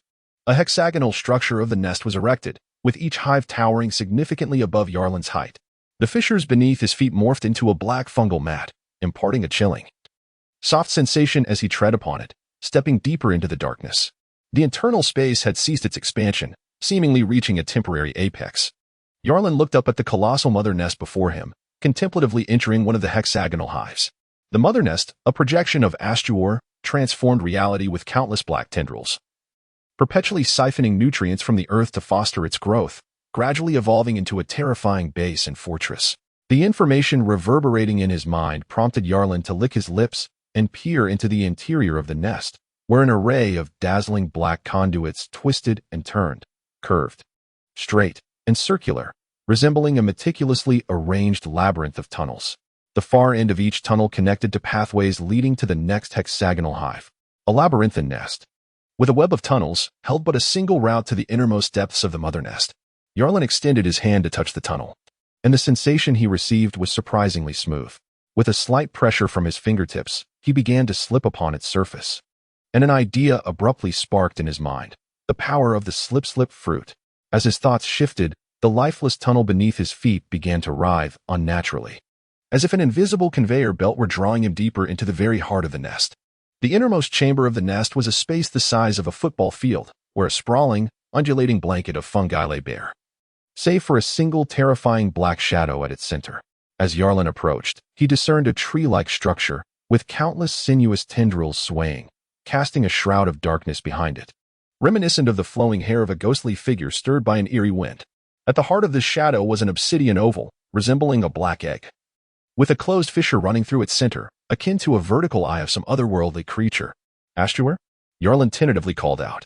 The black eye suddenly opened, revealing a cold gaze devoid of any emotional hue, reflecting Jarlen's form. A voice resonated from all directions, reverberating throughout the chamber, as though it emanated directly from Jarlen's soul, echoing within his mind. "Jarlen, you have arrived. Ah, a pleasure to meet you for the first time." Jarlen touched his eyelids, locking eyes for a moment before his mouth twisted into a ghastly grin, revealing his sharp teeth. "So, you have departed from my body, Astur," came the response. "You may interpret this as an extension of our body, a part that has been severed and grown independently, while the brain and core remain intact." Jarlen opened his eyes, which shimmered with an inky glow, as if his mouth had been commandeered by Astur, articulating the explanation. "It is still this symbiotic body. You can control my body." Jarlen licked his lips, his voice betraying no hint of emotional fluctuation. under your will, if needed. I can assist you in commandeering the operations of the body. No longer controlling Yarlin's mouth, the voice merely emerged from his mind, as if the switch connecting their wills had been abruptly severed. In truth, Yarlin's concerns were unfounded. The differing pursuits of life forms and consciousness were at play. Yarlin sought absolute autonomy, while the nest yearned for continuous evolution. In this process, who held dominion was beyond the nest's contemplation. Then, does this I count as a part of the organization that is detached from me? Yarlin's expression brightened a bit. Yet his thoughts wandered off course as he gazed at the vertical eye. Does this mean I have given birth? Not at all. The indifferent voice emerged from his consciousness. It is the entirety of the nest. Yarlin gazed at the colossal shadow enveloping him, remaining silent with a bemused expression. Chapter 62. The enhanced ability beneath the vast shadow. Yarlin observed the fungal carpet before him beginning to tear open at its center, revealing the bizarre forms concealed beneath, akin to some buried organic tissue unveiling its true nature. A structure reminiscent of a biochemical pool emerged, its inner walls riddled with countless black orifices, from which a viscous, ink-like liquid surged forth, filling the empty basin. Devour, to engulf all flesh and blood, transforming it into sustenance for growth. A stream of information materialized in Yarlin's mind, and he immediately comprehended that all the consumed flesh and blood were, in fact, being decomposed and infused into this pool, serving as nourishment for the next stage of the mother nest's evolution. Whether through his own physical absorption or via the biochemical pool's extensive and quantitative devouring, the ultimate outcome remained the same, the transformation into that inky substance. Why, he pondered, were these nutrients appearing now, and from whence did they originate? Almost in synchrony, fragments of scenes against a black backdrop flickered in his mind. He perceived black tendrils emerging from the soil, akin to serpents tracking the scent of blood, sinisterly entwining around the corpses buried within the earth. These were the bodies of the Navy personnel killed and interred near the tower not long ago. Yarlin promptly recognized the identity of these corpses.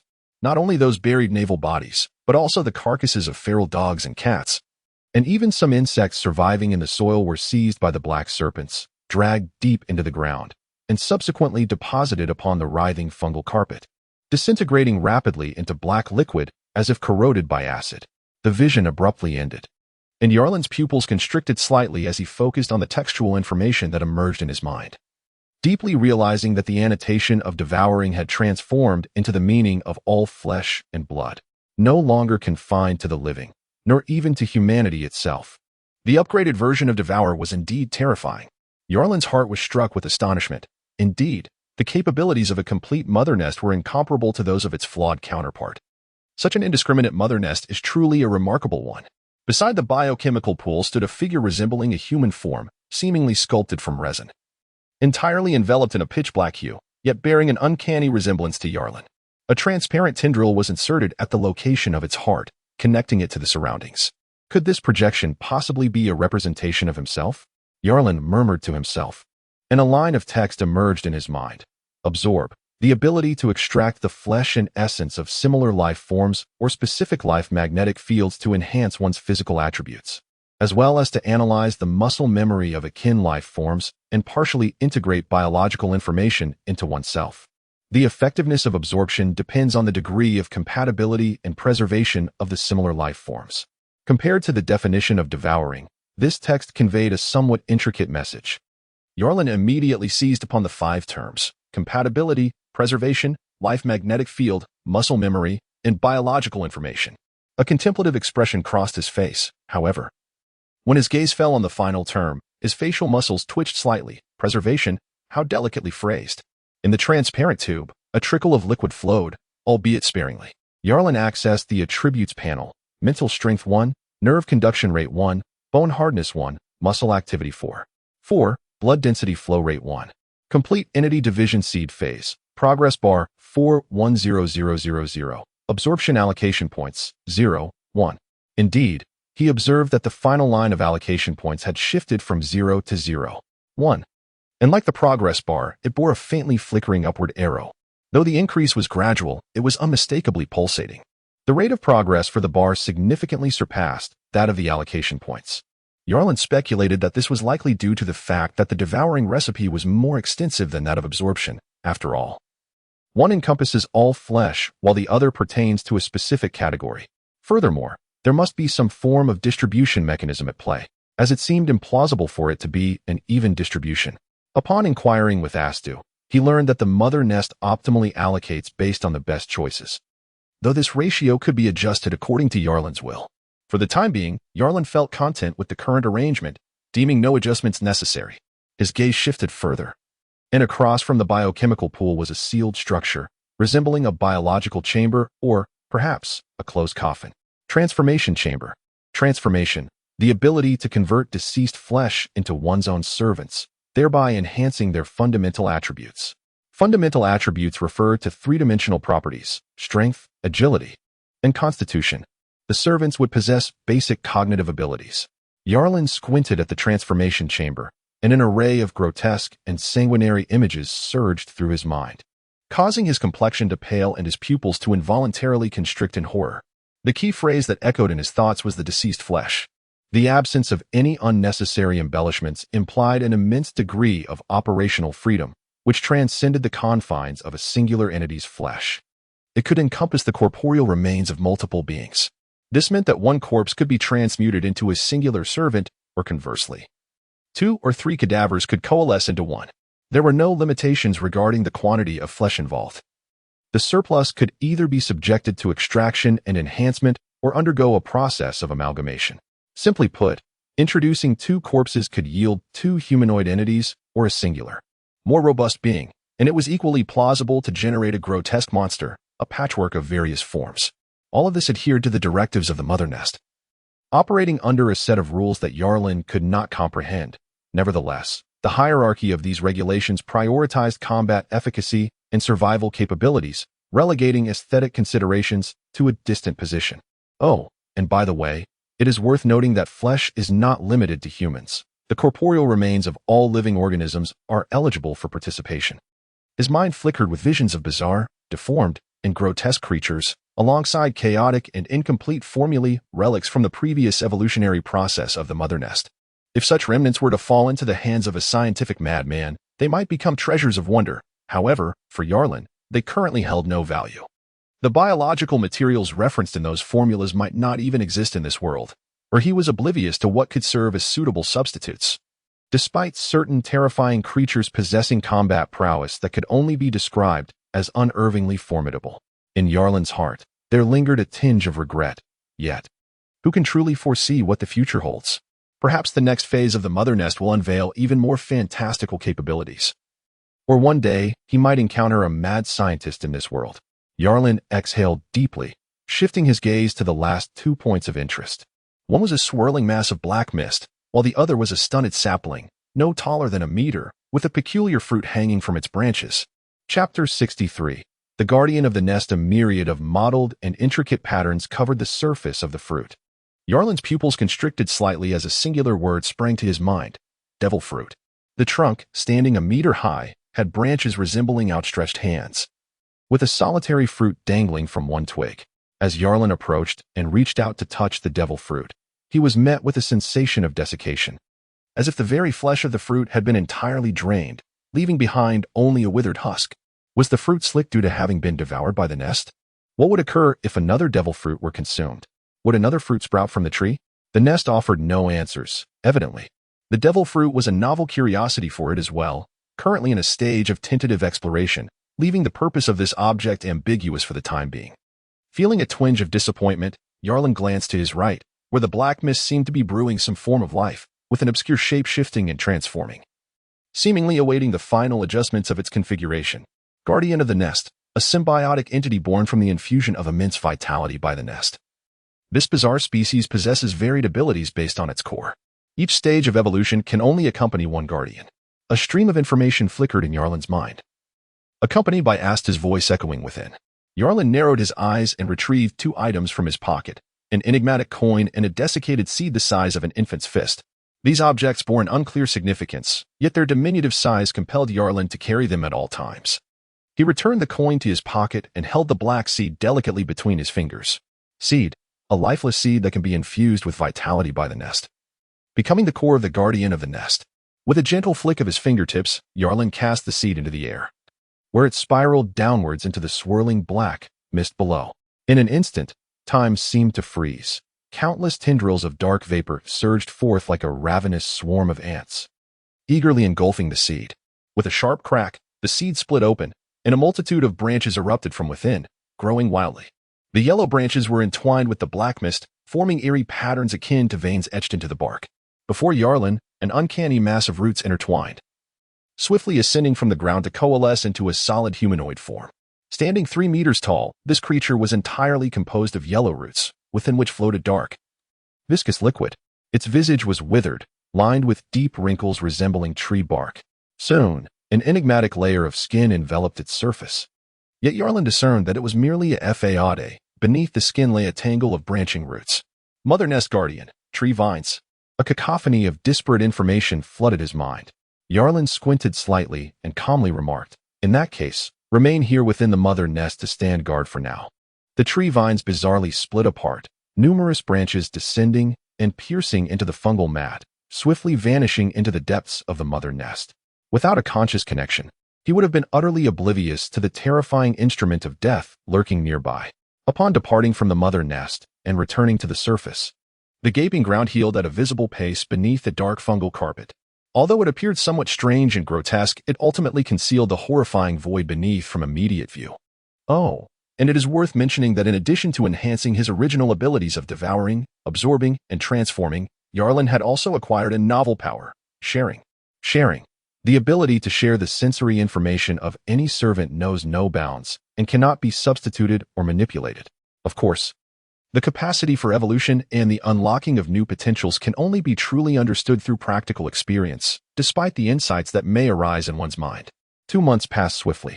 The cylindrical tower underwent renovations, while the surrounding branches and foliage were cleared away, revealing a circular structure. This was a prison constructed within the confines of the Navy's 153rd Division, heavily guarded at both entrances. Officially, it was claimed to be a facility for housing pirates captured by the division, yet the true purpose was to conceal the underground mother nest. At this moment, the newly constructed prison housed its first batch of inmates.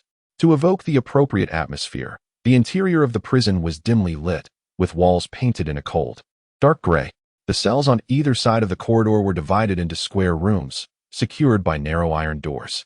Each cell contained bunk beds, a communal sink, and a squat toilet, standard prison fare that requires no further elaboration.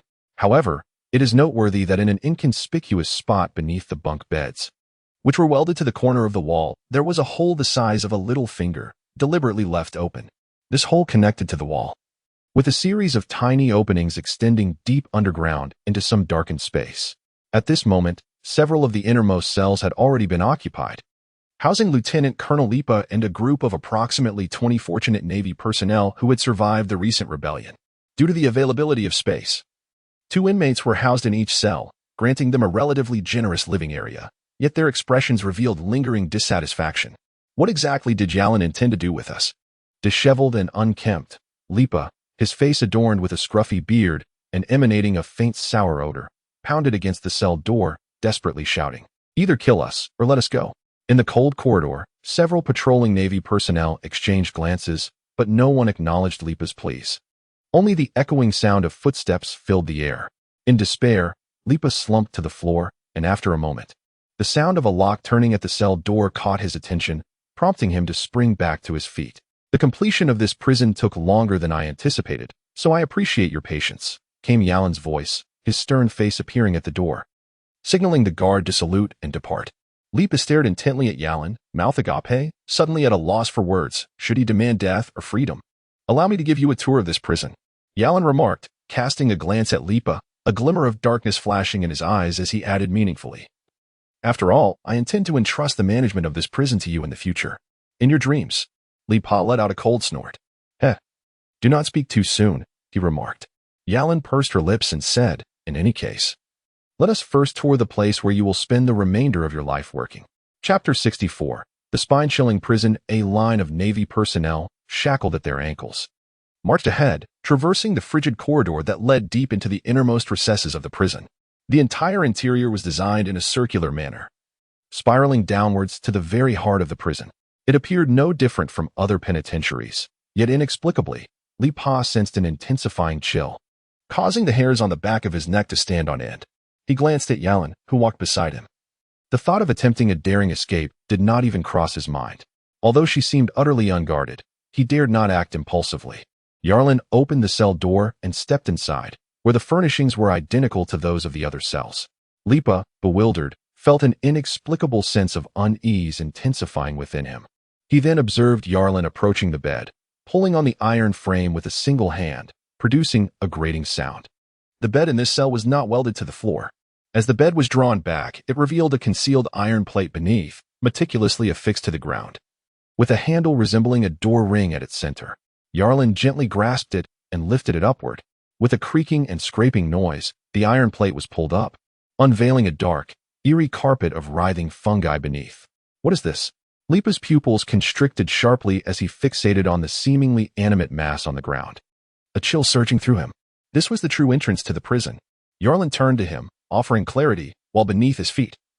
The fungal carpet seemed to respond to some unseen signal, splitting open to reveal an abyssal black hole below. Let us proceed. Enter, and do not lag behind. Yarlin commanded the foremost sailor. The sailor swallowed hard, locking eyes with Yarlin's frigid, menacing gaze, and steeled himself against the creeping dread that threatened to consume him as he stepped toward the chasm. One by one, they all entered. Lipa followed closely behind, her feet landing upon the stairway formed by the fungal carpet. She soon felt the soft, yielding texture beneath her, and without any effort, the carpet glided her forward, swiftly transporting them into the depths below. They descended into an expansive, shadowy subterranean realm, a terrifying and bizarre nest, a chaotic labyrinth of tunnels. Lipa gaped in horror, her mind a blank slate as she struggled to comprehend the surreal sights before her, utterly bewildered as to when these grotesque structures had taken residence beneath the branch. Her complexion turned ashen as she cast a fearful glance at the impassive Yarlin, whose presence felt as though he was leading them into the lair of a demon. You are the first guests. Yarlin snapped his fingers, causing fissures to appear in the inky fungal carpet, revealing transformation pods that emerged in precise correspondence to the number of sailors. Each pod, dark and peculiar, appeared as though it were coursing with blackened lifeblood, its openings gaping. Yarlin bared his pearly white teeth and declared, "Everyone, choose one and lie down inside." What is this? The sailors were paralyzed with fear, their scalps prickling, as if their feet were rooted to the ground. I assure you, you will emerge alive. Yarlin's lips curled into a faint smile. Yet his voice was chilling enough to send shivers down their spines. I do not wish to repeat my orders. The air grew oppressively silent, stifling their breaths. One sailor, unable to withstand the mounting pressure, screamed in terror and turned to flee. Consume it. Yarlin uttered a phrase that left Lipa momentarily bewildered, unsure of to whom Yarlin was addressing. A chilling sensation surged from the soles of his feet, akin to a slippery serpent slithering up his spine, causing goosebumps to erupt all over his body. Beneath the fleeing naval officer, the ground split open, revealing a narrow fissure from which hundreds of black threads emerged like a swarm of serpents, hissing as they ensnared the sailor. In but a breath, his entire form was engulfed in darkness, his body stumbling forward before collapsing onto the ground. The fungal carpet beneath him resembled a gaping maw, voraciously consuming him, dissolving him into a black liquid at a visible pace. In the distance, the sound of droplets echoed from the biochemical pool. All the naval officers stood frozen, their hearts shattered, while Lipa gasped in horror, his teeth chattering. Then, he heard Yarlin's indifferent voice continue, "Lie down, and I assure you will emerge alive." On one side lay the gruesome fate of being consumed and obliterated without a trace, and on the other, an eerie, unknown transformation chamber, which at least offered a glimmer of survival. The naval officers had no choice. They trembled as they stepped towards the transformation chamber. "Oh, Colonel Lipa, you need not approach. You should be grateful for your rank, which affords you a modicum of self-worth, albeit just a sliver." Yarlin regarded Lipa, his fingers tracing a gap the size of a fingernail, speaking earnestly. Understand this clearly. This will be your most crucial task in managing this prison henceforth. Lipa, filled with trepidation, scarcely comprehended Yarlin's words, his gaze fixated on the sealed transformation chambers. Inside, the naval officers lay pale and terror-stricken, while strange syringes emerged from within, piercing their bodies, eliciting agonized cries that seemed to tear their very beings apart. Their forms twisted and contorted, as if injected with some hormone, grotesquely growing, as though undergoing a frenzied operation. Their muscles and bones underwent meticulous reconfiguration. Visibly, their bodies elongated and hardened, exuding a chilling aura of strength. their fingernails sharpened to resemble steel, while their spines grotesquely extended, wrapping around their waists like a barb. Furthermore, their bodies were enshrouded in bizarre patterns akin to fish scales. Their faces gaunt with gill-like respiratory organs forming along their cheeks, and their pupils fluctuated in black and white until they settled into the slitted eyes of cold-blooded creatures. The wailing abruptly ceased as the doors of the transformation chambers opened, revealing a line of transformed naval officers standing together. Lipa beheld their towering height of nearly 2.5 meters and their cold, bloodthirsty eyes, as if he had fallen into an icy abyss. In and out, merely 5 minutes elapsed. Yet, they had transformed into monsters. Although their features could be faintly recognized, their essence and demeanor were entirely unrecognizable. The metamorphosis of the maternal nest was complete, no longer requiring the cumbersome steps of incubation. The nutrients stored within the nest sufficed to expedite this process, and Yalan expressed his profound satisfaction.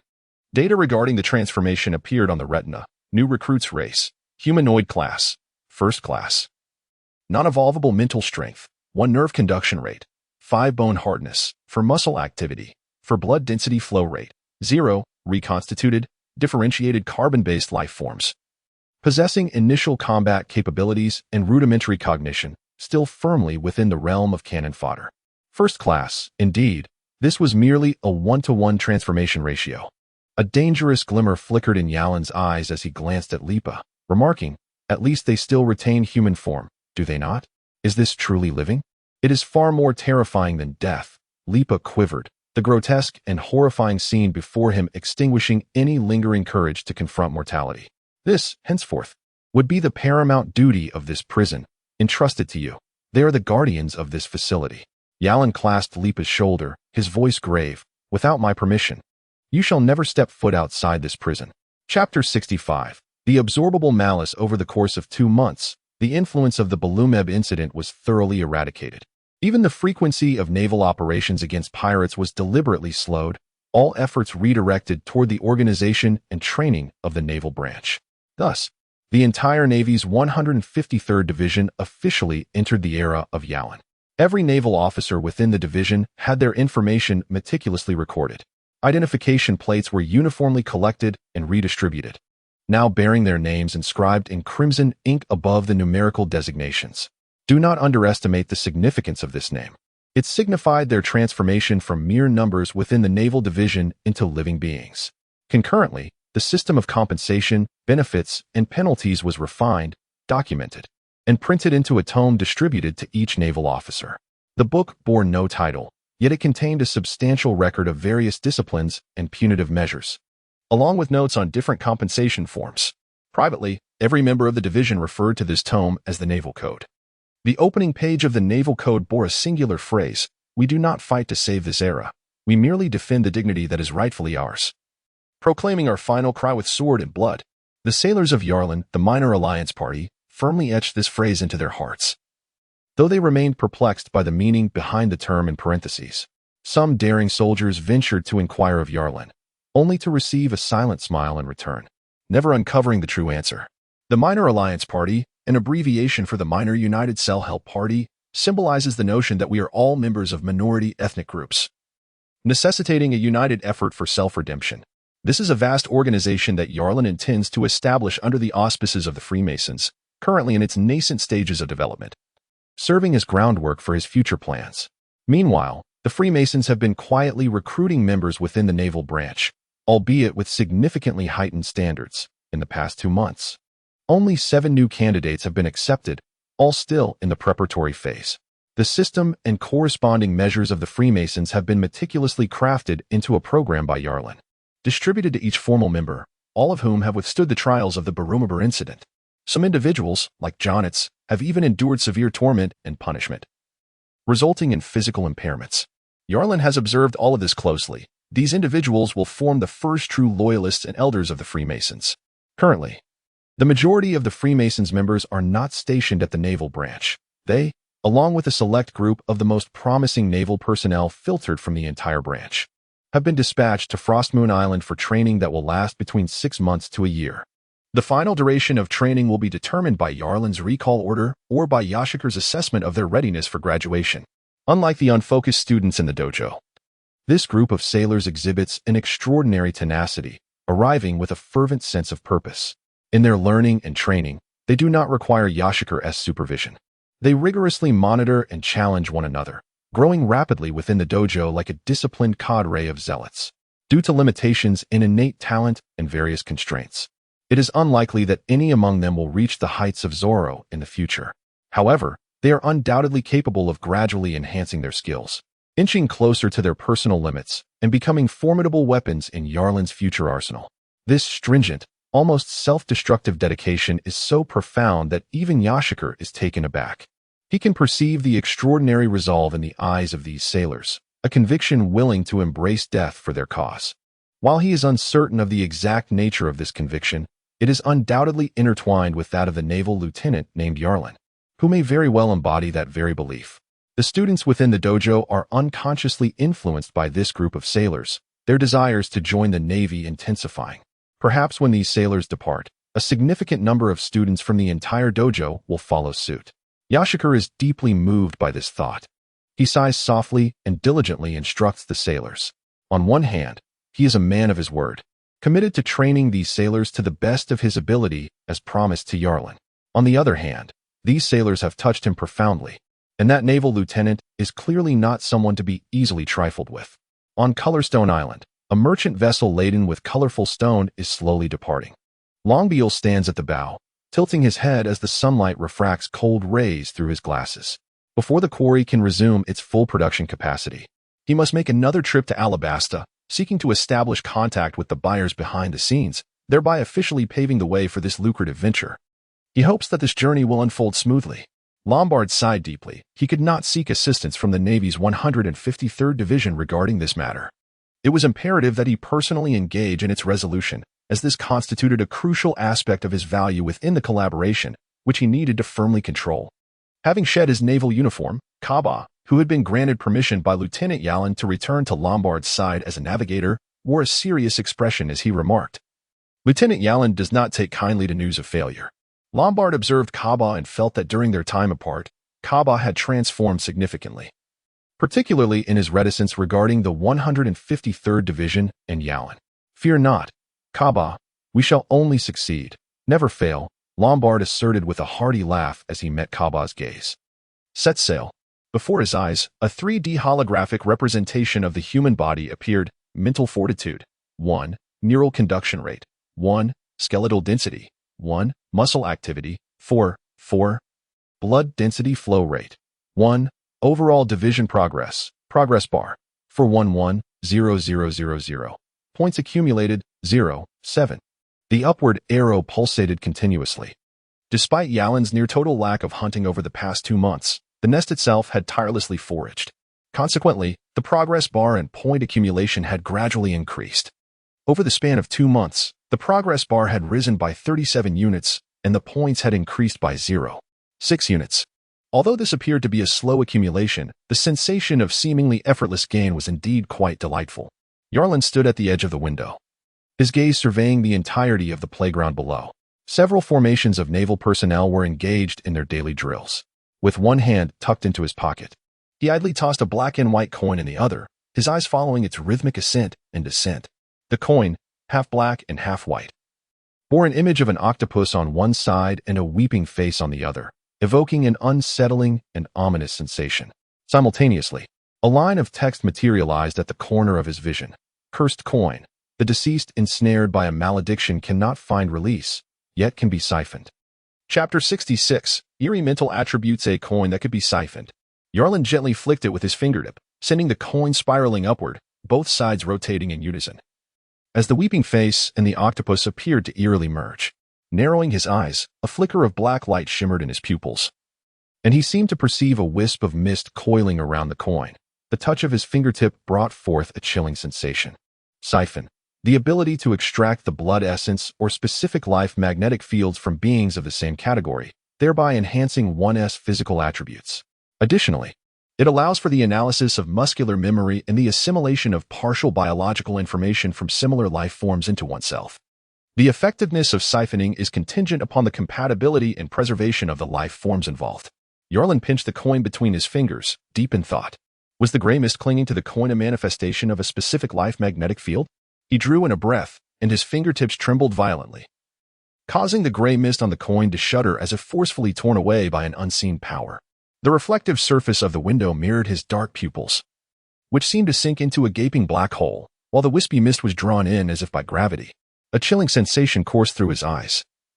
The edges of his pupils appeared to be enveloped in an illusory outline, resembling a second pupil encircled by a thin black rim. The intermittent black line within the blue iris seemed to become permanently fixed, as if another pupil had been superimposed within it. His gaze appeared extraordinarily eerie and sinister. Gazing into the mirror, Yarlin felt a disquieting coldness emanating from his eyes. Information regarding his attributes surfaced on his retina. Mental strength 8. 3. Neural conduction rate 1. Bone hardness 1. Muscle activity 4. 4. Blood density flow rate 1. Complete division breakthrough phase. Progress bar 411. 0000. Absorbed distribution points 0. 7. While other data remained unchanged. The surgeon is mental strength to 8. 3. An astonishing leap across 7 numerical values, astounded Yarlin. If this boost were purely a matter of point accumulation, it represented nearly 70 units of quality. Instinctively, he glanced down at the coin, which now appeared to have faded and become mottled with rust. With a slight effort, the entire coin crumbled into a yellowish-brown residue, slipping through his fingers and falling to the ground, though he did not perceive any overt changes in his body. Nor could he discern where any alterations had occurred. He sensed an indefinable shift in the world around him. He rubbed his eyelids and blinked silently, suddenly feeling a chill emanating from his pupils. In the reflection, it seemed as though a palm-sized red spider was perched on his shoulder. His pupils constricted slightly as he reached toward his shoulder, only to see the seemingly ethereal spider crawling along his finger towards the back of his hand. Deep Red Misfortune Spider. A name flashed in his mind, as if they were connected by an unspoken bond. Its precise abilities remained unknown, and as he blinked, the spider vanished without a trace. Yet, an inexplicable intuition stirred within him, the mental strength of 8. 3 promised more than just the presence of a deep red misfortune spider. Subtle, transformative changes were brewing beneath the surface, accumulating in a latent state. With the threshold of 10 points representing the first pivotal juncture, any singular attribute surpassing the threshold of 10 would herald a significant qualitative transformation. This is not mere speculation, but rather an instinctive intuition passed down through the ages. Yarlin discerned that this powerful intuition itself is a manifestation of mental fortitude. The sound of knocking echoed through the air. Yarlin retracted his thoughts and gazed towards the entrance. Fig stepped through the door, bearing news from the Red Skull, having discovered the movements of the Black Cat pirates. In the East Sea, 600 nautical miles west of West Slav village, a pirate ship adorned with the emblem of the Black Cat floated upon the vast ocean. The elongated vessel bore marks of cannon fire on either side, the hull and mast leaning precariously, while dried, congealed bloodstains remained uncleaned within the deck's crevices. All signs indicated that this pirate ship had recently endured a fierce battle. At this moment, the ship tilted unevenly to one side, and there were holes in the lower deck sealed with wooden planks, through which seawater seeped in. It was a mistake to have allowed the shipwright to substitute for Captain Clow, who was executed by the Navy. Sitting cross-legged at the bow, his round top hat swayed with the ship's motion, heart-shaped glasses reflecting the fated pirate vessel. Zhang Yao sighed, realizing that a place to properly repair this battered ship was imperative. On one side of the mast, the feline brothers danced in an odd manner, causing Zhang Yao to scratch his head in exasperation. Not a single pirate aboard possessed any semblance of intelligence. He lacked anyone to confer with, leading him to reminisce about the days of Captain Clow. That cunning man is shrewd as a fox. The sunken warship loomed in Zhang Yao's thoughts, a shadow cast upon his face, reminiscent of a rabid dog chasing after the Black Cat pirates, none other than the Navy's lieutenant colonel. If memory serves, the shipwright who had taken Clow's place was executed by the Navy's 153rd Division. Coincidence, or had the matter been exposed? Zhang Yao's fingers tightened around a circular saw wrapped in iron wire. He abruptly stood, the soles of his shoes creaking upon the waterlogged deck. Any recent news from the sea? He inquired. Nothing noteworthy, a pirate mused before recalling. Oh, right? Not long ago, the Red Skull pirates spread word in this area, expressing a desire to negotiate a deal with our Black Cat pirates. The Red Skull pirates, Zhang Yao echoed in astonishment. Are they not the crew that has lingered around a certain island for ages? We have had little to no dealings with them. Indeed, their captain is named Kalki, and his bounty is quite substantial, the pirate responded. The message indicated they are in a bit of trouble and seek our assistance, offering considerable compensation, if we are willing. They hoped to arrange a meeting between the two pirate crews. And the time and place? Zhang Gao inquired, and the pirate responded. Shaking his head, Zhang Gao said, "No. We must negotiate the trade at our designated location. Relay the message shortly, and inform them that the compensation is to be discussed separately. Our Black Cat pirate crew is in need of a new vessel. If they are amenable, we shall meet at this location." Zhang Gao withdrew a nautical chart from his pocket, casually pointing to a marked island. "Here, we shall wait for them for half a month." The exchange of information among pirates was traditionally shrouded in secrecy and conducted at a leisurely pace, often relayed through familiar pirate crews. There were occasional collaborations and transactions between pirate crews, and Zhang Gao harbored no suspicions. Half a month was a time frame he had mentally calculated. If the Red Skull pirate crew agreed, it would suffice for them to reach the small island for the meeting. Chapter 67. The Black Cat pirate crew on an unnamed deserted island. Dense with foliage, the pirate ship lay quietly anchored at the shore. A few brawny pirates lounged on the beach, while the majority of the Black Cat pirate crew had already disembarked, venturing into the thick woods. Within the forest, in a clearing that had been cleared, tendrils of black smoke wafted through the air, and remnants of smoldering campfires dotted the ground. Zhang Gao sat upon a large rock. "Has the Red Skull pirate crew sent any word?" Zhang Gao inquired nonchalantly. "Not yet," replied a pirate, wiping grease from the corner of his mouth and yawning. "Perhaps they are en route." "Let us hope so," Zhang Gao mused, as an unsettling feeling lingered within him. He gazed upward at the sky above the thicket, sensing an impending shroud of gloom and darkness. Nightfall. The sounds of snoring echoed through the forest, and the sentinels stationed at the ship's bow dozed off, their heads lolling against the ship's railing. The inky waters and the pitch-black sky appeared to merge into a curtain of darkness. As a pointed vessel stealthily emerged from behind the veil, its menacing cannons silently aimed at the island. With a thunderous roar, cannonballs shot forth, slicing through the air with a chilling, piercing sound, raining down upon the Black Cat pirate cruise ship, which was instantly obliterated. The lifeless bodies of several pirates, still caught in slumber, fell heavily onto the beach, their dismembered remains strewn across the sand. The pirates in the forest awoke with a start, and Zhang Gao's expression shifted dramatically as he beheld the flames igniting along the coastline. Behind the burning wreckage, a sinister silhouette emerged, the seagull flag fluttering in the inferno. As Navy soldiers clad in white uniforms leapt from the ship's bow. On the beach, a pirate, barely clinging to life and reeking of charred flesh, wailed in agony, only for his cries to be abruptly silenced by the crack of a gunshot. "Damn it, it's the Navy." The feline brothers exchanged glances, their faces contorted with malevolent intent. "How did the Navy discover our hideout?" Zango's lips curled downward, and his countenance was shrouded in a profound gloom. This desolate isle bore witness to the destruction of vessels along its coastline, plunging the Black Cat pirate crew into dire straits. Their only avenue for escape lay in vanquishing the naval forces that had landed, seizing their ships in the process. Unlike other pirates who fled in the face of the Navy, the former captain of the Black Cat, Kuro, was a master at manipulating naval engagements. Recently, their current captain had sunk a warship, instilling a sense of fearlessness among his crew, who instead felt an insatiable thirst for blood. Though that wretched ship is beyond salvage, its destruction was a blatant affront to the Black Cat pirate crew, Zango observed as he surveyed his surroundings. His hand opened. The circular saw suspended by a hook swaying rhythmically, and a grin spread across his face. "You are the fiercest pirates upon these seas. Unleash your inner savagery. I have faith that you can effortlessly slaughter this contingent of Navy." The surrounding pirates fixated intently on the circular saw, their pupils contracting in an uncanny manner. Ripples of ferocity emanating from their very beings like a predatory beast. Zango suddenly lowered the brim of his hat, smacking his lips as he issued his command. 1, 2. Zango. A thunderous roar erupted as the frenzied pirates surged from the thicket, launching themselves at the Navy soldiers arrayed to engage them. After dispatching the remaining pirates on the beach, the Navy formed a structured line, advancing with haste into the dense underbrush. There were no battle cries, only a chilling silence infused with a palpable aura of bloodshed, carried by the gusting sea breeze. "Form ranks." The lead naval officer raised his hand, halting the line. The first row of sailors crouched, leveling their rifles forward. The dark muzzles of their guns exuded a foreboding menace. From the depths of the thicket came the sound of hurried, scattered footsteps, growing increasingly frantic, until a pirate clad in a vest burst forth. With a fierce countenance, he bellowed, spittle flying as he charged toward the Navy, followed closely by a throng of his comrades. In response, commands to fire cascaded through the ranks. and yellow-brown bullets erupted in a crimson spray. One pirate fell, a gaping wound the size of a quail egg erupting from his throat. One by one, the pirates succumbed, while the Navy continued to shoot and tactically disperse. Clack!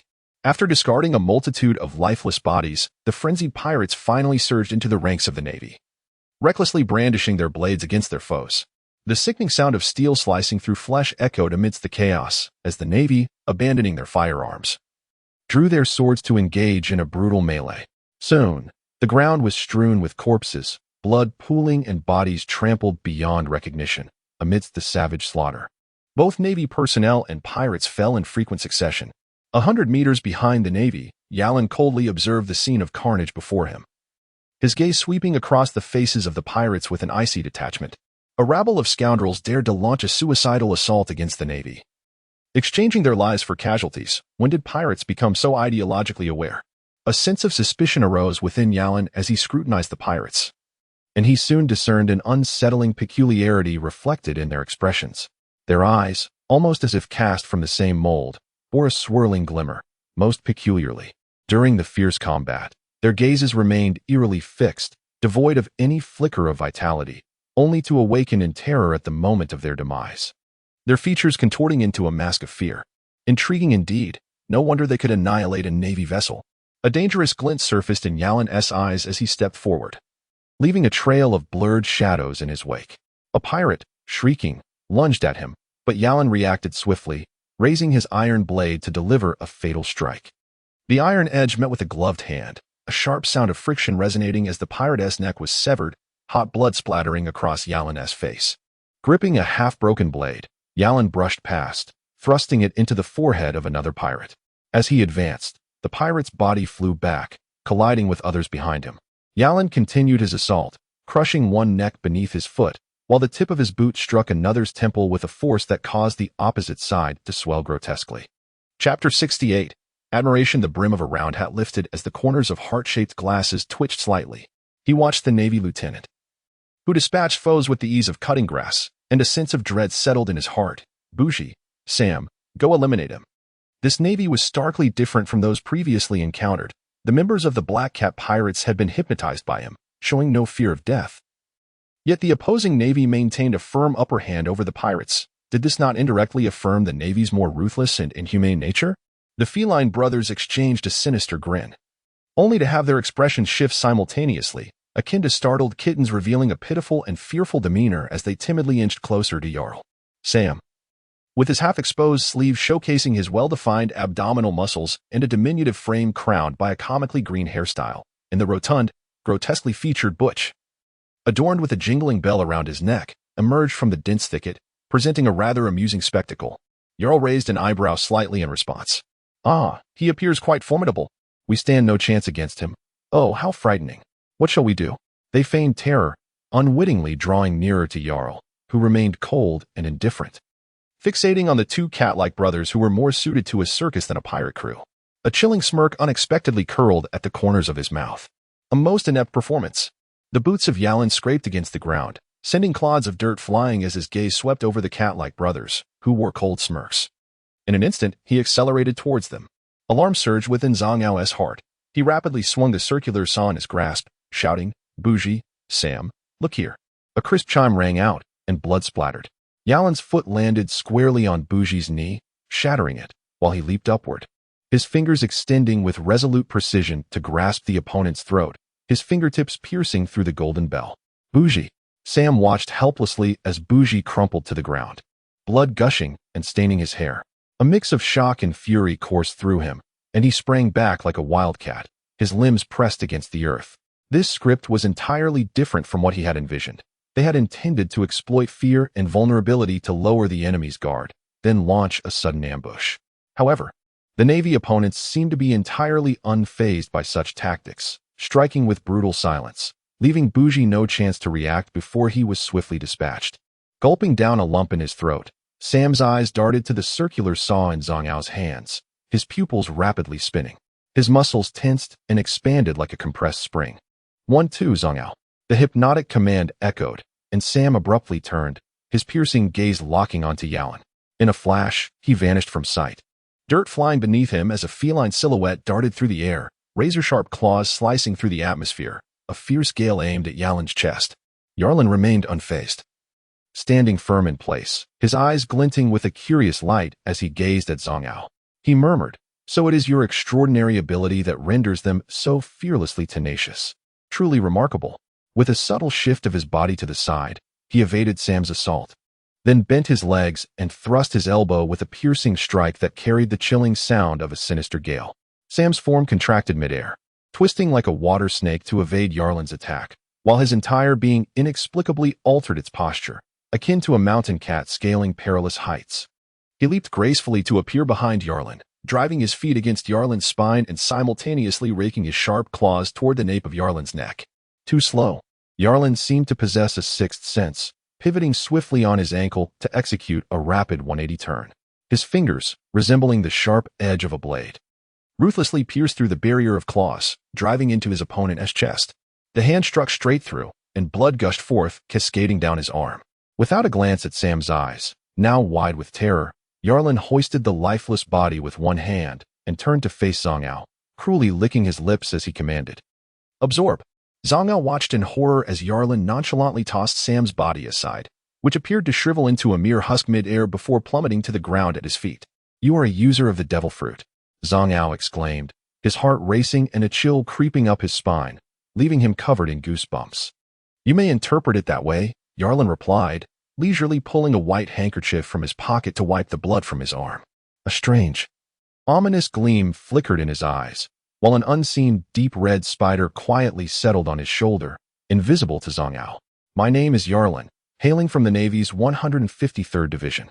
I believe you are aware of my purpose here," he declared, discarding the blood-stained handkerchief. His brow furrowed slightly, imparting an indescribable air of cold depth. "Is it concerning the warship that was recently sunk?" Zhang Ao responded, his vigilance palpable. "Well, that is one justification. However, it hardly warrants my personal visit." Yarlin retorted with a sardonic smirk. "Initially, I was merely speculating, but after witnessing your earlier display, I have reached a firm conclusion." "Oh, how unexpectedly intriguing this has become. I find myself somewhat reluctant to end your life." "What do you mean?" Zhang Ao's fingers subtly twitched as he maneuvered the circular saw, attempting to divert Yarlin's attention with his words.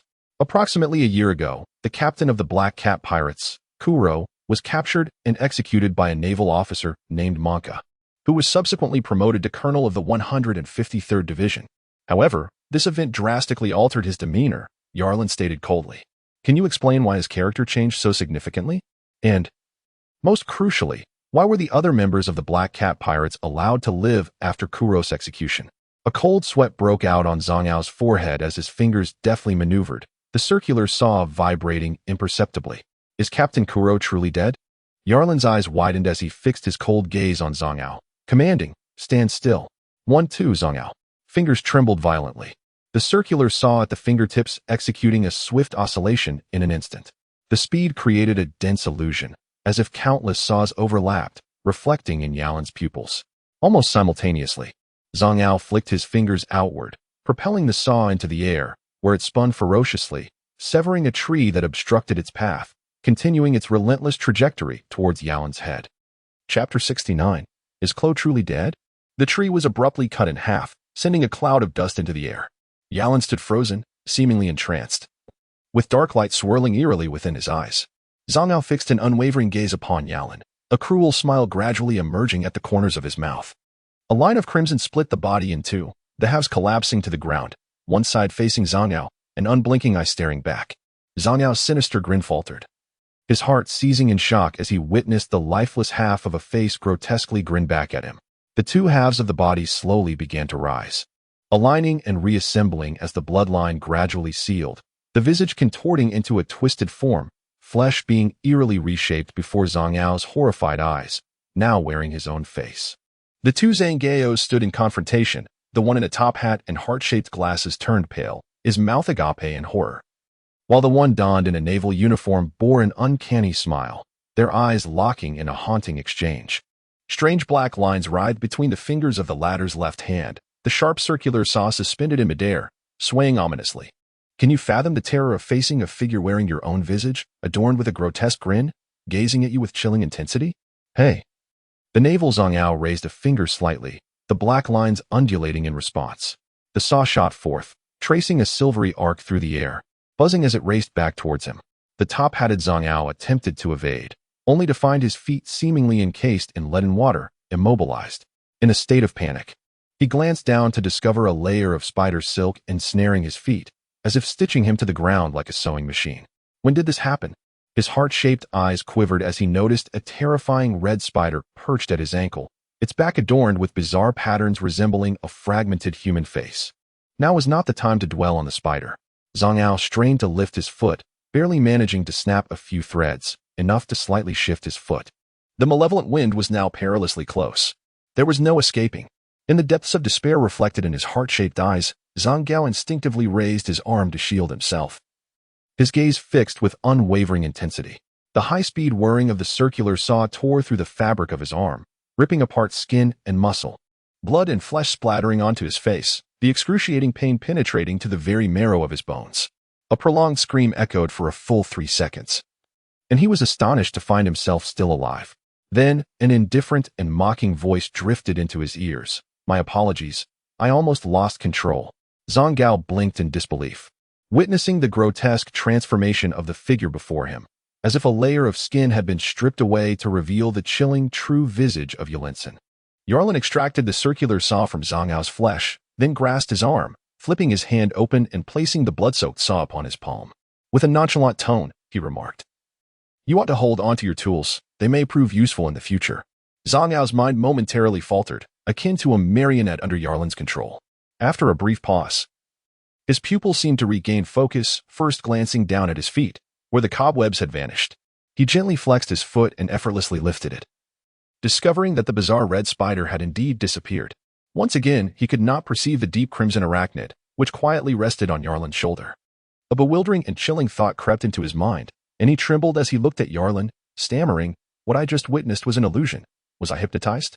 A person who had long been the hypnotist found himself ensnared in another's enchantment, prompting one to ponder the extent of Zhang Ao's psychological turmoil at that moment. Yarlin squinted his eyes slightly, grappling with the newfound abilities demonstrated by the crimson spider for the first time. The powers exhibited seemed akin to a form of illusionary hypnosis, yet instinctively distinct from Zhang Ao's. He refrained from answering Zhang Ao's inquiries, instead coldly removing Zhang Ao's glasses, revealing heart-shaped eyes beneath. Yarlin, momentarily taken aback, remarked with a hint of disdain, "You should consider yourself fortunate that you cannot hypnotize me. Otherwise, you would be left with nothing but a corpse." Zhang Ao's hypnotic abilities held great potential and value. Yet they were rendered futile if he could not influence himself. The more valuable the ability, the more perilous it became. Zhang Ao swallowed hard, chills coursing through him, feeling as if he had narrowly escaped the jaws of death, which, in truth, he had.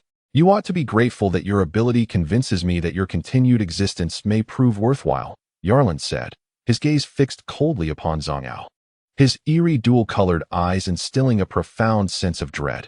"I am offering you a chance to survive. Revoke the hypnosis over the remaining Black Cat pirates, compelling them to surrender and kneel in submission, while you, yourself, shall be forcibly conscripted into the 153rd Division of the Navy." Zhang Ao was taken aback. "You have 5 seconds to contemplate your decision." Yarlin cast a glance at the battlefield, where the Black Cat pirates continued to resist desperately, his expression fierce. Refusal would equate to death. Zhang Ao comprehended this truth deeply, inhaling sharply before resigning himself. "I accept." With Zhang Ao's capitulation, the subsequent proceedings unfolded seamlessly.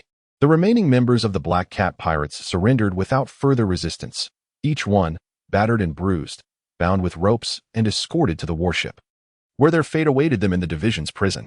"Gather the bodies of our fallen comrades and transport them back to the base for burial," Yarlin commanded his subordinates. As for the deceased pirates, place them in sacks and return them to the base to serve as fertilizer for the flowers. Despite the naval officer's slight confusion regarding Yarlin's orders, they obeyed promptly. Using the bodies as fertilizer, such cruelty was indeed extreme. Bound roughly by nearby sailors, Zhang Ao watched Yarlin's cold profile, his cheeks twitching. Even among pirates, desecrating the dead was rare, let alone repurposing them as fertilizer. The casualty report was swiftly compiled. The Navy had lost 14 soldiers, with 6 critically injured and over 40 sustaining minor wounds, while the Black Cat pirates were annihilated. with 33 killed and 27 captured after being dealt fatal blows in the aftermath. Do you see? The blood of those fallen soldiers rests upon your shoulders. Yarlin stated coldly to Zhang Yao. Though I have accepted your surrender, it does not absolve the Navy's soldiers from seeking retribution for this blood debt. Do you understand? Nodding with a grim acknowledgement, Zhang felt the piercing gazes of the surrounding Navy personnel upon him, their stare sharp as blades, leaving him with an unsettling sense of vulnerability. Very well, your task now is to atone for your sins by continually contributing to the branch, thereby cleansing yourself of the blood that stains your association with it. Yalin smiled with satisfaction, inquiring, is it true that Captain Klo is truly deceased? Chapter 70. The tentacles extending in darkness. The prison of Navy Branch 153 has officially commenced operations, with a complete overhaul of its guards, save for Colonel Lipa. All other wardens were newly transformed recruits. These new recruits, however, were not to be confused with the previous ones. They were beings elevated above mere slaves, now transformed into a higher echelon. Creak. The heavy door of the prison swung open, and a line of apprehended pirates was ushered inside. Lipa stood within the confines of the prison, his gaze a tumultuous blend of emotions as he fixated on the first true guest of this establishment. Letting out a subtle sigh, apprehend, Lipa remained within the delineated white line of the prison, while the silent guards executed his commands. The Navy personnel escorting the prisoners cast sidelong glances at the imposing figure of the guards, puzzled as to when the branch had recruited such formidable fishmen. Yet, those tasked with transporting the prisoners were not ones to engage in idle chatter. They swiftly completed their duties and departed, leaving the entire prison branch steeped in an eerie and chilling atmosphere, as they were disinclined to linger. The corridor was dimly lit. Shadows of the guards elongated across the floor, while the captured pirates, now referred to as inmates, were dispersed into individual cells, each sealed behind iron doors. Days had passed since Lipa had witnessed the prison's true nature, yet the horror within him had not fully subsided. Nevertheless, he had resolved on the course of action he must take. After all, these pirates were nothing but wretched scum, unworthy of pity.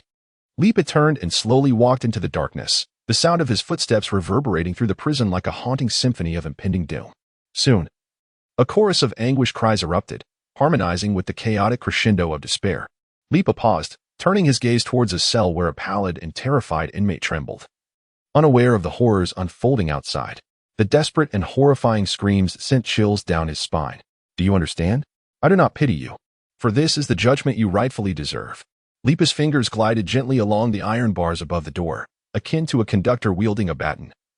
As he addressed the quaking prisoner, though it felt more like a soliloquy, to perish in ignorance is, in itself, a form of liberation. Hiss. The prisoner, gripped by terror, beheld a twisted black tentacle emerging from beneath the bedboard, morphing into sharp black lines that pierced through his entire being. In an instant, a harrowing scream escaped his lips, and he was disintegrated into nothingness, leaving only a few soiled garments scattered upon the floor. The previous step had merely served to enlighten Lipa regarding the true nature of the prison, preparing him for what lay ahead. However, the execution of this grim task was far more succinct and efficient. Each cell was equipped with a pathway for the nest's respiration. In truth, every cell functioned as a breeding chamber. A chill of dread enveloped Lipa's heart. He was not only the warden of this prison, but also its sole genuine inmate, burdened with the task of tending to this wretched place. As he pushed open the cell door and gathered the fallen clothing from the ground, the prison quickly descended back into a cold, eerie silence. Oh, I nearly forgot to mention, during the transport of the prisoners, dozens of crimson sacks had also been delivered, haphazardly stuffed with decomposing, foul-smelling corpses. The outer walls of the prison were adorned with vibrant flowers and grasses, growing along the base and iron bars, leading to a central garden, a vivid splash of color in this bleak existence. Initially, Lipa had been perplexed by the garden's purpose, but now its significance was clear to him. Perhaps it was the blood and corpses that nourished it, for the flowers in that garden would bloom with exceptional vibrancy throughout the seasons to come. From this day forth, Lipa, the lieutenant colonel, found solace in passing time by the iron window in the prison corridor, lost in contemplation as he gazed upon the flourishing garden. Meanwhile, as the guards diligently tilled the soil and fertilized it, another neglected patch of land within the compound was cleared for the establishment of a small graveyard. Here, all the officers and soldiers of the Navy's 153rd Division who had fallen in service would be collectively interred, marked by a grand tombstone to honor their memory. After the corpses were cremated and placed in urns for burial, A day would be designated each month for all naval personnel to gather and pay their respects. After a moment of hesitation, Yalin ultimately chose cremation over a simple burial, for a burial would mean a gruesome fate. The corpses would simply vanish, consumed entirely by the nest, leaving no trace behind. These sailors were, after all, mere victims of his ambition, bones laid as a staircase to the throne of power. While he did not believe the deceased would concern themselves with how their remains were treated, he still relinquished the tempting notion of silently disposing of their bodies. What mattered most was that some truths would eventually come to light. Should any missteps occur, it could spell his ruin. Yalin licked his lips, sighed with a sense of melancholy, and reflected, in the end, I still lack the ruthlessness necessary. Zhang Gao stood nearby, perplexed and sensing a slight tingling at the roots of his teeth. After conveying several matters, Yalin turned away with his hands clasped behind his back, activating a projection template of attributes in his mind. Mental strength 8. 3. Nerve conduction rate 1. Bone hardness 1. Muscle activity 4. 4. Blood density flow rate 1. Complete division breakthrough phase progress bar 811. Absorbed distribution points 4. 2. The efficiency of the mother nest was remarkably swift. Both corpses and captives swiftly transformed into burgeoning figures. Yalin licked his lips, a cascade of informational feedback flooding his mind. Besides the delight of having just indulged in a sumptuous meal, the fungal mat cultivated by the subterranean mother nest had gradually engulfed the entire naval branch. In other words, the underground expanse of the naval branch 153 had been shrouded by a black fungal carpet, which continued to grow. Although the speed of growth had diminished from its initial frenzy, it still maintained a remarkably rapid pace. Yalin estimated that if this rate persisted, within 6 months, the small island beneath his feet would be entirely enveloped by the fungal mat of the mother nest. As the fungal carpet expanded underground, it signified the gradual extension of the mother nest's tendrils throughout the entire island. The evident advantage was an expanded range for resource acquisition. After all, an island, over the years, had accumulated a myriad of buried species remains, which, in the eyes of the mother nest, represented a treasure ripe for exploitation. Yet, that was not the sole benefit.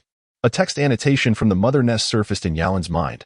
Mother nest, the projection reality of Astur, transforming reality into its lair with countless black tendrils, incessantly absorbing the Earth's nutrients for growth, and evolving its nest into a terrifying base and fortress during this process. A base fortress. Yalin licked his lips, feeling as though he could sense the pulsating expansion emanating from the depths below. He gradually suppressed the fervor within and redirected his focus away from the blurred feedback in his mind, once again gazing at the attribute panel. Chapter 71. The Perception of Insight. Yarlin's initial plan was to augment the value of his muscular activity to its current limits. However, unexpectedly, a malevolent coin propelled his mental strength to its pinnacle attribute, nearly doubling the value of his muscular activity. Moreover, Yarlin sensed that the intensity of his mind represented a quantitative change leading to a qualitative transformation, with the critical threshold for this metamorphosis likely resting at the integer value of 10. He absorbed and allocated 2 points. Yarlin returned to his abode, casually shutting the door behind him. He sank into the sofa, and for a fleeting moment, a flicker of dark luminescence danced in his eyes. However, the value of his allocated points swiftly diminished to 2. 5. Simultaneously, an ascending arrow materialized beside the figure representing his mental fortitude, which, in the span of a breath, solidified at a striking 10 points. Shaking his head slightly, Yarlin perceived no discernible change. Just as his confusion deepened, an excruciating pain erupted abruptly, akin to a scalpel piercing through his skull, leaving an eerie incision upon the cortical surface of his brain. Yarlin's eyes bulged with terror. The muscles at the corners of his brow strained to the point of rupture, crimson blood oozing forth, saturating his entire eye socket. His body seemed to lose all semblance of control, as if his spinal nerves had been abruptly severed, rendering him a mere puddle of flesh. He found himself unable to open his mouth to emit even a single cry. The temples throbbed ominously, as if on the verge of explosion, while the veins on his forehead protruded, resembling grotesque, writhing worms. His cheeks bore the marks of a violent impact, the skin cracking like shattered glass. As droplets of blood seeped from his pores, trickling forth from the depths of his skull, Yarlin opened his eyes, bloodshot and wide, as if he could perceive the intricate circuits and furrows of his cerebral cortex, contorting in a bizarre and twisted manner. Between some previously unrelated pathways, a deep gash emerged, razor-sharp, as if sculpted by a skilled chisel. Streams of crimson fluid oozed from the fissures, violently expelled from his skull by some unseen force, seeping through his pores and blood vessels.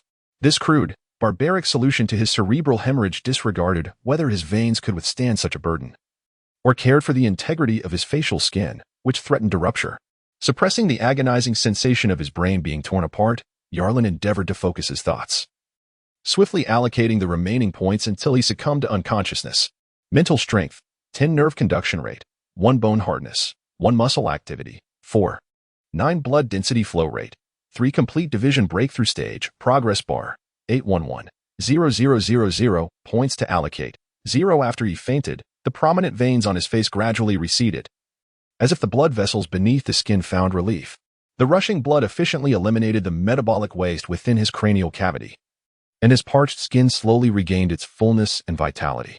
An entire hour passed before Yarlin slowly reopened his eyes, a sense of dread lingering within him. He retrieved a mirror from the drawer, his face marred with congealed clots of blood. As he gently brushed aside his hair, chunks of dried blood, torn from his scalp, fell to the ground. He felt as though he had narrowly escaped death. Yarlin's expression was somewhat grim, his voice hoarse and dry as he uttered, "Astur." Astur, who shared a symbiotic bond with Yarlin, was acutely aware of the recent changes in his physical state. It seemed as though he anticipated the question that Yarlin was about to pose, and thus he replied, "I am currently monitoring the feedback from the body's signals. Hence there is no risk of death." Yarlin's expression lightened slightly, yet his gaze remained somewhat somber as he inquired, what would transpire if, at the critical moment, I lacked the flow density of blood and muscular vitality? After a brief silence, Astur's indifferent voice responded, "There would be minor lacerations to the scalp, necrosis at the hair follicles leading to hair loss, irregular scars on the epidermis of the cheeks, and transient damage to the central nervous system resulting in temporary unconsciousness. But no fatal risk. Baldness, hair loss, disfigurement." The muscles at the corner of Yarlin's mouth twitched involuntarily. He clenched his teeth, weary of further debate on the matter. Moreover, these were indeed not irreparable injuries. With a mere expenditure of points, one could recover post-event. Letting out a deep sigh, he attended to his grooming and donned a fresh military uniform. Only then did Yarlin begin to fully appreciate the transformation within himself. His muscles had become denser, with a slight tug between the bones and the fascia of the muscles, and his muscular vitality had reached a near limit of 4.9 for his current physique. He was reluctant to endure that near-death agony once more. Thus, he resolved that the next attribute to enhance would be bone density. The elevation of blood density and flow invigorated his heartbeat. As he touched the dried blood crust at the corner of his eye, he noted that the wound was healing more swiftly. Lastly, there was the enhancement of his mental faculties. Yarlin squinted, feeling the deep crimson spider quietly resting on his shoulder. His indifferent gaze surveyed the air before him, where his pupils reflected a scene that was both familiar and alien. It was familiar because the reality before him remained unchanged, yet strange due to the unusual flow. Was it the air? To him, it appeared as a liquid-like movement, a dull, pale whiteness. As he waved his hand, the movement within his field of vision shifted the entire room's ethereal whiteness. Indeed, it was the movement of air, visible to the eye. Yarlin contemplated the newly revealed phenomenon. Not only that, but he felt an unparalleled clarity in his mind. He could even calculate the velocity and direction of the airflow generated by his recent punch. A second later, the changes in the air currents captured by his eyes aligned precisely with his mental predictions. Turning his head, he glanced at the 1-centimeter gap beneath the door, where a stream of air flowed in, conjuring an enigmatic image of a blurred figure standing at the threshold. It was a naval guard. Yarlin's pupils constricted slightly. What astonished him most was that none of this was a conscious calculation, but rather an instinct akin to breathing, with answers appearing effortlessly in his mind, and he adapted seamlessly to this new vision. The movement of air and the visual composition of tangible matter did not overwhelm him. On the contrary, they harmoniously merged, as if the world he had always perceived was destined to reflect this way. What Yarlin remains unaware of is that in this world, there exists a similar ability known as observation hockey. However, observation hockey pertains to a heightened bodily perception, akin to a sensitive tactile awareness, while at this moment, he perceives everything through a direct visual experience, vividly reflecting it within his pupils. Chapter 72, Zillabu Village, East Blue Zillabu Village. Amidst the hurried footsteps, a figure clad in a light brown headscarf, with a uniquely elongated nose, Usopp, is frantically dashing ahead, pursued by a gaggle of boisterous little ones. their voices rising in chaotic excitement. Behind them, a group of villagers, armed with brooms, appears exasperated. The pirates are coming. I swear on the lives of my 800 crew members that this time, they are truly here. Everyone, run. Usopp shouts, glancing back as he runs. His face contorted in exaggerated expressions. That insufferable braggart. Catch him, and I'll show him what for with a flurry of brooms. Ah, Captain Usopp, run. The snot-nosed child laughs heartily. Not far off, Clabatel observes this daily farce, gently adjusting his black spectacles with a graceful wrist movement. Dressed in a tailored black suit and sporting a slick-back hairstyle, he wears a warm smile upon his face. Ah, is that Clabatel, the steward? Has he come to fetch sweets for Miss Kaya? A matronly figure, leaning on her broom and slightly out of breath, inquires, glancing towards Clabatel. Indeed. Miss Kaya's health has not been well lately, and her appetite has diminished, which is truly concerning, Clabatel replies, devoid of any airs of wealth, his expression always radiating warmth, albeit with a hint of worry in his eyes. Miss Kaya is the daughter of the wealthiest family in Zilaba village, having been frail and sickly since childhood. Recently, following the unfortunate passing of her parents, she has succumbed to profound sorrow, rendering her even weaker in body. Clabatel, who had collapsed at the doorstep of the Kaya residence the previous year, was rescued by her father and subsequently remained, proving himself capable and trustworthy as the steward of the Kaya household, diligently overseeing her daily needs. The entire village of Zilabu is well aware of these circumstances, often whispering amongst themselves about Clabatel's kindness. It is Clabatel. As Usopp sprinted, he caught a fleeting glimpse of the man clad in a black suit. Only Calabatl in the entire village of Xylob could be dressed in such a manner. After a frantic dash, Usopp concealed himself in the woods beyond the village, nimbly climbing a tall tree like a monkey, while an inexplicable sense of dread welled up within him. Unlike the other villagers, each time he beheld the smile on Calabatl's face, a chilling sensation surged from the depths of his heart. Perhaps it was due to his innate penchant for deceit, or perhaps a keen instinct for danger that coursed through his veins. He always felt that the smile of the butler Calabatl was a fade, hiding a heart as venomous as that of a serpent. However, this matter had never been disclosed to anyone, not even to Miss Koya, the sole person who had never abandoned him and was willing to believe in the outlandish tales of adventure he spun. He understood that without evidence, no one would believe him. Sighing heavily, Usopp leaned against a tree branch, donning his sniper's goggles and gazing longingly towards the sea, where the blood of the ocean coursed through his veins. Wait a moment. A banner of seagulls unfurled above the ocean, and the ominous silhouette of a warship gradually came into focus within his view, sailing towards Xylob Island. The Navy was coming here. Usopp gasped in astonishment. Ha! The captain is spinning tales again. The group of small children beneath the tree, sniffling and giggling, did not believe Usopp, exchanging glances and bursting into laughter. Why would the Navy come here? Usopp's gaze remained fixed on the distant shore, where indeed the warship had anchored. Several men in naval uniforms descended from the deck, the foremost among them an oddly featured sailor sporting heart-shaped glasses. He appeared to be speaking cautiously to another naval officer behind him, and from Usopp's vantage point, he could faintly discern the stern profile of that naval officer before several of them began to ascend towards the summit. They were heading to the grand house in Xylob village. In the entire village of Zilabu, only Miss Koya's family resided upon the mountain. Usopp's heart skipped a beat as he hastily descended from the tree and quickly took a shortcut up the slope. He felt compelled to relay this urgent news to Miss Koya. Even though he was uncertain of the Navy's intentions, instinctively, he harbored a sense of trepidation. Rushing around to the rear of the grand house on the mountain, Usopp scaled a low outer wall and entered. He had never used the front door when entering or exiting the mansion. Climbing a large tree within the courtyard, he knocked on a tightly shut window on the third floor. After a considerable wait, the window opened, revealing Koya's somewhat pale and frail visage. She looked apologetically at Usopp and said, "Are you here to tell me a story? I'm afraid I might not be able to listen, as I haven't been feeling well lately." "No, Koya, listen to me," Usopp interrupted, urgency lacing his voice. "I just saw a naval ship dock by the shore, and several Navy personnel are heading this way." "Is that true?" Koya asked, brushing her golden hair aside, tilting her head in skepticism. Although she trusted Usopp, she was aware of his dubious reputation.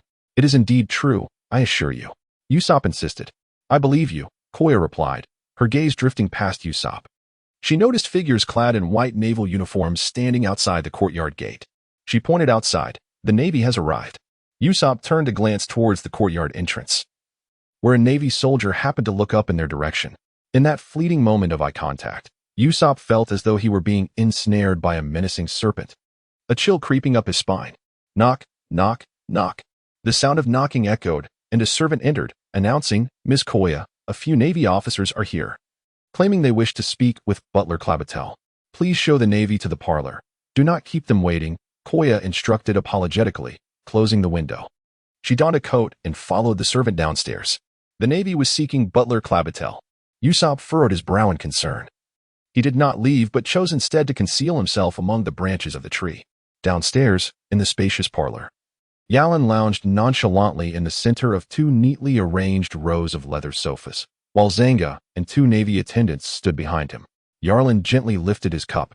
Taking a sip of the tea, his gaze appraising Koya with a subtle intensity. "May I inquire if Butler Clabatel is present? We from the Navy's 153rd Division wish to verify certain matters with him." Chapter 73. The schemes of Koya tightened her grip on her attire. Feeling the unnerving coldness of the Navy officer's gaze upon her, as though his scrutinizing eyes were icy blades slicing through her. "May I ask what you wish to verify with Butler Clabatel?" Koya summoned her courage to meet the officer's gaze, her curiosity piqued. Setting his teacup down, Yarlin surveyed the room's arrangement, a fleeting shadow of pity crossing his frigid demeanor. "Believe me, Miss Koya, you would not wish to know." He harbored no ill will towards the unfortunate heiress ensnared in the web of conspiracy, yet he felt no inclination to engage in conversation. Choosing not to unveil the gruesome truth, not out of necessity, but rather an unexpected act of mercy. "Our captain seems to be absent from this abode," Yarlin remarked. Reclining against the sofa, casting a sidelong glance at Zhang Ao, beads of cold sweat forming on his brow, held his hands up defensively. The circular saw hanging at his fingertips quivering with agitation. Koya and the servants were drawn to his demeanor, and soon an eerie circle of bewilderment appeared in his eyes. "Tell me, where is Butler Clabatel?" "He has gone to fetch some pastries for Miss Koya," several servants echoed in unison. "Indeed, Butler Clabatel must be acquiring my favorite delicacies. He has been doing so daily of late," Koya replied, her voice unwavering, devoid of emotion. "What a considerate butler he is," Yarlin smirked, a mocking smile gracing his lips. "Let us allow our esteemed young lady to rest well. Everyone, go to sleep," Zhang Ao gently urged, suppressing the Navy officer's cap. Koya and the servants collapsed limply to the floor. A window in the corner was slightly pushed open, and Usopp, eyes wide with horror, stared at the scene within. How had Koya fainted? What had they done to her? Though fear gripped his heart, his hand trembled as he clutched his slingshot, yet he still drew back the elastic, releasing a sharp crack as an oval gray projectile hurtled towards the Navy officer inside. The air, disturbed by the shot, revealed intricate lines in Yarlin's pupils as he turned his head to the open window in the corner of the living room, spotting a slender figure stealthily advancing toward Koya. With a soft flick of his fingers, a black thread shot forth like a nail, striking the oval projectile with precision. Yarlin's pupils narrowed slightly as the image in his field of vision revealed the peculiar expansion of the air currents surrounding the bullet, resembling a flower poised to burst forth. Gray powder exploding into the air. "Lime powder." Zhang Ao and two accompanying naval officers coughed, their bodies cloaked in a fine layer of gray, while Yarlin, who had been seated on the sofa, vanished without a trace. Usopp hurriedly hoisted Kaya onto his shoulder and sprinted toward the window, only to suddenly halt in terror, realizing that the window through which he had come was now firmly shut. Beside the window stood a naval officer, his cold gaze fixated upon Usopp. "Long-nosed brat. Do you comprehend the gravity of your actions?" "I am not a long-nosed brat. I am Usopp, and you would do well to clear my path," Usopp retorted, his legs trembling as he assumed a defensive stance, nostrils flaring defiantly. "Otherwise, I command a fleet of 8 million pirates." Yarlin was taken aback. He suddenly perceived the oddly dressed individual before him as nothing short of a fool. A smirk crept upon his lips as he sneered. "The last pirate who dared to provoke me in such a manner has grass growing 3 meters high upon his grave." 3 meters of grass.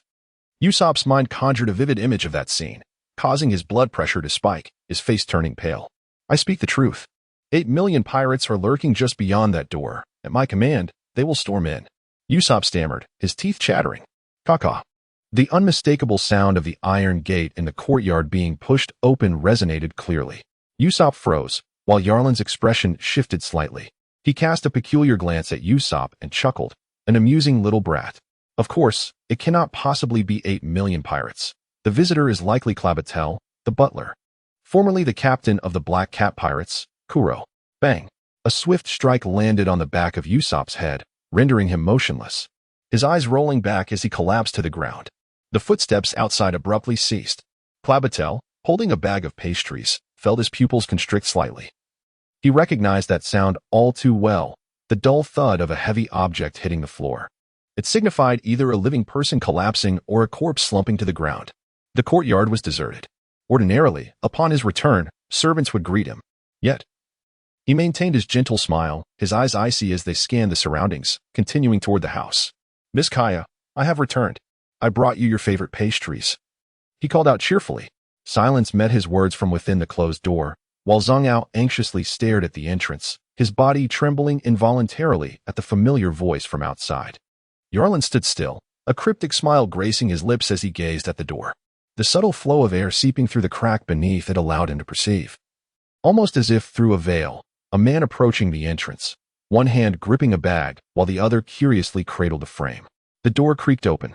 The slanting rays of the setting sun streamed in, casting a tall shadow into the living room. Clobatel stood at the threshold, his cold, piercing eyes fixated menacingly on the figure sprawled on the ground. He then leisurely lifted his gaze, scrutinizing the unwelcome guest in the room. His eyes swept past Yarlin and ultimately settled on Zango, clad in a naval uniform.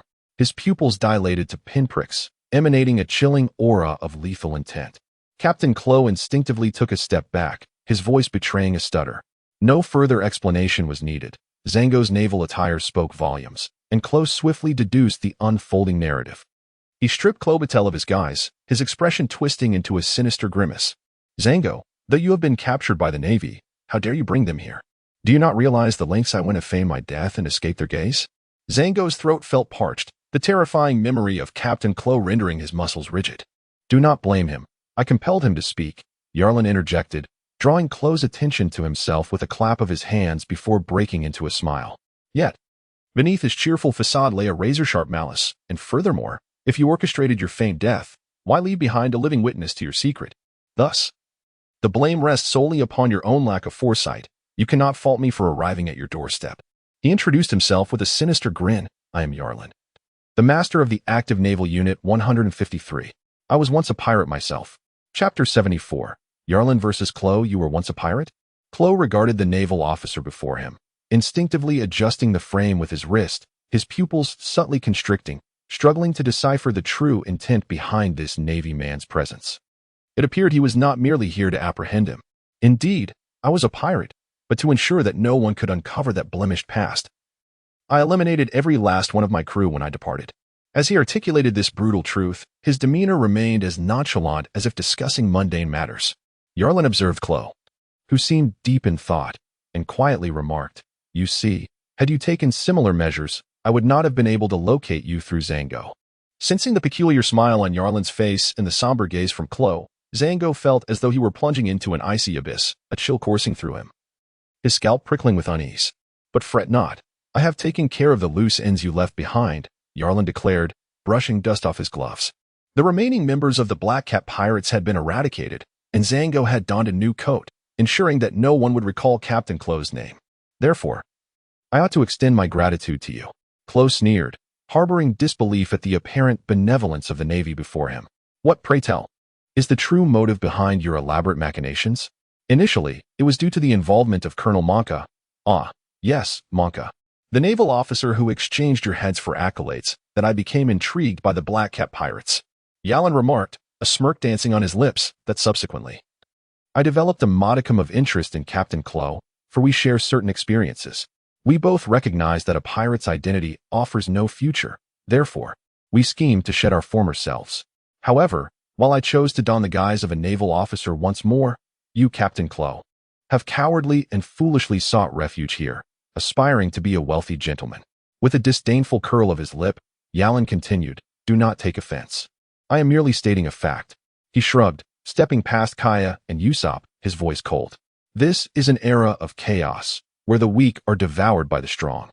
While pirates may lack prospects and could meet a grim fate at sea, they at least retain their sharp claws, capable of struggling against their fate. In contrast, the wealthy appear secure, yet they are merely domesticated sheep, Should they attract the attention of pirates, bandits, or even the navy, they become mere lambs awaiting slaughter, their fortunes ultimately enriching others. For instance, should you, Captain Clo, set your sights on this young lady, do not delude yourself into believing her parents met with a natural demise. Even if you were to succeed, how could you guarantee that this semblance of security would remain unbroken? One day, a band of ruthless pirates might brazenly intrude, and your charade would unravel. Yalan scoffed. If the play were to be exposed, it would be unfortunate enough, but what is truly terrifying is the possibility that this comfortable, affluent life might dull your instincts, transforming you from a vicious wolf into a mere sheep. Clo's gaze flickered as he gently undid the buttons of his collar, his voice low and ominous. Why divulge so much to me, even revealing your secrets? What is your true intention? Pirates, wealthy merchants, commoners, and even the navy, none can attain true stability. All merely struggle for survival amidst the tumultuous tides of this era. To secure such peace, one must possess an astute mind and formidable claws. Yalan spread his hands, his tone imbued with an imposing gravity. I am not lacking in those willing to die for me. Yet I am in search of individuals capable of standing on their own. Thus, I extend an invitation for you to join our Navy. For the stability you seek can only be provided by our Navy's Branch 153. Clo's heart stirred slightly as he contemplated the benefits of joining the Navy. The crux of the matter was that his original schemes had been thoroughly exposed, leaving him with but two choices before him. You just mentioned that everyone who knows my identity is in this very room? Clo fixed a penetrating gaze upon Yalan, his tone ominous. Indeed, theoretically speaking. Should you manage to eliminate us, Captain Clo's secret could indeed be buried here. So, are you considering putting that to the test? A cryptic smile graced Yalan's lips, his heterochromatic eyes reflecting Clo's grim visage. Clo was not a man easily swayed by mere words, particularly not under duress. He was inclined to reveal a glimpse of his sharp fangs, demonstrating the proficiency of his lethal methods. Suddenly, a wickedly sharp, elongated blade protruded from the glove supporting his frame, while his left hand rested nonchalantly against his trousers, fingers splayed, the menacing blade almost grazing the ground. With a sinister grin, Clo remarked, "If you manage to survive, perhaps I shall contemplate your proposal." Yalan's gaze was indifferent, his pupils contracting peculiarly, as the entire arrangement of the room and the eerie flow of air were vividly presented upon his retina.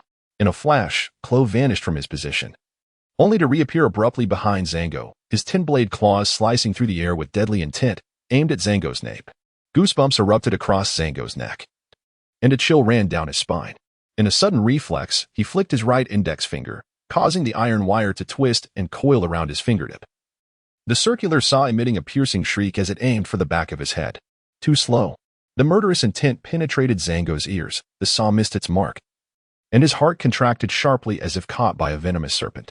Out of the corner of his eye, a hazy shadow emerged to his right, glimmering with silver light. The soundless steps formed a deadly web of silvery light enveloping Zango's head. Should it tighten its grip, he would surely be torn asunder. Zango, startled, lunged sideways, his naval cap shredded by the fierce wind, a deep crimson line appearing on his cheek. He rolled on the ground, disregarding the pain, and dashed towards Yalan. Clo casually flicked off the droplets of blood staining his tin blades, coldly observing Zango's staggering silhouette. With a light push of his toes, he transformed into a blur of indistinct shadows within Yalan's line of sight. We will work together in the future. One should refrain from excessive force. Yalan grasped Zango and pulled him towards himself, while his left hand opened wide, countless black threads cascading down like the hair of a ghost, swirling into a dark vortex. Chapter 75. The deceitful scoundrel. The black vortex surged forward, a blurred figure materializing within, as the air swirled around them like an inverted black umbrella, with slender black lines striking forth like hissing serpents. The air was torn apart by the silver light, and Clo's pupils dilated in shock. The tin blades in his hand seemed to cleave through a rapidly spinning top, gliding outward without severing a single black thread, merely scattering them like willows swaying in the wind.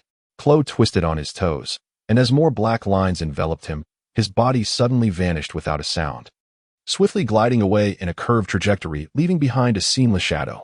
At such a pace, you cannot touch me. Yalan squinted, raising his left hand before his chest, the swirling black lines encircling him as if they possessed sentience, although he had not fully acquired the powers of the slippery fruit, having consumed the mother nest.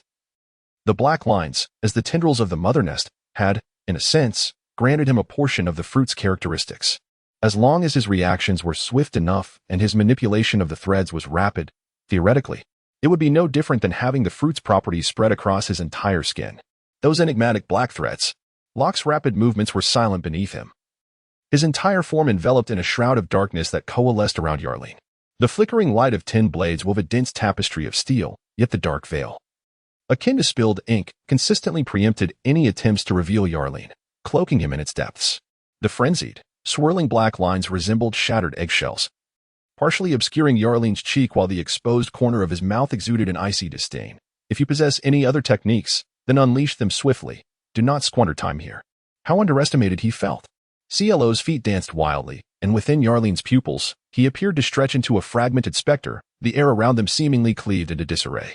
The sheer velocity of CLO's actions rendered him nearly imperceptible to the naked eye, leaving behind only ephemeral phantoms that seemed to dissolve entirely within the confines of the room.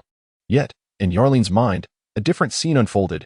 He perceived CLO darting around, the dual cat-like claws of his blades moving in a frenzied, erratic ballet. The white lines of disturbed air severed into twisted segments from every conceivable angle. Mysterious gashes appeared upon the table, while the walls bore grotesque fissures, the plaster peeling away. The windows shattered with a loud crash, and a naval attendant let out a muffled groan as blood burst forth from a laceration on his arm. Zhang Ao, crouched against the wall, desperately wielded a circular saw in an attempt to create a barrier against the relentless onslaught. With a clang, the saw was rent asunder by the sharp blades, the rebounding force embedding itself into the wall. Usopp, who had been unconscious on the ground, suddenly jolted awake, a burst of blood erupting from his rear. He yelped, clutching his backside, and upon seeing the chaos unfolding within the room, an invisible tempest wreaking havoc, his body bristled with fear, compelling him to lie still and motionless.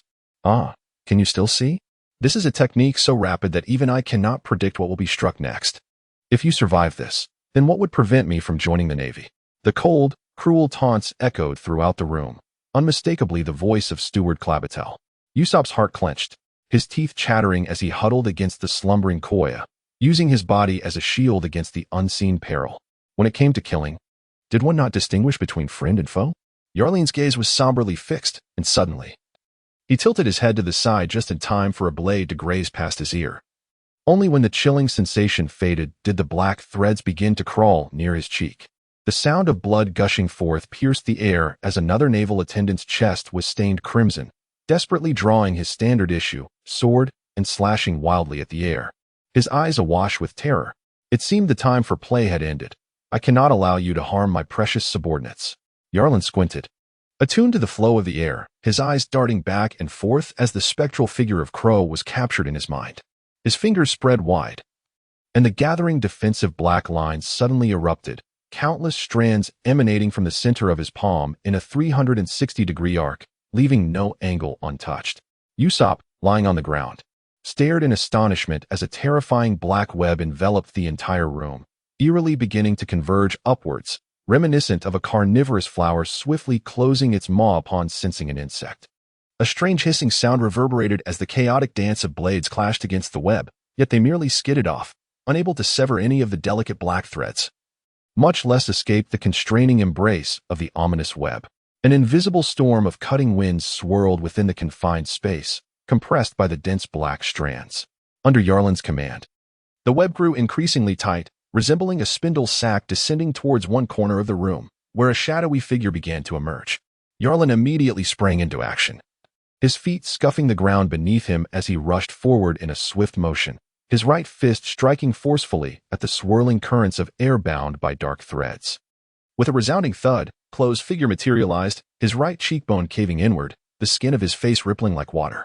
The transparent glasses framed in black shattered and flew away, while he himself crashed heavily to the ground, his vision filled with a flurry of golden stars.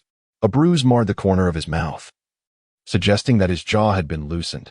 Clo spat out a mouthful of blood, but made no effort to rise, his expression oddly serene, as if the battle had purged the turmoil within him. You seem unfazed by the outcome of this confrontation, Yarline remarked, flicking his hand to gather the countless strands of darkness back into his palm, disappearing beneath his skin. Given that you were able to capture Zhang Ao and dared to approach with just a handful of men, you are either foolish or overly confident in your ability to subdue me. Clo grinned menacingly the moment I laid eyes on Zhang Ao upon entering. I knew today would not end well for me. Oh, you make a valid point. So why bother putting in this effort? Yarlin licked his lips, intrigued.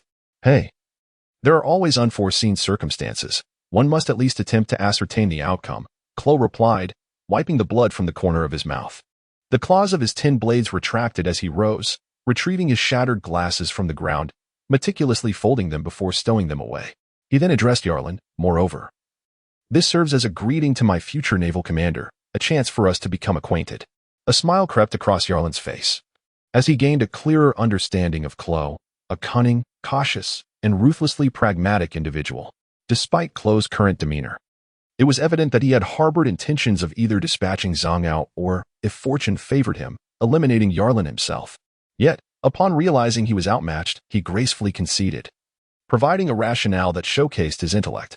The ability to shift his demeanor without inciting Yarlin's ire was a rare and commendable skill. Excellent. Yarlin observed Chloe with a penetrating gaze. He had never feared having overly intelligent subordinates. The more astute they were, the easier they were for him to manage. Chloe might very well evolve into a capable and trusted officer under his command. Welcome aboard the Navy, Yarlin said, glancing at the trembling Usopp before turning to leave. Shall we dispose of him? Zhang Ao inquired, pausing beside Usopp with a circular saw drawn from the wall. We are the Navy. Yarlin halted, turning his face slightly. A look of indifference etched upon his features, a moment that would be indelibly marked in Usopp's memory. Moreover, the boy has heard nothing. Understood. Zhang Ao shuddered and hurriedly followed in the wake of Yarlin. Chloe brushed off the dust from his suit, casting a complex gaze upon the chaos that lay before him.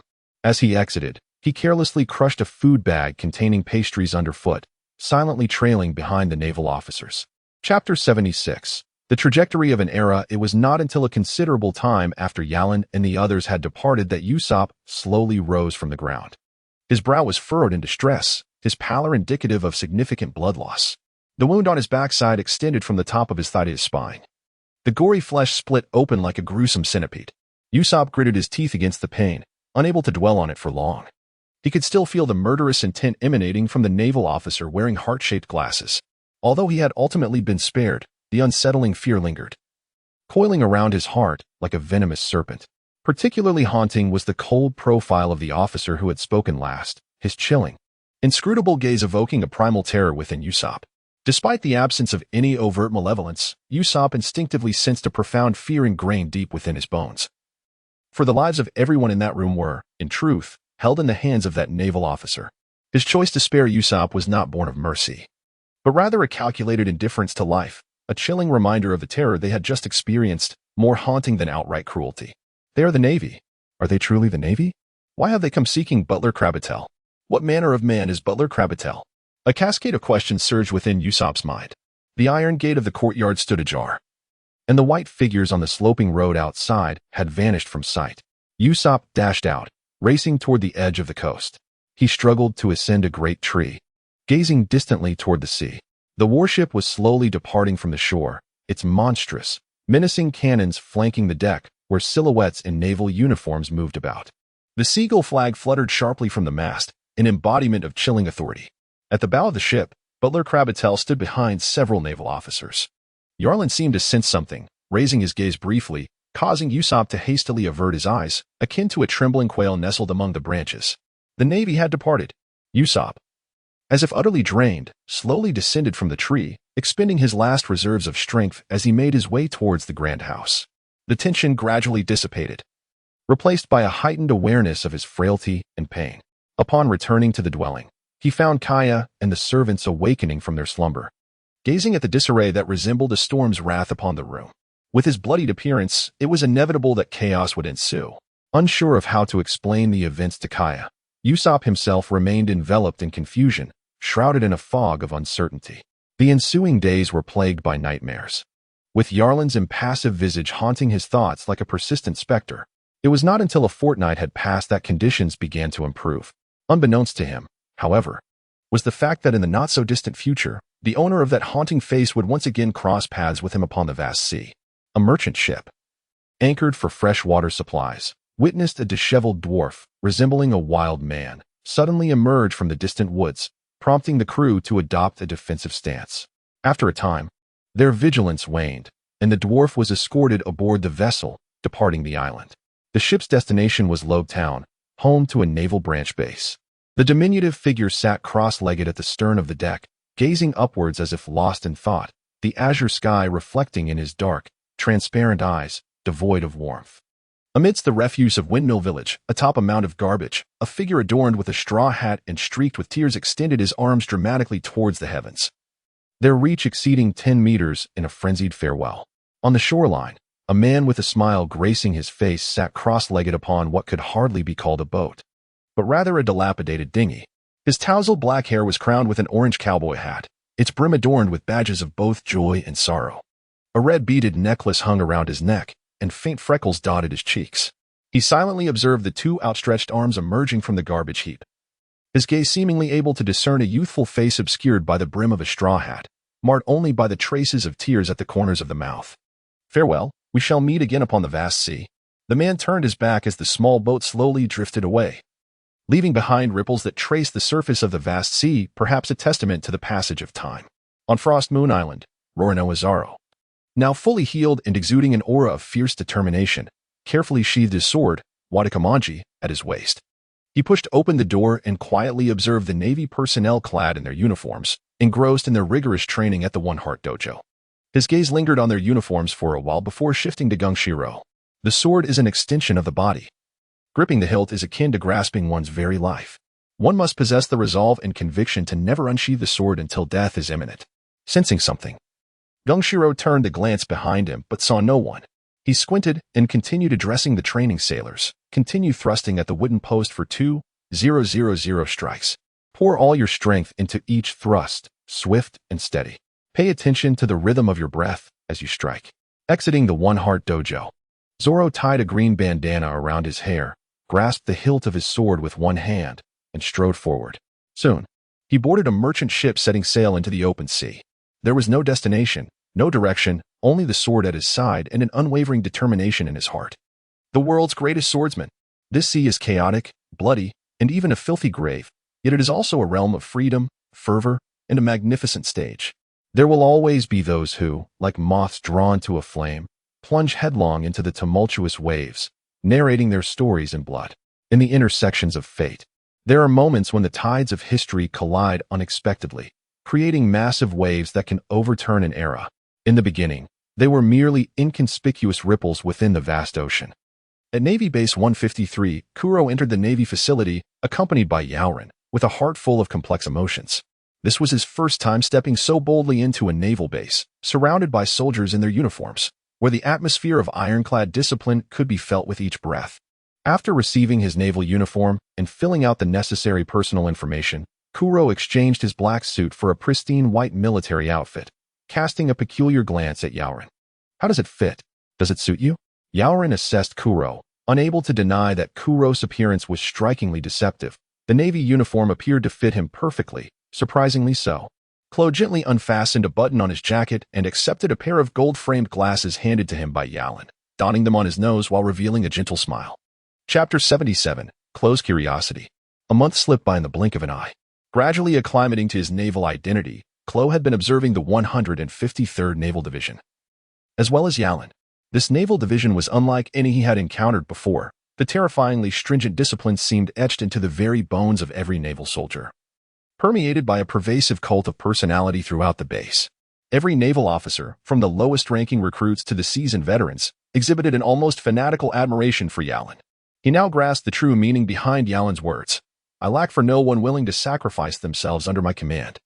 How could the disparity be so vast when they all began as pirates? For the first time in his life, Klo felt a sense of frustration, not due to a lack of martial prowess compared to Yaoren, but rather a deficiency in cunning and ambition, completely overwhelmed by a broader vision.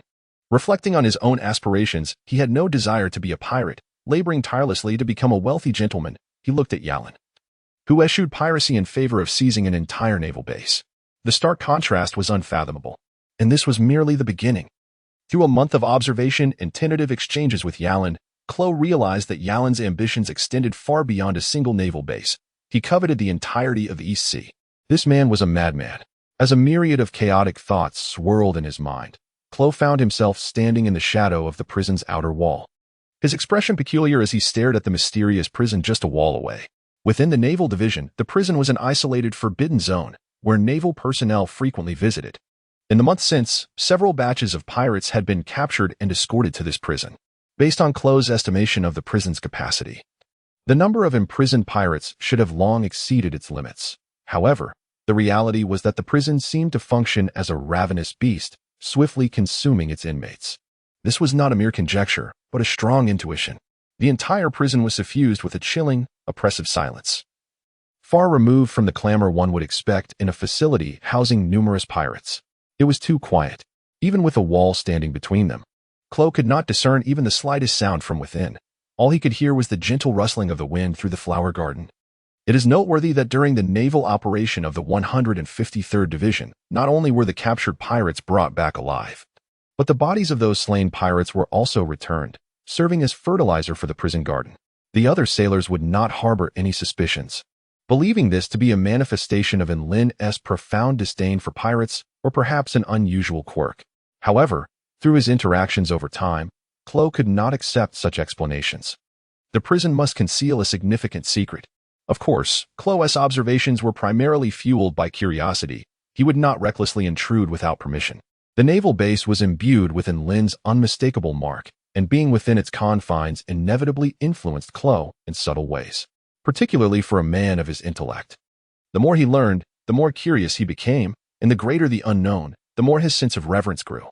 Concurrently, the feelings of frustration and alienation from being coerced into the Navy began to wane, replaced by a genuine sense of belonging to the naval identity, prompting him to contemplate his future from a new perspective. This was precisely what Lin desired, once Chloe began to reflect. It signified he was drawing closer to being under Lin's influence. For the astute, patience is essential, as suspicion is their inherent nature, rather than persistently pressuring or persuading them. It is far more effective to grant them time to digest and observe, for they often glimpse the larger picture through a mere corner, naturally planting the seeds of reverence within their hearts. What Lin needed to do was provide guidance at the opportune moment, gradually revealing the power and mystery hidden in the shadows, while also illustrating the vast prospects of the future to affirm Chloe's subjective conjectures. This process of validation would foster a profound emotional connection and resonance. To be influenced, to be captivated, to be trusted, would ultimately ignite a compelling urge to join in Lin's endeavors. The more intelligent individuals become, the more difficult it is for them to escape the traps and temptations that ensnare them. This is particularly true for the astute, who often harbor an inflated sense of self-worth and a fervent desire to realize their potential. The information gleaned from Zhang Ao has afforded Yalan a meticulous understanding of Chloe's character. The ruse of feigned death, in pursuit of wealth, serves only to underscore Chloe's hubris. He has grown weary of the naval pursuit of pirates, a cat-and-mouse game that no longer provides him with the thrill and satisfaction he once craved. Thus, he orchestrated the charade of his own demise, deftly manipulating the Navy as if they were mere puppets in his hands. On one hand, this reflects his arrogance. On the other, it reveals his confusion. He has lost the means to derive pleasure from his pursuits and, subconsciously, has resolved to adopt a new identity and embark on a fresh adventure. However, his ambitions are somewhat limited. Had Yalan not intervened, Chloe would ultimately abandon this game, as it lacks the intellectual challenge he seeks. Once the initial novelty wears off, he would quickly succumb to ennui and disdain. In Yalan's eyes, what Chloe truly desires is not stability, but rather a more exhilarating, enigmatic, and novel journey, a grand voyage where his life is staked as a wager, thus allowing him to discover direction and fulfill his sense of self-worth. To settle for a mundane existence would be a self-deception. The more intelligent one is, the more recklessly they gamble. Yalan stands within the prison's inner walls, gazing through the ventilated iron bars at Chloe, who wanders outside. Suddenly, Yalan steps out, pushes open the prison door, and beckons to Chloe. Chloe, taken aback by Yalan's presence within the prison, pauses momentarily, his eyes shifting curiously towards Yalan. What? Did you not wish to come in and take a look? Yalan's face bears a teasing expression. Chloe adjusts his glasses, his peripheral vision catching the vibrant flower bed, before he strides toward Yalan. Upon entering the prison, a chilling and peculiar atmosphere envelopes him. The dimly lit corridor casts an eerie pallor, and Yalan's visage seems to exude an unsettling aura. Chloe maintains an impassive demeanor as he surveys the interior. A white-painted warning line marks the ground, beyond which stands a figure named Lipa, who gazes at Chloe with cold indifference.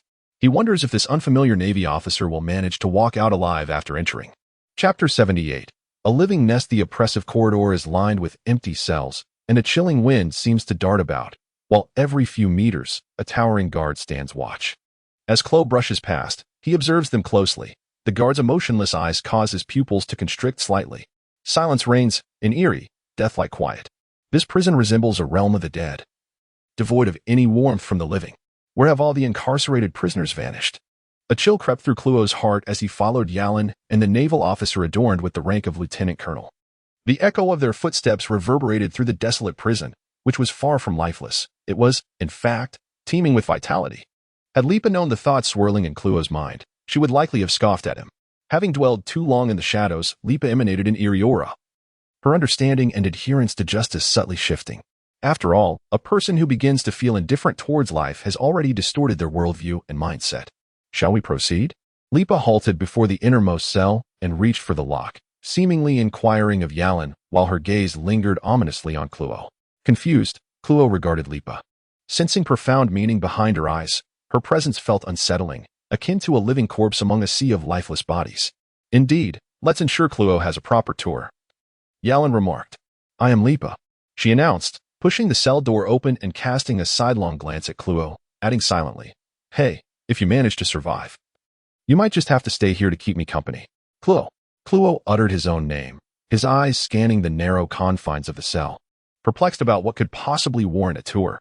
Just then, he observed Lipa moving the iron bed, lifting the metal plate beneath it to reveal a dark, gaping hole, reminiscent of a monstrous maw slowly opening before him. What is this? A chill coursed through Chloe as he recognized the layer of black fungal carpet on the ground, alive and pulsating. Lipa gritted her teeth and stepped into the abyss, her body sinking into the blackness as if ensnared in a quagmire and gradually vanishing from sight. Yalin cast a fleeting glance at Chloe and remarked, nonchalantly, Keep up. Taking a deep breath, Chloe steeled himself against his rising dread and stepped into the black hole, as if treading upon a slick, living entity that bore his weight into the darkness. The fungal carpet began to close above him, sealing off all light. It felt akin to traversing a creature's passage, or descending into a dark tunnel beneath the earth. Time lost all meaning as a sudden brightness engulfed him, revealing a terrifying, colossal nest before his eyes. Welcome to the mother nest. Yalin promptly addressed Chloe's unspoken curiosity, his tone grave. This is my greatest secret. You are the second person to have the honor of visiting here. The mother nest. For Lipa, it was the first revelation of the prison's true name. The mother nest.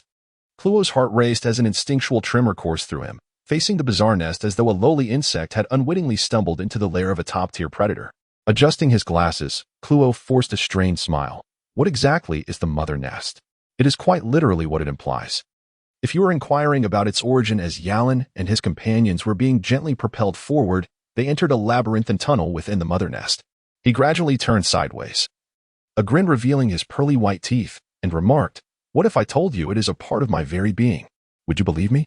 Lipa and Chloe exchanged incredulous glances, interpreting Yalin's reticence as a desire to withhold information, unaware that this might indeed be the crux of the matter. The truth is often met with skepticism, perhaps a source of torment for Yalin. Navigating through the maze, Chloe was overwhelmed by a mix of shock and horror. His conventional worldview left him utterly bewildered by the bizarre, colossal nest, the pervasive chill and the writhing fungal carpet around them, along with the occasional roots resembling tree tendrils slithering through the mycelium, sent shivers down his spine. This nest was alive, with limited information coalescing in his mind. Chloe arrived at a preposterous and terrifying conclusion. How could such a vast, intricate structure be a living entity? The three of them felt like they were traversing the esophagus of some monstrous creature. What awaited them should this nest awaken? Would they be devoured and reduced to nutrients? Though he could not bring himself to accept Yalin's assertions, he persisted in following him. At the very least, it was evident that Yalin shared a connection with this mother nest, for it was unfathomable that they could have ventured so deeply unscathed. With the fungal carpet beneath guiding their passage, amidst the terror, an inexplicable restlessness stirred within him, curiosity, perhaps, or some other inscrutable emotion, causing the light in his eyes to intensify. We've arrived. Lipa swallowed hard, his voice trembling involuntarily. Even though this was not his first venture into the heart of the mother nest, each occasion still filled him with profound trepidation. Chloe scrutinized the expanse before him, a vast, dark area blanketed in fungal growth, with shadows cascading from above. The tree tendrils glimpsed earlier were now omnipresent, weaving through the mycelium like a network of blood vessels embedded in flesh. Danger loomed. An overwhelming sense of peril surged within Chloe. His instincts screamed at him. He felt a chilling, sinister gaze fixated upon him from the darkness. Any movement perceived as a threat would likely provoke the lurking monster, revealing itself and striking him down in an instant. Though he doubted he could pose any real danger to such a colossal creature, perhaps he could only manage a mere tickle. Are you not curious about the fate of those pirates imprisoned? Yalan squinted, standing amidst the mother nest, as if a king within his domain. He regarded Chloe with a chilling tone. They are all right here. Crack. Amidst the crisp sound of snapping fingers, the ground fissured, revealing an array of peculiar openings. Beneath the surface lay a vast biochemical pool, complemented by countless transformation chambers resembling neatly arranged coffins. The rhythmic dripping persisted, as a milky liquid was gradually infused into the biochemical pool, evoking thoughts of the bodily fluids within a human body. Chloe stood in utter astonishment before the dense cluster of transformation chambers, when suddenly, the doors of these coffins began to creak open.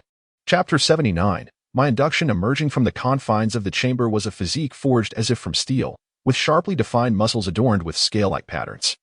Towering nearly 3 meters, it exuded an aura of chilling detachment that warned others to keep their distance. Its waist was ensnared by a tail hook as sharp as bone, and its hands were 1.5 times the length of an average person's, with fingertips glinting like blades. Gills, adapted for underwater breathing, adorned its cheeks, and the very movement of its brow and eyes radiated an indifferent aura of slaughter. Despite the unmistakable breath of life, Chloe perceived before him a mere assembly line of lethal machines. Due to the relative scarcity of formulas and materials, fresh products had not been concocted recently. Yalan glanced at Chloe and remarked, "Your timing is somewhat unfortunate. I apologize for not allowing you a first-hand glimpse of the transformation process. Well, there will be opportunities in the future." The detached, emotionless terminology of formulation, product, fresh, and transformation seemed devoid of any reference to life, instead discussing cold, lifeless objects. Yet, inexplicably, Chloe's mind began to interlink these terms with previous information, leading him to a profoundly shocking conclusion. These beings, were they not the very pirates who had been brought in? Yalan admired Chloe's perceptiveness. The common man would scarcely dare to entertain such notions, even upon witnessing them. This is a testament to extraordinary powers of observation and intellect. He remarked softly, "Isn't it remarkable? Yet, this is the truth. This mother nest can consume life and transform it, bestowing new existence upon those who were once mere refuse. Bestowing new life." Chloe did not refute Yarlan's assertion. Instead, he observed the new recruits with eyes filled with vibrant curiosity. He began to entertain the belief that Yarlan's initial words held weight. The mother nest was indeed an integral part of him. Even if it were not a part of him, it was undoubtedly under Yarlan's dominion. Otherwise, the inexplicable phenomena could not be accounted for. Absurd? Unfathomable? Yarlan scrutinized Chloe's expression, his voice gradually deepening and imbued with a beguiling allure. "No, to me, this is where the true wonder of our world lies, an array of astonishing devil fruits. Peculiar legends and secrets, along with bizarre individuals and events concealed in the shadows. The uncharted territories of the Sea Kings. The calms that elude human conquest. There are countless phenomena that may seem bewildering to you, yet they unfold silently in every corner of this vast ocean. This ocean is undeniably immense and enigmatic, with its boundless waters and unfathomable depths yet to be explored by humankind, all set against the backdrop of this grand era. Do you not sense it?" Yarlan inhaled deeply. "The air is thick with the scent of the waves. This ocean is brewing a cataclysm. An unprecedented surge is about to crash upon us, and no one can evade it. How long can you hide away as a wealthy recluse? 1 year, 2 years, 5 years, 10? And then what? To live a life devoid of meaning, or to be devoured by the colossal wave one day, leaving not even a trace behind? Emptiness, monotony, and tedium arise merely from your narrow perspective. How much of this ocean have you truly witnessed? You have yet to even brush against the breath of this era, Chloe. Are you truly content to remain a wealthy recluse on a remote island? With your intellect and capabilities, do you not yearn to discover the hidden truths of this sea? Do you not aspire, one day, to stand alongside the great figures who traverse these waters, compelling even the tumultuous waves to bow before you?" Chloe focused intently on Yarlan's face, reluctant to admit that his words stirred something within him. The restlessness and tremor in his heart suddenly made him realize that perhaps he had never truly comprehended this ocean, nor had he grasped what he genuinely desired. The tedium was never the fault of the sea. It was his own foolishness and timidity. Chloe swallowed hard, acknowledging the shock the enigmatic mother nest had instilled in him, while the unrestrained ambition radiating from the naval officer before him exuded an allure he had never encountered. Is this what it means to be a hero upon the sea? Has Chloe truly been gazing at the sky from the confines of a well? Within Clo's heart surged a sense of reluctance. I, Clo, shall not be inferior to anyone. In this vast ocean, there must be a place for me, Clo, in this era. With a deep exhalation of stale breath, Clo gradually calmed himself, his gaze regaining its clarity as he turned to Yarlin, awaiting the latter's next words. Yarlin keenly observed the fluctuations in Crow's expression, and his assessment of Crow elevated another notch in his heart. He licked his lips and said, "Having been at this naval branch for a month, I have not taken precautions against you, so you must be able to deduce what I desire." "Ambition," Crow replied with a knowing smirk. "Those words you just uttered were less for me and more a confession of your own. A mere naval branch cannot possibly satiate your ambition. The disciplined navy, the fanatical brainwashing akin to cult worship, and that clandestine Freemasonry. Along with this peculiar nest you covet, what you truly yearn for is an ocean, at the very least. You must seize a portion of the East Sea to even begin fulfilling your aspirations. You desire for all naval branches in the East Sea to become your personal dominion. Much like Branch 153. Otherwise, your incessant mobilization of the Navy to eradicate pirates remains inexplicable, as does the distribution of the Naval Code to every soldier.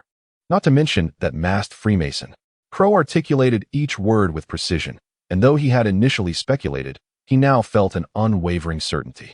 Lipa's expression darkened, his heart stirred by tumultuous waves.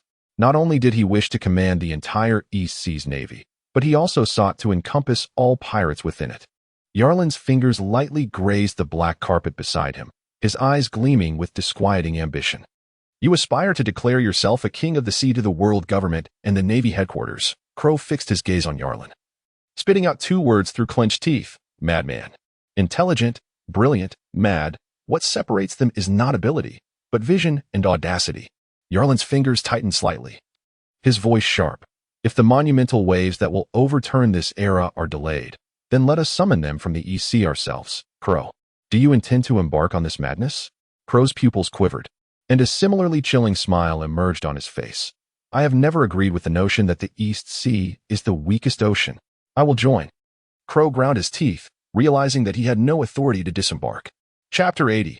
Inviting the wolf into the house. "Lipa, you may leave now." Yarlin waved his hand, dismissing Lipa. Lipa's expression became composed, though a fleeting glimmer of jealousy flickered in his eyes. He understood that Crow would not perish here. Moreover, this fortunate fellow, having learned Yarlin's secret, was likely to leave this place alive. He dared not question Yarlin's decision, yet it did not hinder him from redirecting his resentment towards Crow. Lipa turned and slowly departed. "What shall we do now?" Crow blinked as he surveyed the shrinking transformation chamber on the ground, where around 20 new recruits stood scattered. Regarding the nest, Crow's initial fear ebbed slightly, replaced by a stronger sense of curiosity. He cautiously approached the inner wall, daringly touching the fungal carpet with his finger. The inner tendrils reacted like pulsating veins, oddly contracting. "Is there more to explore?" Yarlin squinted, exhibiting no sense of urgency. "Are these creatures alive?" Chloe retracted his finger. "The guardians of the mother nest ensure that any intruder or those attempting to depart without permission meet their demise here." Yarlin mentally connected with the new recruits before him, who swiftly arranged themselves into two silent lines beside him. A contemplative expression crossed Chloe's face, and then he turned to Yarlin, shaking his head. "There is no need for further exploration. By the way, are we planning to leave now rather than retrace our steps?" Chloe's perceptiveness was indeed remarkable. From the moment Yarlin dispatched Lipa, he deduced that this mother nest contained more than one exit from the prison. "Let us proceed."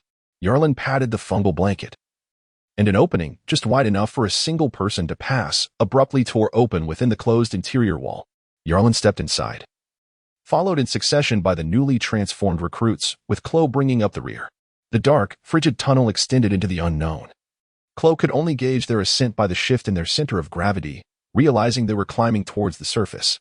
In Shellstown, a secluded dirt slope, cloaked by the surrounding woods, suddenly trembled, revealing a dark fissure from which the group emerged. The ground seamlessly healed, revealing an unremarkable patch of black fungal blanket, surrounded by earth and grass. A few recruits crouched down, their hands resembling those of a bulldozer as they moved thick soil to cover the fungal blanket. creating a layer of camouflage. Unless one were extraordinarily unfortunate or actively searching, an ordinary person would hardly notice the peculiar fungal blanket concealed beneath the soil. Chloe gazed towards the coast from a distance. Their current position allowed them a view of the coastline's outline, where a solitary vessel was anchored at the edge. The ship, shaped like a shuttle, had its sails raised, and several figures were seen patrolling back and forth. As Yarland and the others approached, a gangplank was quickly lowered, allowing them to board, and the vessel soon departed from the shore. Chloe observed closely, judging by the movements and stances of those figures. They belonged to the 153rd Naval Division, albeit now stripped of their uniforms. The assorted attire aboard made them appear at first glance like a band of pirates. As they sailed away from the coast, the flag on the mast was changed to one depicting a red skull, and Chloe fixed his gaze on that banner. A name surfacing in his mind, the Red Skull Pirate Crew. Ultimately, the downfall of the Black Cat Pirate Crew, the capture of Zhongao, and his own forced enlistment into the Navy were intricately tied to the Red Skull Pirate Crew. You just said that I wished to split the seas and claim dominion. Yarland rested his hands on the ship's railing, the sea breeze tousling his hair, his slightly dazed eyes gazing at the ocean surface. Let me share with you my grand strategy. The Red Skull Pirates are a pivotal piece in this plan. The new recruits quietly entered the cabin. Their simple minds, capable of comprehending most commands, already donned in the pirate attire that had been prepared long in advance. Chloe stood at the bow, listening intently to Yarland's scheme, his expression shifting from initial shock to subsequent excitement, and finally to contemplation. He had to admit that while Yarland's plan appeared utterly insane, almost the ramblings of a madman, upon deeper reflection, it was not merely fanciful but possessed a potential for success. Of course, this was merely a strategic outline. The execution would undoubtedly involve countless intricate details, each requiring careful consideration, with the seamless interconnection of each element being paramount. Such an ambitious plan could not be fulfilled in a single step. It was merely a rudimentary blueprint, with many aspects needing to be adjusted according to future circumstances. The vast scope of this undertaking would entail numerous conflicts among various individuals and affairs, certainly not something a single person could manage alone. A multitude of devoted and loyal subordinates, as well as capable individuals to oversee the execution of various components, would be essential. Chloe pondered internally, realizing his role and significance in Yarland's eyes, and an unfamiliar feeling of being trusted surged within him, a sensation he had never experienced before. The ship sailed smoothly across the sea. 6 days later, two vessels, both flying the Red Skull pirate flag, converged on the fog-enshrouded waters. The Black Cat pirates had been eradicated by our Navy's 153rd Division. Yarland stood at the ship's bow, clasping a bounty notice for the Black Cat pirates, which was whisked away by the wind and fell into the sea, swallowed by the churning waves. Karchi stood 5 meters behind Yarland, his gaze fluctuating with uncertainty as he stared at the pirate ship, its bow proudly displaying the Red Skull flag, and its crew, all clad in pirate garb, exuding an aura of fierce determination, particularly the fish-like pirates who instilled a sense of trepidation. As a reward, and as per our agreement, Yarland turned, a gentle smile gracing his face as he looked at Karchi. The Red Skull pirates must be bolstered. This ship and its crew represent the first wave of support from our Navy's 153rd Division. Karchi's expression shifted slightly. He opened his mouth as if to refuse, but was interrupted by another man beside him, bespectacled and with a cold, sharp smile. Captain Karchi surely does not intend to decline Lieutenant Yarland's generous offer, does he? Rest assured, this is also for the benefit of the Red Skull pirates. After all, with the infusion of fresh strength, the Red Skull pirates can swiftly grow and engulf the surrounding smaller pirate factions to expand their power. Who are you? Karchi cast a glance at Kuro and inquired. I was once a pirate on the Black Cat pirates, but thanks to the Red Skull pirates, the Black Cat pirates were utterly annihilated. Kuro's voice was laced with a chilling, murderous intent. Now, I simply wish to find a new home for my fellow pirates aboard the ship. Captain Karchi, should you refuse, we would be more than willing to raise our flag once again. At that time, retribution will be served, and grievances will be avenged. Kuro adjusted his glasses with a casual flick of his wrist, 5 sharp blades springing forth from his gloves, glinting with a menacing coldness, his smile sinister. Chapter 81. Distortion. The peculiar 10-blade cat claw caused Karchi's pupils to constrict sharply as he fixed his gaze on Kuro. A wanted poster from years past surfaced in his mind, and he rasped, You are Kuro, the former captain of the Black Cat pirates. But, I thought you were dead? Kuro merely regarded Karchi with a shadowy glare, the lenses reflecting a palpable aura of menace. Karchi scrutinized the expressionless Yalan, the mist wafting across the deck thick with foreboding. After a moment, he forced a grimace of a smile, his facial muscles trembling as he spoke. How could this be? Since we are all brothers of the sea, we should share a ship and a meal. However, if you fly the Red Skull's pirate flag, you must abide by the rules of the Red Skull. Karchi was naturally skeptical of Kuro's words, yet the circumstances compelled him to accept this band of pirates, even if begrudgingly. Rest assured, as long as you do not lead them to their demise, they will obey the orders of the captain of the Red Skull pirates. Yalan recognized this was Karchi's limit and chose not to press further. For now, it was essential to keep Karchi in the open. He spoke calmly, his gaze inadvertently drifting toward the enigmatic William, who stood beneath the mast in the distance, dressed in a black short-sleeved shirt with a red scarf tied around his arm. William's expression fluctuated between moods as he noticed that Yalan's words implied obedience to the captain of the Red Skull pirates rather than to Karchi himself. Behind him stood 6 or 7 ferocious-looking pirates, suggesting that William had gathered a group around him during his time with the Red Skull pirates. Hopefully, when we meet again, the Red Skull pirates will have grown even stronger. Yalan waved his hand, signaling the conclusion of their brief encounter. From the depths of the fog, a warship approached slowly, as if summoned, and Yalan and Kuro boarded the vessel to return.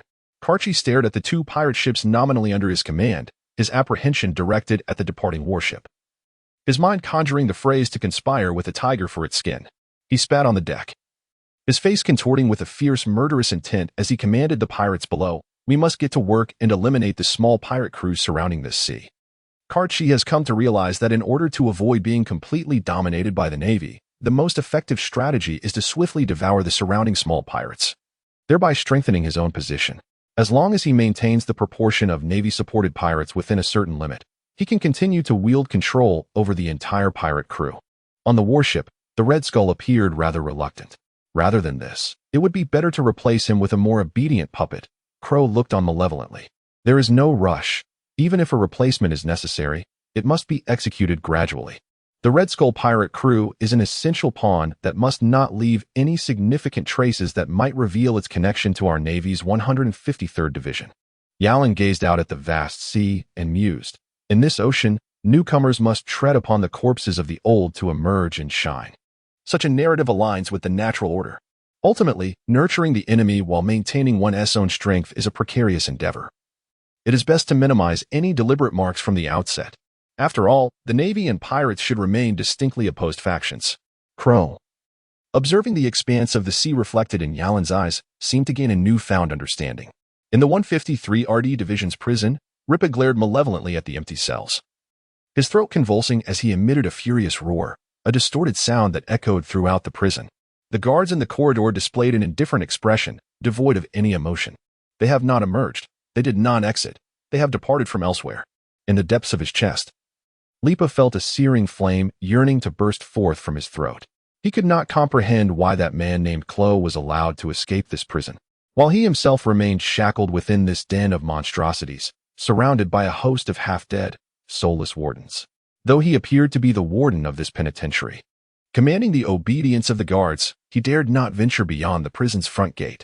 Should he ever cross that white line of caution, those guards would show him no mercy, extinguishing his life and burying his corpse beneath the flower bed. In this chilling, claustrophobic, and eerie environment, Lipa began to sense a disturbing transformation within himself. Initially, he had felt pity for the pirates, but he had numbed himself to the notion that they deserved their fate. Now, he found himself utterly indifferent to life, particularly to the deaths of others. Each day, he yearned for the prison gates to swing open, heralding the arrival of new inmates. He was acutely aware of the brutal fate that awaited them, yet he remained unconcerned. All he desired was to hear the voices of his kind, even if they came wrapped in profanity or anguish cries, which had begun to resonate in his ears like sweet melodies. Though the guards possessed simplistic minds, they lacked any emotional depth, speaking only sparingly. In such a grim and bizarre prison, any sane individual would be driven to madness, and Lipa, caught in the dual role of warden and prisoner, found himself more susceptible to this distortion. Perhaps dying, like those inmates, would indeed be a true liberation. Yet, having glimpsed the true nature of this lair, Lipa understood that death here was not necessarily the end. The most terrifying aspect was his uncertainty regarding the guards. Did they still retain any semblance of their former memories? Were they truly dead, or did they persist in a state of existence? Li Pa remained indifferent to the life and death of others. Yet he harbored a profound fear of death, one that eclipsed that of the average person. Within the confines of this prison, Yalan had instilled a fear that seeped deep into his soul. The intertwining threads of distortion, resentment, madness, jealousy, and terror woven into his very essence gave rise to an inexplicable urge to kill and curse Claw, a man he had only met once. Howling in despair, Li Pa lay on the bed, ultimately too afraid to venture alone into the nest, even though it might hold a passage to the outside world. He lacked the courage, for shackles had long since bound him securely within this prison, locking the cell door behind him. He turned towards another hidden cell where a robust figure lay quietly on the bed. Li Pa held a bowl of porridge, feeding it to the other man with a spoon. "I am unlike you. I shall not remain here forever," he murmured. "One day, Lieutenant Yalan will permit my release." Chapter 82. The buyer behind Alabasta. In the first half of the Grand Line, on Sainton Island, Alabasta stands as one of the superpowers of this world, situated in a vast desert country with arid lands. At this moment, in a remote coastal city, a transoceanic merchant ship had been docked at the port for nearly 10 days. Long Bali sat at the bow of the ship, his lips parched. The dryness of the city was unbearable. Even being by the coast, he could feel the searing winds blowing in from the land, carrying with them a suffocating cloud of fine sand that struck against his skin with a painful intensity. The climate here was in stark contrast to that of Color Stone Island. Kaba, struggling to endure, wrapped his entire face in a piece of gauze, leaving only his eyes exposed. 10 days had passed without any news. Kaba glanced at Longbali, darkly suggesting, "Perhaps I should venture out to gather more information. Do not waste your efforts. The buyer behind this is enigmatic. You will glean nothing by going out." Longbali replied, narrowing his eyes at the desolate port while maintaining a composed demeanor. "We can only wait for the buyer to seek us out." "Will they come?" Kaba inquired, a hint of agitation in his tone. "They will undoubtedly arrive. The Tiago Trading Company would not embark on a transoceanic journey without the promise of extraordinary secrets and profits behind the Color Stone mines. Trust me. The delay in shipments has surely left the buyer anxious and restless." Longbali pointed to the flag fluttering from the mast, the emblem of the Tiago Trading Company. "Look. I have signaled our presence. While the buyer may not recognize us, they have no reason to overlook the flag of the Tiago Trading Company. Once they receive word of our arrival, they will surely send someone to make contact." Moreover, Longbali reclined on the deck, exhaling a sigh. "We can only wait idly, for we possess no clues regarding the buyer. Aside from knowing that they hail from Alabasta, we are otherwise in the dark. Fortunately, this great nation has few coastal cities." Suddenly, Longbali's pupils constricted sharply as a dark spot rapidly magnified in the reflection of his lenses, a figure plummeting from the sky. There was someone in the heavens. Longbali sprang up from the deck, his expression grave as he gazed upwards, where an exaggerated, piercing laughter echoed, accompanied by a heavy wave of pressure. As if a colossal weight were descending rapidly, Kaba pulled a short dagger from his sleeve, abruptly turning to look towards the stern. Amidst the swirling sandstorm, a faint, indistinct silhouette approached. Focusing intently, he discerned a peculiar man with an explosive hairstyle, donning black sunglasses and a brown coat adorned with an embroidered Arabic numeral 5 on the chest. As the man drew nearer, Kaba caught a whiff of acrid gunpowder in the air. Crew members, alerted by the commotion within the cabin, rushed out, each on high alert. Amidst the eerie, shrill laughter in the sky, a woman's form gradually became visible, a fashionable and beautiful lady, holding a sunshade. As the oppressive wave of pressure descended, it began to dissipate, as though merely intending to offer a greeting. Longbali observed the woman, who stood on one foot atop the mast, her exquisite visage still adorned with that bizarre laughter, and his lips twitched slightly as he mused, a strange and malevolent disposition. Furthermore, she was a user of a devil fruit. A normal person could not simply fall from the sky. "Tiago Trading Company, you are quite late." Another inscrutable man with dark sunglasses lightly leapt onto the deck, an aroma reminiscent of explosive gunpowder wafting around him. He scrutinized Longbali and inquired with curiosity, "Why is there only one ship?" "It is the buyer behind us." Longbali assessed the man and woman, realizing that the background and power of this buyer were likely more mysterious and formidable than he had anticipated. The woman above, a user of a devil fruit, and this peculiar man before him might also possess similar powers. Truly, this was the Grand Line, the most perilous and chaotic sea in the world, where encounters with devil fruit users, so rare in the East Sea, happened all at once. What could the numeral 5 signify? Was it merely a meaningless mark or something akin to a ranking or code? Unexpected circumstances have arisen. This business will need to adopt a new banner henceforth. Longbali slowly approached the mast, raising his head to reveal a charming smile. My dear lady above, may I inquire how to address you? Would you kindly descend? I must hoist a different flag. With an exaggerated laugh, the woman stepped forward, effortlessly landing on the deck. You may call me Miss Valentine. The gentleman beside me is my partner, Mr. 5. I believe we have not crossed paths in our previous transactions. Remember 2 names. Longbali discerned that the number 5 was some sort of code and ranking, sending a shiver down his spine, yet his face remained impassive. Slowly, he retracted Tiago's flag, discarding it carelessly onto the ground before replacing it with another banner. Turning his head, he remarked, I regret to inform you that the business of Tiago's caravan will henceforth be under our control. We shall transport the colorful stone or here according to schedule. The flag depicted a ferocious sea shark leaping from the ocean, viciously snapping at the sky. Longbali wore a gentle smile, akin to a wolf clad in sheep's clothing. Miss Valentine and Mr. 5 simultaneously altered their expressions, a chilling murderous intent emanating from them. Longbali felt a slight prickling at the back of his head, yet his demeanor remained unchanged as he continued. Tiago's fleet has perished in the depths of the sea. This time, it is the force behind me that has dispatched me to reconnect with your esteemed buyers. I believe your primary interest lies solely in the colorful stone ore, rather than in the identity of the trading partner. Am I correct? Miss Valentine covered her face with a smile, her murderous aura gradually dissipating, while Mr. 5 glared at Longbali with a sullen expression, remaining silent as if deep in thought. The acrid stench of gunpowder intensified, and Longbali felt cold sweat trickling down his back. He regarded the grim-faced Mr. 5, feeling as though he stood beside a barrel of explosives with a lit fuse, aware that a single misstep could shatter the entire ship.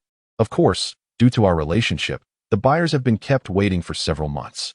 The colorful stone ore aboard this vessel shall serve as an apology and a demonstration of our sincerity.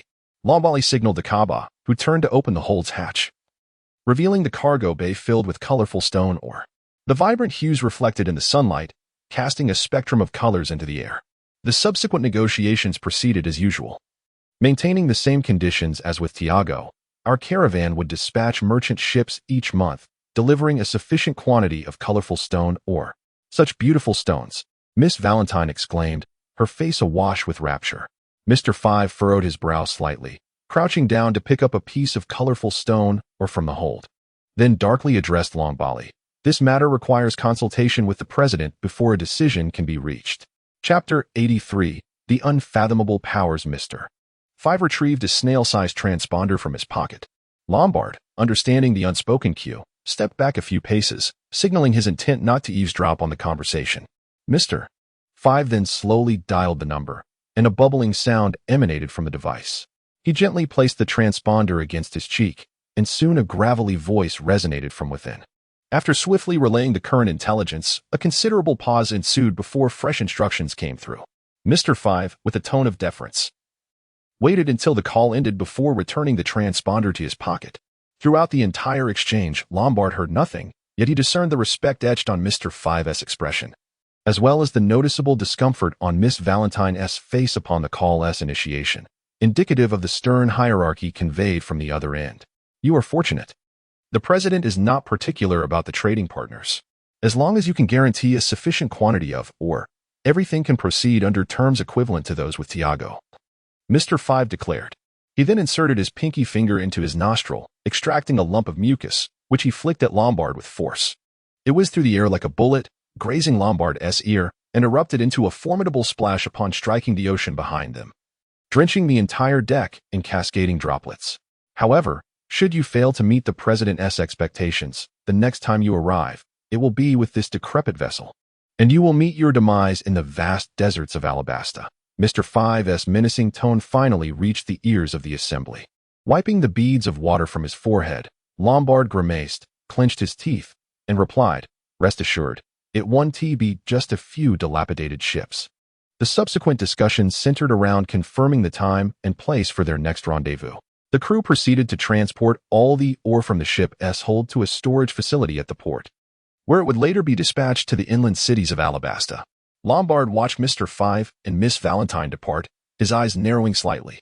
Although he had gleaned no information regarding the secrets of the gemstone mines, he had at least made contact with a mysterious buyer whose power seemed unfathomable. Ah, the essence of the Grand Line. How exhilarating it is. Lombard pressed his lips together, suddenly feeling a tinge of interest waning. Compared to the secluded corner of the East Blue, it was but a shallow pond. Do you see, Kaba? This is the Grand Line. Where even two random individuals possess the powers of devil fruits, their strengths utterly inscrutable. In comparison, that Lieutenant Yarline, who brought us a modicum of frustration, is nothing here. Even the entire Navy South 153rd Division wouldn't stir a ripple in the Grand Line, Lombard asserted, slapping Kaba's shoulder with fervor. One day, we too shall leave the East Blue and truly establish ourselves in the Grand Line. Kaba's lips moved in hesitation, words lingering on the tip of his tongue, ultimately swallowed back into silence. Return to port, Lombariel proclaimed with fervor from the bow of the ship, his foot deftly kicking away the flag of the Tiago merchant fleet, sending it soaring into the sea, where it was crushed beneath the departing vessel. The surface of the ocean rippled, and the tattered flag sank silently into the depths below. Ending the call, he found himself in a dimly lit room, with only a sliver of light piercing the darkness. His imposing figure was cloaked in a black fur coat, shrouded in shadow. He rose slowly from the sofa, taking measured steps to push open two windows. The air outside was dry and sweltering. He inhaled deeply, releasing a cloud of cigar smoke.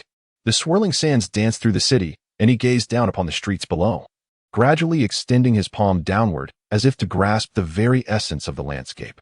The whirling grit eerily coalesced within his hand, as if he were slowly seizing the contours of the entire desert. This nation is mine, he spoke. His hoarse, yet magnetic voice gently resonated within the room. In the shadowy corner, a tall woman adorned with a sun hat, her book closed in hand, gradually opened her eyes. Her gaze, complex and contemplative, fixed upon the sunlight streaming through the window, as if her long-hidden eyes were being stung by the harsh brightness. A circle of light fell at her feet. Mental strength, 10. Nerve conduction rate, 1. Bone hardness, 1. Muscle activity, 4. 9. Blood density flow rate, 3. Complete division and transformation period progress bar, 17110000. Points to distribute 6. 4. The retina projected a three-dimensional image. Yalin lightly tapped the table. Everything within the Navy's 153rd Division operated with the precision of a well-oiled machine. The progress of evolution in the points accumulated steadily escalating over time. Frequent eradications of pirates in the surrounding waters and the retrieval of information on those listed for bounty had expanded their influence towards adjacent islands. Recruitment efforts were no longer confined to Shell's town but had extended to nearby island cities and villages. The Navy's reputation in the region began to improve due to their relentless campaign against piracy. Consequently, Yalin gradually established recruitment points across the islands and towns within his jurisdiction, yielding positive results as new soldiers were enlisted monthly to offset the high casualty rates from frequent missions. At this moment, the Navy's 153rd Division had reached full capacity. However, Yalin continued to recruit new soldiers.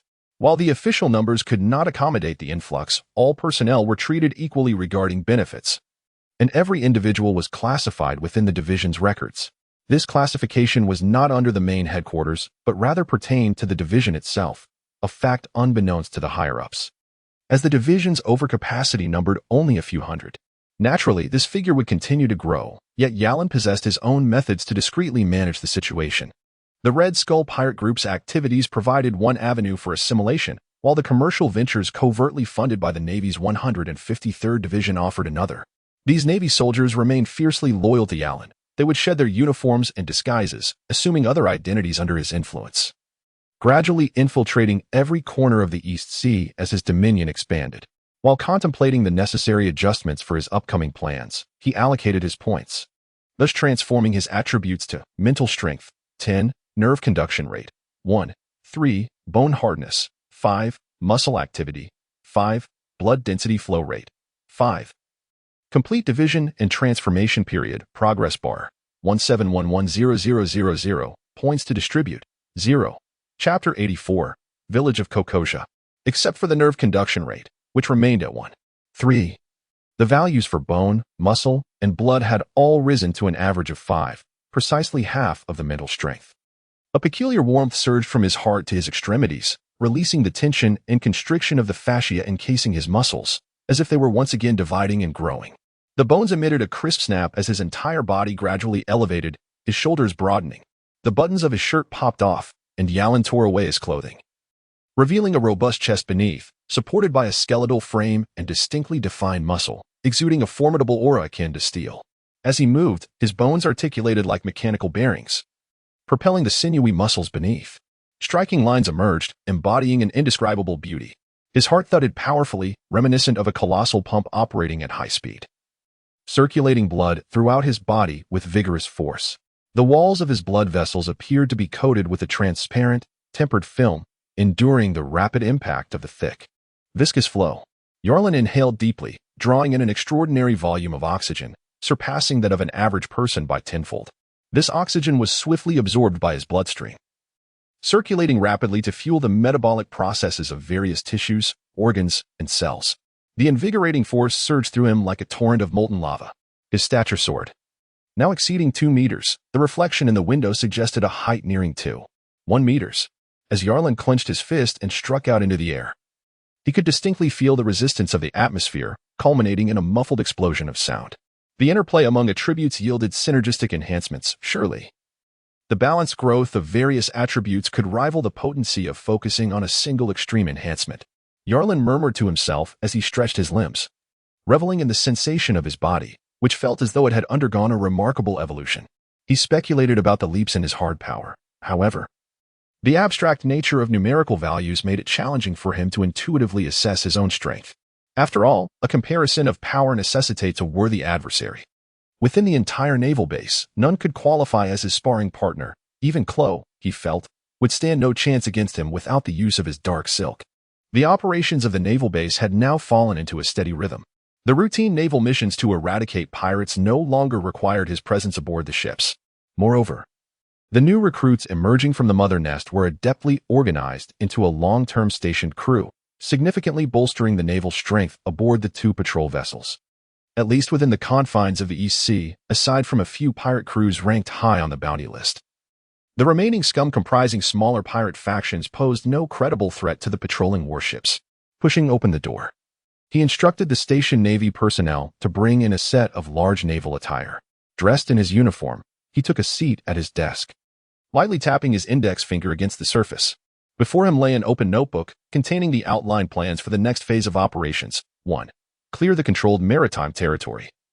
2. Execute the puppet plan against the Red Skull pirate crew. 3. Develop and maintain maritime trade routes. 4. Expand the influence of the base, establishing trade and shipping associations. 5. Implement infiltration plans into neighboring naval bases. The various outlines of plans were accompanied by detailed annotations and step-by-step breakdowns. Yarlin squinted slightly, rising to survey the nautical charts suspended on the walls, which vividly delineated the conditions of the surrounding seas. Within a circular area surrounding the island where the Navy's 153rd branch was located, Frost Moon Island, West Rob Island, Colorstone Island, and 6 other smaller islands lay encompassed. Frost Moon Island was marked prominently in red, with a black line extending to note the presence of Isin Dojo. A series of knocks interrupted Yarlin's train of thought.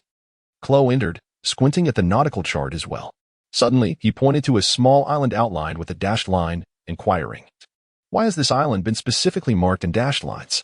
The edge of the complete circle featured a small island whose outline was delineated with a dashed line, resembling a cake with a piece gnawed away by a dog, lending it an air of incompleteness. This small island was named Cocoa West Island. Yarlin glanced over, his brow lightly furrowing. He held a recollection of this island, having previously encountered a document in the archives that pertained to it. Oh, it belonged to the jurisdiction of our Navy's 153rd Division. However, for reasons unknown, the naval headquarters had transferred its governance to the 16th Division. Yarlin reflected on the scan information revealed in that document, murmuring it was a voluntary request from the 16th Division. The 16th Division is one of the naval bases adjacent to the 153rd Division, with overlapping maritime territories. The rights and responsibilities concerning the islands within these overlapping areas have always been somewhat ambiguous, typically adjudicated by the headquarters. Yet, for reasons unclear, the headquarters seems to favor the 16th Division, evidenced by the fact that the maritime area governed by the 16th Division appears almost 3 times larger than that of the 153rd Division on the nautical chart. With all neighboring islands allocated to the 16th Division, the ambition of the 16th Division is palpable. The cold reflections on closed lenses mirrored the nautical chart. His tone chilling as he traced the contours of the 16th Division's territory with his finger. To his astonishment, there were 4 small islands along the periphery. All these islands have been assigned to the 16th Division. Is this merely a matter of territorial ambition, or is there something more at play? Could it be possible that the 16th Division's true desire lies in one particular island, while the others are merely a faude to divert attention? Yarlin remained silent, his gaze lingering contemplatively upon the island of Caucasia. After a prolonged moment, he broke into a subtle smile. Acknowledging that the expansion ambitions of the Navy's 153rd Division would likely lead to friction with the neighboring naval factions. Clearly, a neighbor burdened by excessive ambition does not align with our interests. Yarlin paused momentarily, gently flexing his wrist before delicately tracing the series of distorted dashed outlines with his fingers, a dangerous glint flickering in his eyes. It was exceedingly obtrusive. Hey, I shall take care of it. Crow habitually adjusted his spectacles with his wrist, the blades concealed within his white cat paw gloves glimmering subtly. Chapter 85. Friction and collision. The swaying pirate ship fled across the vast expanse of the sea, pursued by the waves crashing from exploding cannonballs behind it. A solid iron projectile severed the mainsail, crashing onto the deck and creating a gaping hole, while 2 hapless pirates lost half their bodies, their lifeblood spilling across the deck in a viscous red pool. Tick-tock, tick-tock. The warship, akin to a bloodthirsty shark, relentlessly pursued. The silhouettes of naval officers visible at the bow, their white flags emanating a brutal, sanguinary aura. Ahead lay the waters of the 16th Division. A naval officer reported, his gaze cold as he surveyed the suddenly darkened sea before him. Pirates who escape from our waters must be dealt with by us for the 16th Division. Pursue them. The warship accelerated, a barrage of cannon fire raining down like a tempest, crashing into the sea and sending up thundering waves. The pirate vessel was struck, rocking precariously as it ran aground, its masts collapsing onto the deck amidst chaos, seawater gushing into the lower holds. The boarding battle collapsed instantly, after a volley of gunfire. The deck was stained crimson with blood. Many pirates, trembling, knelt among the fallen corpses, while a few still clutched their blades, fleeing across the deck, only to be enveloped silently by a formidable shadow. With a swift, silent strike, a bloodied harpoon pierced through their chests, the sound of a muffled explosion echoing from the ruptured hearts. The lifeless bodies crumpled to the ground, their bones seemingly drawn out by the harpoon's merciless grip. The sailors tasked with disposing of the bodies found them unnaturally light, as if the weight of life had been utterly drained. These fishmen soldiers of the Navy were taciturn and towering, exuding an aura of cold indifference, exceptionally skilled in the art of killing. Their methods mirrored those of Ensign Yarlin, who had become accustomed to such brutality aboard the ship. No one knew from whence Yarlin had summoned this new contingent of soldiers, nor did they seek the answer. They merely recognized that these killing machines, clad in the uniforms of the 153rd Division, bore engraved nameplates, identifying them as the comrades upon whom their lives depended. In another expanse of sea, a warship, similarly adorned with seagull flags, gradually emerged from the shadows of a small island, its deck occupied by somewhat laxly standing naval soldiers. It's the 153rd Division. A naval officer, his face grim, lowered his binoculars, muttering a curse. They are becoming increasingly audacious. This month alone, they have crossed into our 16th Division South waters multiple times. Commander, they are about to depart. Should we pursue them? Let us chase after them. At the same moment, aboard the warship engaged in battlefield cleanup, the naval personnel of the 153rd Division also observed the vessel marked with the number 16 rapidly approaching. What a stroke of misfortune to encounter them in such a brief span of time. The officers of the 153rd Division frowned and commanded their subordinates to hasten their actions. Corpses were being placed into burlap sacks, and captives were bound with hemp ropes, escorted into the lower hold. Half of the hold had been converted into ironclad cells, while the spoils seized from the pirates were similarly gathered, boxed, and transported onto the ship, awaiting a dedicated naval team for inventory. Ah, is that not the 153rd Division? How did they stray into our 16th Division's waters? The 2 warships stood oppositely, their menacing cannons, whether by intent or coincidence, aligned against one another. The pirate ship, permeated with the stench of blood, resembled a fish ensnared by 2 circling sharks, while the naval officers stationed at the bow exchanged icy glances. Should a rogue pirate happen to escape, we must, of course, eliminate the threat, replied the officer from the 153rd Division, a forced smile on his lips. The naval forces aboard the 2 warships presented a stark contrast. Despite the 16th Division South posture of readiness, their ranks appeared disheveled, and their expressions, though menacing, seemed to the 153rd Division merely a faiade of a paper tiger.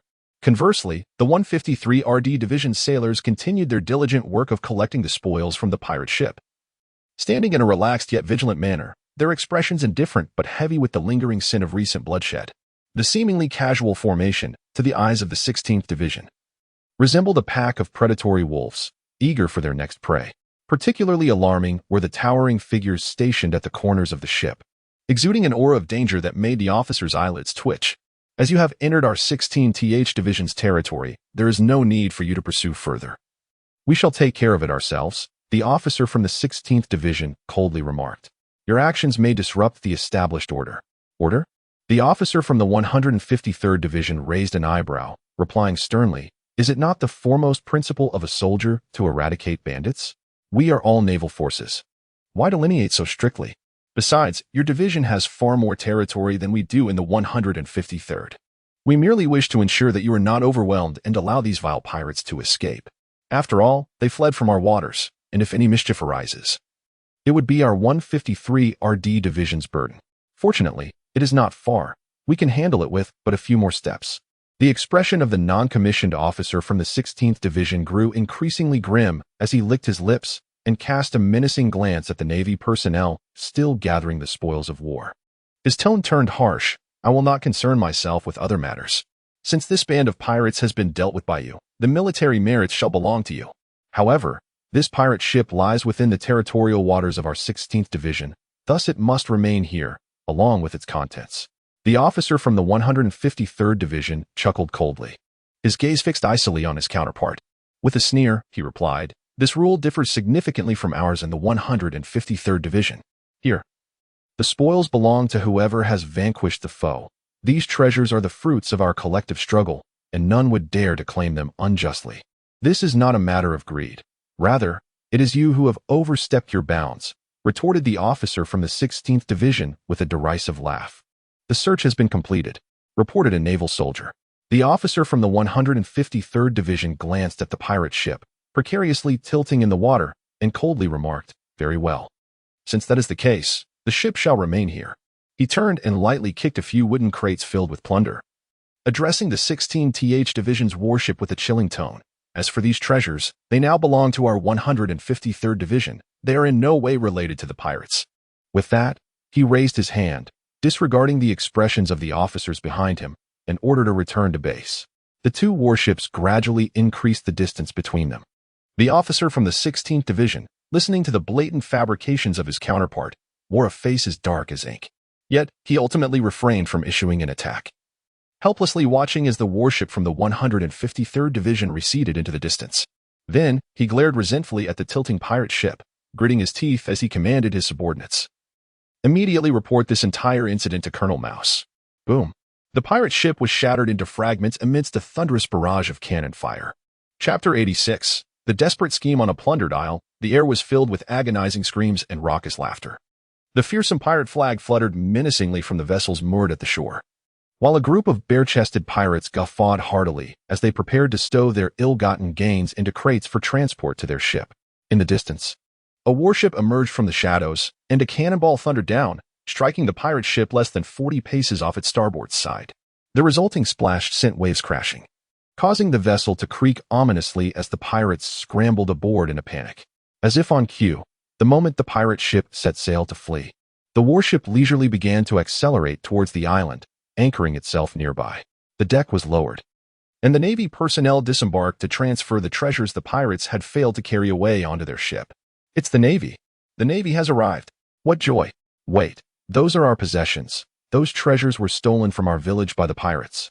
Crying and wailing, the villagers gathered around. Among them an elderly man, his face lined with wrinkles, leaning on a cane, gazing at the Navy with a fearful smile. Standing at the bow of the ship, a naval officer donned a cap resembling that of a rodent, looking down upon the villagers with a sinister grin, remarking, These are all stolen goods. How can you claim them as yours? But these items truly belong to us, the old man replied, his expression shifting dramatically. Before he could utter another word, a rough naval officer shoved him to the ground. Step back.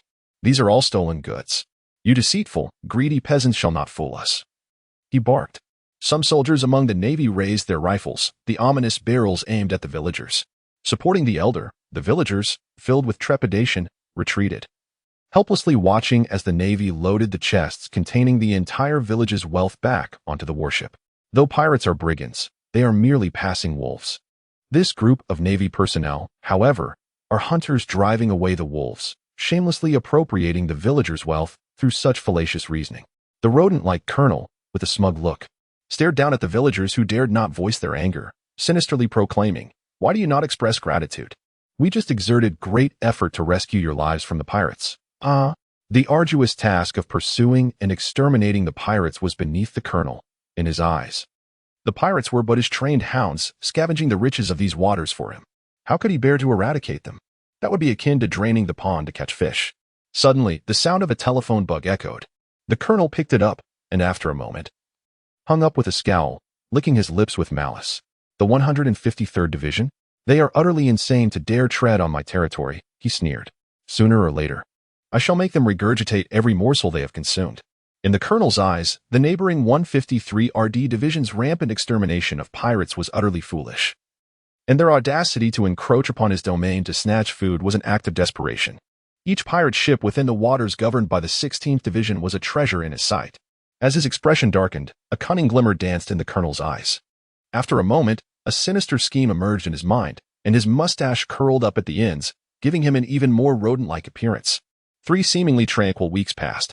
Occasional skirmishes occurred between the 153rd and the 16th Divisions in the bordering waters, yet both sides maintained a certain restraint, avoiding any egregious incidents of violence. Yarlin exhibited a striking indifference towards the naval forces below, seemingly oblivious to the potential ramifications. The 2 warships of the 153rd Division, during their patrols, deliberately lingered in the adjoining waters, as if eager to incite conflict. In Yarlin's perspective, the friction with neighboring bases was an inevitable occurrence. The 153rd Division's aspiration to expand its power and influence would inevitably encroach upon the interests of other divisions, merely a matter of time and the triggering issue at hand. The 16th Division emerged as the first target within his line of sight. If the entire East China Sea could be likened to a grand stage, then the scattered naval bases would represent spotlights cast upon it, each beam illuminating only its designated area, with the 153rd Division resembling a dim, dusky light in a remote corner. Yarlin is far from satisfied. He yearns for the stage to illuminate solely with his own radiant presence. How shall he pursue this aspiration? Yarlin proposed a method to become the focal point of the stage. But how does one achieve such prominence? Naturally, the shadowy side of obscured maneuvers is indispensable, a strategy he has already begun to implement, with the Red Skull pirate crew serving as a crucial pawn. Under the spotlight, he must also direct attention, dimming the lights surrounding him to draw the gaze of the entire stage. Clearly, the presence of the Navy's 16th Division is an unwelcome sight for the 153rd Division. During this period, the 16th Division has refrained from any outrageous actions. However, there has been a noticeable increase in the number of naval vessels patrolling the adjacent waters, suggesting an intention to monitor these overlapping maritime regions. Monitoring? Yarlin squinted at the nautical chart, observing that the expanse governed by the 16th Division is thrice that of the 153rd Division, resembling an irregularly elongated pocket, seemingly enveloping half of the edge of the 153rd Division's territory. Or perhaps they intend to impose a blockade. Yarlin pressed his lips together, his gaze darkening ominously as he gently stroked his gloves, murmuring to himself, a blockade against the Navy, the pirates, or the merchants? The option of blocking the pirates was swiftly dismissed by Yarlin, as that would inadvertently aid the 153rd Division, a notion he found implausible. Thus, only 2 choices remained, the first being to blockade the Navy, restricting the 153rd Division's vessels from entering the waters of the 16th Division, and the second being to obstruct the maritime routes of the merchants. If the entry and exit points for these merchants were sealed off, they would be compelled to circumvent a significant passage, perfectly avoiding the waters of the 153rd Division, which would inevitably lead to a series of repercussions. In the 16th Division, Colonel Mouse lounged languidly on a sofa, a nautical chart hanging before him, with a pocket-shaped area in the lower right corner marked in red. He wore a sinister smile as he contemplated. By sealing off the entry points and severing the merchants' connections, I shall leave a barren maritime expanse for you, 153rd Division. In due time, Even the pirates will find it intolerable to remain, effectively cleansing the entire region of piracy in one fell swoop. I wonder how you will thank me then. Chapter 87. The Evil Dragon Pirate Crew Kokoja Island. A slender vessel docked at the shore, positioned in the shadow of the small island, thus drawing no attention. A man in a black suit, adorned with glasses, stepped down, his face displaying a cold, indifferent smile. Behind him stood several burly men with prominent jaws, their posture rigid and their silence palpable. Adjusting his glasses with a flick of his wrist, Chloe squinted toward a distant grove of orange trees, opting not to have the new recruits follow. They were far too conspicuous. Leaving the recruits aboard the ship, Chloe's demeanor transformed with remarkable speed, his expression softening into one of warmth as he leisurely approached the orange grove. With a gentle breeze caressing him, Chloe, having detected nothing unusual, casually plucked a ripened orange from the tree, peeling it and savoring its sweet, juicy flavor. Hey, stealing oranges requires payment. In the distance, a woman carrying a water bucket approached Chloe, her sleeves rolled high, revealing a glimpse of her tattoo. These oranges are delightful. Chloe, appearing somewhat embarrassed, offered a shy smile. Unsure of where to hide the orange peel in his hand, he then extracted a banknote from his pocket and handed it to the woman, saying, I apologize. I assumed these orange trees were wild. An outsider? Noki observed Chloe, noting the deceptive nature of his disguise. Clad in a tailored black suit and shirt, with gold-rimmed glasses, he presented an impression of refined gentility. Gradually, Noki lowered her guard, bringing the stick she had concealed behind her back to rest on the ground before her. Never mind. Just a jest. An orange is hardly valuable, but you're not from around here. What brings you to this place? Chloe narrowed his eyes, scanning the stick in Noki's grasp, then popped the remaining half of the orange into his mouth, chewing slowly. This seemingly impolite gesture completely disarmed Noki's wariness. He then spoke, I am an adventurer. Without any particular destination, I follow where the tides take me. A few days ago, a storm swept across the sea, and I drifted here. Is this small island unfriendly to outsiders? Chloe inquired, a hint of confusion in his tone. Outsider, I advise you to leave here swiftly, Noki cautioned. But before she could elaborate, a frantic sound akin to a gong echoed from afar, suggesting the emotional instability of the person striking it. Noki's expression shifted, and she quickly urged Chloe, there's no time to explain. If you wish to avoid peril, hide within this grove of orange trees and do not emerge. Watching Noki's hurried retreat, Chloe's expression gradually returned to its icy demeanor. He nonchalantly discarded the orange peel onto the ground and strolled toward the direction in which she had departed. In the town, amidst the desolate street, stood a man adorned with a windmill decoration atop his head, his face marred by scars. His name was Aegean, the town's constable, who was currently beating a drum with urgency. Opposite him stood a gathering of townsfolk, their faces pale with fear. The source of their dread was a towering figure beside Aegean, a merman with a height of 2.4 meters, sporting scale-like gills and bubbles the size of fingernails adorning his forehead. His triangular eyes, with slit pupils, exuded an aura of brutality. The other figure, clad in a karate gi, sported 2 tufts of hair resembling firecrackers and bore a sun-like tattoo on his chest. Most striking were the fish fin-like bones protruding from his arms, glinting coldly in the sunlight. Is everyone here? Count the numbers. We must ensure no one is missing.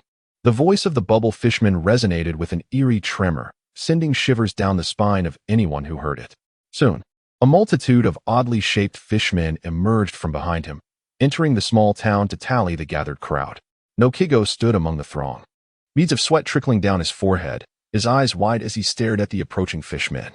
It was only when someone beside him tugged at his arm that he reluctantly lowered his head.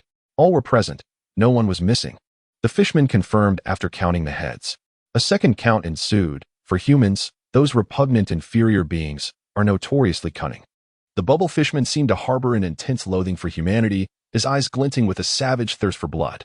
As he spoke, he lightly raked his sharp claws across Aegean's cheek, leaving a gruesome scar in their wake. Aegean bit back the excruciating pain, his face ashen. Yet he remained silent, fully aware that the more he screamed in agony, the more exhilarated the fishmen would become. To them, humans were mere playthings for amusement, devoid of any semblance of humanity. The townsfolk averted their gazes, afraid to look on, while Nokigo grasped his hands tightly, his head bowed. No one was missing. The same answer echoed again. Bored, the bubble fishman retracted his claws, shaking his hand to fling the blood onto the ground, as if the stains were unspeakably filthy.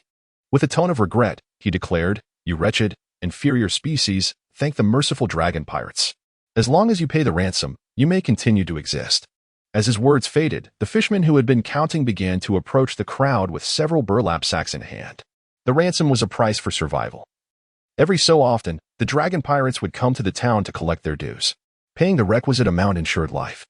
Failure to do so would lead to a brutal demise. The ransom was set at 100,000 belly for adults and 50,000 for children.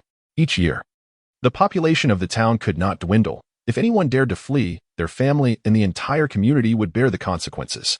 Under such oppressive collective punishment, the townsfolk not only huddled together for warmth but also kept a vigilant watch over one another, perpetuating this grotesque and twisted environment of existence. The sacks were soon filled to capacity, and the fishermen gleefully secured the ties, when suddenly, a middle-aged man collapsed to his knees, pleading, "I am short. I have only 70,000 belly, just a little more." In a swift motion, the bubble fisherman was by his side, lifting him effortlessly from the ground. Bloodlust gleamed in his eyes as his mouth grotesquely bulged, from which he expelled a slimy fish bubble that, in the man's horror-stricken gaze, wriggled its way into his mouth and nostrils. Amidst the man's anguished wails, his feet thrashed in a futile attempt to escape the fisherman's iron grip. Foul liquids soon oozing from his orifices. Remember, the ransom is set by a long, not a single belly less. The bubble fisherman chuckled maniacally as he discarded the lifeless body.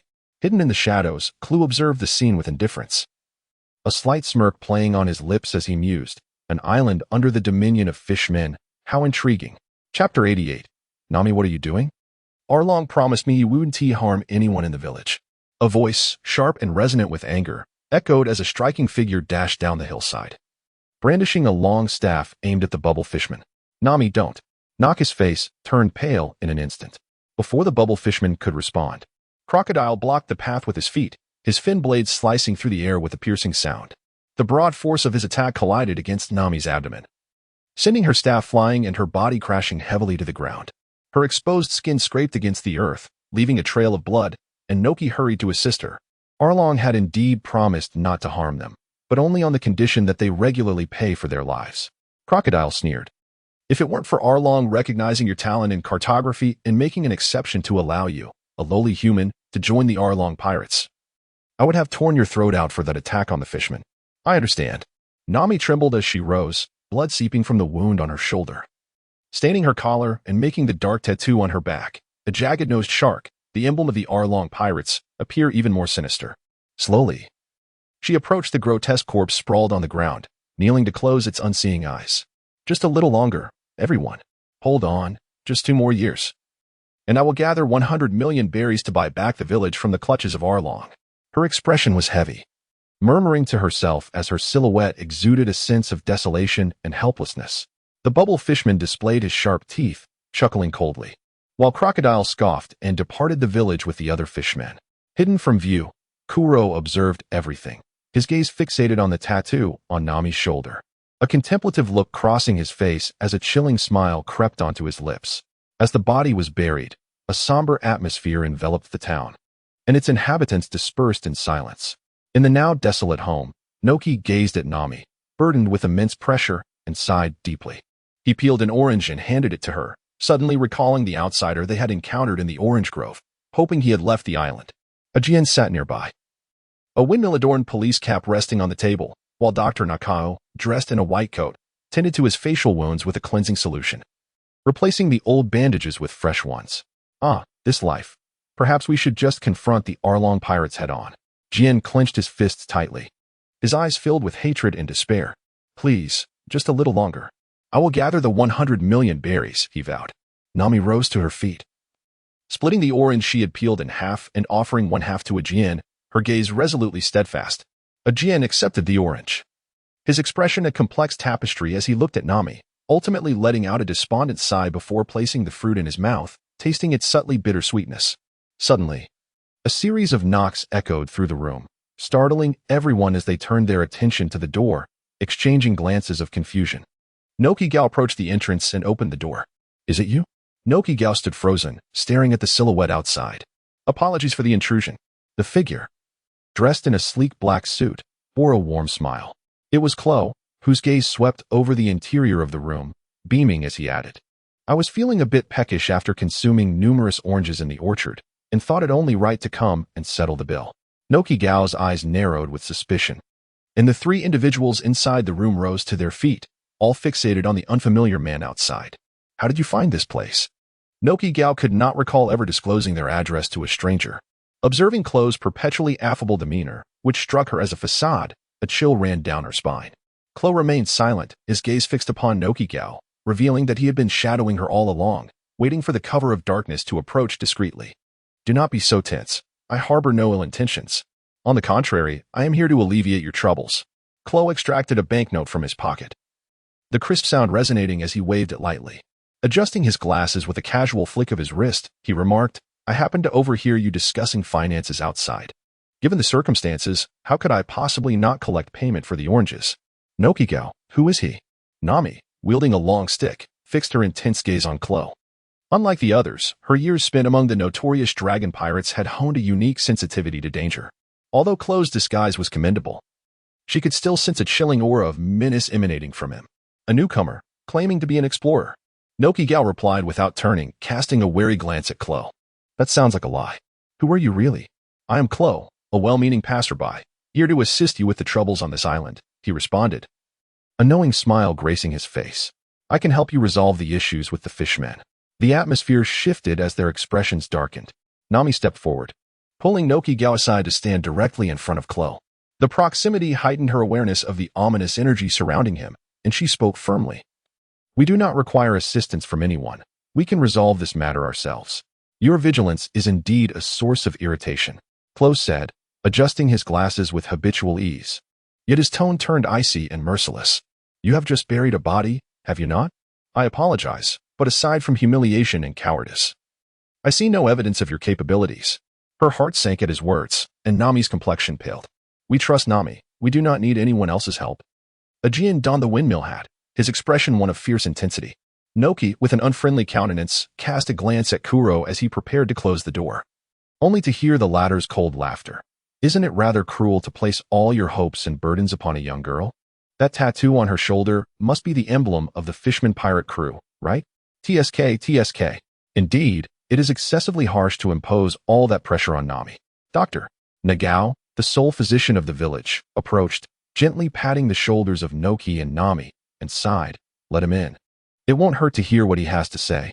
Kuro surveyed the room's layout, popping a segment of orange into his mouth. I rather enjoy the taste of this orange. I find this island quite delightful. Now let us discuss your plans, shall we? I overheard you discussing funds at the door. Surely you do not entertain the fanciful notion of trading with pirates? Chapter 89. Kuro takes action. The mockery in Kuro's smile deepened, while the expressions of those present darkened at an observable rate. Doctor. Nagao's words were ultimately interrupted by Kuro's derisive laughter. To buy back this town for 100 million berries, would you call that naivete or sheer foolishness? What do you mean? Dr. Nagao responded not with anger, but with a sigh. We understand it may appear somewhat foolish, yet we find ourselves without alternatives. We can only hope that the dragon pirates will honor their word. Adjusting his spectacles, the lenses reflecting a chilling gaze, Kuro suppressed his laughter and said ominously, there are two things in this world that one should never trust, and one of them is that pirates will keep their promises. If pirates could be trusted, what then would they be called? He cast a look of pity around the room before his gaze settled on Nami. This young woman, whom he perceived as Navi, bore a slightly pale complexion, yet maintained a resolute expression, her lips pressed tightly together. One does not shed tears until faced with the coffin. Kuro's brow furrowed slightly, his eyes narrowing as he coldly declared, you must have been saving for quite some time. If that is the case, how much more do you need? I can assist you in gathering the remainder. A room full of individuals exchanged glances, Nami's eyes widening in incredulity as she stared at Kuro. Though wary of this man, and still unclear of his origins, her mind raced as she replied, we still need 30 million berries. Will you truly help us gather it? Noki stared at Kuro in astonishment. Who exactly are you? Why would you assist us? Give me a month, and I will procure the 30 million, Kuro replied, sidestepping the question. By the way, may I inquire why you do not seek assistance from the Navy? This small island should fall under the jurisdiction of the 16th Division. Correct? The Navy and the Dragon Pirates are intertwined. The commander of the 16th Division has accepted bribes from Arlong. Nami gritted her teeth in frustration. Despite being cut from the same cloth, She still chose to believe in the pirate's promises. Was it out of sheer despair? Crow pondered as he rose, his white-clawed gloves patting Nami's shoulder. To earn your trust, I can let you accompany me and witness how I gather that 30 million berries in a month. You still haven't revealed your identity, Noki asked, her concern palpable over allowing Nami to follow a stranger. At this point, it matters little. You will know in due time. Crow replied, his gaze indifferent as it flicked past Noki to Nami. Are you willing to join me? Nami fixed her gaze on Crow, unable to decipher his intentions. Yet the lure of 30 million berries overshadowed her fears. She clenched her jaw and nodded resolutely. Nami, Noki exclaimed, while Aiken and Dr. Nakao shared her apprehension. Do not worry, I will take care of myself. When I return, if his words ring true, we will swiftly reclaim our town from the dragon. Nami declared with a determined smile, seizing her staff and following Crow into the night. On the island's rear coast, 3 fishermen approached the beach from the forest. Among them was Xiaoba, a cadre of the dragon pirates, his lips pursed like a trumpet, silver-gray hair cascading down, and 6 octopus-like arms adorned with suckers. Why is there a ship here? Xiaoba mused, moving closer for a better look. The vessel lay anchored on the shore, bathed in moonlight, exuding an eerie silence as if devoid of life. 2 fishermen leapt gracefully onto the deck. A sharp, low sound made Xiaoba's ears twitch. A faint metallic scent of blood wafted towards him. His expression shifted as he hurried to the ship's bow, his eyes widening in horror at the sight of 2 collapsed fishermen bodies, flanked by 2 imposing figures standing silently beside them. Are they kin? Xiaoba's pupils constricted. Under the moonlight, he observed the figures turn, revealing gill-like structures on their cheeks. Momentarily stunned, his anger surged. Unfamiliar fishmen? But our kind does not turn on one another. How dare you? Regrettably, the figures before him lacked the nuanced emotions characteristic of higher beings.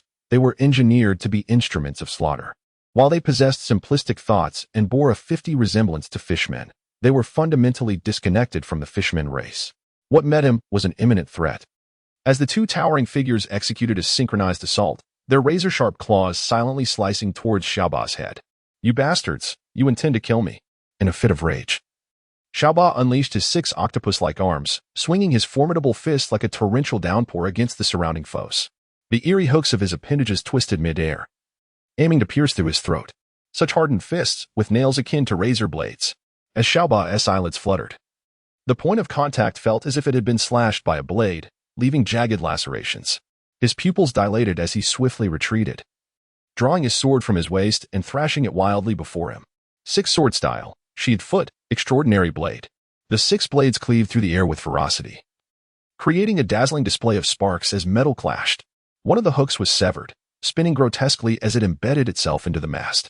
A sinister smile crept across Xiaoba's face as 2 of his blades intercepted one assailant, while the remaining 4 pierced through the chest of another rookie soldier. Die! Xiaoba bellowed, the 4 blades whirling in a frenzy. The rookie's body emitted a disconcerting creak as deep gashes appeared on his back. And soon his upper body erupted like a rag doll, fragments raining down upon the deck. You shall perish as well. Blood splattered upon Xiaoba's face as he turned to the side, glancing at the rookie who had lost his tail. To his horror, he found no change in the lifeless gaze of his former comrade, as if death had not claimed a companion, but merely a puppet with arms outstretched. The severed hook slicing through the air with a sinister arc. A chill coursed through his heart as Xiaoba swung his sword horizontally, severing a head that soared into the air. He then noticed, upon the pitch-black deck, several cold figures emerging from the shadows, at least 10 in number. Their swaying hooks resembled venomous serpents hissing with menace. Terrified, Xiaoba turned to flee the ship, catching a fleeting glimpse of 2 figures approaching swiftly from the beach. One tall and the other short. One appeared to be Nami. The other, Xiaoba's pupils constricted in terror, was an ominous figure that vanished beside her, the cold reflection of murderous intent glimmering in his peripheral vision. Chapter 90, Prelude to the Night's Brewing Terror. A wave of dread washed over him, shock etched across his face. He had never anticipated an ambush on the beach, nor could he have foreseen Chloe's astonishing speed, which brought him almost instantly to Xiaoba's side. The trumpet-shaped mouth writhed as a torrent of dark ink erupted forth, a reflexive response. Then, Xiaoba felt a chilling sensation at his waist, followed by a surge of excruciating pain. His entire midsection felt as if it had been pierced by blades. And with a howl of agony, he choked on the ink pouring from his mouth, black liquid seeping from his nostrils. His balance faltered, and he staggered as he wildly swung his blade in a frantic attempt to defend himself. Clang! Like a cleaving strike upon a keen blade, black ink gradually descended from the heavens, revealing the scenery behind. 5 sharp claws interlaced, ensnaring the sword in Xiaoba's grasp, followed by a peculiar clockwise motion. With a chilling sound of severance, heavy objects and metal plummeted to the ground. 2 arms, unevenly severed, quivered grotesquely on the ground before being kicked aside by Keilu. Xiaoba's face drained of color as he stared rigidly at the dismembered arms lying on the deck, then glanced down to see 3 gaping wounds in his waist, crimson blood gushing forth. Opposite him, the man in a suit methodically wiped the blood and ink from his blade. Keilu slowly retracted his 10 blades, finally locating his eyes. Half of the lens obscured by ink. With mounting irritation, he wiped it, but the more he cleaned, the dirtier the surface became. Xiaoba. Nami had just boarded the ship, and upon witnessing the pitiful state of the fisherman officer from the Arlong pirates, her complexion turned deathly pale. It seemed as though her mind faltered as she gazed at Keilu, then her eyes widened in shock at the imposing figures on the deck, her voice trembling. "They are all fishmen." Keilu, resigned, tossed aside his glasses and glanced at Nami with a smile. "Do not be alarmed. They are not true members of the fisherman race. Collect the bodies and clean the deck," Keilu ordered, turning away. The corpses of 2 fishmen were stuffed into burlap sacks and dragged into the ship's hold, along with Xiaoba's severed arms, leaving 2 new recruits with buckets to wash away the blood on the deck, an eerie silence that sent chills down the spine. Not fishmen. After mingling with the Arlong pirates for years, Nami was momentarily taken aback, gazing at the 2 men cleaning the deck. She swallowed hard. They were clearly fishmen. Yet they had slain members of the Arlong pirates. Were they killing their own kind? What, then, were these individuals? "Nami, how dare you conspire with outsiders? Arlong will not spare you." Xiaoba glared fiercely at Nami.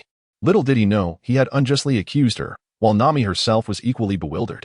"At least this proves that I am not aligned with the Arlong pirates." Keilu managed a gentle smile, stealing a sidelong glance at Xiaoba, his eyes cold and menacing. He licked his lips and uttered words that perplexed Nami and sent shivers down Xiaoba's spine. "Fishmen with 6 arms must be a rare species among their kind. Haha. Yalan might find this interesting. If that is the case, I shall allow you to live a while longer." Why did the intention not to kill him evoke a sense more terrifying than death itself? Xiaoba, losing too much blood, felt darkness encroaching upon his vision. The last thought in his mind was, who is this man before me? And who is Yalan? Under the eerie night sky, black waves crashed upon the shore. The ship, laden with the scent of blood, slowly sailed away into the cold, deep sea. Who is Yalan? And who are you? Nami leaned against the mast, her gaze fixed on the silhouette of Kuro as she quietly inquired. Observing the tranquil sea, none could fathom the perilous reefs lurking beneath the surface. Kuro, inexplicably adorned with a new pair of spectacles, turned to Nami and replied nonchalantly, "Yarlan is my superior officer, and I am, in fact, a naval officer." "Do you hang this flag up?" "Naval officer?" Nami's face contorted in distaste as she instinctively caught the flag Kuro tossed her way. As she unfurled it, a gruesome skull emblem revealed itself. A pirate flag. Nami's pupils dilated in shock, leaving her uncertain as to which of Kuro's statements were sincere or deceitful, or if he had spoken a single truth at all. Complying, she hoisted the pirate flag aloft the mast, the blood-red skull banner billowing in the darkened night sky. A chilling smile crept across Kuro's lips. "I must gather 30 million berries within a month. Time is of the essence. Furthermore, Lieutenant Yarlan is not one to squander time waiting for others." At that very moment, Yarlan received a report from his subordinate, confirming that the Navy's 16th Division had indeed sealed off the entry and exit routes of the 153 RD Division's maritime domain like a tightly drawn purse. Gazing at the starry night sky, his fingers rhythmically tapped the edge of the window. Yarlan's gaze lingered on the dark expanse above, suddenly recalling a phrase whose origin he could not quite remember. The sea is a reflection of the sky. Yarlan believed he should commend the courage displayed by the Navy's 16th Division. By this time, Kuro should have already arrived in the waters under the jurisdiction of the 16th Division. He grinned, revealing his gleaming, white teeth. "Kuro, you need to hasten your movements. I can hardly wait to see the warships of the 153rd Division sailing openly in those waters. Oh, and if things go smoothly on Lombari's side, they should have returned from the Grand Line by now." A visage reminiscent of a wolf flashed through Yarlan's mind, a smile inexplicably gracing his face. He is certainly someone who requires frequent discipline.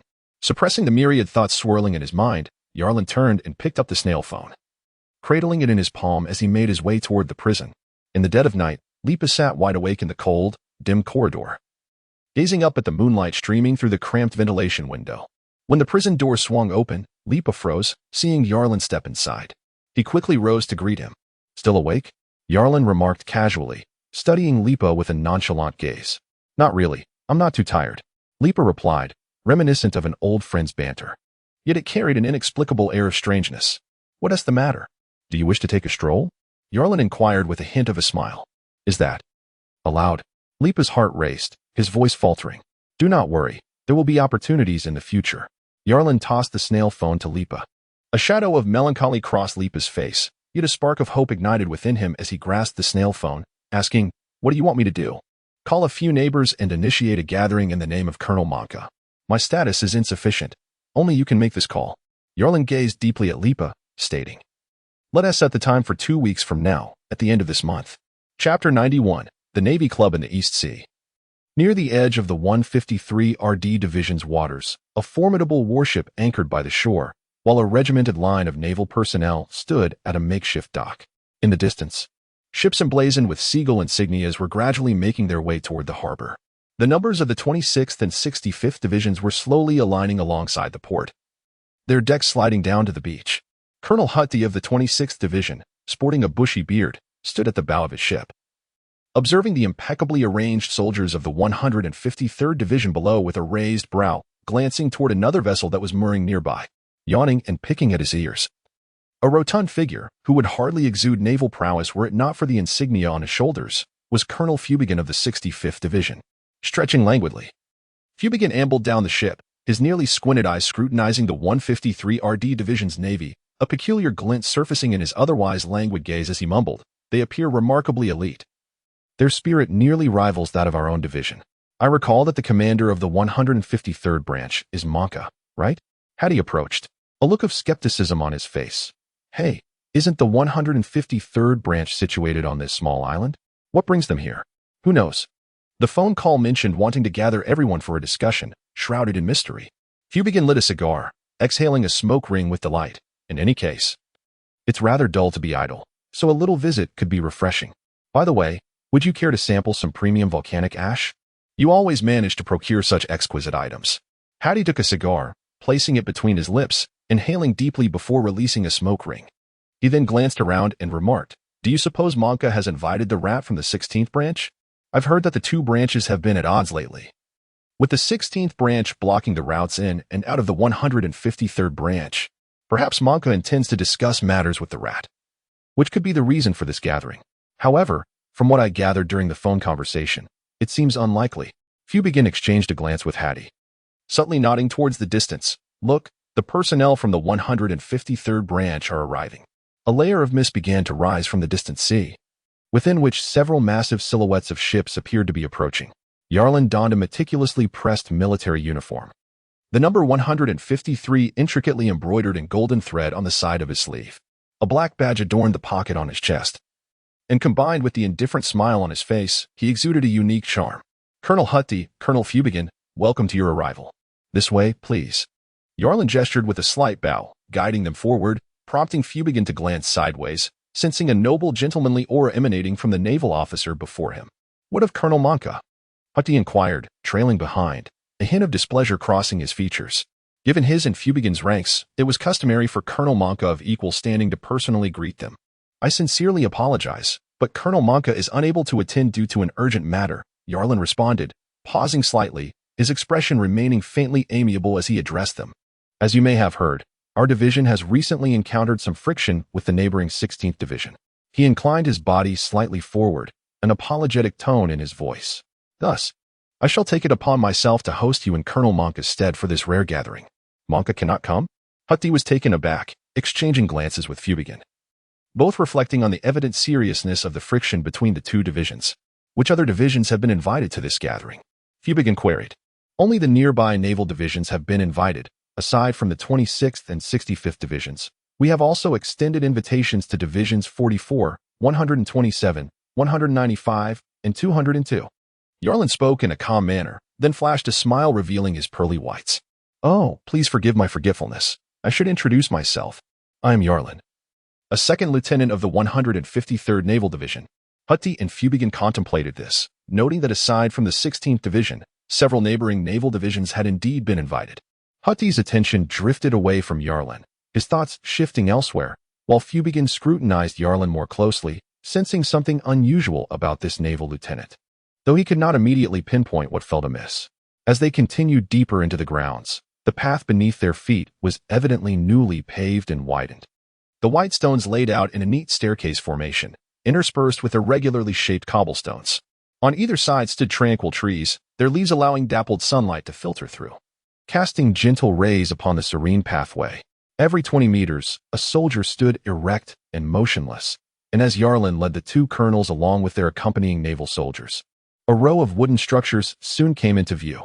The expansive vista ahead resembled a vast circular clearing carved out from the forest, where wooden houses, stacked like building blocks, stood with precise angles. This orderly arrangement bore a distinctly military style, yet was artistically designed in a circular formation, creating an impression of meticulousness interspersed with delightful irregularity, evoking a sense of refined elegance rather than chaos. What is this? In preparation for this gathering, and with the hope of establishing a regular means of connection among us, our branch has deliberately constructed this facility on a deserted island. Yalin gestured toward the adjacent thicket, stating that time was rather pressing, and many areas had yet to be addressed. In the planning phase, the current forest would be cleared to provide our navy with ample space. Hattie and Fubigin were left dumbfounded. This was no trivial undertaking. Merely for the sake of their small branch's gathering, the Navy's 153rd branch seemed to have lost its senses, indeed harboring grand ambitions. Yarlin, accompanied by two colonels, ventured deeper into the complex, traversing the uneven cluster of circular wooden huts. At the center lay a flattened expanse, where meticulously polished stone pillars stood erect, each crowned with a straight flagpole. A row of these flagpoles pierced the sky like a battalion of sharpened spears. From the hasty glance of Fubigin and Hattie, the array seemed endless, numbering nearly 100. The tops of the flagpoles were conspicuously bare, save for the central one, which displayed a seagull flag, its reverse adorned with the golden threaded inscription of 153. Opposite the aligned flagpoles loomed a peculiar fist, as if it had erupted from the earth itself. Clenched tightly, constructed from metallic sand and cement, it was coated in a striking black and white paint. Each knuckle bore an inscribed square character, collectively reading Navy Club. Yarlin turned around, facing Fubigin and Hattie, and spoke softly, at the Navy Club. Our 153rd Division aspires for all naval divisions in the East China Sea to one day join this esteemed club. Whenever a division becomes a member, the flag of that division shall rise at the entrance, a total of 113 flagpoles, corresponding perfectly to the 113 naval divisions in the East China Sea. Silence enveloped the room.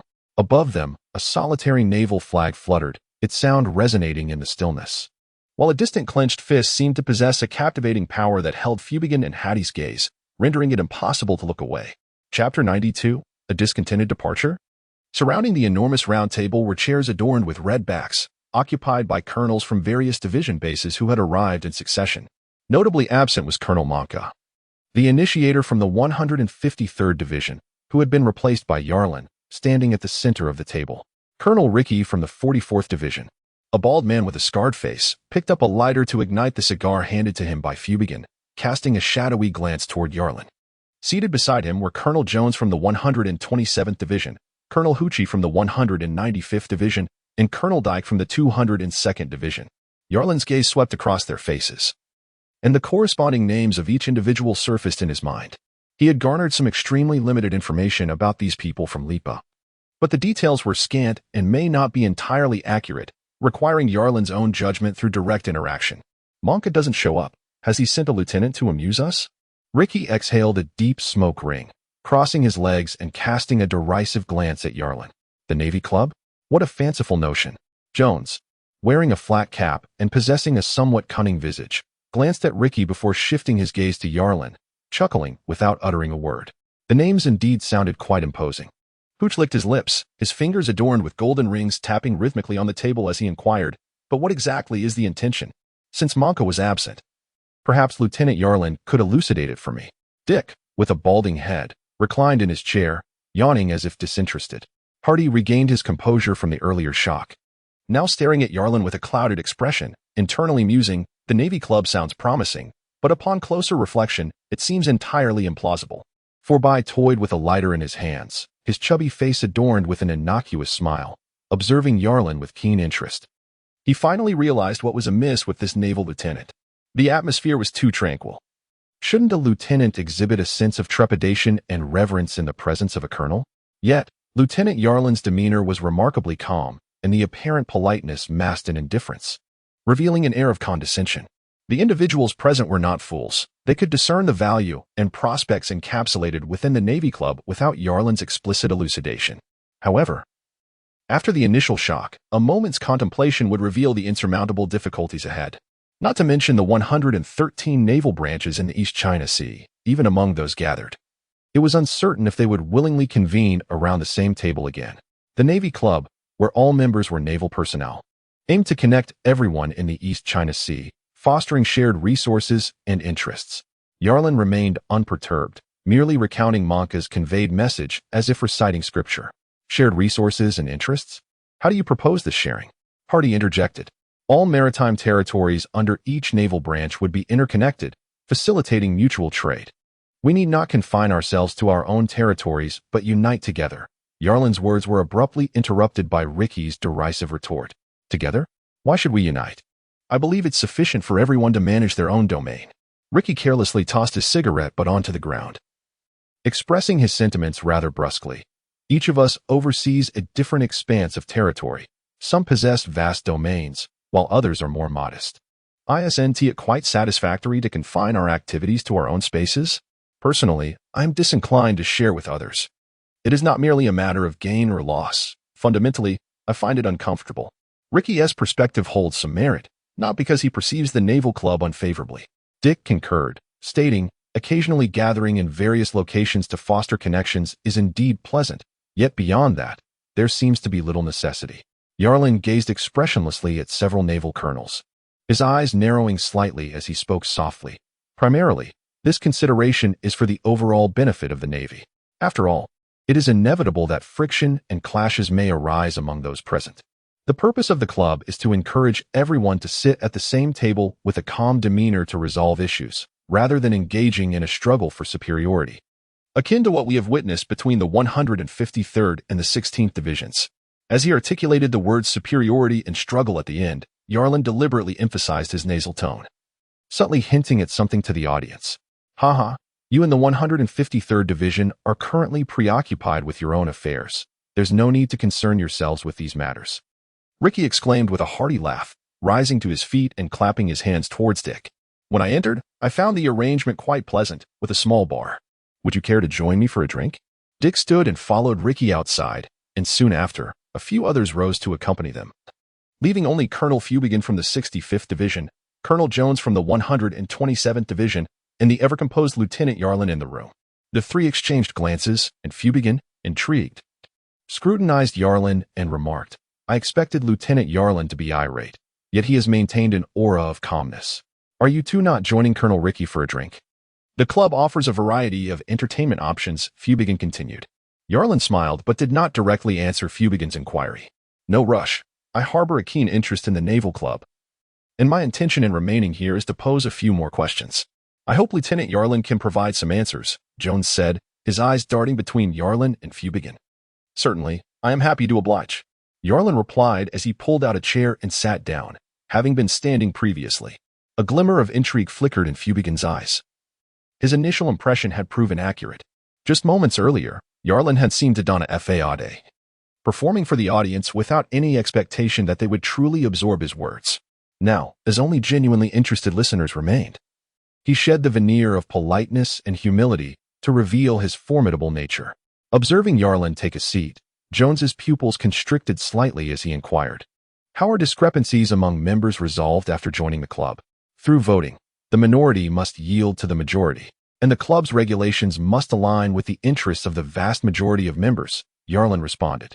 This answer did not stray far from Jones's expectations, prompting him to ask further, what if someone refuses to comply? What then of the rules? Such an individual would be deemed an adversary of the club, Yarlin replied, raising an eyebrow slightly, a smile gracing his lips that, while outwardly cheerful, exuded an unmistakable aura of cold danger. Chapter 93, Salvation? As for what it would mean to become an adversary of the club, Jones did not inquire further. Indeed, It seemed unnecessary to ask at this moment. The entire club remained but a hollow shell, with the sole member being the Navy's 153rd branch. Jones did not express a desire to join the club. He merely cast a lingering glance at Yarlin before slowly rising to depart. As he reached the threshold, he seemingly recalled something and casually inquired, "When will the next invitation to the club be extended?" Yarlin tilted his head, pondering for a moment before responding, "Approximately a month." Fubigin observed Jones's departing figure, his plump cheeks compressing together and his narrow eyes flickering with skepticism as he looked at Yarlin. "Is it permissible for you to make such a decision without reporting to Colonel Monka?" Fubigin's curiosity knows no bounds. Yarlin brushed his eyelid, his gaze icy as it fixed upon Fubigin. He could not help but concede that the rotund man was the most natural of disguises. At least he could not discern the other's eyes. "Well, I am merely a person who finds myself quite bored. Encountering something intriguing inevitably piques my curiosity," Fubigin chuckled awkwardly. Despite standing before a second lieutenant of significantly lower rank, he exhibited none of the typical airs of a colonel. Scratching his head, he suggested, "How about I be the first to join this naval club?" Yarlin was momentarily taken aback. He had never anticipated that anyone would join the club today. The true intention was merely to make a debut, to become familiarized, thereby laying the groundwork and setting the stage for a genuine invitation in the future. Why not? Of course, why not? Yarlin smiled broadly and said, "Don't you think you ought to learn a bit more? Or perhaps observe for a while? There's no need for such fuss. After all, I have nothing to lose." Fibigin waved his hand dismissively. "Unlike that fellow Ricky, the maritime territory of their 44th branch is quite expansive. Our 65th branch is not much different from your 153rd branch, merely a tiny patch of land. There's no need for excessive concern. I find this naval club quite intriguing, so I shall join. By the way, being the first to join, I hope you'll take good care of our 65th branch in the future." A broad smile spread across Fibigin's face as he produced a box of cigars from his pocket and offered it to Yarlin. "How cunning." Yarlin accepted the cigar, forming an initial judgment of the portly figure before him, a faint amusement flickering within. He remarked softly, "I believe Colonel Fubigin will not regret his decision today." Amidst the eerie fists aligned with the flag, the solitary seagull ensign of the 153rd Unit stood beside the slowly ascending naval flag of the 65th Unit, their banners producing a haunting resonance in the still air. The deck was awash with blood and corpses. The seams of the wooden planks were filled with congealed black blood, while lifeless bodies lay scattered, limbs askew. Severed arms were strewn about, and the mast bore a bloodied skull emblem, splattered with crimson stains, resembling a ghastly specter emerging from a morbid abyss. "Tighten the bags, it will be a while longer, or the stench will become unbearable." Crocodile stood at the center of the carnage, his face speckled with blood.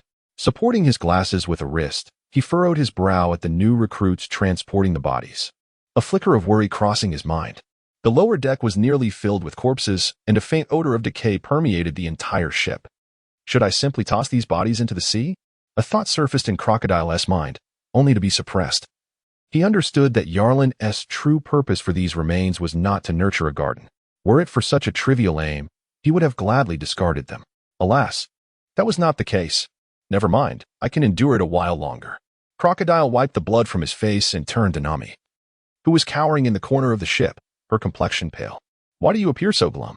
We are almost at the 30 million berry mark." Nami gazed at the bundled corpses of the pirates, along with the blood-soaked treasures beside them.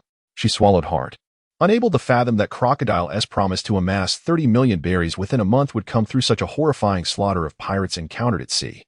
It was not merely killing, it was an utter massacre. Every pirate who crossed paths with the Red Skull flag met a grim fate, leaving no survivors, their bodies concealed in the depths of the ship, while the wealth was brazenly packed into boxes on the deck. She found herself at a loss for words regarding this conduct, and she could not comprehend the perverse fascination that drove him to gather the corpses. All she witnessed were the fishmen. Crocodile referred to them as new recruits. The term eluded her understanding. The relentless, fearsome killing machines had little in common with the notion of recruits. She only recognized the strange, rancid odor that filled her nostrils. And the deck beneath her feet piled high with countless corpses.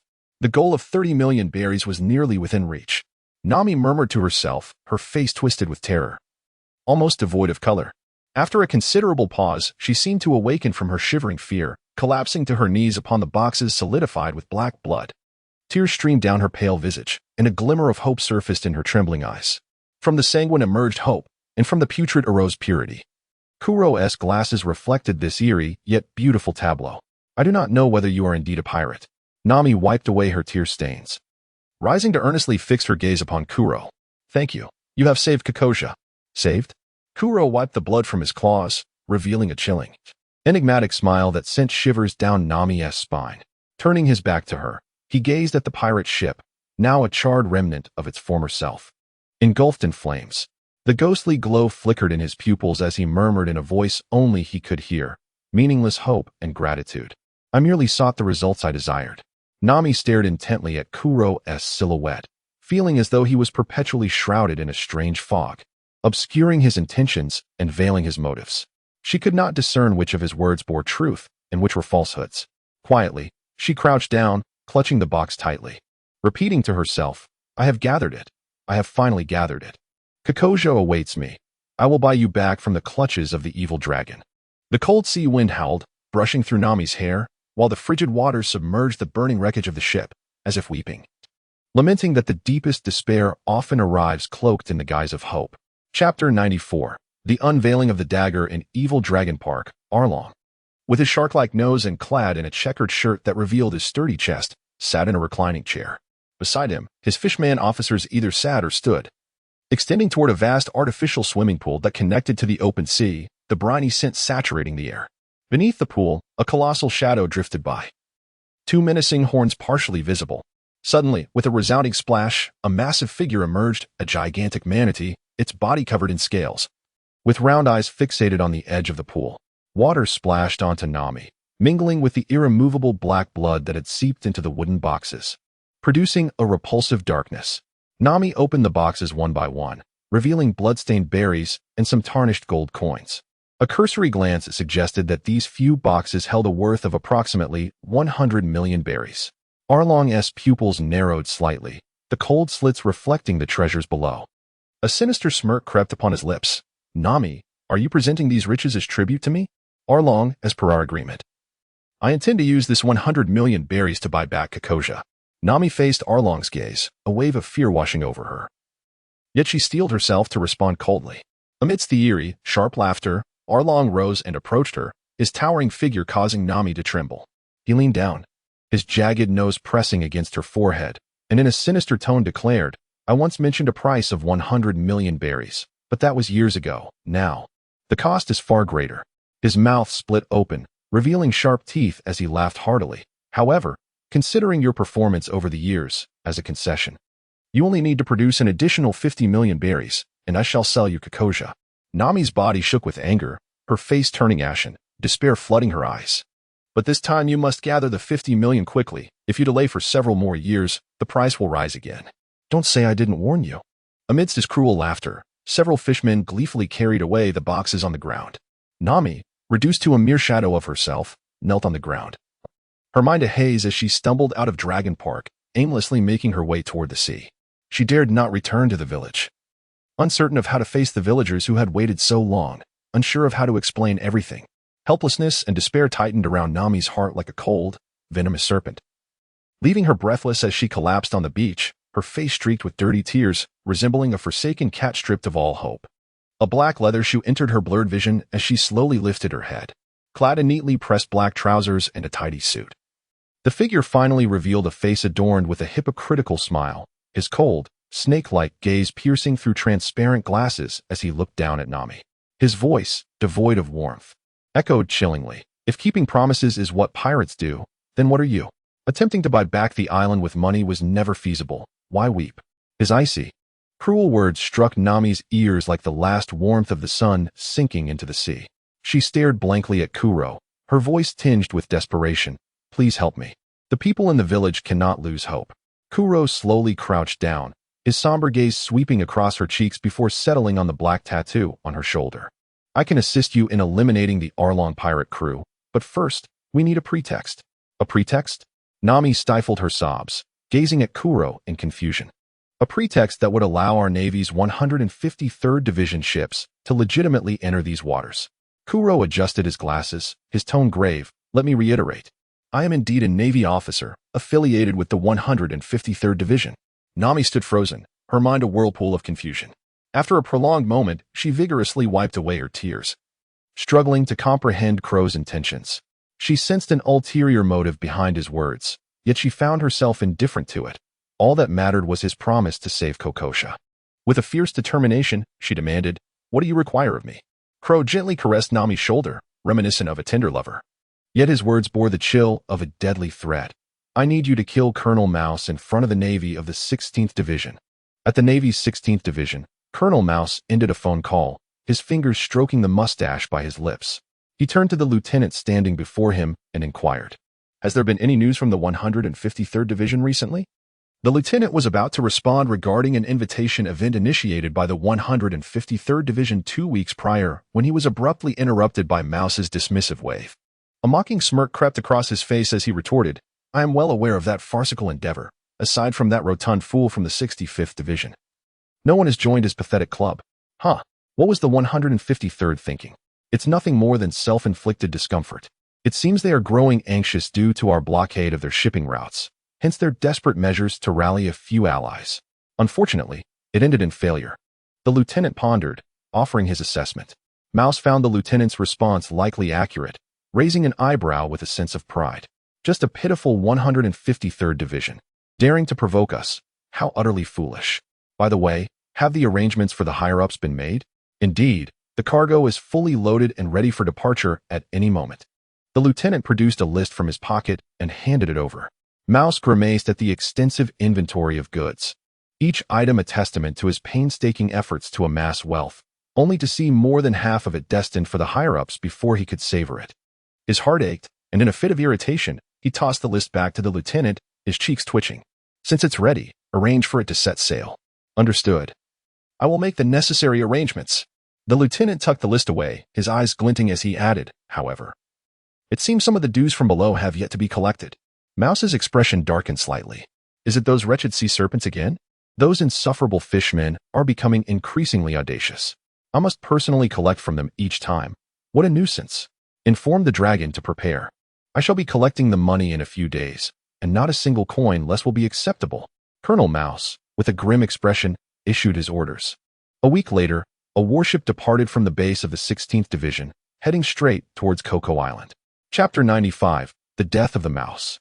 Not far from Coco Island, on the tranquil sea, the depths appeared unfathomable. The reflection of the warship shimmered upon the surface of the water. In the distance, a steady sailing ship bore the emblem of a wicked dragon, where Nami stood at the bow, gazing either at the warship or the shadow it cast upon the sea. Her complexion was slightly pale, the exertion causing her fingers to creak against the grip of her short staff.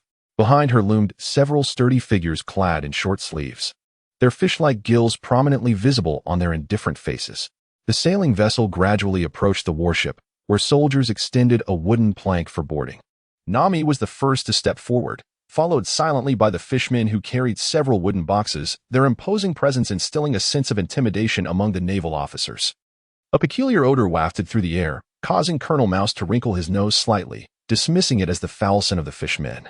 "Has Arlong not come personally?" he mused, casting a scrutinizing glance at Nami, his eyes briefly lingering on the black tattoo on her shoulder. Clunk. A heavy wooden box was placed on the deck, the faint stench growing more pungent. Nami forced a smile, her eyes fixed intently on Colonel Mouse as she spoke. "Arlong is in a rather foul mood, so he entrusted me with delivering these gifts." "Humph," Mouse sneered, accepting her words without suspicion. The haughty demeanor of the fishmen blurred the lines of authority. But considering the weight of the wooden boxes, he found it unworthy to contest with the wicked dragon. He stroked his beard thoughtfully and approached Nami, reaching out to grasp her exposed shoulder, gently caressing it while chuckling. "I wonder, do you consider yourself part of the gifts?" Faced with his grotesque visage, Nami suppressed her revulsion, forcing a sweet smile as her eyes averted from his gaze beneath her slightly trembling brows. "I am a member of the Arlong Pirates. You would need to inquire with Arlong about that." "Humph. I know you, the only human member of the Arlong Pirates." Colonel Mouse scoffed, releasing his grip. The major standing a step behind Mouse also regarded Nami with scrutiny, though his attention was primarily drawn to the boxes on the deck, which bore dark black stains, evidence of congealed blood. "There are bloodstains on the boxes," the major whispered urgently into Mouse's ear.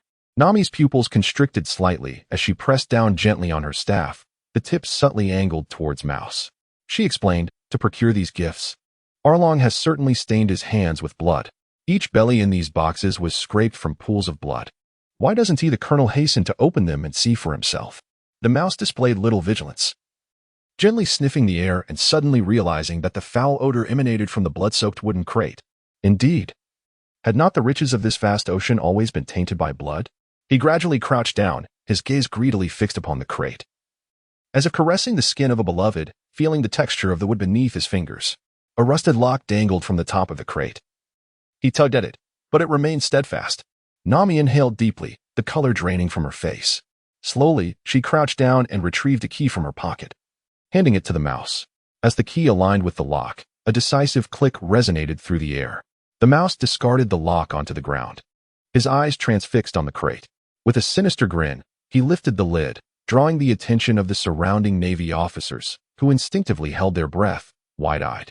As the lid creaked open, unbeknownst to them, concealed behind the lid, a beautiful yet pale visage bore a pair of eyes filled with animosity that gradually ceased their trembling, transforming into a chilling resolve for vengeance. As the crate opened, a putrid stench escaped, revealing the darkened, congealed blood within, alongside a grotesque, decaying head staring directly at the mouse, its hollow eye sockets teeming with fat maggots. Caught completely off guard, Colonel Mouse froze, horror coursing through him as if a venomous serpent slithered up his spine to his very skull, rendering his scalp numb. Blood surged from the soles of his feet to his forehead, plunging him into darkness. A peculiar, piercing sound echoed in the air, causing the mouse's heart to leap violently. His hands remained rigidly gripping the lid of the box when he suddenly witnessed it explode open. A chilling blade, glistening white, surged towards him, its edge magnifying in his pupils. Attached to the blade was a short staff, behind which lay a slender hand, tightly clenched, emanating a deadly allure. The vivid image trembled in his mind, yet his nerves failed to respond. His muscles rendered immobile, a searing pain erupted from his chest. With a stiff neck, he incredulously lowered his head, realizing that the pristine blade, connected to the short staff, had pierced his heart. Standing behind him, the naval commander's pupils constricted in horror as he gazed at the blood-stained blade protruding from the mouse's back, a chill running down his spine. Time seemed to freeze at that moment. All the Navy personnel appeared ensnared in shock, save for Nami, who breathed heavily. The entire assassination sequence, from the concealed weapon in her hands to luring the mouse into opening the box, to her crouching down to deliver the key, culminating in the revelation of lethal intent, was a meticulously crafted design by Crocodile. Nami had rehearsed the sequence countless times over the past week, ensuring no errors would arise. She fixed her gaze on the mouse's chest, knowing full well he could not survive, especially with the blade laced with poison. Withdrawing the blade, she twisted her fingers on the staff, causing the blade to retract like a coiled spring, droplets of blood splattering onto the mouse's cheek. It was only then that he seemed to regain his senses, spewing forth a mouthful of blood, his eyes straining to focus. He laboriously lifted his head, his gaze gradually rising to rest upon the tattoo on Nami's shoulder. The evil dragon. The mouse's pupils dilated, and his body fell heavily backward, instantly succumbing to death. You were too greedy, demanding too much. Arlong has sent me to deliver you to hell for your repentance. Nami stared at the fallen mouse, then turned her gaze towards the surrounding Navy personnel, her voice rising with an imperceptible tremor as she boldly commanded, "Strike. Annihilate this band of Navy." It was the members of the Arlong pirates who had slain Colonel Mouse. The naval commander trembled inwardly as he beheld the corpse lying in a pool of blood, his teeth chattering in fear. Then, upon hearing Nami's shout, his heart tightened as he saw terrifying, grotesque figures charging towards him. Chapter 96. Framing and Blame. His legs weakened at the sight of the advancing fishmen, and he immediately turned to flee, frantically barking orders to the surrounding Navy, "Kill these fishmen." A naval officer, gritting his teeth in determination, had his throat pierced, his lifeless body collapsing onto the deck. The surrounding sailors, jolted from their initial shock, began to raise their weapons and retaliate. The sound of gunfire echoed, bang, bang, bang. Bullets of a tawny hue struck the fisherman, erupting in blinding sparks and blood. Yet, the creature appeared impervious to pain and fear, rampaging across the deck. Its razor-sharp claws sent the sailors blocking its path flying, while its grotesque tail carved a bloody arc around it, leaving behind a trail of gruesome wounds that exposed the gory insides of the fallen. Suddenly, a bullet pierced the jaw of one fisherman, and at that moment, a sailor, driven by rage, attempted a sneak attack from behind, only to be impaled by the fisherman's tail. The sailor, suspended in horror, gazed at the fishman's gaping maw and screamed, wildly swinging his sword in futile defense. The fishman caught the blade effortlessly, severing two of the sailor's fingers before wresting it away and discarding it. With a brutal thrust, its remaining fingers, as unyielding as steel, pierced the sailor's chest, rending the ribs apart and spilling the entrails onto the deck. The lifeless bodies of the sailors were hurled aside like heavy cannonballs, toppling several others in their wake. It was then that two bullets struck the back of the fishman's head. But only after enduring such punishment did the creature's cranium burst open, its body finally crumpling to the ground without a single cry of agony. These fishmen were a terrifying force. The naval officers were gripped by dread. A naval commander, hiding in the rear, turned pale as he frantically dialed the phone snail. As the line connected, he bellowed, "The dragon pirates have gone mad. They've killed Colonel Rat. These fishmen are too fearsome. Send everyone for support immediately." There was a moment of stunned silence on the other end, followed by the chaotic clamor from the ship, and then the commander's panicked and furious voice echoed again. After hanging up, the naval commander slowly regained his composure. Coalesce Island lay at the edge of the 16th Division South Territory, and due to recent maritime blockades, nearby patrol ships would likely respond swiftly to his call. His pupils dilated as he surveyed the bloody chaos on the deck. His temples throbbed violently. It was a massacre, nearly one-sided. Fortunately, the number of fishmen was limited, and the overwhelming advantage in numbers among the sailors provided some solace. Otherwise, the consequences would be unimaginable. Despite there being fewer than 10 fishmen, they had inflicted substantial casualties on the Navy. These monstrous beings, once they breached the ranks of the sailors, unleashed a torrent of terror, rendering close combat futile. The sailors could only fire from a distance, often sacrificing 7 or 8 of their own to bring down a single fishman, a horrifying casualty rate indeed. Damn these fishmen! They had audaciously slain Colonel Rat. Commander of the Navy gritted his teeth and exclaimed, "We must annihilate them all. Damn it! This is truly unforgivable." His heart was filled with profound rage. The death of his superior right before his eyes constituted an egregious dereliction of duty within the Navy. The only course of rectification available to him now was to eradicate this band of fishmen and redeem himself. But what of that woman? The commander scanned the ship, yet found no trace of Nami. A chill enveloped him as he turned his gaze toward the opposing vessel, which was attempting to flee amidst the chaos. Damn it! Trying to escape. The commander's pupils constricted sharply as he bellowed orders to the quaking sailors below, directing them to charge forth and eliminate the fishmen on deck, while simultaneously commanding the ship to pursue the fleeing vessel. In the distance, several massive warships loomed closer across the sea's surface. 2 hours later, on Coco Island, at the Dragon Park, a dozen fishmen emerged, bearing chests brimming with treasure. One of the bubble fishmen grumbled, "How dare those inferior humans demand bribes from us? Sooner or later, our dragon pirate crew will tear these Navy men to shreds." Enraged, the fishman officer failed to notice a stealthy figure trailing behind him, who, after determining their route, circled around to the beach, where a ship quietly departed the shore to rendezvous with the 16th Division of the Navy.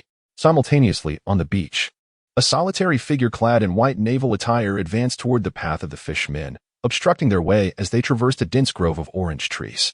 Navy?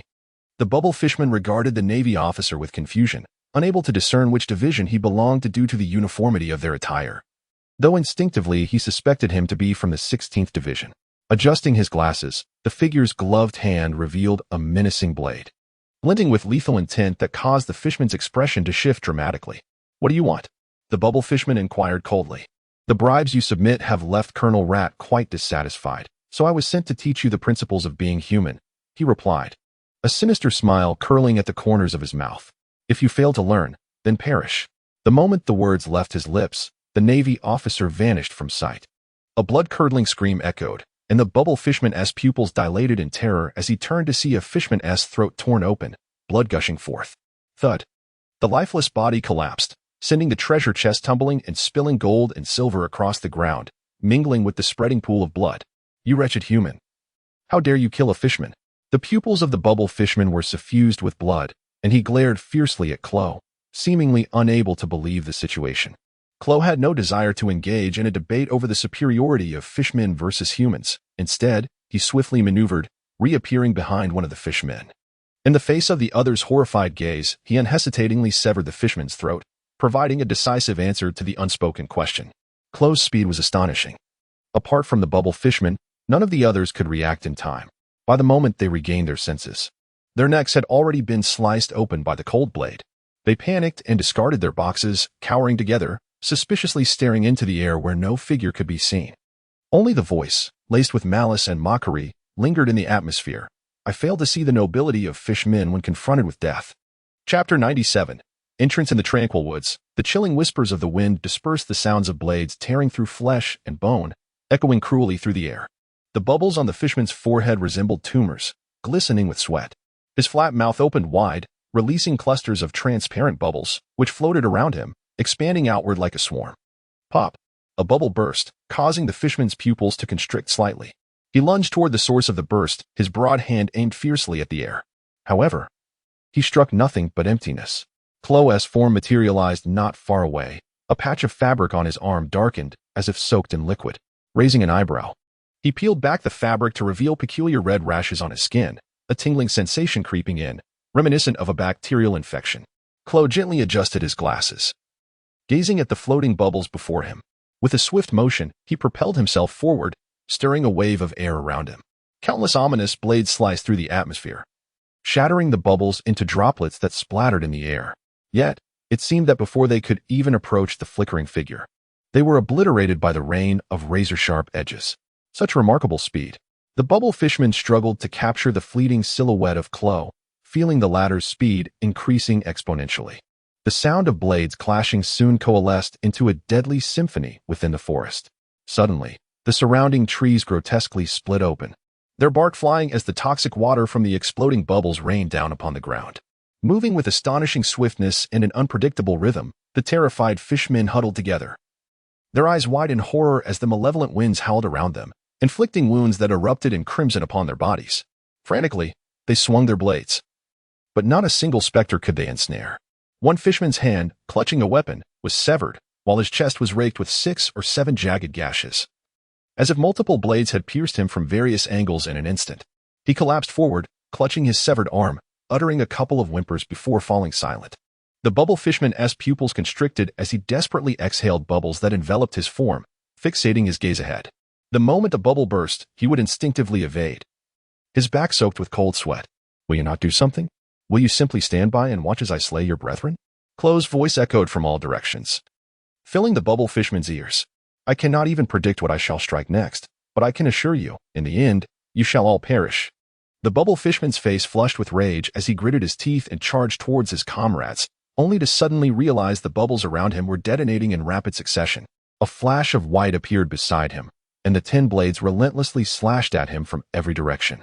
The wall of bubbles was torn asunder, icy blades piercing his shoulder, ripping through his chest and lacerating his brow, blood spraying forth in an instant. He halted abruptly, too fearful to advance further towards his fellow fishmen. Despicable human! The bubble fishman seethed, gazing at Chloe, who stood 3 paces away with a sinister smile, his voice laced with fury and a hint of fear. Is this not far from despicable? Chloe retorted coldly. It appears you have no intention of rushing to their aid. Thus, I shall proceed to slay them before your very eyes. Chloe narrowed his eyes, a mocking smile spreading across his face as he observed the fishmen huddled within the bubbles. The water within those bubbles harbored a certain toxin, inducing a numbing itch. He was reluctant to let too much of it splash upon him, if his adversaries remained motionless. They resembled a tortoise shell, making them difficult to strike. However, should he compel them to move, the bubbles would become less dense, akin to cracks forming in a tortoise shell, easily exploitable by Chloe. The bubble fishman glared fiercely at Chloe, yet remained motionless. He lacked absolute control over the bubbles he exhaled. Remaining stationary was manageable, but any movement would cause the bubbles to rupture, creating fatal openings. Look at him. He has forsaken your lives, Chloe taunted, licking his lips as he addressed the fishmen standing amidst the corpses. Thus, you possess no value in living. The fishmen were thrown into disarray, their panicked cries echoing as they scattered into the surrounding woods. Chloe glanced back at the bubble fishman, who vanished from sight only to reappear behind one of his kin, swiftly severing the creature's head with a single stroke. Blood spurted into the air, and the lifeless body, propelled by its own momentum, stumbled forward a few steps before collapsing to the ground. Chloe, gripping the severed head, tossed it backward, the crimson blood tracing a parabolic arc before landing at the feet of the bubble fishman, rolling ominously as the terrified eyes of the decapitated creature met the fishman's gaze. Vile humans, despicable humans, cruel humans, you scoundrels. The bubble fishman roared in madness, his eyes bloodshot and surrounded by swelling bubbles. He surged forward, pursuing Chloe. As the previously dense wall of his kin scattered in all directions, creating openings in their ranks. We fishmen are a noble race. We shall not turn a blind eye to our comrades' demise. He shouted incoherently. Quickly, return and inform alone. It is the accursed Navy.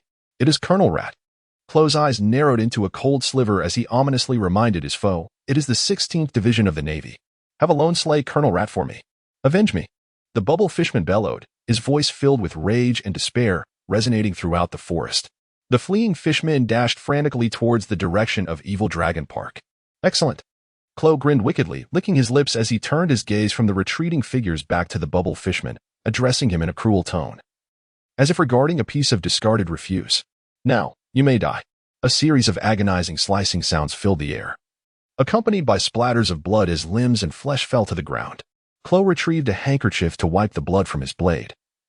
Standing over the horrifically mutilated body of the bubble fishman, whose flesh bore the marks of merciless torture, devoid of any unblemished skin, habitually adjusting his glasses. Chloe surveyed the retreating fishman, then leisurely checked the time on his watch, estimating Nami's timing on the other side.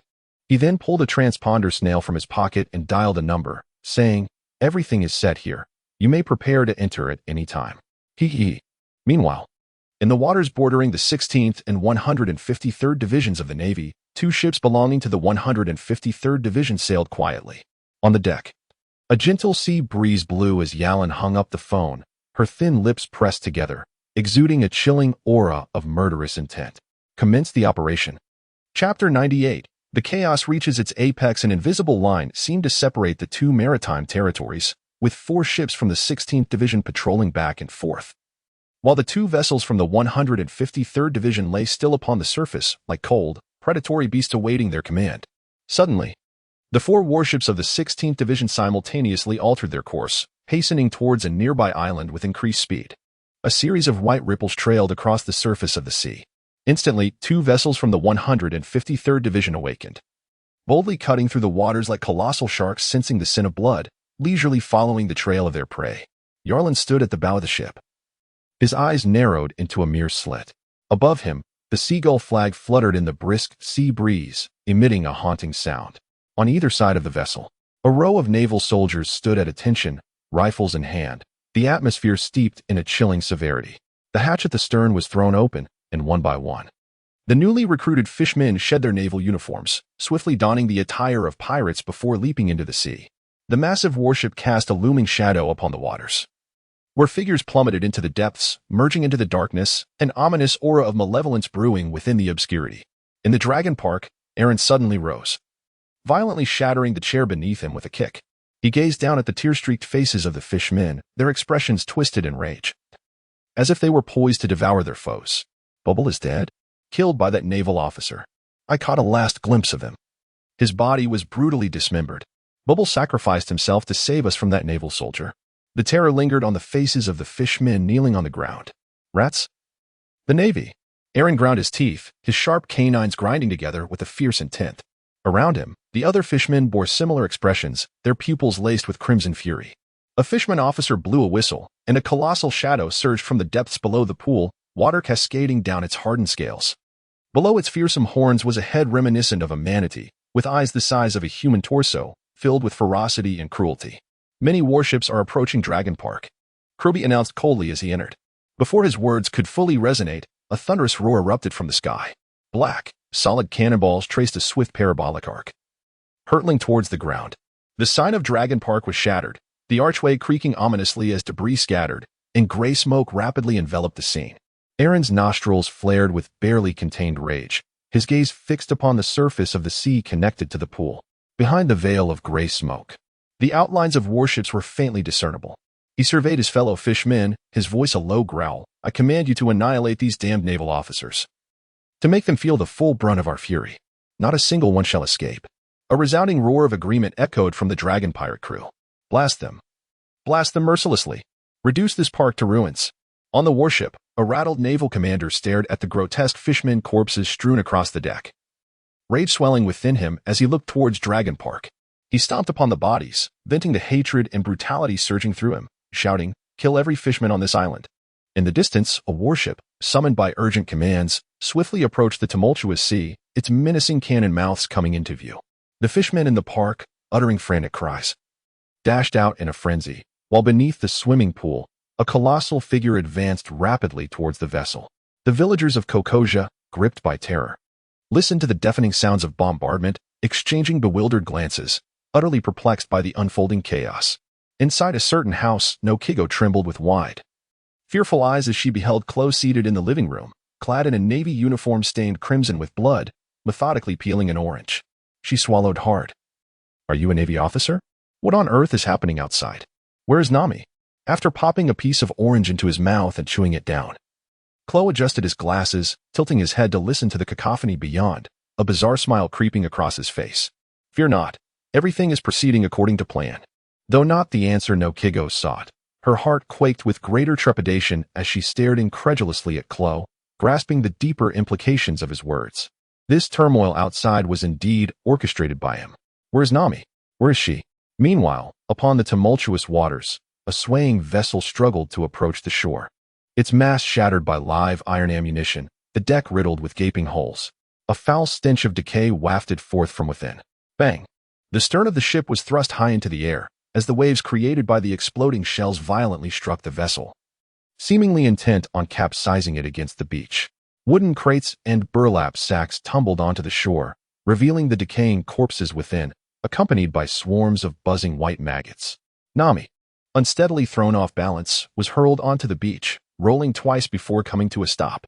Shaking her dizzy head, she noticed a rotting severed arm dangling from her shoulder, which she quickly shrugged off and cast aside. She then turned her gaze towards the chaotic battlefield, where a frantic colonel on a warship was shouting in exasperation, as several vicious sailors pursued, only to be intercepted midway by the fishmen charging out from Dragon Park, resulting in a fierce melee. Dragon Park was shrouded in smoke and debris, resembling a desolate wasteland.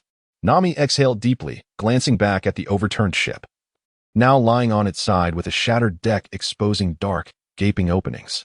From within, more grotesque remnants, severed limbs, and wooden crates were expelled.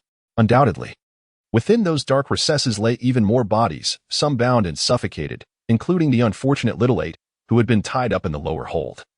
Now trapped beneath a pile of corpses, his eyes beginning to glaze over in an expression of impending asphyxiation.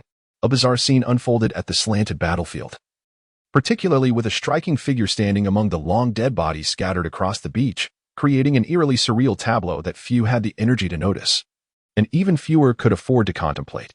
Amidst the tumult of battle, the disembarked navy and swarms of fishmen clashed violently, while warships arrived to support, their menacing cannons rotating ominously.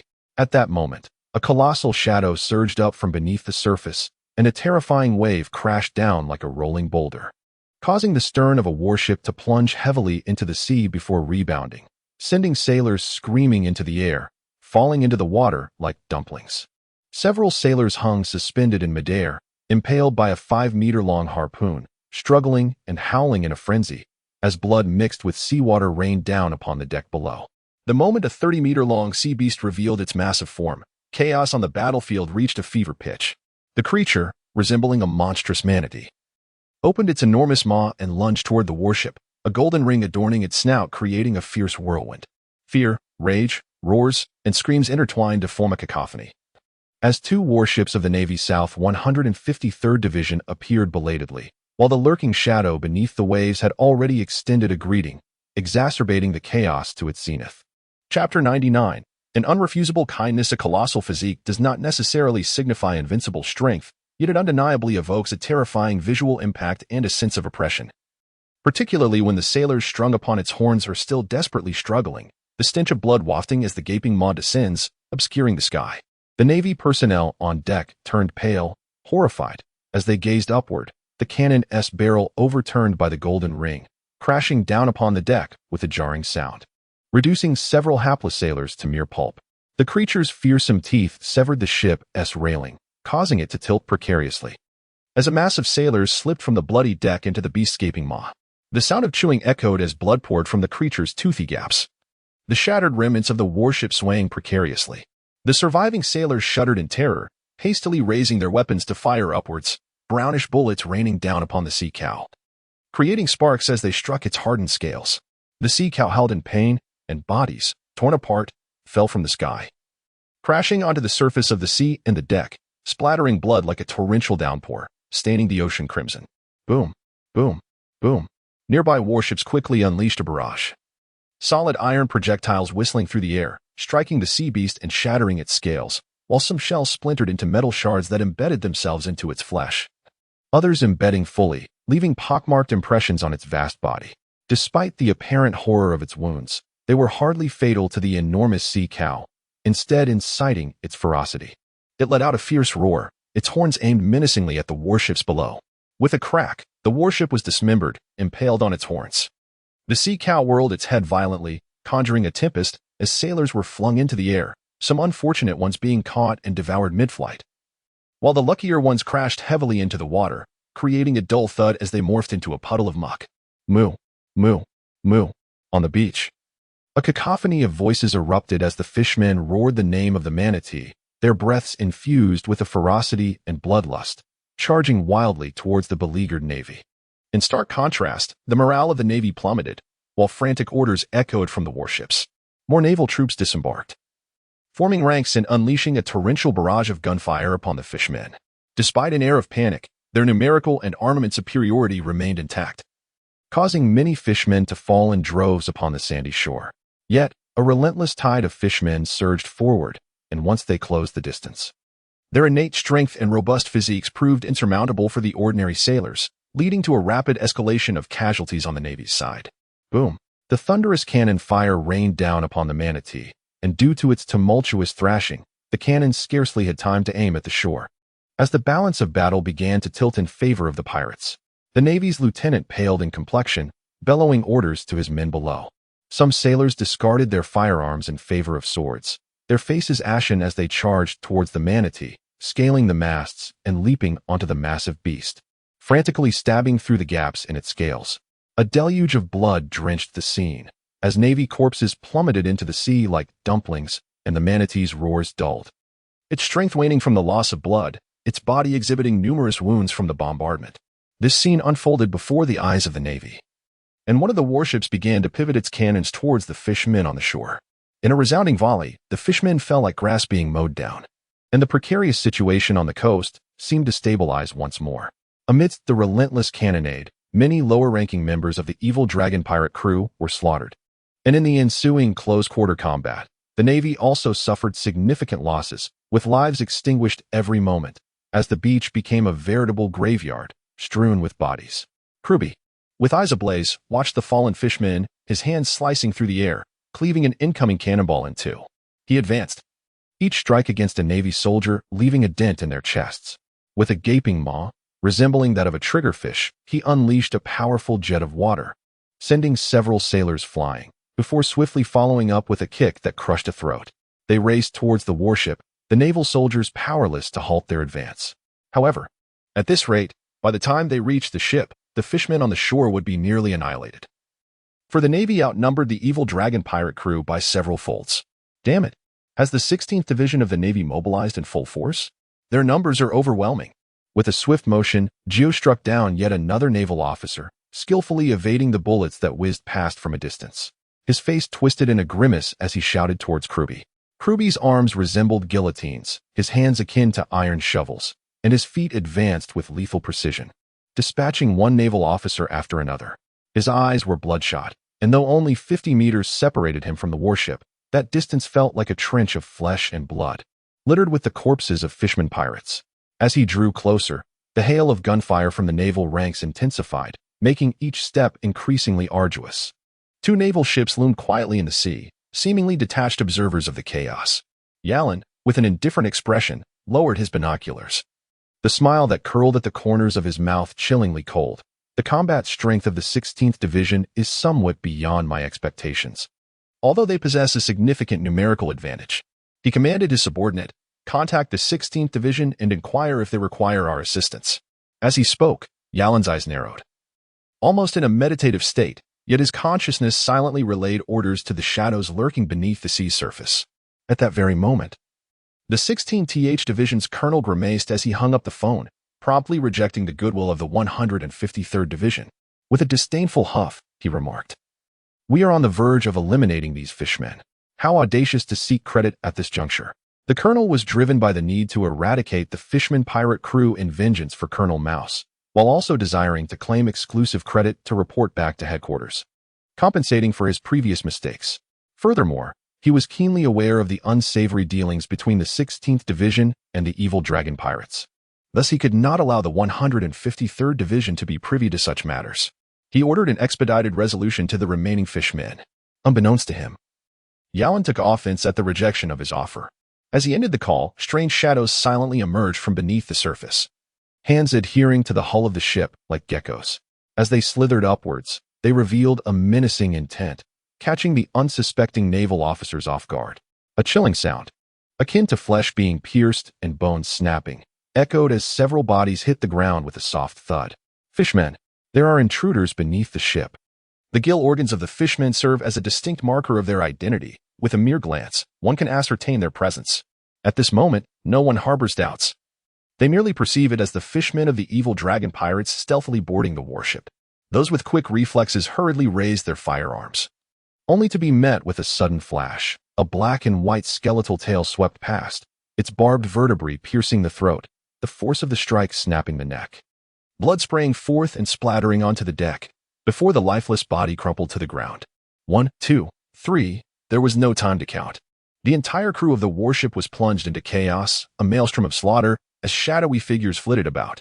The eerie, piercing sound of the tail hooks resembled that of venomous serpents, heralding the echoes of death. Amidst the cacophony of terror, the splatter of blood, the tearing of flesh, and the damp footfalls, more fishmen emerged from the shadows of the sea, their faces twisted in ferocity. In mere moments, the deck lay strewn with corpses, caught unawares by a sudden onslaught that turned into a one-sided massacre. The other warships, swift as they were, could hardly react in time. This vessel had been overtaken by the fishmen. The cannons were redirected, and under the horrified gaze of the Navy on the adjacent ship, a volley of black cannonballs rained down. At such close range, evasion was futile.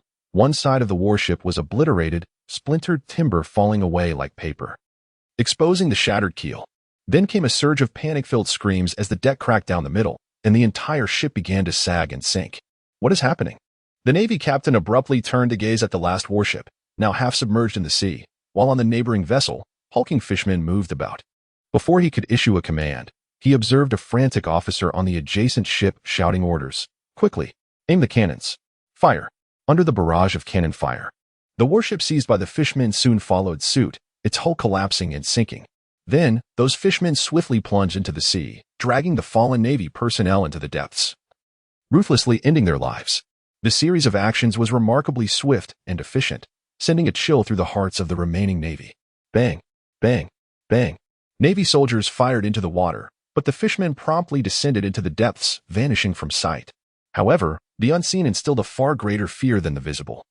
As the Navy remained on high alert, wary of when these fishmen might emerge from the depths to strike again. Beneath the waves, a moving figure approached the warship with rapidity. The serrated nose could belong to none other than Arlong, the leader of the evil dragon pirates. He gazed in astonishment at the fishmen plunging from the warship. Given the distance and the blood-tinged waters now turned murky, Arlong could only discern that the shapes beneath the surface were indeed fishmen, but he struggled to identify which of his subordinates they were. An unsettling feeling gnawed at him, as if something were amiss. Aaron's pupils constricted slightly as he observed the submerged fishmen. They neither approached him nor lingered beneath the warship. Instead, they abruptly twisted their bodies and swam away towards the distant waters. He hesitated for a moment, refraining from pursuing in, and instead propelled himself upwards through the water, leaping out like a massive shark breaching the surface to capture its prey, its razor-sharp snout flicking droplets of icy water. Just then, the gaze of a naval commander locked onto him, and his pupils dilated in shock as he witnessed Aaron leap onto the adjacent warship, his fist raised menacingly against a nearby sailor. With a resounding thud, the sailor's head burst like a gory watermelon, blood and flesh splattering across Aaron's face, rendering him a terrifying sight. He licked his lips, and with a single powerful thrust of his legs, he crossed 5 meters, crashing into the naval formation like a projectile, blood spraying in all directions.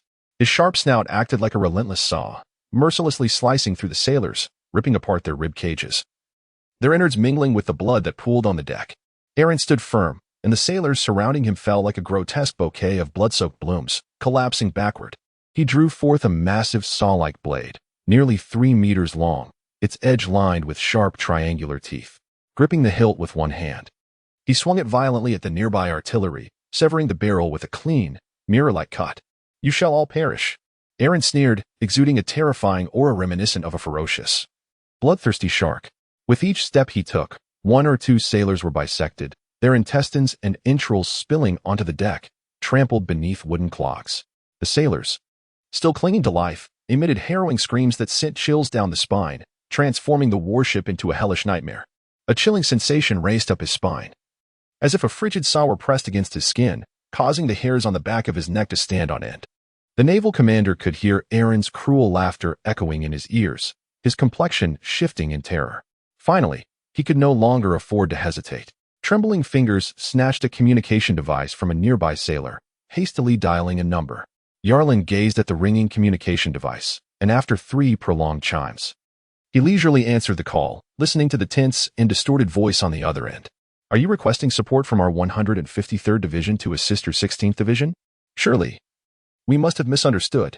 Yarlin gently rubbed his eyelids, his voice slightly somber. "As fellow Navy personnel, mutual assistance is expected. However, certain matters must be clarified beforehand. The spoils from the eradication of the Dragon pirate crew must predominantly belong to our 153rd Navy Division." Urgent gasps and furious curses erupted through the receiver. Yet Yarlin merely squinted, remaining silent. Finally, a gritted response came through. "Fine. And remember, you owe me a life."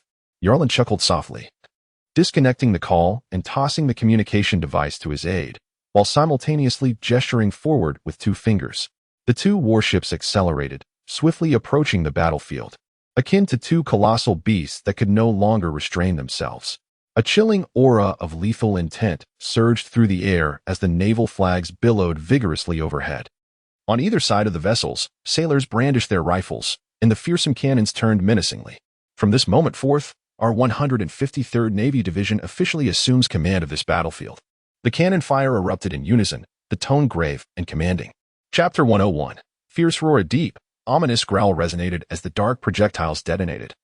Jagged iron shards piercing the massive form of the sea cow like 1,000 daggers. Crimson blood stained the waters beneath, transforming them into a macabre crimson hue. The sea cow twisted its massive body, its great eyes fixating on the 2 menacing warships.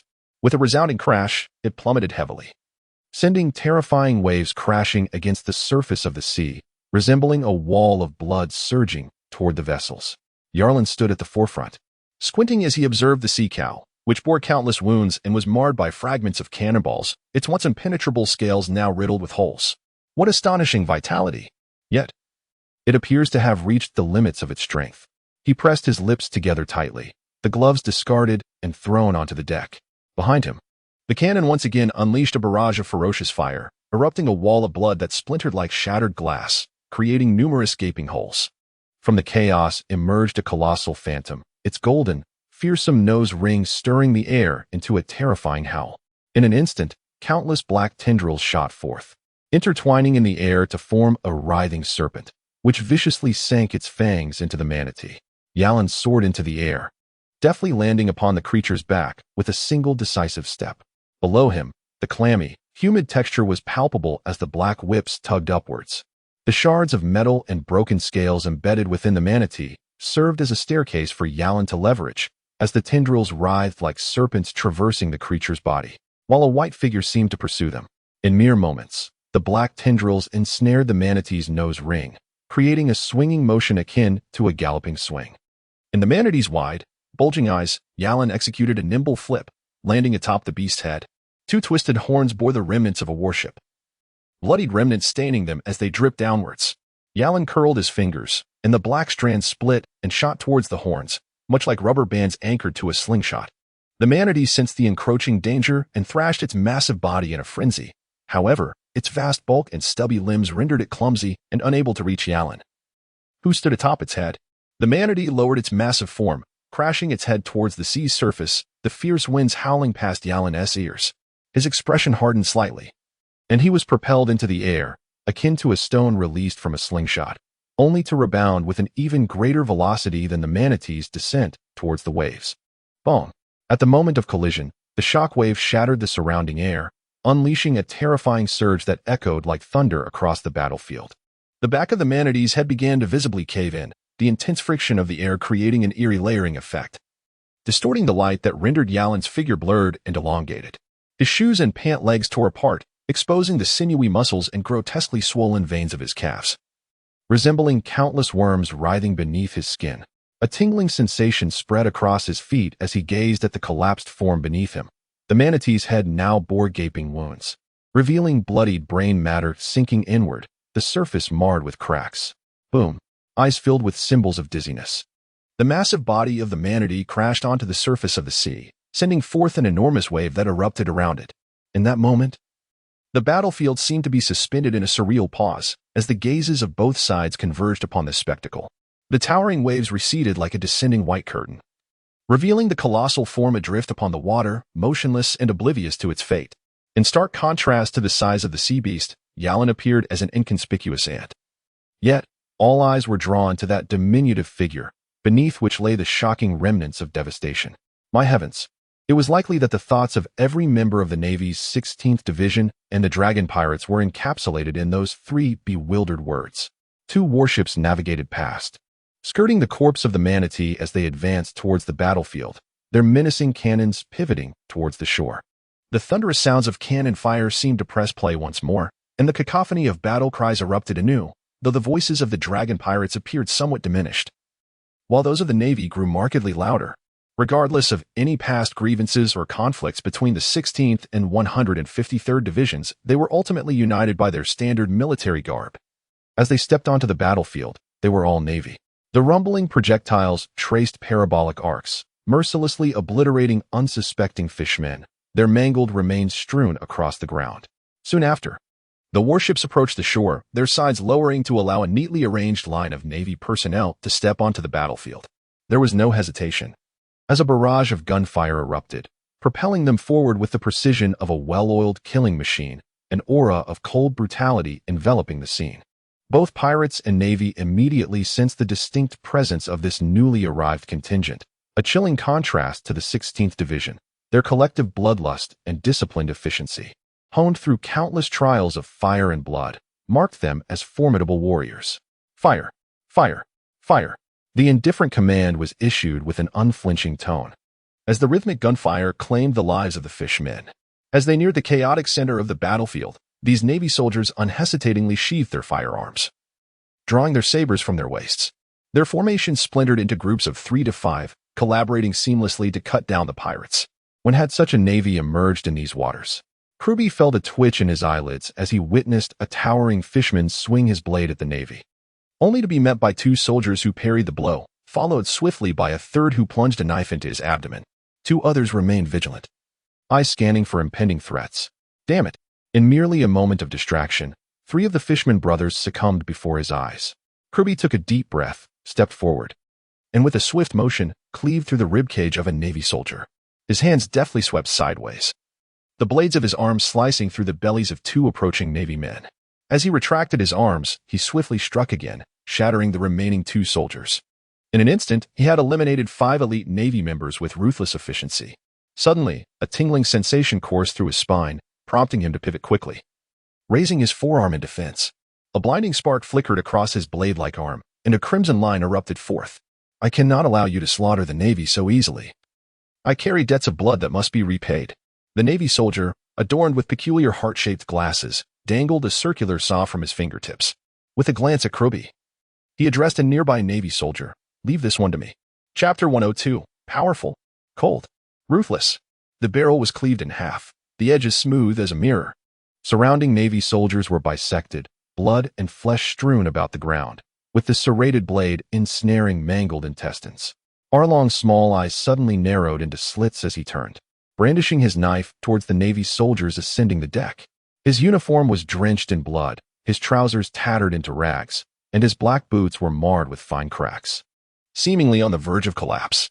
Standing at the stern of the ship, he was backed by a grotesque array of floating corpses, the crimson waters reflecting an ominous backdrop. A flicker of apprehension glimmered in the depths of Arlong's eyes. You are not from the 16th branch of the Navy. Arlong cast a sidelong glance at the two warships on the shore, emblazoned with the number 153, his brows knitting into a tight frown. Navy Branch 153, Yarling. Yarling surveyed the gruesome array of bodies on the deck, his gaze drifting toward the warship behind him, a transponder snail in hand.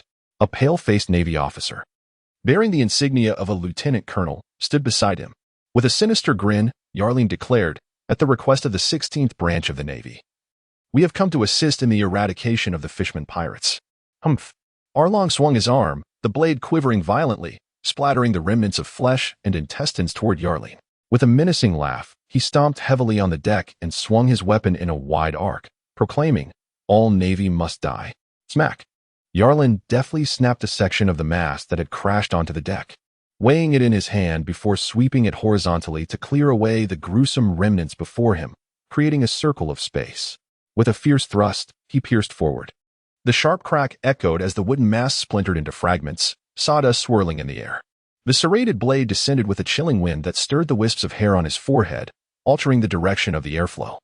The scattered with debris and the trajectory of the blade's edge were vividly reflected in Yarling's pupils. Unfazed, he subtly shifted his footing, his body turning slightly to the side, his hand striking with the sudden ferocity of a venomous serpent revealing its fangs. One hand grasped at Alon's wrist while the other, clenched into a fist, aimed for his throat. Seeking death, Alon sneered cruelly as he faced the approaching hand, a malevolent grin curling at the corners of his lips. With a twist of his wrist, the serrated edge of his blade trembled violently, emitting a hissing sound as it angled sharply to sever Yarling's wrist.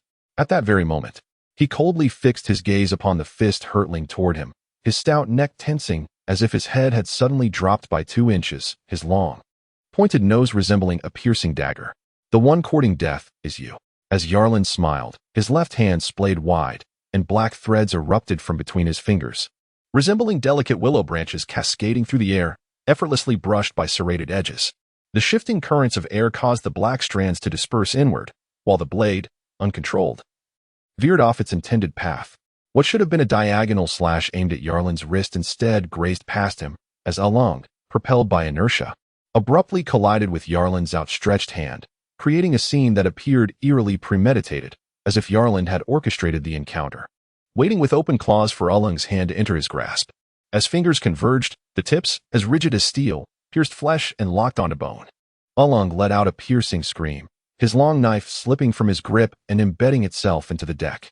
Instinctively, he attempted to retract his arm, but a tremendous force seemed to bind it as if ensnared by iron, rendering it immovable, while an excruciating pain radiated deep into his marrow. His face contorted in agony as he beheld Yarling's cold smile, followed by a sharp pang in his nose, a sound that reverberated in his mind, as if a serrated shark's snout had pierced through steel. The back of his hand split open, half of his nasal ridge thrusting through. And had it been an ordinary person, their entire fist might have been severed.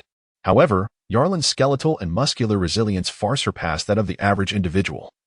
Seeming as unyielding as iron and steel, impervious to Ulling's feeble attempts at penetration, the serrated snout embedded itself in the muscle, anchoring against the bones of his hand. Akin to a nail driven into a steel plate, impossible to extract. Ulling thrashed his head, tugging at his nose, but Yarling's hand remained taut, muscles constricting with unwavering strength. Blood oozing and staining his palm, disregarded in the face of his calm determination to simply close his fist. Amidst the creaking sound, Ulling could no longer endure. His entire head twisting in unison, he felt as if his nose might be forcefully wrenched off, terror etched across his features.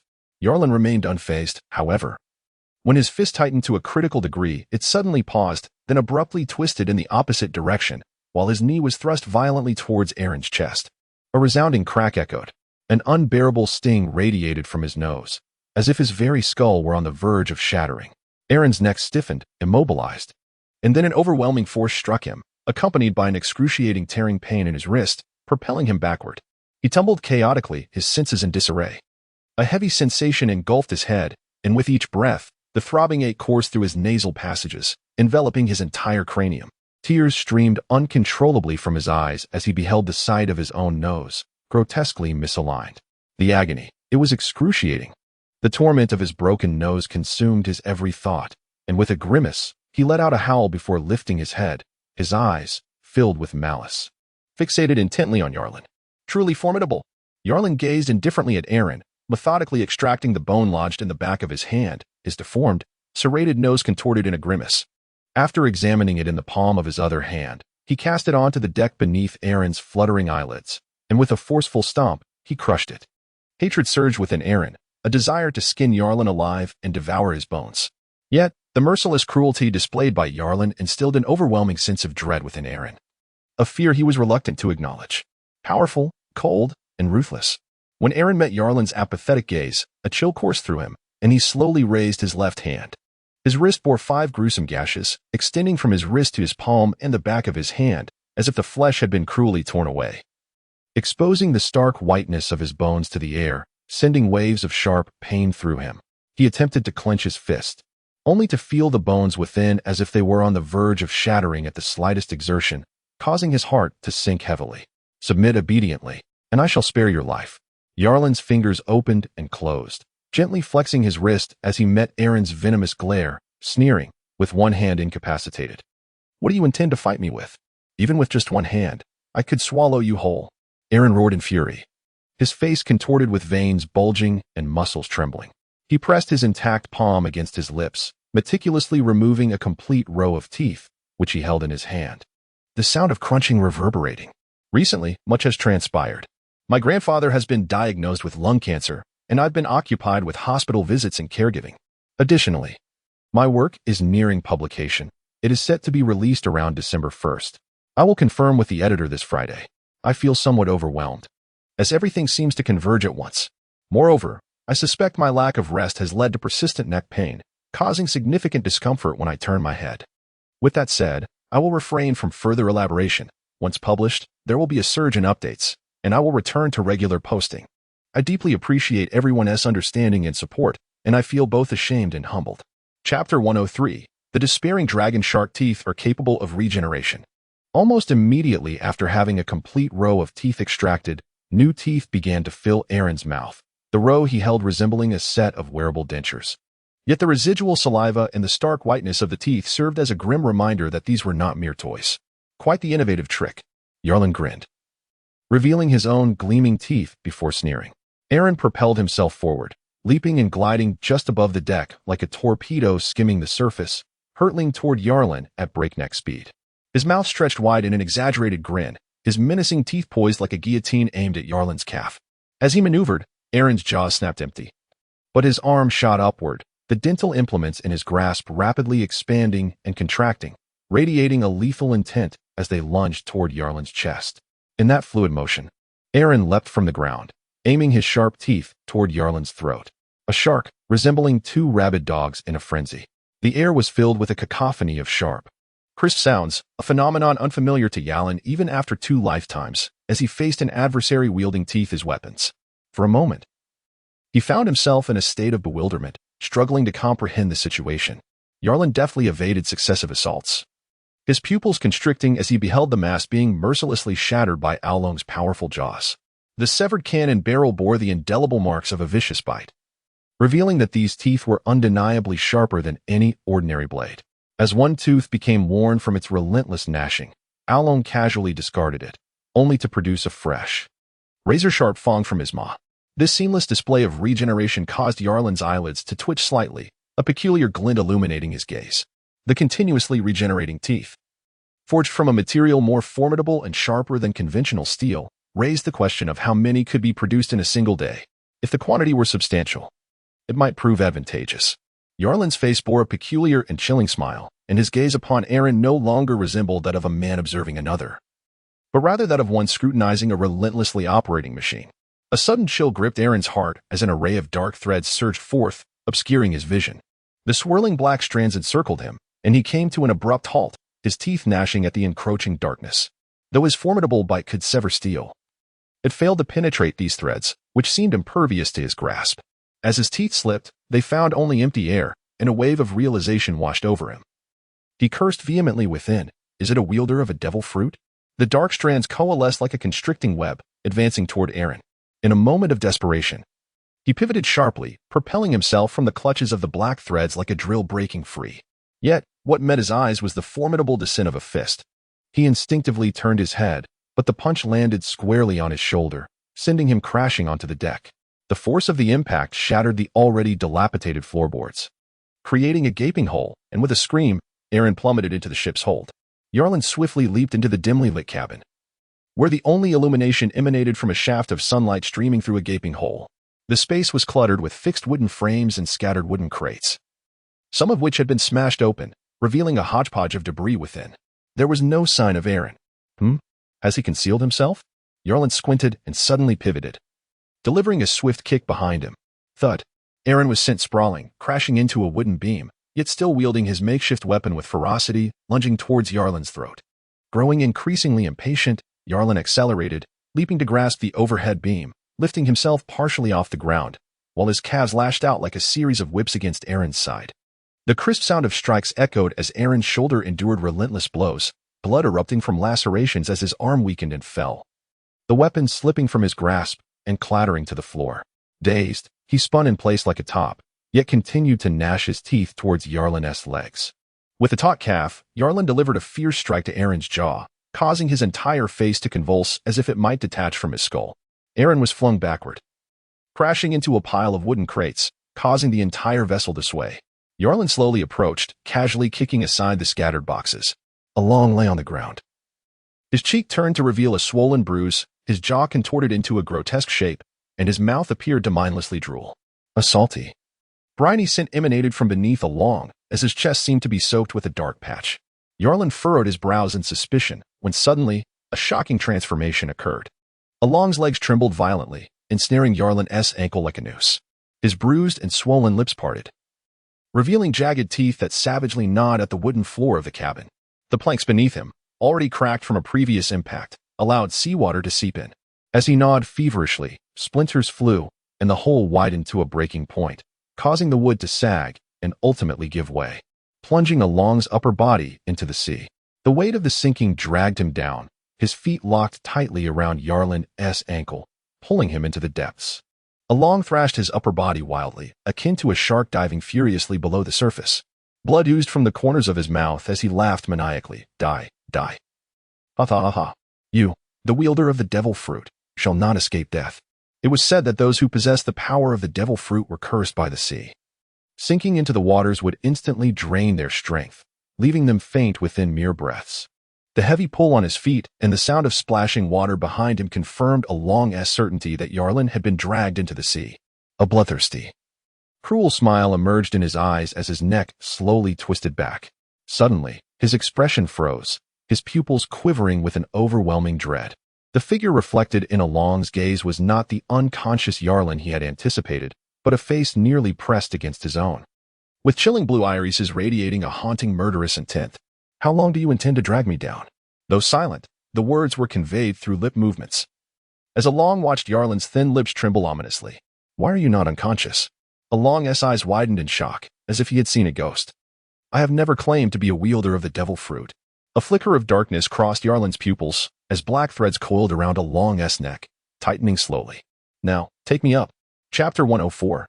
Kneel and do not kill. The air was filled with shouts and chaos, the soft sand saturated with blood, littered with the remnants of corpses. A clang, reminiscent of metal striking metal, resonated as a sharp gleam sliced through the gushing waters. The water was severed, revealing a spinning circular saw, manipulated by a slender iron wire. Unbeknownst to the fishmen engaged in battle with the navy nearby, the threat of death descended abruptly, as one was diagonally cleaved through the torso, his upper body sliding along the smooth cut to the ground, blood spraying skyward. What have you done to Kruby?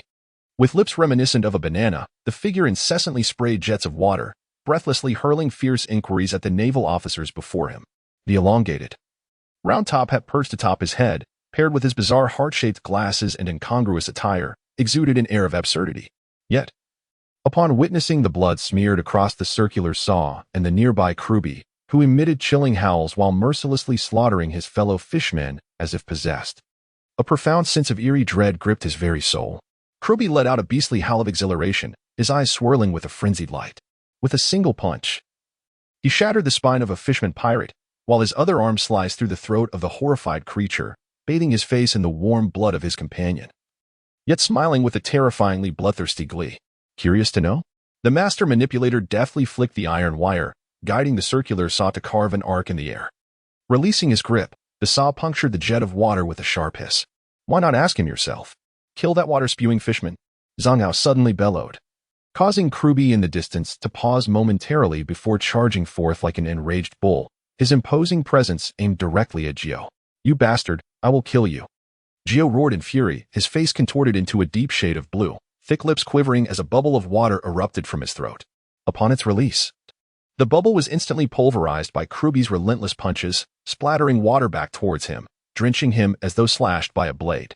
If you wish to kill me, you must first deal with your own companion. Zhang Hao raised the brim of his hat, a malicious grin adorning his face. On the warship, the Navy of the 153rd Division had successfully gained control of the battlefield. The lieutenant gazed at the fallen fishermen corpses strewn across the ground, swallowing hard before addressing the major. I can see it. The colonel's face underwent a tumultuous transformation, a pallor of blue and white washing over him. As he clutched the communicator tightly in his hand, his emotions a tangled web of complexity and contradiction. With a grim expression, he surveyed the wreckage of several sunken warships, and his gaze was met with the sight of his own regiment's naval casualties strewn across the area. It was evident that the combat losses of the 16th Naval Division exceeded 70%, discernible even to the naked eye. The death of Colonel Mouse, along with the overwhelming majority of soldiers perishing, had left the entire 16th Naval Division decimated, nearly in tatters. He found himself at a loss regarding how to report this catastrophic engagement to headquarters. Moreover, the formidable combat prowess displayed by the 153rd Naval Division during the skirmish raised concerns. Reporting these facts might soon illuminate the ineptitude of the 16th Naval Division. The most pressing issue, however, was the cause of Colonel Mouse's demise, entangled as it was in the sordid affairs between the 16th Naval Division and the Dragon Pirates. A matter that could not be openly addressed. How could he conceal this? Or more precisely, how could he obscure it from the 153rd Naval Division?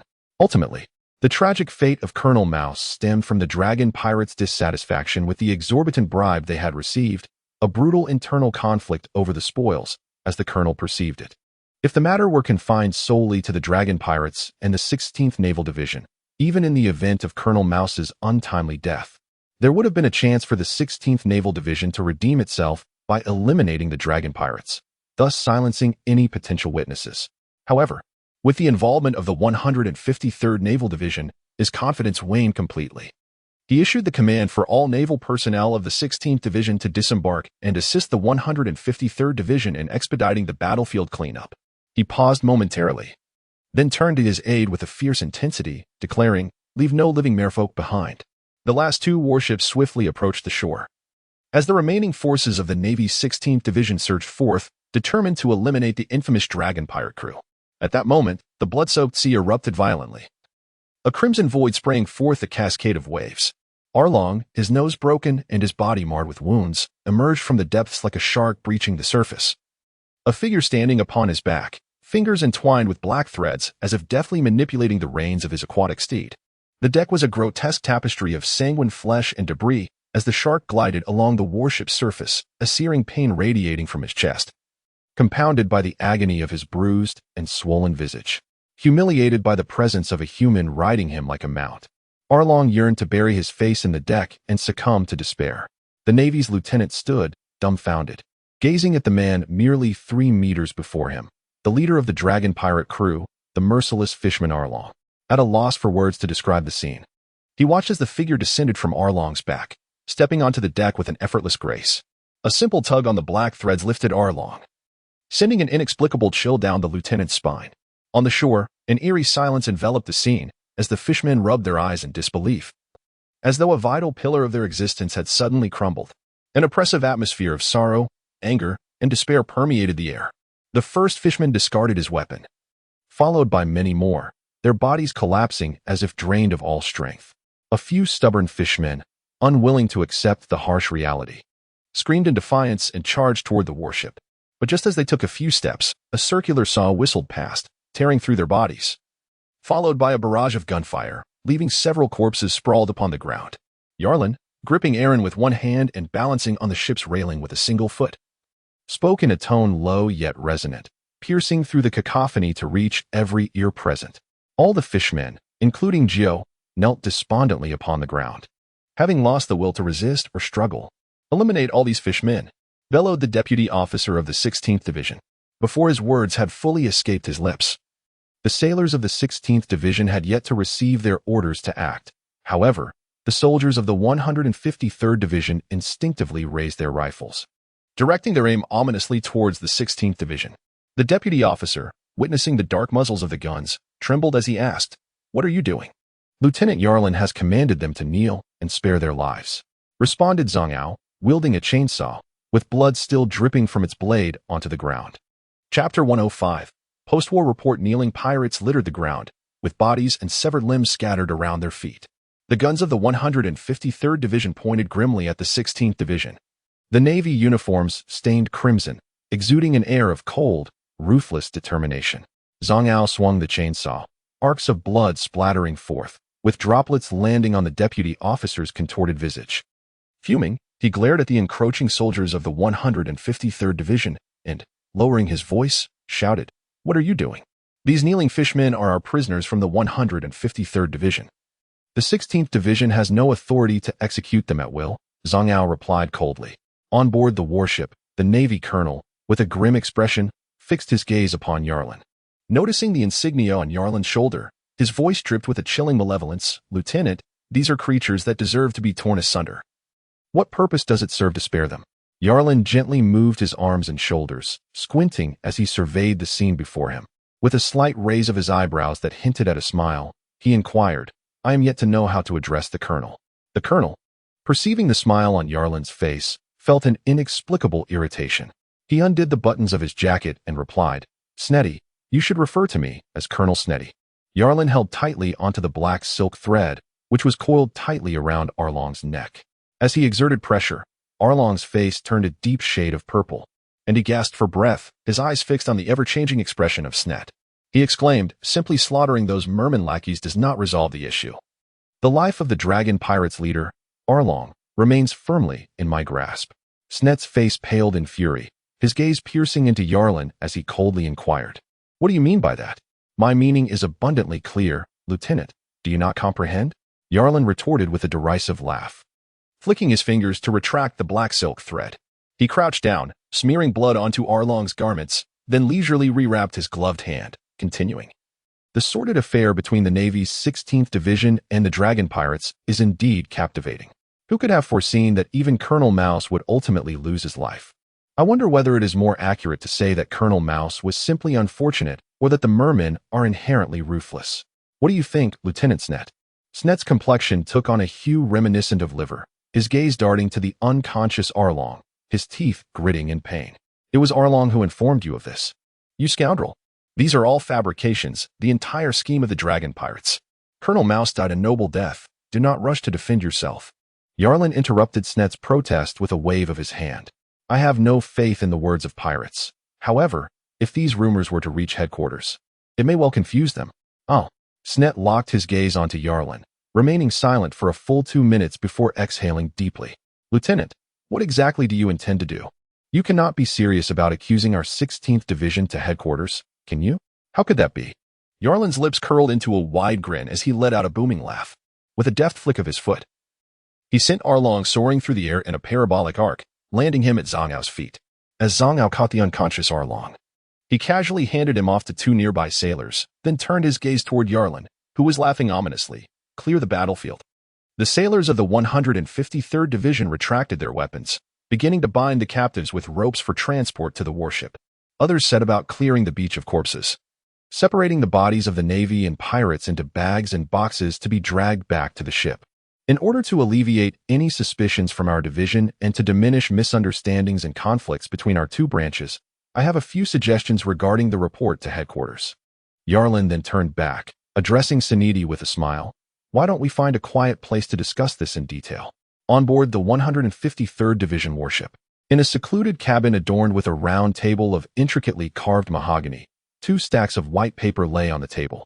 Sanidi sat on a wooden chair beside the table, pen in hand, while across from him sat Yarlin, holding a bottle of red wine in one hand and 2 glasses in the other. "Let us define this incident as a joint operation between our 2 divisions to eradicate the Fishman pirate crew.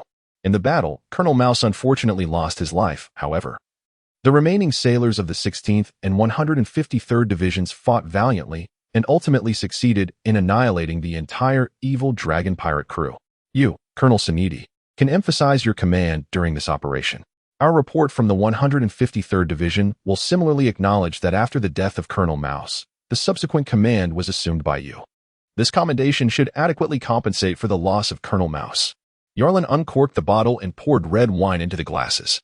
Sanidi's expression turned to one of astonishment as he absorbed Yarlin's words. His previously somber demeanor brightened considerably. He queried, "What is it that the 153rd Division desires?"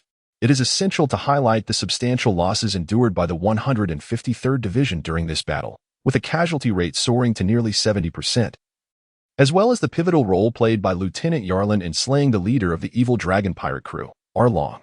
A sinister smile crept across Yarlin's face.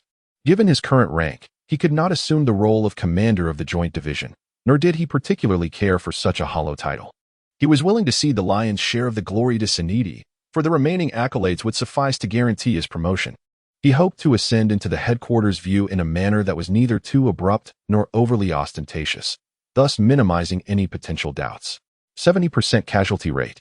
Sanidi's heart skipped a beat. The 153rd Division had only entered the fray midway through the battle, with losses not exceeding 20%.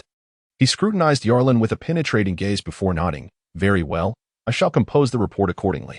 Is there anything else?" In this manner, Colonel Sneddy, you are quite likely to be promoted to the rank of Colonel, succeeding the late Colonel Mouse as the highest commander of the 16th Division. Yarlin extended the glass of red wine, its gentle clink resonating with a clear sound. "This is precisely what I wish to witness. I hope to earn the friendship of Colonel Sneddy, while the Navy's 153rd Division and the 16th Division become the most steadfast allies." Sneddy's cheeks twitched slightly as he accepted the wine glass, the vibrant red liquid reflecting the obscure smiles of the two men. Their gazes intertwined in the air, the crimson wine staining their lips, reminiscent of blood. Beneath the blood-tinted sea, bubbles surfaced from beneath the naval vessel of the 153rd Division, and peculiar figures resembling merfolk clung eerily to the hull as the warship sailed away. As for my thoughts upon the book's release, it has indeed been a journey fraught with challenges. Initially, my contract signing was delayed due to the editorial team's overseas retreat, which postponed the process by several days. Subsequently, my initial ranking during the trial period was 5th, a result that was neither stellar nor dismal. I noticed that those who ranked just below me had received recommendations. While my book seemed to be in a state of bare exposure, it is a tale of tears. Yet I am grateful for the support from some readers who have continuously cast their votes and offered small tokens of appreciation, which I have not overlooked. They serve as motivation for me to persist in my writing. After all, the presence of readers and supporters indicates that my writing may not be as dreadful as I feared, and perhaps the future will hold brighter outcomes. Who can tell? Regarding the book's release, reaching over 300,000 words, nearing 400,000 before debuting on the platform is indeed late in the game. And I had applied for it 3 weeks prior, with the editor approving the arrangement. Yet, I found myself waiting until the last moment for the scheduled release tomorrow. I had anticipated that a release would come with a comforting recommendation, perhaps allowing for a slight resurgence in performance. But it seems I was overly optimistic, as the debut remains bare. Yes, a bare release, leaving me feeling somewhat disheartened. There were moments I contemplated abandoning the project entirely, especially since I had, while writing this book, envisioned another story. Transitioning to that new narrative might not have taken long, yet I ultimately dismissed the thought of abandoning this work. The support from loyal readers is indeed rare, and it is a stroke of fate that this inconspicuous book has found its way into their hearts. Their encouragement and support are deeply appreciated, and I cannot irresponsibly disregard the affection and goodwill they have shown.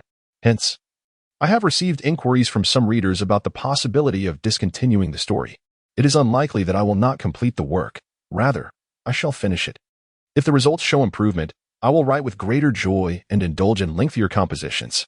Conversely, if the results are poor, I shall quietly continue to write, albeit with possibly shorter chapters, yet I will still see it through to the end. Additionally, there are matters at home. My grandfather, at an advanced stage, has been diagnosed with lung cancer that has metastasized, and his time may be limited. Thus, I must spend more time at the hospital assisting and caring for him, which coincides with my recent commitments to publishing, leading to an increased workload. Friends who have journeyed with me since the days of Naruto are aware that I suffer from a herniated lumbar disc, making it quite challenging to sit at the computer for extended periods, as it causes pain in my lower back and numbness in my legs. Consequently, my writing pace is not particularly rapid, and I am reluctant to inflate the word count, as my skill in that regard is rather lacking. Each chapter is essentially driven by the narrative, requiring considerable mental effort, which results in a limited stock of unpublished material. Under normal circumstances, I could produce 3 to 4 updates a day. However, recent events have conspired to hinder my progress. Enough of these less pleasant matters. Let us focus on something uplifting. I express my heartfelt gratitude to the friends who have continually supported and cherished my work. Although our numbers are modest, currently, we have yet to reach 3,000 collections. A far cry from the thousands garnered by other works. I believe those who have followed me through thick and thin genuinely appreciate Mother's Nest. I am profoundly thankful for your presence. Daily, I silently observe the recommendations, donations, and comments from many familiar IDs, which brings me comfort. Thus, even though I am publishing without much fanfare, I cling to a sliver of hope that perhaps the initial subscriptions will not fall into disarray. Therefore, I earnestly implore you to subscribe and support tomorrow, for it is the most crucial day for Mother's Nest, a day that will determine the fate of this book. I encourage those who have been following the official version to subscribe. As for those who opt for pirated versions, I understand this has become a common practice. Many readers often choose to shift their attention to pirated copies after a book is published. I do not wish to impose on anyone to strictly read the official version. While the subscription fee is minimal, I merely hope that for tomorrow alone, you might consider subscribing to the official version. Even if you choose to read the pirated version thereafter, it would be a final lifeline for Mother's Nest. Perhaps this disheartening situation might endure a little longer, after all. I trust you would not want to witness the abrupt cessation of the story while perusing the pirated copy. In conclusion, allow me to outline the rules for additional updates. With nearly 3,000 collections, following the typical ratio of 10 to 1, this equates to 300 initial subscriptions. I will be lenient and adjust to a 15 to 1 ratio for per results, requiring 200 initial subscriptions, i.e., an average of 200 subscriptions per chapter. For every additional 100 subscriptions thereafter, I shall add 1 chapter. Regarding the recommendation votes, for every increase of 10,000 total recommendation votes, there will be an additional chapter. Currently, we stand at 9,278 votes. For simplicity in calculations, we will round to 10,000, meaning that every time the total reaches a multiple of 10,000, an additional chapter will be added.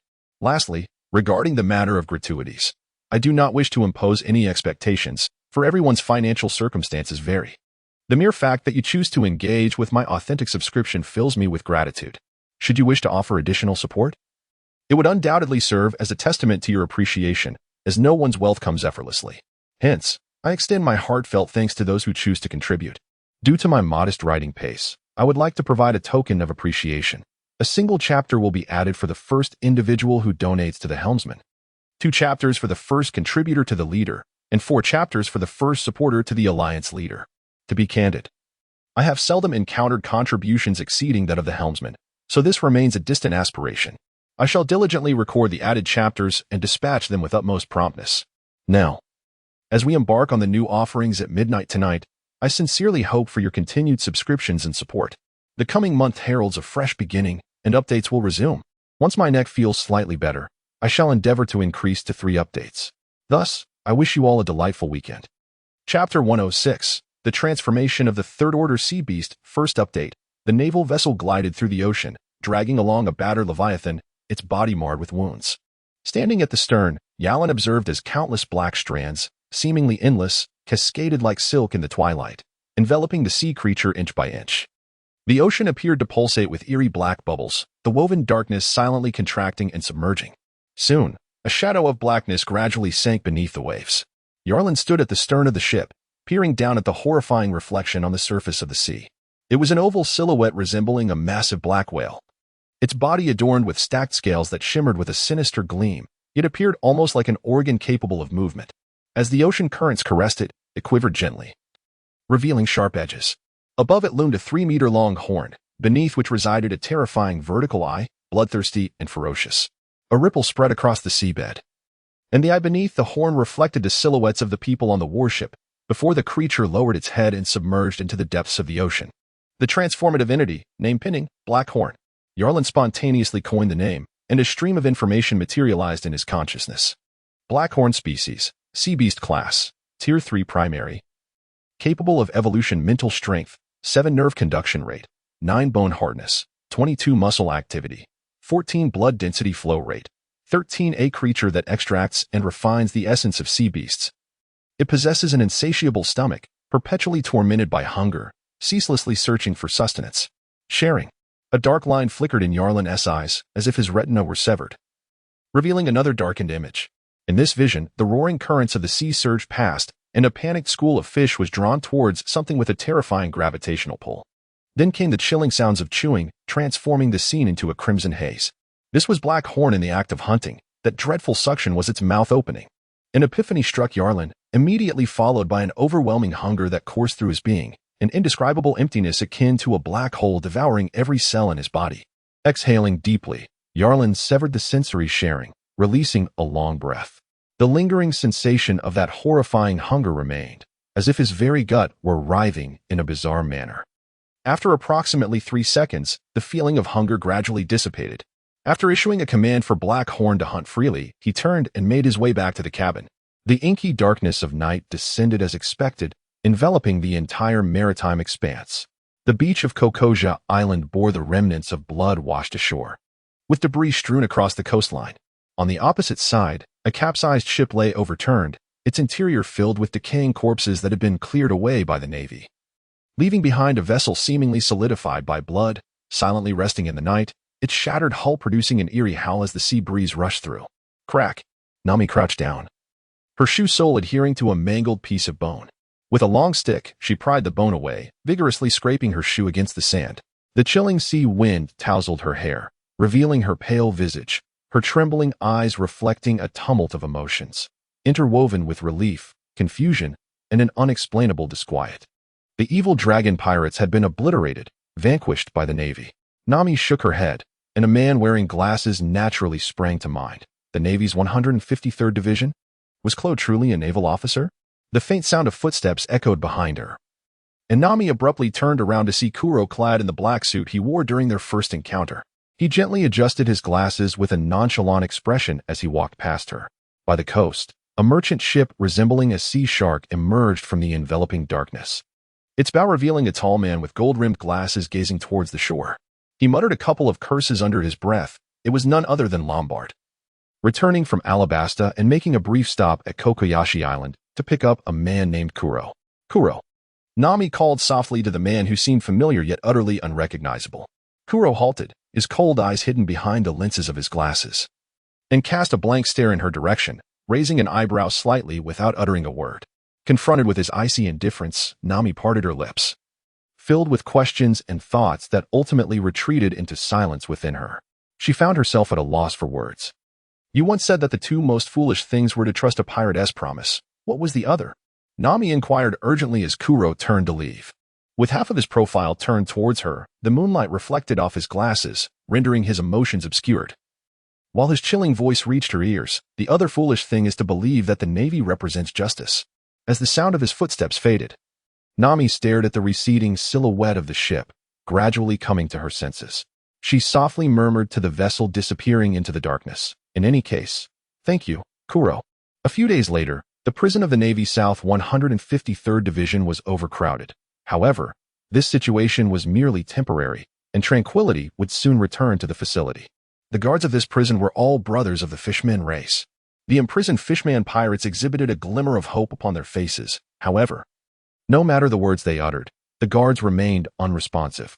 Ripa surveyed his domain, fixating his extraordinarily numb and cold gaze upon these fishmen, his demeanor increasingly becoming sinister and terrifying. Having been confined within this prison for an extended duration, the essence of life seemed to dissipate from him. As the prison doors swung open, Yalan entered with hands clasped behind his back, and the cacophony within the prison abruptly fell silent. He cast his eyes over the trembling fishmen in their cells, moving deeper into the prison until his gaze settled upon a few who were held in solitary confinement. The leader of the Arlong pirates, Arlong, sat despondently in the corner, his arms severed and his nose broken, a pitiful sight. Crocodile, a fishman officer of the Arlong pirates, lay on the bed, his hands bound in iron chains, his eyes glazed over in a daze. Another officer, Jew, bore a swollen face, his mouth clamped shut by a device resembling a beast's claw, blood trickling from the corners of his lips, his hands similarly restrained. Lastly, there was the officer Xiaoba. Bound tightly with ropes akin to a zongzi, alongside him lay 2 decaying octopus arms, emanating a foul odor, maggots crawling upon the peculiar suckers. Just those 4, Yalan remarked, withdrawing his gaze with indifference. Chapter 107. Fusion and Adjustment. 6 fangs in the distorted, terrifying, writhing lair. Anyone encountering it for the first time would experience an unparalleled shock and an instinctive, primal awareness of profound malevolence. The air was laden with an eerie dampness, a bizarre amalgamation of earth, blood, and seawater, while the 4 fishmen officers stared in horror at the gaping fissure from which emerged the complete visage of a transformation chamber. Resembling a decaying coffin ensnared by tree roots, exuding an ominous and sinister aura. What on earth is this? Arlong's throat felt parched as he witnessed the lids of the coffins being drawn back, revealing the grotesque, dark structure within. Numerous black tubes adorned the coffin, their ends fitted with needles and surgical blades of varying sizes, writhing like living creatures, sending chills down his spine. Yarlin cast his gaze over the 4 fishmen, the numerical values of their consumption and absorption materializing vividly upon his retina. After a fleeting glance, he retracted his gaze and turned his attention to the annotations that surfaced within his mind regarding the transformation chamber. Transformation, to convert deceased flesh into one's own servants, while simultaneously enhancing the fundamental attributes of the servants themselves. The fundamental attributes refer to 3-dimensional traits: strength, agility, and constitution. The servants possess rudimentary cognitive abilities. For the prisoners devoid of autonomy, Yarlin was not one to squander words in explanation. He simply gestured toward one of the fishmen and commanded, "Enter." It was akin to a lottery draw, yet all interpretative authority rested solely with Yarlin. Xiaoba, having been chosen first, turned pale as a ghost. What? Xiaoba was struck with horror, the muscles in his cheeks seemingly stiffening instantaneously. His gaze fixated on the open transformation chamber as he cried out in panic, "No, I won't go in. Just kill me instead." Yarlin paid no heed to Xiaoba's ramblings and absurdities, finding humor in the situation. After all, what choice did he possess? Suddenly, his feet were lifted from the ground as the guard, akin to a dumpling ensnared in twine, hoisted Xiaoba into the air and advanced towards the transformation chamber, casting him within. Even Xiaoba's 2 decaying, maggot-ridden octopus arms were unceremoniously thrown in as well. "You shall join him." Yarlin turned towards a merman, whose face, pierced by iron clamps, had drained of color. A muffled, anguished sound emanated from his throat as the jailer hoisted him and placed him into the transformation chamber. The 2 figures pressed against one another, their eyes wide with terror, reflecting the trembling fear mirrored in each other's gaze. The transformation is about to commence. As Yalrin's words lingered in the air, under the horrified gazes of Aaron and Kruby, the dark tube swiftly ensnared the forms of Xiaoba and Gio. Countless needles and small blades pierced their flesh and bones from all angles in a grotesque manner. Then, the coffin's door gradually closed, silencing the screams within, leaving behind only the sound reminiscent of scissors cutting fabric and needles stitching, albeit with the materials being muscle, bone, and vascular tissue. This was perhaps the longest moment in Aaron and Kruby's lives. Yalrin glanced at his watch. Merely 3 minutes had elapsed when the coffin door burst open. A translucent tentacle rested atop, revealing a viscous liquid flowing within, visible through the skin, while the surface was adorned with thick, concentric suction cups. These cups were not circular, but rather flat and thick, resembling closed lips. 1, 2, 3, 4, 5, 6 tentacles gripped the coffin's edge, and then the being rose upright. Stepping forth, standing just over 2 meters tall, the tentacles swaying gently behind it as it moved. "Xiaoba? Gio?" Aaron and Kruby simultaneously swallowed hard. "From now on, you shall be called Lu Qiao," Yalrin declared, a sinister grin revealing his gleaming white teeth. The situation had surpassed his expectations, at least. They had not fused into an aberrant creature with 2 heads. Lu Tiao, species, fusion-modulated fishman. Rank, 2nd tier superior, non-evolutionary. Mental strength, 3. Nerve conduction rate, 3. Bone hardness, 8. Muscle activity, 7. Blood density flow rate, 17. "Indeed, I shall be named Lu Tiao." The voice, dry and hoarse, bore no hint of emotional fluctuation. Lu Tiao's eyes, devoid of sentiment, glanced at Aaron and Kruby, seemingly awaiting Yalrin's next command. As it turned its head, the disheveled hair swung, concealing something ominous at the back of its skull, dark and unsettling. There was an eye hidden beneath the hair, observing the surroundings with indifference. An eye on the back of the head. Well, from a biological perspective, Having eyes on the back certainly aids in survival and combat.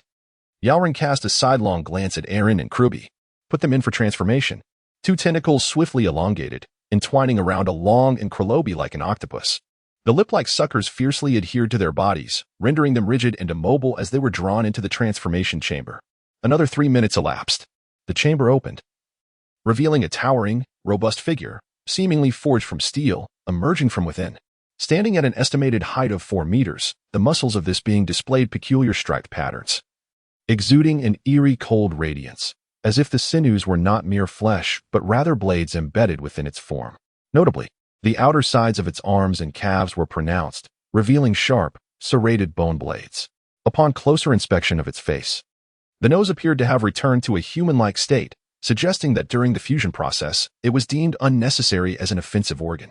Conversely, the mouth was nearly twice the size of an ordinary one, gaping wide towards the roots of its ears, revealing several rows of jagged, pointed teeth within. Just by visual assessment, the density and sharpness of those teeth assured one that a single bite could easily shatter iron. Concealed by hair at the back of its head was an additional pitch-black eye, observing the scene behind it. Evil Tooth, that is thy name. Evil Tooth, my name. The moment it spoke, the sound of grinding teeth sent a chill down one's spine. Evil Tooth race, fusion-modified fishman class, intermediate tier 3. Non-evolving mental strength, 7 nerve conduction rate, 11 bone hardness, 31 muscle activity, 17 blood density flow rate, 13 with narrowed eyes and deep contemplation. Yalin pondered the nature of the Black Horn and the Six Fangs. Among them, the Six Fangs held the highest rank, yet the potential of the Black Horn seemed unparalleled. Was this due to the inherent vast capabilities of the sea beasts, or was it merely a consequence of the fusion modulation side effects? He chose to set this perplexity aside for the time being, intending to conduct experiments and validations when the opportunity arose. Yalin stepped outside, followed closely by the Six Fangs and the Black Horn. Chapter 108, A Surge in Power. The Lesser Alliance. The black threads resembled the gnarled claws of a demon, reaching into the freshly buried remains within the flower bed. The dark soil grew increasingly rich and moist, silently absorbing and devouring the blood. In the dim confines of the prison, slumbering mermen found themselves ensnared by the stealthy black lines, their forms eerily dissolving into the bedboards like melting candles, leaving only a pile of tattered garments to be swiftly collected and discarded by the patrolling guards. Yarlin traversed the chilly corridor, as though reaping the fruits of victory, while the 3D projection of his attribute panel flickered rapidly in his retina. Mental strength, 10, nerve conduction rate, 1, 3, bone hardness, 5, muscle activity, 5, blood density flow rate, 5, complete fragmentation phase, progress bar, 864 10,000, absorbed allocation points, 27. 4, the ascending values gradually stabilized at the allocation point of 27. 4, and a progress value of 864. As Yarlin rubbed his eyelids, the data on the 3D projection began to transform. Mental strength, 10, nerve conduction rate, 10, bone hardness, 10, muscle activity, 10, blood density flow rate, 10, complete fragmentation phase, progress bar, 864 10,000, absorbed allocation points, 3, 7. All values were uniformly elevated to the significant threshold of 10, leaving 3, 7 points unallocated. Yarlin felt his heart thundering violently, with thick, scalding blood surging through his veins. The vessel walls seemingly reinforced with a layer of tempered steel. The terrifying heat coursed throughout his body, as if his bones were being reforged like steel, tempered anew, while his fascia and muscles coiled around them like rubber springs, resonating rhythmically with the movements of his skeleton. The bones, fascia, muscles, and blood erupted in a terrifying surge of power, every pore in his body dilating, as if a vague black mist enveloped him from behind. Yarlin's fingers twitched slightly, producing a muted thud in the air. Behind him, Lipa's heart jolted fiercely. He gazed at Yarlin's silhouette, trembling as he sensed that in just a few steps, the man before him had undergone a bizarre and terrifying transformation, his stature seemingly elevating by an inch, cloaked in a thin veil of shadowy mist. A sudden, urgent thud echoed in his ears, akin to a serpent's tail striking the nearby trunk, causing the hairs on his back to stand on end in reflex. If the bones, muscles, and blood had once comprised the intricate machinery of a precise instrument, suffering considerable wear and tear during operation, then now, Yarlin narrowed his eyes, gazing at his robust hands, sensing that this machine had been reforged into a cohesive whole, minimizing intercomponent transmission losses to an unprecedented degree. The value of 10 serves as a critical threshold. When all values converge at this point, they engender intricate chemical reactions among themselves, resonating and superimposing in a manner that transcends mere arithmetic augmentation. This phenomenon manifests as a geometric escalation, subtle in its nature, eluding concise explanation and requiring the discerning insight of the likes of Yarleen to fully appreciate. To illustrate, albeit imperfectly, it resembles the synergy found in a set of gear within a game. While individual attributes may suffice, the amalgamation of a complete set produces formidable enhancements. I stand empowered now. Yarleen clenched his fist, a flicker of realization coursing through him. However, he remained uncertain about the precise extent of his newfound power, lacking a suitable reference point for comparison. As he pushed open the prison door, the cold moonlight enveloped him. With a mere thought, his pores sealed tightly, and the dark mist clinging to the edges of his silhouette rapidly dissipated, akin to a delicate shroud adhering to his skin. Outside the prison bars, CLO, freshly clad in a pristine naval uniform, awaited his return. Upon seeing Yarleen emerge, his eyebrows arched slightly, his feline-like instincts alerting him to the ominous aura surrounding Yarleen. This man had grown stronger. His gaze then drifted past Yarleen to the two formidable mermen behind him, his pupils narrowing slightly behind his glasses. Had the mermen of the evil dragon pirates been transformed? Their grotesque physiques seemed designed solely for slaughter, offering a jarring visual of extreme malevolence. One is named Leotio, the other, Aya. They shall heed your command from now on, Yarleen remarked nonchalantly. Quite evocative names. CLO adjusted his spectacles, scrutinizing his two subordinates, a cold smile curling at the corners of his lips. The duo ambled along the prison's outer wall, their dark shadows stretching longer upon the ground as the moonlight cast its glow. In the report to headquarters, my 153rd Division suffered grievously in this campaign, with casualties exceeding 70%. A detailed list will be compiled shortly, Yarleen stated, tilting his head towards the seagull flag fluttering in the center of the training ground. His voice grave. In the name of our losses, we shall covertly transfer these personnel into our clandestine ranks. And I understand that this will lead to a continuous stream of attrition and ongoing covert infiltration. Wherever the seagull flag flies across the East Sea, we shall claim dominion. CLO licked his lips, feeling a slight dryness in his throat. Not dominion. It is more akin to a woven spider's web, subtly extending its threads, insidiously deploying more larvae. Yarleen's fingers unfurled, black threads intertwining in the wind, slowly enveloping his fists, melding grotesquely with his skin, like tattoos etched upon his arms. Parasitism? Yes, parasitism. Dominance is too overt and grandiose, while parasitism leans toward the insidious and ruthless. Our first target shall be the 16th Division. They have truly suffered severe losses and will be eager to recruit new soldiers. A glint of treachery shone in CLO's eyes. I shall disperse the personnel, blending them among their newly recruited soldiers in a calculated ratio, ensuring our actions remain undetected. Ha ha ha. By the way, what will be the recorded identities of those transferred into the covert ranks? The Minor United Self-Help Party, abbreviated as the Minor Union, Yarleen intoned gravely. They will serve as the first seeds sown by the Minor Union upon these vast seas. On the first page of the white-covered manual, revered by the 153rd Naval Division as the Code of the Navy, the opening sentence proclaims, "We do not strive to save this era. We merely seek to defend the dignity that is rightfully ours, issuing our final cry with sword and blood." Dear friends, I would like to provide an update regarding our current subscription status. We are currently at an average of 141 subscriptions, which leaves us halfway to the passing mark of 300. While it is true that reaching 300 subscriptions still seems a daunting task, I am profoundly grateful for each and every one of your subscriptions. My initial fears were that we might not even surpass 100 average subscriptions. So at least we are not facing such a dire situation. I sincerely hope we can achieve our goal of 300 subscriptions. A ratio of 10 to 1 in terms of subscriptions is our baseline for success. There appears to be a glimmer of hope, as I aspire to surpass 500 average subscriptions, which would mark a significant milestone for us. For those who have experienced a strong promotional push, 500 subscriptions might still seem like a failure, but we have embarked on this journey without any such assistance. If we could reach 500 subscriptions, I would consider it quite an achievement, indicating that our efforts have been commendable, perhaps even catching the eye of an editor.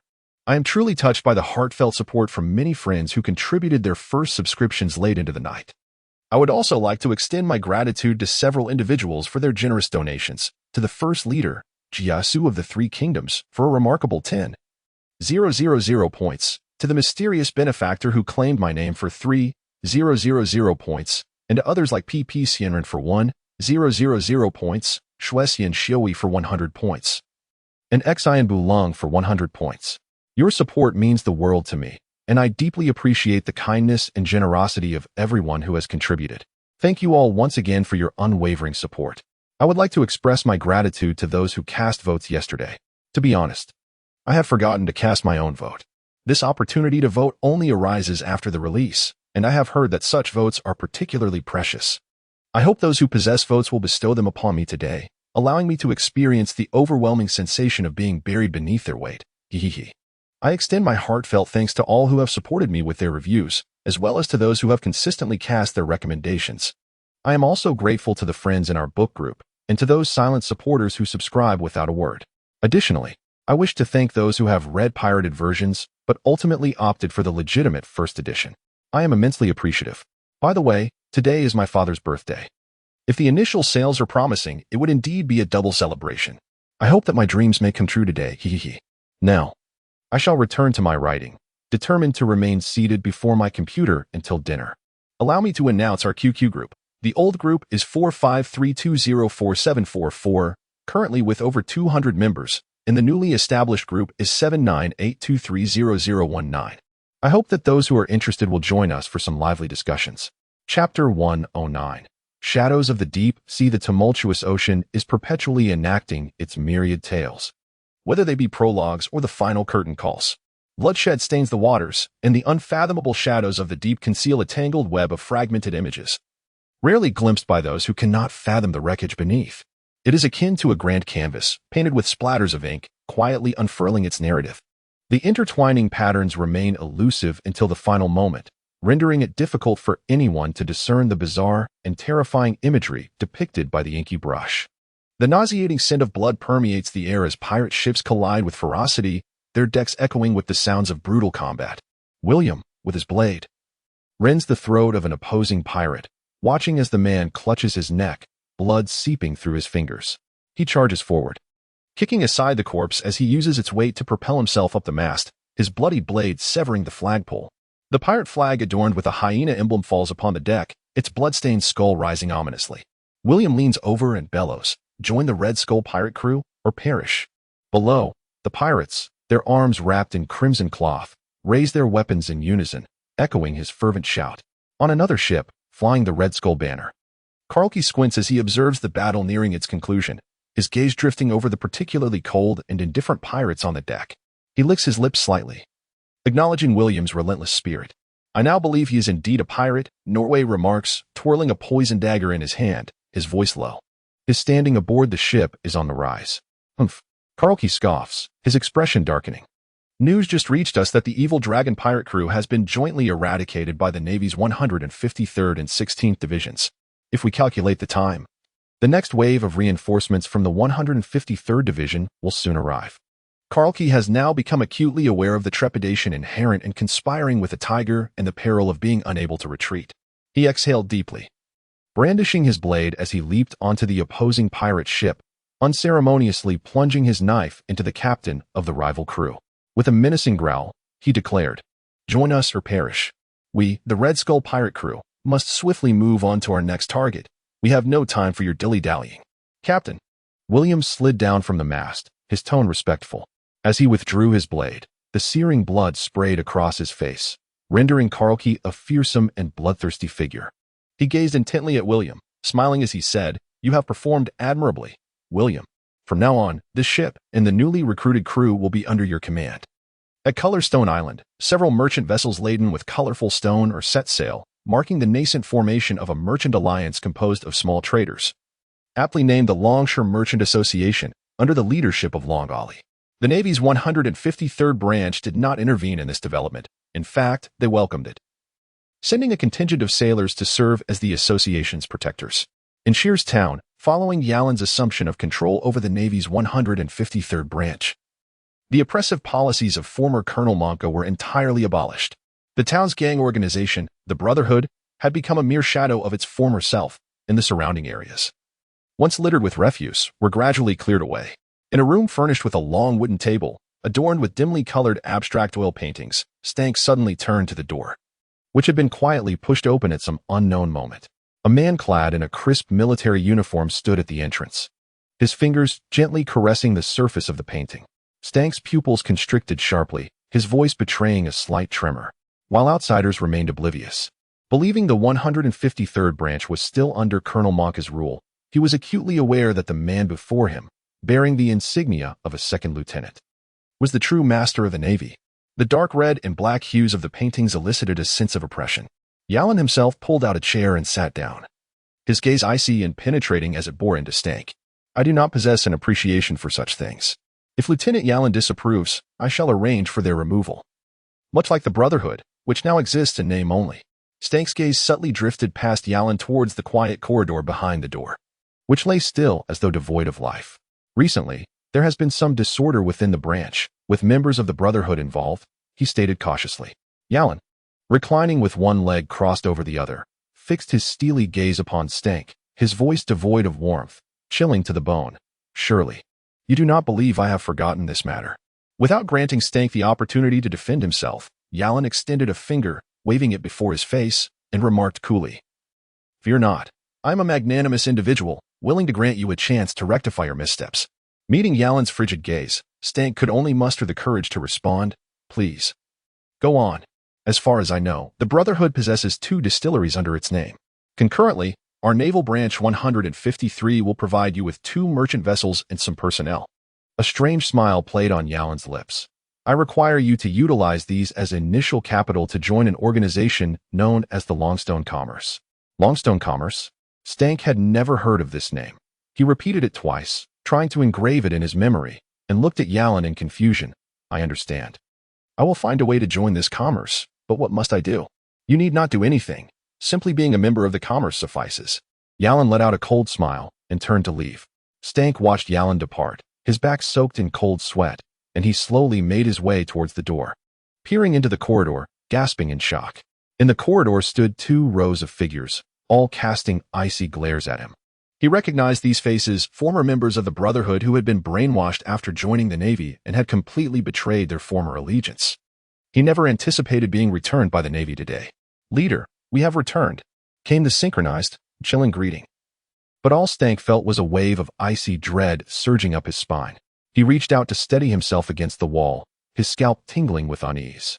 In the waters of the 4th Naval Division, a warship emblazoned with the number 44 slowly patrolled the area. Suddenly, the schools of fish beneath the ship scattered in panic, disturbed by a massive shadow rapidly ascending from the depths. The sea began to churn and froth, a sharp, elongated hook piercing the surface, instantly skewering the warship. Water gushed in frantically.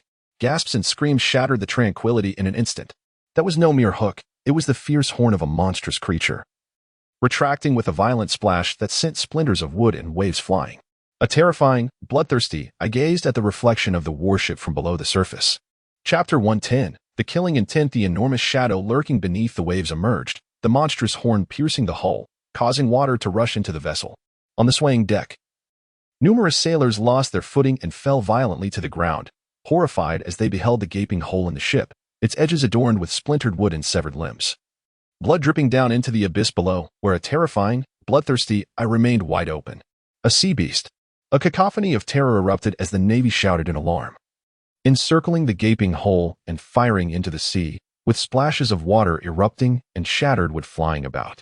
Yet, the bloodshot eyes merely closed gently, sparks igniting upon the scaled eyelids with each collision. The horrifying fish head swayed, revealing a writhing carapace reminiscent of a grotesque tumor, its triangular scales spinning and ejecting strange appendages, resembling blades flailing wildly as if attached to elastic bands. The sound of muscle and bone being severed sent shivers down the spine, as masts, decks, gunwales, and canvas were instantly splattered with torn flesh and blood.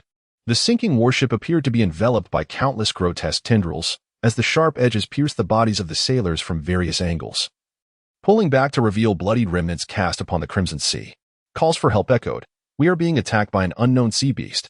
The Navy officer, clutching a telephone bug, felt half of his cheek grotesquely severed, hot blood gushing forth, the hissing sound reaching the other end of the line, while a lifeless body thudded heavily onto the deck, shortly to be swallowed by the depths alongside the warship. Gurgling, The palm-sized telephone bug sank into the ocean, drawn into a terrifying maw alongside murky seawater and dismembered corpses. Hello? Hello? This is Navy Division 44. Colonel Reggie, his expression darkened, abruptly ended the call. The muscles in his scarred cheek twitching, rendering him a figure of fierce ugliness. Where was the last area patrolled by Warship Number 3? He inquired of his subordinate officer. The officer retrieved a notebook from his pocket, reporting a specific location and area to Reggie, who promptly made his way outside, soon witnessing a warship departing from the base. The ship that had gone missing after the beast's attack was likely doomed. Each year, numerous vessels succumb to such assaults in these waters, for in a certain sense, the sea creatures were the true masters of these depths. The area where Warship Number 3 had vanished was not far from Division 44's base. After half a day's journey, the ship entered the Lost Zone, where the ComC was scattered with remnants of broken masts. The scent of blood long since dispersed by the briny wind, and torn, blood-stained rags lay scattered across the water, strikingly vivid against the blue. The situation was abundantly clear. Warship Number 3 had encountered the beast here, and the entire vessel had sunk. Reggie stood at the edge of the ship, gazing coldly into the depths as twilight descended. The water gradually reflecting the hues of the night, visibility severely diminished. Commence salvage operations here, Reggie commanded. Aside from Yarline's peculiar obsession with corpses, Reggie was not there to recover the dead. Their aim was to salvage the wreckage, to retrieve as much of the silent iron cannons and shipborne supplies as possible, in an effort to mitigate the loss of an entire warship. Plop, plop. With a resounding splash, several bare-chested sailors plunged into the depths of the ocean, gripping a slender iron chain. Above them, a gear mechanism on the warship was in motion. The searchlights illuminated the seabed. Yet all that was visible appeared to be cloaked in shimmering waves, distorting the view into a hazy amalgamation. Sediment drifted with the currents, revealing a seemingly inverted artificial mountain and a cluster of coral reefs below, where lush aquatic vegetation intertwined with the remnants of sunken vessels. One sailor descended into the coral formations, carefully brushing aside the fine silt to entwine the iron chain around a battered and misshapen cannon. He grasped the chain and forcefully pulled downwards, only to feel an inexplicable heaviness settle in his chest. His neck stiffened as he turned to look behind him, where a colossal black shadow was slowly rising from the depths of the reef. Its jagged, menacing horns cut through the water, creating a tumultuous surge. The sailor froze, his body rigid, while his comrades, submerged in the depths, felt a chill run down their spines, paralyzed as if under a spell. They began to comprehend how the missing warship had met its demise. This monstrous sea creature had remained lurking all along, on the darkened surface of the sea. The warship's reflection danced as the iron chain pulled at the water, the enormous shadow rising in tandem. Its fearsome horns poised like blades ready to pierce the vessel's hull. What on earth was happening? Sailors on the ship gaped in astonishment at the clanking iron chain, the gears spinning violently. Beneath their feet, the deck swayed precariously as if something heavy was tugging at the ship, causing it to tilt toward the ocean's surface. There was something beneath the seabed. My heavens! A deluge of ocean spray cascaded like rain onto the deck, while the gargantuan horns grazed the tilted hull, ripping through the ship's side as waves crashed violently. The unstable center of gravity sent sailors slipping and tumbling into the sea like dumplings. Ricky clung desperately to the mast, his bare scalp taut with tension, and he shouted through chattering teeth, "Fire! Fire down into the depths!" At the same moment, an unremarkable vessel stealthily approached, with four figures at the bow seemingly merging into the darkness, silent and indifferent.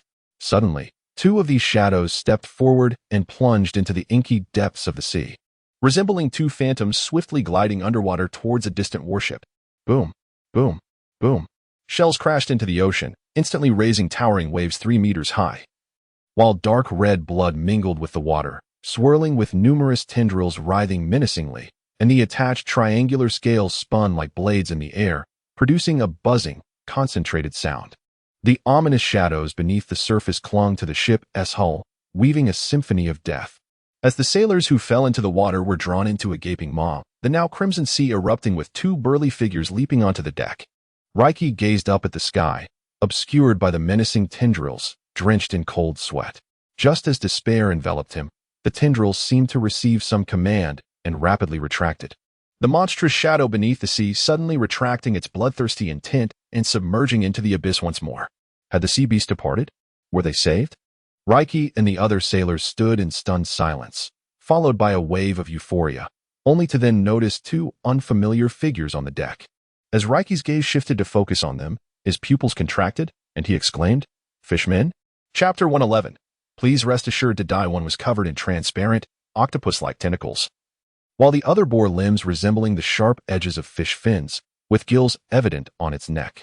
Raiki's pupils constricted as he fixated on the two fishmen, their aura exuding an icy demeanor. Even he, in his naivety, sensed the extraordinary strangeness, the unwarranted assault and sudden retreat of the sea beast, coupled with the timely appearance of the fishmen on the warship, created a terrifying correlation that was hard to ignore. Sea beast, fishmen, the sailors, already frayed by the previous attack, quickly raised their weapons, while some rubbed their eyes in disbelief, pointing towards the distant sea, exclaiming, "There's a vessel approaching." The surface of the water was littered with the murky remains of corpses. Under normal circumstances, a ship would steer clear of such a scene. So why would it choose to approach? Raiki furrowed his brows, intently observing the two fishmen, and uncertainly inquired, "Fishmen, are you the ones commanding the sea beast to assault the warship?" The surrounding sailors erupted in uproar, with some already having their fingers on the triggers. Beneath disheveled hair, the small eyes of the fishmen revealed no trace of human emotion, their jagged teeth glinting as they cast sidelong glances at the sailors hiding in the corners, quietly adjusting the cannon's breech, which was aimed directly at the approaching vessel.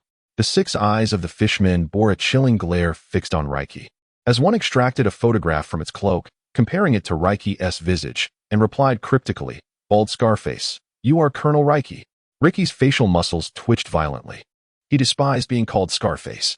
However, he refrained from immediate retaliation, instead fixing a wary gaze upon the two fishmen. "Have you come seeking me?" "What exactly?" Before he could finish his sentence, the information conveyed in the first half was sufficient for Fanya and the 6 tentacles to confirm Ricky's identity, prompting them to simultaneously strike and vanish from sight. Bang! The cannon was severed cleanly in two, its sharp blade stained with blood. 3 naval officers, caught off guard, suffered deep gashes across their chests, their rib cages sliced open smoothly, exposing shattered organs that lay scattered on the ground, tainting the untouched ammunition. A bizarre noise erupted as several armed naval personnel found their waists ensnared by translucent tentacles, constricting like tightening ropes that produced a distressing sound as they scraped against muscle and bone. Their clothing twisted grotesquely, and murky blood oozed from their garments, greedily absorbed by the suction cups, which turned crimson at an observable pace. With their waists entwined, the life force was drained, leaving lifeless husks crumpled upon the ground. The tentacles thrashed violently to the sides, the thick-lipped suckers grotesquely opened, unleashing jets of sanguine arrows. These sanguine projectiles, scalding and corrosive, would blister skin upon the slightest contact, bursting forth to release a vile pus, causing the surrounding naval officers to scatter in sheer terror. While the 6 tentacles danced and unleashed blood projectiles to clear the deck of naval personnel, Fangya swiftly dispatched another victim with lethal precision.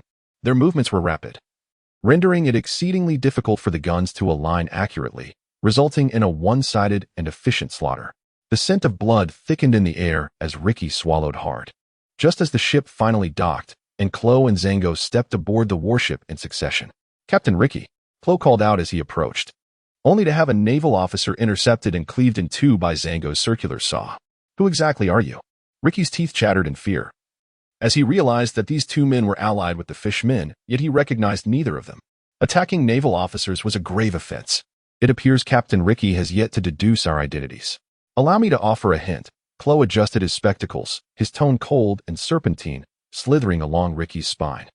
"Last month, there was a friendly invitation and gathering, yet your behavior at that time hardly reflected that of a cordial guest." Ricky's expression froze, his pupils constricting to pinpricks. It seemed he recalled the incident. "Indeed, my previous words were a direct relay of Colonel Yallen's original statement," Chloe remarked, a chilling smile curling upon his lips. "Colonel Yallen sends his regards." "Yallen? Colonel?" A visage adorned with a humble smile surfaced in Reiji's mind. He swallowed hard, struggling to reconcile the horrific scene before him with the young lieutenant from that time. It seemed that the messages from the Navy's 44th Division were woefully outdated. Recently, the Navy's 153rd Division, in conjunction with the 16th Division, had successfully eradicated a band of notorious fishermen pirates. In this skirmish, Lieutenant Yallen had distinguished himself, earning a promotion to the rank of colonel. Indeed, the orders from headquarters had been communicated just a few days prior, Klaus stated solemnly. "Eradicated a band of fishermen pirates? Surely, you jest."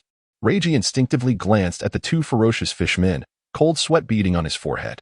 Through gritted teeth, he retorted, "You must be mad. To dare assault the Navy over such trivial matters is the act of lunatics." "No, we did not assault the Navy." Clow retrieved an exquisitely crafted invitation card from his pocket. With a flick of his fingers, he let the pristine white card cascade onto the blood-stained deck. "We merely came to deliver an invitation, and you, Colonel Reiji, graciously accepted it. Regrettably, en route, your warship was attacked by a sea beast, and you, Colonel Reiji, met an untimely demise." This statement confirmed that the beast's assault was indeed orchestrated by human hands.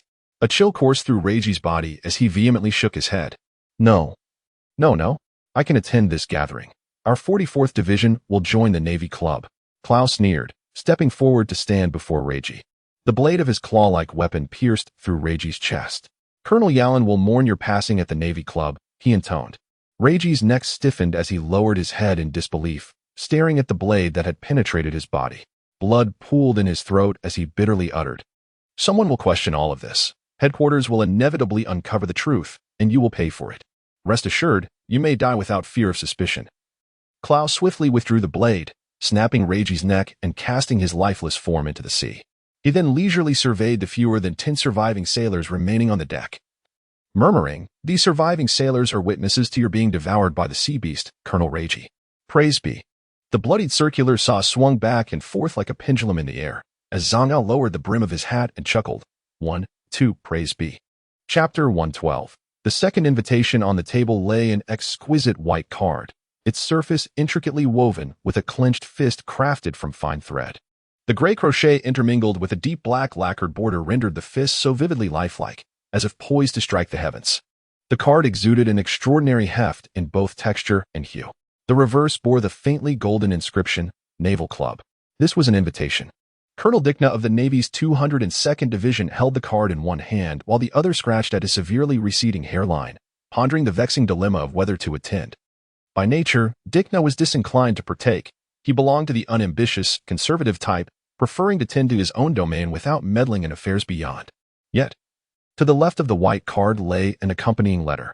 Within the letter resided a copy of a commendation document from headquarters, detailing rewards bestowed for the joint extermination of the Dragon pirate crew by the Navy's 153rd and 16th Divisions.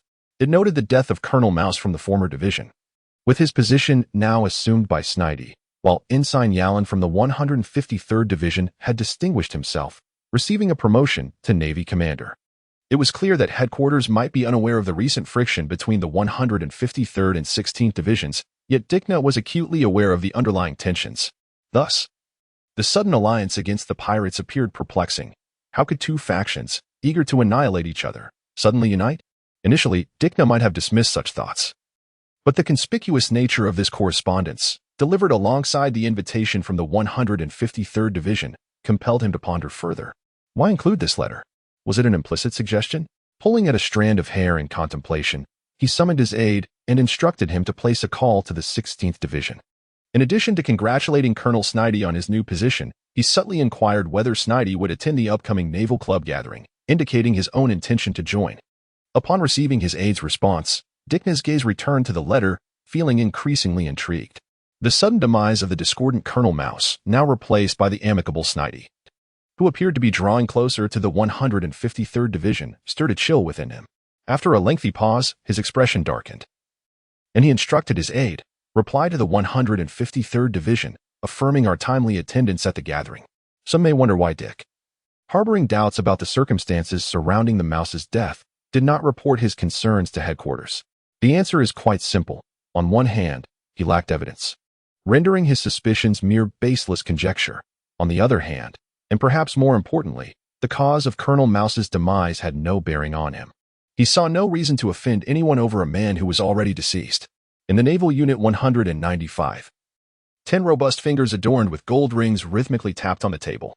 Poochie's greedy gaze fixated on the open box on the floor, which was meticulously filled with gleaming gold bars. A broad grin revealed his golden-toothed smile as he addressed the officer sent by Unit 153 with the invitation, inquiring, "What does this mean?" "This is a gift from Colonel Yarline, with hopes that Colonel Hoochie might join the Navy Club and mutually support one another within it." The officer relayed Yarline's instructions. "These gold bars merely signify goodwill. In the future, Colonel Huchi will reap even greater benefits. The luster of gold reflected in Huchi's eyes as he licked his lips. Already a colonel? Huh? Huh. I too hold great expectations for the Navy Club's future. Please inform Colonel Yarline that I shall attend the upcoming gathering punctually. Meanwhile, at the harbor of Naval Unit 26. Hutti stood watching as the warship of Unit 65 approached slowly. The rotund Fubigan staggered off the ship, beaming with a smile directed at Hutti from a distance. What brings you here? Hutti stepped forward to embrace Fubigan, well aware of their amicable rapport, understanding that the jovial fellow would not visit him without a reason. Fubigan extracted a card from his pocket and handed it to Hutti, grinning widely. I've come to deliver this invitation. You know, I was the first to join the Navy Club last time. After receiving the card and glancing at it, Hutti raised an eyebrow slightly. Before he could decline, he noticed the spark of excitement glimmering in Fubigan's nearly squinted eyes as he murmured, "Trust me, joining this Navy Club will be a decision you won't regret." The Navy's 127th Division. Jones slowly ended the call, his fingers instinctively caressing the edge of his lips adorned with a beard. He murmured to himself, the rat is dead. The commander of the 16th Division has been replaced by Snet, and that Lieutenant Yalin has been promoted to colonel. Quite interesting indeed." Lowering his head, he gazed at the fist etched on the card, a sly expression settling on his face as he fell into contemplation. A week later, the crisp sea breeze swept across the waters, as ships belonging to various divisions anchored in the harbor, their sails fluttering in the wind. A pathway of neatly arranged white stones stretched all the way to the shore, leading inward, flanked by meticulously trimmed trees standing like rigid soldiers. Inside lay a vast open space, at the center of which stood a uniquely designed building resembling a fist, brimming with three-dimensionality. In the previous conference room, the colonels from various divisions who had attended the gathering were seated around the table, the atmosphere thick with silence and an eerie tension. The colonels who had already received news of the rat's demise wore stoic expressions, while those learning of the incident for the first time cast peculiar glances at the silent Snet, who sat by the door. This Colonel Snet was the newly appointed commander of the 16th Division, which had decided to join the Navy Club. Fubigan broke the silence, a smile squeezing onto his fleshy face. With this, the Navy Club has gained 3 official members, the 153rd Division, the 65th Division, and the 16th Division. Snet nodded at Fubigan, then turned to meet the curious gazes of the others, a hint of sorrow crossing his visage. I am deeply saddened by the death of Colonel Rat. However, thanks to the valiant efforts of my 2 divisions, the vile dragon pirates have been completely annihilated. Avenging Colonel Rat. The Navy's duty is to eradicate piracy, and in this process, sacrifice is inevitable. Colonel Snet ought not to dwell too much in sorrow. At that moment, Yalin pushed the door open, the midday sun casting its rays upon his white uniform. He surveyed the room and declared, "Our Navy Club aims to unite the scattered naval forces across these waters, forging them into a formidable fist to better combat and eliminate piracy, thereby upholding and establishing order upon these seas." Chapter 113, Club Constitution. Disorder, chaos, and slaughter do not align with our Navy's interests. Yalin narrowed his eyes, taking in the expressions of those present. I know many of you are not particularly interested in maintaining justice at sea, so what about pure profit? A fragmented Navy division, or a united Navy Club? Yalin continued, consider this. In the former, you can only scrape together a meager fortune from your own territory, but in the latter, we need not laboriously exploit or fear being slain by a ruthless pirate crew, for we shall become the mightiest force in the East Sea, transforming the entire region into our fishing ground. Pirates, merchants, and even islands and nations are merely the fish we cultivate in our pond. Yalin flashed a grin, revealing his sharp white teeth, and remarked, as the master, is it not only natural to select fish to feast upon? The fish in the pond lack the power to resist. The expressions of those in the room varied, and Yalin paused momentarily before continuing, of course. This is a vision for the future, but it is imperative for everyone to understand that order signifies wealth for those donned in military uniforms. The membership of the Navy Club will gradually increase, and with each new member, the club's strength will amplify, accelerating at an ever-increasing pace. We all know that within any organization, the initial members invariably wield greater influence and are allocated a larger share of the resources. I am aware of your concerns, and I candidly acknowledge that the Navy Club embodies my ambition. However, this ambition is too vast to be realized by my efforts alone, and the future of the Navy Club cannot be solely governed by me. In truth, it is inconceivable for any single individual to monopolize control over the Navy Club, transforming it into a dictatorship. My aspiration is to form a small collective with some of the earliest members who joined the club, fostering mutual support within our group. Thus, even as the club expands and the membership burgeons, our small collective will still hold sway, enabling us to secure greater power and benefits for our members within the club. Yarlin unabashedly revealed his ambitions, lending credibility to his words and prompting those in the room to contemplate deeply. He then produced several neatly bound booklets, distributing one to each person present. The booklets were not thick, comprising merely a few pages, and contained the foundational articles and regulations of the club, drafted by Yarlin himself. Within, it succinctly articulated the club's objectives and principles, delineated the rights and responsibilities of each member, as well as various agreements and straightforward statutes. Yarlin remained silent, allowing them to peruse and contemplate on their own, patiently seated with his palms pressed together on the bridge of his nose. The club represents the collective will of all its members, and those who join as formal members are endowed with voting rights. Currently, the club only accepts representatives from various naval branches affiliated with the East Sea, with each branch permitted to nominate a single representative to become a formal member. Decisions regarding unified events and orders organized by the club require a vote from all members, adhering to the principle of majority rule. Commands that receive the agreement of more than half of the members will be regarded as the club's collective will, and once issued, all members must comply. Members are prohibited from actions detrimental to the club's interests, with violations resulting in expulsion and accountability measures, as the club reserves the right to pursue any necessary actions for enforcement. The enemies of the club are deemed the enemies of all its members, who bear the obligation to uphold the club's interests.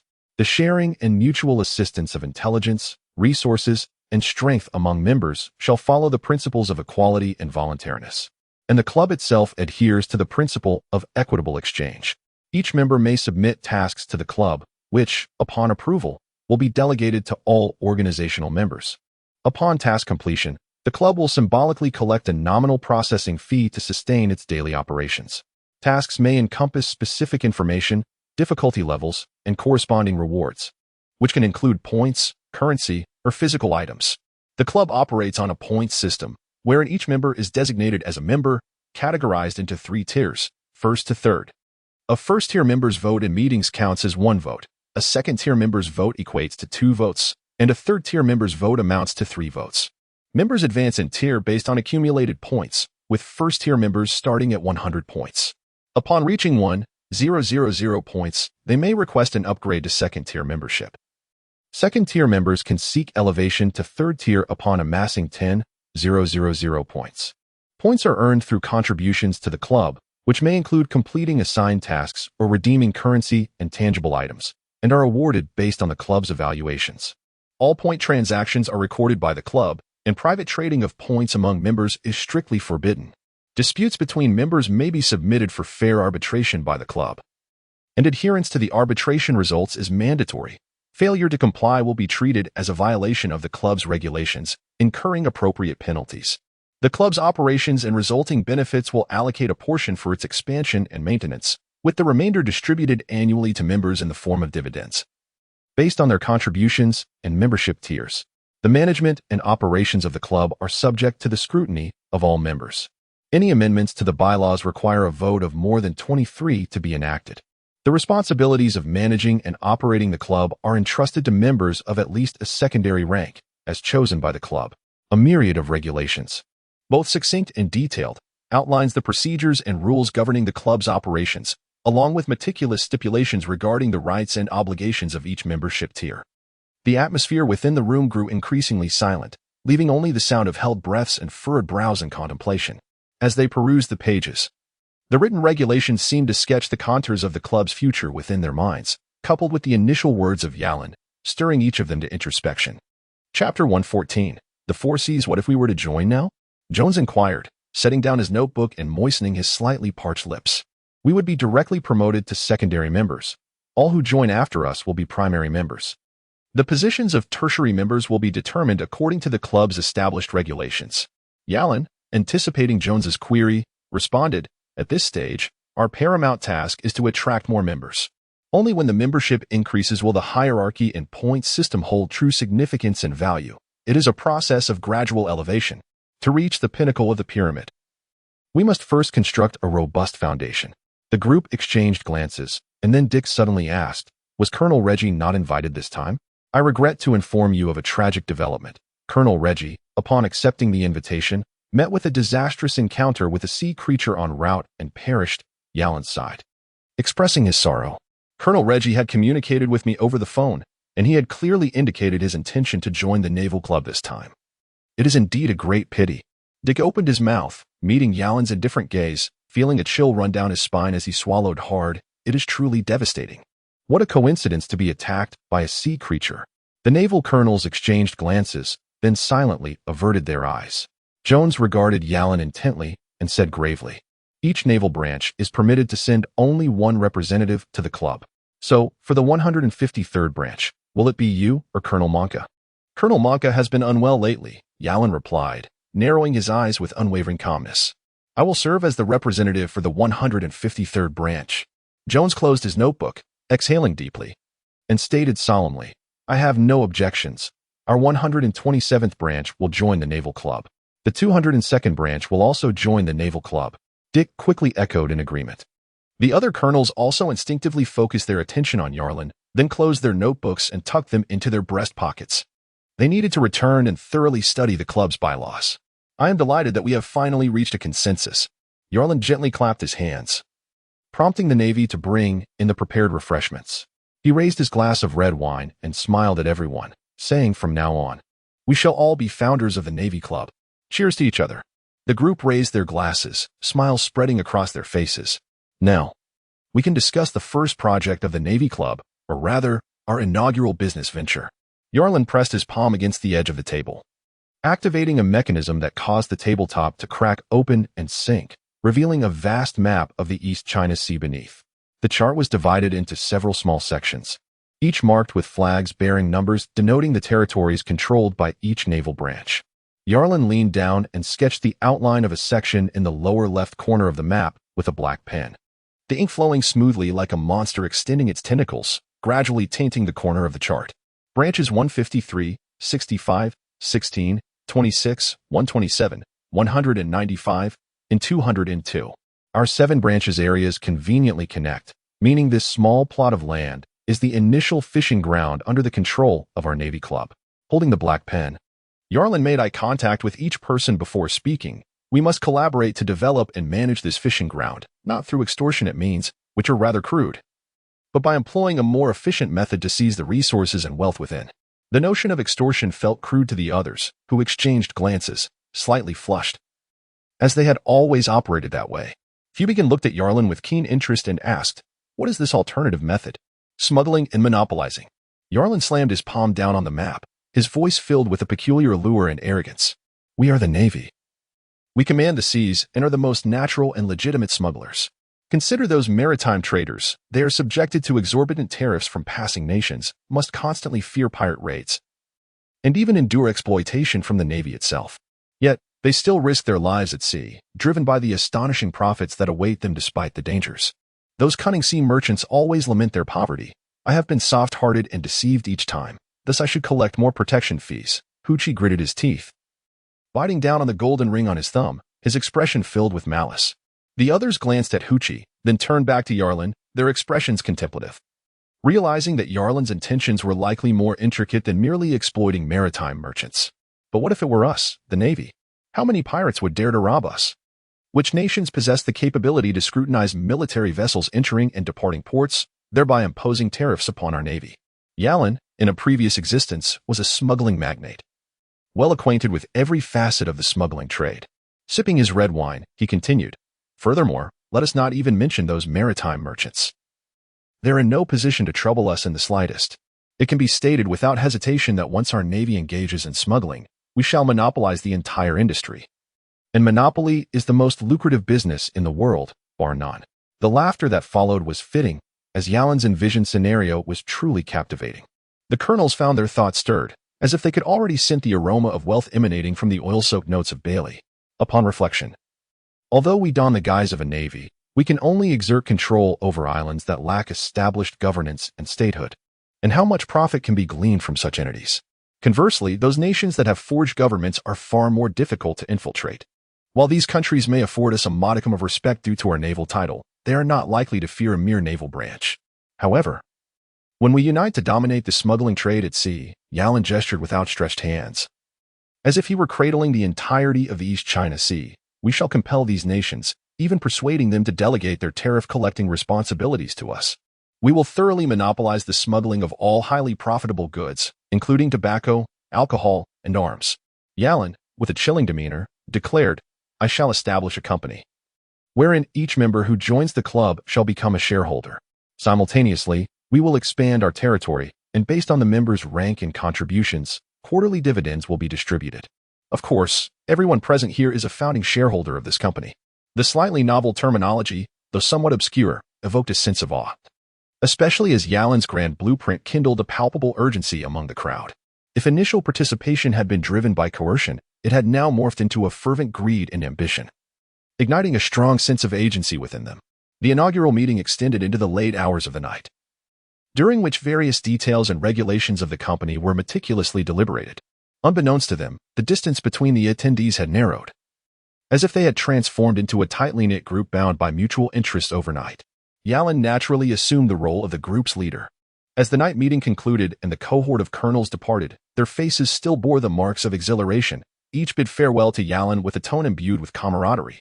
Yalin watched several colonels depart, his gaze lingering on the fluttering naval flag, the corners of his mouth curving into a faintly chilling smile. What is the name of the company? CLO appeared silently behind Yalin, like a shadow merging with the darkness. The Four Seas. Yalin, with his back to CLO, gazed deeply into the night sky. Chapter 115. Expansion and the news of capable individuals. Time flew by, ushering in the year 1518 of the sea-round calendar. East Sea. The Longshore Trading Company successfully returned from its second transoceanic voyage, officially entering a phase of rapid expansion. The Red Skull pirate crew had increased its fleet to 11 ships, with pirate members exceeding 1,000, beginning to roam the East Sea unpredictably, ruthlessly plundering passing merchant vessels, and occasionally clashing with naval ships from various branches, committing numerous crimes in the pursuit of fleeing foes, their notoriety growing ever louder across the waters. In the same year, a company named Four Seas quietly emerged, with ships affiliated with different naval branches frequently appearing in the ports of various nations. Rumors began to circulate about an exclusive club reportedly only accepting upper echelons of the Navy. More and more naval colonels sought information about this club. It was said that those who could join were influential figures from various branches in the East Sea, and each meeting of the club could potentially sway the balance of power in the region. However, these claims seemed to be mere hearsay. The actual situation was that the club's formal membership was nearing 40, with 7 secondary members overseeing its operations and management, everything proceeding in an orderly fashion. As the maritime charts on the long table in the conference room illustrated an ever-expanding territory drawn together in black ink. At this very moment, the club was hosting a soiree, where members mingled with smiles, exchanging various pieces of intelligence and information, while private collaborations and transactions between branches were being finalized amidst the festivities. Things have been rather tumultuous at sea lately, remarked a long-faced naval colonel, clinking his glass, a hint of worry in his voice. Many merchant ships in my jurisdiction have been ruthlessly slaughtered by the Red Skull pirate crew. Hey, what does that matter? The more merchants that perish, the more it aligns with our desires, chuckled another naval colonel. Last month's dividends returned by the Four Seas Company truly shocked me. They equaled what I had extorted over the past 2 years. Merchants are a duplicitous and cunning lot. Their demise is inconsequential. Another naval colonel approached, raising his glass. Rather than dwelling on this, why not recommend a few colonels to join the club? For each member successfully vetted through your referral, you earn 100 points. If you can elevate their membership level quickly, you could partake in the club's governance and management. Such immense power lies concealed behind this opportunity. Does it not need further elaboration? On the other side, within the hushed confines of the conference room, Hu Chi fidgeted with his golden teeth, his irritation palpable. While the Red Skull pirates could be ignored, allowing them to plunder merchant ships would only serve the interests of the Four Seas Company. However, this deranged band of fishmen needed to be eradicated. Recently, a group of fishmen had emerged from the East Sea, seemingly harboring a deep-seated vendetta against the Navy, specifically targeting naval vessels. The 195th Division suffered an attack, resulting in the massacre of all Navy personnel aboard, their severed heads gruesomely piled on the deck. When Hu Chi dispatched individuals to search for the missing warship, the scene they encountered upon boarding was almost enough to make him retch. The stench of decaying heads, infested with writhing white maggots, was grotesque. The deliberate targeting of the Navy and the decapitation of victims suggested a vengeful motive. Pucci licked his lips and turned to Snidey, inquiring with a chilling tone. I recall that the dragon pirates you eradicated were indeed a fishman crew, correct? The dragon pirates have been completely annihilated. Before Snidey could respond, Yalin interjected with a cold smirk. Moreover, if these were indeed the vengeful spirits of the dragon pirates, they would undoubtedly seek retribution against our 153rd Division and the 16th Division. Indeed, the dragon pirates are utterly wiped out, Snidey echoed, his voice equally frigid. He held no affection for fishmen. After all, the East Sea was not solely populated by the dragon pirates. Furthermore, the fishmen were inherently arrogant racists, harboring animosity towards humans. The government, and the Navy for far longer than just a day or two. It was hardly surprising that a deranged group of fishmen would occasionally surface to commit heinous acts. Damn it, what bad luck, Pucci muttered, begrudgingly acknowledging Snidey's assertion as he spat vehemently. Yarlin wore an expressionless visage as he lightly tapped the table. His voice laced with a chilling intent. The race of fishmen poses a restless threat that cannot be ignored. We shall soon issue a mission under the club's banner to eradicate this group of fishmen. Pucci responded with a grateful smile, raising his hand in agreement. I concur. Dick had seemingly been completely subdued by Yarlin during this time, offering his wholehearted support for any suggestion put forth by Yarlin. Phoebe, grinning broadly, raised his hand as well. I too harbor no fondness for the fishmen. This was but a trivial matter, and no one would dare to oppose it. All hands were raised in unanimous approval. Unbeknownst to them, a fleeting glimmer of cunning danced in the depths of Yarlin's eyes. Now, on to the next matter, Jones said, adjusting the brim of his hat. The feedback from below highlights two pressing issues that require our attention. Firstly, it seems that certain nations have become aware of our Navy's involvement in smuggling activities, with the Kingdom of Alex exhibiting the most vehement response, even dispatching garrison troops to blockade their ports, denying our warships entry. Secondly, a band of pirates, entrenched on Orange Island, audaciously shelled a passing warship last month. This gang operates within my jurisdiction. Jones paused, his tone taking on a more somber note as he continued. I recall that Colonel Yarlin requested our assistance in gathering information regarding devil fruits or their wielders. Could it be? Yarlin, who had been half closed-eyed, suddenly widened his gaze, an eerie black glint flashing within. He fixed his stare intently upon Jones. Jones, deeply scrutinizing Yarlin, had learned from Sinetti that Yarlin was purportedly a wielder of a devil fruit, though the specifics of his abilities remained shrouded in mystery. He chuckled softly, coincidentally. The leader of this pirate crew happens to be a user of a devil fruit. Leave the second matter to me, Colonel Jones. Yarlin licked his lips, a hint of urgent greed creeping into his calm demeanor. I owe you a favor. Jones nodded in satisfaction, while the other colonels remained silent. Had it pertained to a devil fruit, they might have shown interest, however, given that it involved an individual who had already succumbed to the powers of such a fruit. They were eager to distance themselves, lacking the peculiar fascination exhibited by Yalin. In Chapter 116, a strange, dark glimmer flickered in the depths of Yalin's eyes as he sat in his chair, listening to others deliberate on the handling of the initial matter. His own thoughts having drifted elsewhere unconsciously. Theoretically speaking, Yalin was not a wielder of a devil fruit. The black threads were a consequence of the parasitic nature of the mother nest within him. His ability to wield the slick fruit was, at best, an indirect inheritance. Yet even so, he could distinctly sense the peculiar transformation of the black threads, both in texture and form, due to the influence of the slick fruit, which exponentially heightened the danger he posed to his adversaries. The affairs concerning the Kingdom of Alexia required the most stringent action, making it abundantly clear what repercussions awaited those who dared to provoke our Navy. Otherwise, future complications would arise. In the nearly slit eyes of Fubigan, a cold glint sparkled. The suspicion of naval smuggling was not confined solely to the Kingdom of Alexia.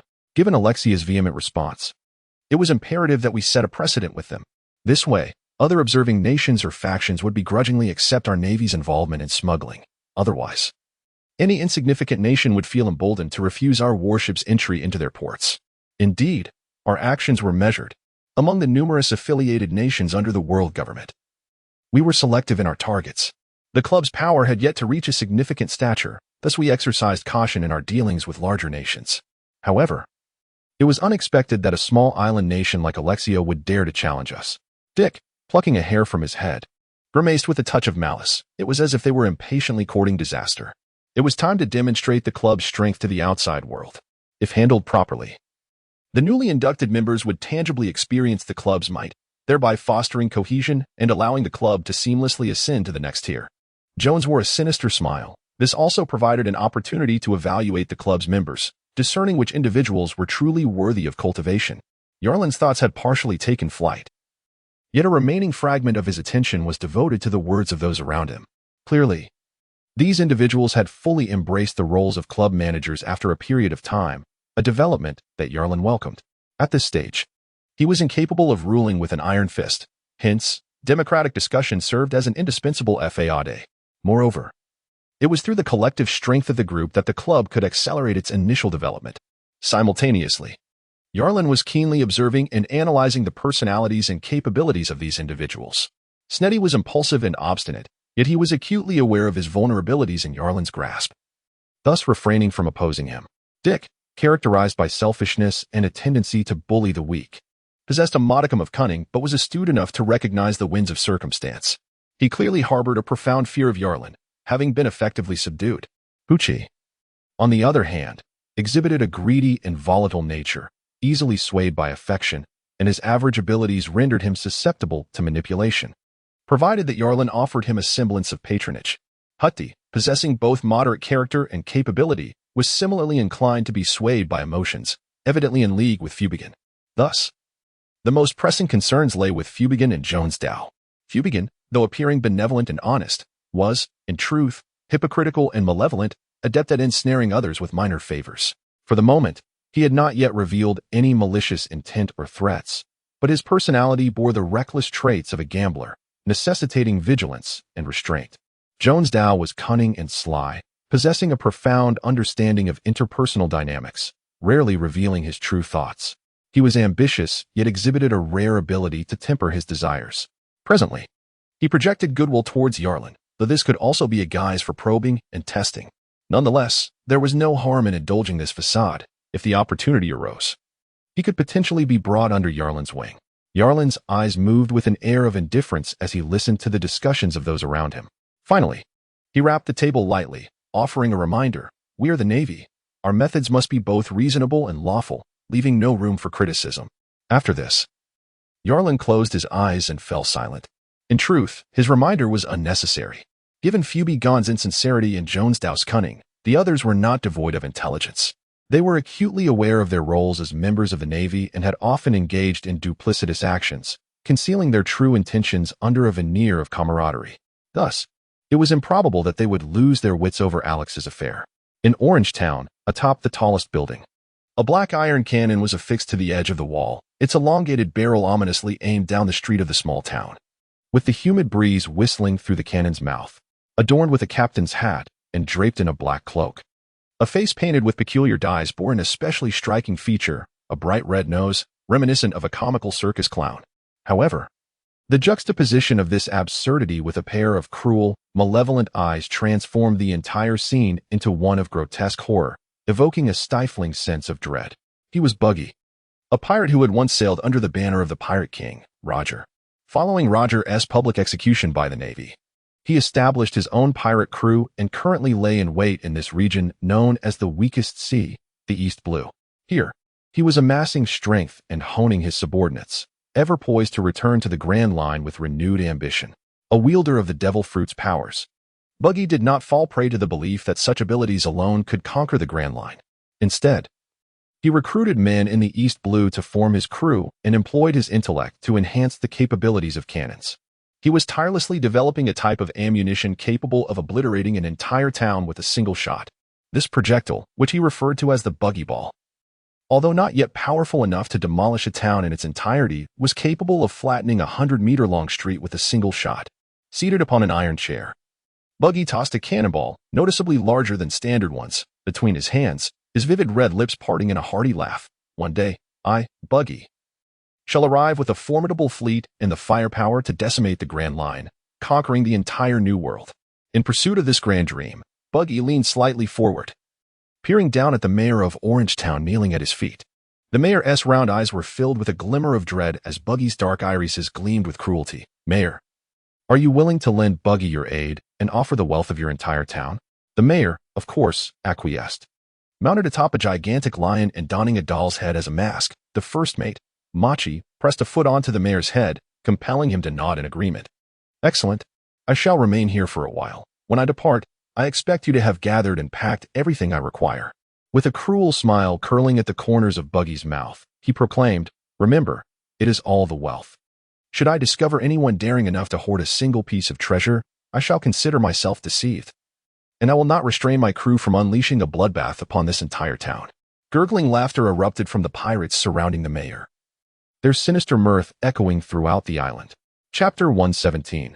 The terrifying presence of the Buggy pirates in Orange Town has cast a pall of white terror over the entire community. Though the townsfolk had contemplated rebellion, a mere test shot from Buggy's cannon left a scene of devastation and corpses, extinguishing any thoughts of resistance. Orange Town had succumbed entirely to the rule of the Buggy pirates.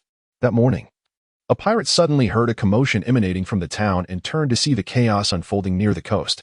On the horizon, the tall sails of 5 formidable warships were swiftly approaching the harbor of Orange Town. 3 of the vessels positioned themselves at the harbor's entrance, intending to seal it off, while the other 2 sailed directly into the port to dock. Captain, the Navy is here, a pirate shouted. The reveling pirates, still intoxicated from the previous night's festivities, awoke abruptly. Buggy rubbed his eyes and flicked away a speck of sleep, casually gazing toward the harbor. The hulls of the warships bore white-painted numbers indicating their naval divisions. One was marked as 127, while the other 4 bore the number 153.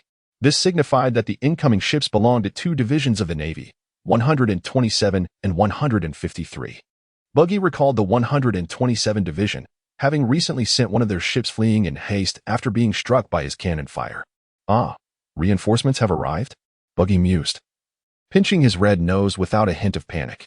As a pirate who had returned unscathed from the Grand Line and had even spent time aboard the Pirate King's ship, he regarded the East Blue Navy with utter disdain. Listening to the tumult from the town, a smirk danced across his clownish visage. Do these fools believe they have been saved? It seems they have yet to fully grasp their grim reality. Shall we fire? A pirate clad in acrobatic attire raised a torch, ready to ignite the cannon fuse at Buggy's command. Gunpowder is precious. We must conserve it. Buggy licked his vibrant lips, his thoughts lingering on the wealth of the town that had not yet fallen into his grasp. How could I recklessly destroy it? The paltry East Blue Navy, This is the perfect opportunity to test the strength of the Buggy pirates. Those who perish here are unworthy to follow me back to the Grand Line. With a dramatic flourish, Buggy turned and spread his arms wide, bellowing to his crew, Boys, tear these Navy men to shreds. The assembly of pirates erupted in a cacophony of agreement, brandishing an array of weapons as they surged toward the harbor with an air of menace. Machi, take your lion for a hearty feast, Buggy remarked, reclining in his iron chair, casting a condescending gaze over the chaotic town filled with screams, a smirk playing on his lips as he addressed Machi. Machi retrieved a key and unlocked the iron cage forged from steel. A lion, towering as high as 2 men, emerged with a ferocious roar, its foul maw dripping with saliva. He gently stroked the lion's fur while murmuring strange sounds, before mounting its back and hastening toward the harbor. Captain, I shall also stretch my limbs, declared Kabaji, the first mate of Buggy's crew, a man with a side-part hairstyle concealing half of his face, a scarf wrapped around his neck.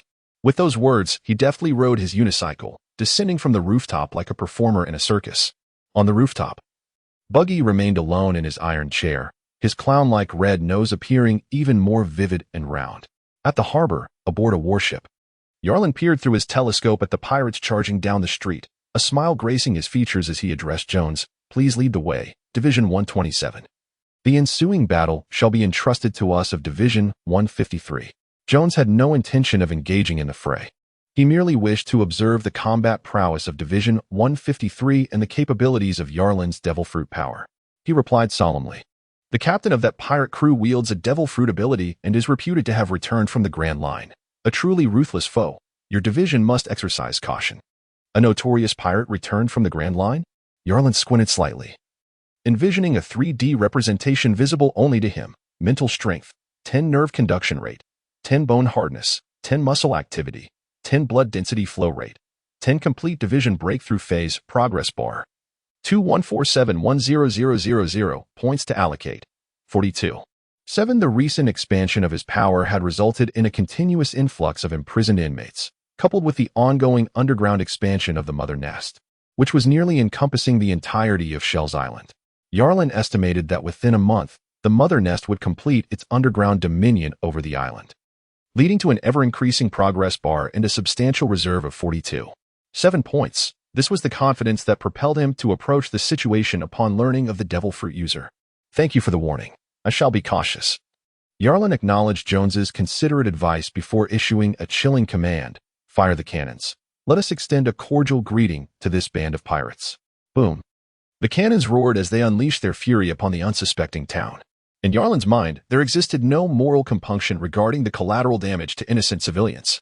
To minimize the sacrifices of the Navy, the loss of civilian lives entangled in the conflict was deemed an inevitable, albeit tragic, price of justice. The thunderous blast reverberated through the air, accompanied by the ominous sound of projectiles slicing through the atmosphere, as dense iron shells violently struck the town structures. Buildings near the port crumbled under the relentless barrage, and unfortunate residents caught unaware were crushed beneath the rubble, their screams melding with the anguished cries as the second wave of artillery descended upon them. Was the eradication of pirates worth disregarding the lives of innocents entirely? How heartless! Johnston observed Yarlin's indifferent profile, gaining a profound understanding of his cold resolve. Although Johnston himself placed little value on civilian lives, the unhesitating order to bombard, coupled with the unwavering obedience of the 153 RD Division soldiers, sent a chilling message. It was indeed true that the character of a commander shapes the nature of their soldiers. Justice has always been forged in blood, and the deaths of these civilians were deemed justifiable. They would be avenged, and the pirates would be exterminated. Yarlin drew his sword, its sharp edge pointing menacingly forward. This battle would not allow for survivors. A roar erupted from the naval ranks on the ship's side, a cold, merciless aura enveloping the entire town, devoid of warmth. Johnston, witnessing the unsheathing of blades and the resolute posture of the naval personnel, fixated on Yarlin's silhouette. An involuntary shiver coursed through him, leaving only a sense of dread in his heart. Terrifying. Chapter 118, The Flesh and Blood Wall after 2 rounds of cannon fire. Nearly all the buildings along the port had collapsed, and the bodies of civilians and pirates lay intermixed in grotesque heaps, indistinguishable amidst the carnage. The ground was strewn with debris and remnants of structures, fragments of shells mingling with flesh, and blood splattered everywhere. Civilians, shrieking in terror, desperately sought refuge, while the pirates appeared momentarily stunned by the Navy's brutal assault. They had not anticipated such audacity from the warships, which had dared to fire directly upon the town. Though the pirates suffered numerous casualties, the toll on the civilians was far greater. Cursed Navy! As the pirates regained their senses, they let out primal howls, their feet pounding against the ground as they rushed toward the moored warships. They had to engage the Navy in close quarters before the next barrage began. Surely the Navy would not fire upon their own. The heavy thud of footsteps, accompanied by the howling winds, surged from behind the ranks of pirates. A massive lion, its fur tinged gray, lunged into the port with a roar. Machi sat atop the lion's back, tearing away the tattered hood that had been ripped by debris, revealing a gash on his forehead, as thick as a thumb.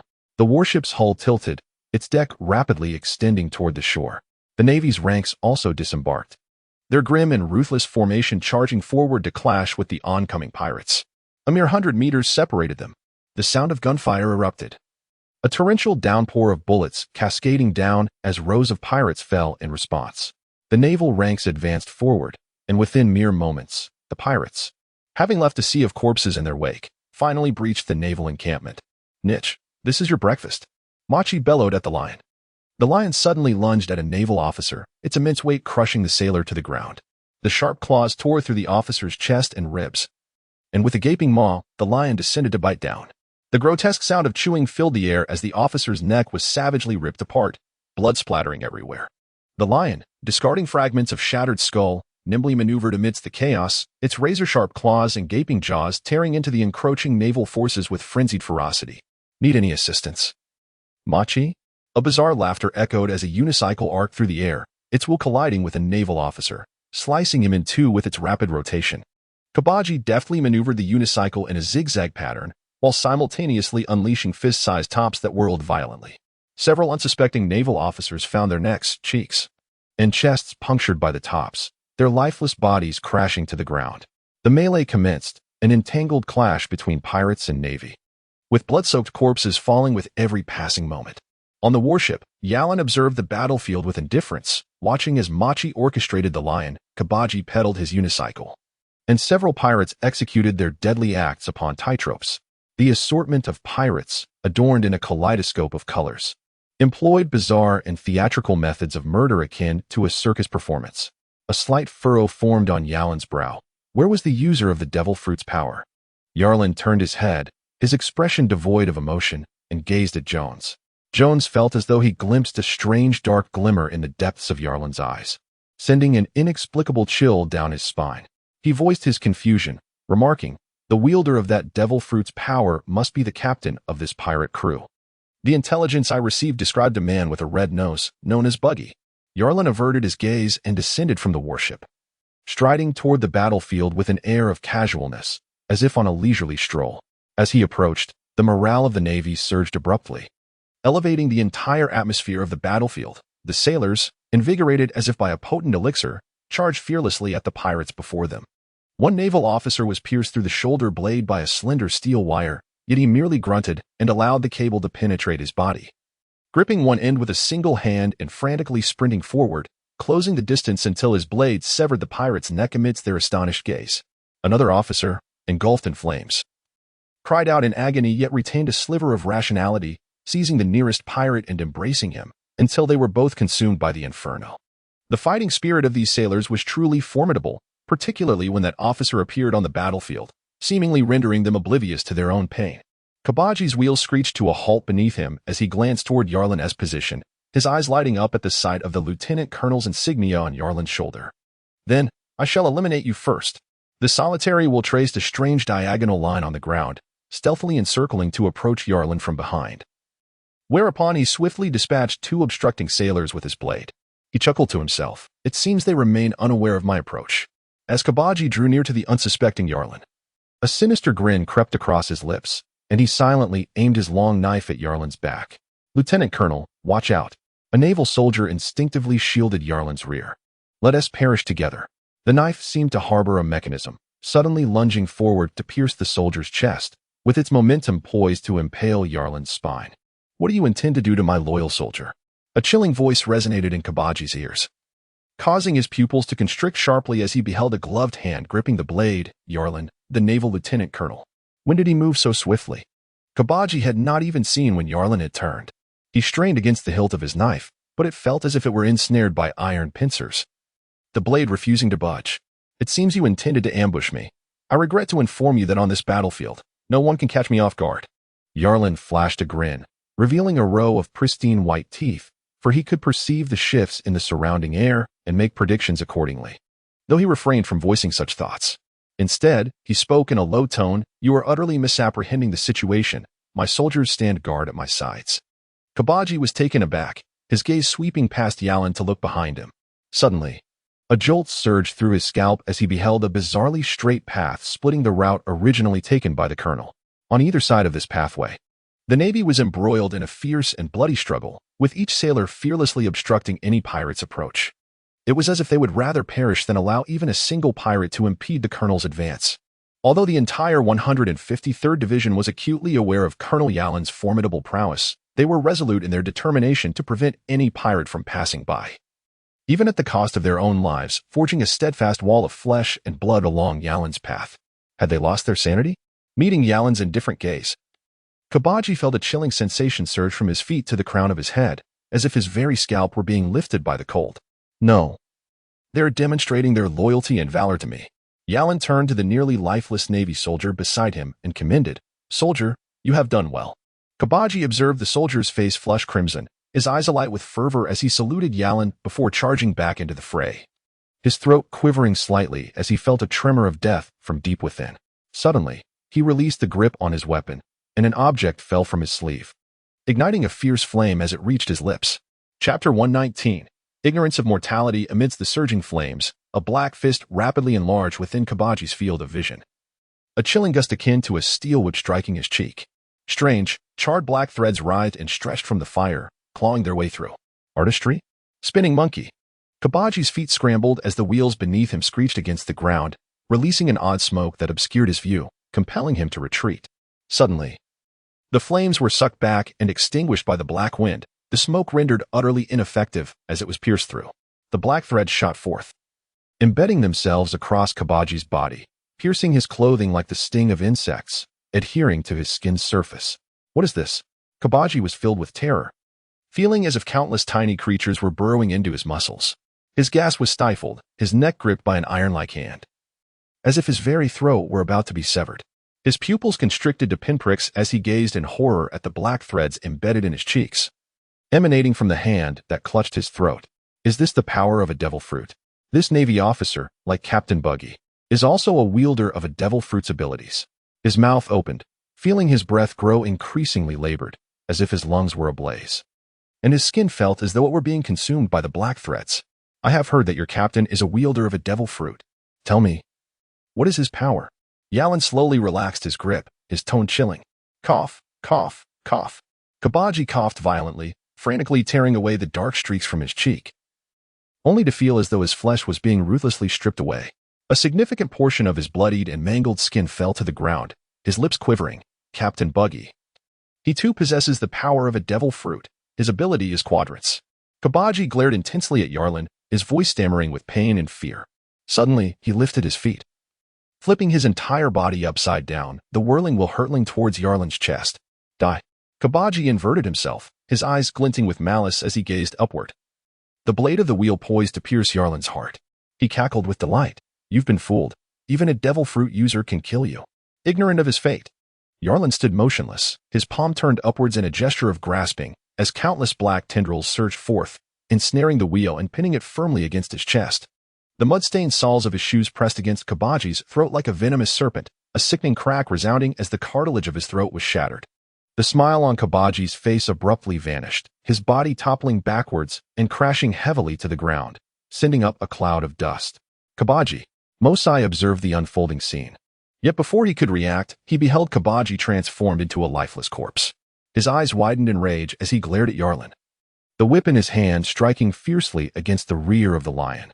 Leaky emitted a savage roar, its maw gaping wide, filled with flesh torn into shreds by its teeth. Feed him to me, Leaky.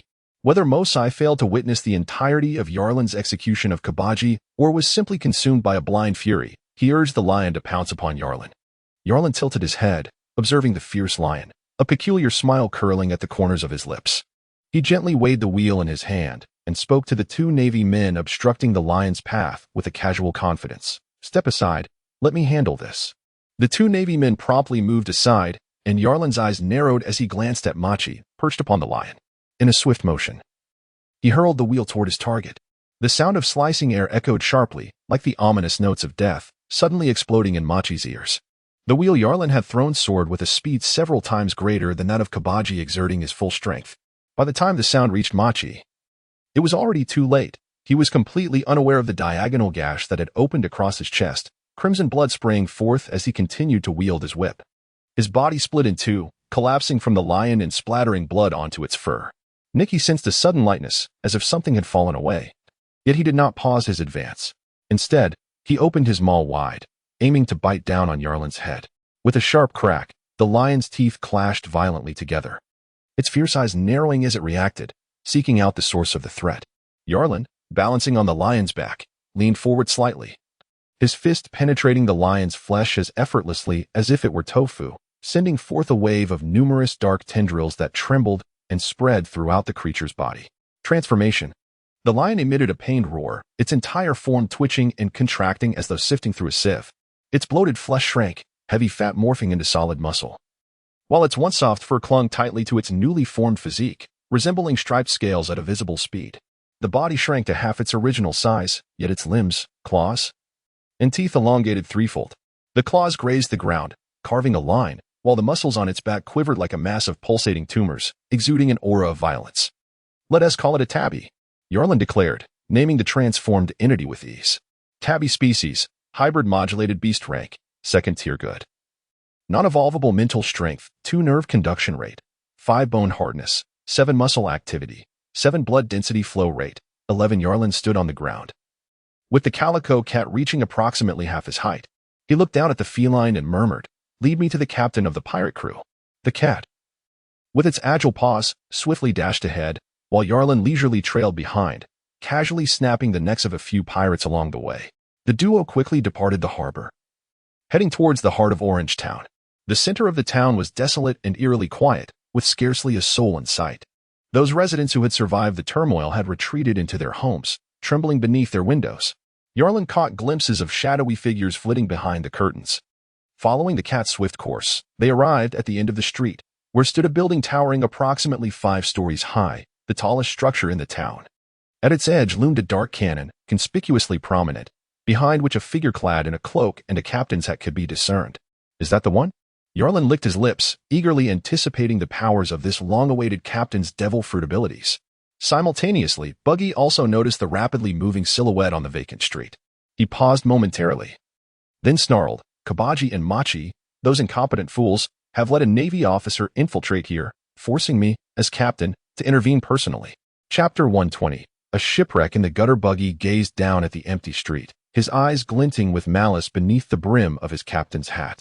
His gaze flitted between Yarlin and the cat, ultimately settling on the feline, which evoked an unsettling sense of familiarity he couldn't quite place. A gentle breeze billowed his black cloak as Buggy licked his vibrant lips and, donning white gloves, suddenly raised a lit torch. He gently nudged the cannon beneath him, causing its black maw to swivel ominously towards Yarlin as he slid the fiery torch against the fuse. Without a word or warning, a Buggy cannonball was launched down the long street. A thunderous roar erupted, and a terrifying wave of heat surged forth like an enraged dragon, obliterating everything in its path. The marble paving stones were upheaved, and the sound of crashing debris echoed like thunder. Amidst a cloud of dust and heat, cries of anguish filled the air. Yarlin's pupils suddenly constricted as he beheld the calico cat being swept away by a scorching wave of heat. The astonishing surge roared towards him, compelling him to seize the cat's body and raise it like a shield before him. Countless strands of darkness surged forth, while he himself rapidly propelled backward, evading the inferno. The terrifying flames engulfed the calico cat, and the threads of black spun into a cocoon melted into viscous darkness within the blaze. Ultimately, Yarlin was grazed by the fiery onslaught, and he was hurled backward, crashing into a nearby structure. After a considerable pause, the dust began to settle, revealing the devastation wrought by the bombardment. The entire street lay in ruins, wooden structures collapsed, and remnants of charred debris littered the ground, interspersed with fragmented corpses buried beneath the rubble. Buggy stood beside the cannon, yawning with a grotesque and cruel smile gracing his face. "Ha ha ha. Did you not expect me to fire without warning? Blown to bits, how delightful." After a fit of laughter, Buggy's legs abruptly detached at the ankles, the severance smooth and devoid of blood, reminiscent of a disassembled puppet. His feet remained planted on the ground while his upper body ascended vertically into the air. Suspended halfway, Buggy retrieved a telescope from his pocket, peering towards the harbor, only for his expression to darken gradually. The battlefield's situation diverged drastically from his expectations. "Damn it. You lot are supposed to be pirates returning to the Grand Line. How could you not even handle the East Blue Navy?" Buggy ground his teeth in frustration. What in the world are Kabaji and Moji doing? He had failed to spot his subordinates amidst the chaos and had not yet contemplated that his first mate and strategist may have already perished. Assuming instead that they had simply gone astray. Must I take matters into my own hands?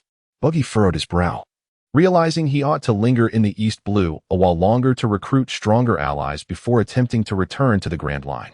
With a sigh, he descended, his severed limbs seamlessly reconnecting with an eerie precision.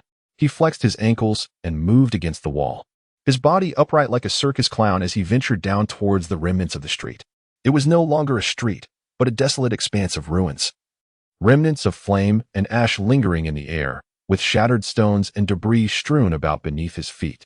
A distinct sound echoed, resembling the crunch of his footwear upon the rubble, yet also reminiscent of faint noises emanating from below, as if something buried beneath was struggling to rise. Suddenly, Buggy halted, the hairs on his back bristling as his pupils dilated. He witnessed the stones beneath him tremble. A surge of darkness erupted forth, resembling a carnivorous flower in bloom, as a pitch-black arm emerged to grasp his ankle. He had narrowly evaded a fatal explosion. A faint voice emanated from the depths below, its cold, hoarse timbre reminiscent of a venomous serpent flicking its tongue against the nape of Baki's neck. With a sudden explosion, a stone shattered, and Yalin clutched Baki's ankle with a vice-like grip, emerging from the subterranean hole in a tattered state, his face caked in dirt and dust, and his eyes ablaze with a frenzied murderous intent. How could he have survived the blast? Baki looked down at the shadowy hand gripping his ankle, the arm adorned with withered, creased skin that exuded a charred odor.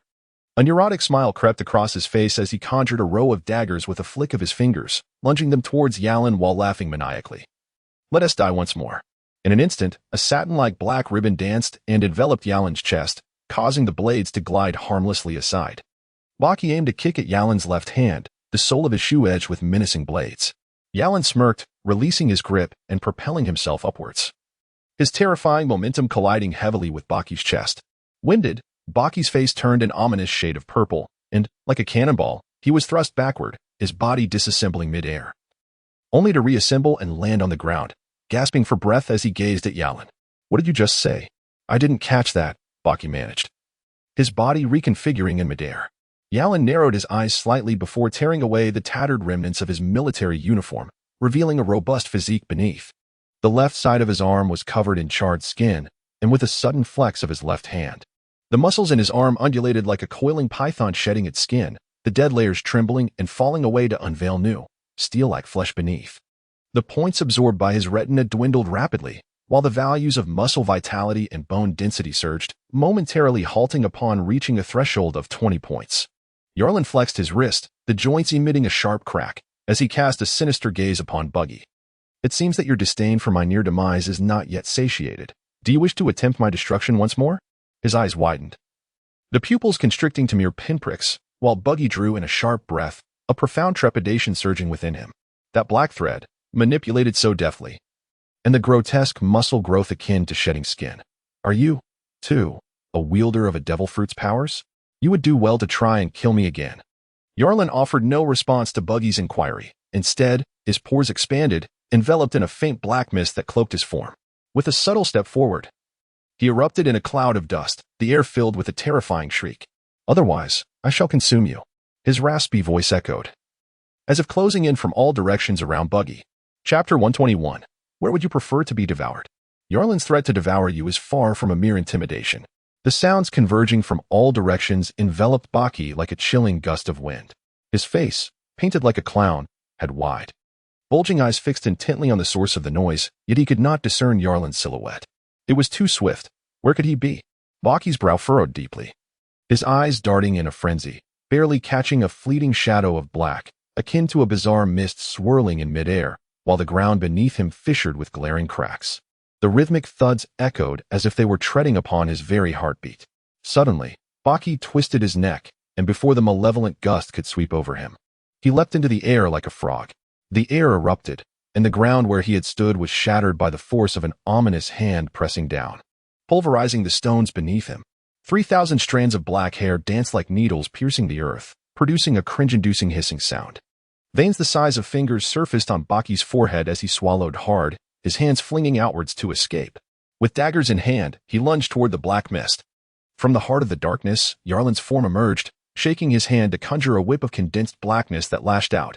The strands possessed the properties of a slippery fruit, impervious to the sharpest blade. The black whip struck Baki's dagger, leaving it unscathed, and split into numerous slender whips that ensnared his fingers with a sinister grip. Baki's expression shifted as he felt his fingers being constricted as if caught in a vice, the skin around his joints breaking into blood. It felt as though his bones were on the verge of snapping. In a panic, he attempted to draw his hands back towards himself. The black strands snapped one by one, and just as his hands were about to break free, Yarlin smirked, ruthlessly aiming for one of Baki's palms. His fingers, taut like a tiger's claws, sank deep into Baki's flesh. A cry of agony escaped Baki's lips as the pressure of the black threads broke free from one hand, only to be met with 3 gory punctures in the other. Yarlin's fingers, like hooks, seized the mangled hand, and from his bloodied fingertips, countless black strands surged forth, seeping into the wounds as if ink were cascading into his palm, staining his veins and flesh with darkness. What have you done to my hand? Baki gasped, staring at his palm now shrouded in black. He felt as though he was losing control and sensation over it, as if that hand had truly detached from his body, no longer part of him. Ever since he had acquired the ability to fragment, he had been able to detach any part of his body at will, exerting control over it. Yet, this sensation of being unable to sense a detached limb was unprecedented. Panic surged within him as he instinctively glanced at his wrist, where the once smooth incision now glistened with crimson, resembling a fresh wound inflicted by a sharp blade. Of course, I've devoured your hand. As Yalin's 5 fingers manipulated the black threads, Baki felt an icy chill course through his entire being. He heard the sound of insects gnawing at fresh flesh, and his blackened hand withered at a visible pace. In the span of merely 2 breaths, his palm was entirely consumed, leaving only a mass of black tendrils hissing and writhing in the air. Baki's face, painted a ghastly white, appeared even more pallid, and his crimson nose quivered as he bellowed in rage, "Damn it, I will kill you. I must kill you. Then you had best hasten your movements, or else." A terrifying and sinister killing intent erupted from Yalan, who deliberately enunciated each word through clenched teeth. "I will consume the remainder of you entirely." As he observed Baki's frantic screams, a wave of satisfaction surged within Yalan. He had always harbored a deep-seated desire for vengeance, especially against those who had nearly brought him to the brink of death. His retribution would be particularly brutal and merciless. Only through such means could he release the fury that burned within him. Baki's previous attack had nearly led to Yalan's downfall, had it not been for his quick reflexes, evading the heart of the explosion, and his ample reserves of energy, which allowed him to rapidly enhance the hardness of his bones and the vitality of his muscles. He might well have become a charred corpse buried underground. The terror of life and death is profound, a despair that is utterly incomprehensible to the living. Yalan had experienced it once, a memory he was reluctant to revisit. Yet, at this moment, he felt a lingering sense of heart-pounding relief, having escaped that fate. He bared his teeth, his eyes fixed on Baki with the coldest, most merciless intent. He yearned to make Baki truly understand despair. Shattered? Nonsense. Baki quickly twisted and wriggled his lower body, launching his entire lower half like a high-speed, serrated projectile aimed at Yalan. Such futile acrobatics. This is your development of abilities? If this is all you can muster, you will not be able to kill me. The black mist flickered momentarily as Yalan vanished from Baki's sight, reappearing suddenly behind him, his cheek nearly brushing against the side of Baki's face. "Where would you like me to begin my feast?" Their eyes met abruptly, and Baki felt a chill run down his spine, for Yalan's gaze was venomous and cruel. With his scalp prickling, Baki bared his teeth and lunged towards Yalan, while his dismembered lower half curiously arced through the air, hurtling towards him with increased velocity. How about selecting this arm? A chilling gust from Yalan's fingers sliced through the air towards Baki's remaining intact arm. Yet Baki did not flinch or evade. A fierce and vengeful glint shone in his eyes as he embraced the oncoming threat, reaching out towards Yalan's waist. Yalan squinted, a sinister smile curling at the corners of his lips as his fingertips carved a deep gash into Baki's arm, revealing the stark whiteness of bone beneath. Baki gritted his teeth, wrapping his arms around Yalan's waist, when suddenly his chest shattered into several pieces, akin to toppled blocks tumbling to the ground. The spinning pancake behind him hurtled forward, piercing through the hollow cavity of his chest and aiming directly for Yalan's heart. "It appears that you have not learned to heed the lessons of the past." Yalan lowered his head to meet the astonished gaze of Buggy. With his hands clasped together, he spun them forward, and instantly, countless black threads surged and spiraled, resembling a black lotus blooming in an abrupt flourish. The pancakes brushed against the trembling petals, gradually ceasing their rotation, while the impact felt to Yalan was merely akin to a tickle. The myriad of black strands converged and vanished, as Yalan's hands clamped down like steel pincers upon Buggy's feet. Chapter 122. Despair. A pallor washed over Buggy's face as his body disintegrated mid-air, dispersing like a cluster of plastic foam drifting into the distance. Yalan grasped the struggling soles, tilting his head with a sinister gaze directed upwards, exerting force in his palms that resonated with the sound of bones snapping. Thinking of escaping? In a similar fashion, the black threads surged into the bloodied holes created by his fingers as Yalan sneered, "Then I shall claim these 2 feet first." Suspended in the air, Buggy quickly reassembled and glanced down at his bleeding ankles, his trousers soaked with crimson. With a look of malice and horror, he beheld his dissolving feet, now reduced to nothing more than 2 foul shoes, which Yalan carelessly discarded on the ground.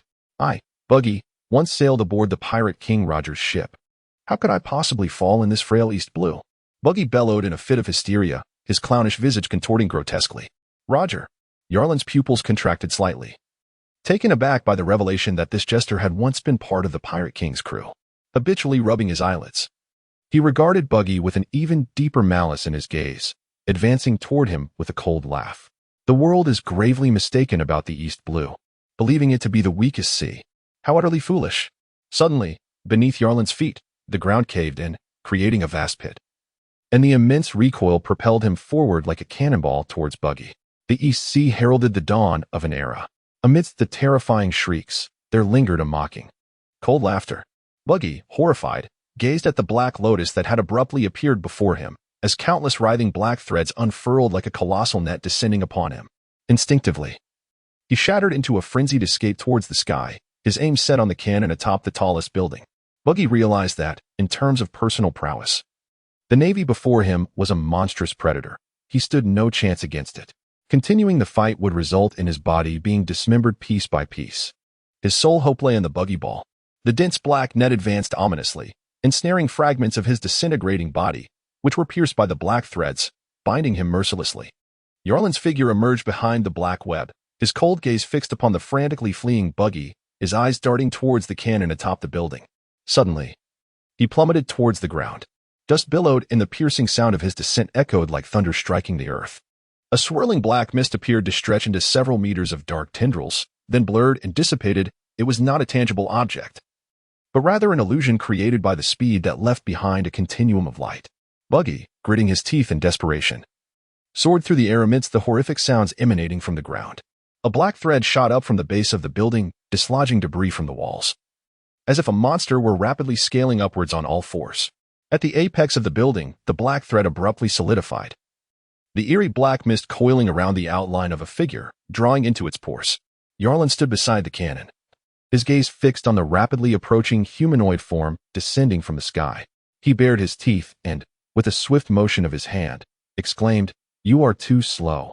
Fragmented remnants of his body surged towards him with alarming speed, the inertia rendering Buggy incapable of halting his momentum. He could only watch helplessly as he was ensnared, much like a lamb entering the jaws of a tiger. In the fleeting moment of his body's reassembly, a dark net descended upon him, enveloping him entirely. The malevolent strands constricted him, thwarting any attempt at escape, while a suffocating grip tightened around his neck as Yarlin's formidable hand clutched him with unyielding force. Buggy was ensconced in a shroud of darkness, appearing as naught but a shadow devoid of features, save for one distinctive trait, the bright red nose that remained exposed to the air. He felt countless tendrils penetrating his orifices, as if swarms of insects invaded his chest, writhing within his innards. Just as he believed his organs were on the verge of being devoured, the insidious creatures abruptly fell silent. The choking sensation around his neck gradually subsided, and the dark threads that had obscured his face parted, allowing his eyes, mouth, and nose to emerge once more.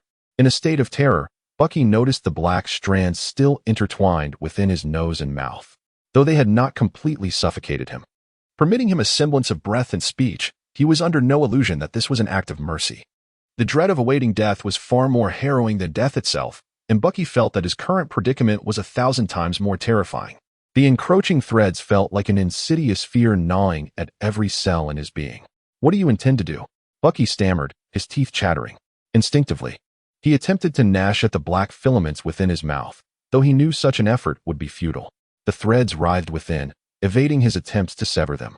"I initially intended to kill you outright," Yarlin remarked, his fingers delicately poised upon Buggy's carotid artery, his gaze cold and menacing. "You claim to have served aboard the Pirate King's ship. Thus, you must possess the navigational charts of the New World, correct?"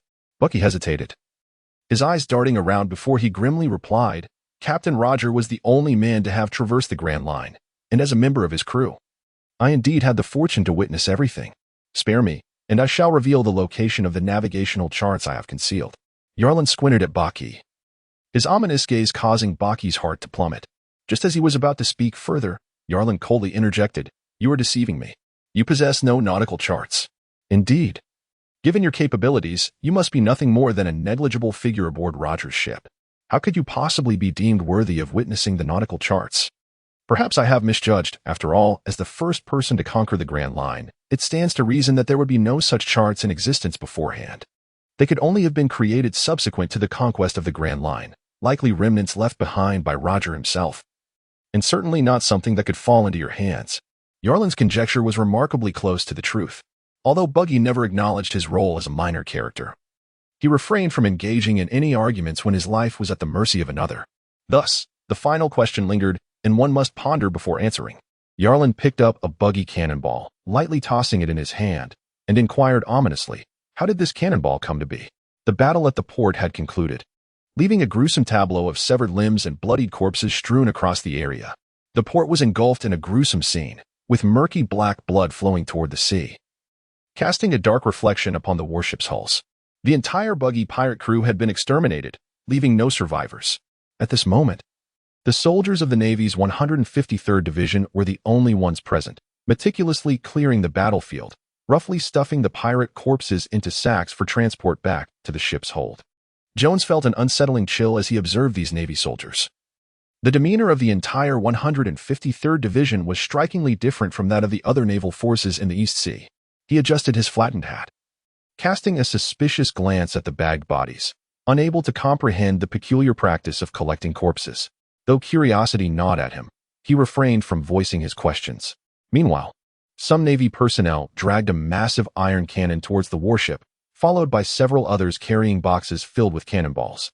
Yarlin trailed behind, dragging a blackened figure, akin to a mummy. Jones paused, squinting to discern the figure, realizing it was a person ensnared in black tendrils, likely still alive. As signs of struggle were evident beneath the bindings. Most conspicuously, a round, rosy nose protruded, indicating the individual was still breathing. It was the user of a devil fruit ability. Jones understood, observing as they boarded the warship, instinctively glancing at the black lines that burrowed into Yarlin's fingertips. His eyelids twitched slightly as he remarked, "It seems that Lieutenant Yarlin has successfully captured this pirate captain, an impressive feat indeed, dressed in a manner akin to a jester." The information they possessed still held some value. Yarlin brushed off the dust from his hair and smiled at Jones, stating, thus, "I shall graciously allow him to live a little longer." He quickly instructed his officers to finalize the battlefield cleanup and prepare for their return to base, emphasizing the need for careful oversight of the buggy cannonballs. "Well then, this matter here is concluded. I shall not see you off," Jones said, casting one last glance at the mummy on the ground. He politely bid farewell to Yarlin, primarily due to the increasingly pungent stench of decaying corpses aboard the ship. "I shall remember this favor." Yarlin smiled gently as he watched Jones return to the warship of the 127th Division, which soon departed. An hour later, four warships from the 153rd Division likewise began their slow exit from the island. Standing at the stern, Yarlin squinted at the remnants of the devastated port and the dilapidated town. It seemed that some hidden residents were finally emerging from their corners, and the suppressed cries of sorrow erupted uncontrollably. This was an era devoid of survivors. Weakness was the original sin. Yarlin turned and walked towards the captain's quarters, a vague awareness tugging at his consciousness, which he chose to ignore. It was the memory of the calico cat that had served as a shield during the explosion, now buried under the rubble. The faint oscillation of its consciousness was a reminder to Yarlin that it was not yet dead. However, the signal was so weak that he could only sense the cat was entombed beneath the ruins of the long street, its exact location eluding him. He had no desire to squander time excavating a dying second-tier transformation entity, and thus decided to abandon it altogether. He unilaterally suppressed the awareness of the cat, completely forgetting it. Little did he anticipate that the cat would eventually be unearthed and revived by a pet shop owner in the town, fortuitously taken aboard a passing pirate ship 2 years later as a pet. As if preordained by fate, this calico cat would, on some future day, bring him unexpected joy. But that is a tale for another time, not to be elaborated upon here. Inside the captain's quarters, which he closed behind him, an air of tranquility enveloped the space. Yarlin tidied his hair, wiped the dust from his body with a damp towel, and retrieved a bottle of red wine from the cabinet. Feeling too languid to pour it into a glass, he took several generous swigs directly from the bottle, for to him, this low-grade red wine was akin to fruit juice. After downing half the bottle, Yarlin gazed at the wine container, and a 3D image of his attributes materialized on his retina: mental strength 10, nerve conduction rate 10, bone hardness 20, muscle activity 20, blood density flow rate 20, overall division breakthrough phase, progress bar 214810000, points to allocate, 12, 7. His reserve of points had diminished to 12, 7, consequently elevating his bone hardness, muscle activity, and blood density flow rate to 20 points. Yarlin squinted his eyes, feeling confident that Buggy would not be able to gauge the true extent of his current strength. In truth, had it not been for the unforeseen explosion, Yarlin believed he could have easily vanquished Buggy using merely his average of 10 points without even tapping into his reserves. However, this unexpected revelation unveiled an alternative purpose for these points. Judiciously conserving them could potentially save his life in critical moments. After contemplating this for a while, Yarlin dismissed the attributes panel. The mummified figure beneath him, writhing in futile struggle, served as a reminder to refocus his thoughts. Emotionless, he seated himself on a chair. Casting a distant gaze towards the mummy, his eyes seemingly piercing through the shadows to meet Buggy's.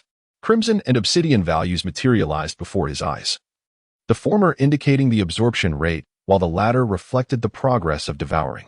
These values fluctuated incessantly, devoid of any fixed number, and as Yarlin concentrated, he noticed that the last two figures morphed into question marks.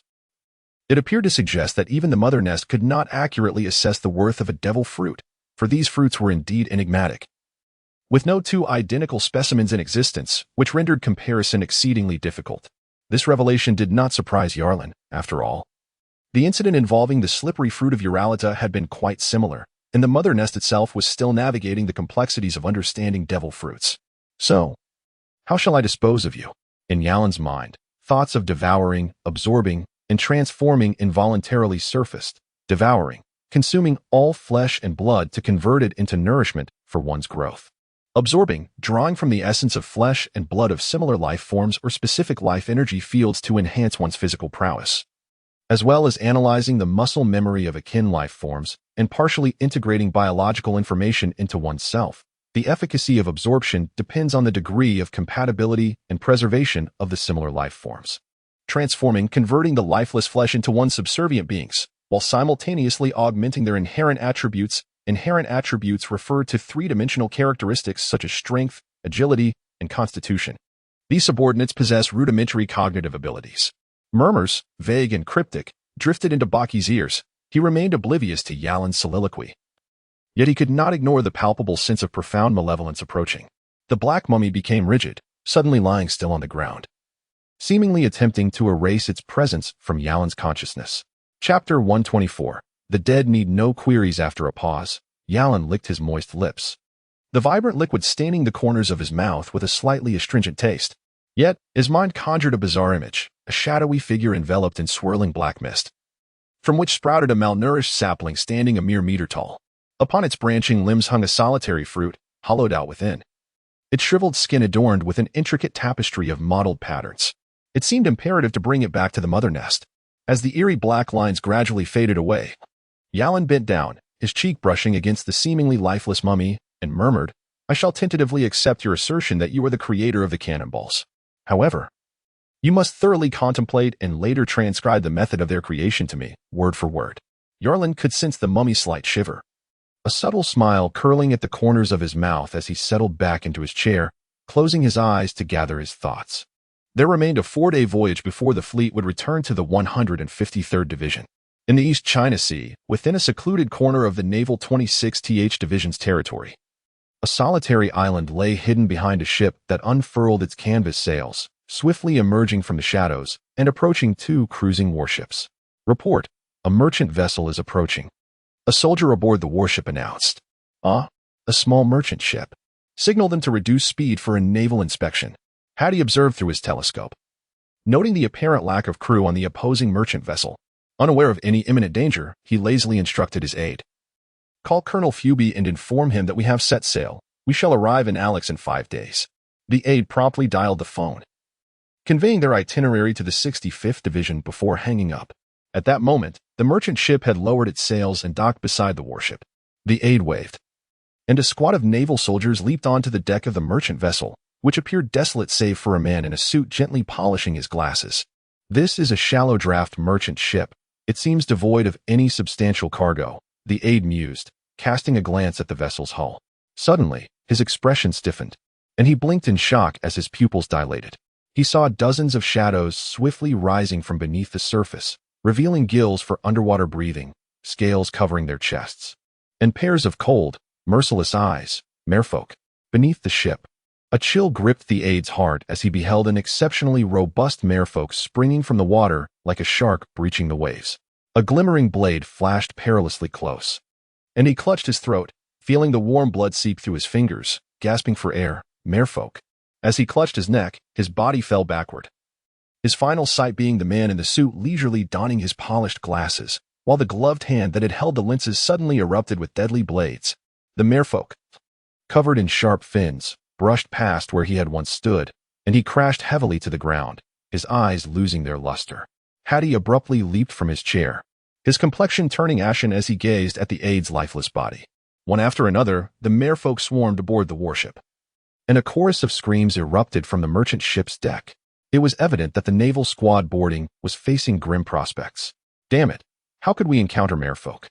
Hutty felt a chill run down his spine as he recalled a recent meeting at the club, where Hoochie had mentioned that a warship from their branch had been bloodily slaughtered by fishmen. Could these be the very same fishmen? Were they not supposed to be in the waters of the 195th branch? How had they made their way here? Curse be the moment, Hutty had no time to ponder.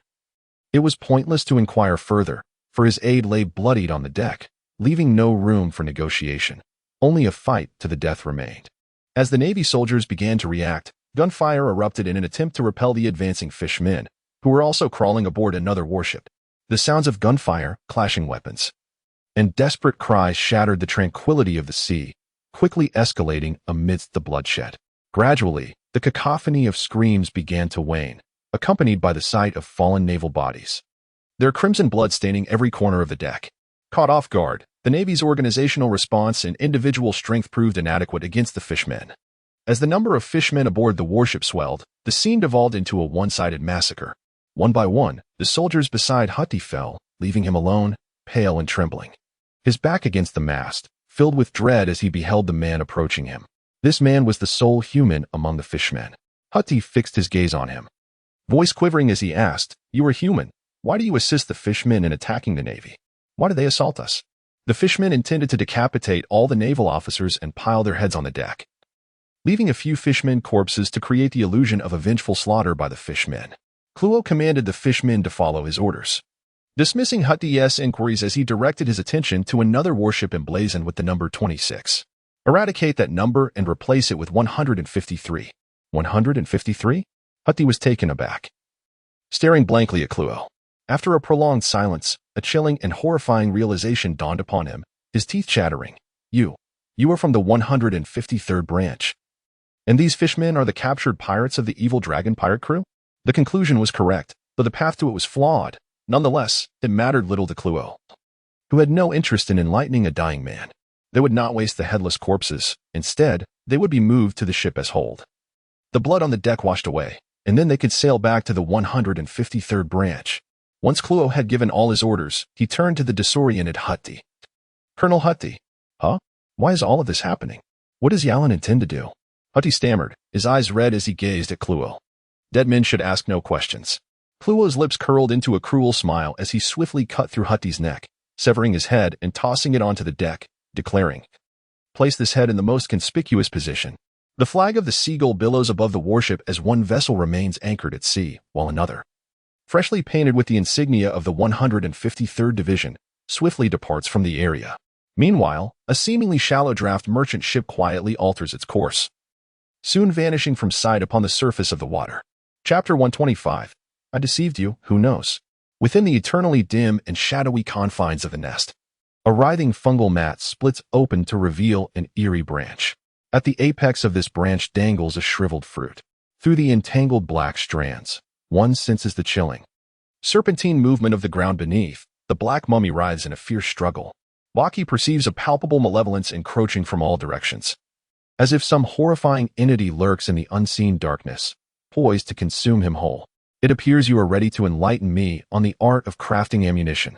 The voice of Yalan resonated eerily in Buggy's ears, loosening the dark tendrils that began to retract from his fingertips like a stream of water. Buggy coughed violently, his fingers probing his throat as if to ascertain whether the black lines had truly vacated his body. After frantically stirring within his throat to confirm the absence of the dark threads, he fixated in horror upon the writhing black carpet beneath him, suddenly shivering as he surveyed his surroundings. The ground was a quivering mass of fungi, and the surrounding walls, cloaked in darkness, appeared almost alive, revealing faint, root-like patterns. Buggy turned his gaze toward Yalan, whose expression was as cold as ice, his voice trembling hoarsely. "Where is this place?"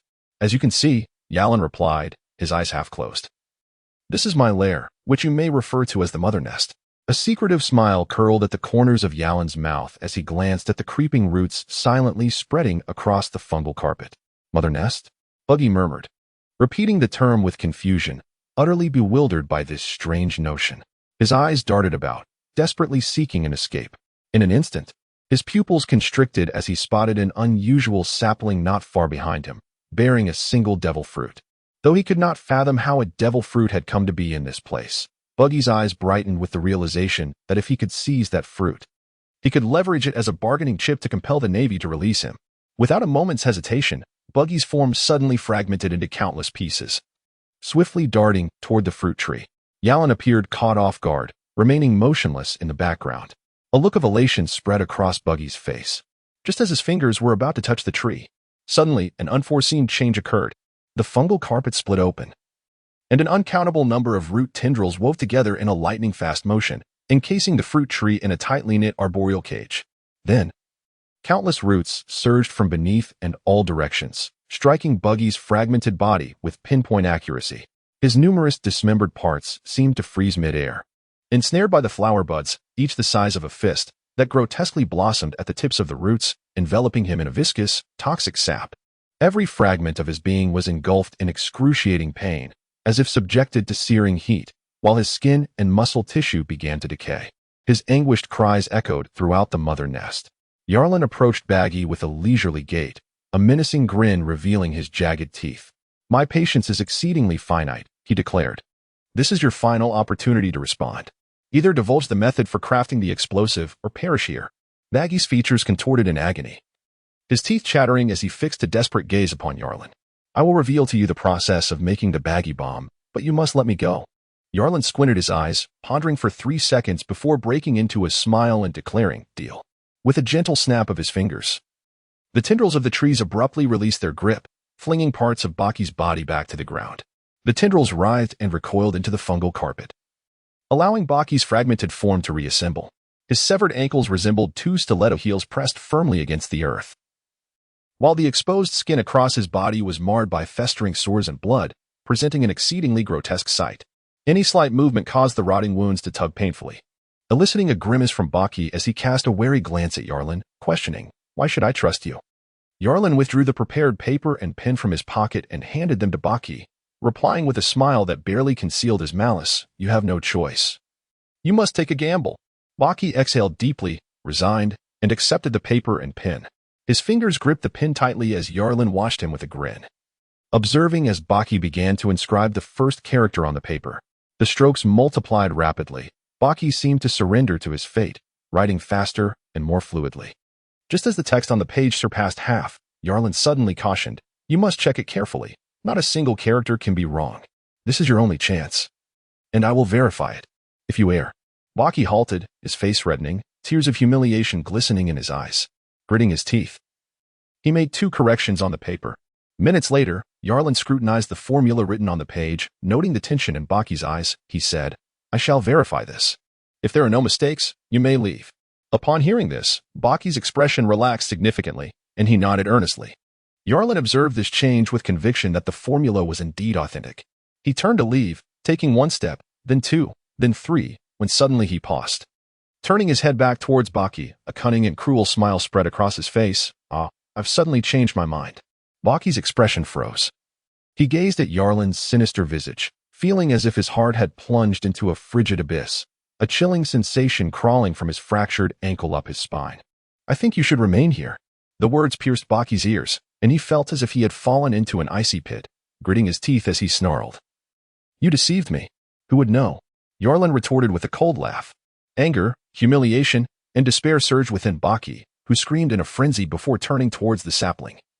Not intending to seize the devil fruit, but to destroy it, determined that even in death, he would make Yarlin pay a grievous price. Yarlin's body moved suddenly, resembling an enigmatic shadow that surpassed Buggy, as countless black threads unfurled in the air, descending ominously upon Buggy's back. These myriad strands ensnared Buggy's form, while a terrifying hand clutched his head, eliciting a piercing, desperate wail from him that starkly contrasted with Yarlin's cold laughter. "The nest, he belongs to you." Buggy, rendered immobile by the black threads, felt his eyes bulging as if they might pop out, horrified to witness the saplings before him seemingly come to life. One bare branch twisting and penetrating his heart. Thump, thump, thump. The sound of his heartbeat grew fainter, a strange sucking sensation emanating from his chest. Eerie patterns began to emerge on the branch, becoming increasingly vivid, as a plump fruit materialized at its tip. In Chapter 126, The Fragmented Fruit, Buggy's eyelids grew heavy, his skin resembling dried paper, riddled with creases and folds, aging him by decades in an instant. An overwhelming sense of weakness swept over him, rendering it arduous to even breathe or speak, as he felt something rapidly draining from his body, siphoned away by the branch embedded within him. Is it a devil fruit? Indeed, it is a devil fruit. With a sudden motion, the branch withdrew from his body, and Yarlin casually discarded Buggy, now nothing but skin and bones, onto the ground. His gaze lingered on the fruit upon the branch, his fingers gently probing it. The fruit's plump, moist texture exuded a chilling and uncanny aura. As a stream of textual information materialized within Yarlin's consciousness. Fragmented fruit. This fruit grants the ability to disassemble one's body into fragments of varying sizes. The quantity and dimensions of the fragments depend on the fruit's development stage. At a higher level, one could deconstruct their entire body into pieces the size of a fingernail, even enabling the user to influence and interfere with objects they touch, causing them to fragment as well. Through the consciousness information relayed from the nest, Yarlin learned that this was the nest's limited cognition and analysis of the fruit extracted from Buggy. This did not encompass the entirety of the devil fruit's information, but it provided part of the precise details regarding the fragmented fruit. After all, the nest currently possessed only 2 devil fruits, and acquiring more accurate and comprehensive information would necessitate additional materials for analysis and comparison. Moreover, there was a crucial piece of information. The devil fruit condensed by the nest had diverged from its original form. This divergence did not imply an upgrade of new abilities developed from the original, but rather indicated that, during the fruit's condensation process, the nest forcibly infused a covert fragment resembling a pheromone into it. When the fruit is consumed, this pheromone would also be implanted, stealthily lying dormant within some genetic sequence of the consumer's body. This pheromone serves 2 primary functions. Firstly, it enables constant monitoring of the user's physical condition, including their method and extent of utilizing the devil fruit and the manner in which it operates within their body. All this data is relayed back to the hive through undetectable wavelengths. Secondly, it essentially embeds a genetic bomb deep within the user, which can be silently detonated at a mere thought from Yarlin. As his fingers gently enveloped the devil fruit, Yarlin licked his lips, contemplating that if he were to consume it now, its powers would belong to him. Indeed, by devouring it, one would acquire the fruit's abilities. However, it is imperative to note that these devil fruits appear to possess a strong repulsion towards one another, given our current bodily structure and attributes. We can accommodate the power of only one devil fruit at most. The hive's consciousness flickered in Yarlin's mind as he pondered while gazing at the fruit in his palm. Delicate black tendrils emerged from his fingertips, trembling lightly. Theoretically speaking, the ability of the slippery fruit has been directly absorbed by the hive, and he has merely obtained a fraction of its power, akin to acquiring the abilities of a devil fruit through a form of cheating. Nonetheless, this method cannot be replicated, which means he is still capable of consuming another devil fruit's power without triggering rejection. However, exceeding this limit could pose a significant risk. Yarlin comprehended the significance of the mother fruit. In truth, he perceived a certain developmental potential within this fragmented fruit. However, it still fell far short of his expectations. With a sigh, he encircled the devil fruit with his fingers and swiftly twisted it, severing it from the branch and allowing it to settle securely in his palm. Beside him, the nearly breathless Buggy struggled to lift his head to gaze at Yarlin, his eyes filled with a pallid hue. His lips trembled as he spoke, his voice hoarse and intermittent. "That is mine." Yarlin lowered his head, casting a cold glance at Buggy while weighing the black devil fruit in his hand, tossing it slightly before stepping over Buggy and making his way towards the exit of the nest. Behind him, the withered saplings retracted back into the earth. Yet within the once shriveled, slippery fruit, a small amount of fleshy filling seemed to have emerged, barely noticeable.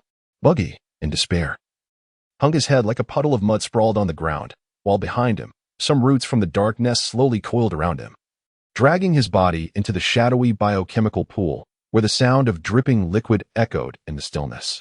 In Frostmoon Village, at the One Heart Dojo, on the training ground laid with grass mats, iron and wooden stakes were set up. A group of men exuding a murderous aura wielded iron swords, striking down with fierce blows, the clang of metal resonating like a heartbeat. With a resounding clang, the iron stake, marked with slender white scars, finally buckled under the relentless assault. The point of contact split open first, followed by a web of cracks spreading outward. Amidst the teeth-gritting friction, the blade pressed down relentlessly, cleaving the iron stake in two, its edge ultimately embedded in the ground, the severed halves crashing down like the remains of a dismembered body. Beads of sweat dotted the forehead of Fick, whose upper body was adorned with iron-hard muscles, and his abdomen bore the distinct contours of formidable abs. Gripping the hilt of his sword tightly, with thick calluses forming on his palms, he exhaled deeply before standing upright. Outside, Gungshiro silently observed Fick, his expression revealing no hint of emotion. When Fick turned to look at him, Gungshiro finally spoke. "Fick, someone has come to take you away." "Hmm?" Fick wiped the sweat from his brow, momentarily taken aback, then thrust the iron sword into the ground and followed Gungshiro towards the entrance. There stood a tall figure. Upon seeing the newcomer, Fick's fierce face broke into a smile, the scars on his visage appearing even more menacing.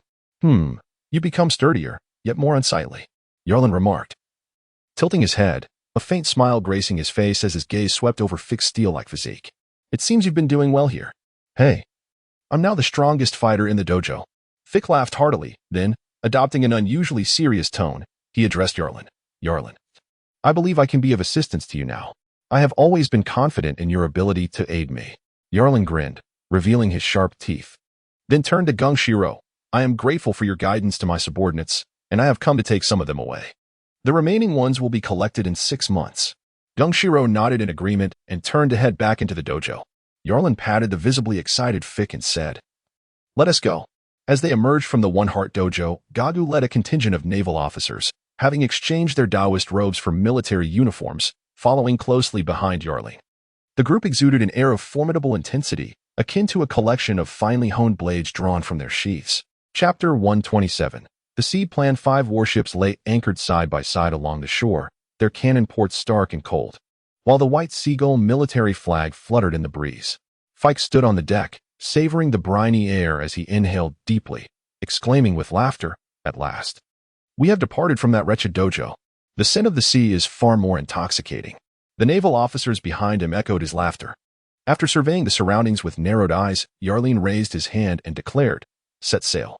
The icy sea breeze brushed past their ears as they left the island, soon greeted by the vast expanse of ocean.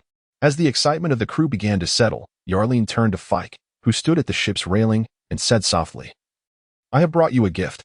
Fike, taken aback, accepted a wooden box, opening it to reveal an unusual fruit within. His expression shifted from surprise to shock as his pupils constricted, his hands trembling around the box. He looked up to meet Yarlin's smiling eyes, and instantly, an unfathomable thought crossed his mind. The rumors of the devil fruit, known for its bizarre appearance, given that Yarlin's abilities had long been mistaken for those of a devil fruit user. The officers of the 153rd Division of the Navy were not entirely ignorant of these legendary treasures. "Is this truly a devil fruit?" Fike asked, his voice quaking. Before Yarlin could respond, the surrounding officers gasped in unison. The devil fruit was a treasure of immense value, rumored to fetch no less than 100 million berries. And yet it was often sought after but rarely found. They gazed at the seemingly unremarkable wooden box in Fike's hands with astonishment and fervor. Gaga swallowed hard, his envy palpable as he regarded Fike. Knowing Yarlin, if Fike had posed such a question, it was undoubtedly a devil fruit, and it appeared he was to receive it. How enviable! At the same time, he marveled at Yarlin's generosity, a flicker of excitement igniting within him. The fragmented fruit belonged to the paramecia category, possessing remarkable potential. However, its true abilities would require exploration and development. With a teasing pat on Fike's shoulder, Yarlin quipped, "Fike, you shall be a landlubber from now on. If you don't wish to consume it, you need not force yourself. You may give it to someone else." At his words, the surrounding officers fixed their eager gazes upon Fike, while Gagu felt as though his throat were on fire. Eat it. Why would one not eat it? Only a fool would refuse. Fike's heart raced as he grinned menacingly at Gagu and the others, seizing the devil fruit tightly in his hand, and with a determined mouth, he bit down hard. Gulp. His complexion instantly turned a ghastly shade, akin to having swallowed a lump of excrement. Fick emitted a retching sound, abruptly covering his mouth as his throat convulsed, forcing the pulp within to be swallowed. Then, with a fierce expression, he frantically stuffed the entire fruit into his mouth, swallowing it whole. Yarlin had indeed heard of the devil fruits, which seemingly required only a single bite to activate. However, he had not verified this for himself. Thus, to be on the safe side, he insisted that Fick consume every last morsel. It felt akin to ingesting a lump of excrement. Fick's face turned a deep shade of blue, his tongue lolling out as he gasped for air. Without a doubt, it must be the most expensive lump of excrement in the world, Gaga remarked through clenched teeth. Fick chuckled, recognizing that Gaga was merely envious. Wiping the juices from his lips, a peculiar sensation coursed through his body. It was as if his physical form remained unchanged. Yet its inner structure had undergone a clandestine and bizarre transformation. He was no longer the same being. As he concentrated, a fissure suddenly appeared at his wrist, and his hand detached from his body, floating eerily before his chest as if he were a strange marionette. The wrist, merely a block of wood inserted into this odd construct, now torn away by his own volition. Fick was startled, promptly reattaching his wrist with a swift motion, the incision sealing seamlessly. Gagu and the others gazed at Fick with astonishment. The powers of the devil fruit were indeed more peculiar than they had anticipated. "Can you only detach your wrist?" Yarlin inquired with keen interest. Fick snapped back to reality, realizing that this must be the essence of his devil fruit's ability. With an excited glint in his eyes, he replied to Yarlin, "Well, it feels as though I could potentially detach various parts of my body, even into minuscule fragments. But at present, it seems I can only separate my right wrist. Under normal circumstances, having just consumed the devil fruit, one would require time to digest. And even more so for something as extraordinary as a devil fruit, which necessitates exploration and development." Yarlin turned his gaze toward the vast sea and continued. "The same devil fruit can wield drastically different powers in the hands of different individuals. Thus, remember this, while the devil fruit is indeed enigmatic and can elevate your strength in a short span, the true foundation of power lies within oneself." Fick exhibited a contemplative expression. His intellect was somewhat limited, hence he tended to follow Yarlin's guidance without question. The other naval officers, members of the Brotherhood, naturally regarded Yarlin's words as gospel. During this period, they had diligently honed their skills at the One Mind Dojo, cultivating a deeper understanding of strength. While the devil fruit is formidable, it is the wielder's mastery that renders it truly powerful. Ultimately, the strength resides within the person themselves. Therefore, even if you do not possess a devil fruit, there is no need for disheartenment. Yarlin turned his attention to Gagu and the others, stating solemnly, "Relying on your own diligence and perseverance does not render you weaker than others. Moreover, we are the 153rd Division of the Navy. Our true strength does not lie in any single individual's prowess, but rather in the might of our steadfast ships and cannons, and the bravery of our soldiers unafraid of death. Our greatest strength lies in our unity. We are each other as sharp as swords and strong as shields." Yarlin clenched his fists and solemnly declared, "You must remember, wherever you are, I stand behind you." Galgu and the others saluted Yarlin in unison. After locking eyes with each individual for a moment, Yarlin continued with solemnity, "Now, I need you to transform into the sharpest blades and infiltrate the other naval branches, allowing our strength to quietly permeate and expand. You are the most crucial seeds of my plan, and when you take root and flourish, it will be time for us to brandish our steel blades and conquer these eastern seas. Trust me, my friends, that day is not far off." Yarlin produced a stack of papers and handed each person their assigned naval branch. He added gravely, "This plan is perilous, and I will permit any of you to withdraw." The soldiers stood resolutely with their swords held straight against their chests, their silent response being the most steadfast affirmation. Chapter 128. The Kingdom of Alex. The white seagull flag fluttered as warships bearing different branch numbers gathered in the waters.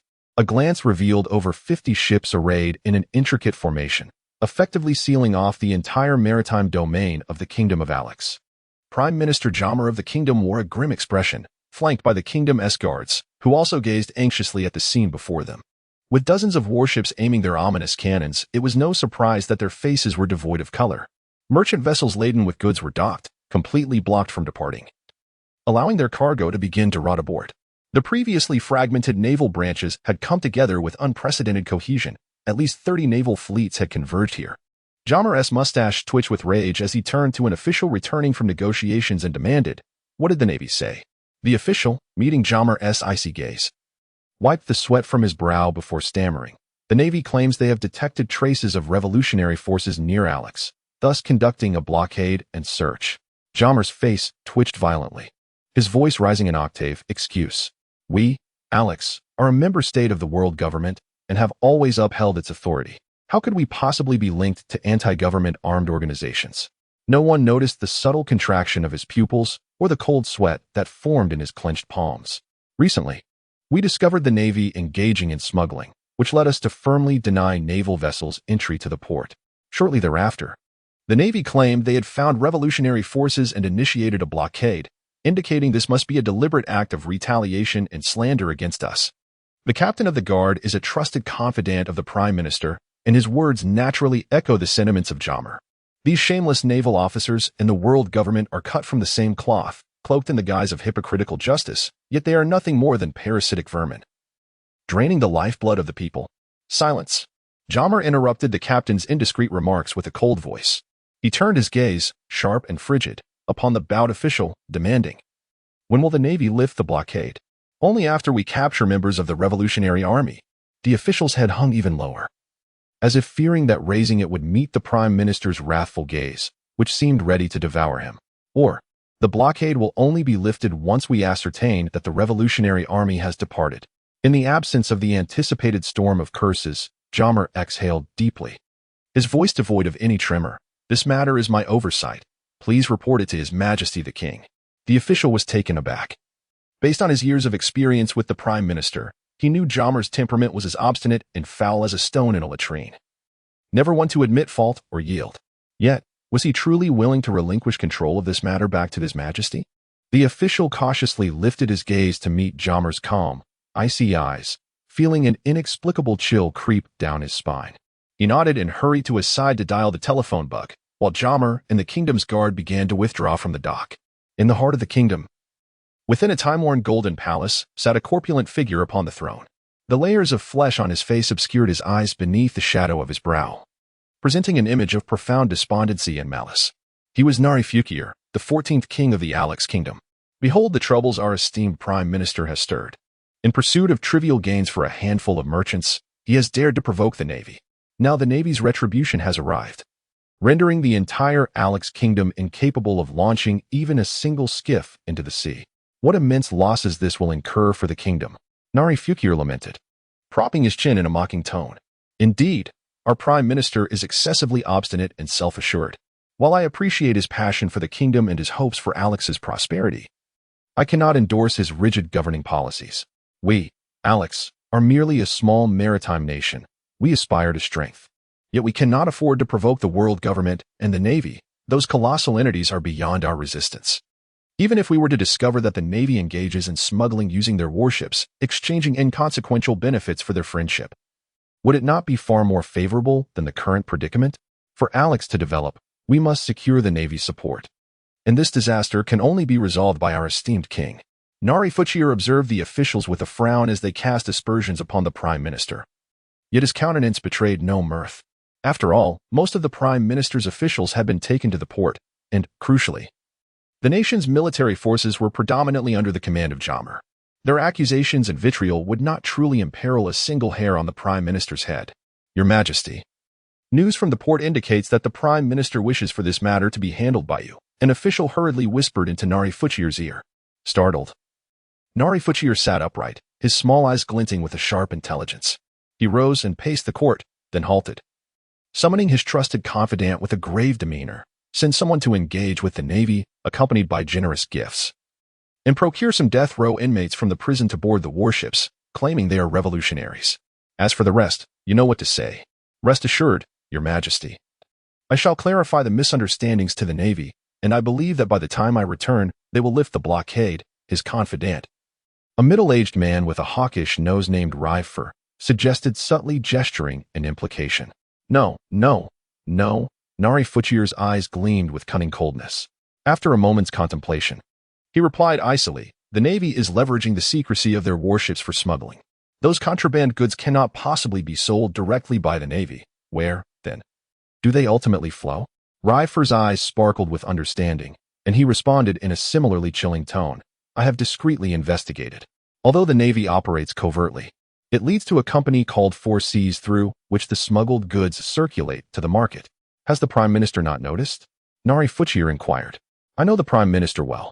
He is a proud man, inclined to direct his ire at the source of any issue without wasting effort on trimming the branches. Thus, he ordered the warships to be barred from the port without any conciliatory measures. Rifer elucidated. But Your Majesty is different. You understand the virtue of patience and know that indirect approaches can be more effective than direct confrontation. So, what is Your Majesty's intention? This company, Four Seas, serves as our most advantageous conduit to the navy, Nari-Fukir asserted, his fingers resting on Rifer's shoulder, who could feel the slight tremor of power emanating from it. Chapter 129. Undercurrents on board the warship. Rifer wore a sycophantic smile as he regarded the naval colonel. Sailors adorned with the rank of colonel stood along the sides of the ship and by the mast, their gazes curiously converging. One rotund naval officer stepped forward, eyes twinkling with amusement, and inquired, "What does this mean?" "This is a gift from His Majesty the King," Ryfer replied. "And we humbly request the Navy's assistance in apprehending the revolutionaries, which has become a source of embarrassment for the kingdom of Alex." Bellifer opened several chests brimming with gold and banknotes, a dazzling radiance and the pungent scent of ink wafted forth. He then clapped his hands, prompting a few soldiers to pin down the condemned prisoners, their tongues cut out, on the deck. He continued to chuckle, stating that recent events were mere misunderstandings. The reason for obstructing the warships from entering the harbor was due to the arrogance of their esteemed prime minister, who wished to personally capture those wretched revolutionaries, resulting in some unpleasantness. Now, under the command of His Majesty King Nerifucher, these revolutionaries had been apprehended and were promptly delivered to the colonels present. Hoping to resolve this misunderstanding, Fubigin exchanged glances with several naval colonels, who understood the underlying insinuation in Bellifer's words. They recognized that Alex had conceded and had thoughtfully provided the Navy with an excuse to smooth over the situation. With an unspoken agreement, they all smiled knowingly. Fubigin then turned to Yarline, inquiring, "What are your thoughts, Yarline?" Following Fubigin's gaze, Bellifer looked towards a naval commander with short, tousled hair and peculiar, indifferent eyes. A naval colonel was seeking the opinion of a naval lieutenant, and judging by the expressions of the surrounding colonels, there seemed to be no dissenting opinions, which surprised Bellifer inwardly. As he squinted, his eyes suddenly widened. He could now discern that the lieutenant possessed an unsettling duality in his gaze. It seemed the lieutenant had noticed Bellifer's scrutiny and turned to meet his gaze, leaving Bellifer with an inexplicable sensation of being entirely exposed. Then he heard Yarline, with a smirk that bordered on sinister, suggest, "In that case, let us dispose of those revolutionaries here and be on our way." Before his words had fully settled, the sharp sounds of gunfire erupted around Bellifer. His body froze, feeling as though a bullet had narrowly grazed his cheek. He turned to see the revolutionaries being executed, their bodies thudding heavily onto the deck as the merciless naval soldiers dragged them away to be stuffed into sacks, leaving streaks of blood across the deck. Why not simply toss the corpses into the sea? Fubigin lit a cigar, observing the efficient collection of bodies by the 153rd Division, clearly accustomed to the grim task of killing and disposing of the dead. "I cultivate a flower bed nourished by this blood and flesh, which blooms particularly vibrantly. Colonel Fubigin, you should visit our 153rd Division sometime. The sight is most beautiful in its vividness." Yarline licked his thin lips, exuding an eerie thirst for blood. This sea harbored many peculiar and sinister individuals, and while Yarline's proclivities seemed gruesome and cruel, Fubigin and the other naval colonels were not entirely averse to them. Bellifer's face twitched slightly as he sensed the chilling cruelty and ruthlessness in Yarline's words. He cast a deep gaze at Yarline, only to find him striding directly towards him. Yarline gazed meaningfully at Bellifer, a gentle smile gracing his lips as he remarked, "We shall graciously accept these gifts and convey our gratitude to His Majesty, the King of Alex. Now, we shall take our leave." He addressed the assembled colonels with a cheerful demeanor. Having lingered here for several days, the naval officers had grown rather weary, and now that matters were resolved, they returned to their respective ships. Soon, the vessels that had been tasked with blockading the area began to depart one by one. Before long, only the 6 secondary members of the club remained on the deck. "Then I shall also take my leave," Dick said, scratching his seemingly even balder head as he spoke to the group. "I had thought Colonel Yarline would not make it this time, yet here he is," Jones said, tugging at his beard with a grin. "And how fortuitous it is. The moment Colonel Yarline arrived, Alex capitulated. Ha ha ha." "Not at all," Yarline replied with a warm smile directed at Jones.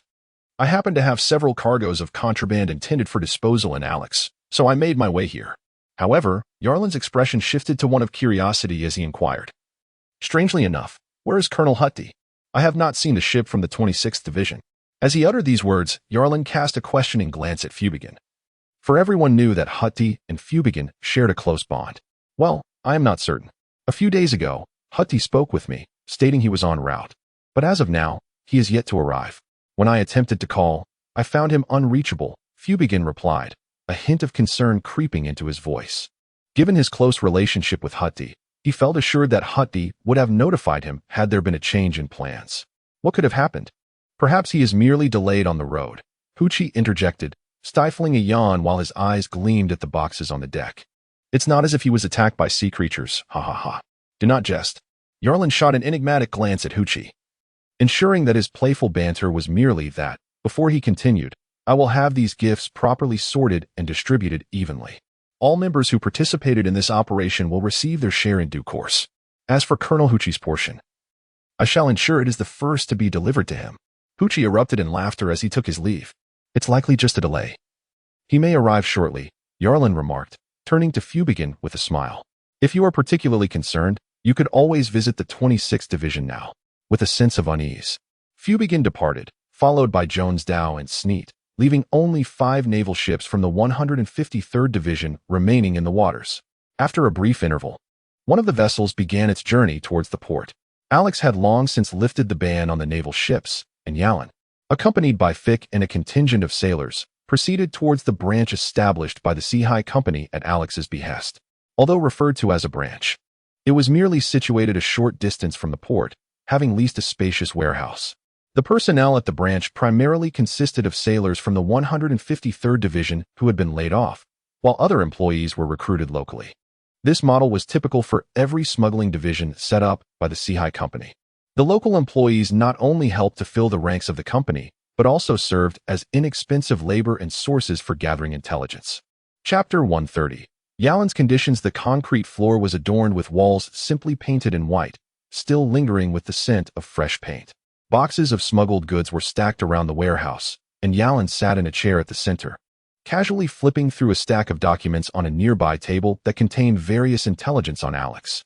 The iron roll-up door opened, and 2 hooded figures were ushered in by the core members of the Sea High Company. Colonel Yalin, I didn't expect to meet you again so soon. One of them remarked as he removed his hood, revealing himself to be Believer. He bowed slightly to Yalin and whispered a few words to the man beside him. Nari Fuchir also took off his hood, revealing his visage. This is His Majesty, the King of Alex, Believer introduced, with a plump face and a somewhat somber expression. Yalin assessed the newcomer and rose from his chair with a smile, inquiring, I wonder if His Majesty has come to us at this late hour seeking assistance from the Navy? Yarlin had already begun to surmise the intentions of Nari Fuchir, for a significant portion of the amassed intelligence detailed the discord between His Majesty the King of Alex and the Prime Minister. This was no longer a secret throughout the realm of Alex. Just as Believer was poised to speak, Nari Fuchir interjected, promptly retracting the words that were about to escape his lips. In a low, somber tone, Nari Fuchir articulated, I am indeed compelled by circumstances beyond my control. Thus I have come here in the dead of night to seek the Navy's assistance in securing a path to survival for my nation and its people. Yarlin unbuttoned a button of his shirt, remaining silent. Nari Fuchir approached him, filled with sorrow. Alex's regime is entirely manipulated by Prime Minister Jammer. Recently, it was he who issued the command to deny the Navy entry into the port. Jammer is an extreme racist, a proponent of iron-fisted policies. However, Alex is merely a small nation. His actions will inevitably plunge the entire country and its people into an irretrievable abyss. As the king of this nation, I cannot stand idly by and witness him commit unforgivable sins. Alas, the National Guard is under Jammer's control, leaving me, the king, little more than a puppet upon the throne. Therefore, I have come here in hopes that the Navy can aid me in eliminating Jammer, restoring the nation to my grasp. All notions of justice and evil are merely pretexts for the struggle for power, Yarlin observed coolly, contemplating his own gains and risks, before finally responding, as you say. You are but a puppet on the throne. How can I assist you? The world government forbids our Navy from interfering in the internal affairs of other nations. Even a puppet, after sitting on the throne for long, can accumulate some strength. Moreover, our family, the Nari Fu, has wielded power in this nation for 14 generations. And there are bound to be loyal individuals eager to stand guard by the royal authority, Nari Fuchir replied fiercely. We do not require direct intervention from the Navy, as that is prohibited by the world government. We merely wish to leverage the Navy's strength to remove a few vicious tigers surrounding Jammer. Oh, pray, enlighten me. Yarlin raised an eyebrow, sensing from Nari Fuchir's confidence that this king possessed some leverage to counter the Prime Minister. The commander of the Royal Guard, Gertang, is Jammer's loyal hound. To topple Jammer, I must first eliminate Gertang and reclaim the Guard's power for myself. Nari Fuchir continued darkly, I have already bribed some officers within the Guard. Once Gertang meets an untimely end, I can imprison his faction under the pretext of colluding with the Revolutionary Army. However, the crux of this plan is that Gertang must die first. For only the dead cannot argue nor retaliate. The Revolutionary Army? That serves as the Navy's pretext for blockading Alex. I did not expect Nari Fukir to intend to substantiate this matter, he remarked with a smile. It sounds like a viable plan. So, which specific aspect requires our Navy's assistance? Gertang is a master swordsman, and none among my ranks can match him. Therefore, I hope the Navy can provide a formidable warrior to carry out the assassination of Gertang. Nari Fukir paused, noticing Yarlan's silence. Before continuing, my people will find a way to lure Gertang into a trap. What else do you require? Yarlan inquired, once Gedung meets his demise. I shall seamlessly assume control of the entire Guard army. However, Jammer possesses an extraordinary reputation among both the military and the populace. To preclude any desperate measures on his part, I must not afford him the luxury of reaction or remedy. As Gedong is assassinated, I must simultaneously orchestrate an ambush for Jammer, who is perpetually accompanied by a cadre of bodyguards. Nali Fuchir replied awkwardly, there are 3 bodyguards in total. Yet my subordinates have been unable to ascertain their origins, and their capabilities remain shrouded in ambiguity. It is apparent that Jammer places considerable trust in their strength.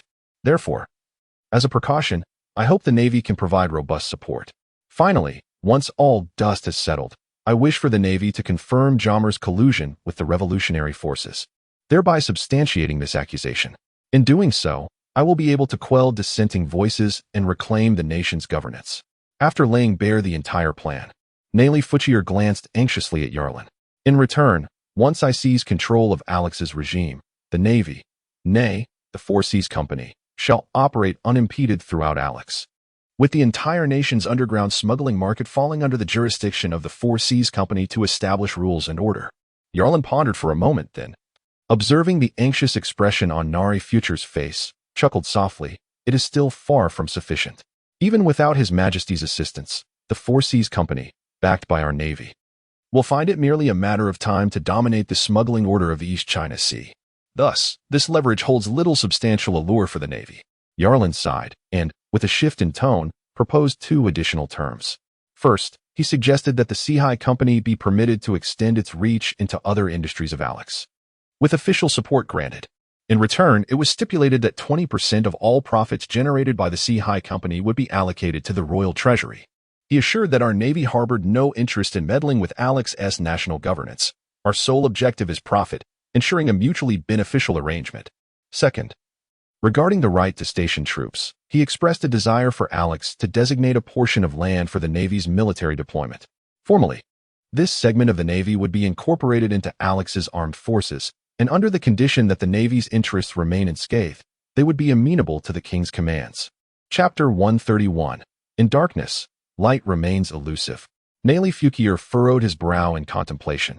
He deemed the first condition acceptable, yet the second, concerning the right to station troops, instinctively aroused his wariness.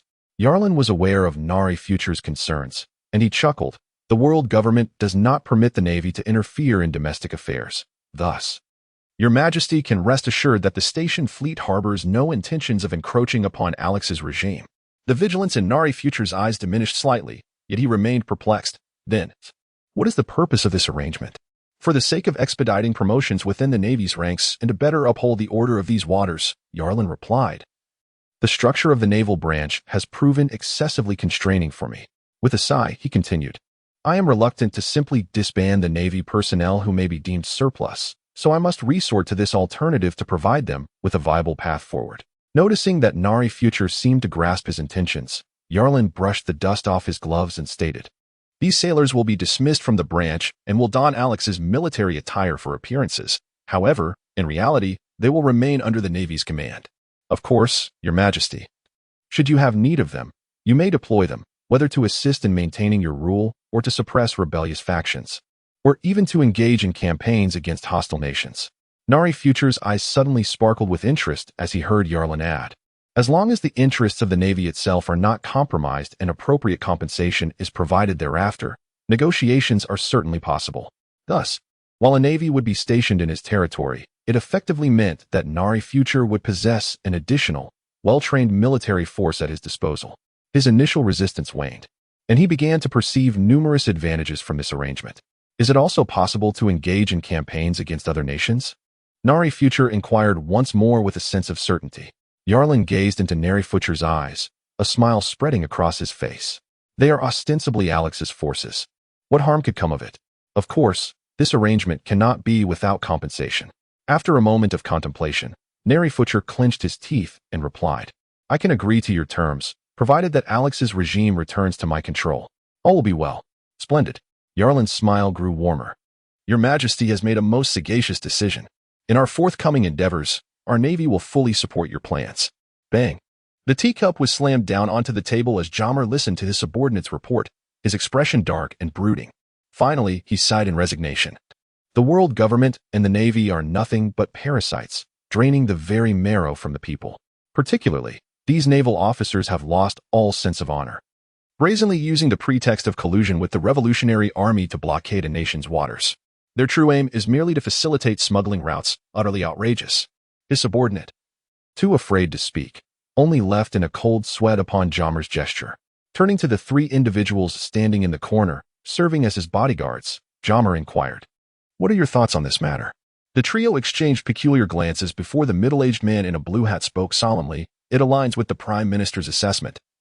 It is merely a coincidence. The world government and the navy have a penchant for placing blame squarely upon us. Our operations are discreet, and Alex has never shown any inclination to rebel against the world government. So the navy should harbor no suspicions of revolutionary officials hiding within Alex's inner circle, particularly near the Prime Minister. Another man, dressed in a shirt, loosened his tie and remarked, I must admit, I am not accustomed to this attire. Indeed. The Navy's invocation of collusion with the Revolutionary Army only underscores their lack of suspicion regarding Alex's concealment of revolutionaries. This is not a concern for the Prime Minister. The last speaker's expression grew grave. What troubles me is that these disparate naval branches, akin to loose sand, have united in action. I have observed that the vessels blockading the waters belong to over 30 different naval branches. They are merely a collection of greedy scoundrels, drawn together by the sin of profit. What is so surprising about that? Jammer scoffed, though he too sensed an unusual atmosphere surrounding the situation. However, I did not anticipate that merely barring a few ships from entering the port would provoke such a unified blockade. It seems the stakes of this smuggling operation involve many naval branches. Any organized action invariably has its instigators, and this coordinated effort among numerous naval branches, along with the smuggling at hand, suggests that they have likely formed a unified entity for shared interests. The last man continued his analysis. The repercussions of this situation are immeasurable. We must compile this intelligence and report it upwards. Following a brief silence, only the sound of breathing could be heard. Has the Navy already departed from the harbor? Inquired the blue hat. His Majesty, King Neri Futcher, has extracted several condemned prisoners from the death row to serve as revolutionaries, and has resolved the misunderstanding from earlier. The Navy has indeed left, with only a naval vessel remaining at the port, presumably engaged in smuggling operations, Jammer replied coldly. My king shows a complete disregard for the interests of the nation and its people. His sole focus is on reclaiming power from me. He fails to consider whether he possesses the capability to lead Alex towards prosperity, or if he will remain a mere lapdog to the world government, exploiting his own subjects. The pirates, the navy, and the world government all exist in a realm devoid of light. The people of every nation languish in profound suffering. Yet our revolutionary forces shine too dimly to illuminate this darkened night. Moreover, the relentless pursuit by the world government leaves us no choice but to remain hidden in the shadows, gathering strength. However, one day we shall erupt like a volcano, engulfing all darkness and ushering in a new dawn for this world. Listening to the discourse of the three, Jammer sighed helplessly, placing his hopes solely on the revolutionaries, yearning for the day when light would arrive sooner rather than later. Yet, he remained oblivious to the fact that light may not necessarily arrive as promised. The murderous intent lurking in the night had already unfurled its chilling fangs, silently drawing closer. In the pitch-black courtyard, a furtive shadow crept along the wall, a dagger glinting coldly in the moonlight. A streak of blood appeared on the neck of the soldier at the entrance as the lifeless body crumpled to the ground. Chapter 132.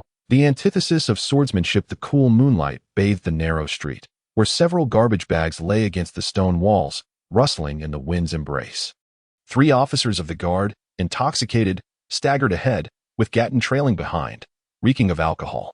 How utterly pathetic, Gatton exclaimed, finishing the last drop from his bottle, the fiery sensation coursing down his throat.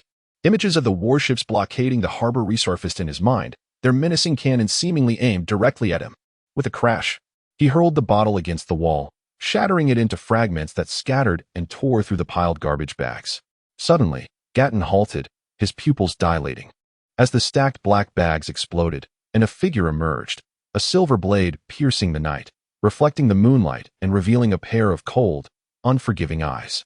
Gatton swiftly retreated, gripping the hilt of his dagger at his waist, drawing it with a reverse motion to slash forward. The sharp sound of metal clashing echoed as a powerful force surged through his arm, the effects of the alcohol rendering his grip on the hilt somewhat unsteady, nearly sending it flying from his hand. Damn it! Gatang stood firm, his sword resting against his chest. He bit his tongue sharply, the pain driving away the intoxication of the alcohol, rendering him fully alert. His keen eyes locked onto the figure before him, a robust and muscular man clad in a black shirt that barely concealed his formidable physique. A scar marred his face, nearly bisecting it, and his hands gripped a military knife, exuding an aura of ferocity. Who are you? Why do you wish to kill me? Gatang slowly tightened his grip on the hilt of his sword, the blade slicing gracefully through the air, pointing toward Fike's chest. In the distance, 3 officers nearing the street corner seemed to finally sense the commotion behind them, turning in unison to draw their blades, shouting as they advanced. Fike licked his lips, suddenly pivoting to thrust his knife at one of the officers. Gatang exclaimed, "Be careful, move swiftly." The blade emitted a sharp sound as it arced toward Fike's back. The knife aimed at the officer abruptly halted, retracting with lightning speed, as if the initial thrust had been devoid of force. It now resembled a spring being drawn back, the angle shifting with a flick of the wrist, now targeting Gatang's abdomen. At that very moment, the 3 officers, their knives aimed at Fike, barely grazed past him. Their momentum remained unabated as they lunged toward Gatang's throat, chest, and arm. In an instant of shocking transformation, Gatang's pupils contracted, the hairs on his back standing on end. He bent backward in an uncanny manner, his heels scraping against the ground, as if an invisible thread were pulling him back 3 inches. It was this mere 3 inches that allowed him to evade a fatal strike.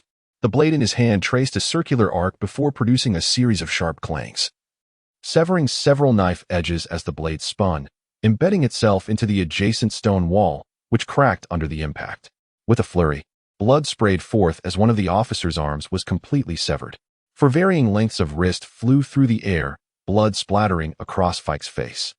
The 3 officers cried out in horror, yet Fike merely smirked, his severed wrist smooth and eerily reaching forward, the blade piercing Gatang's abdomen halfway.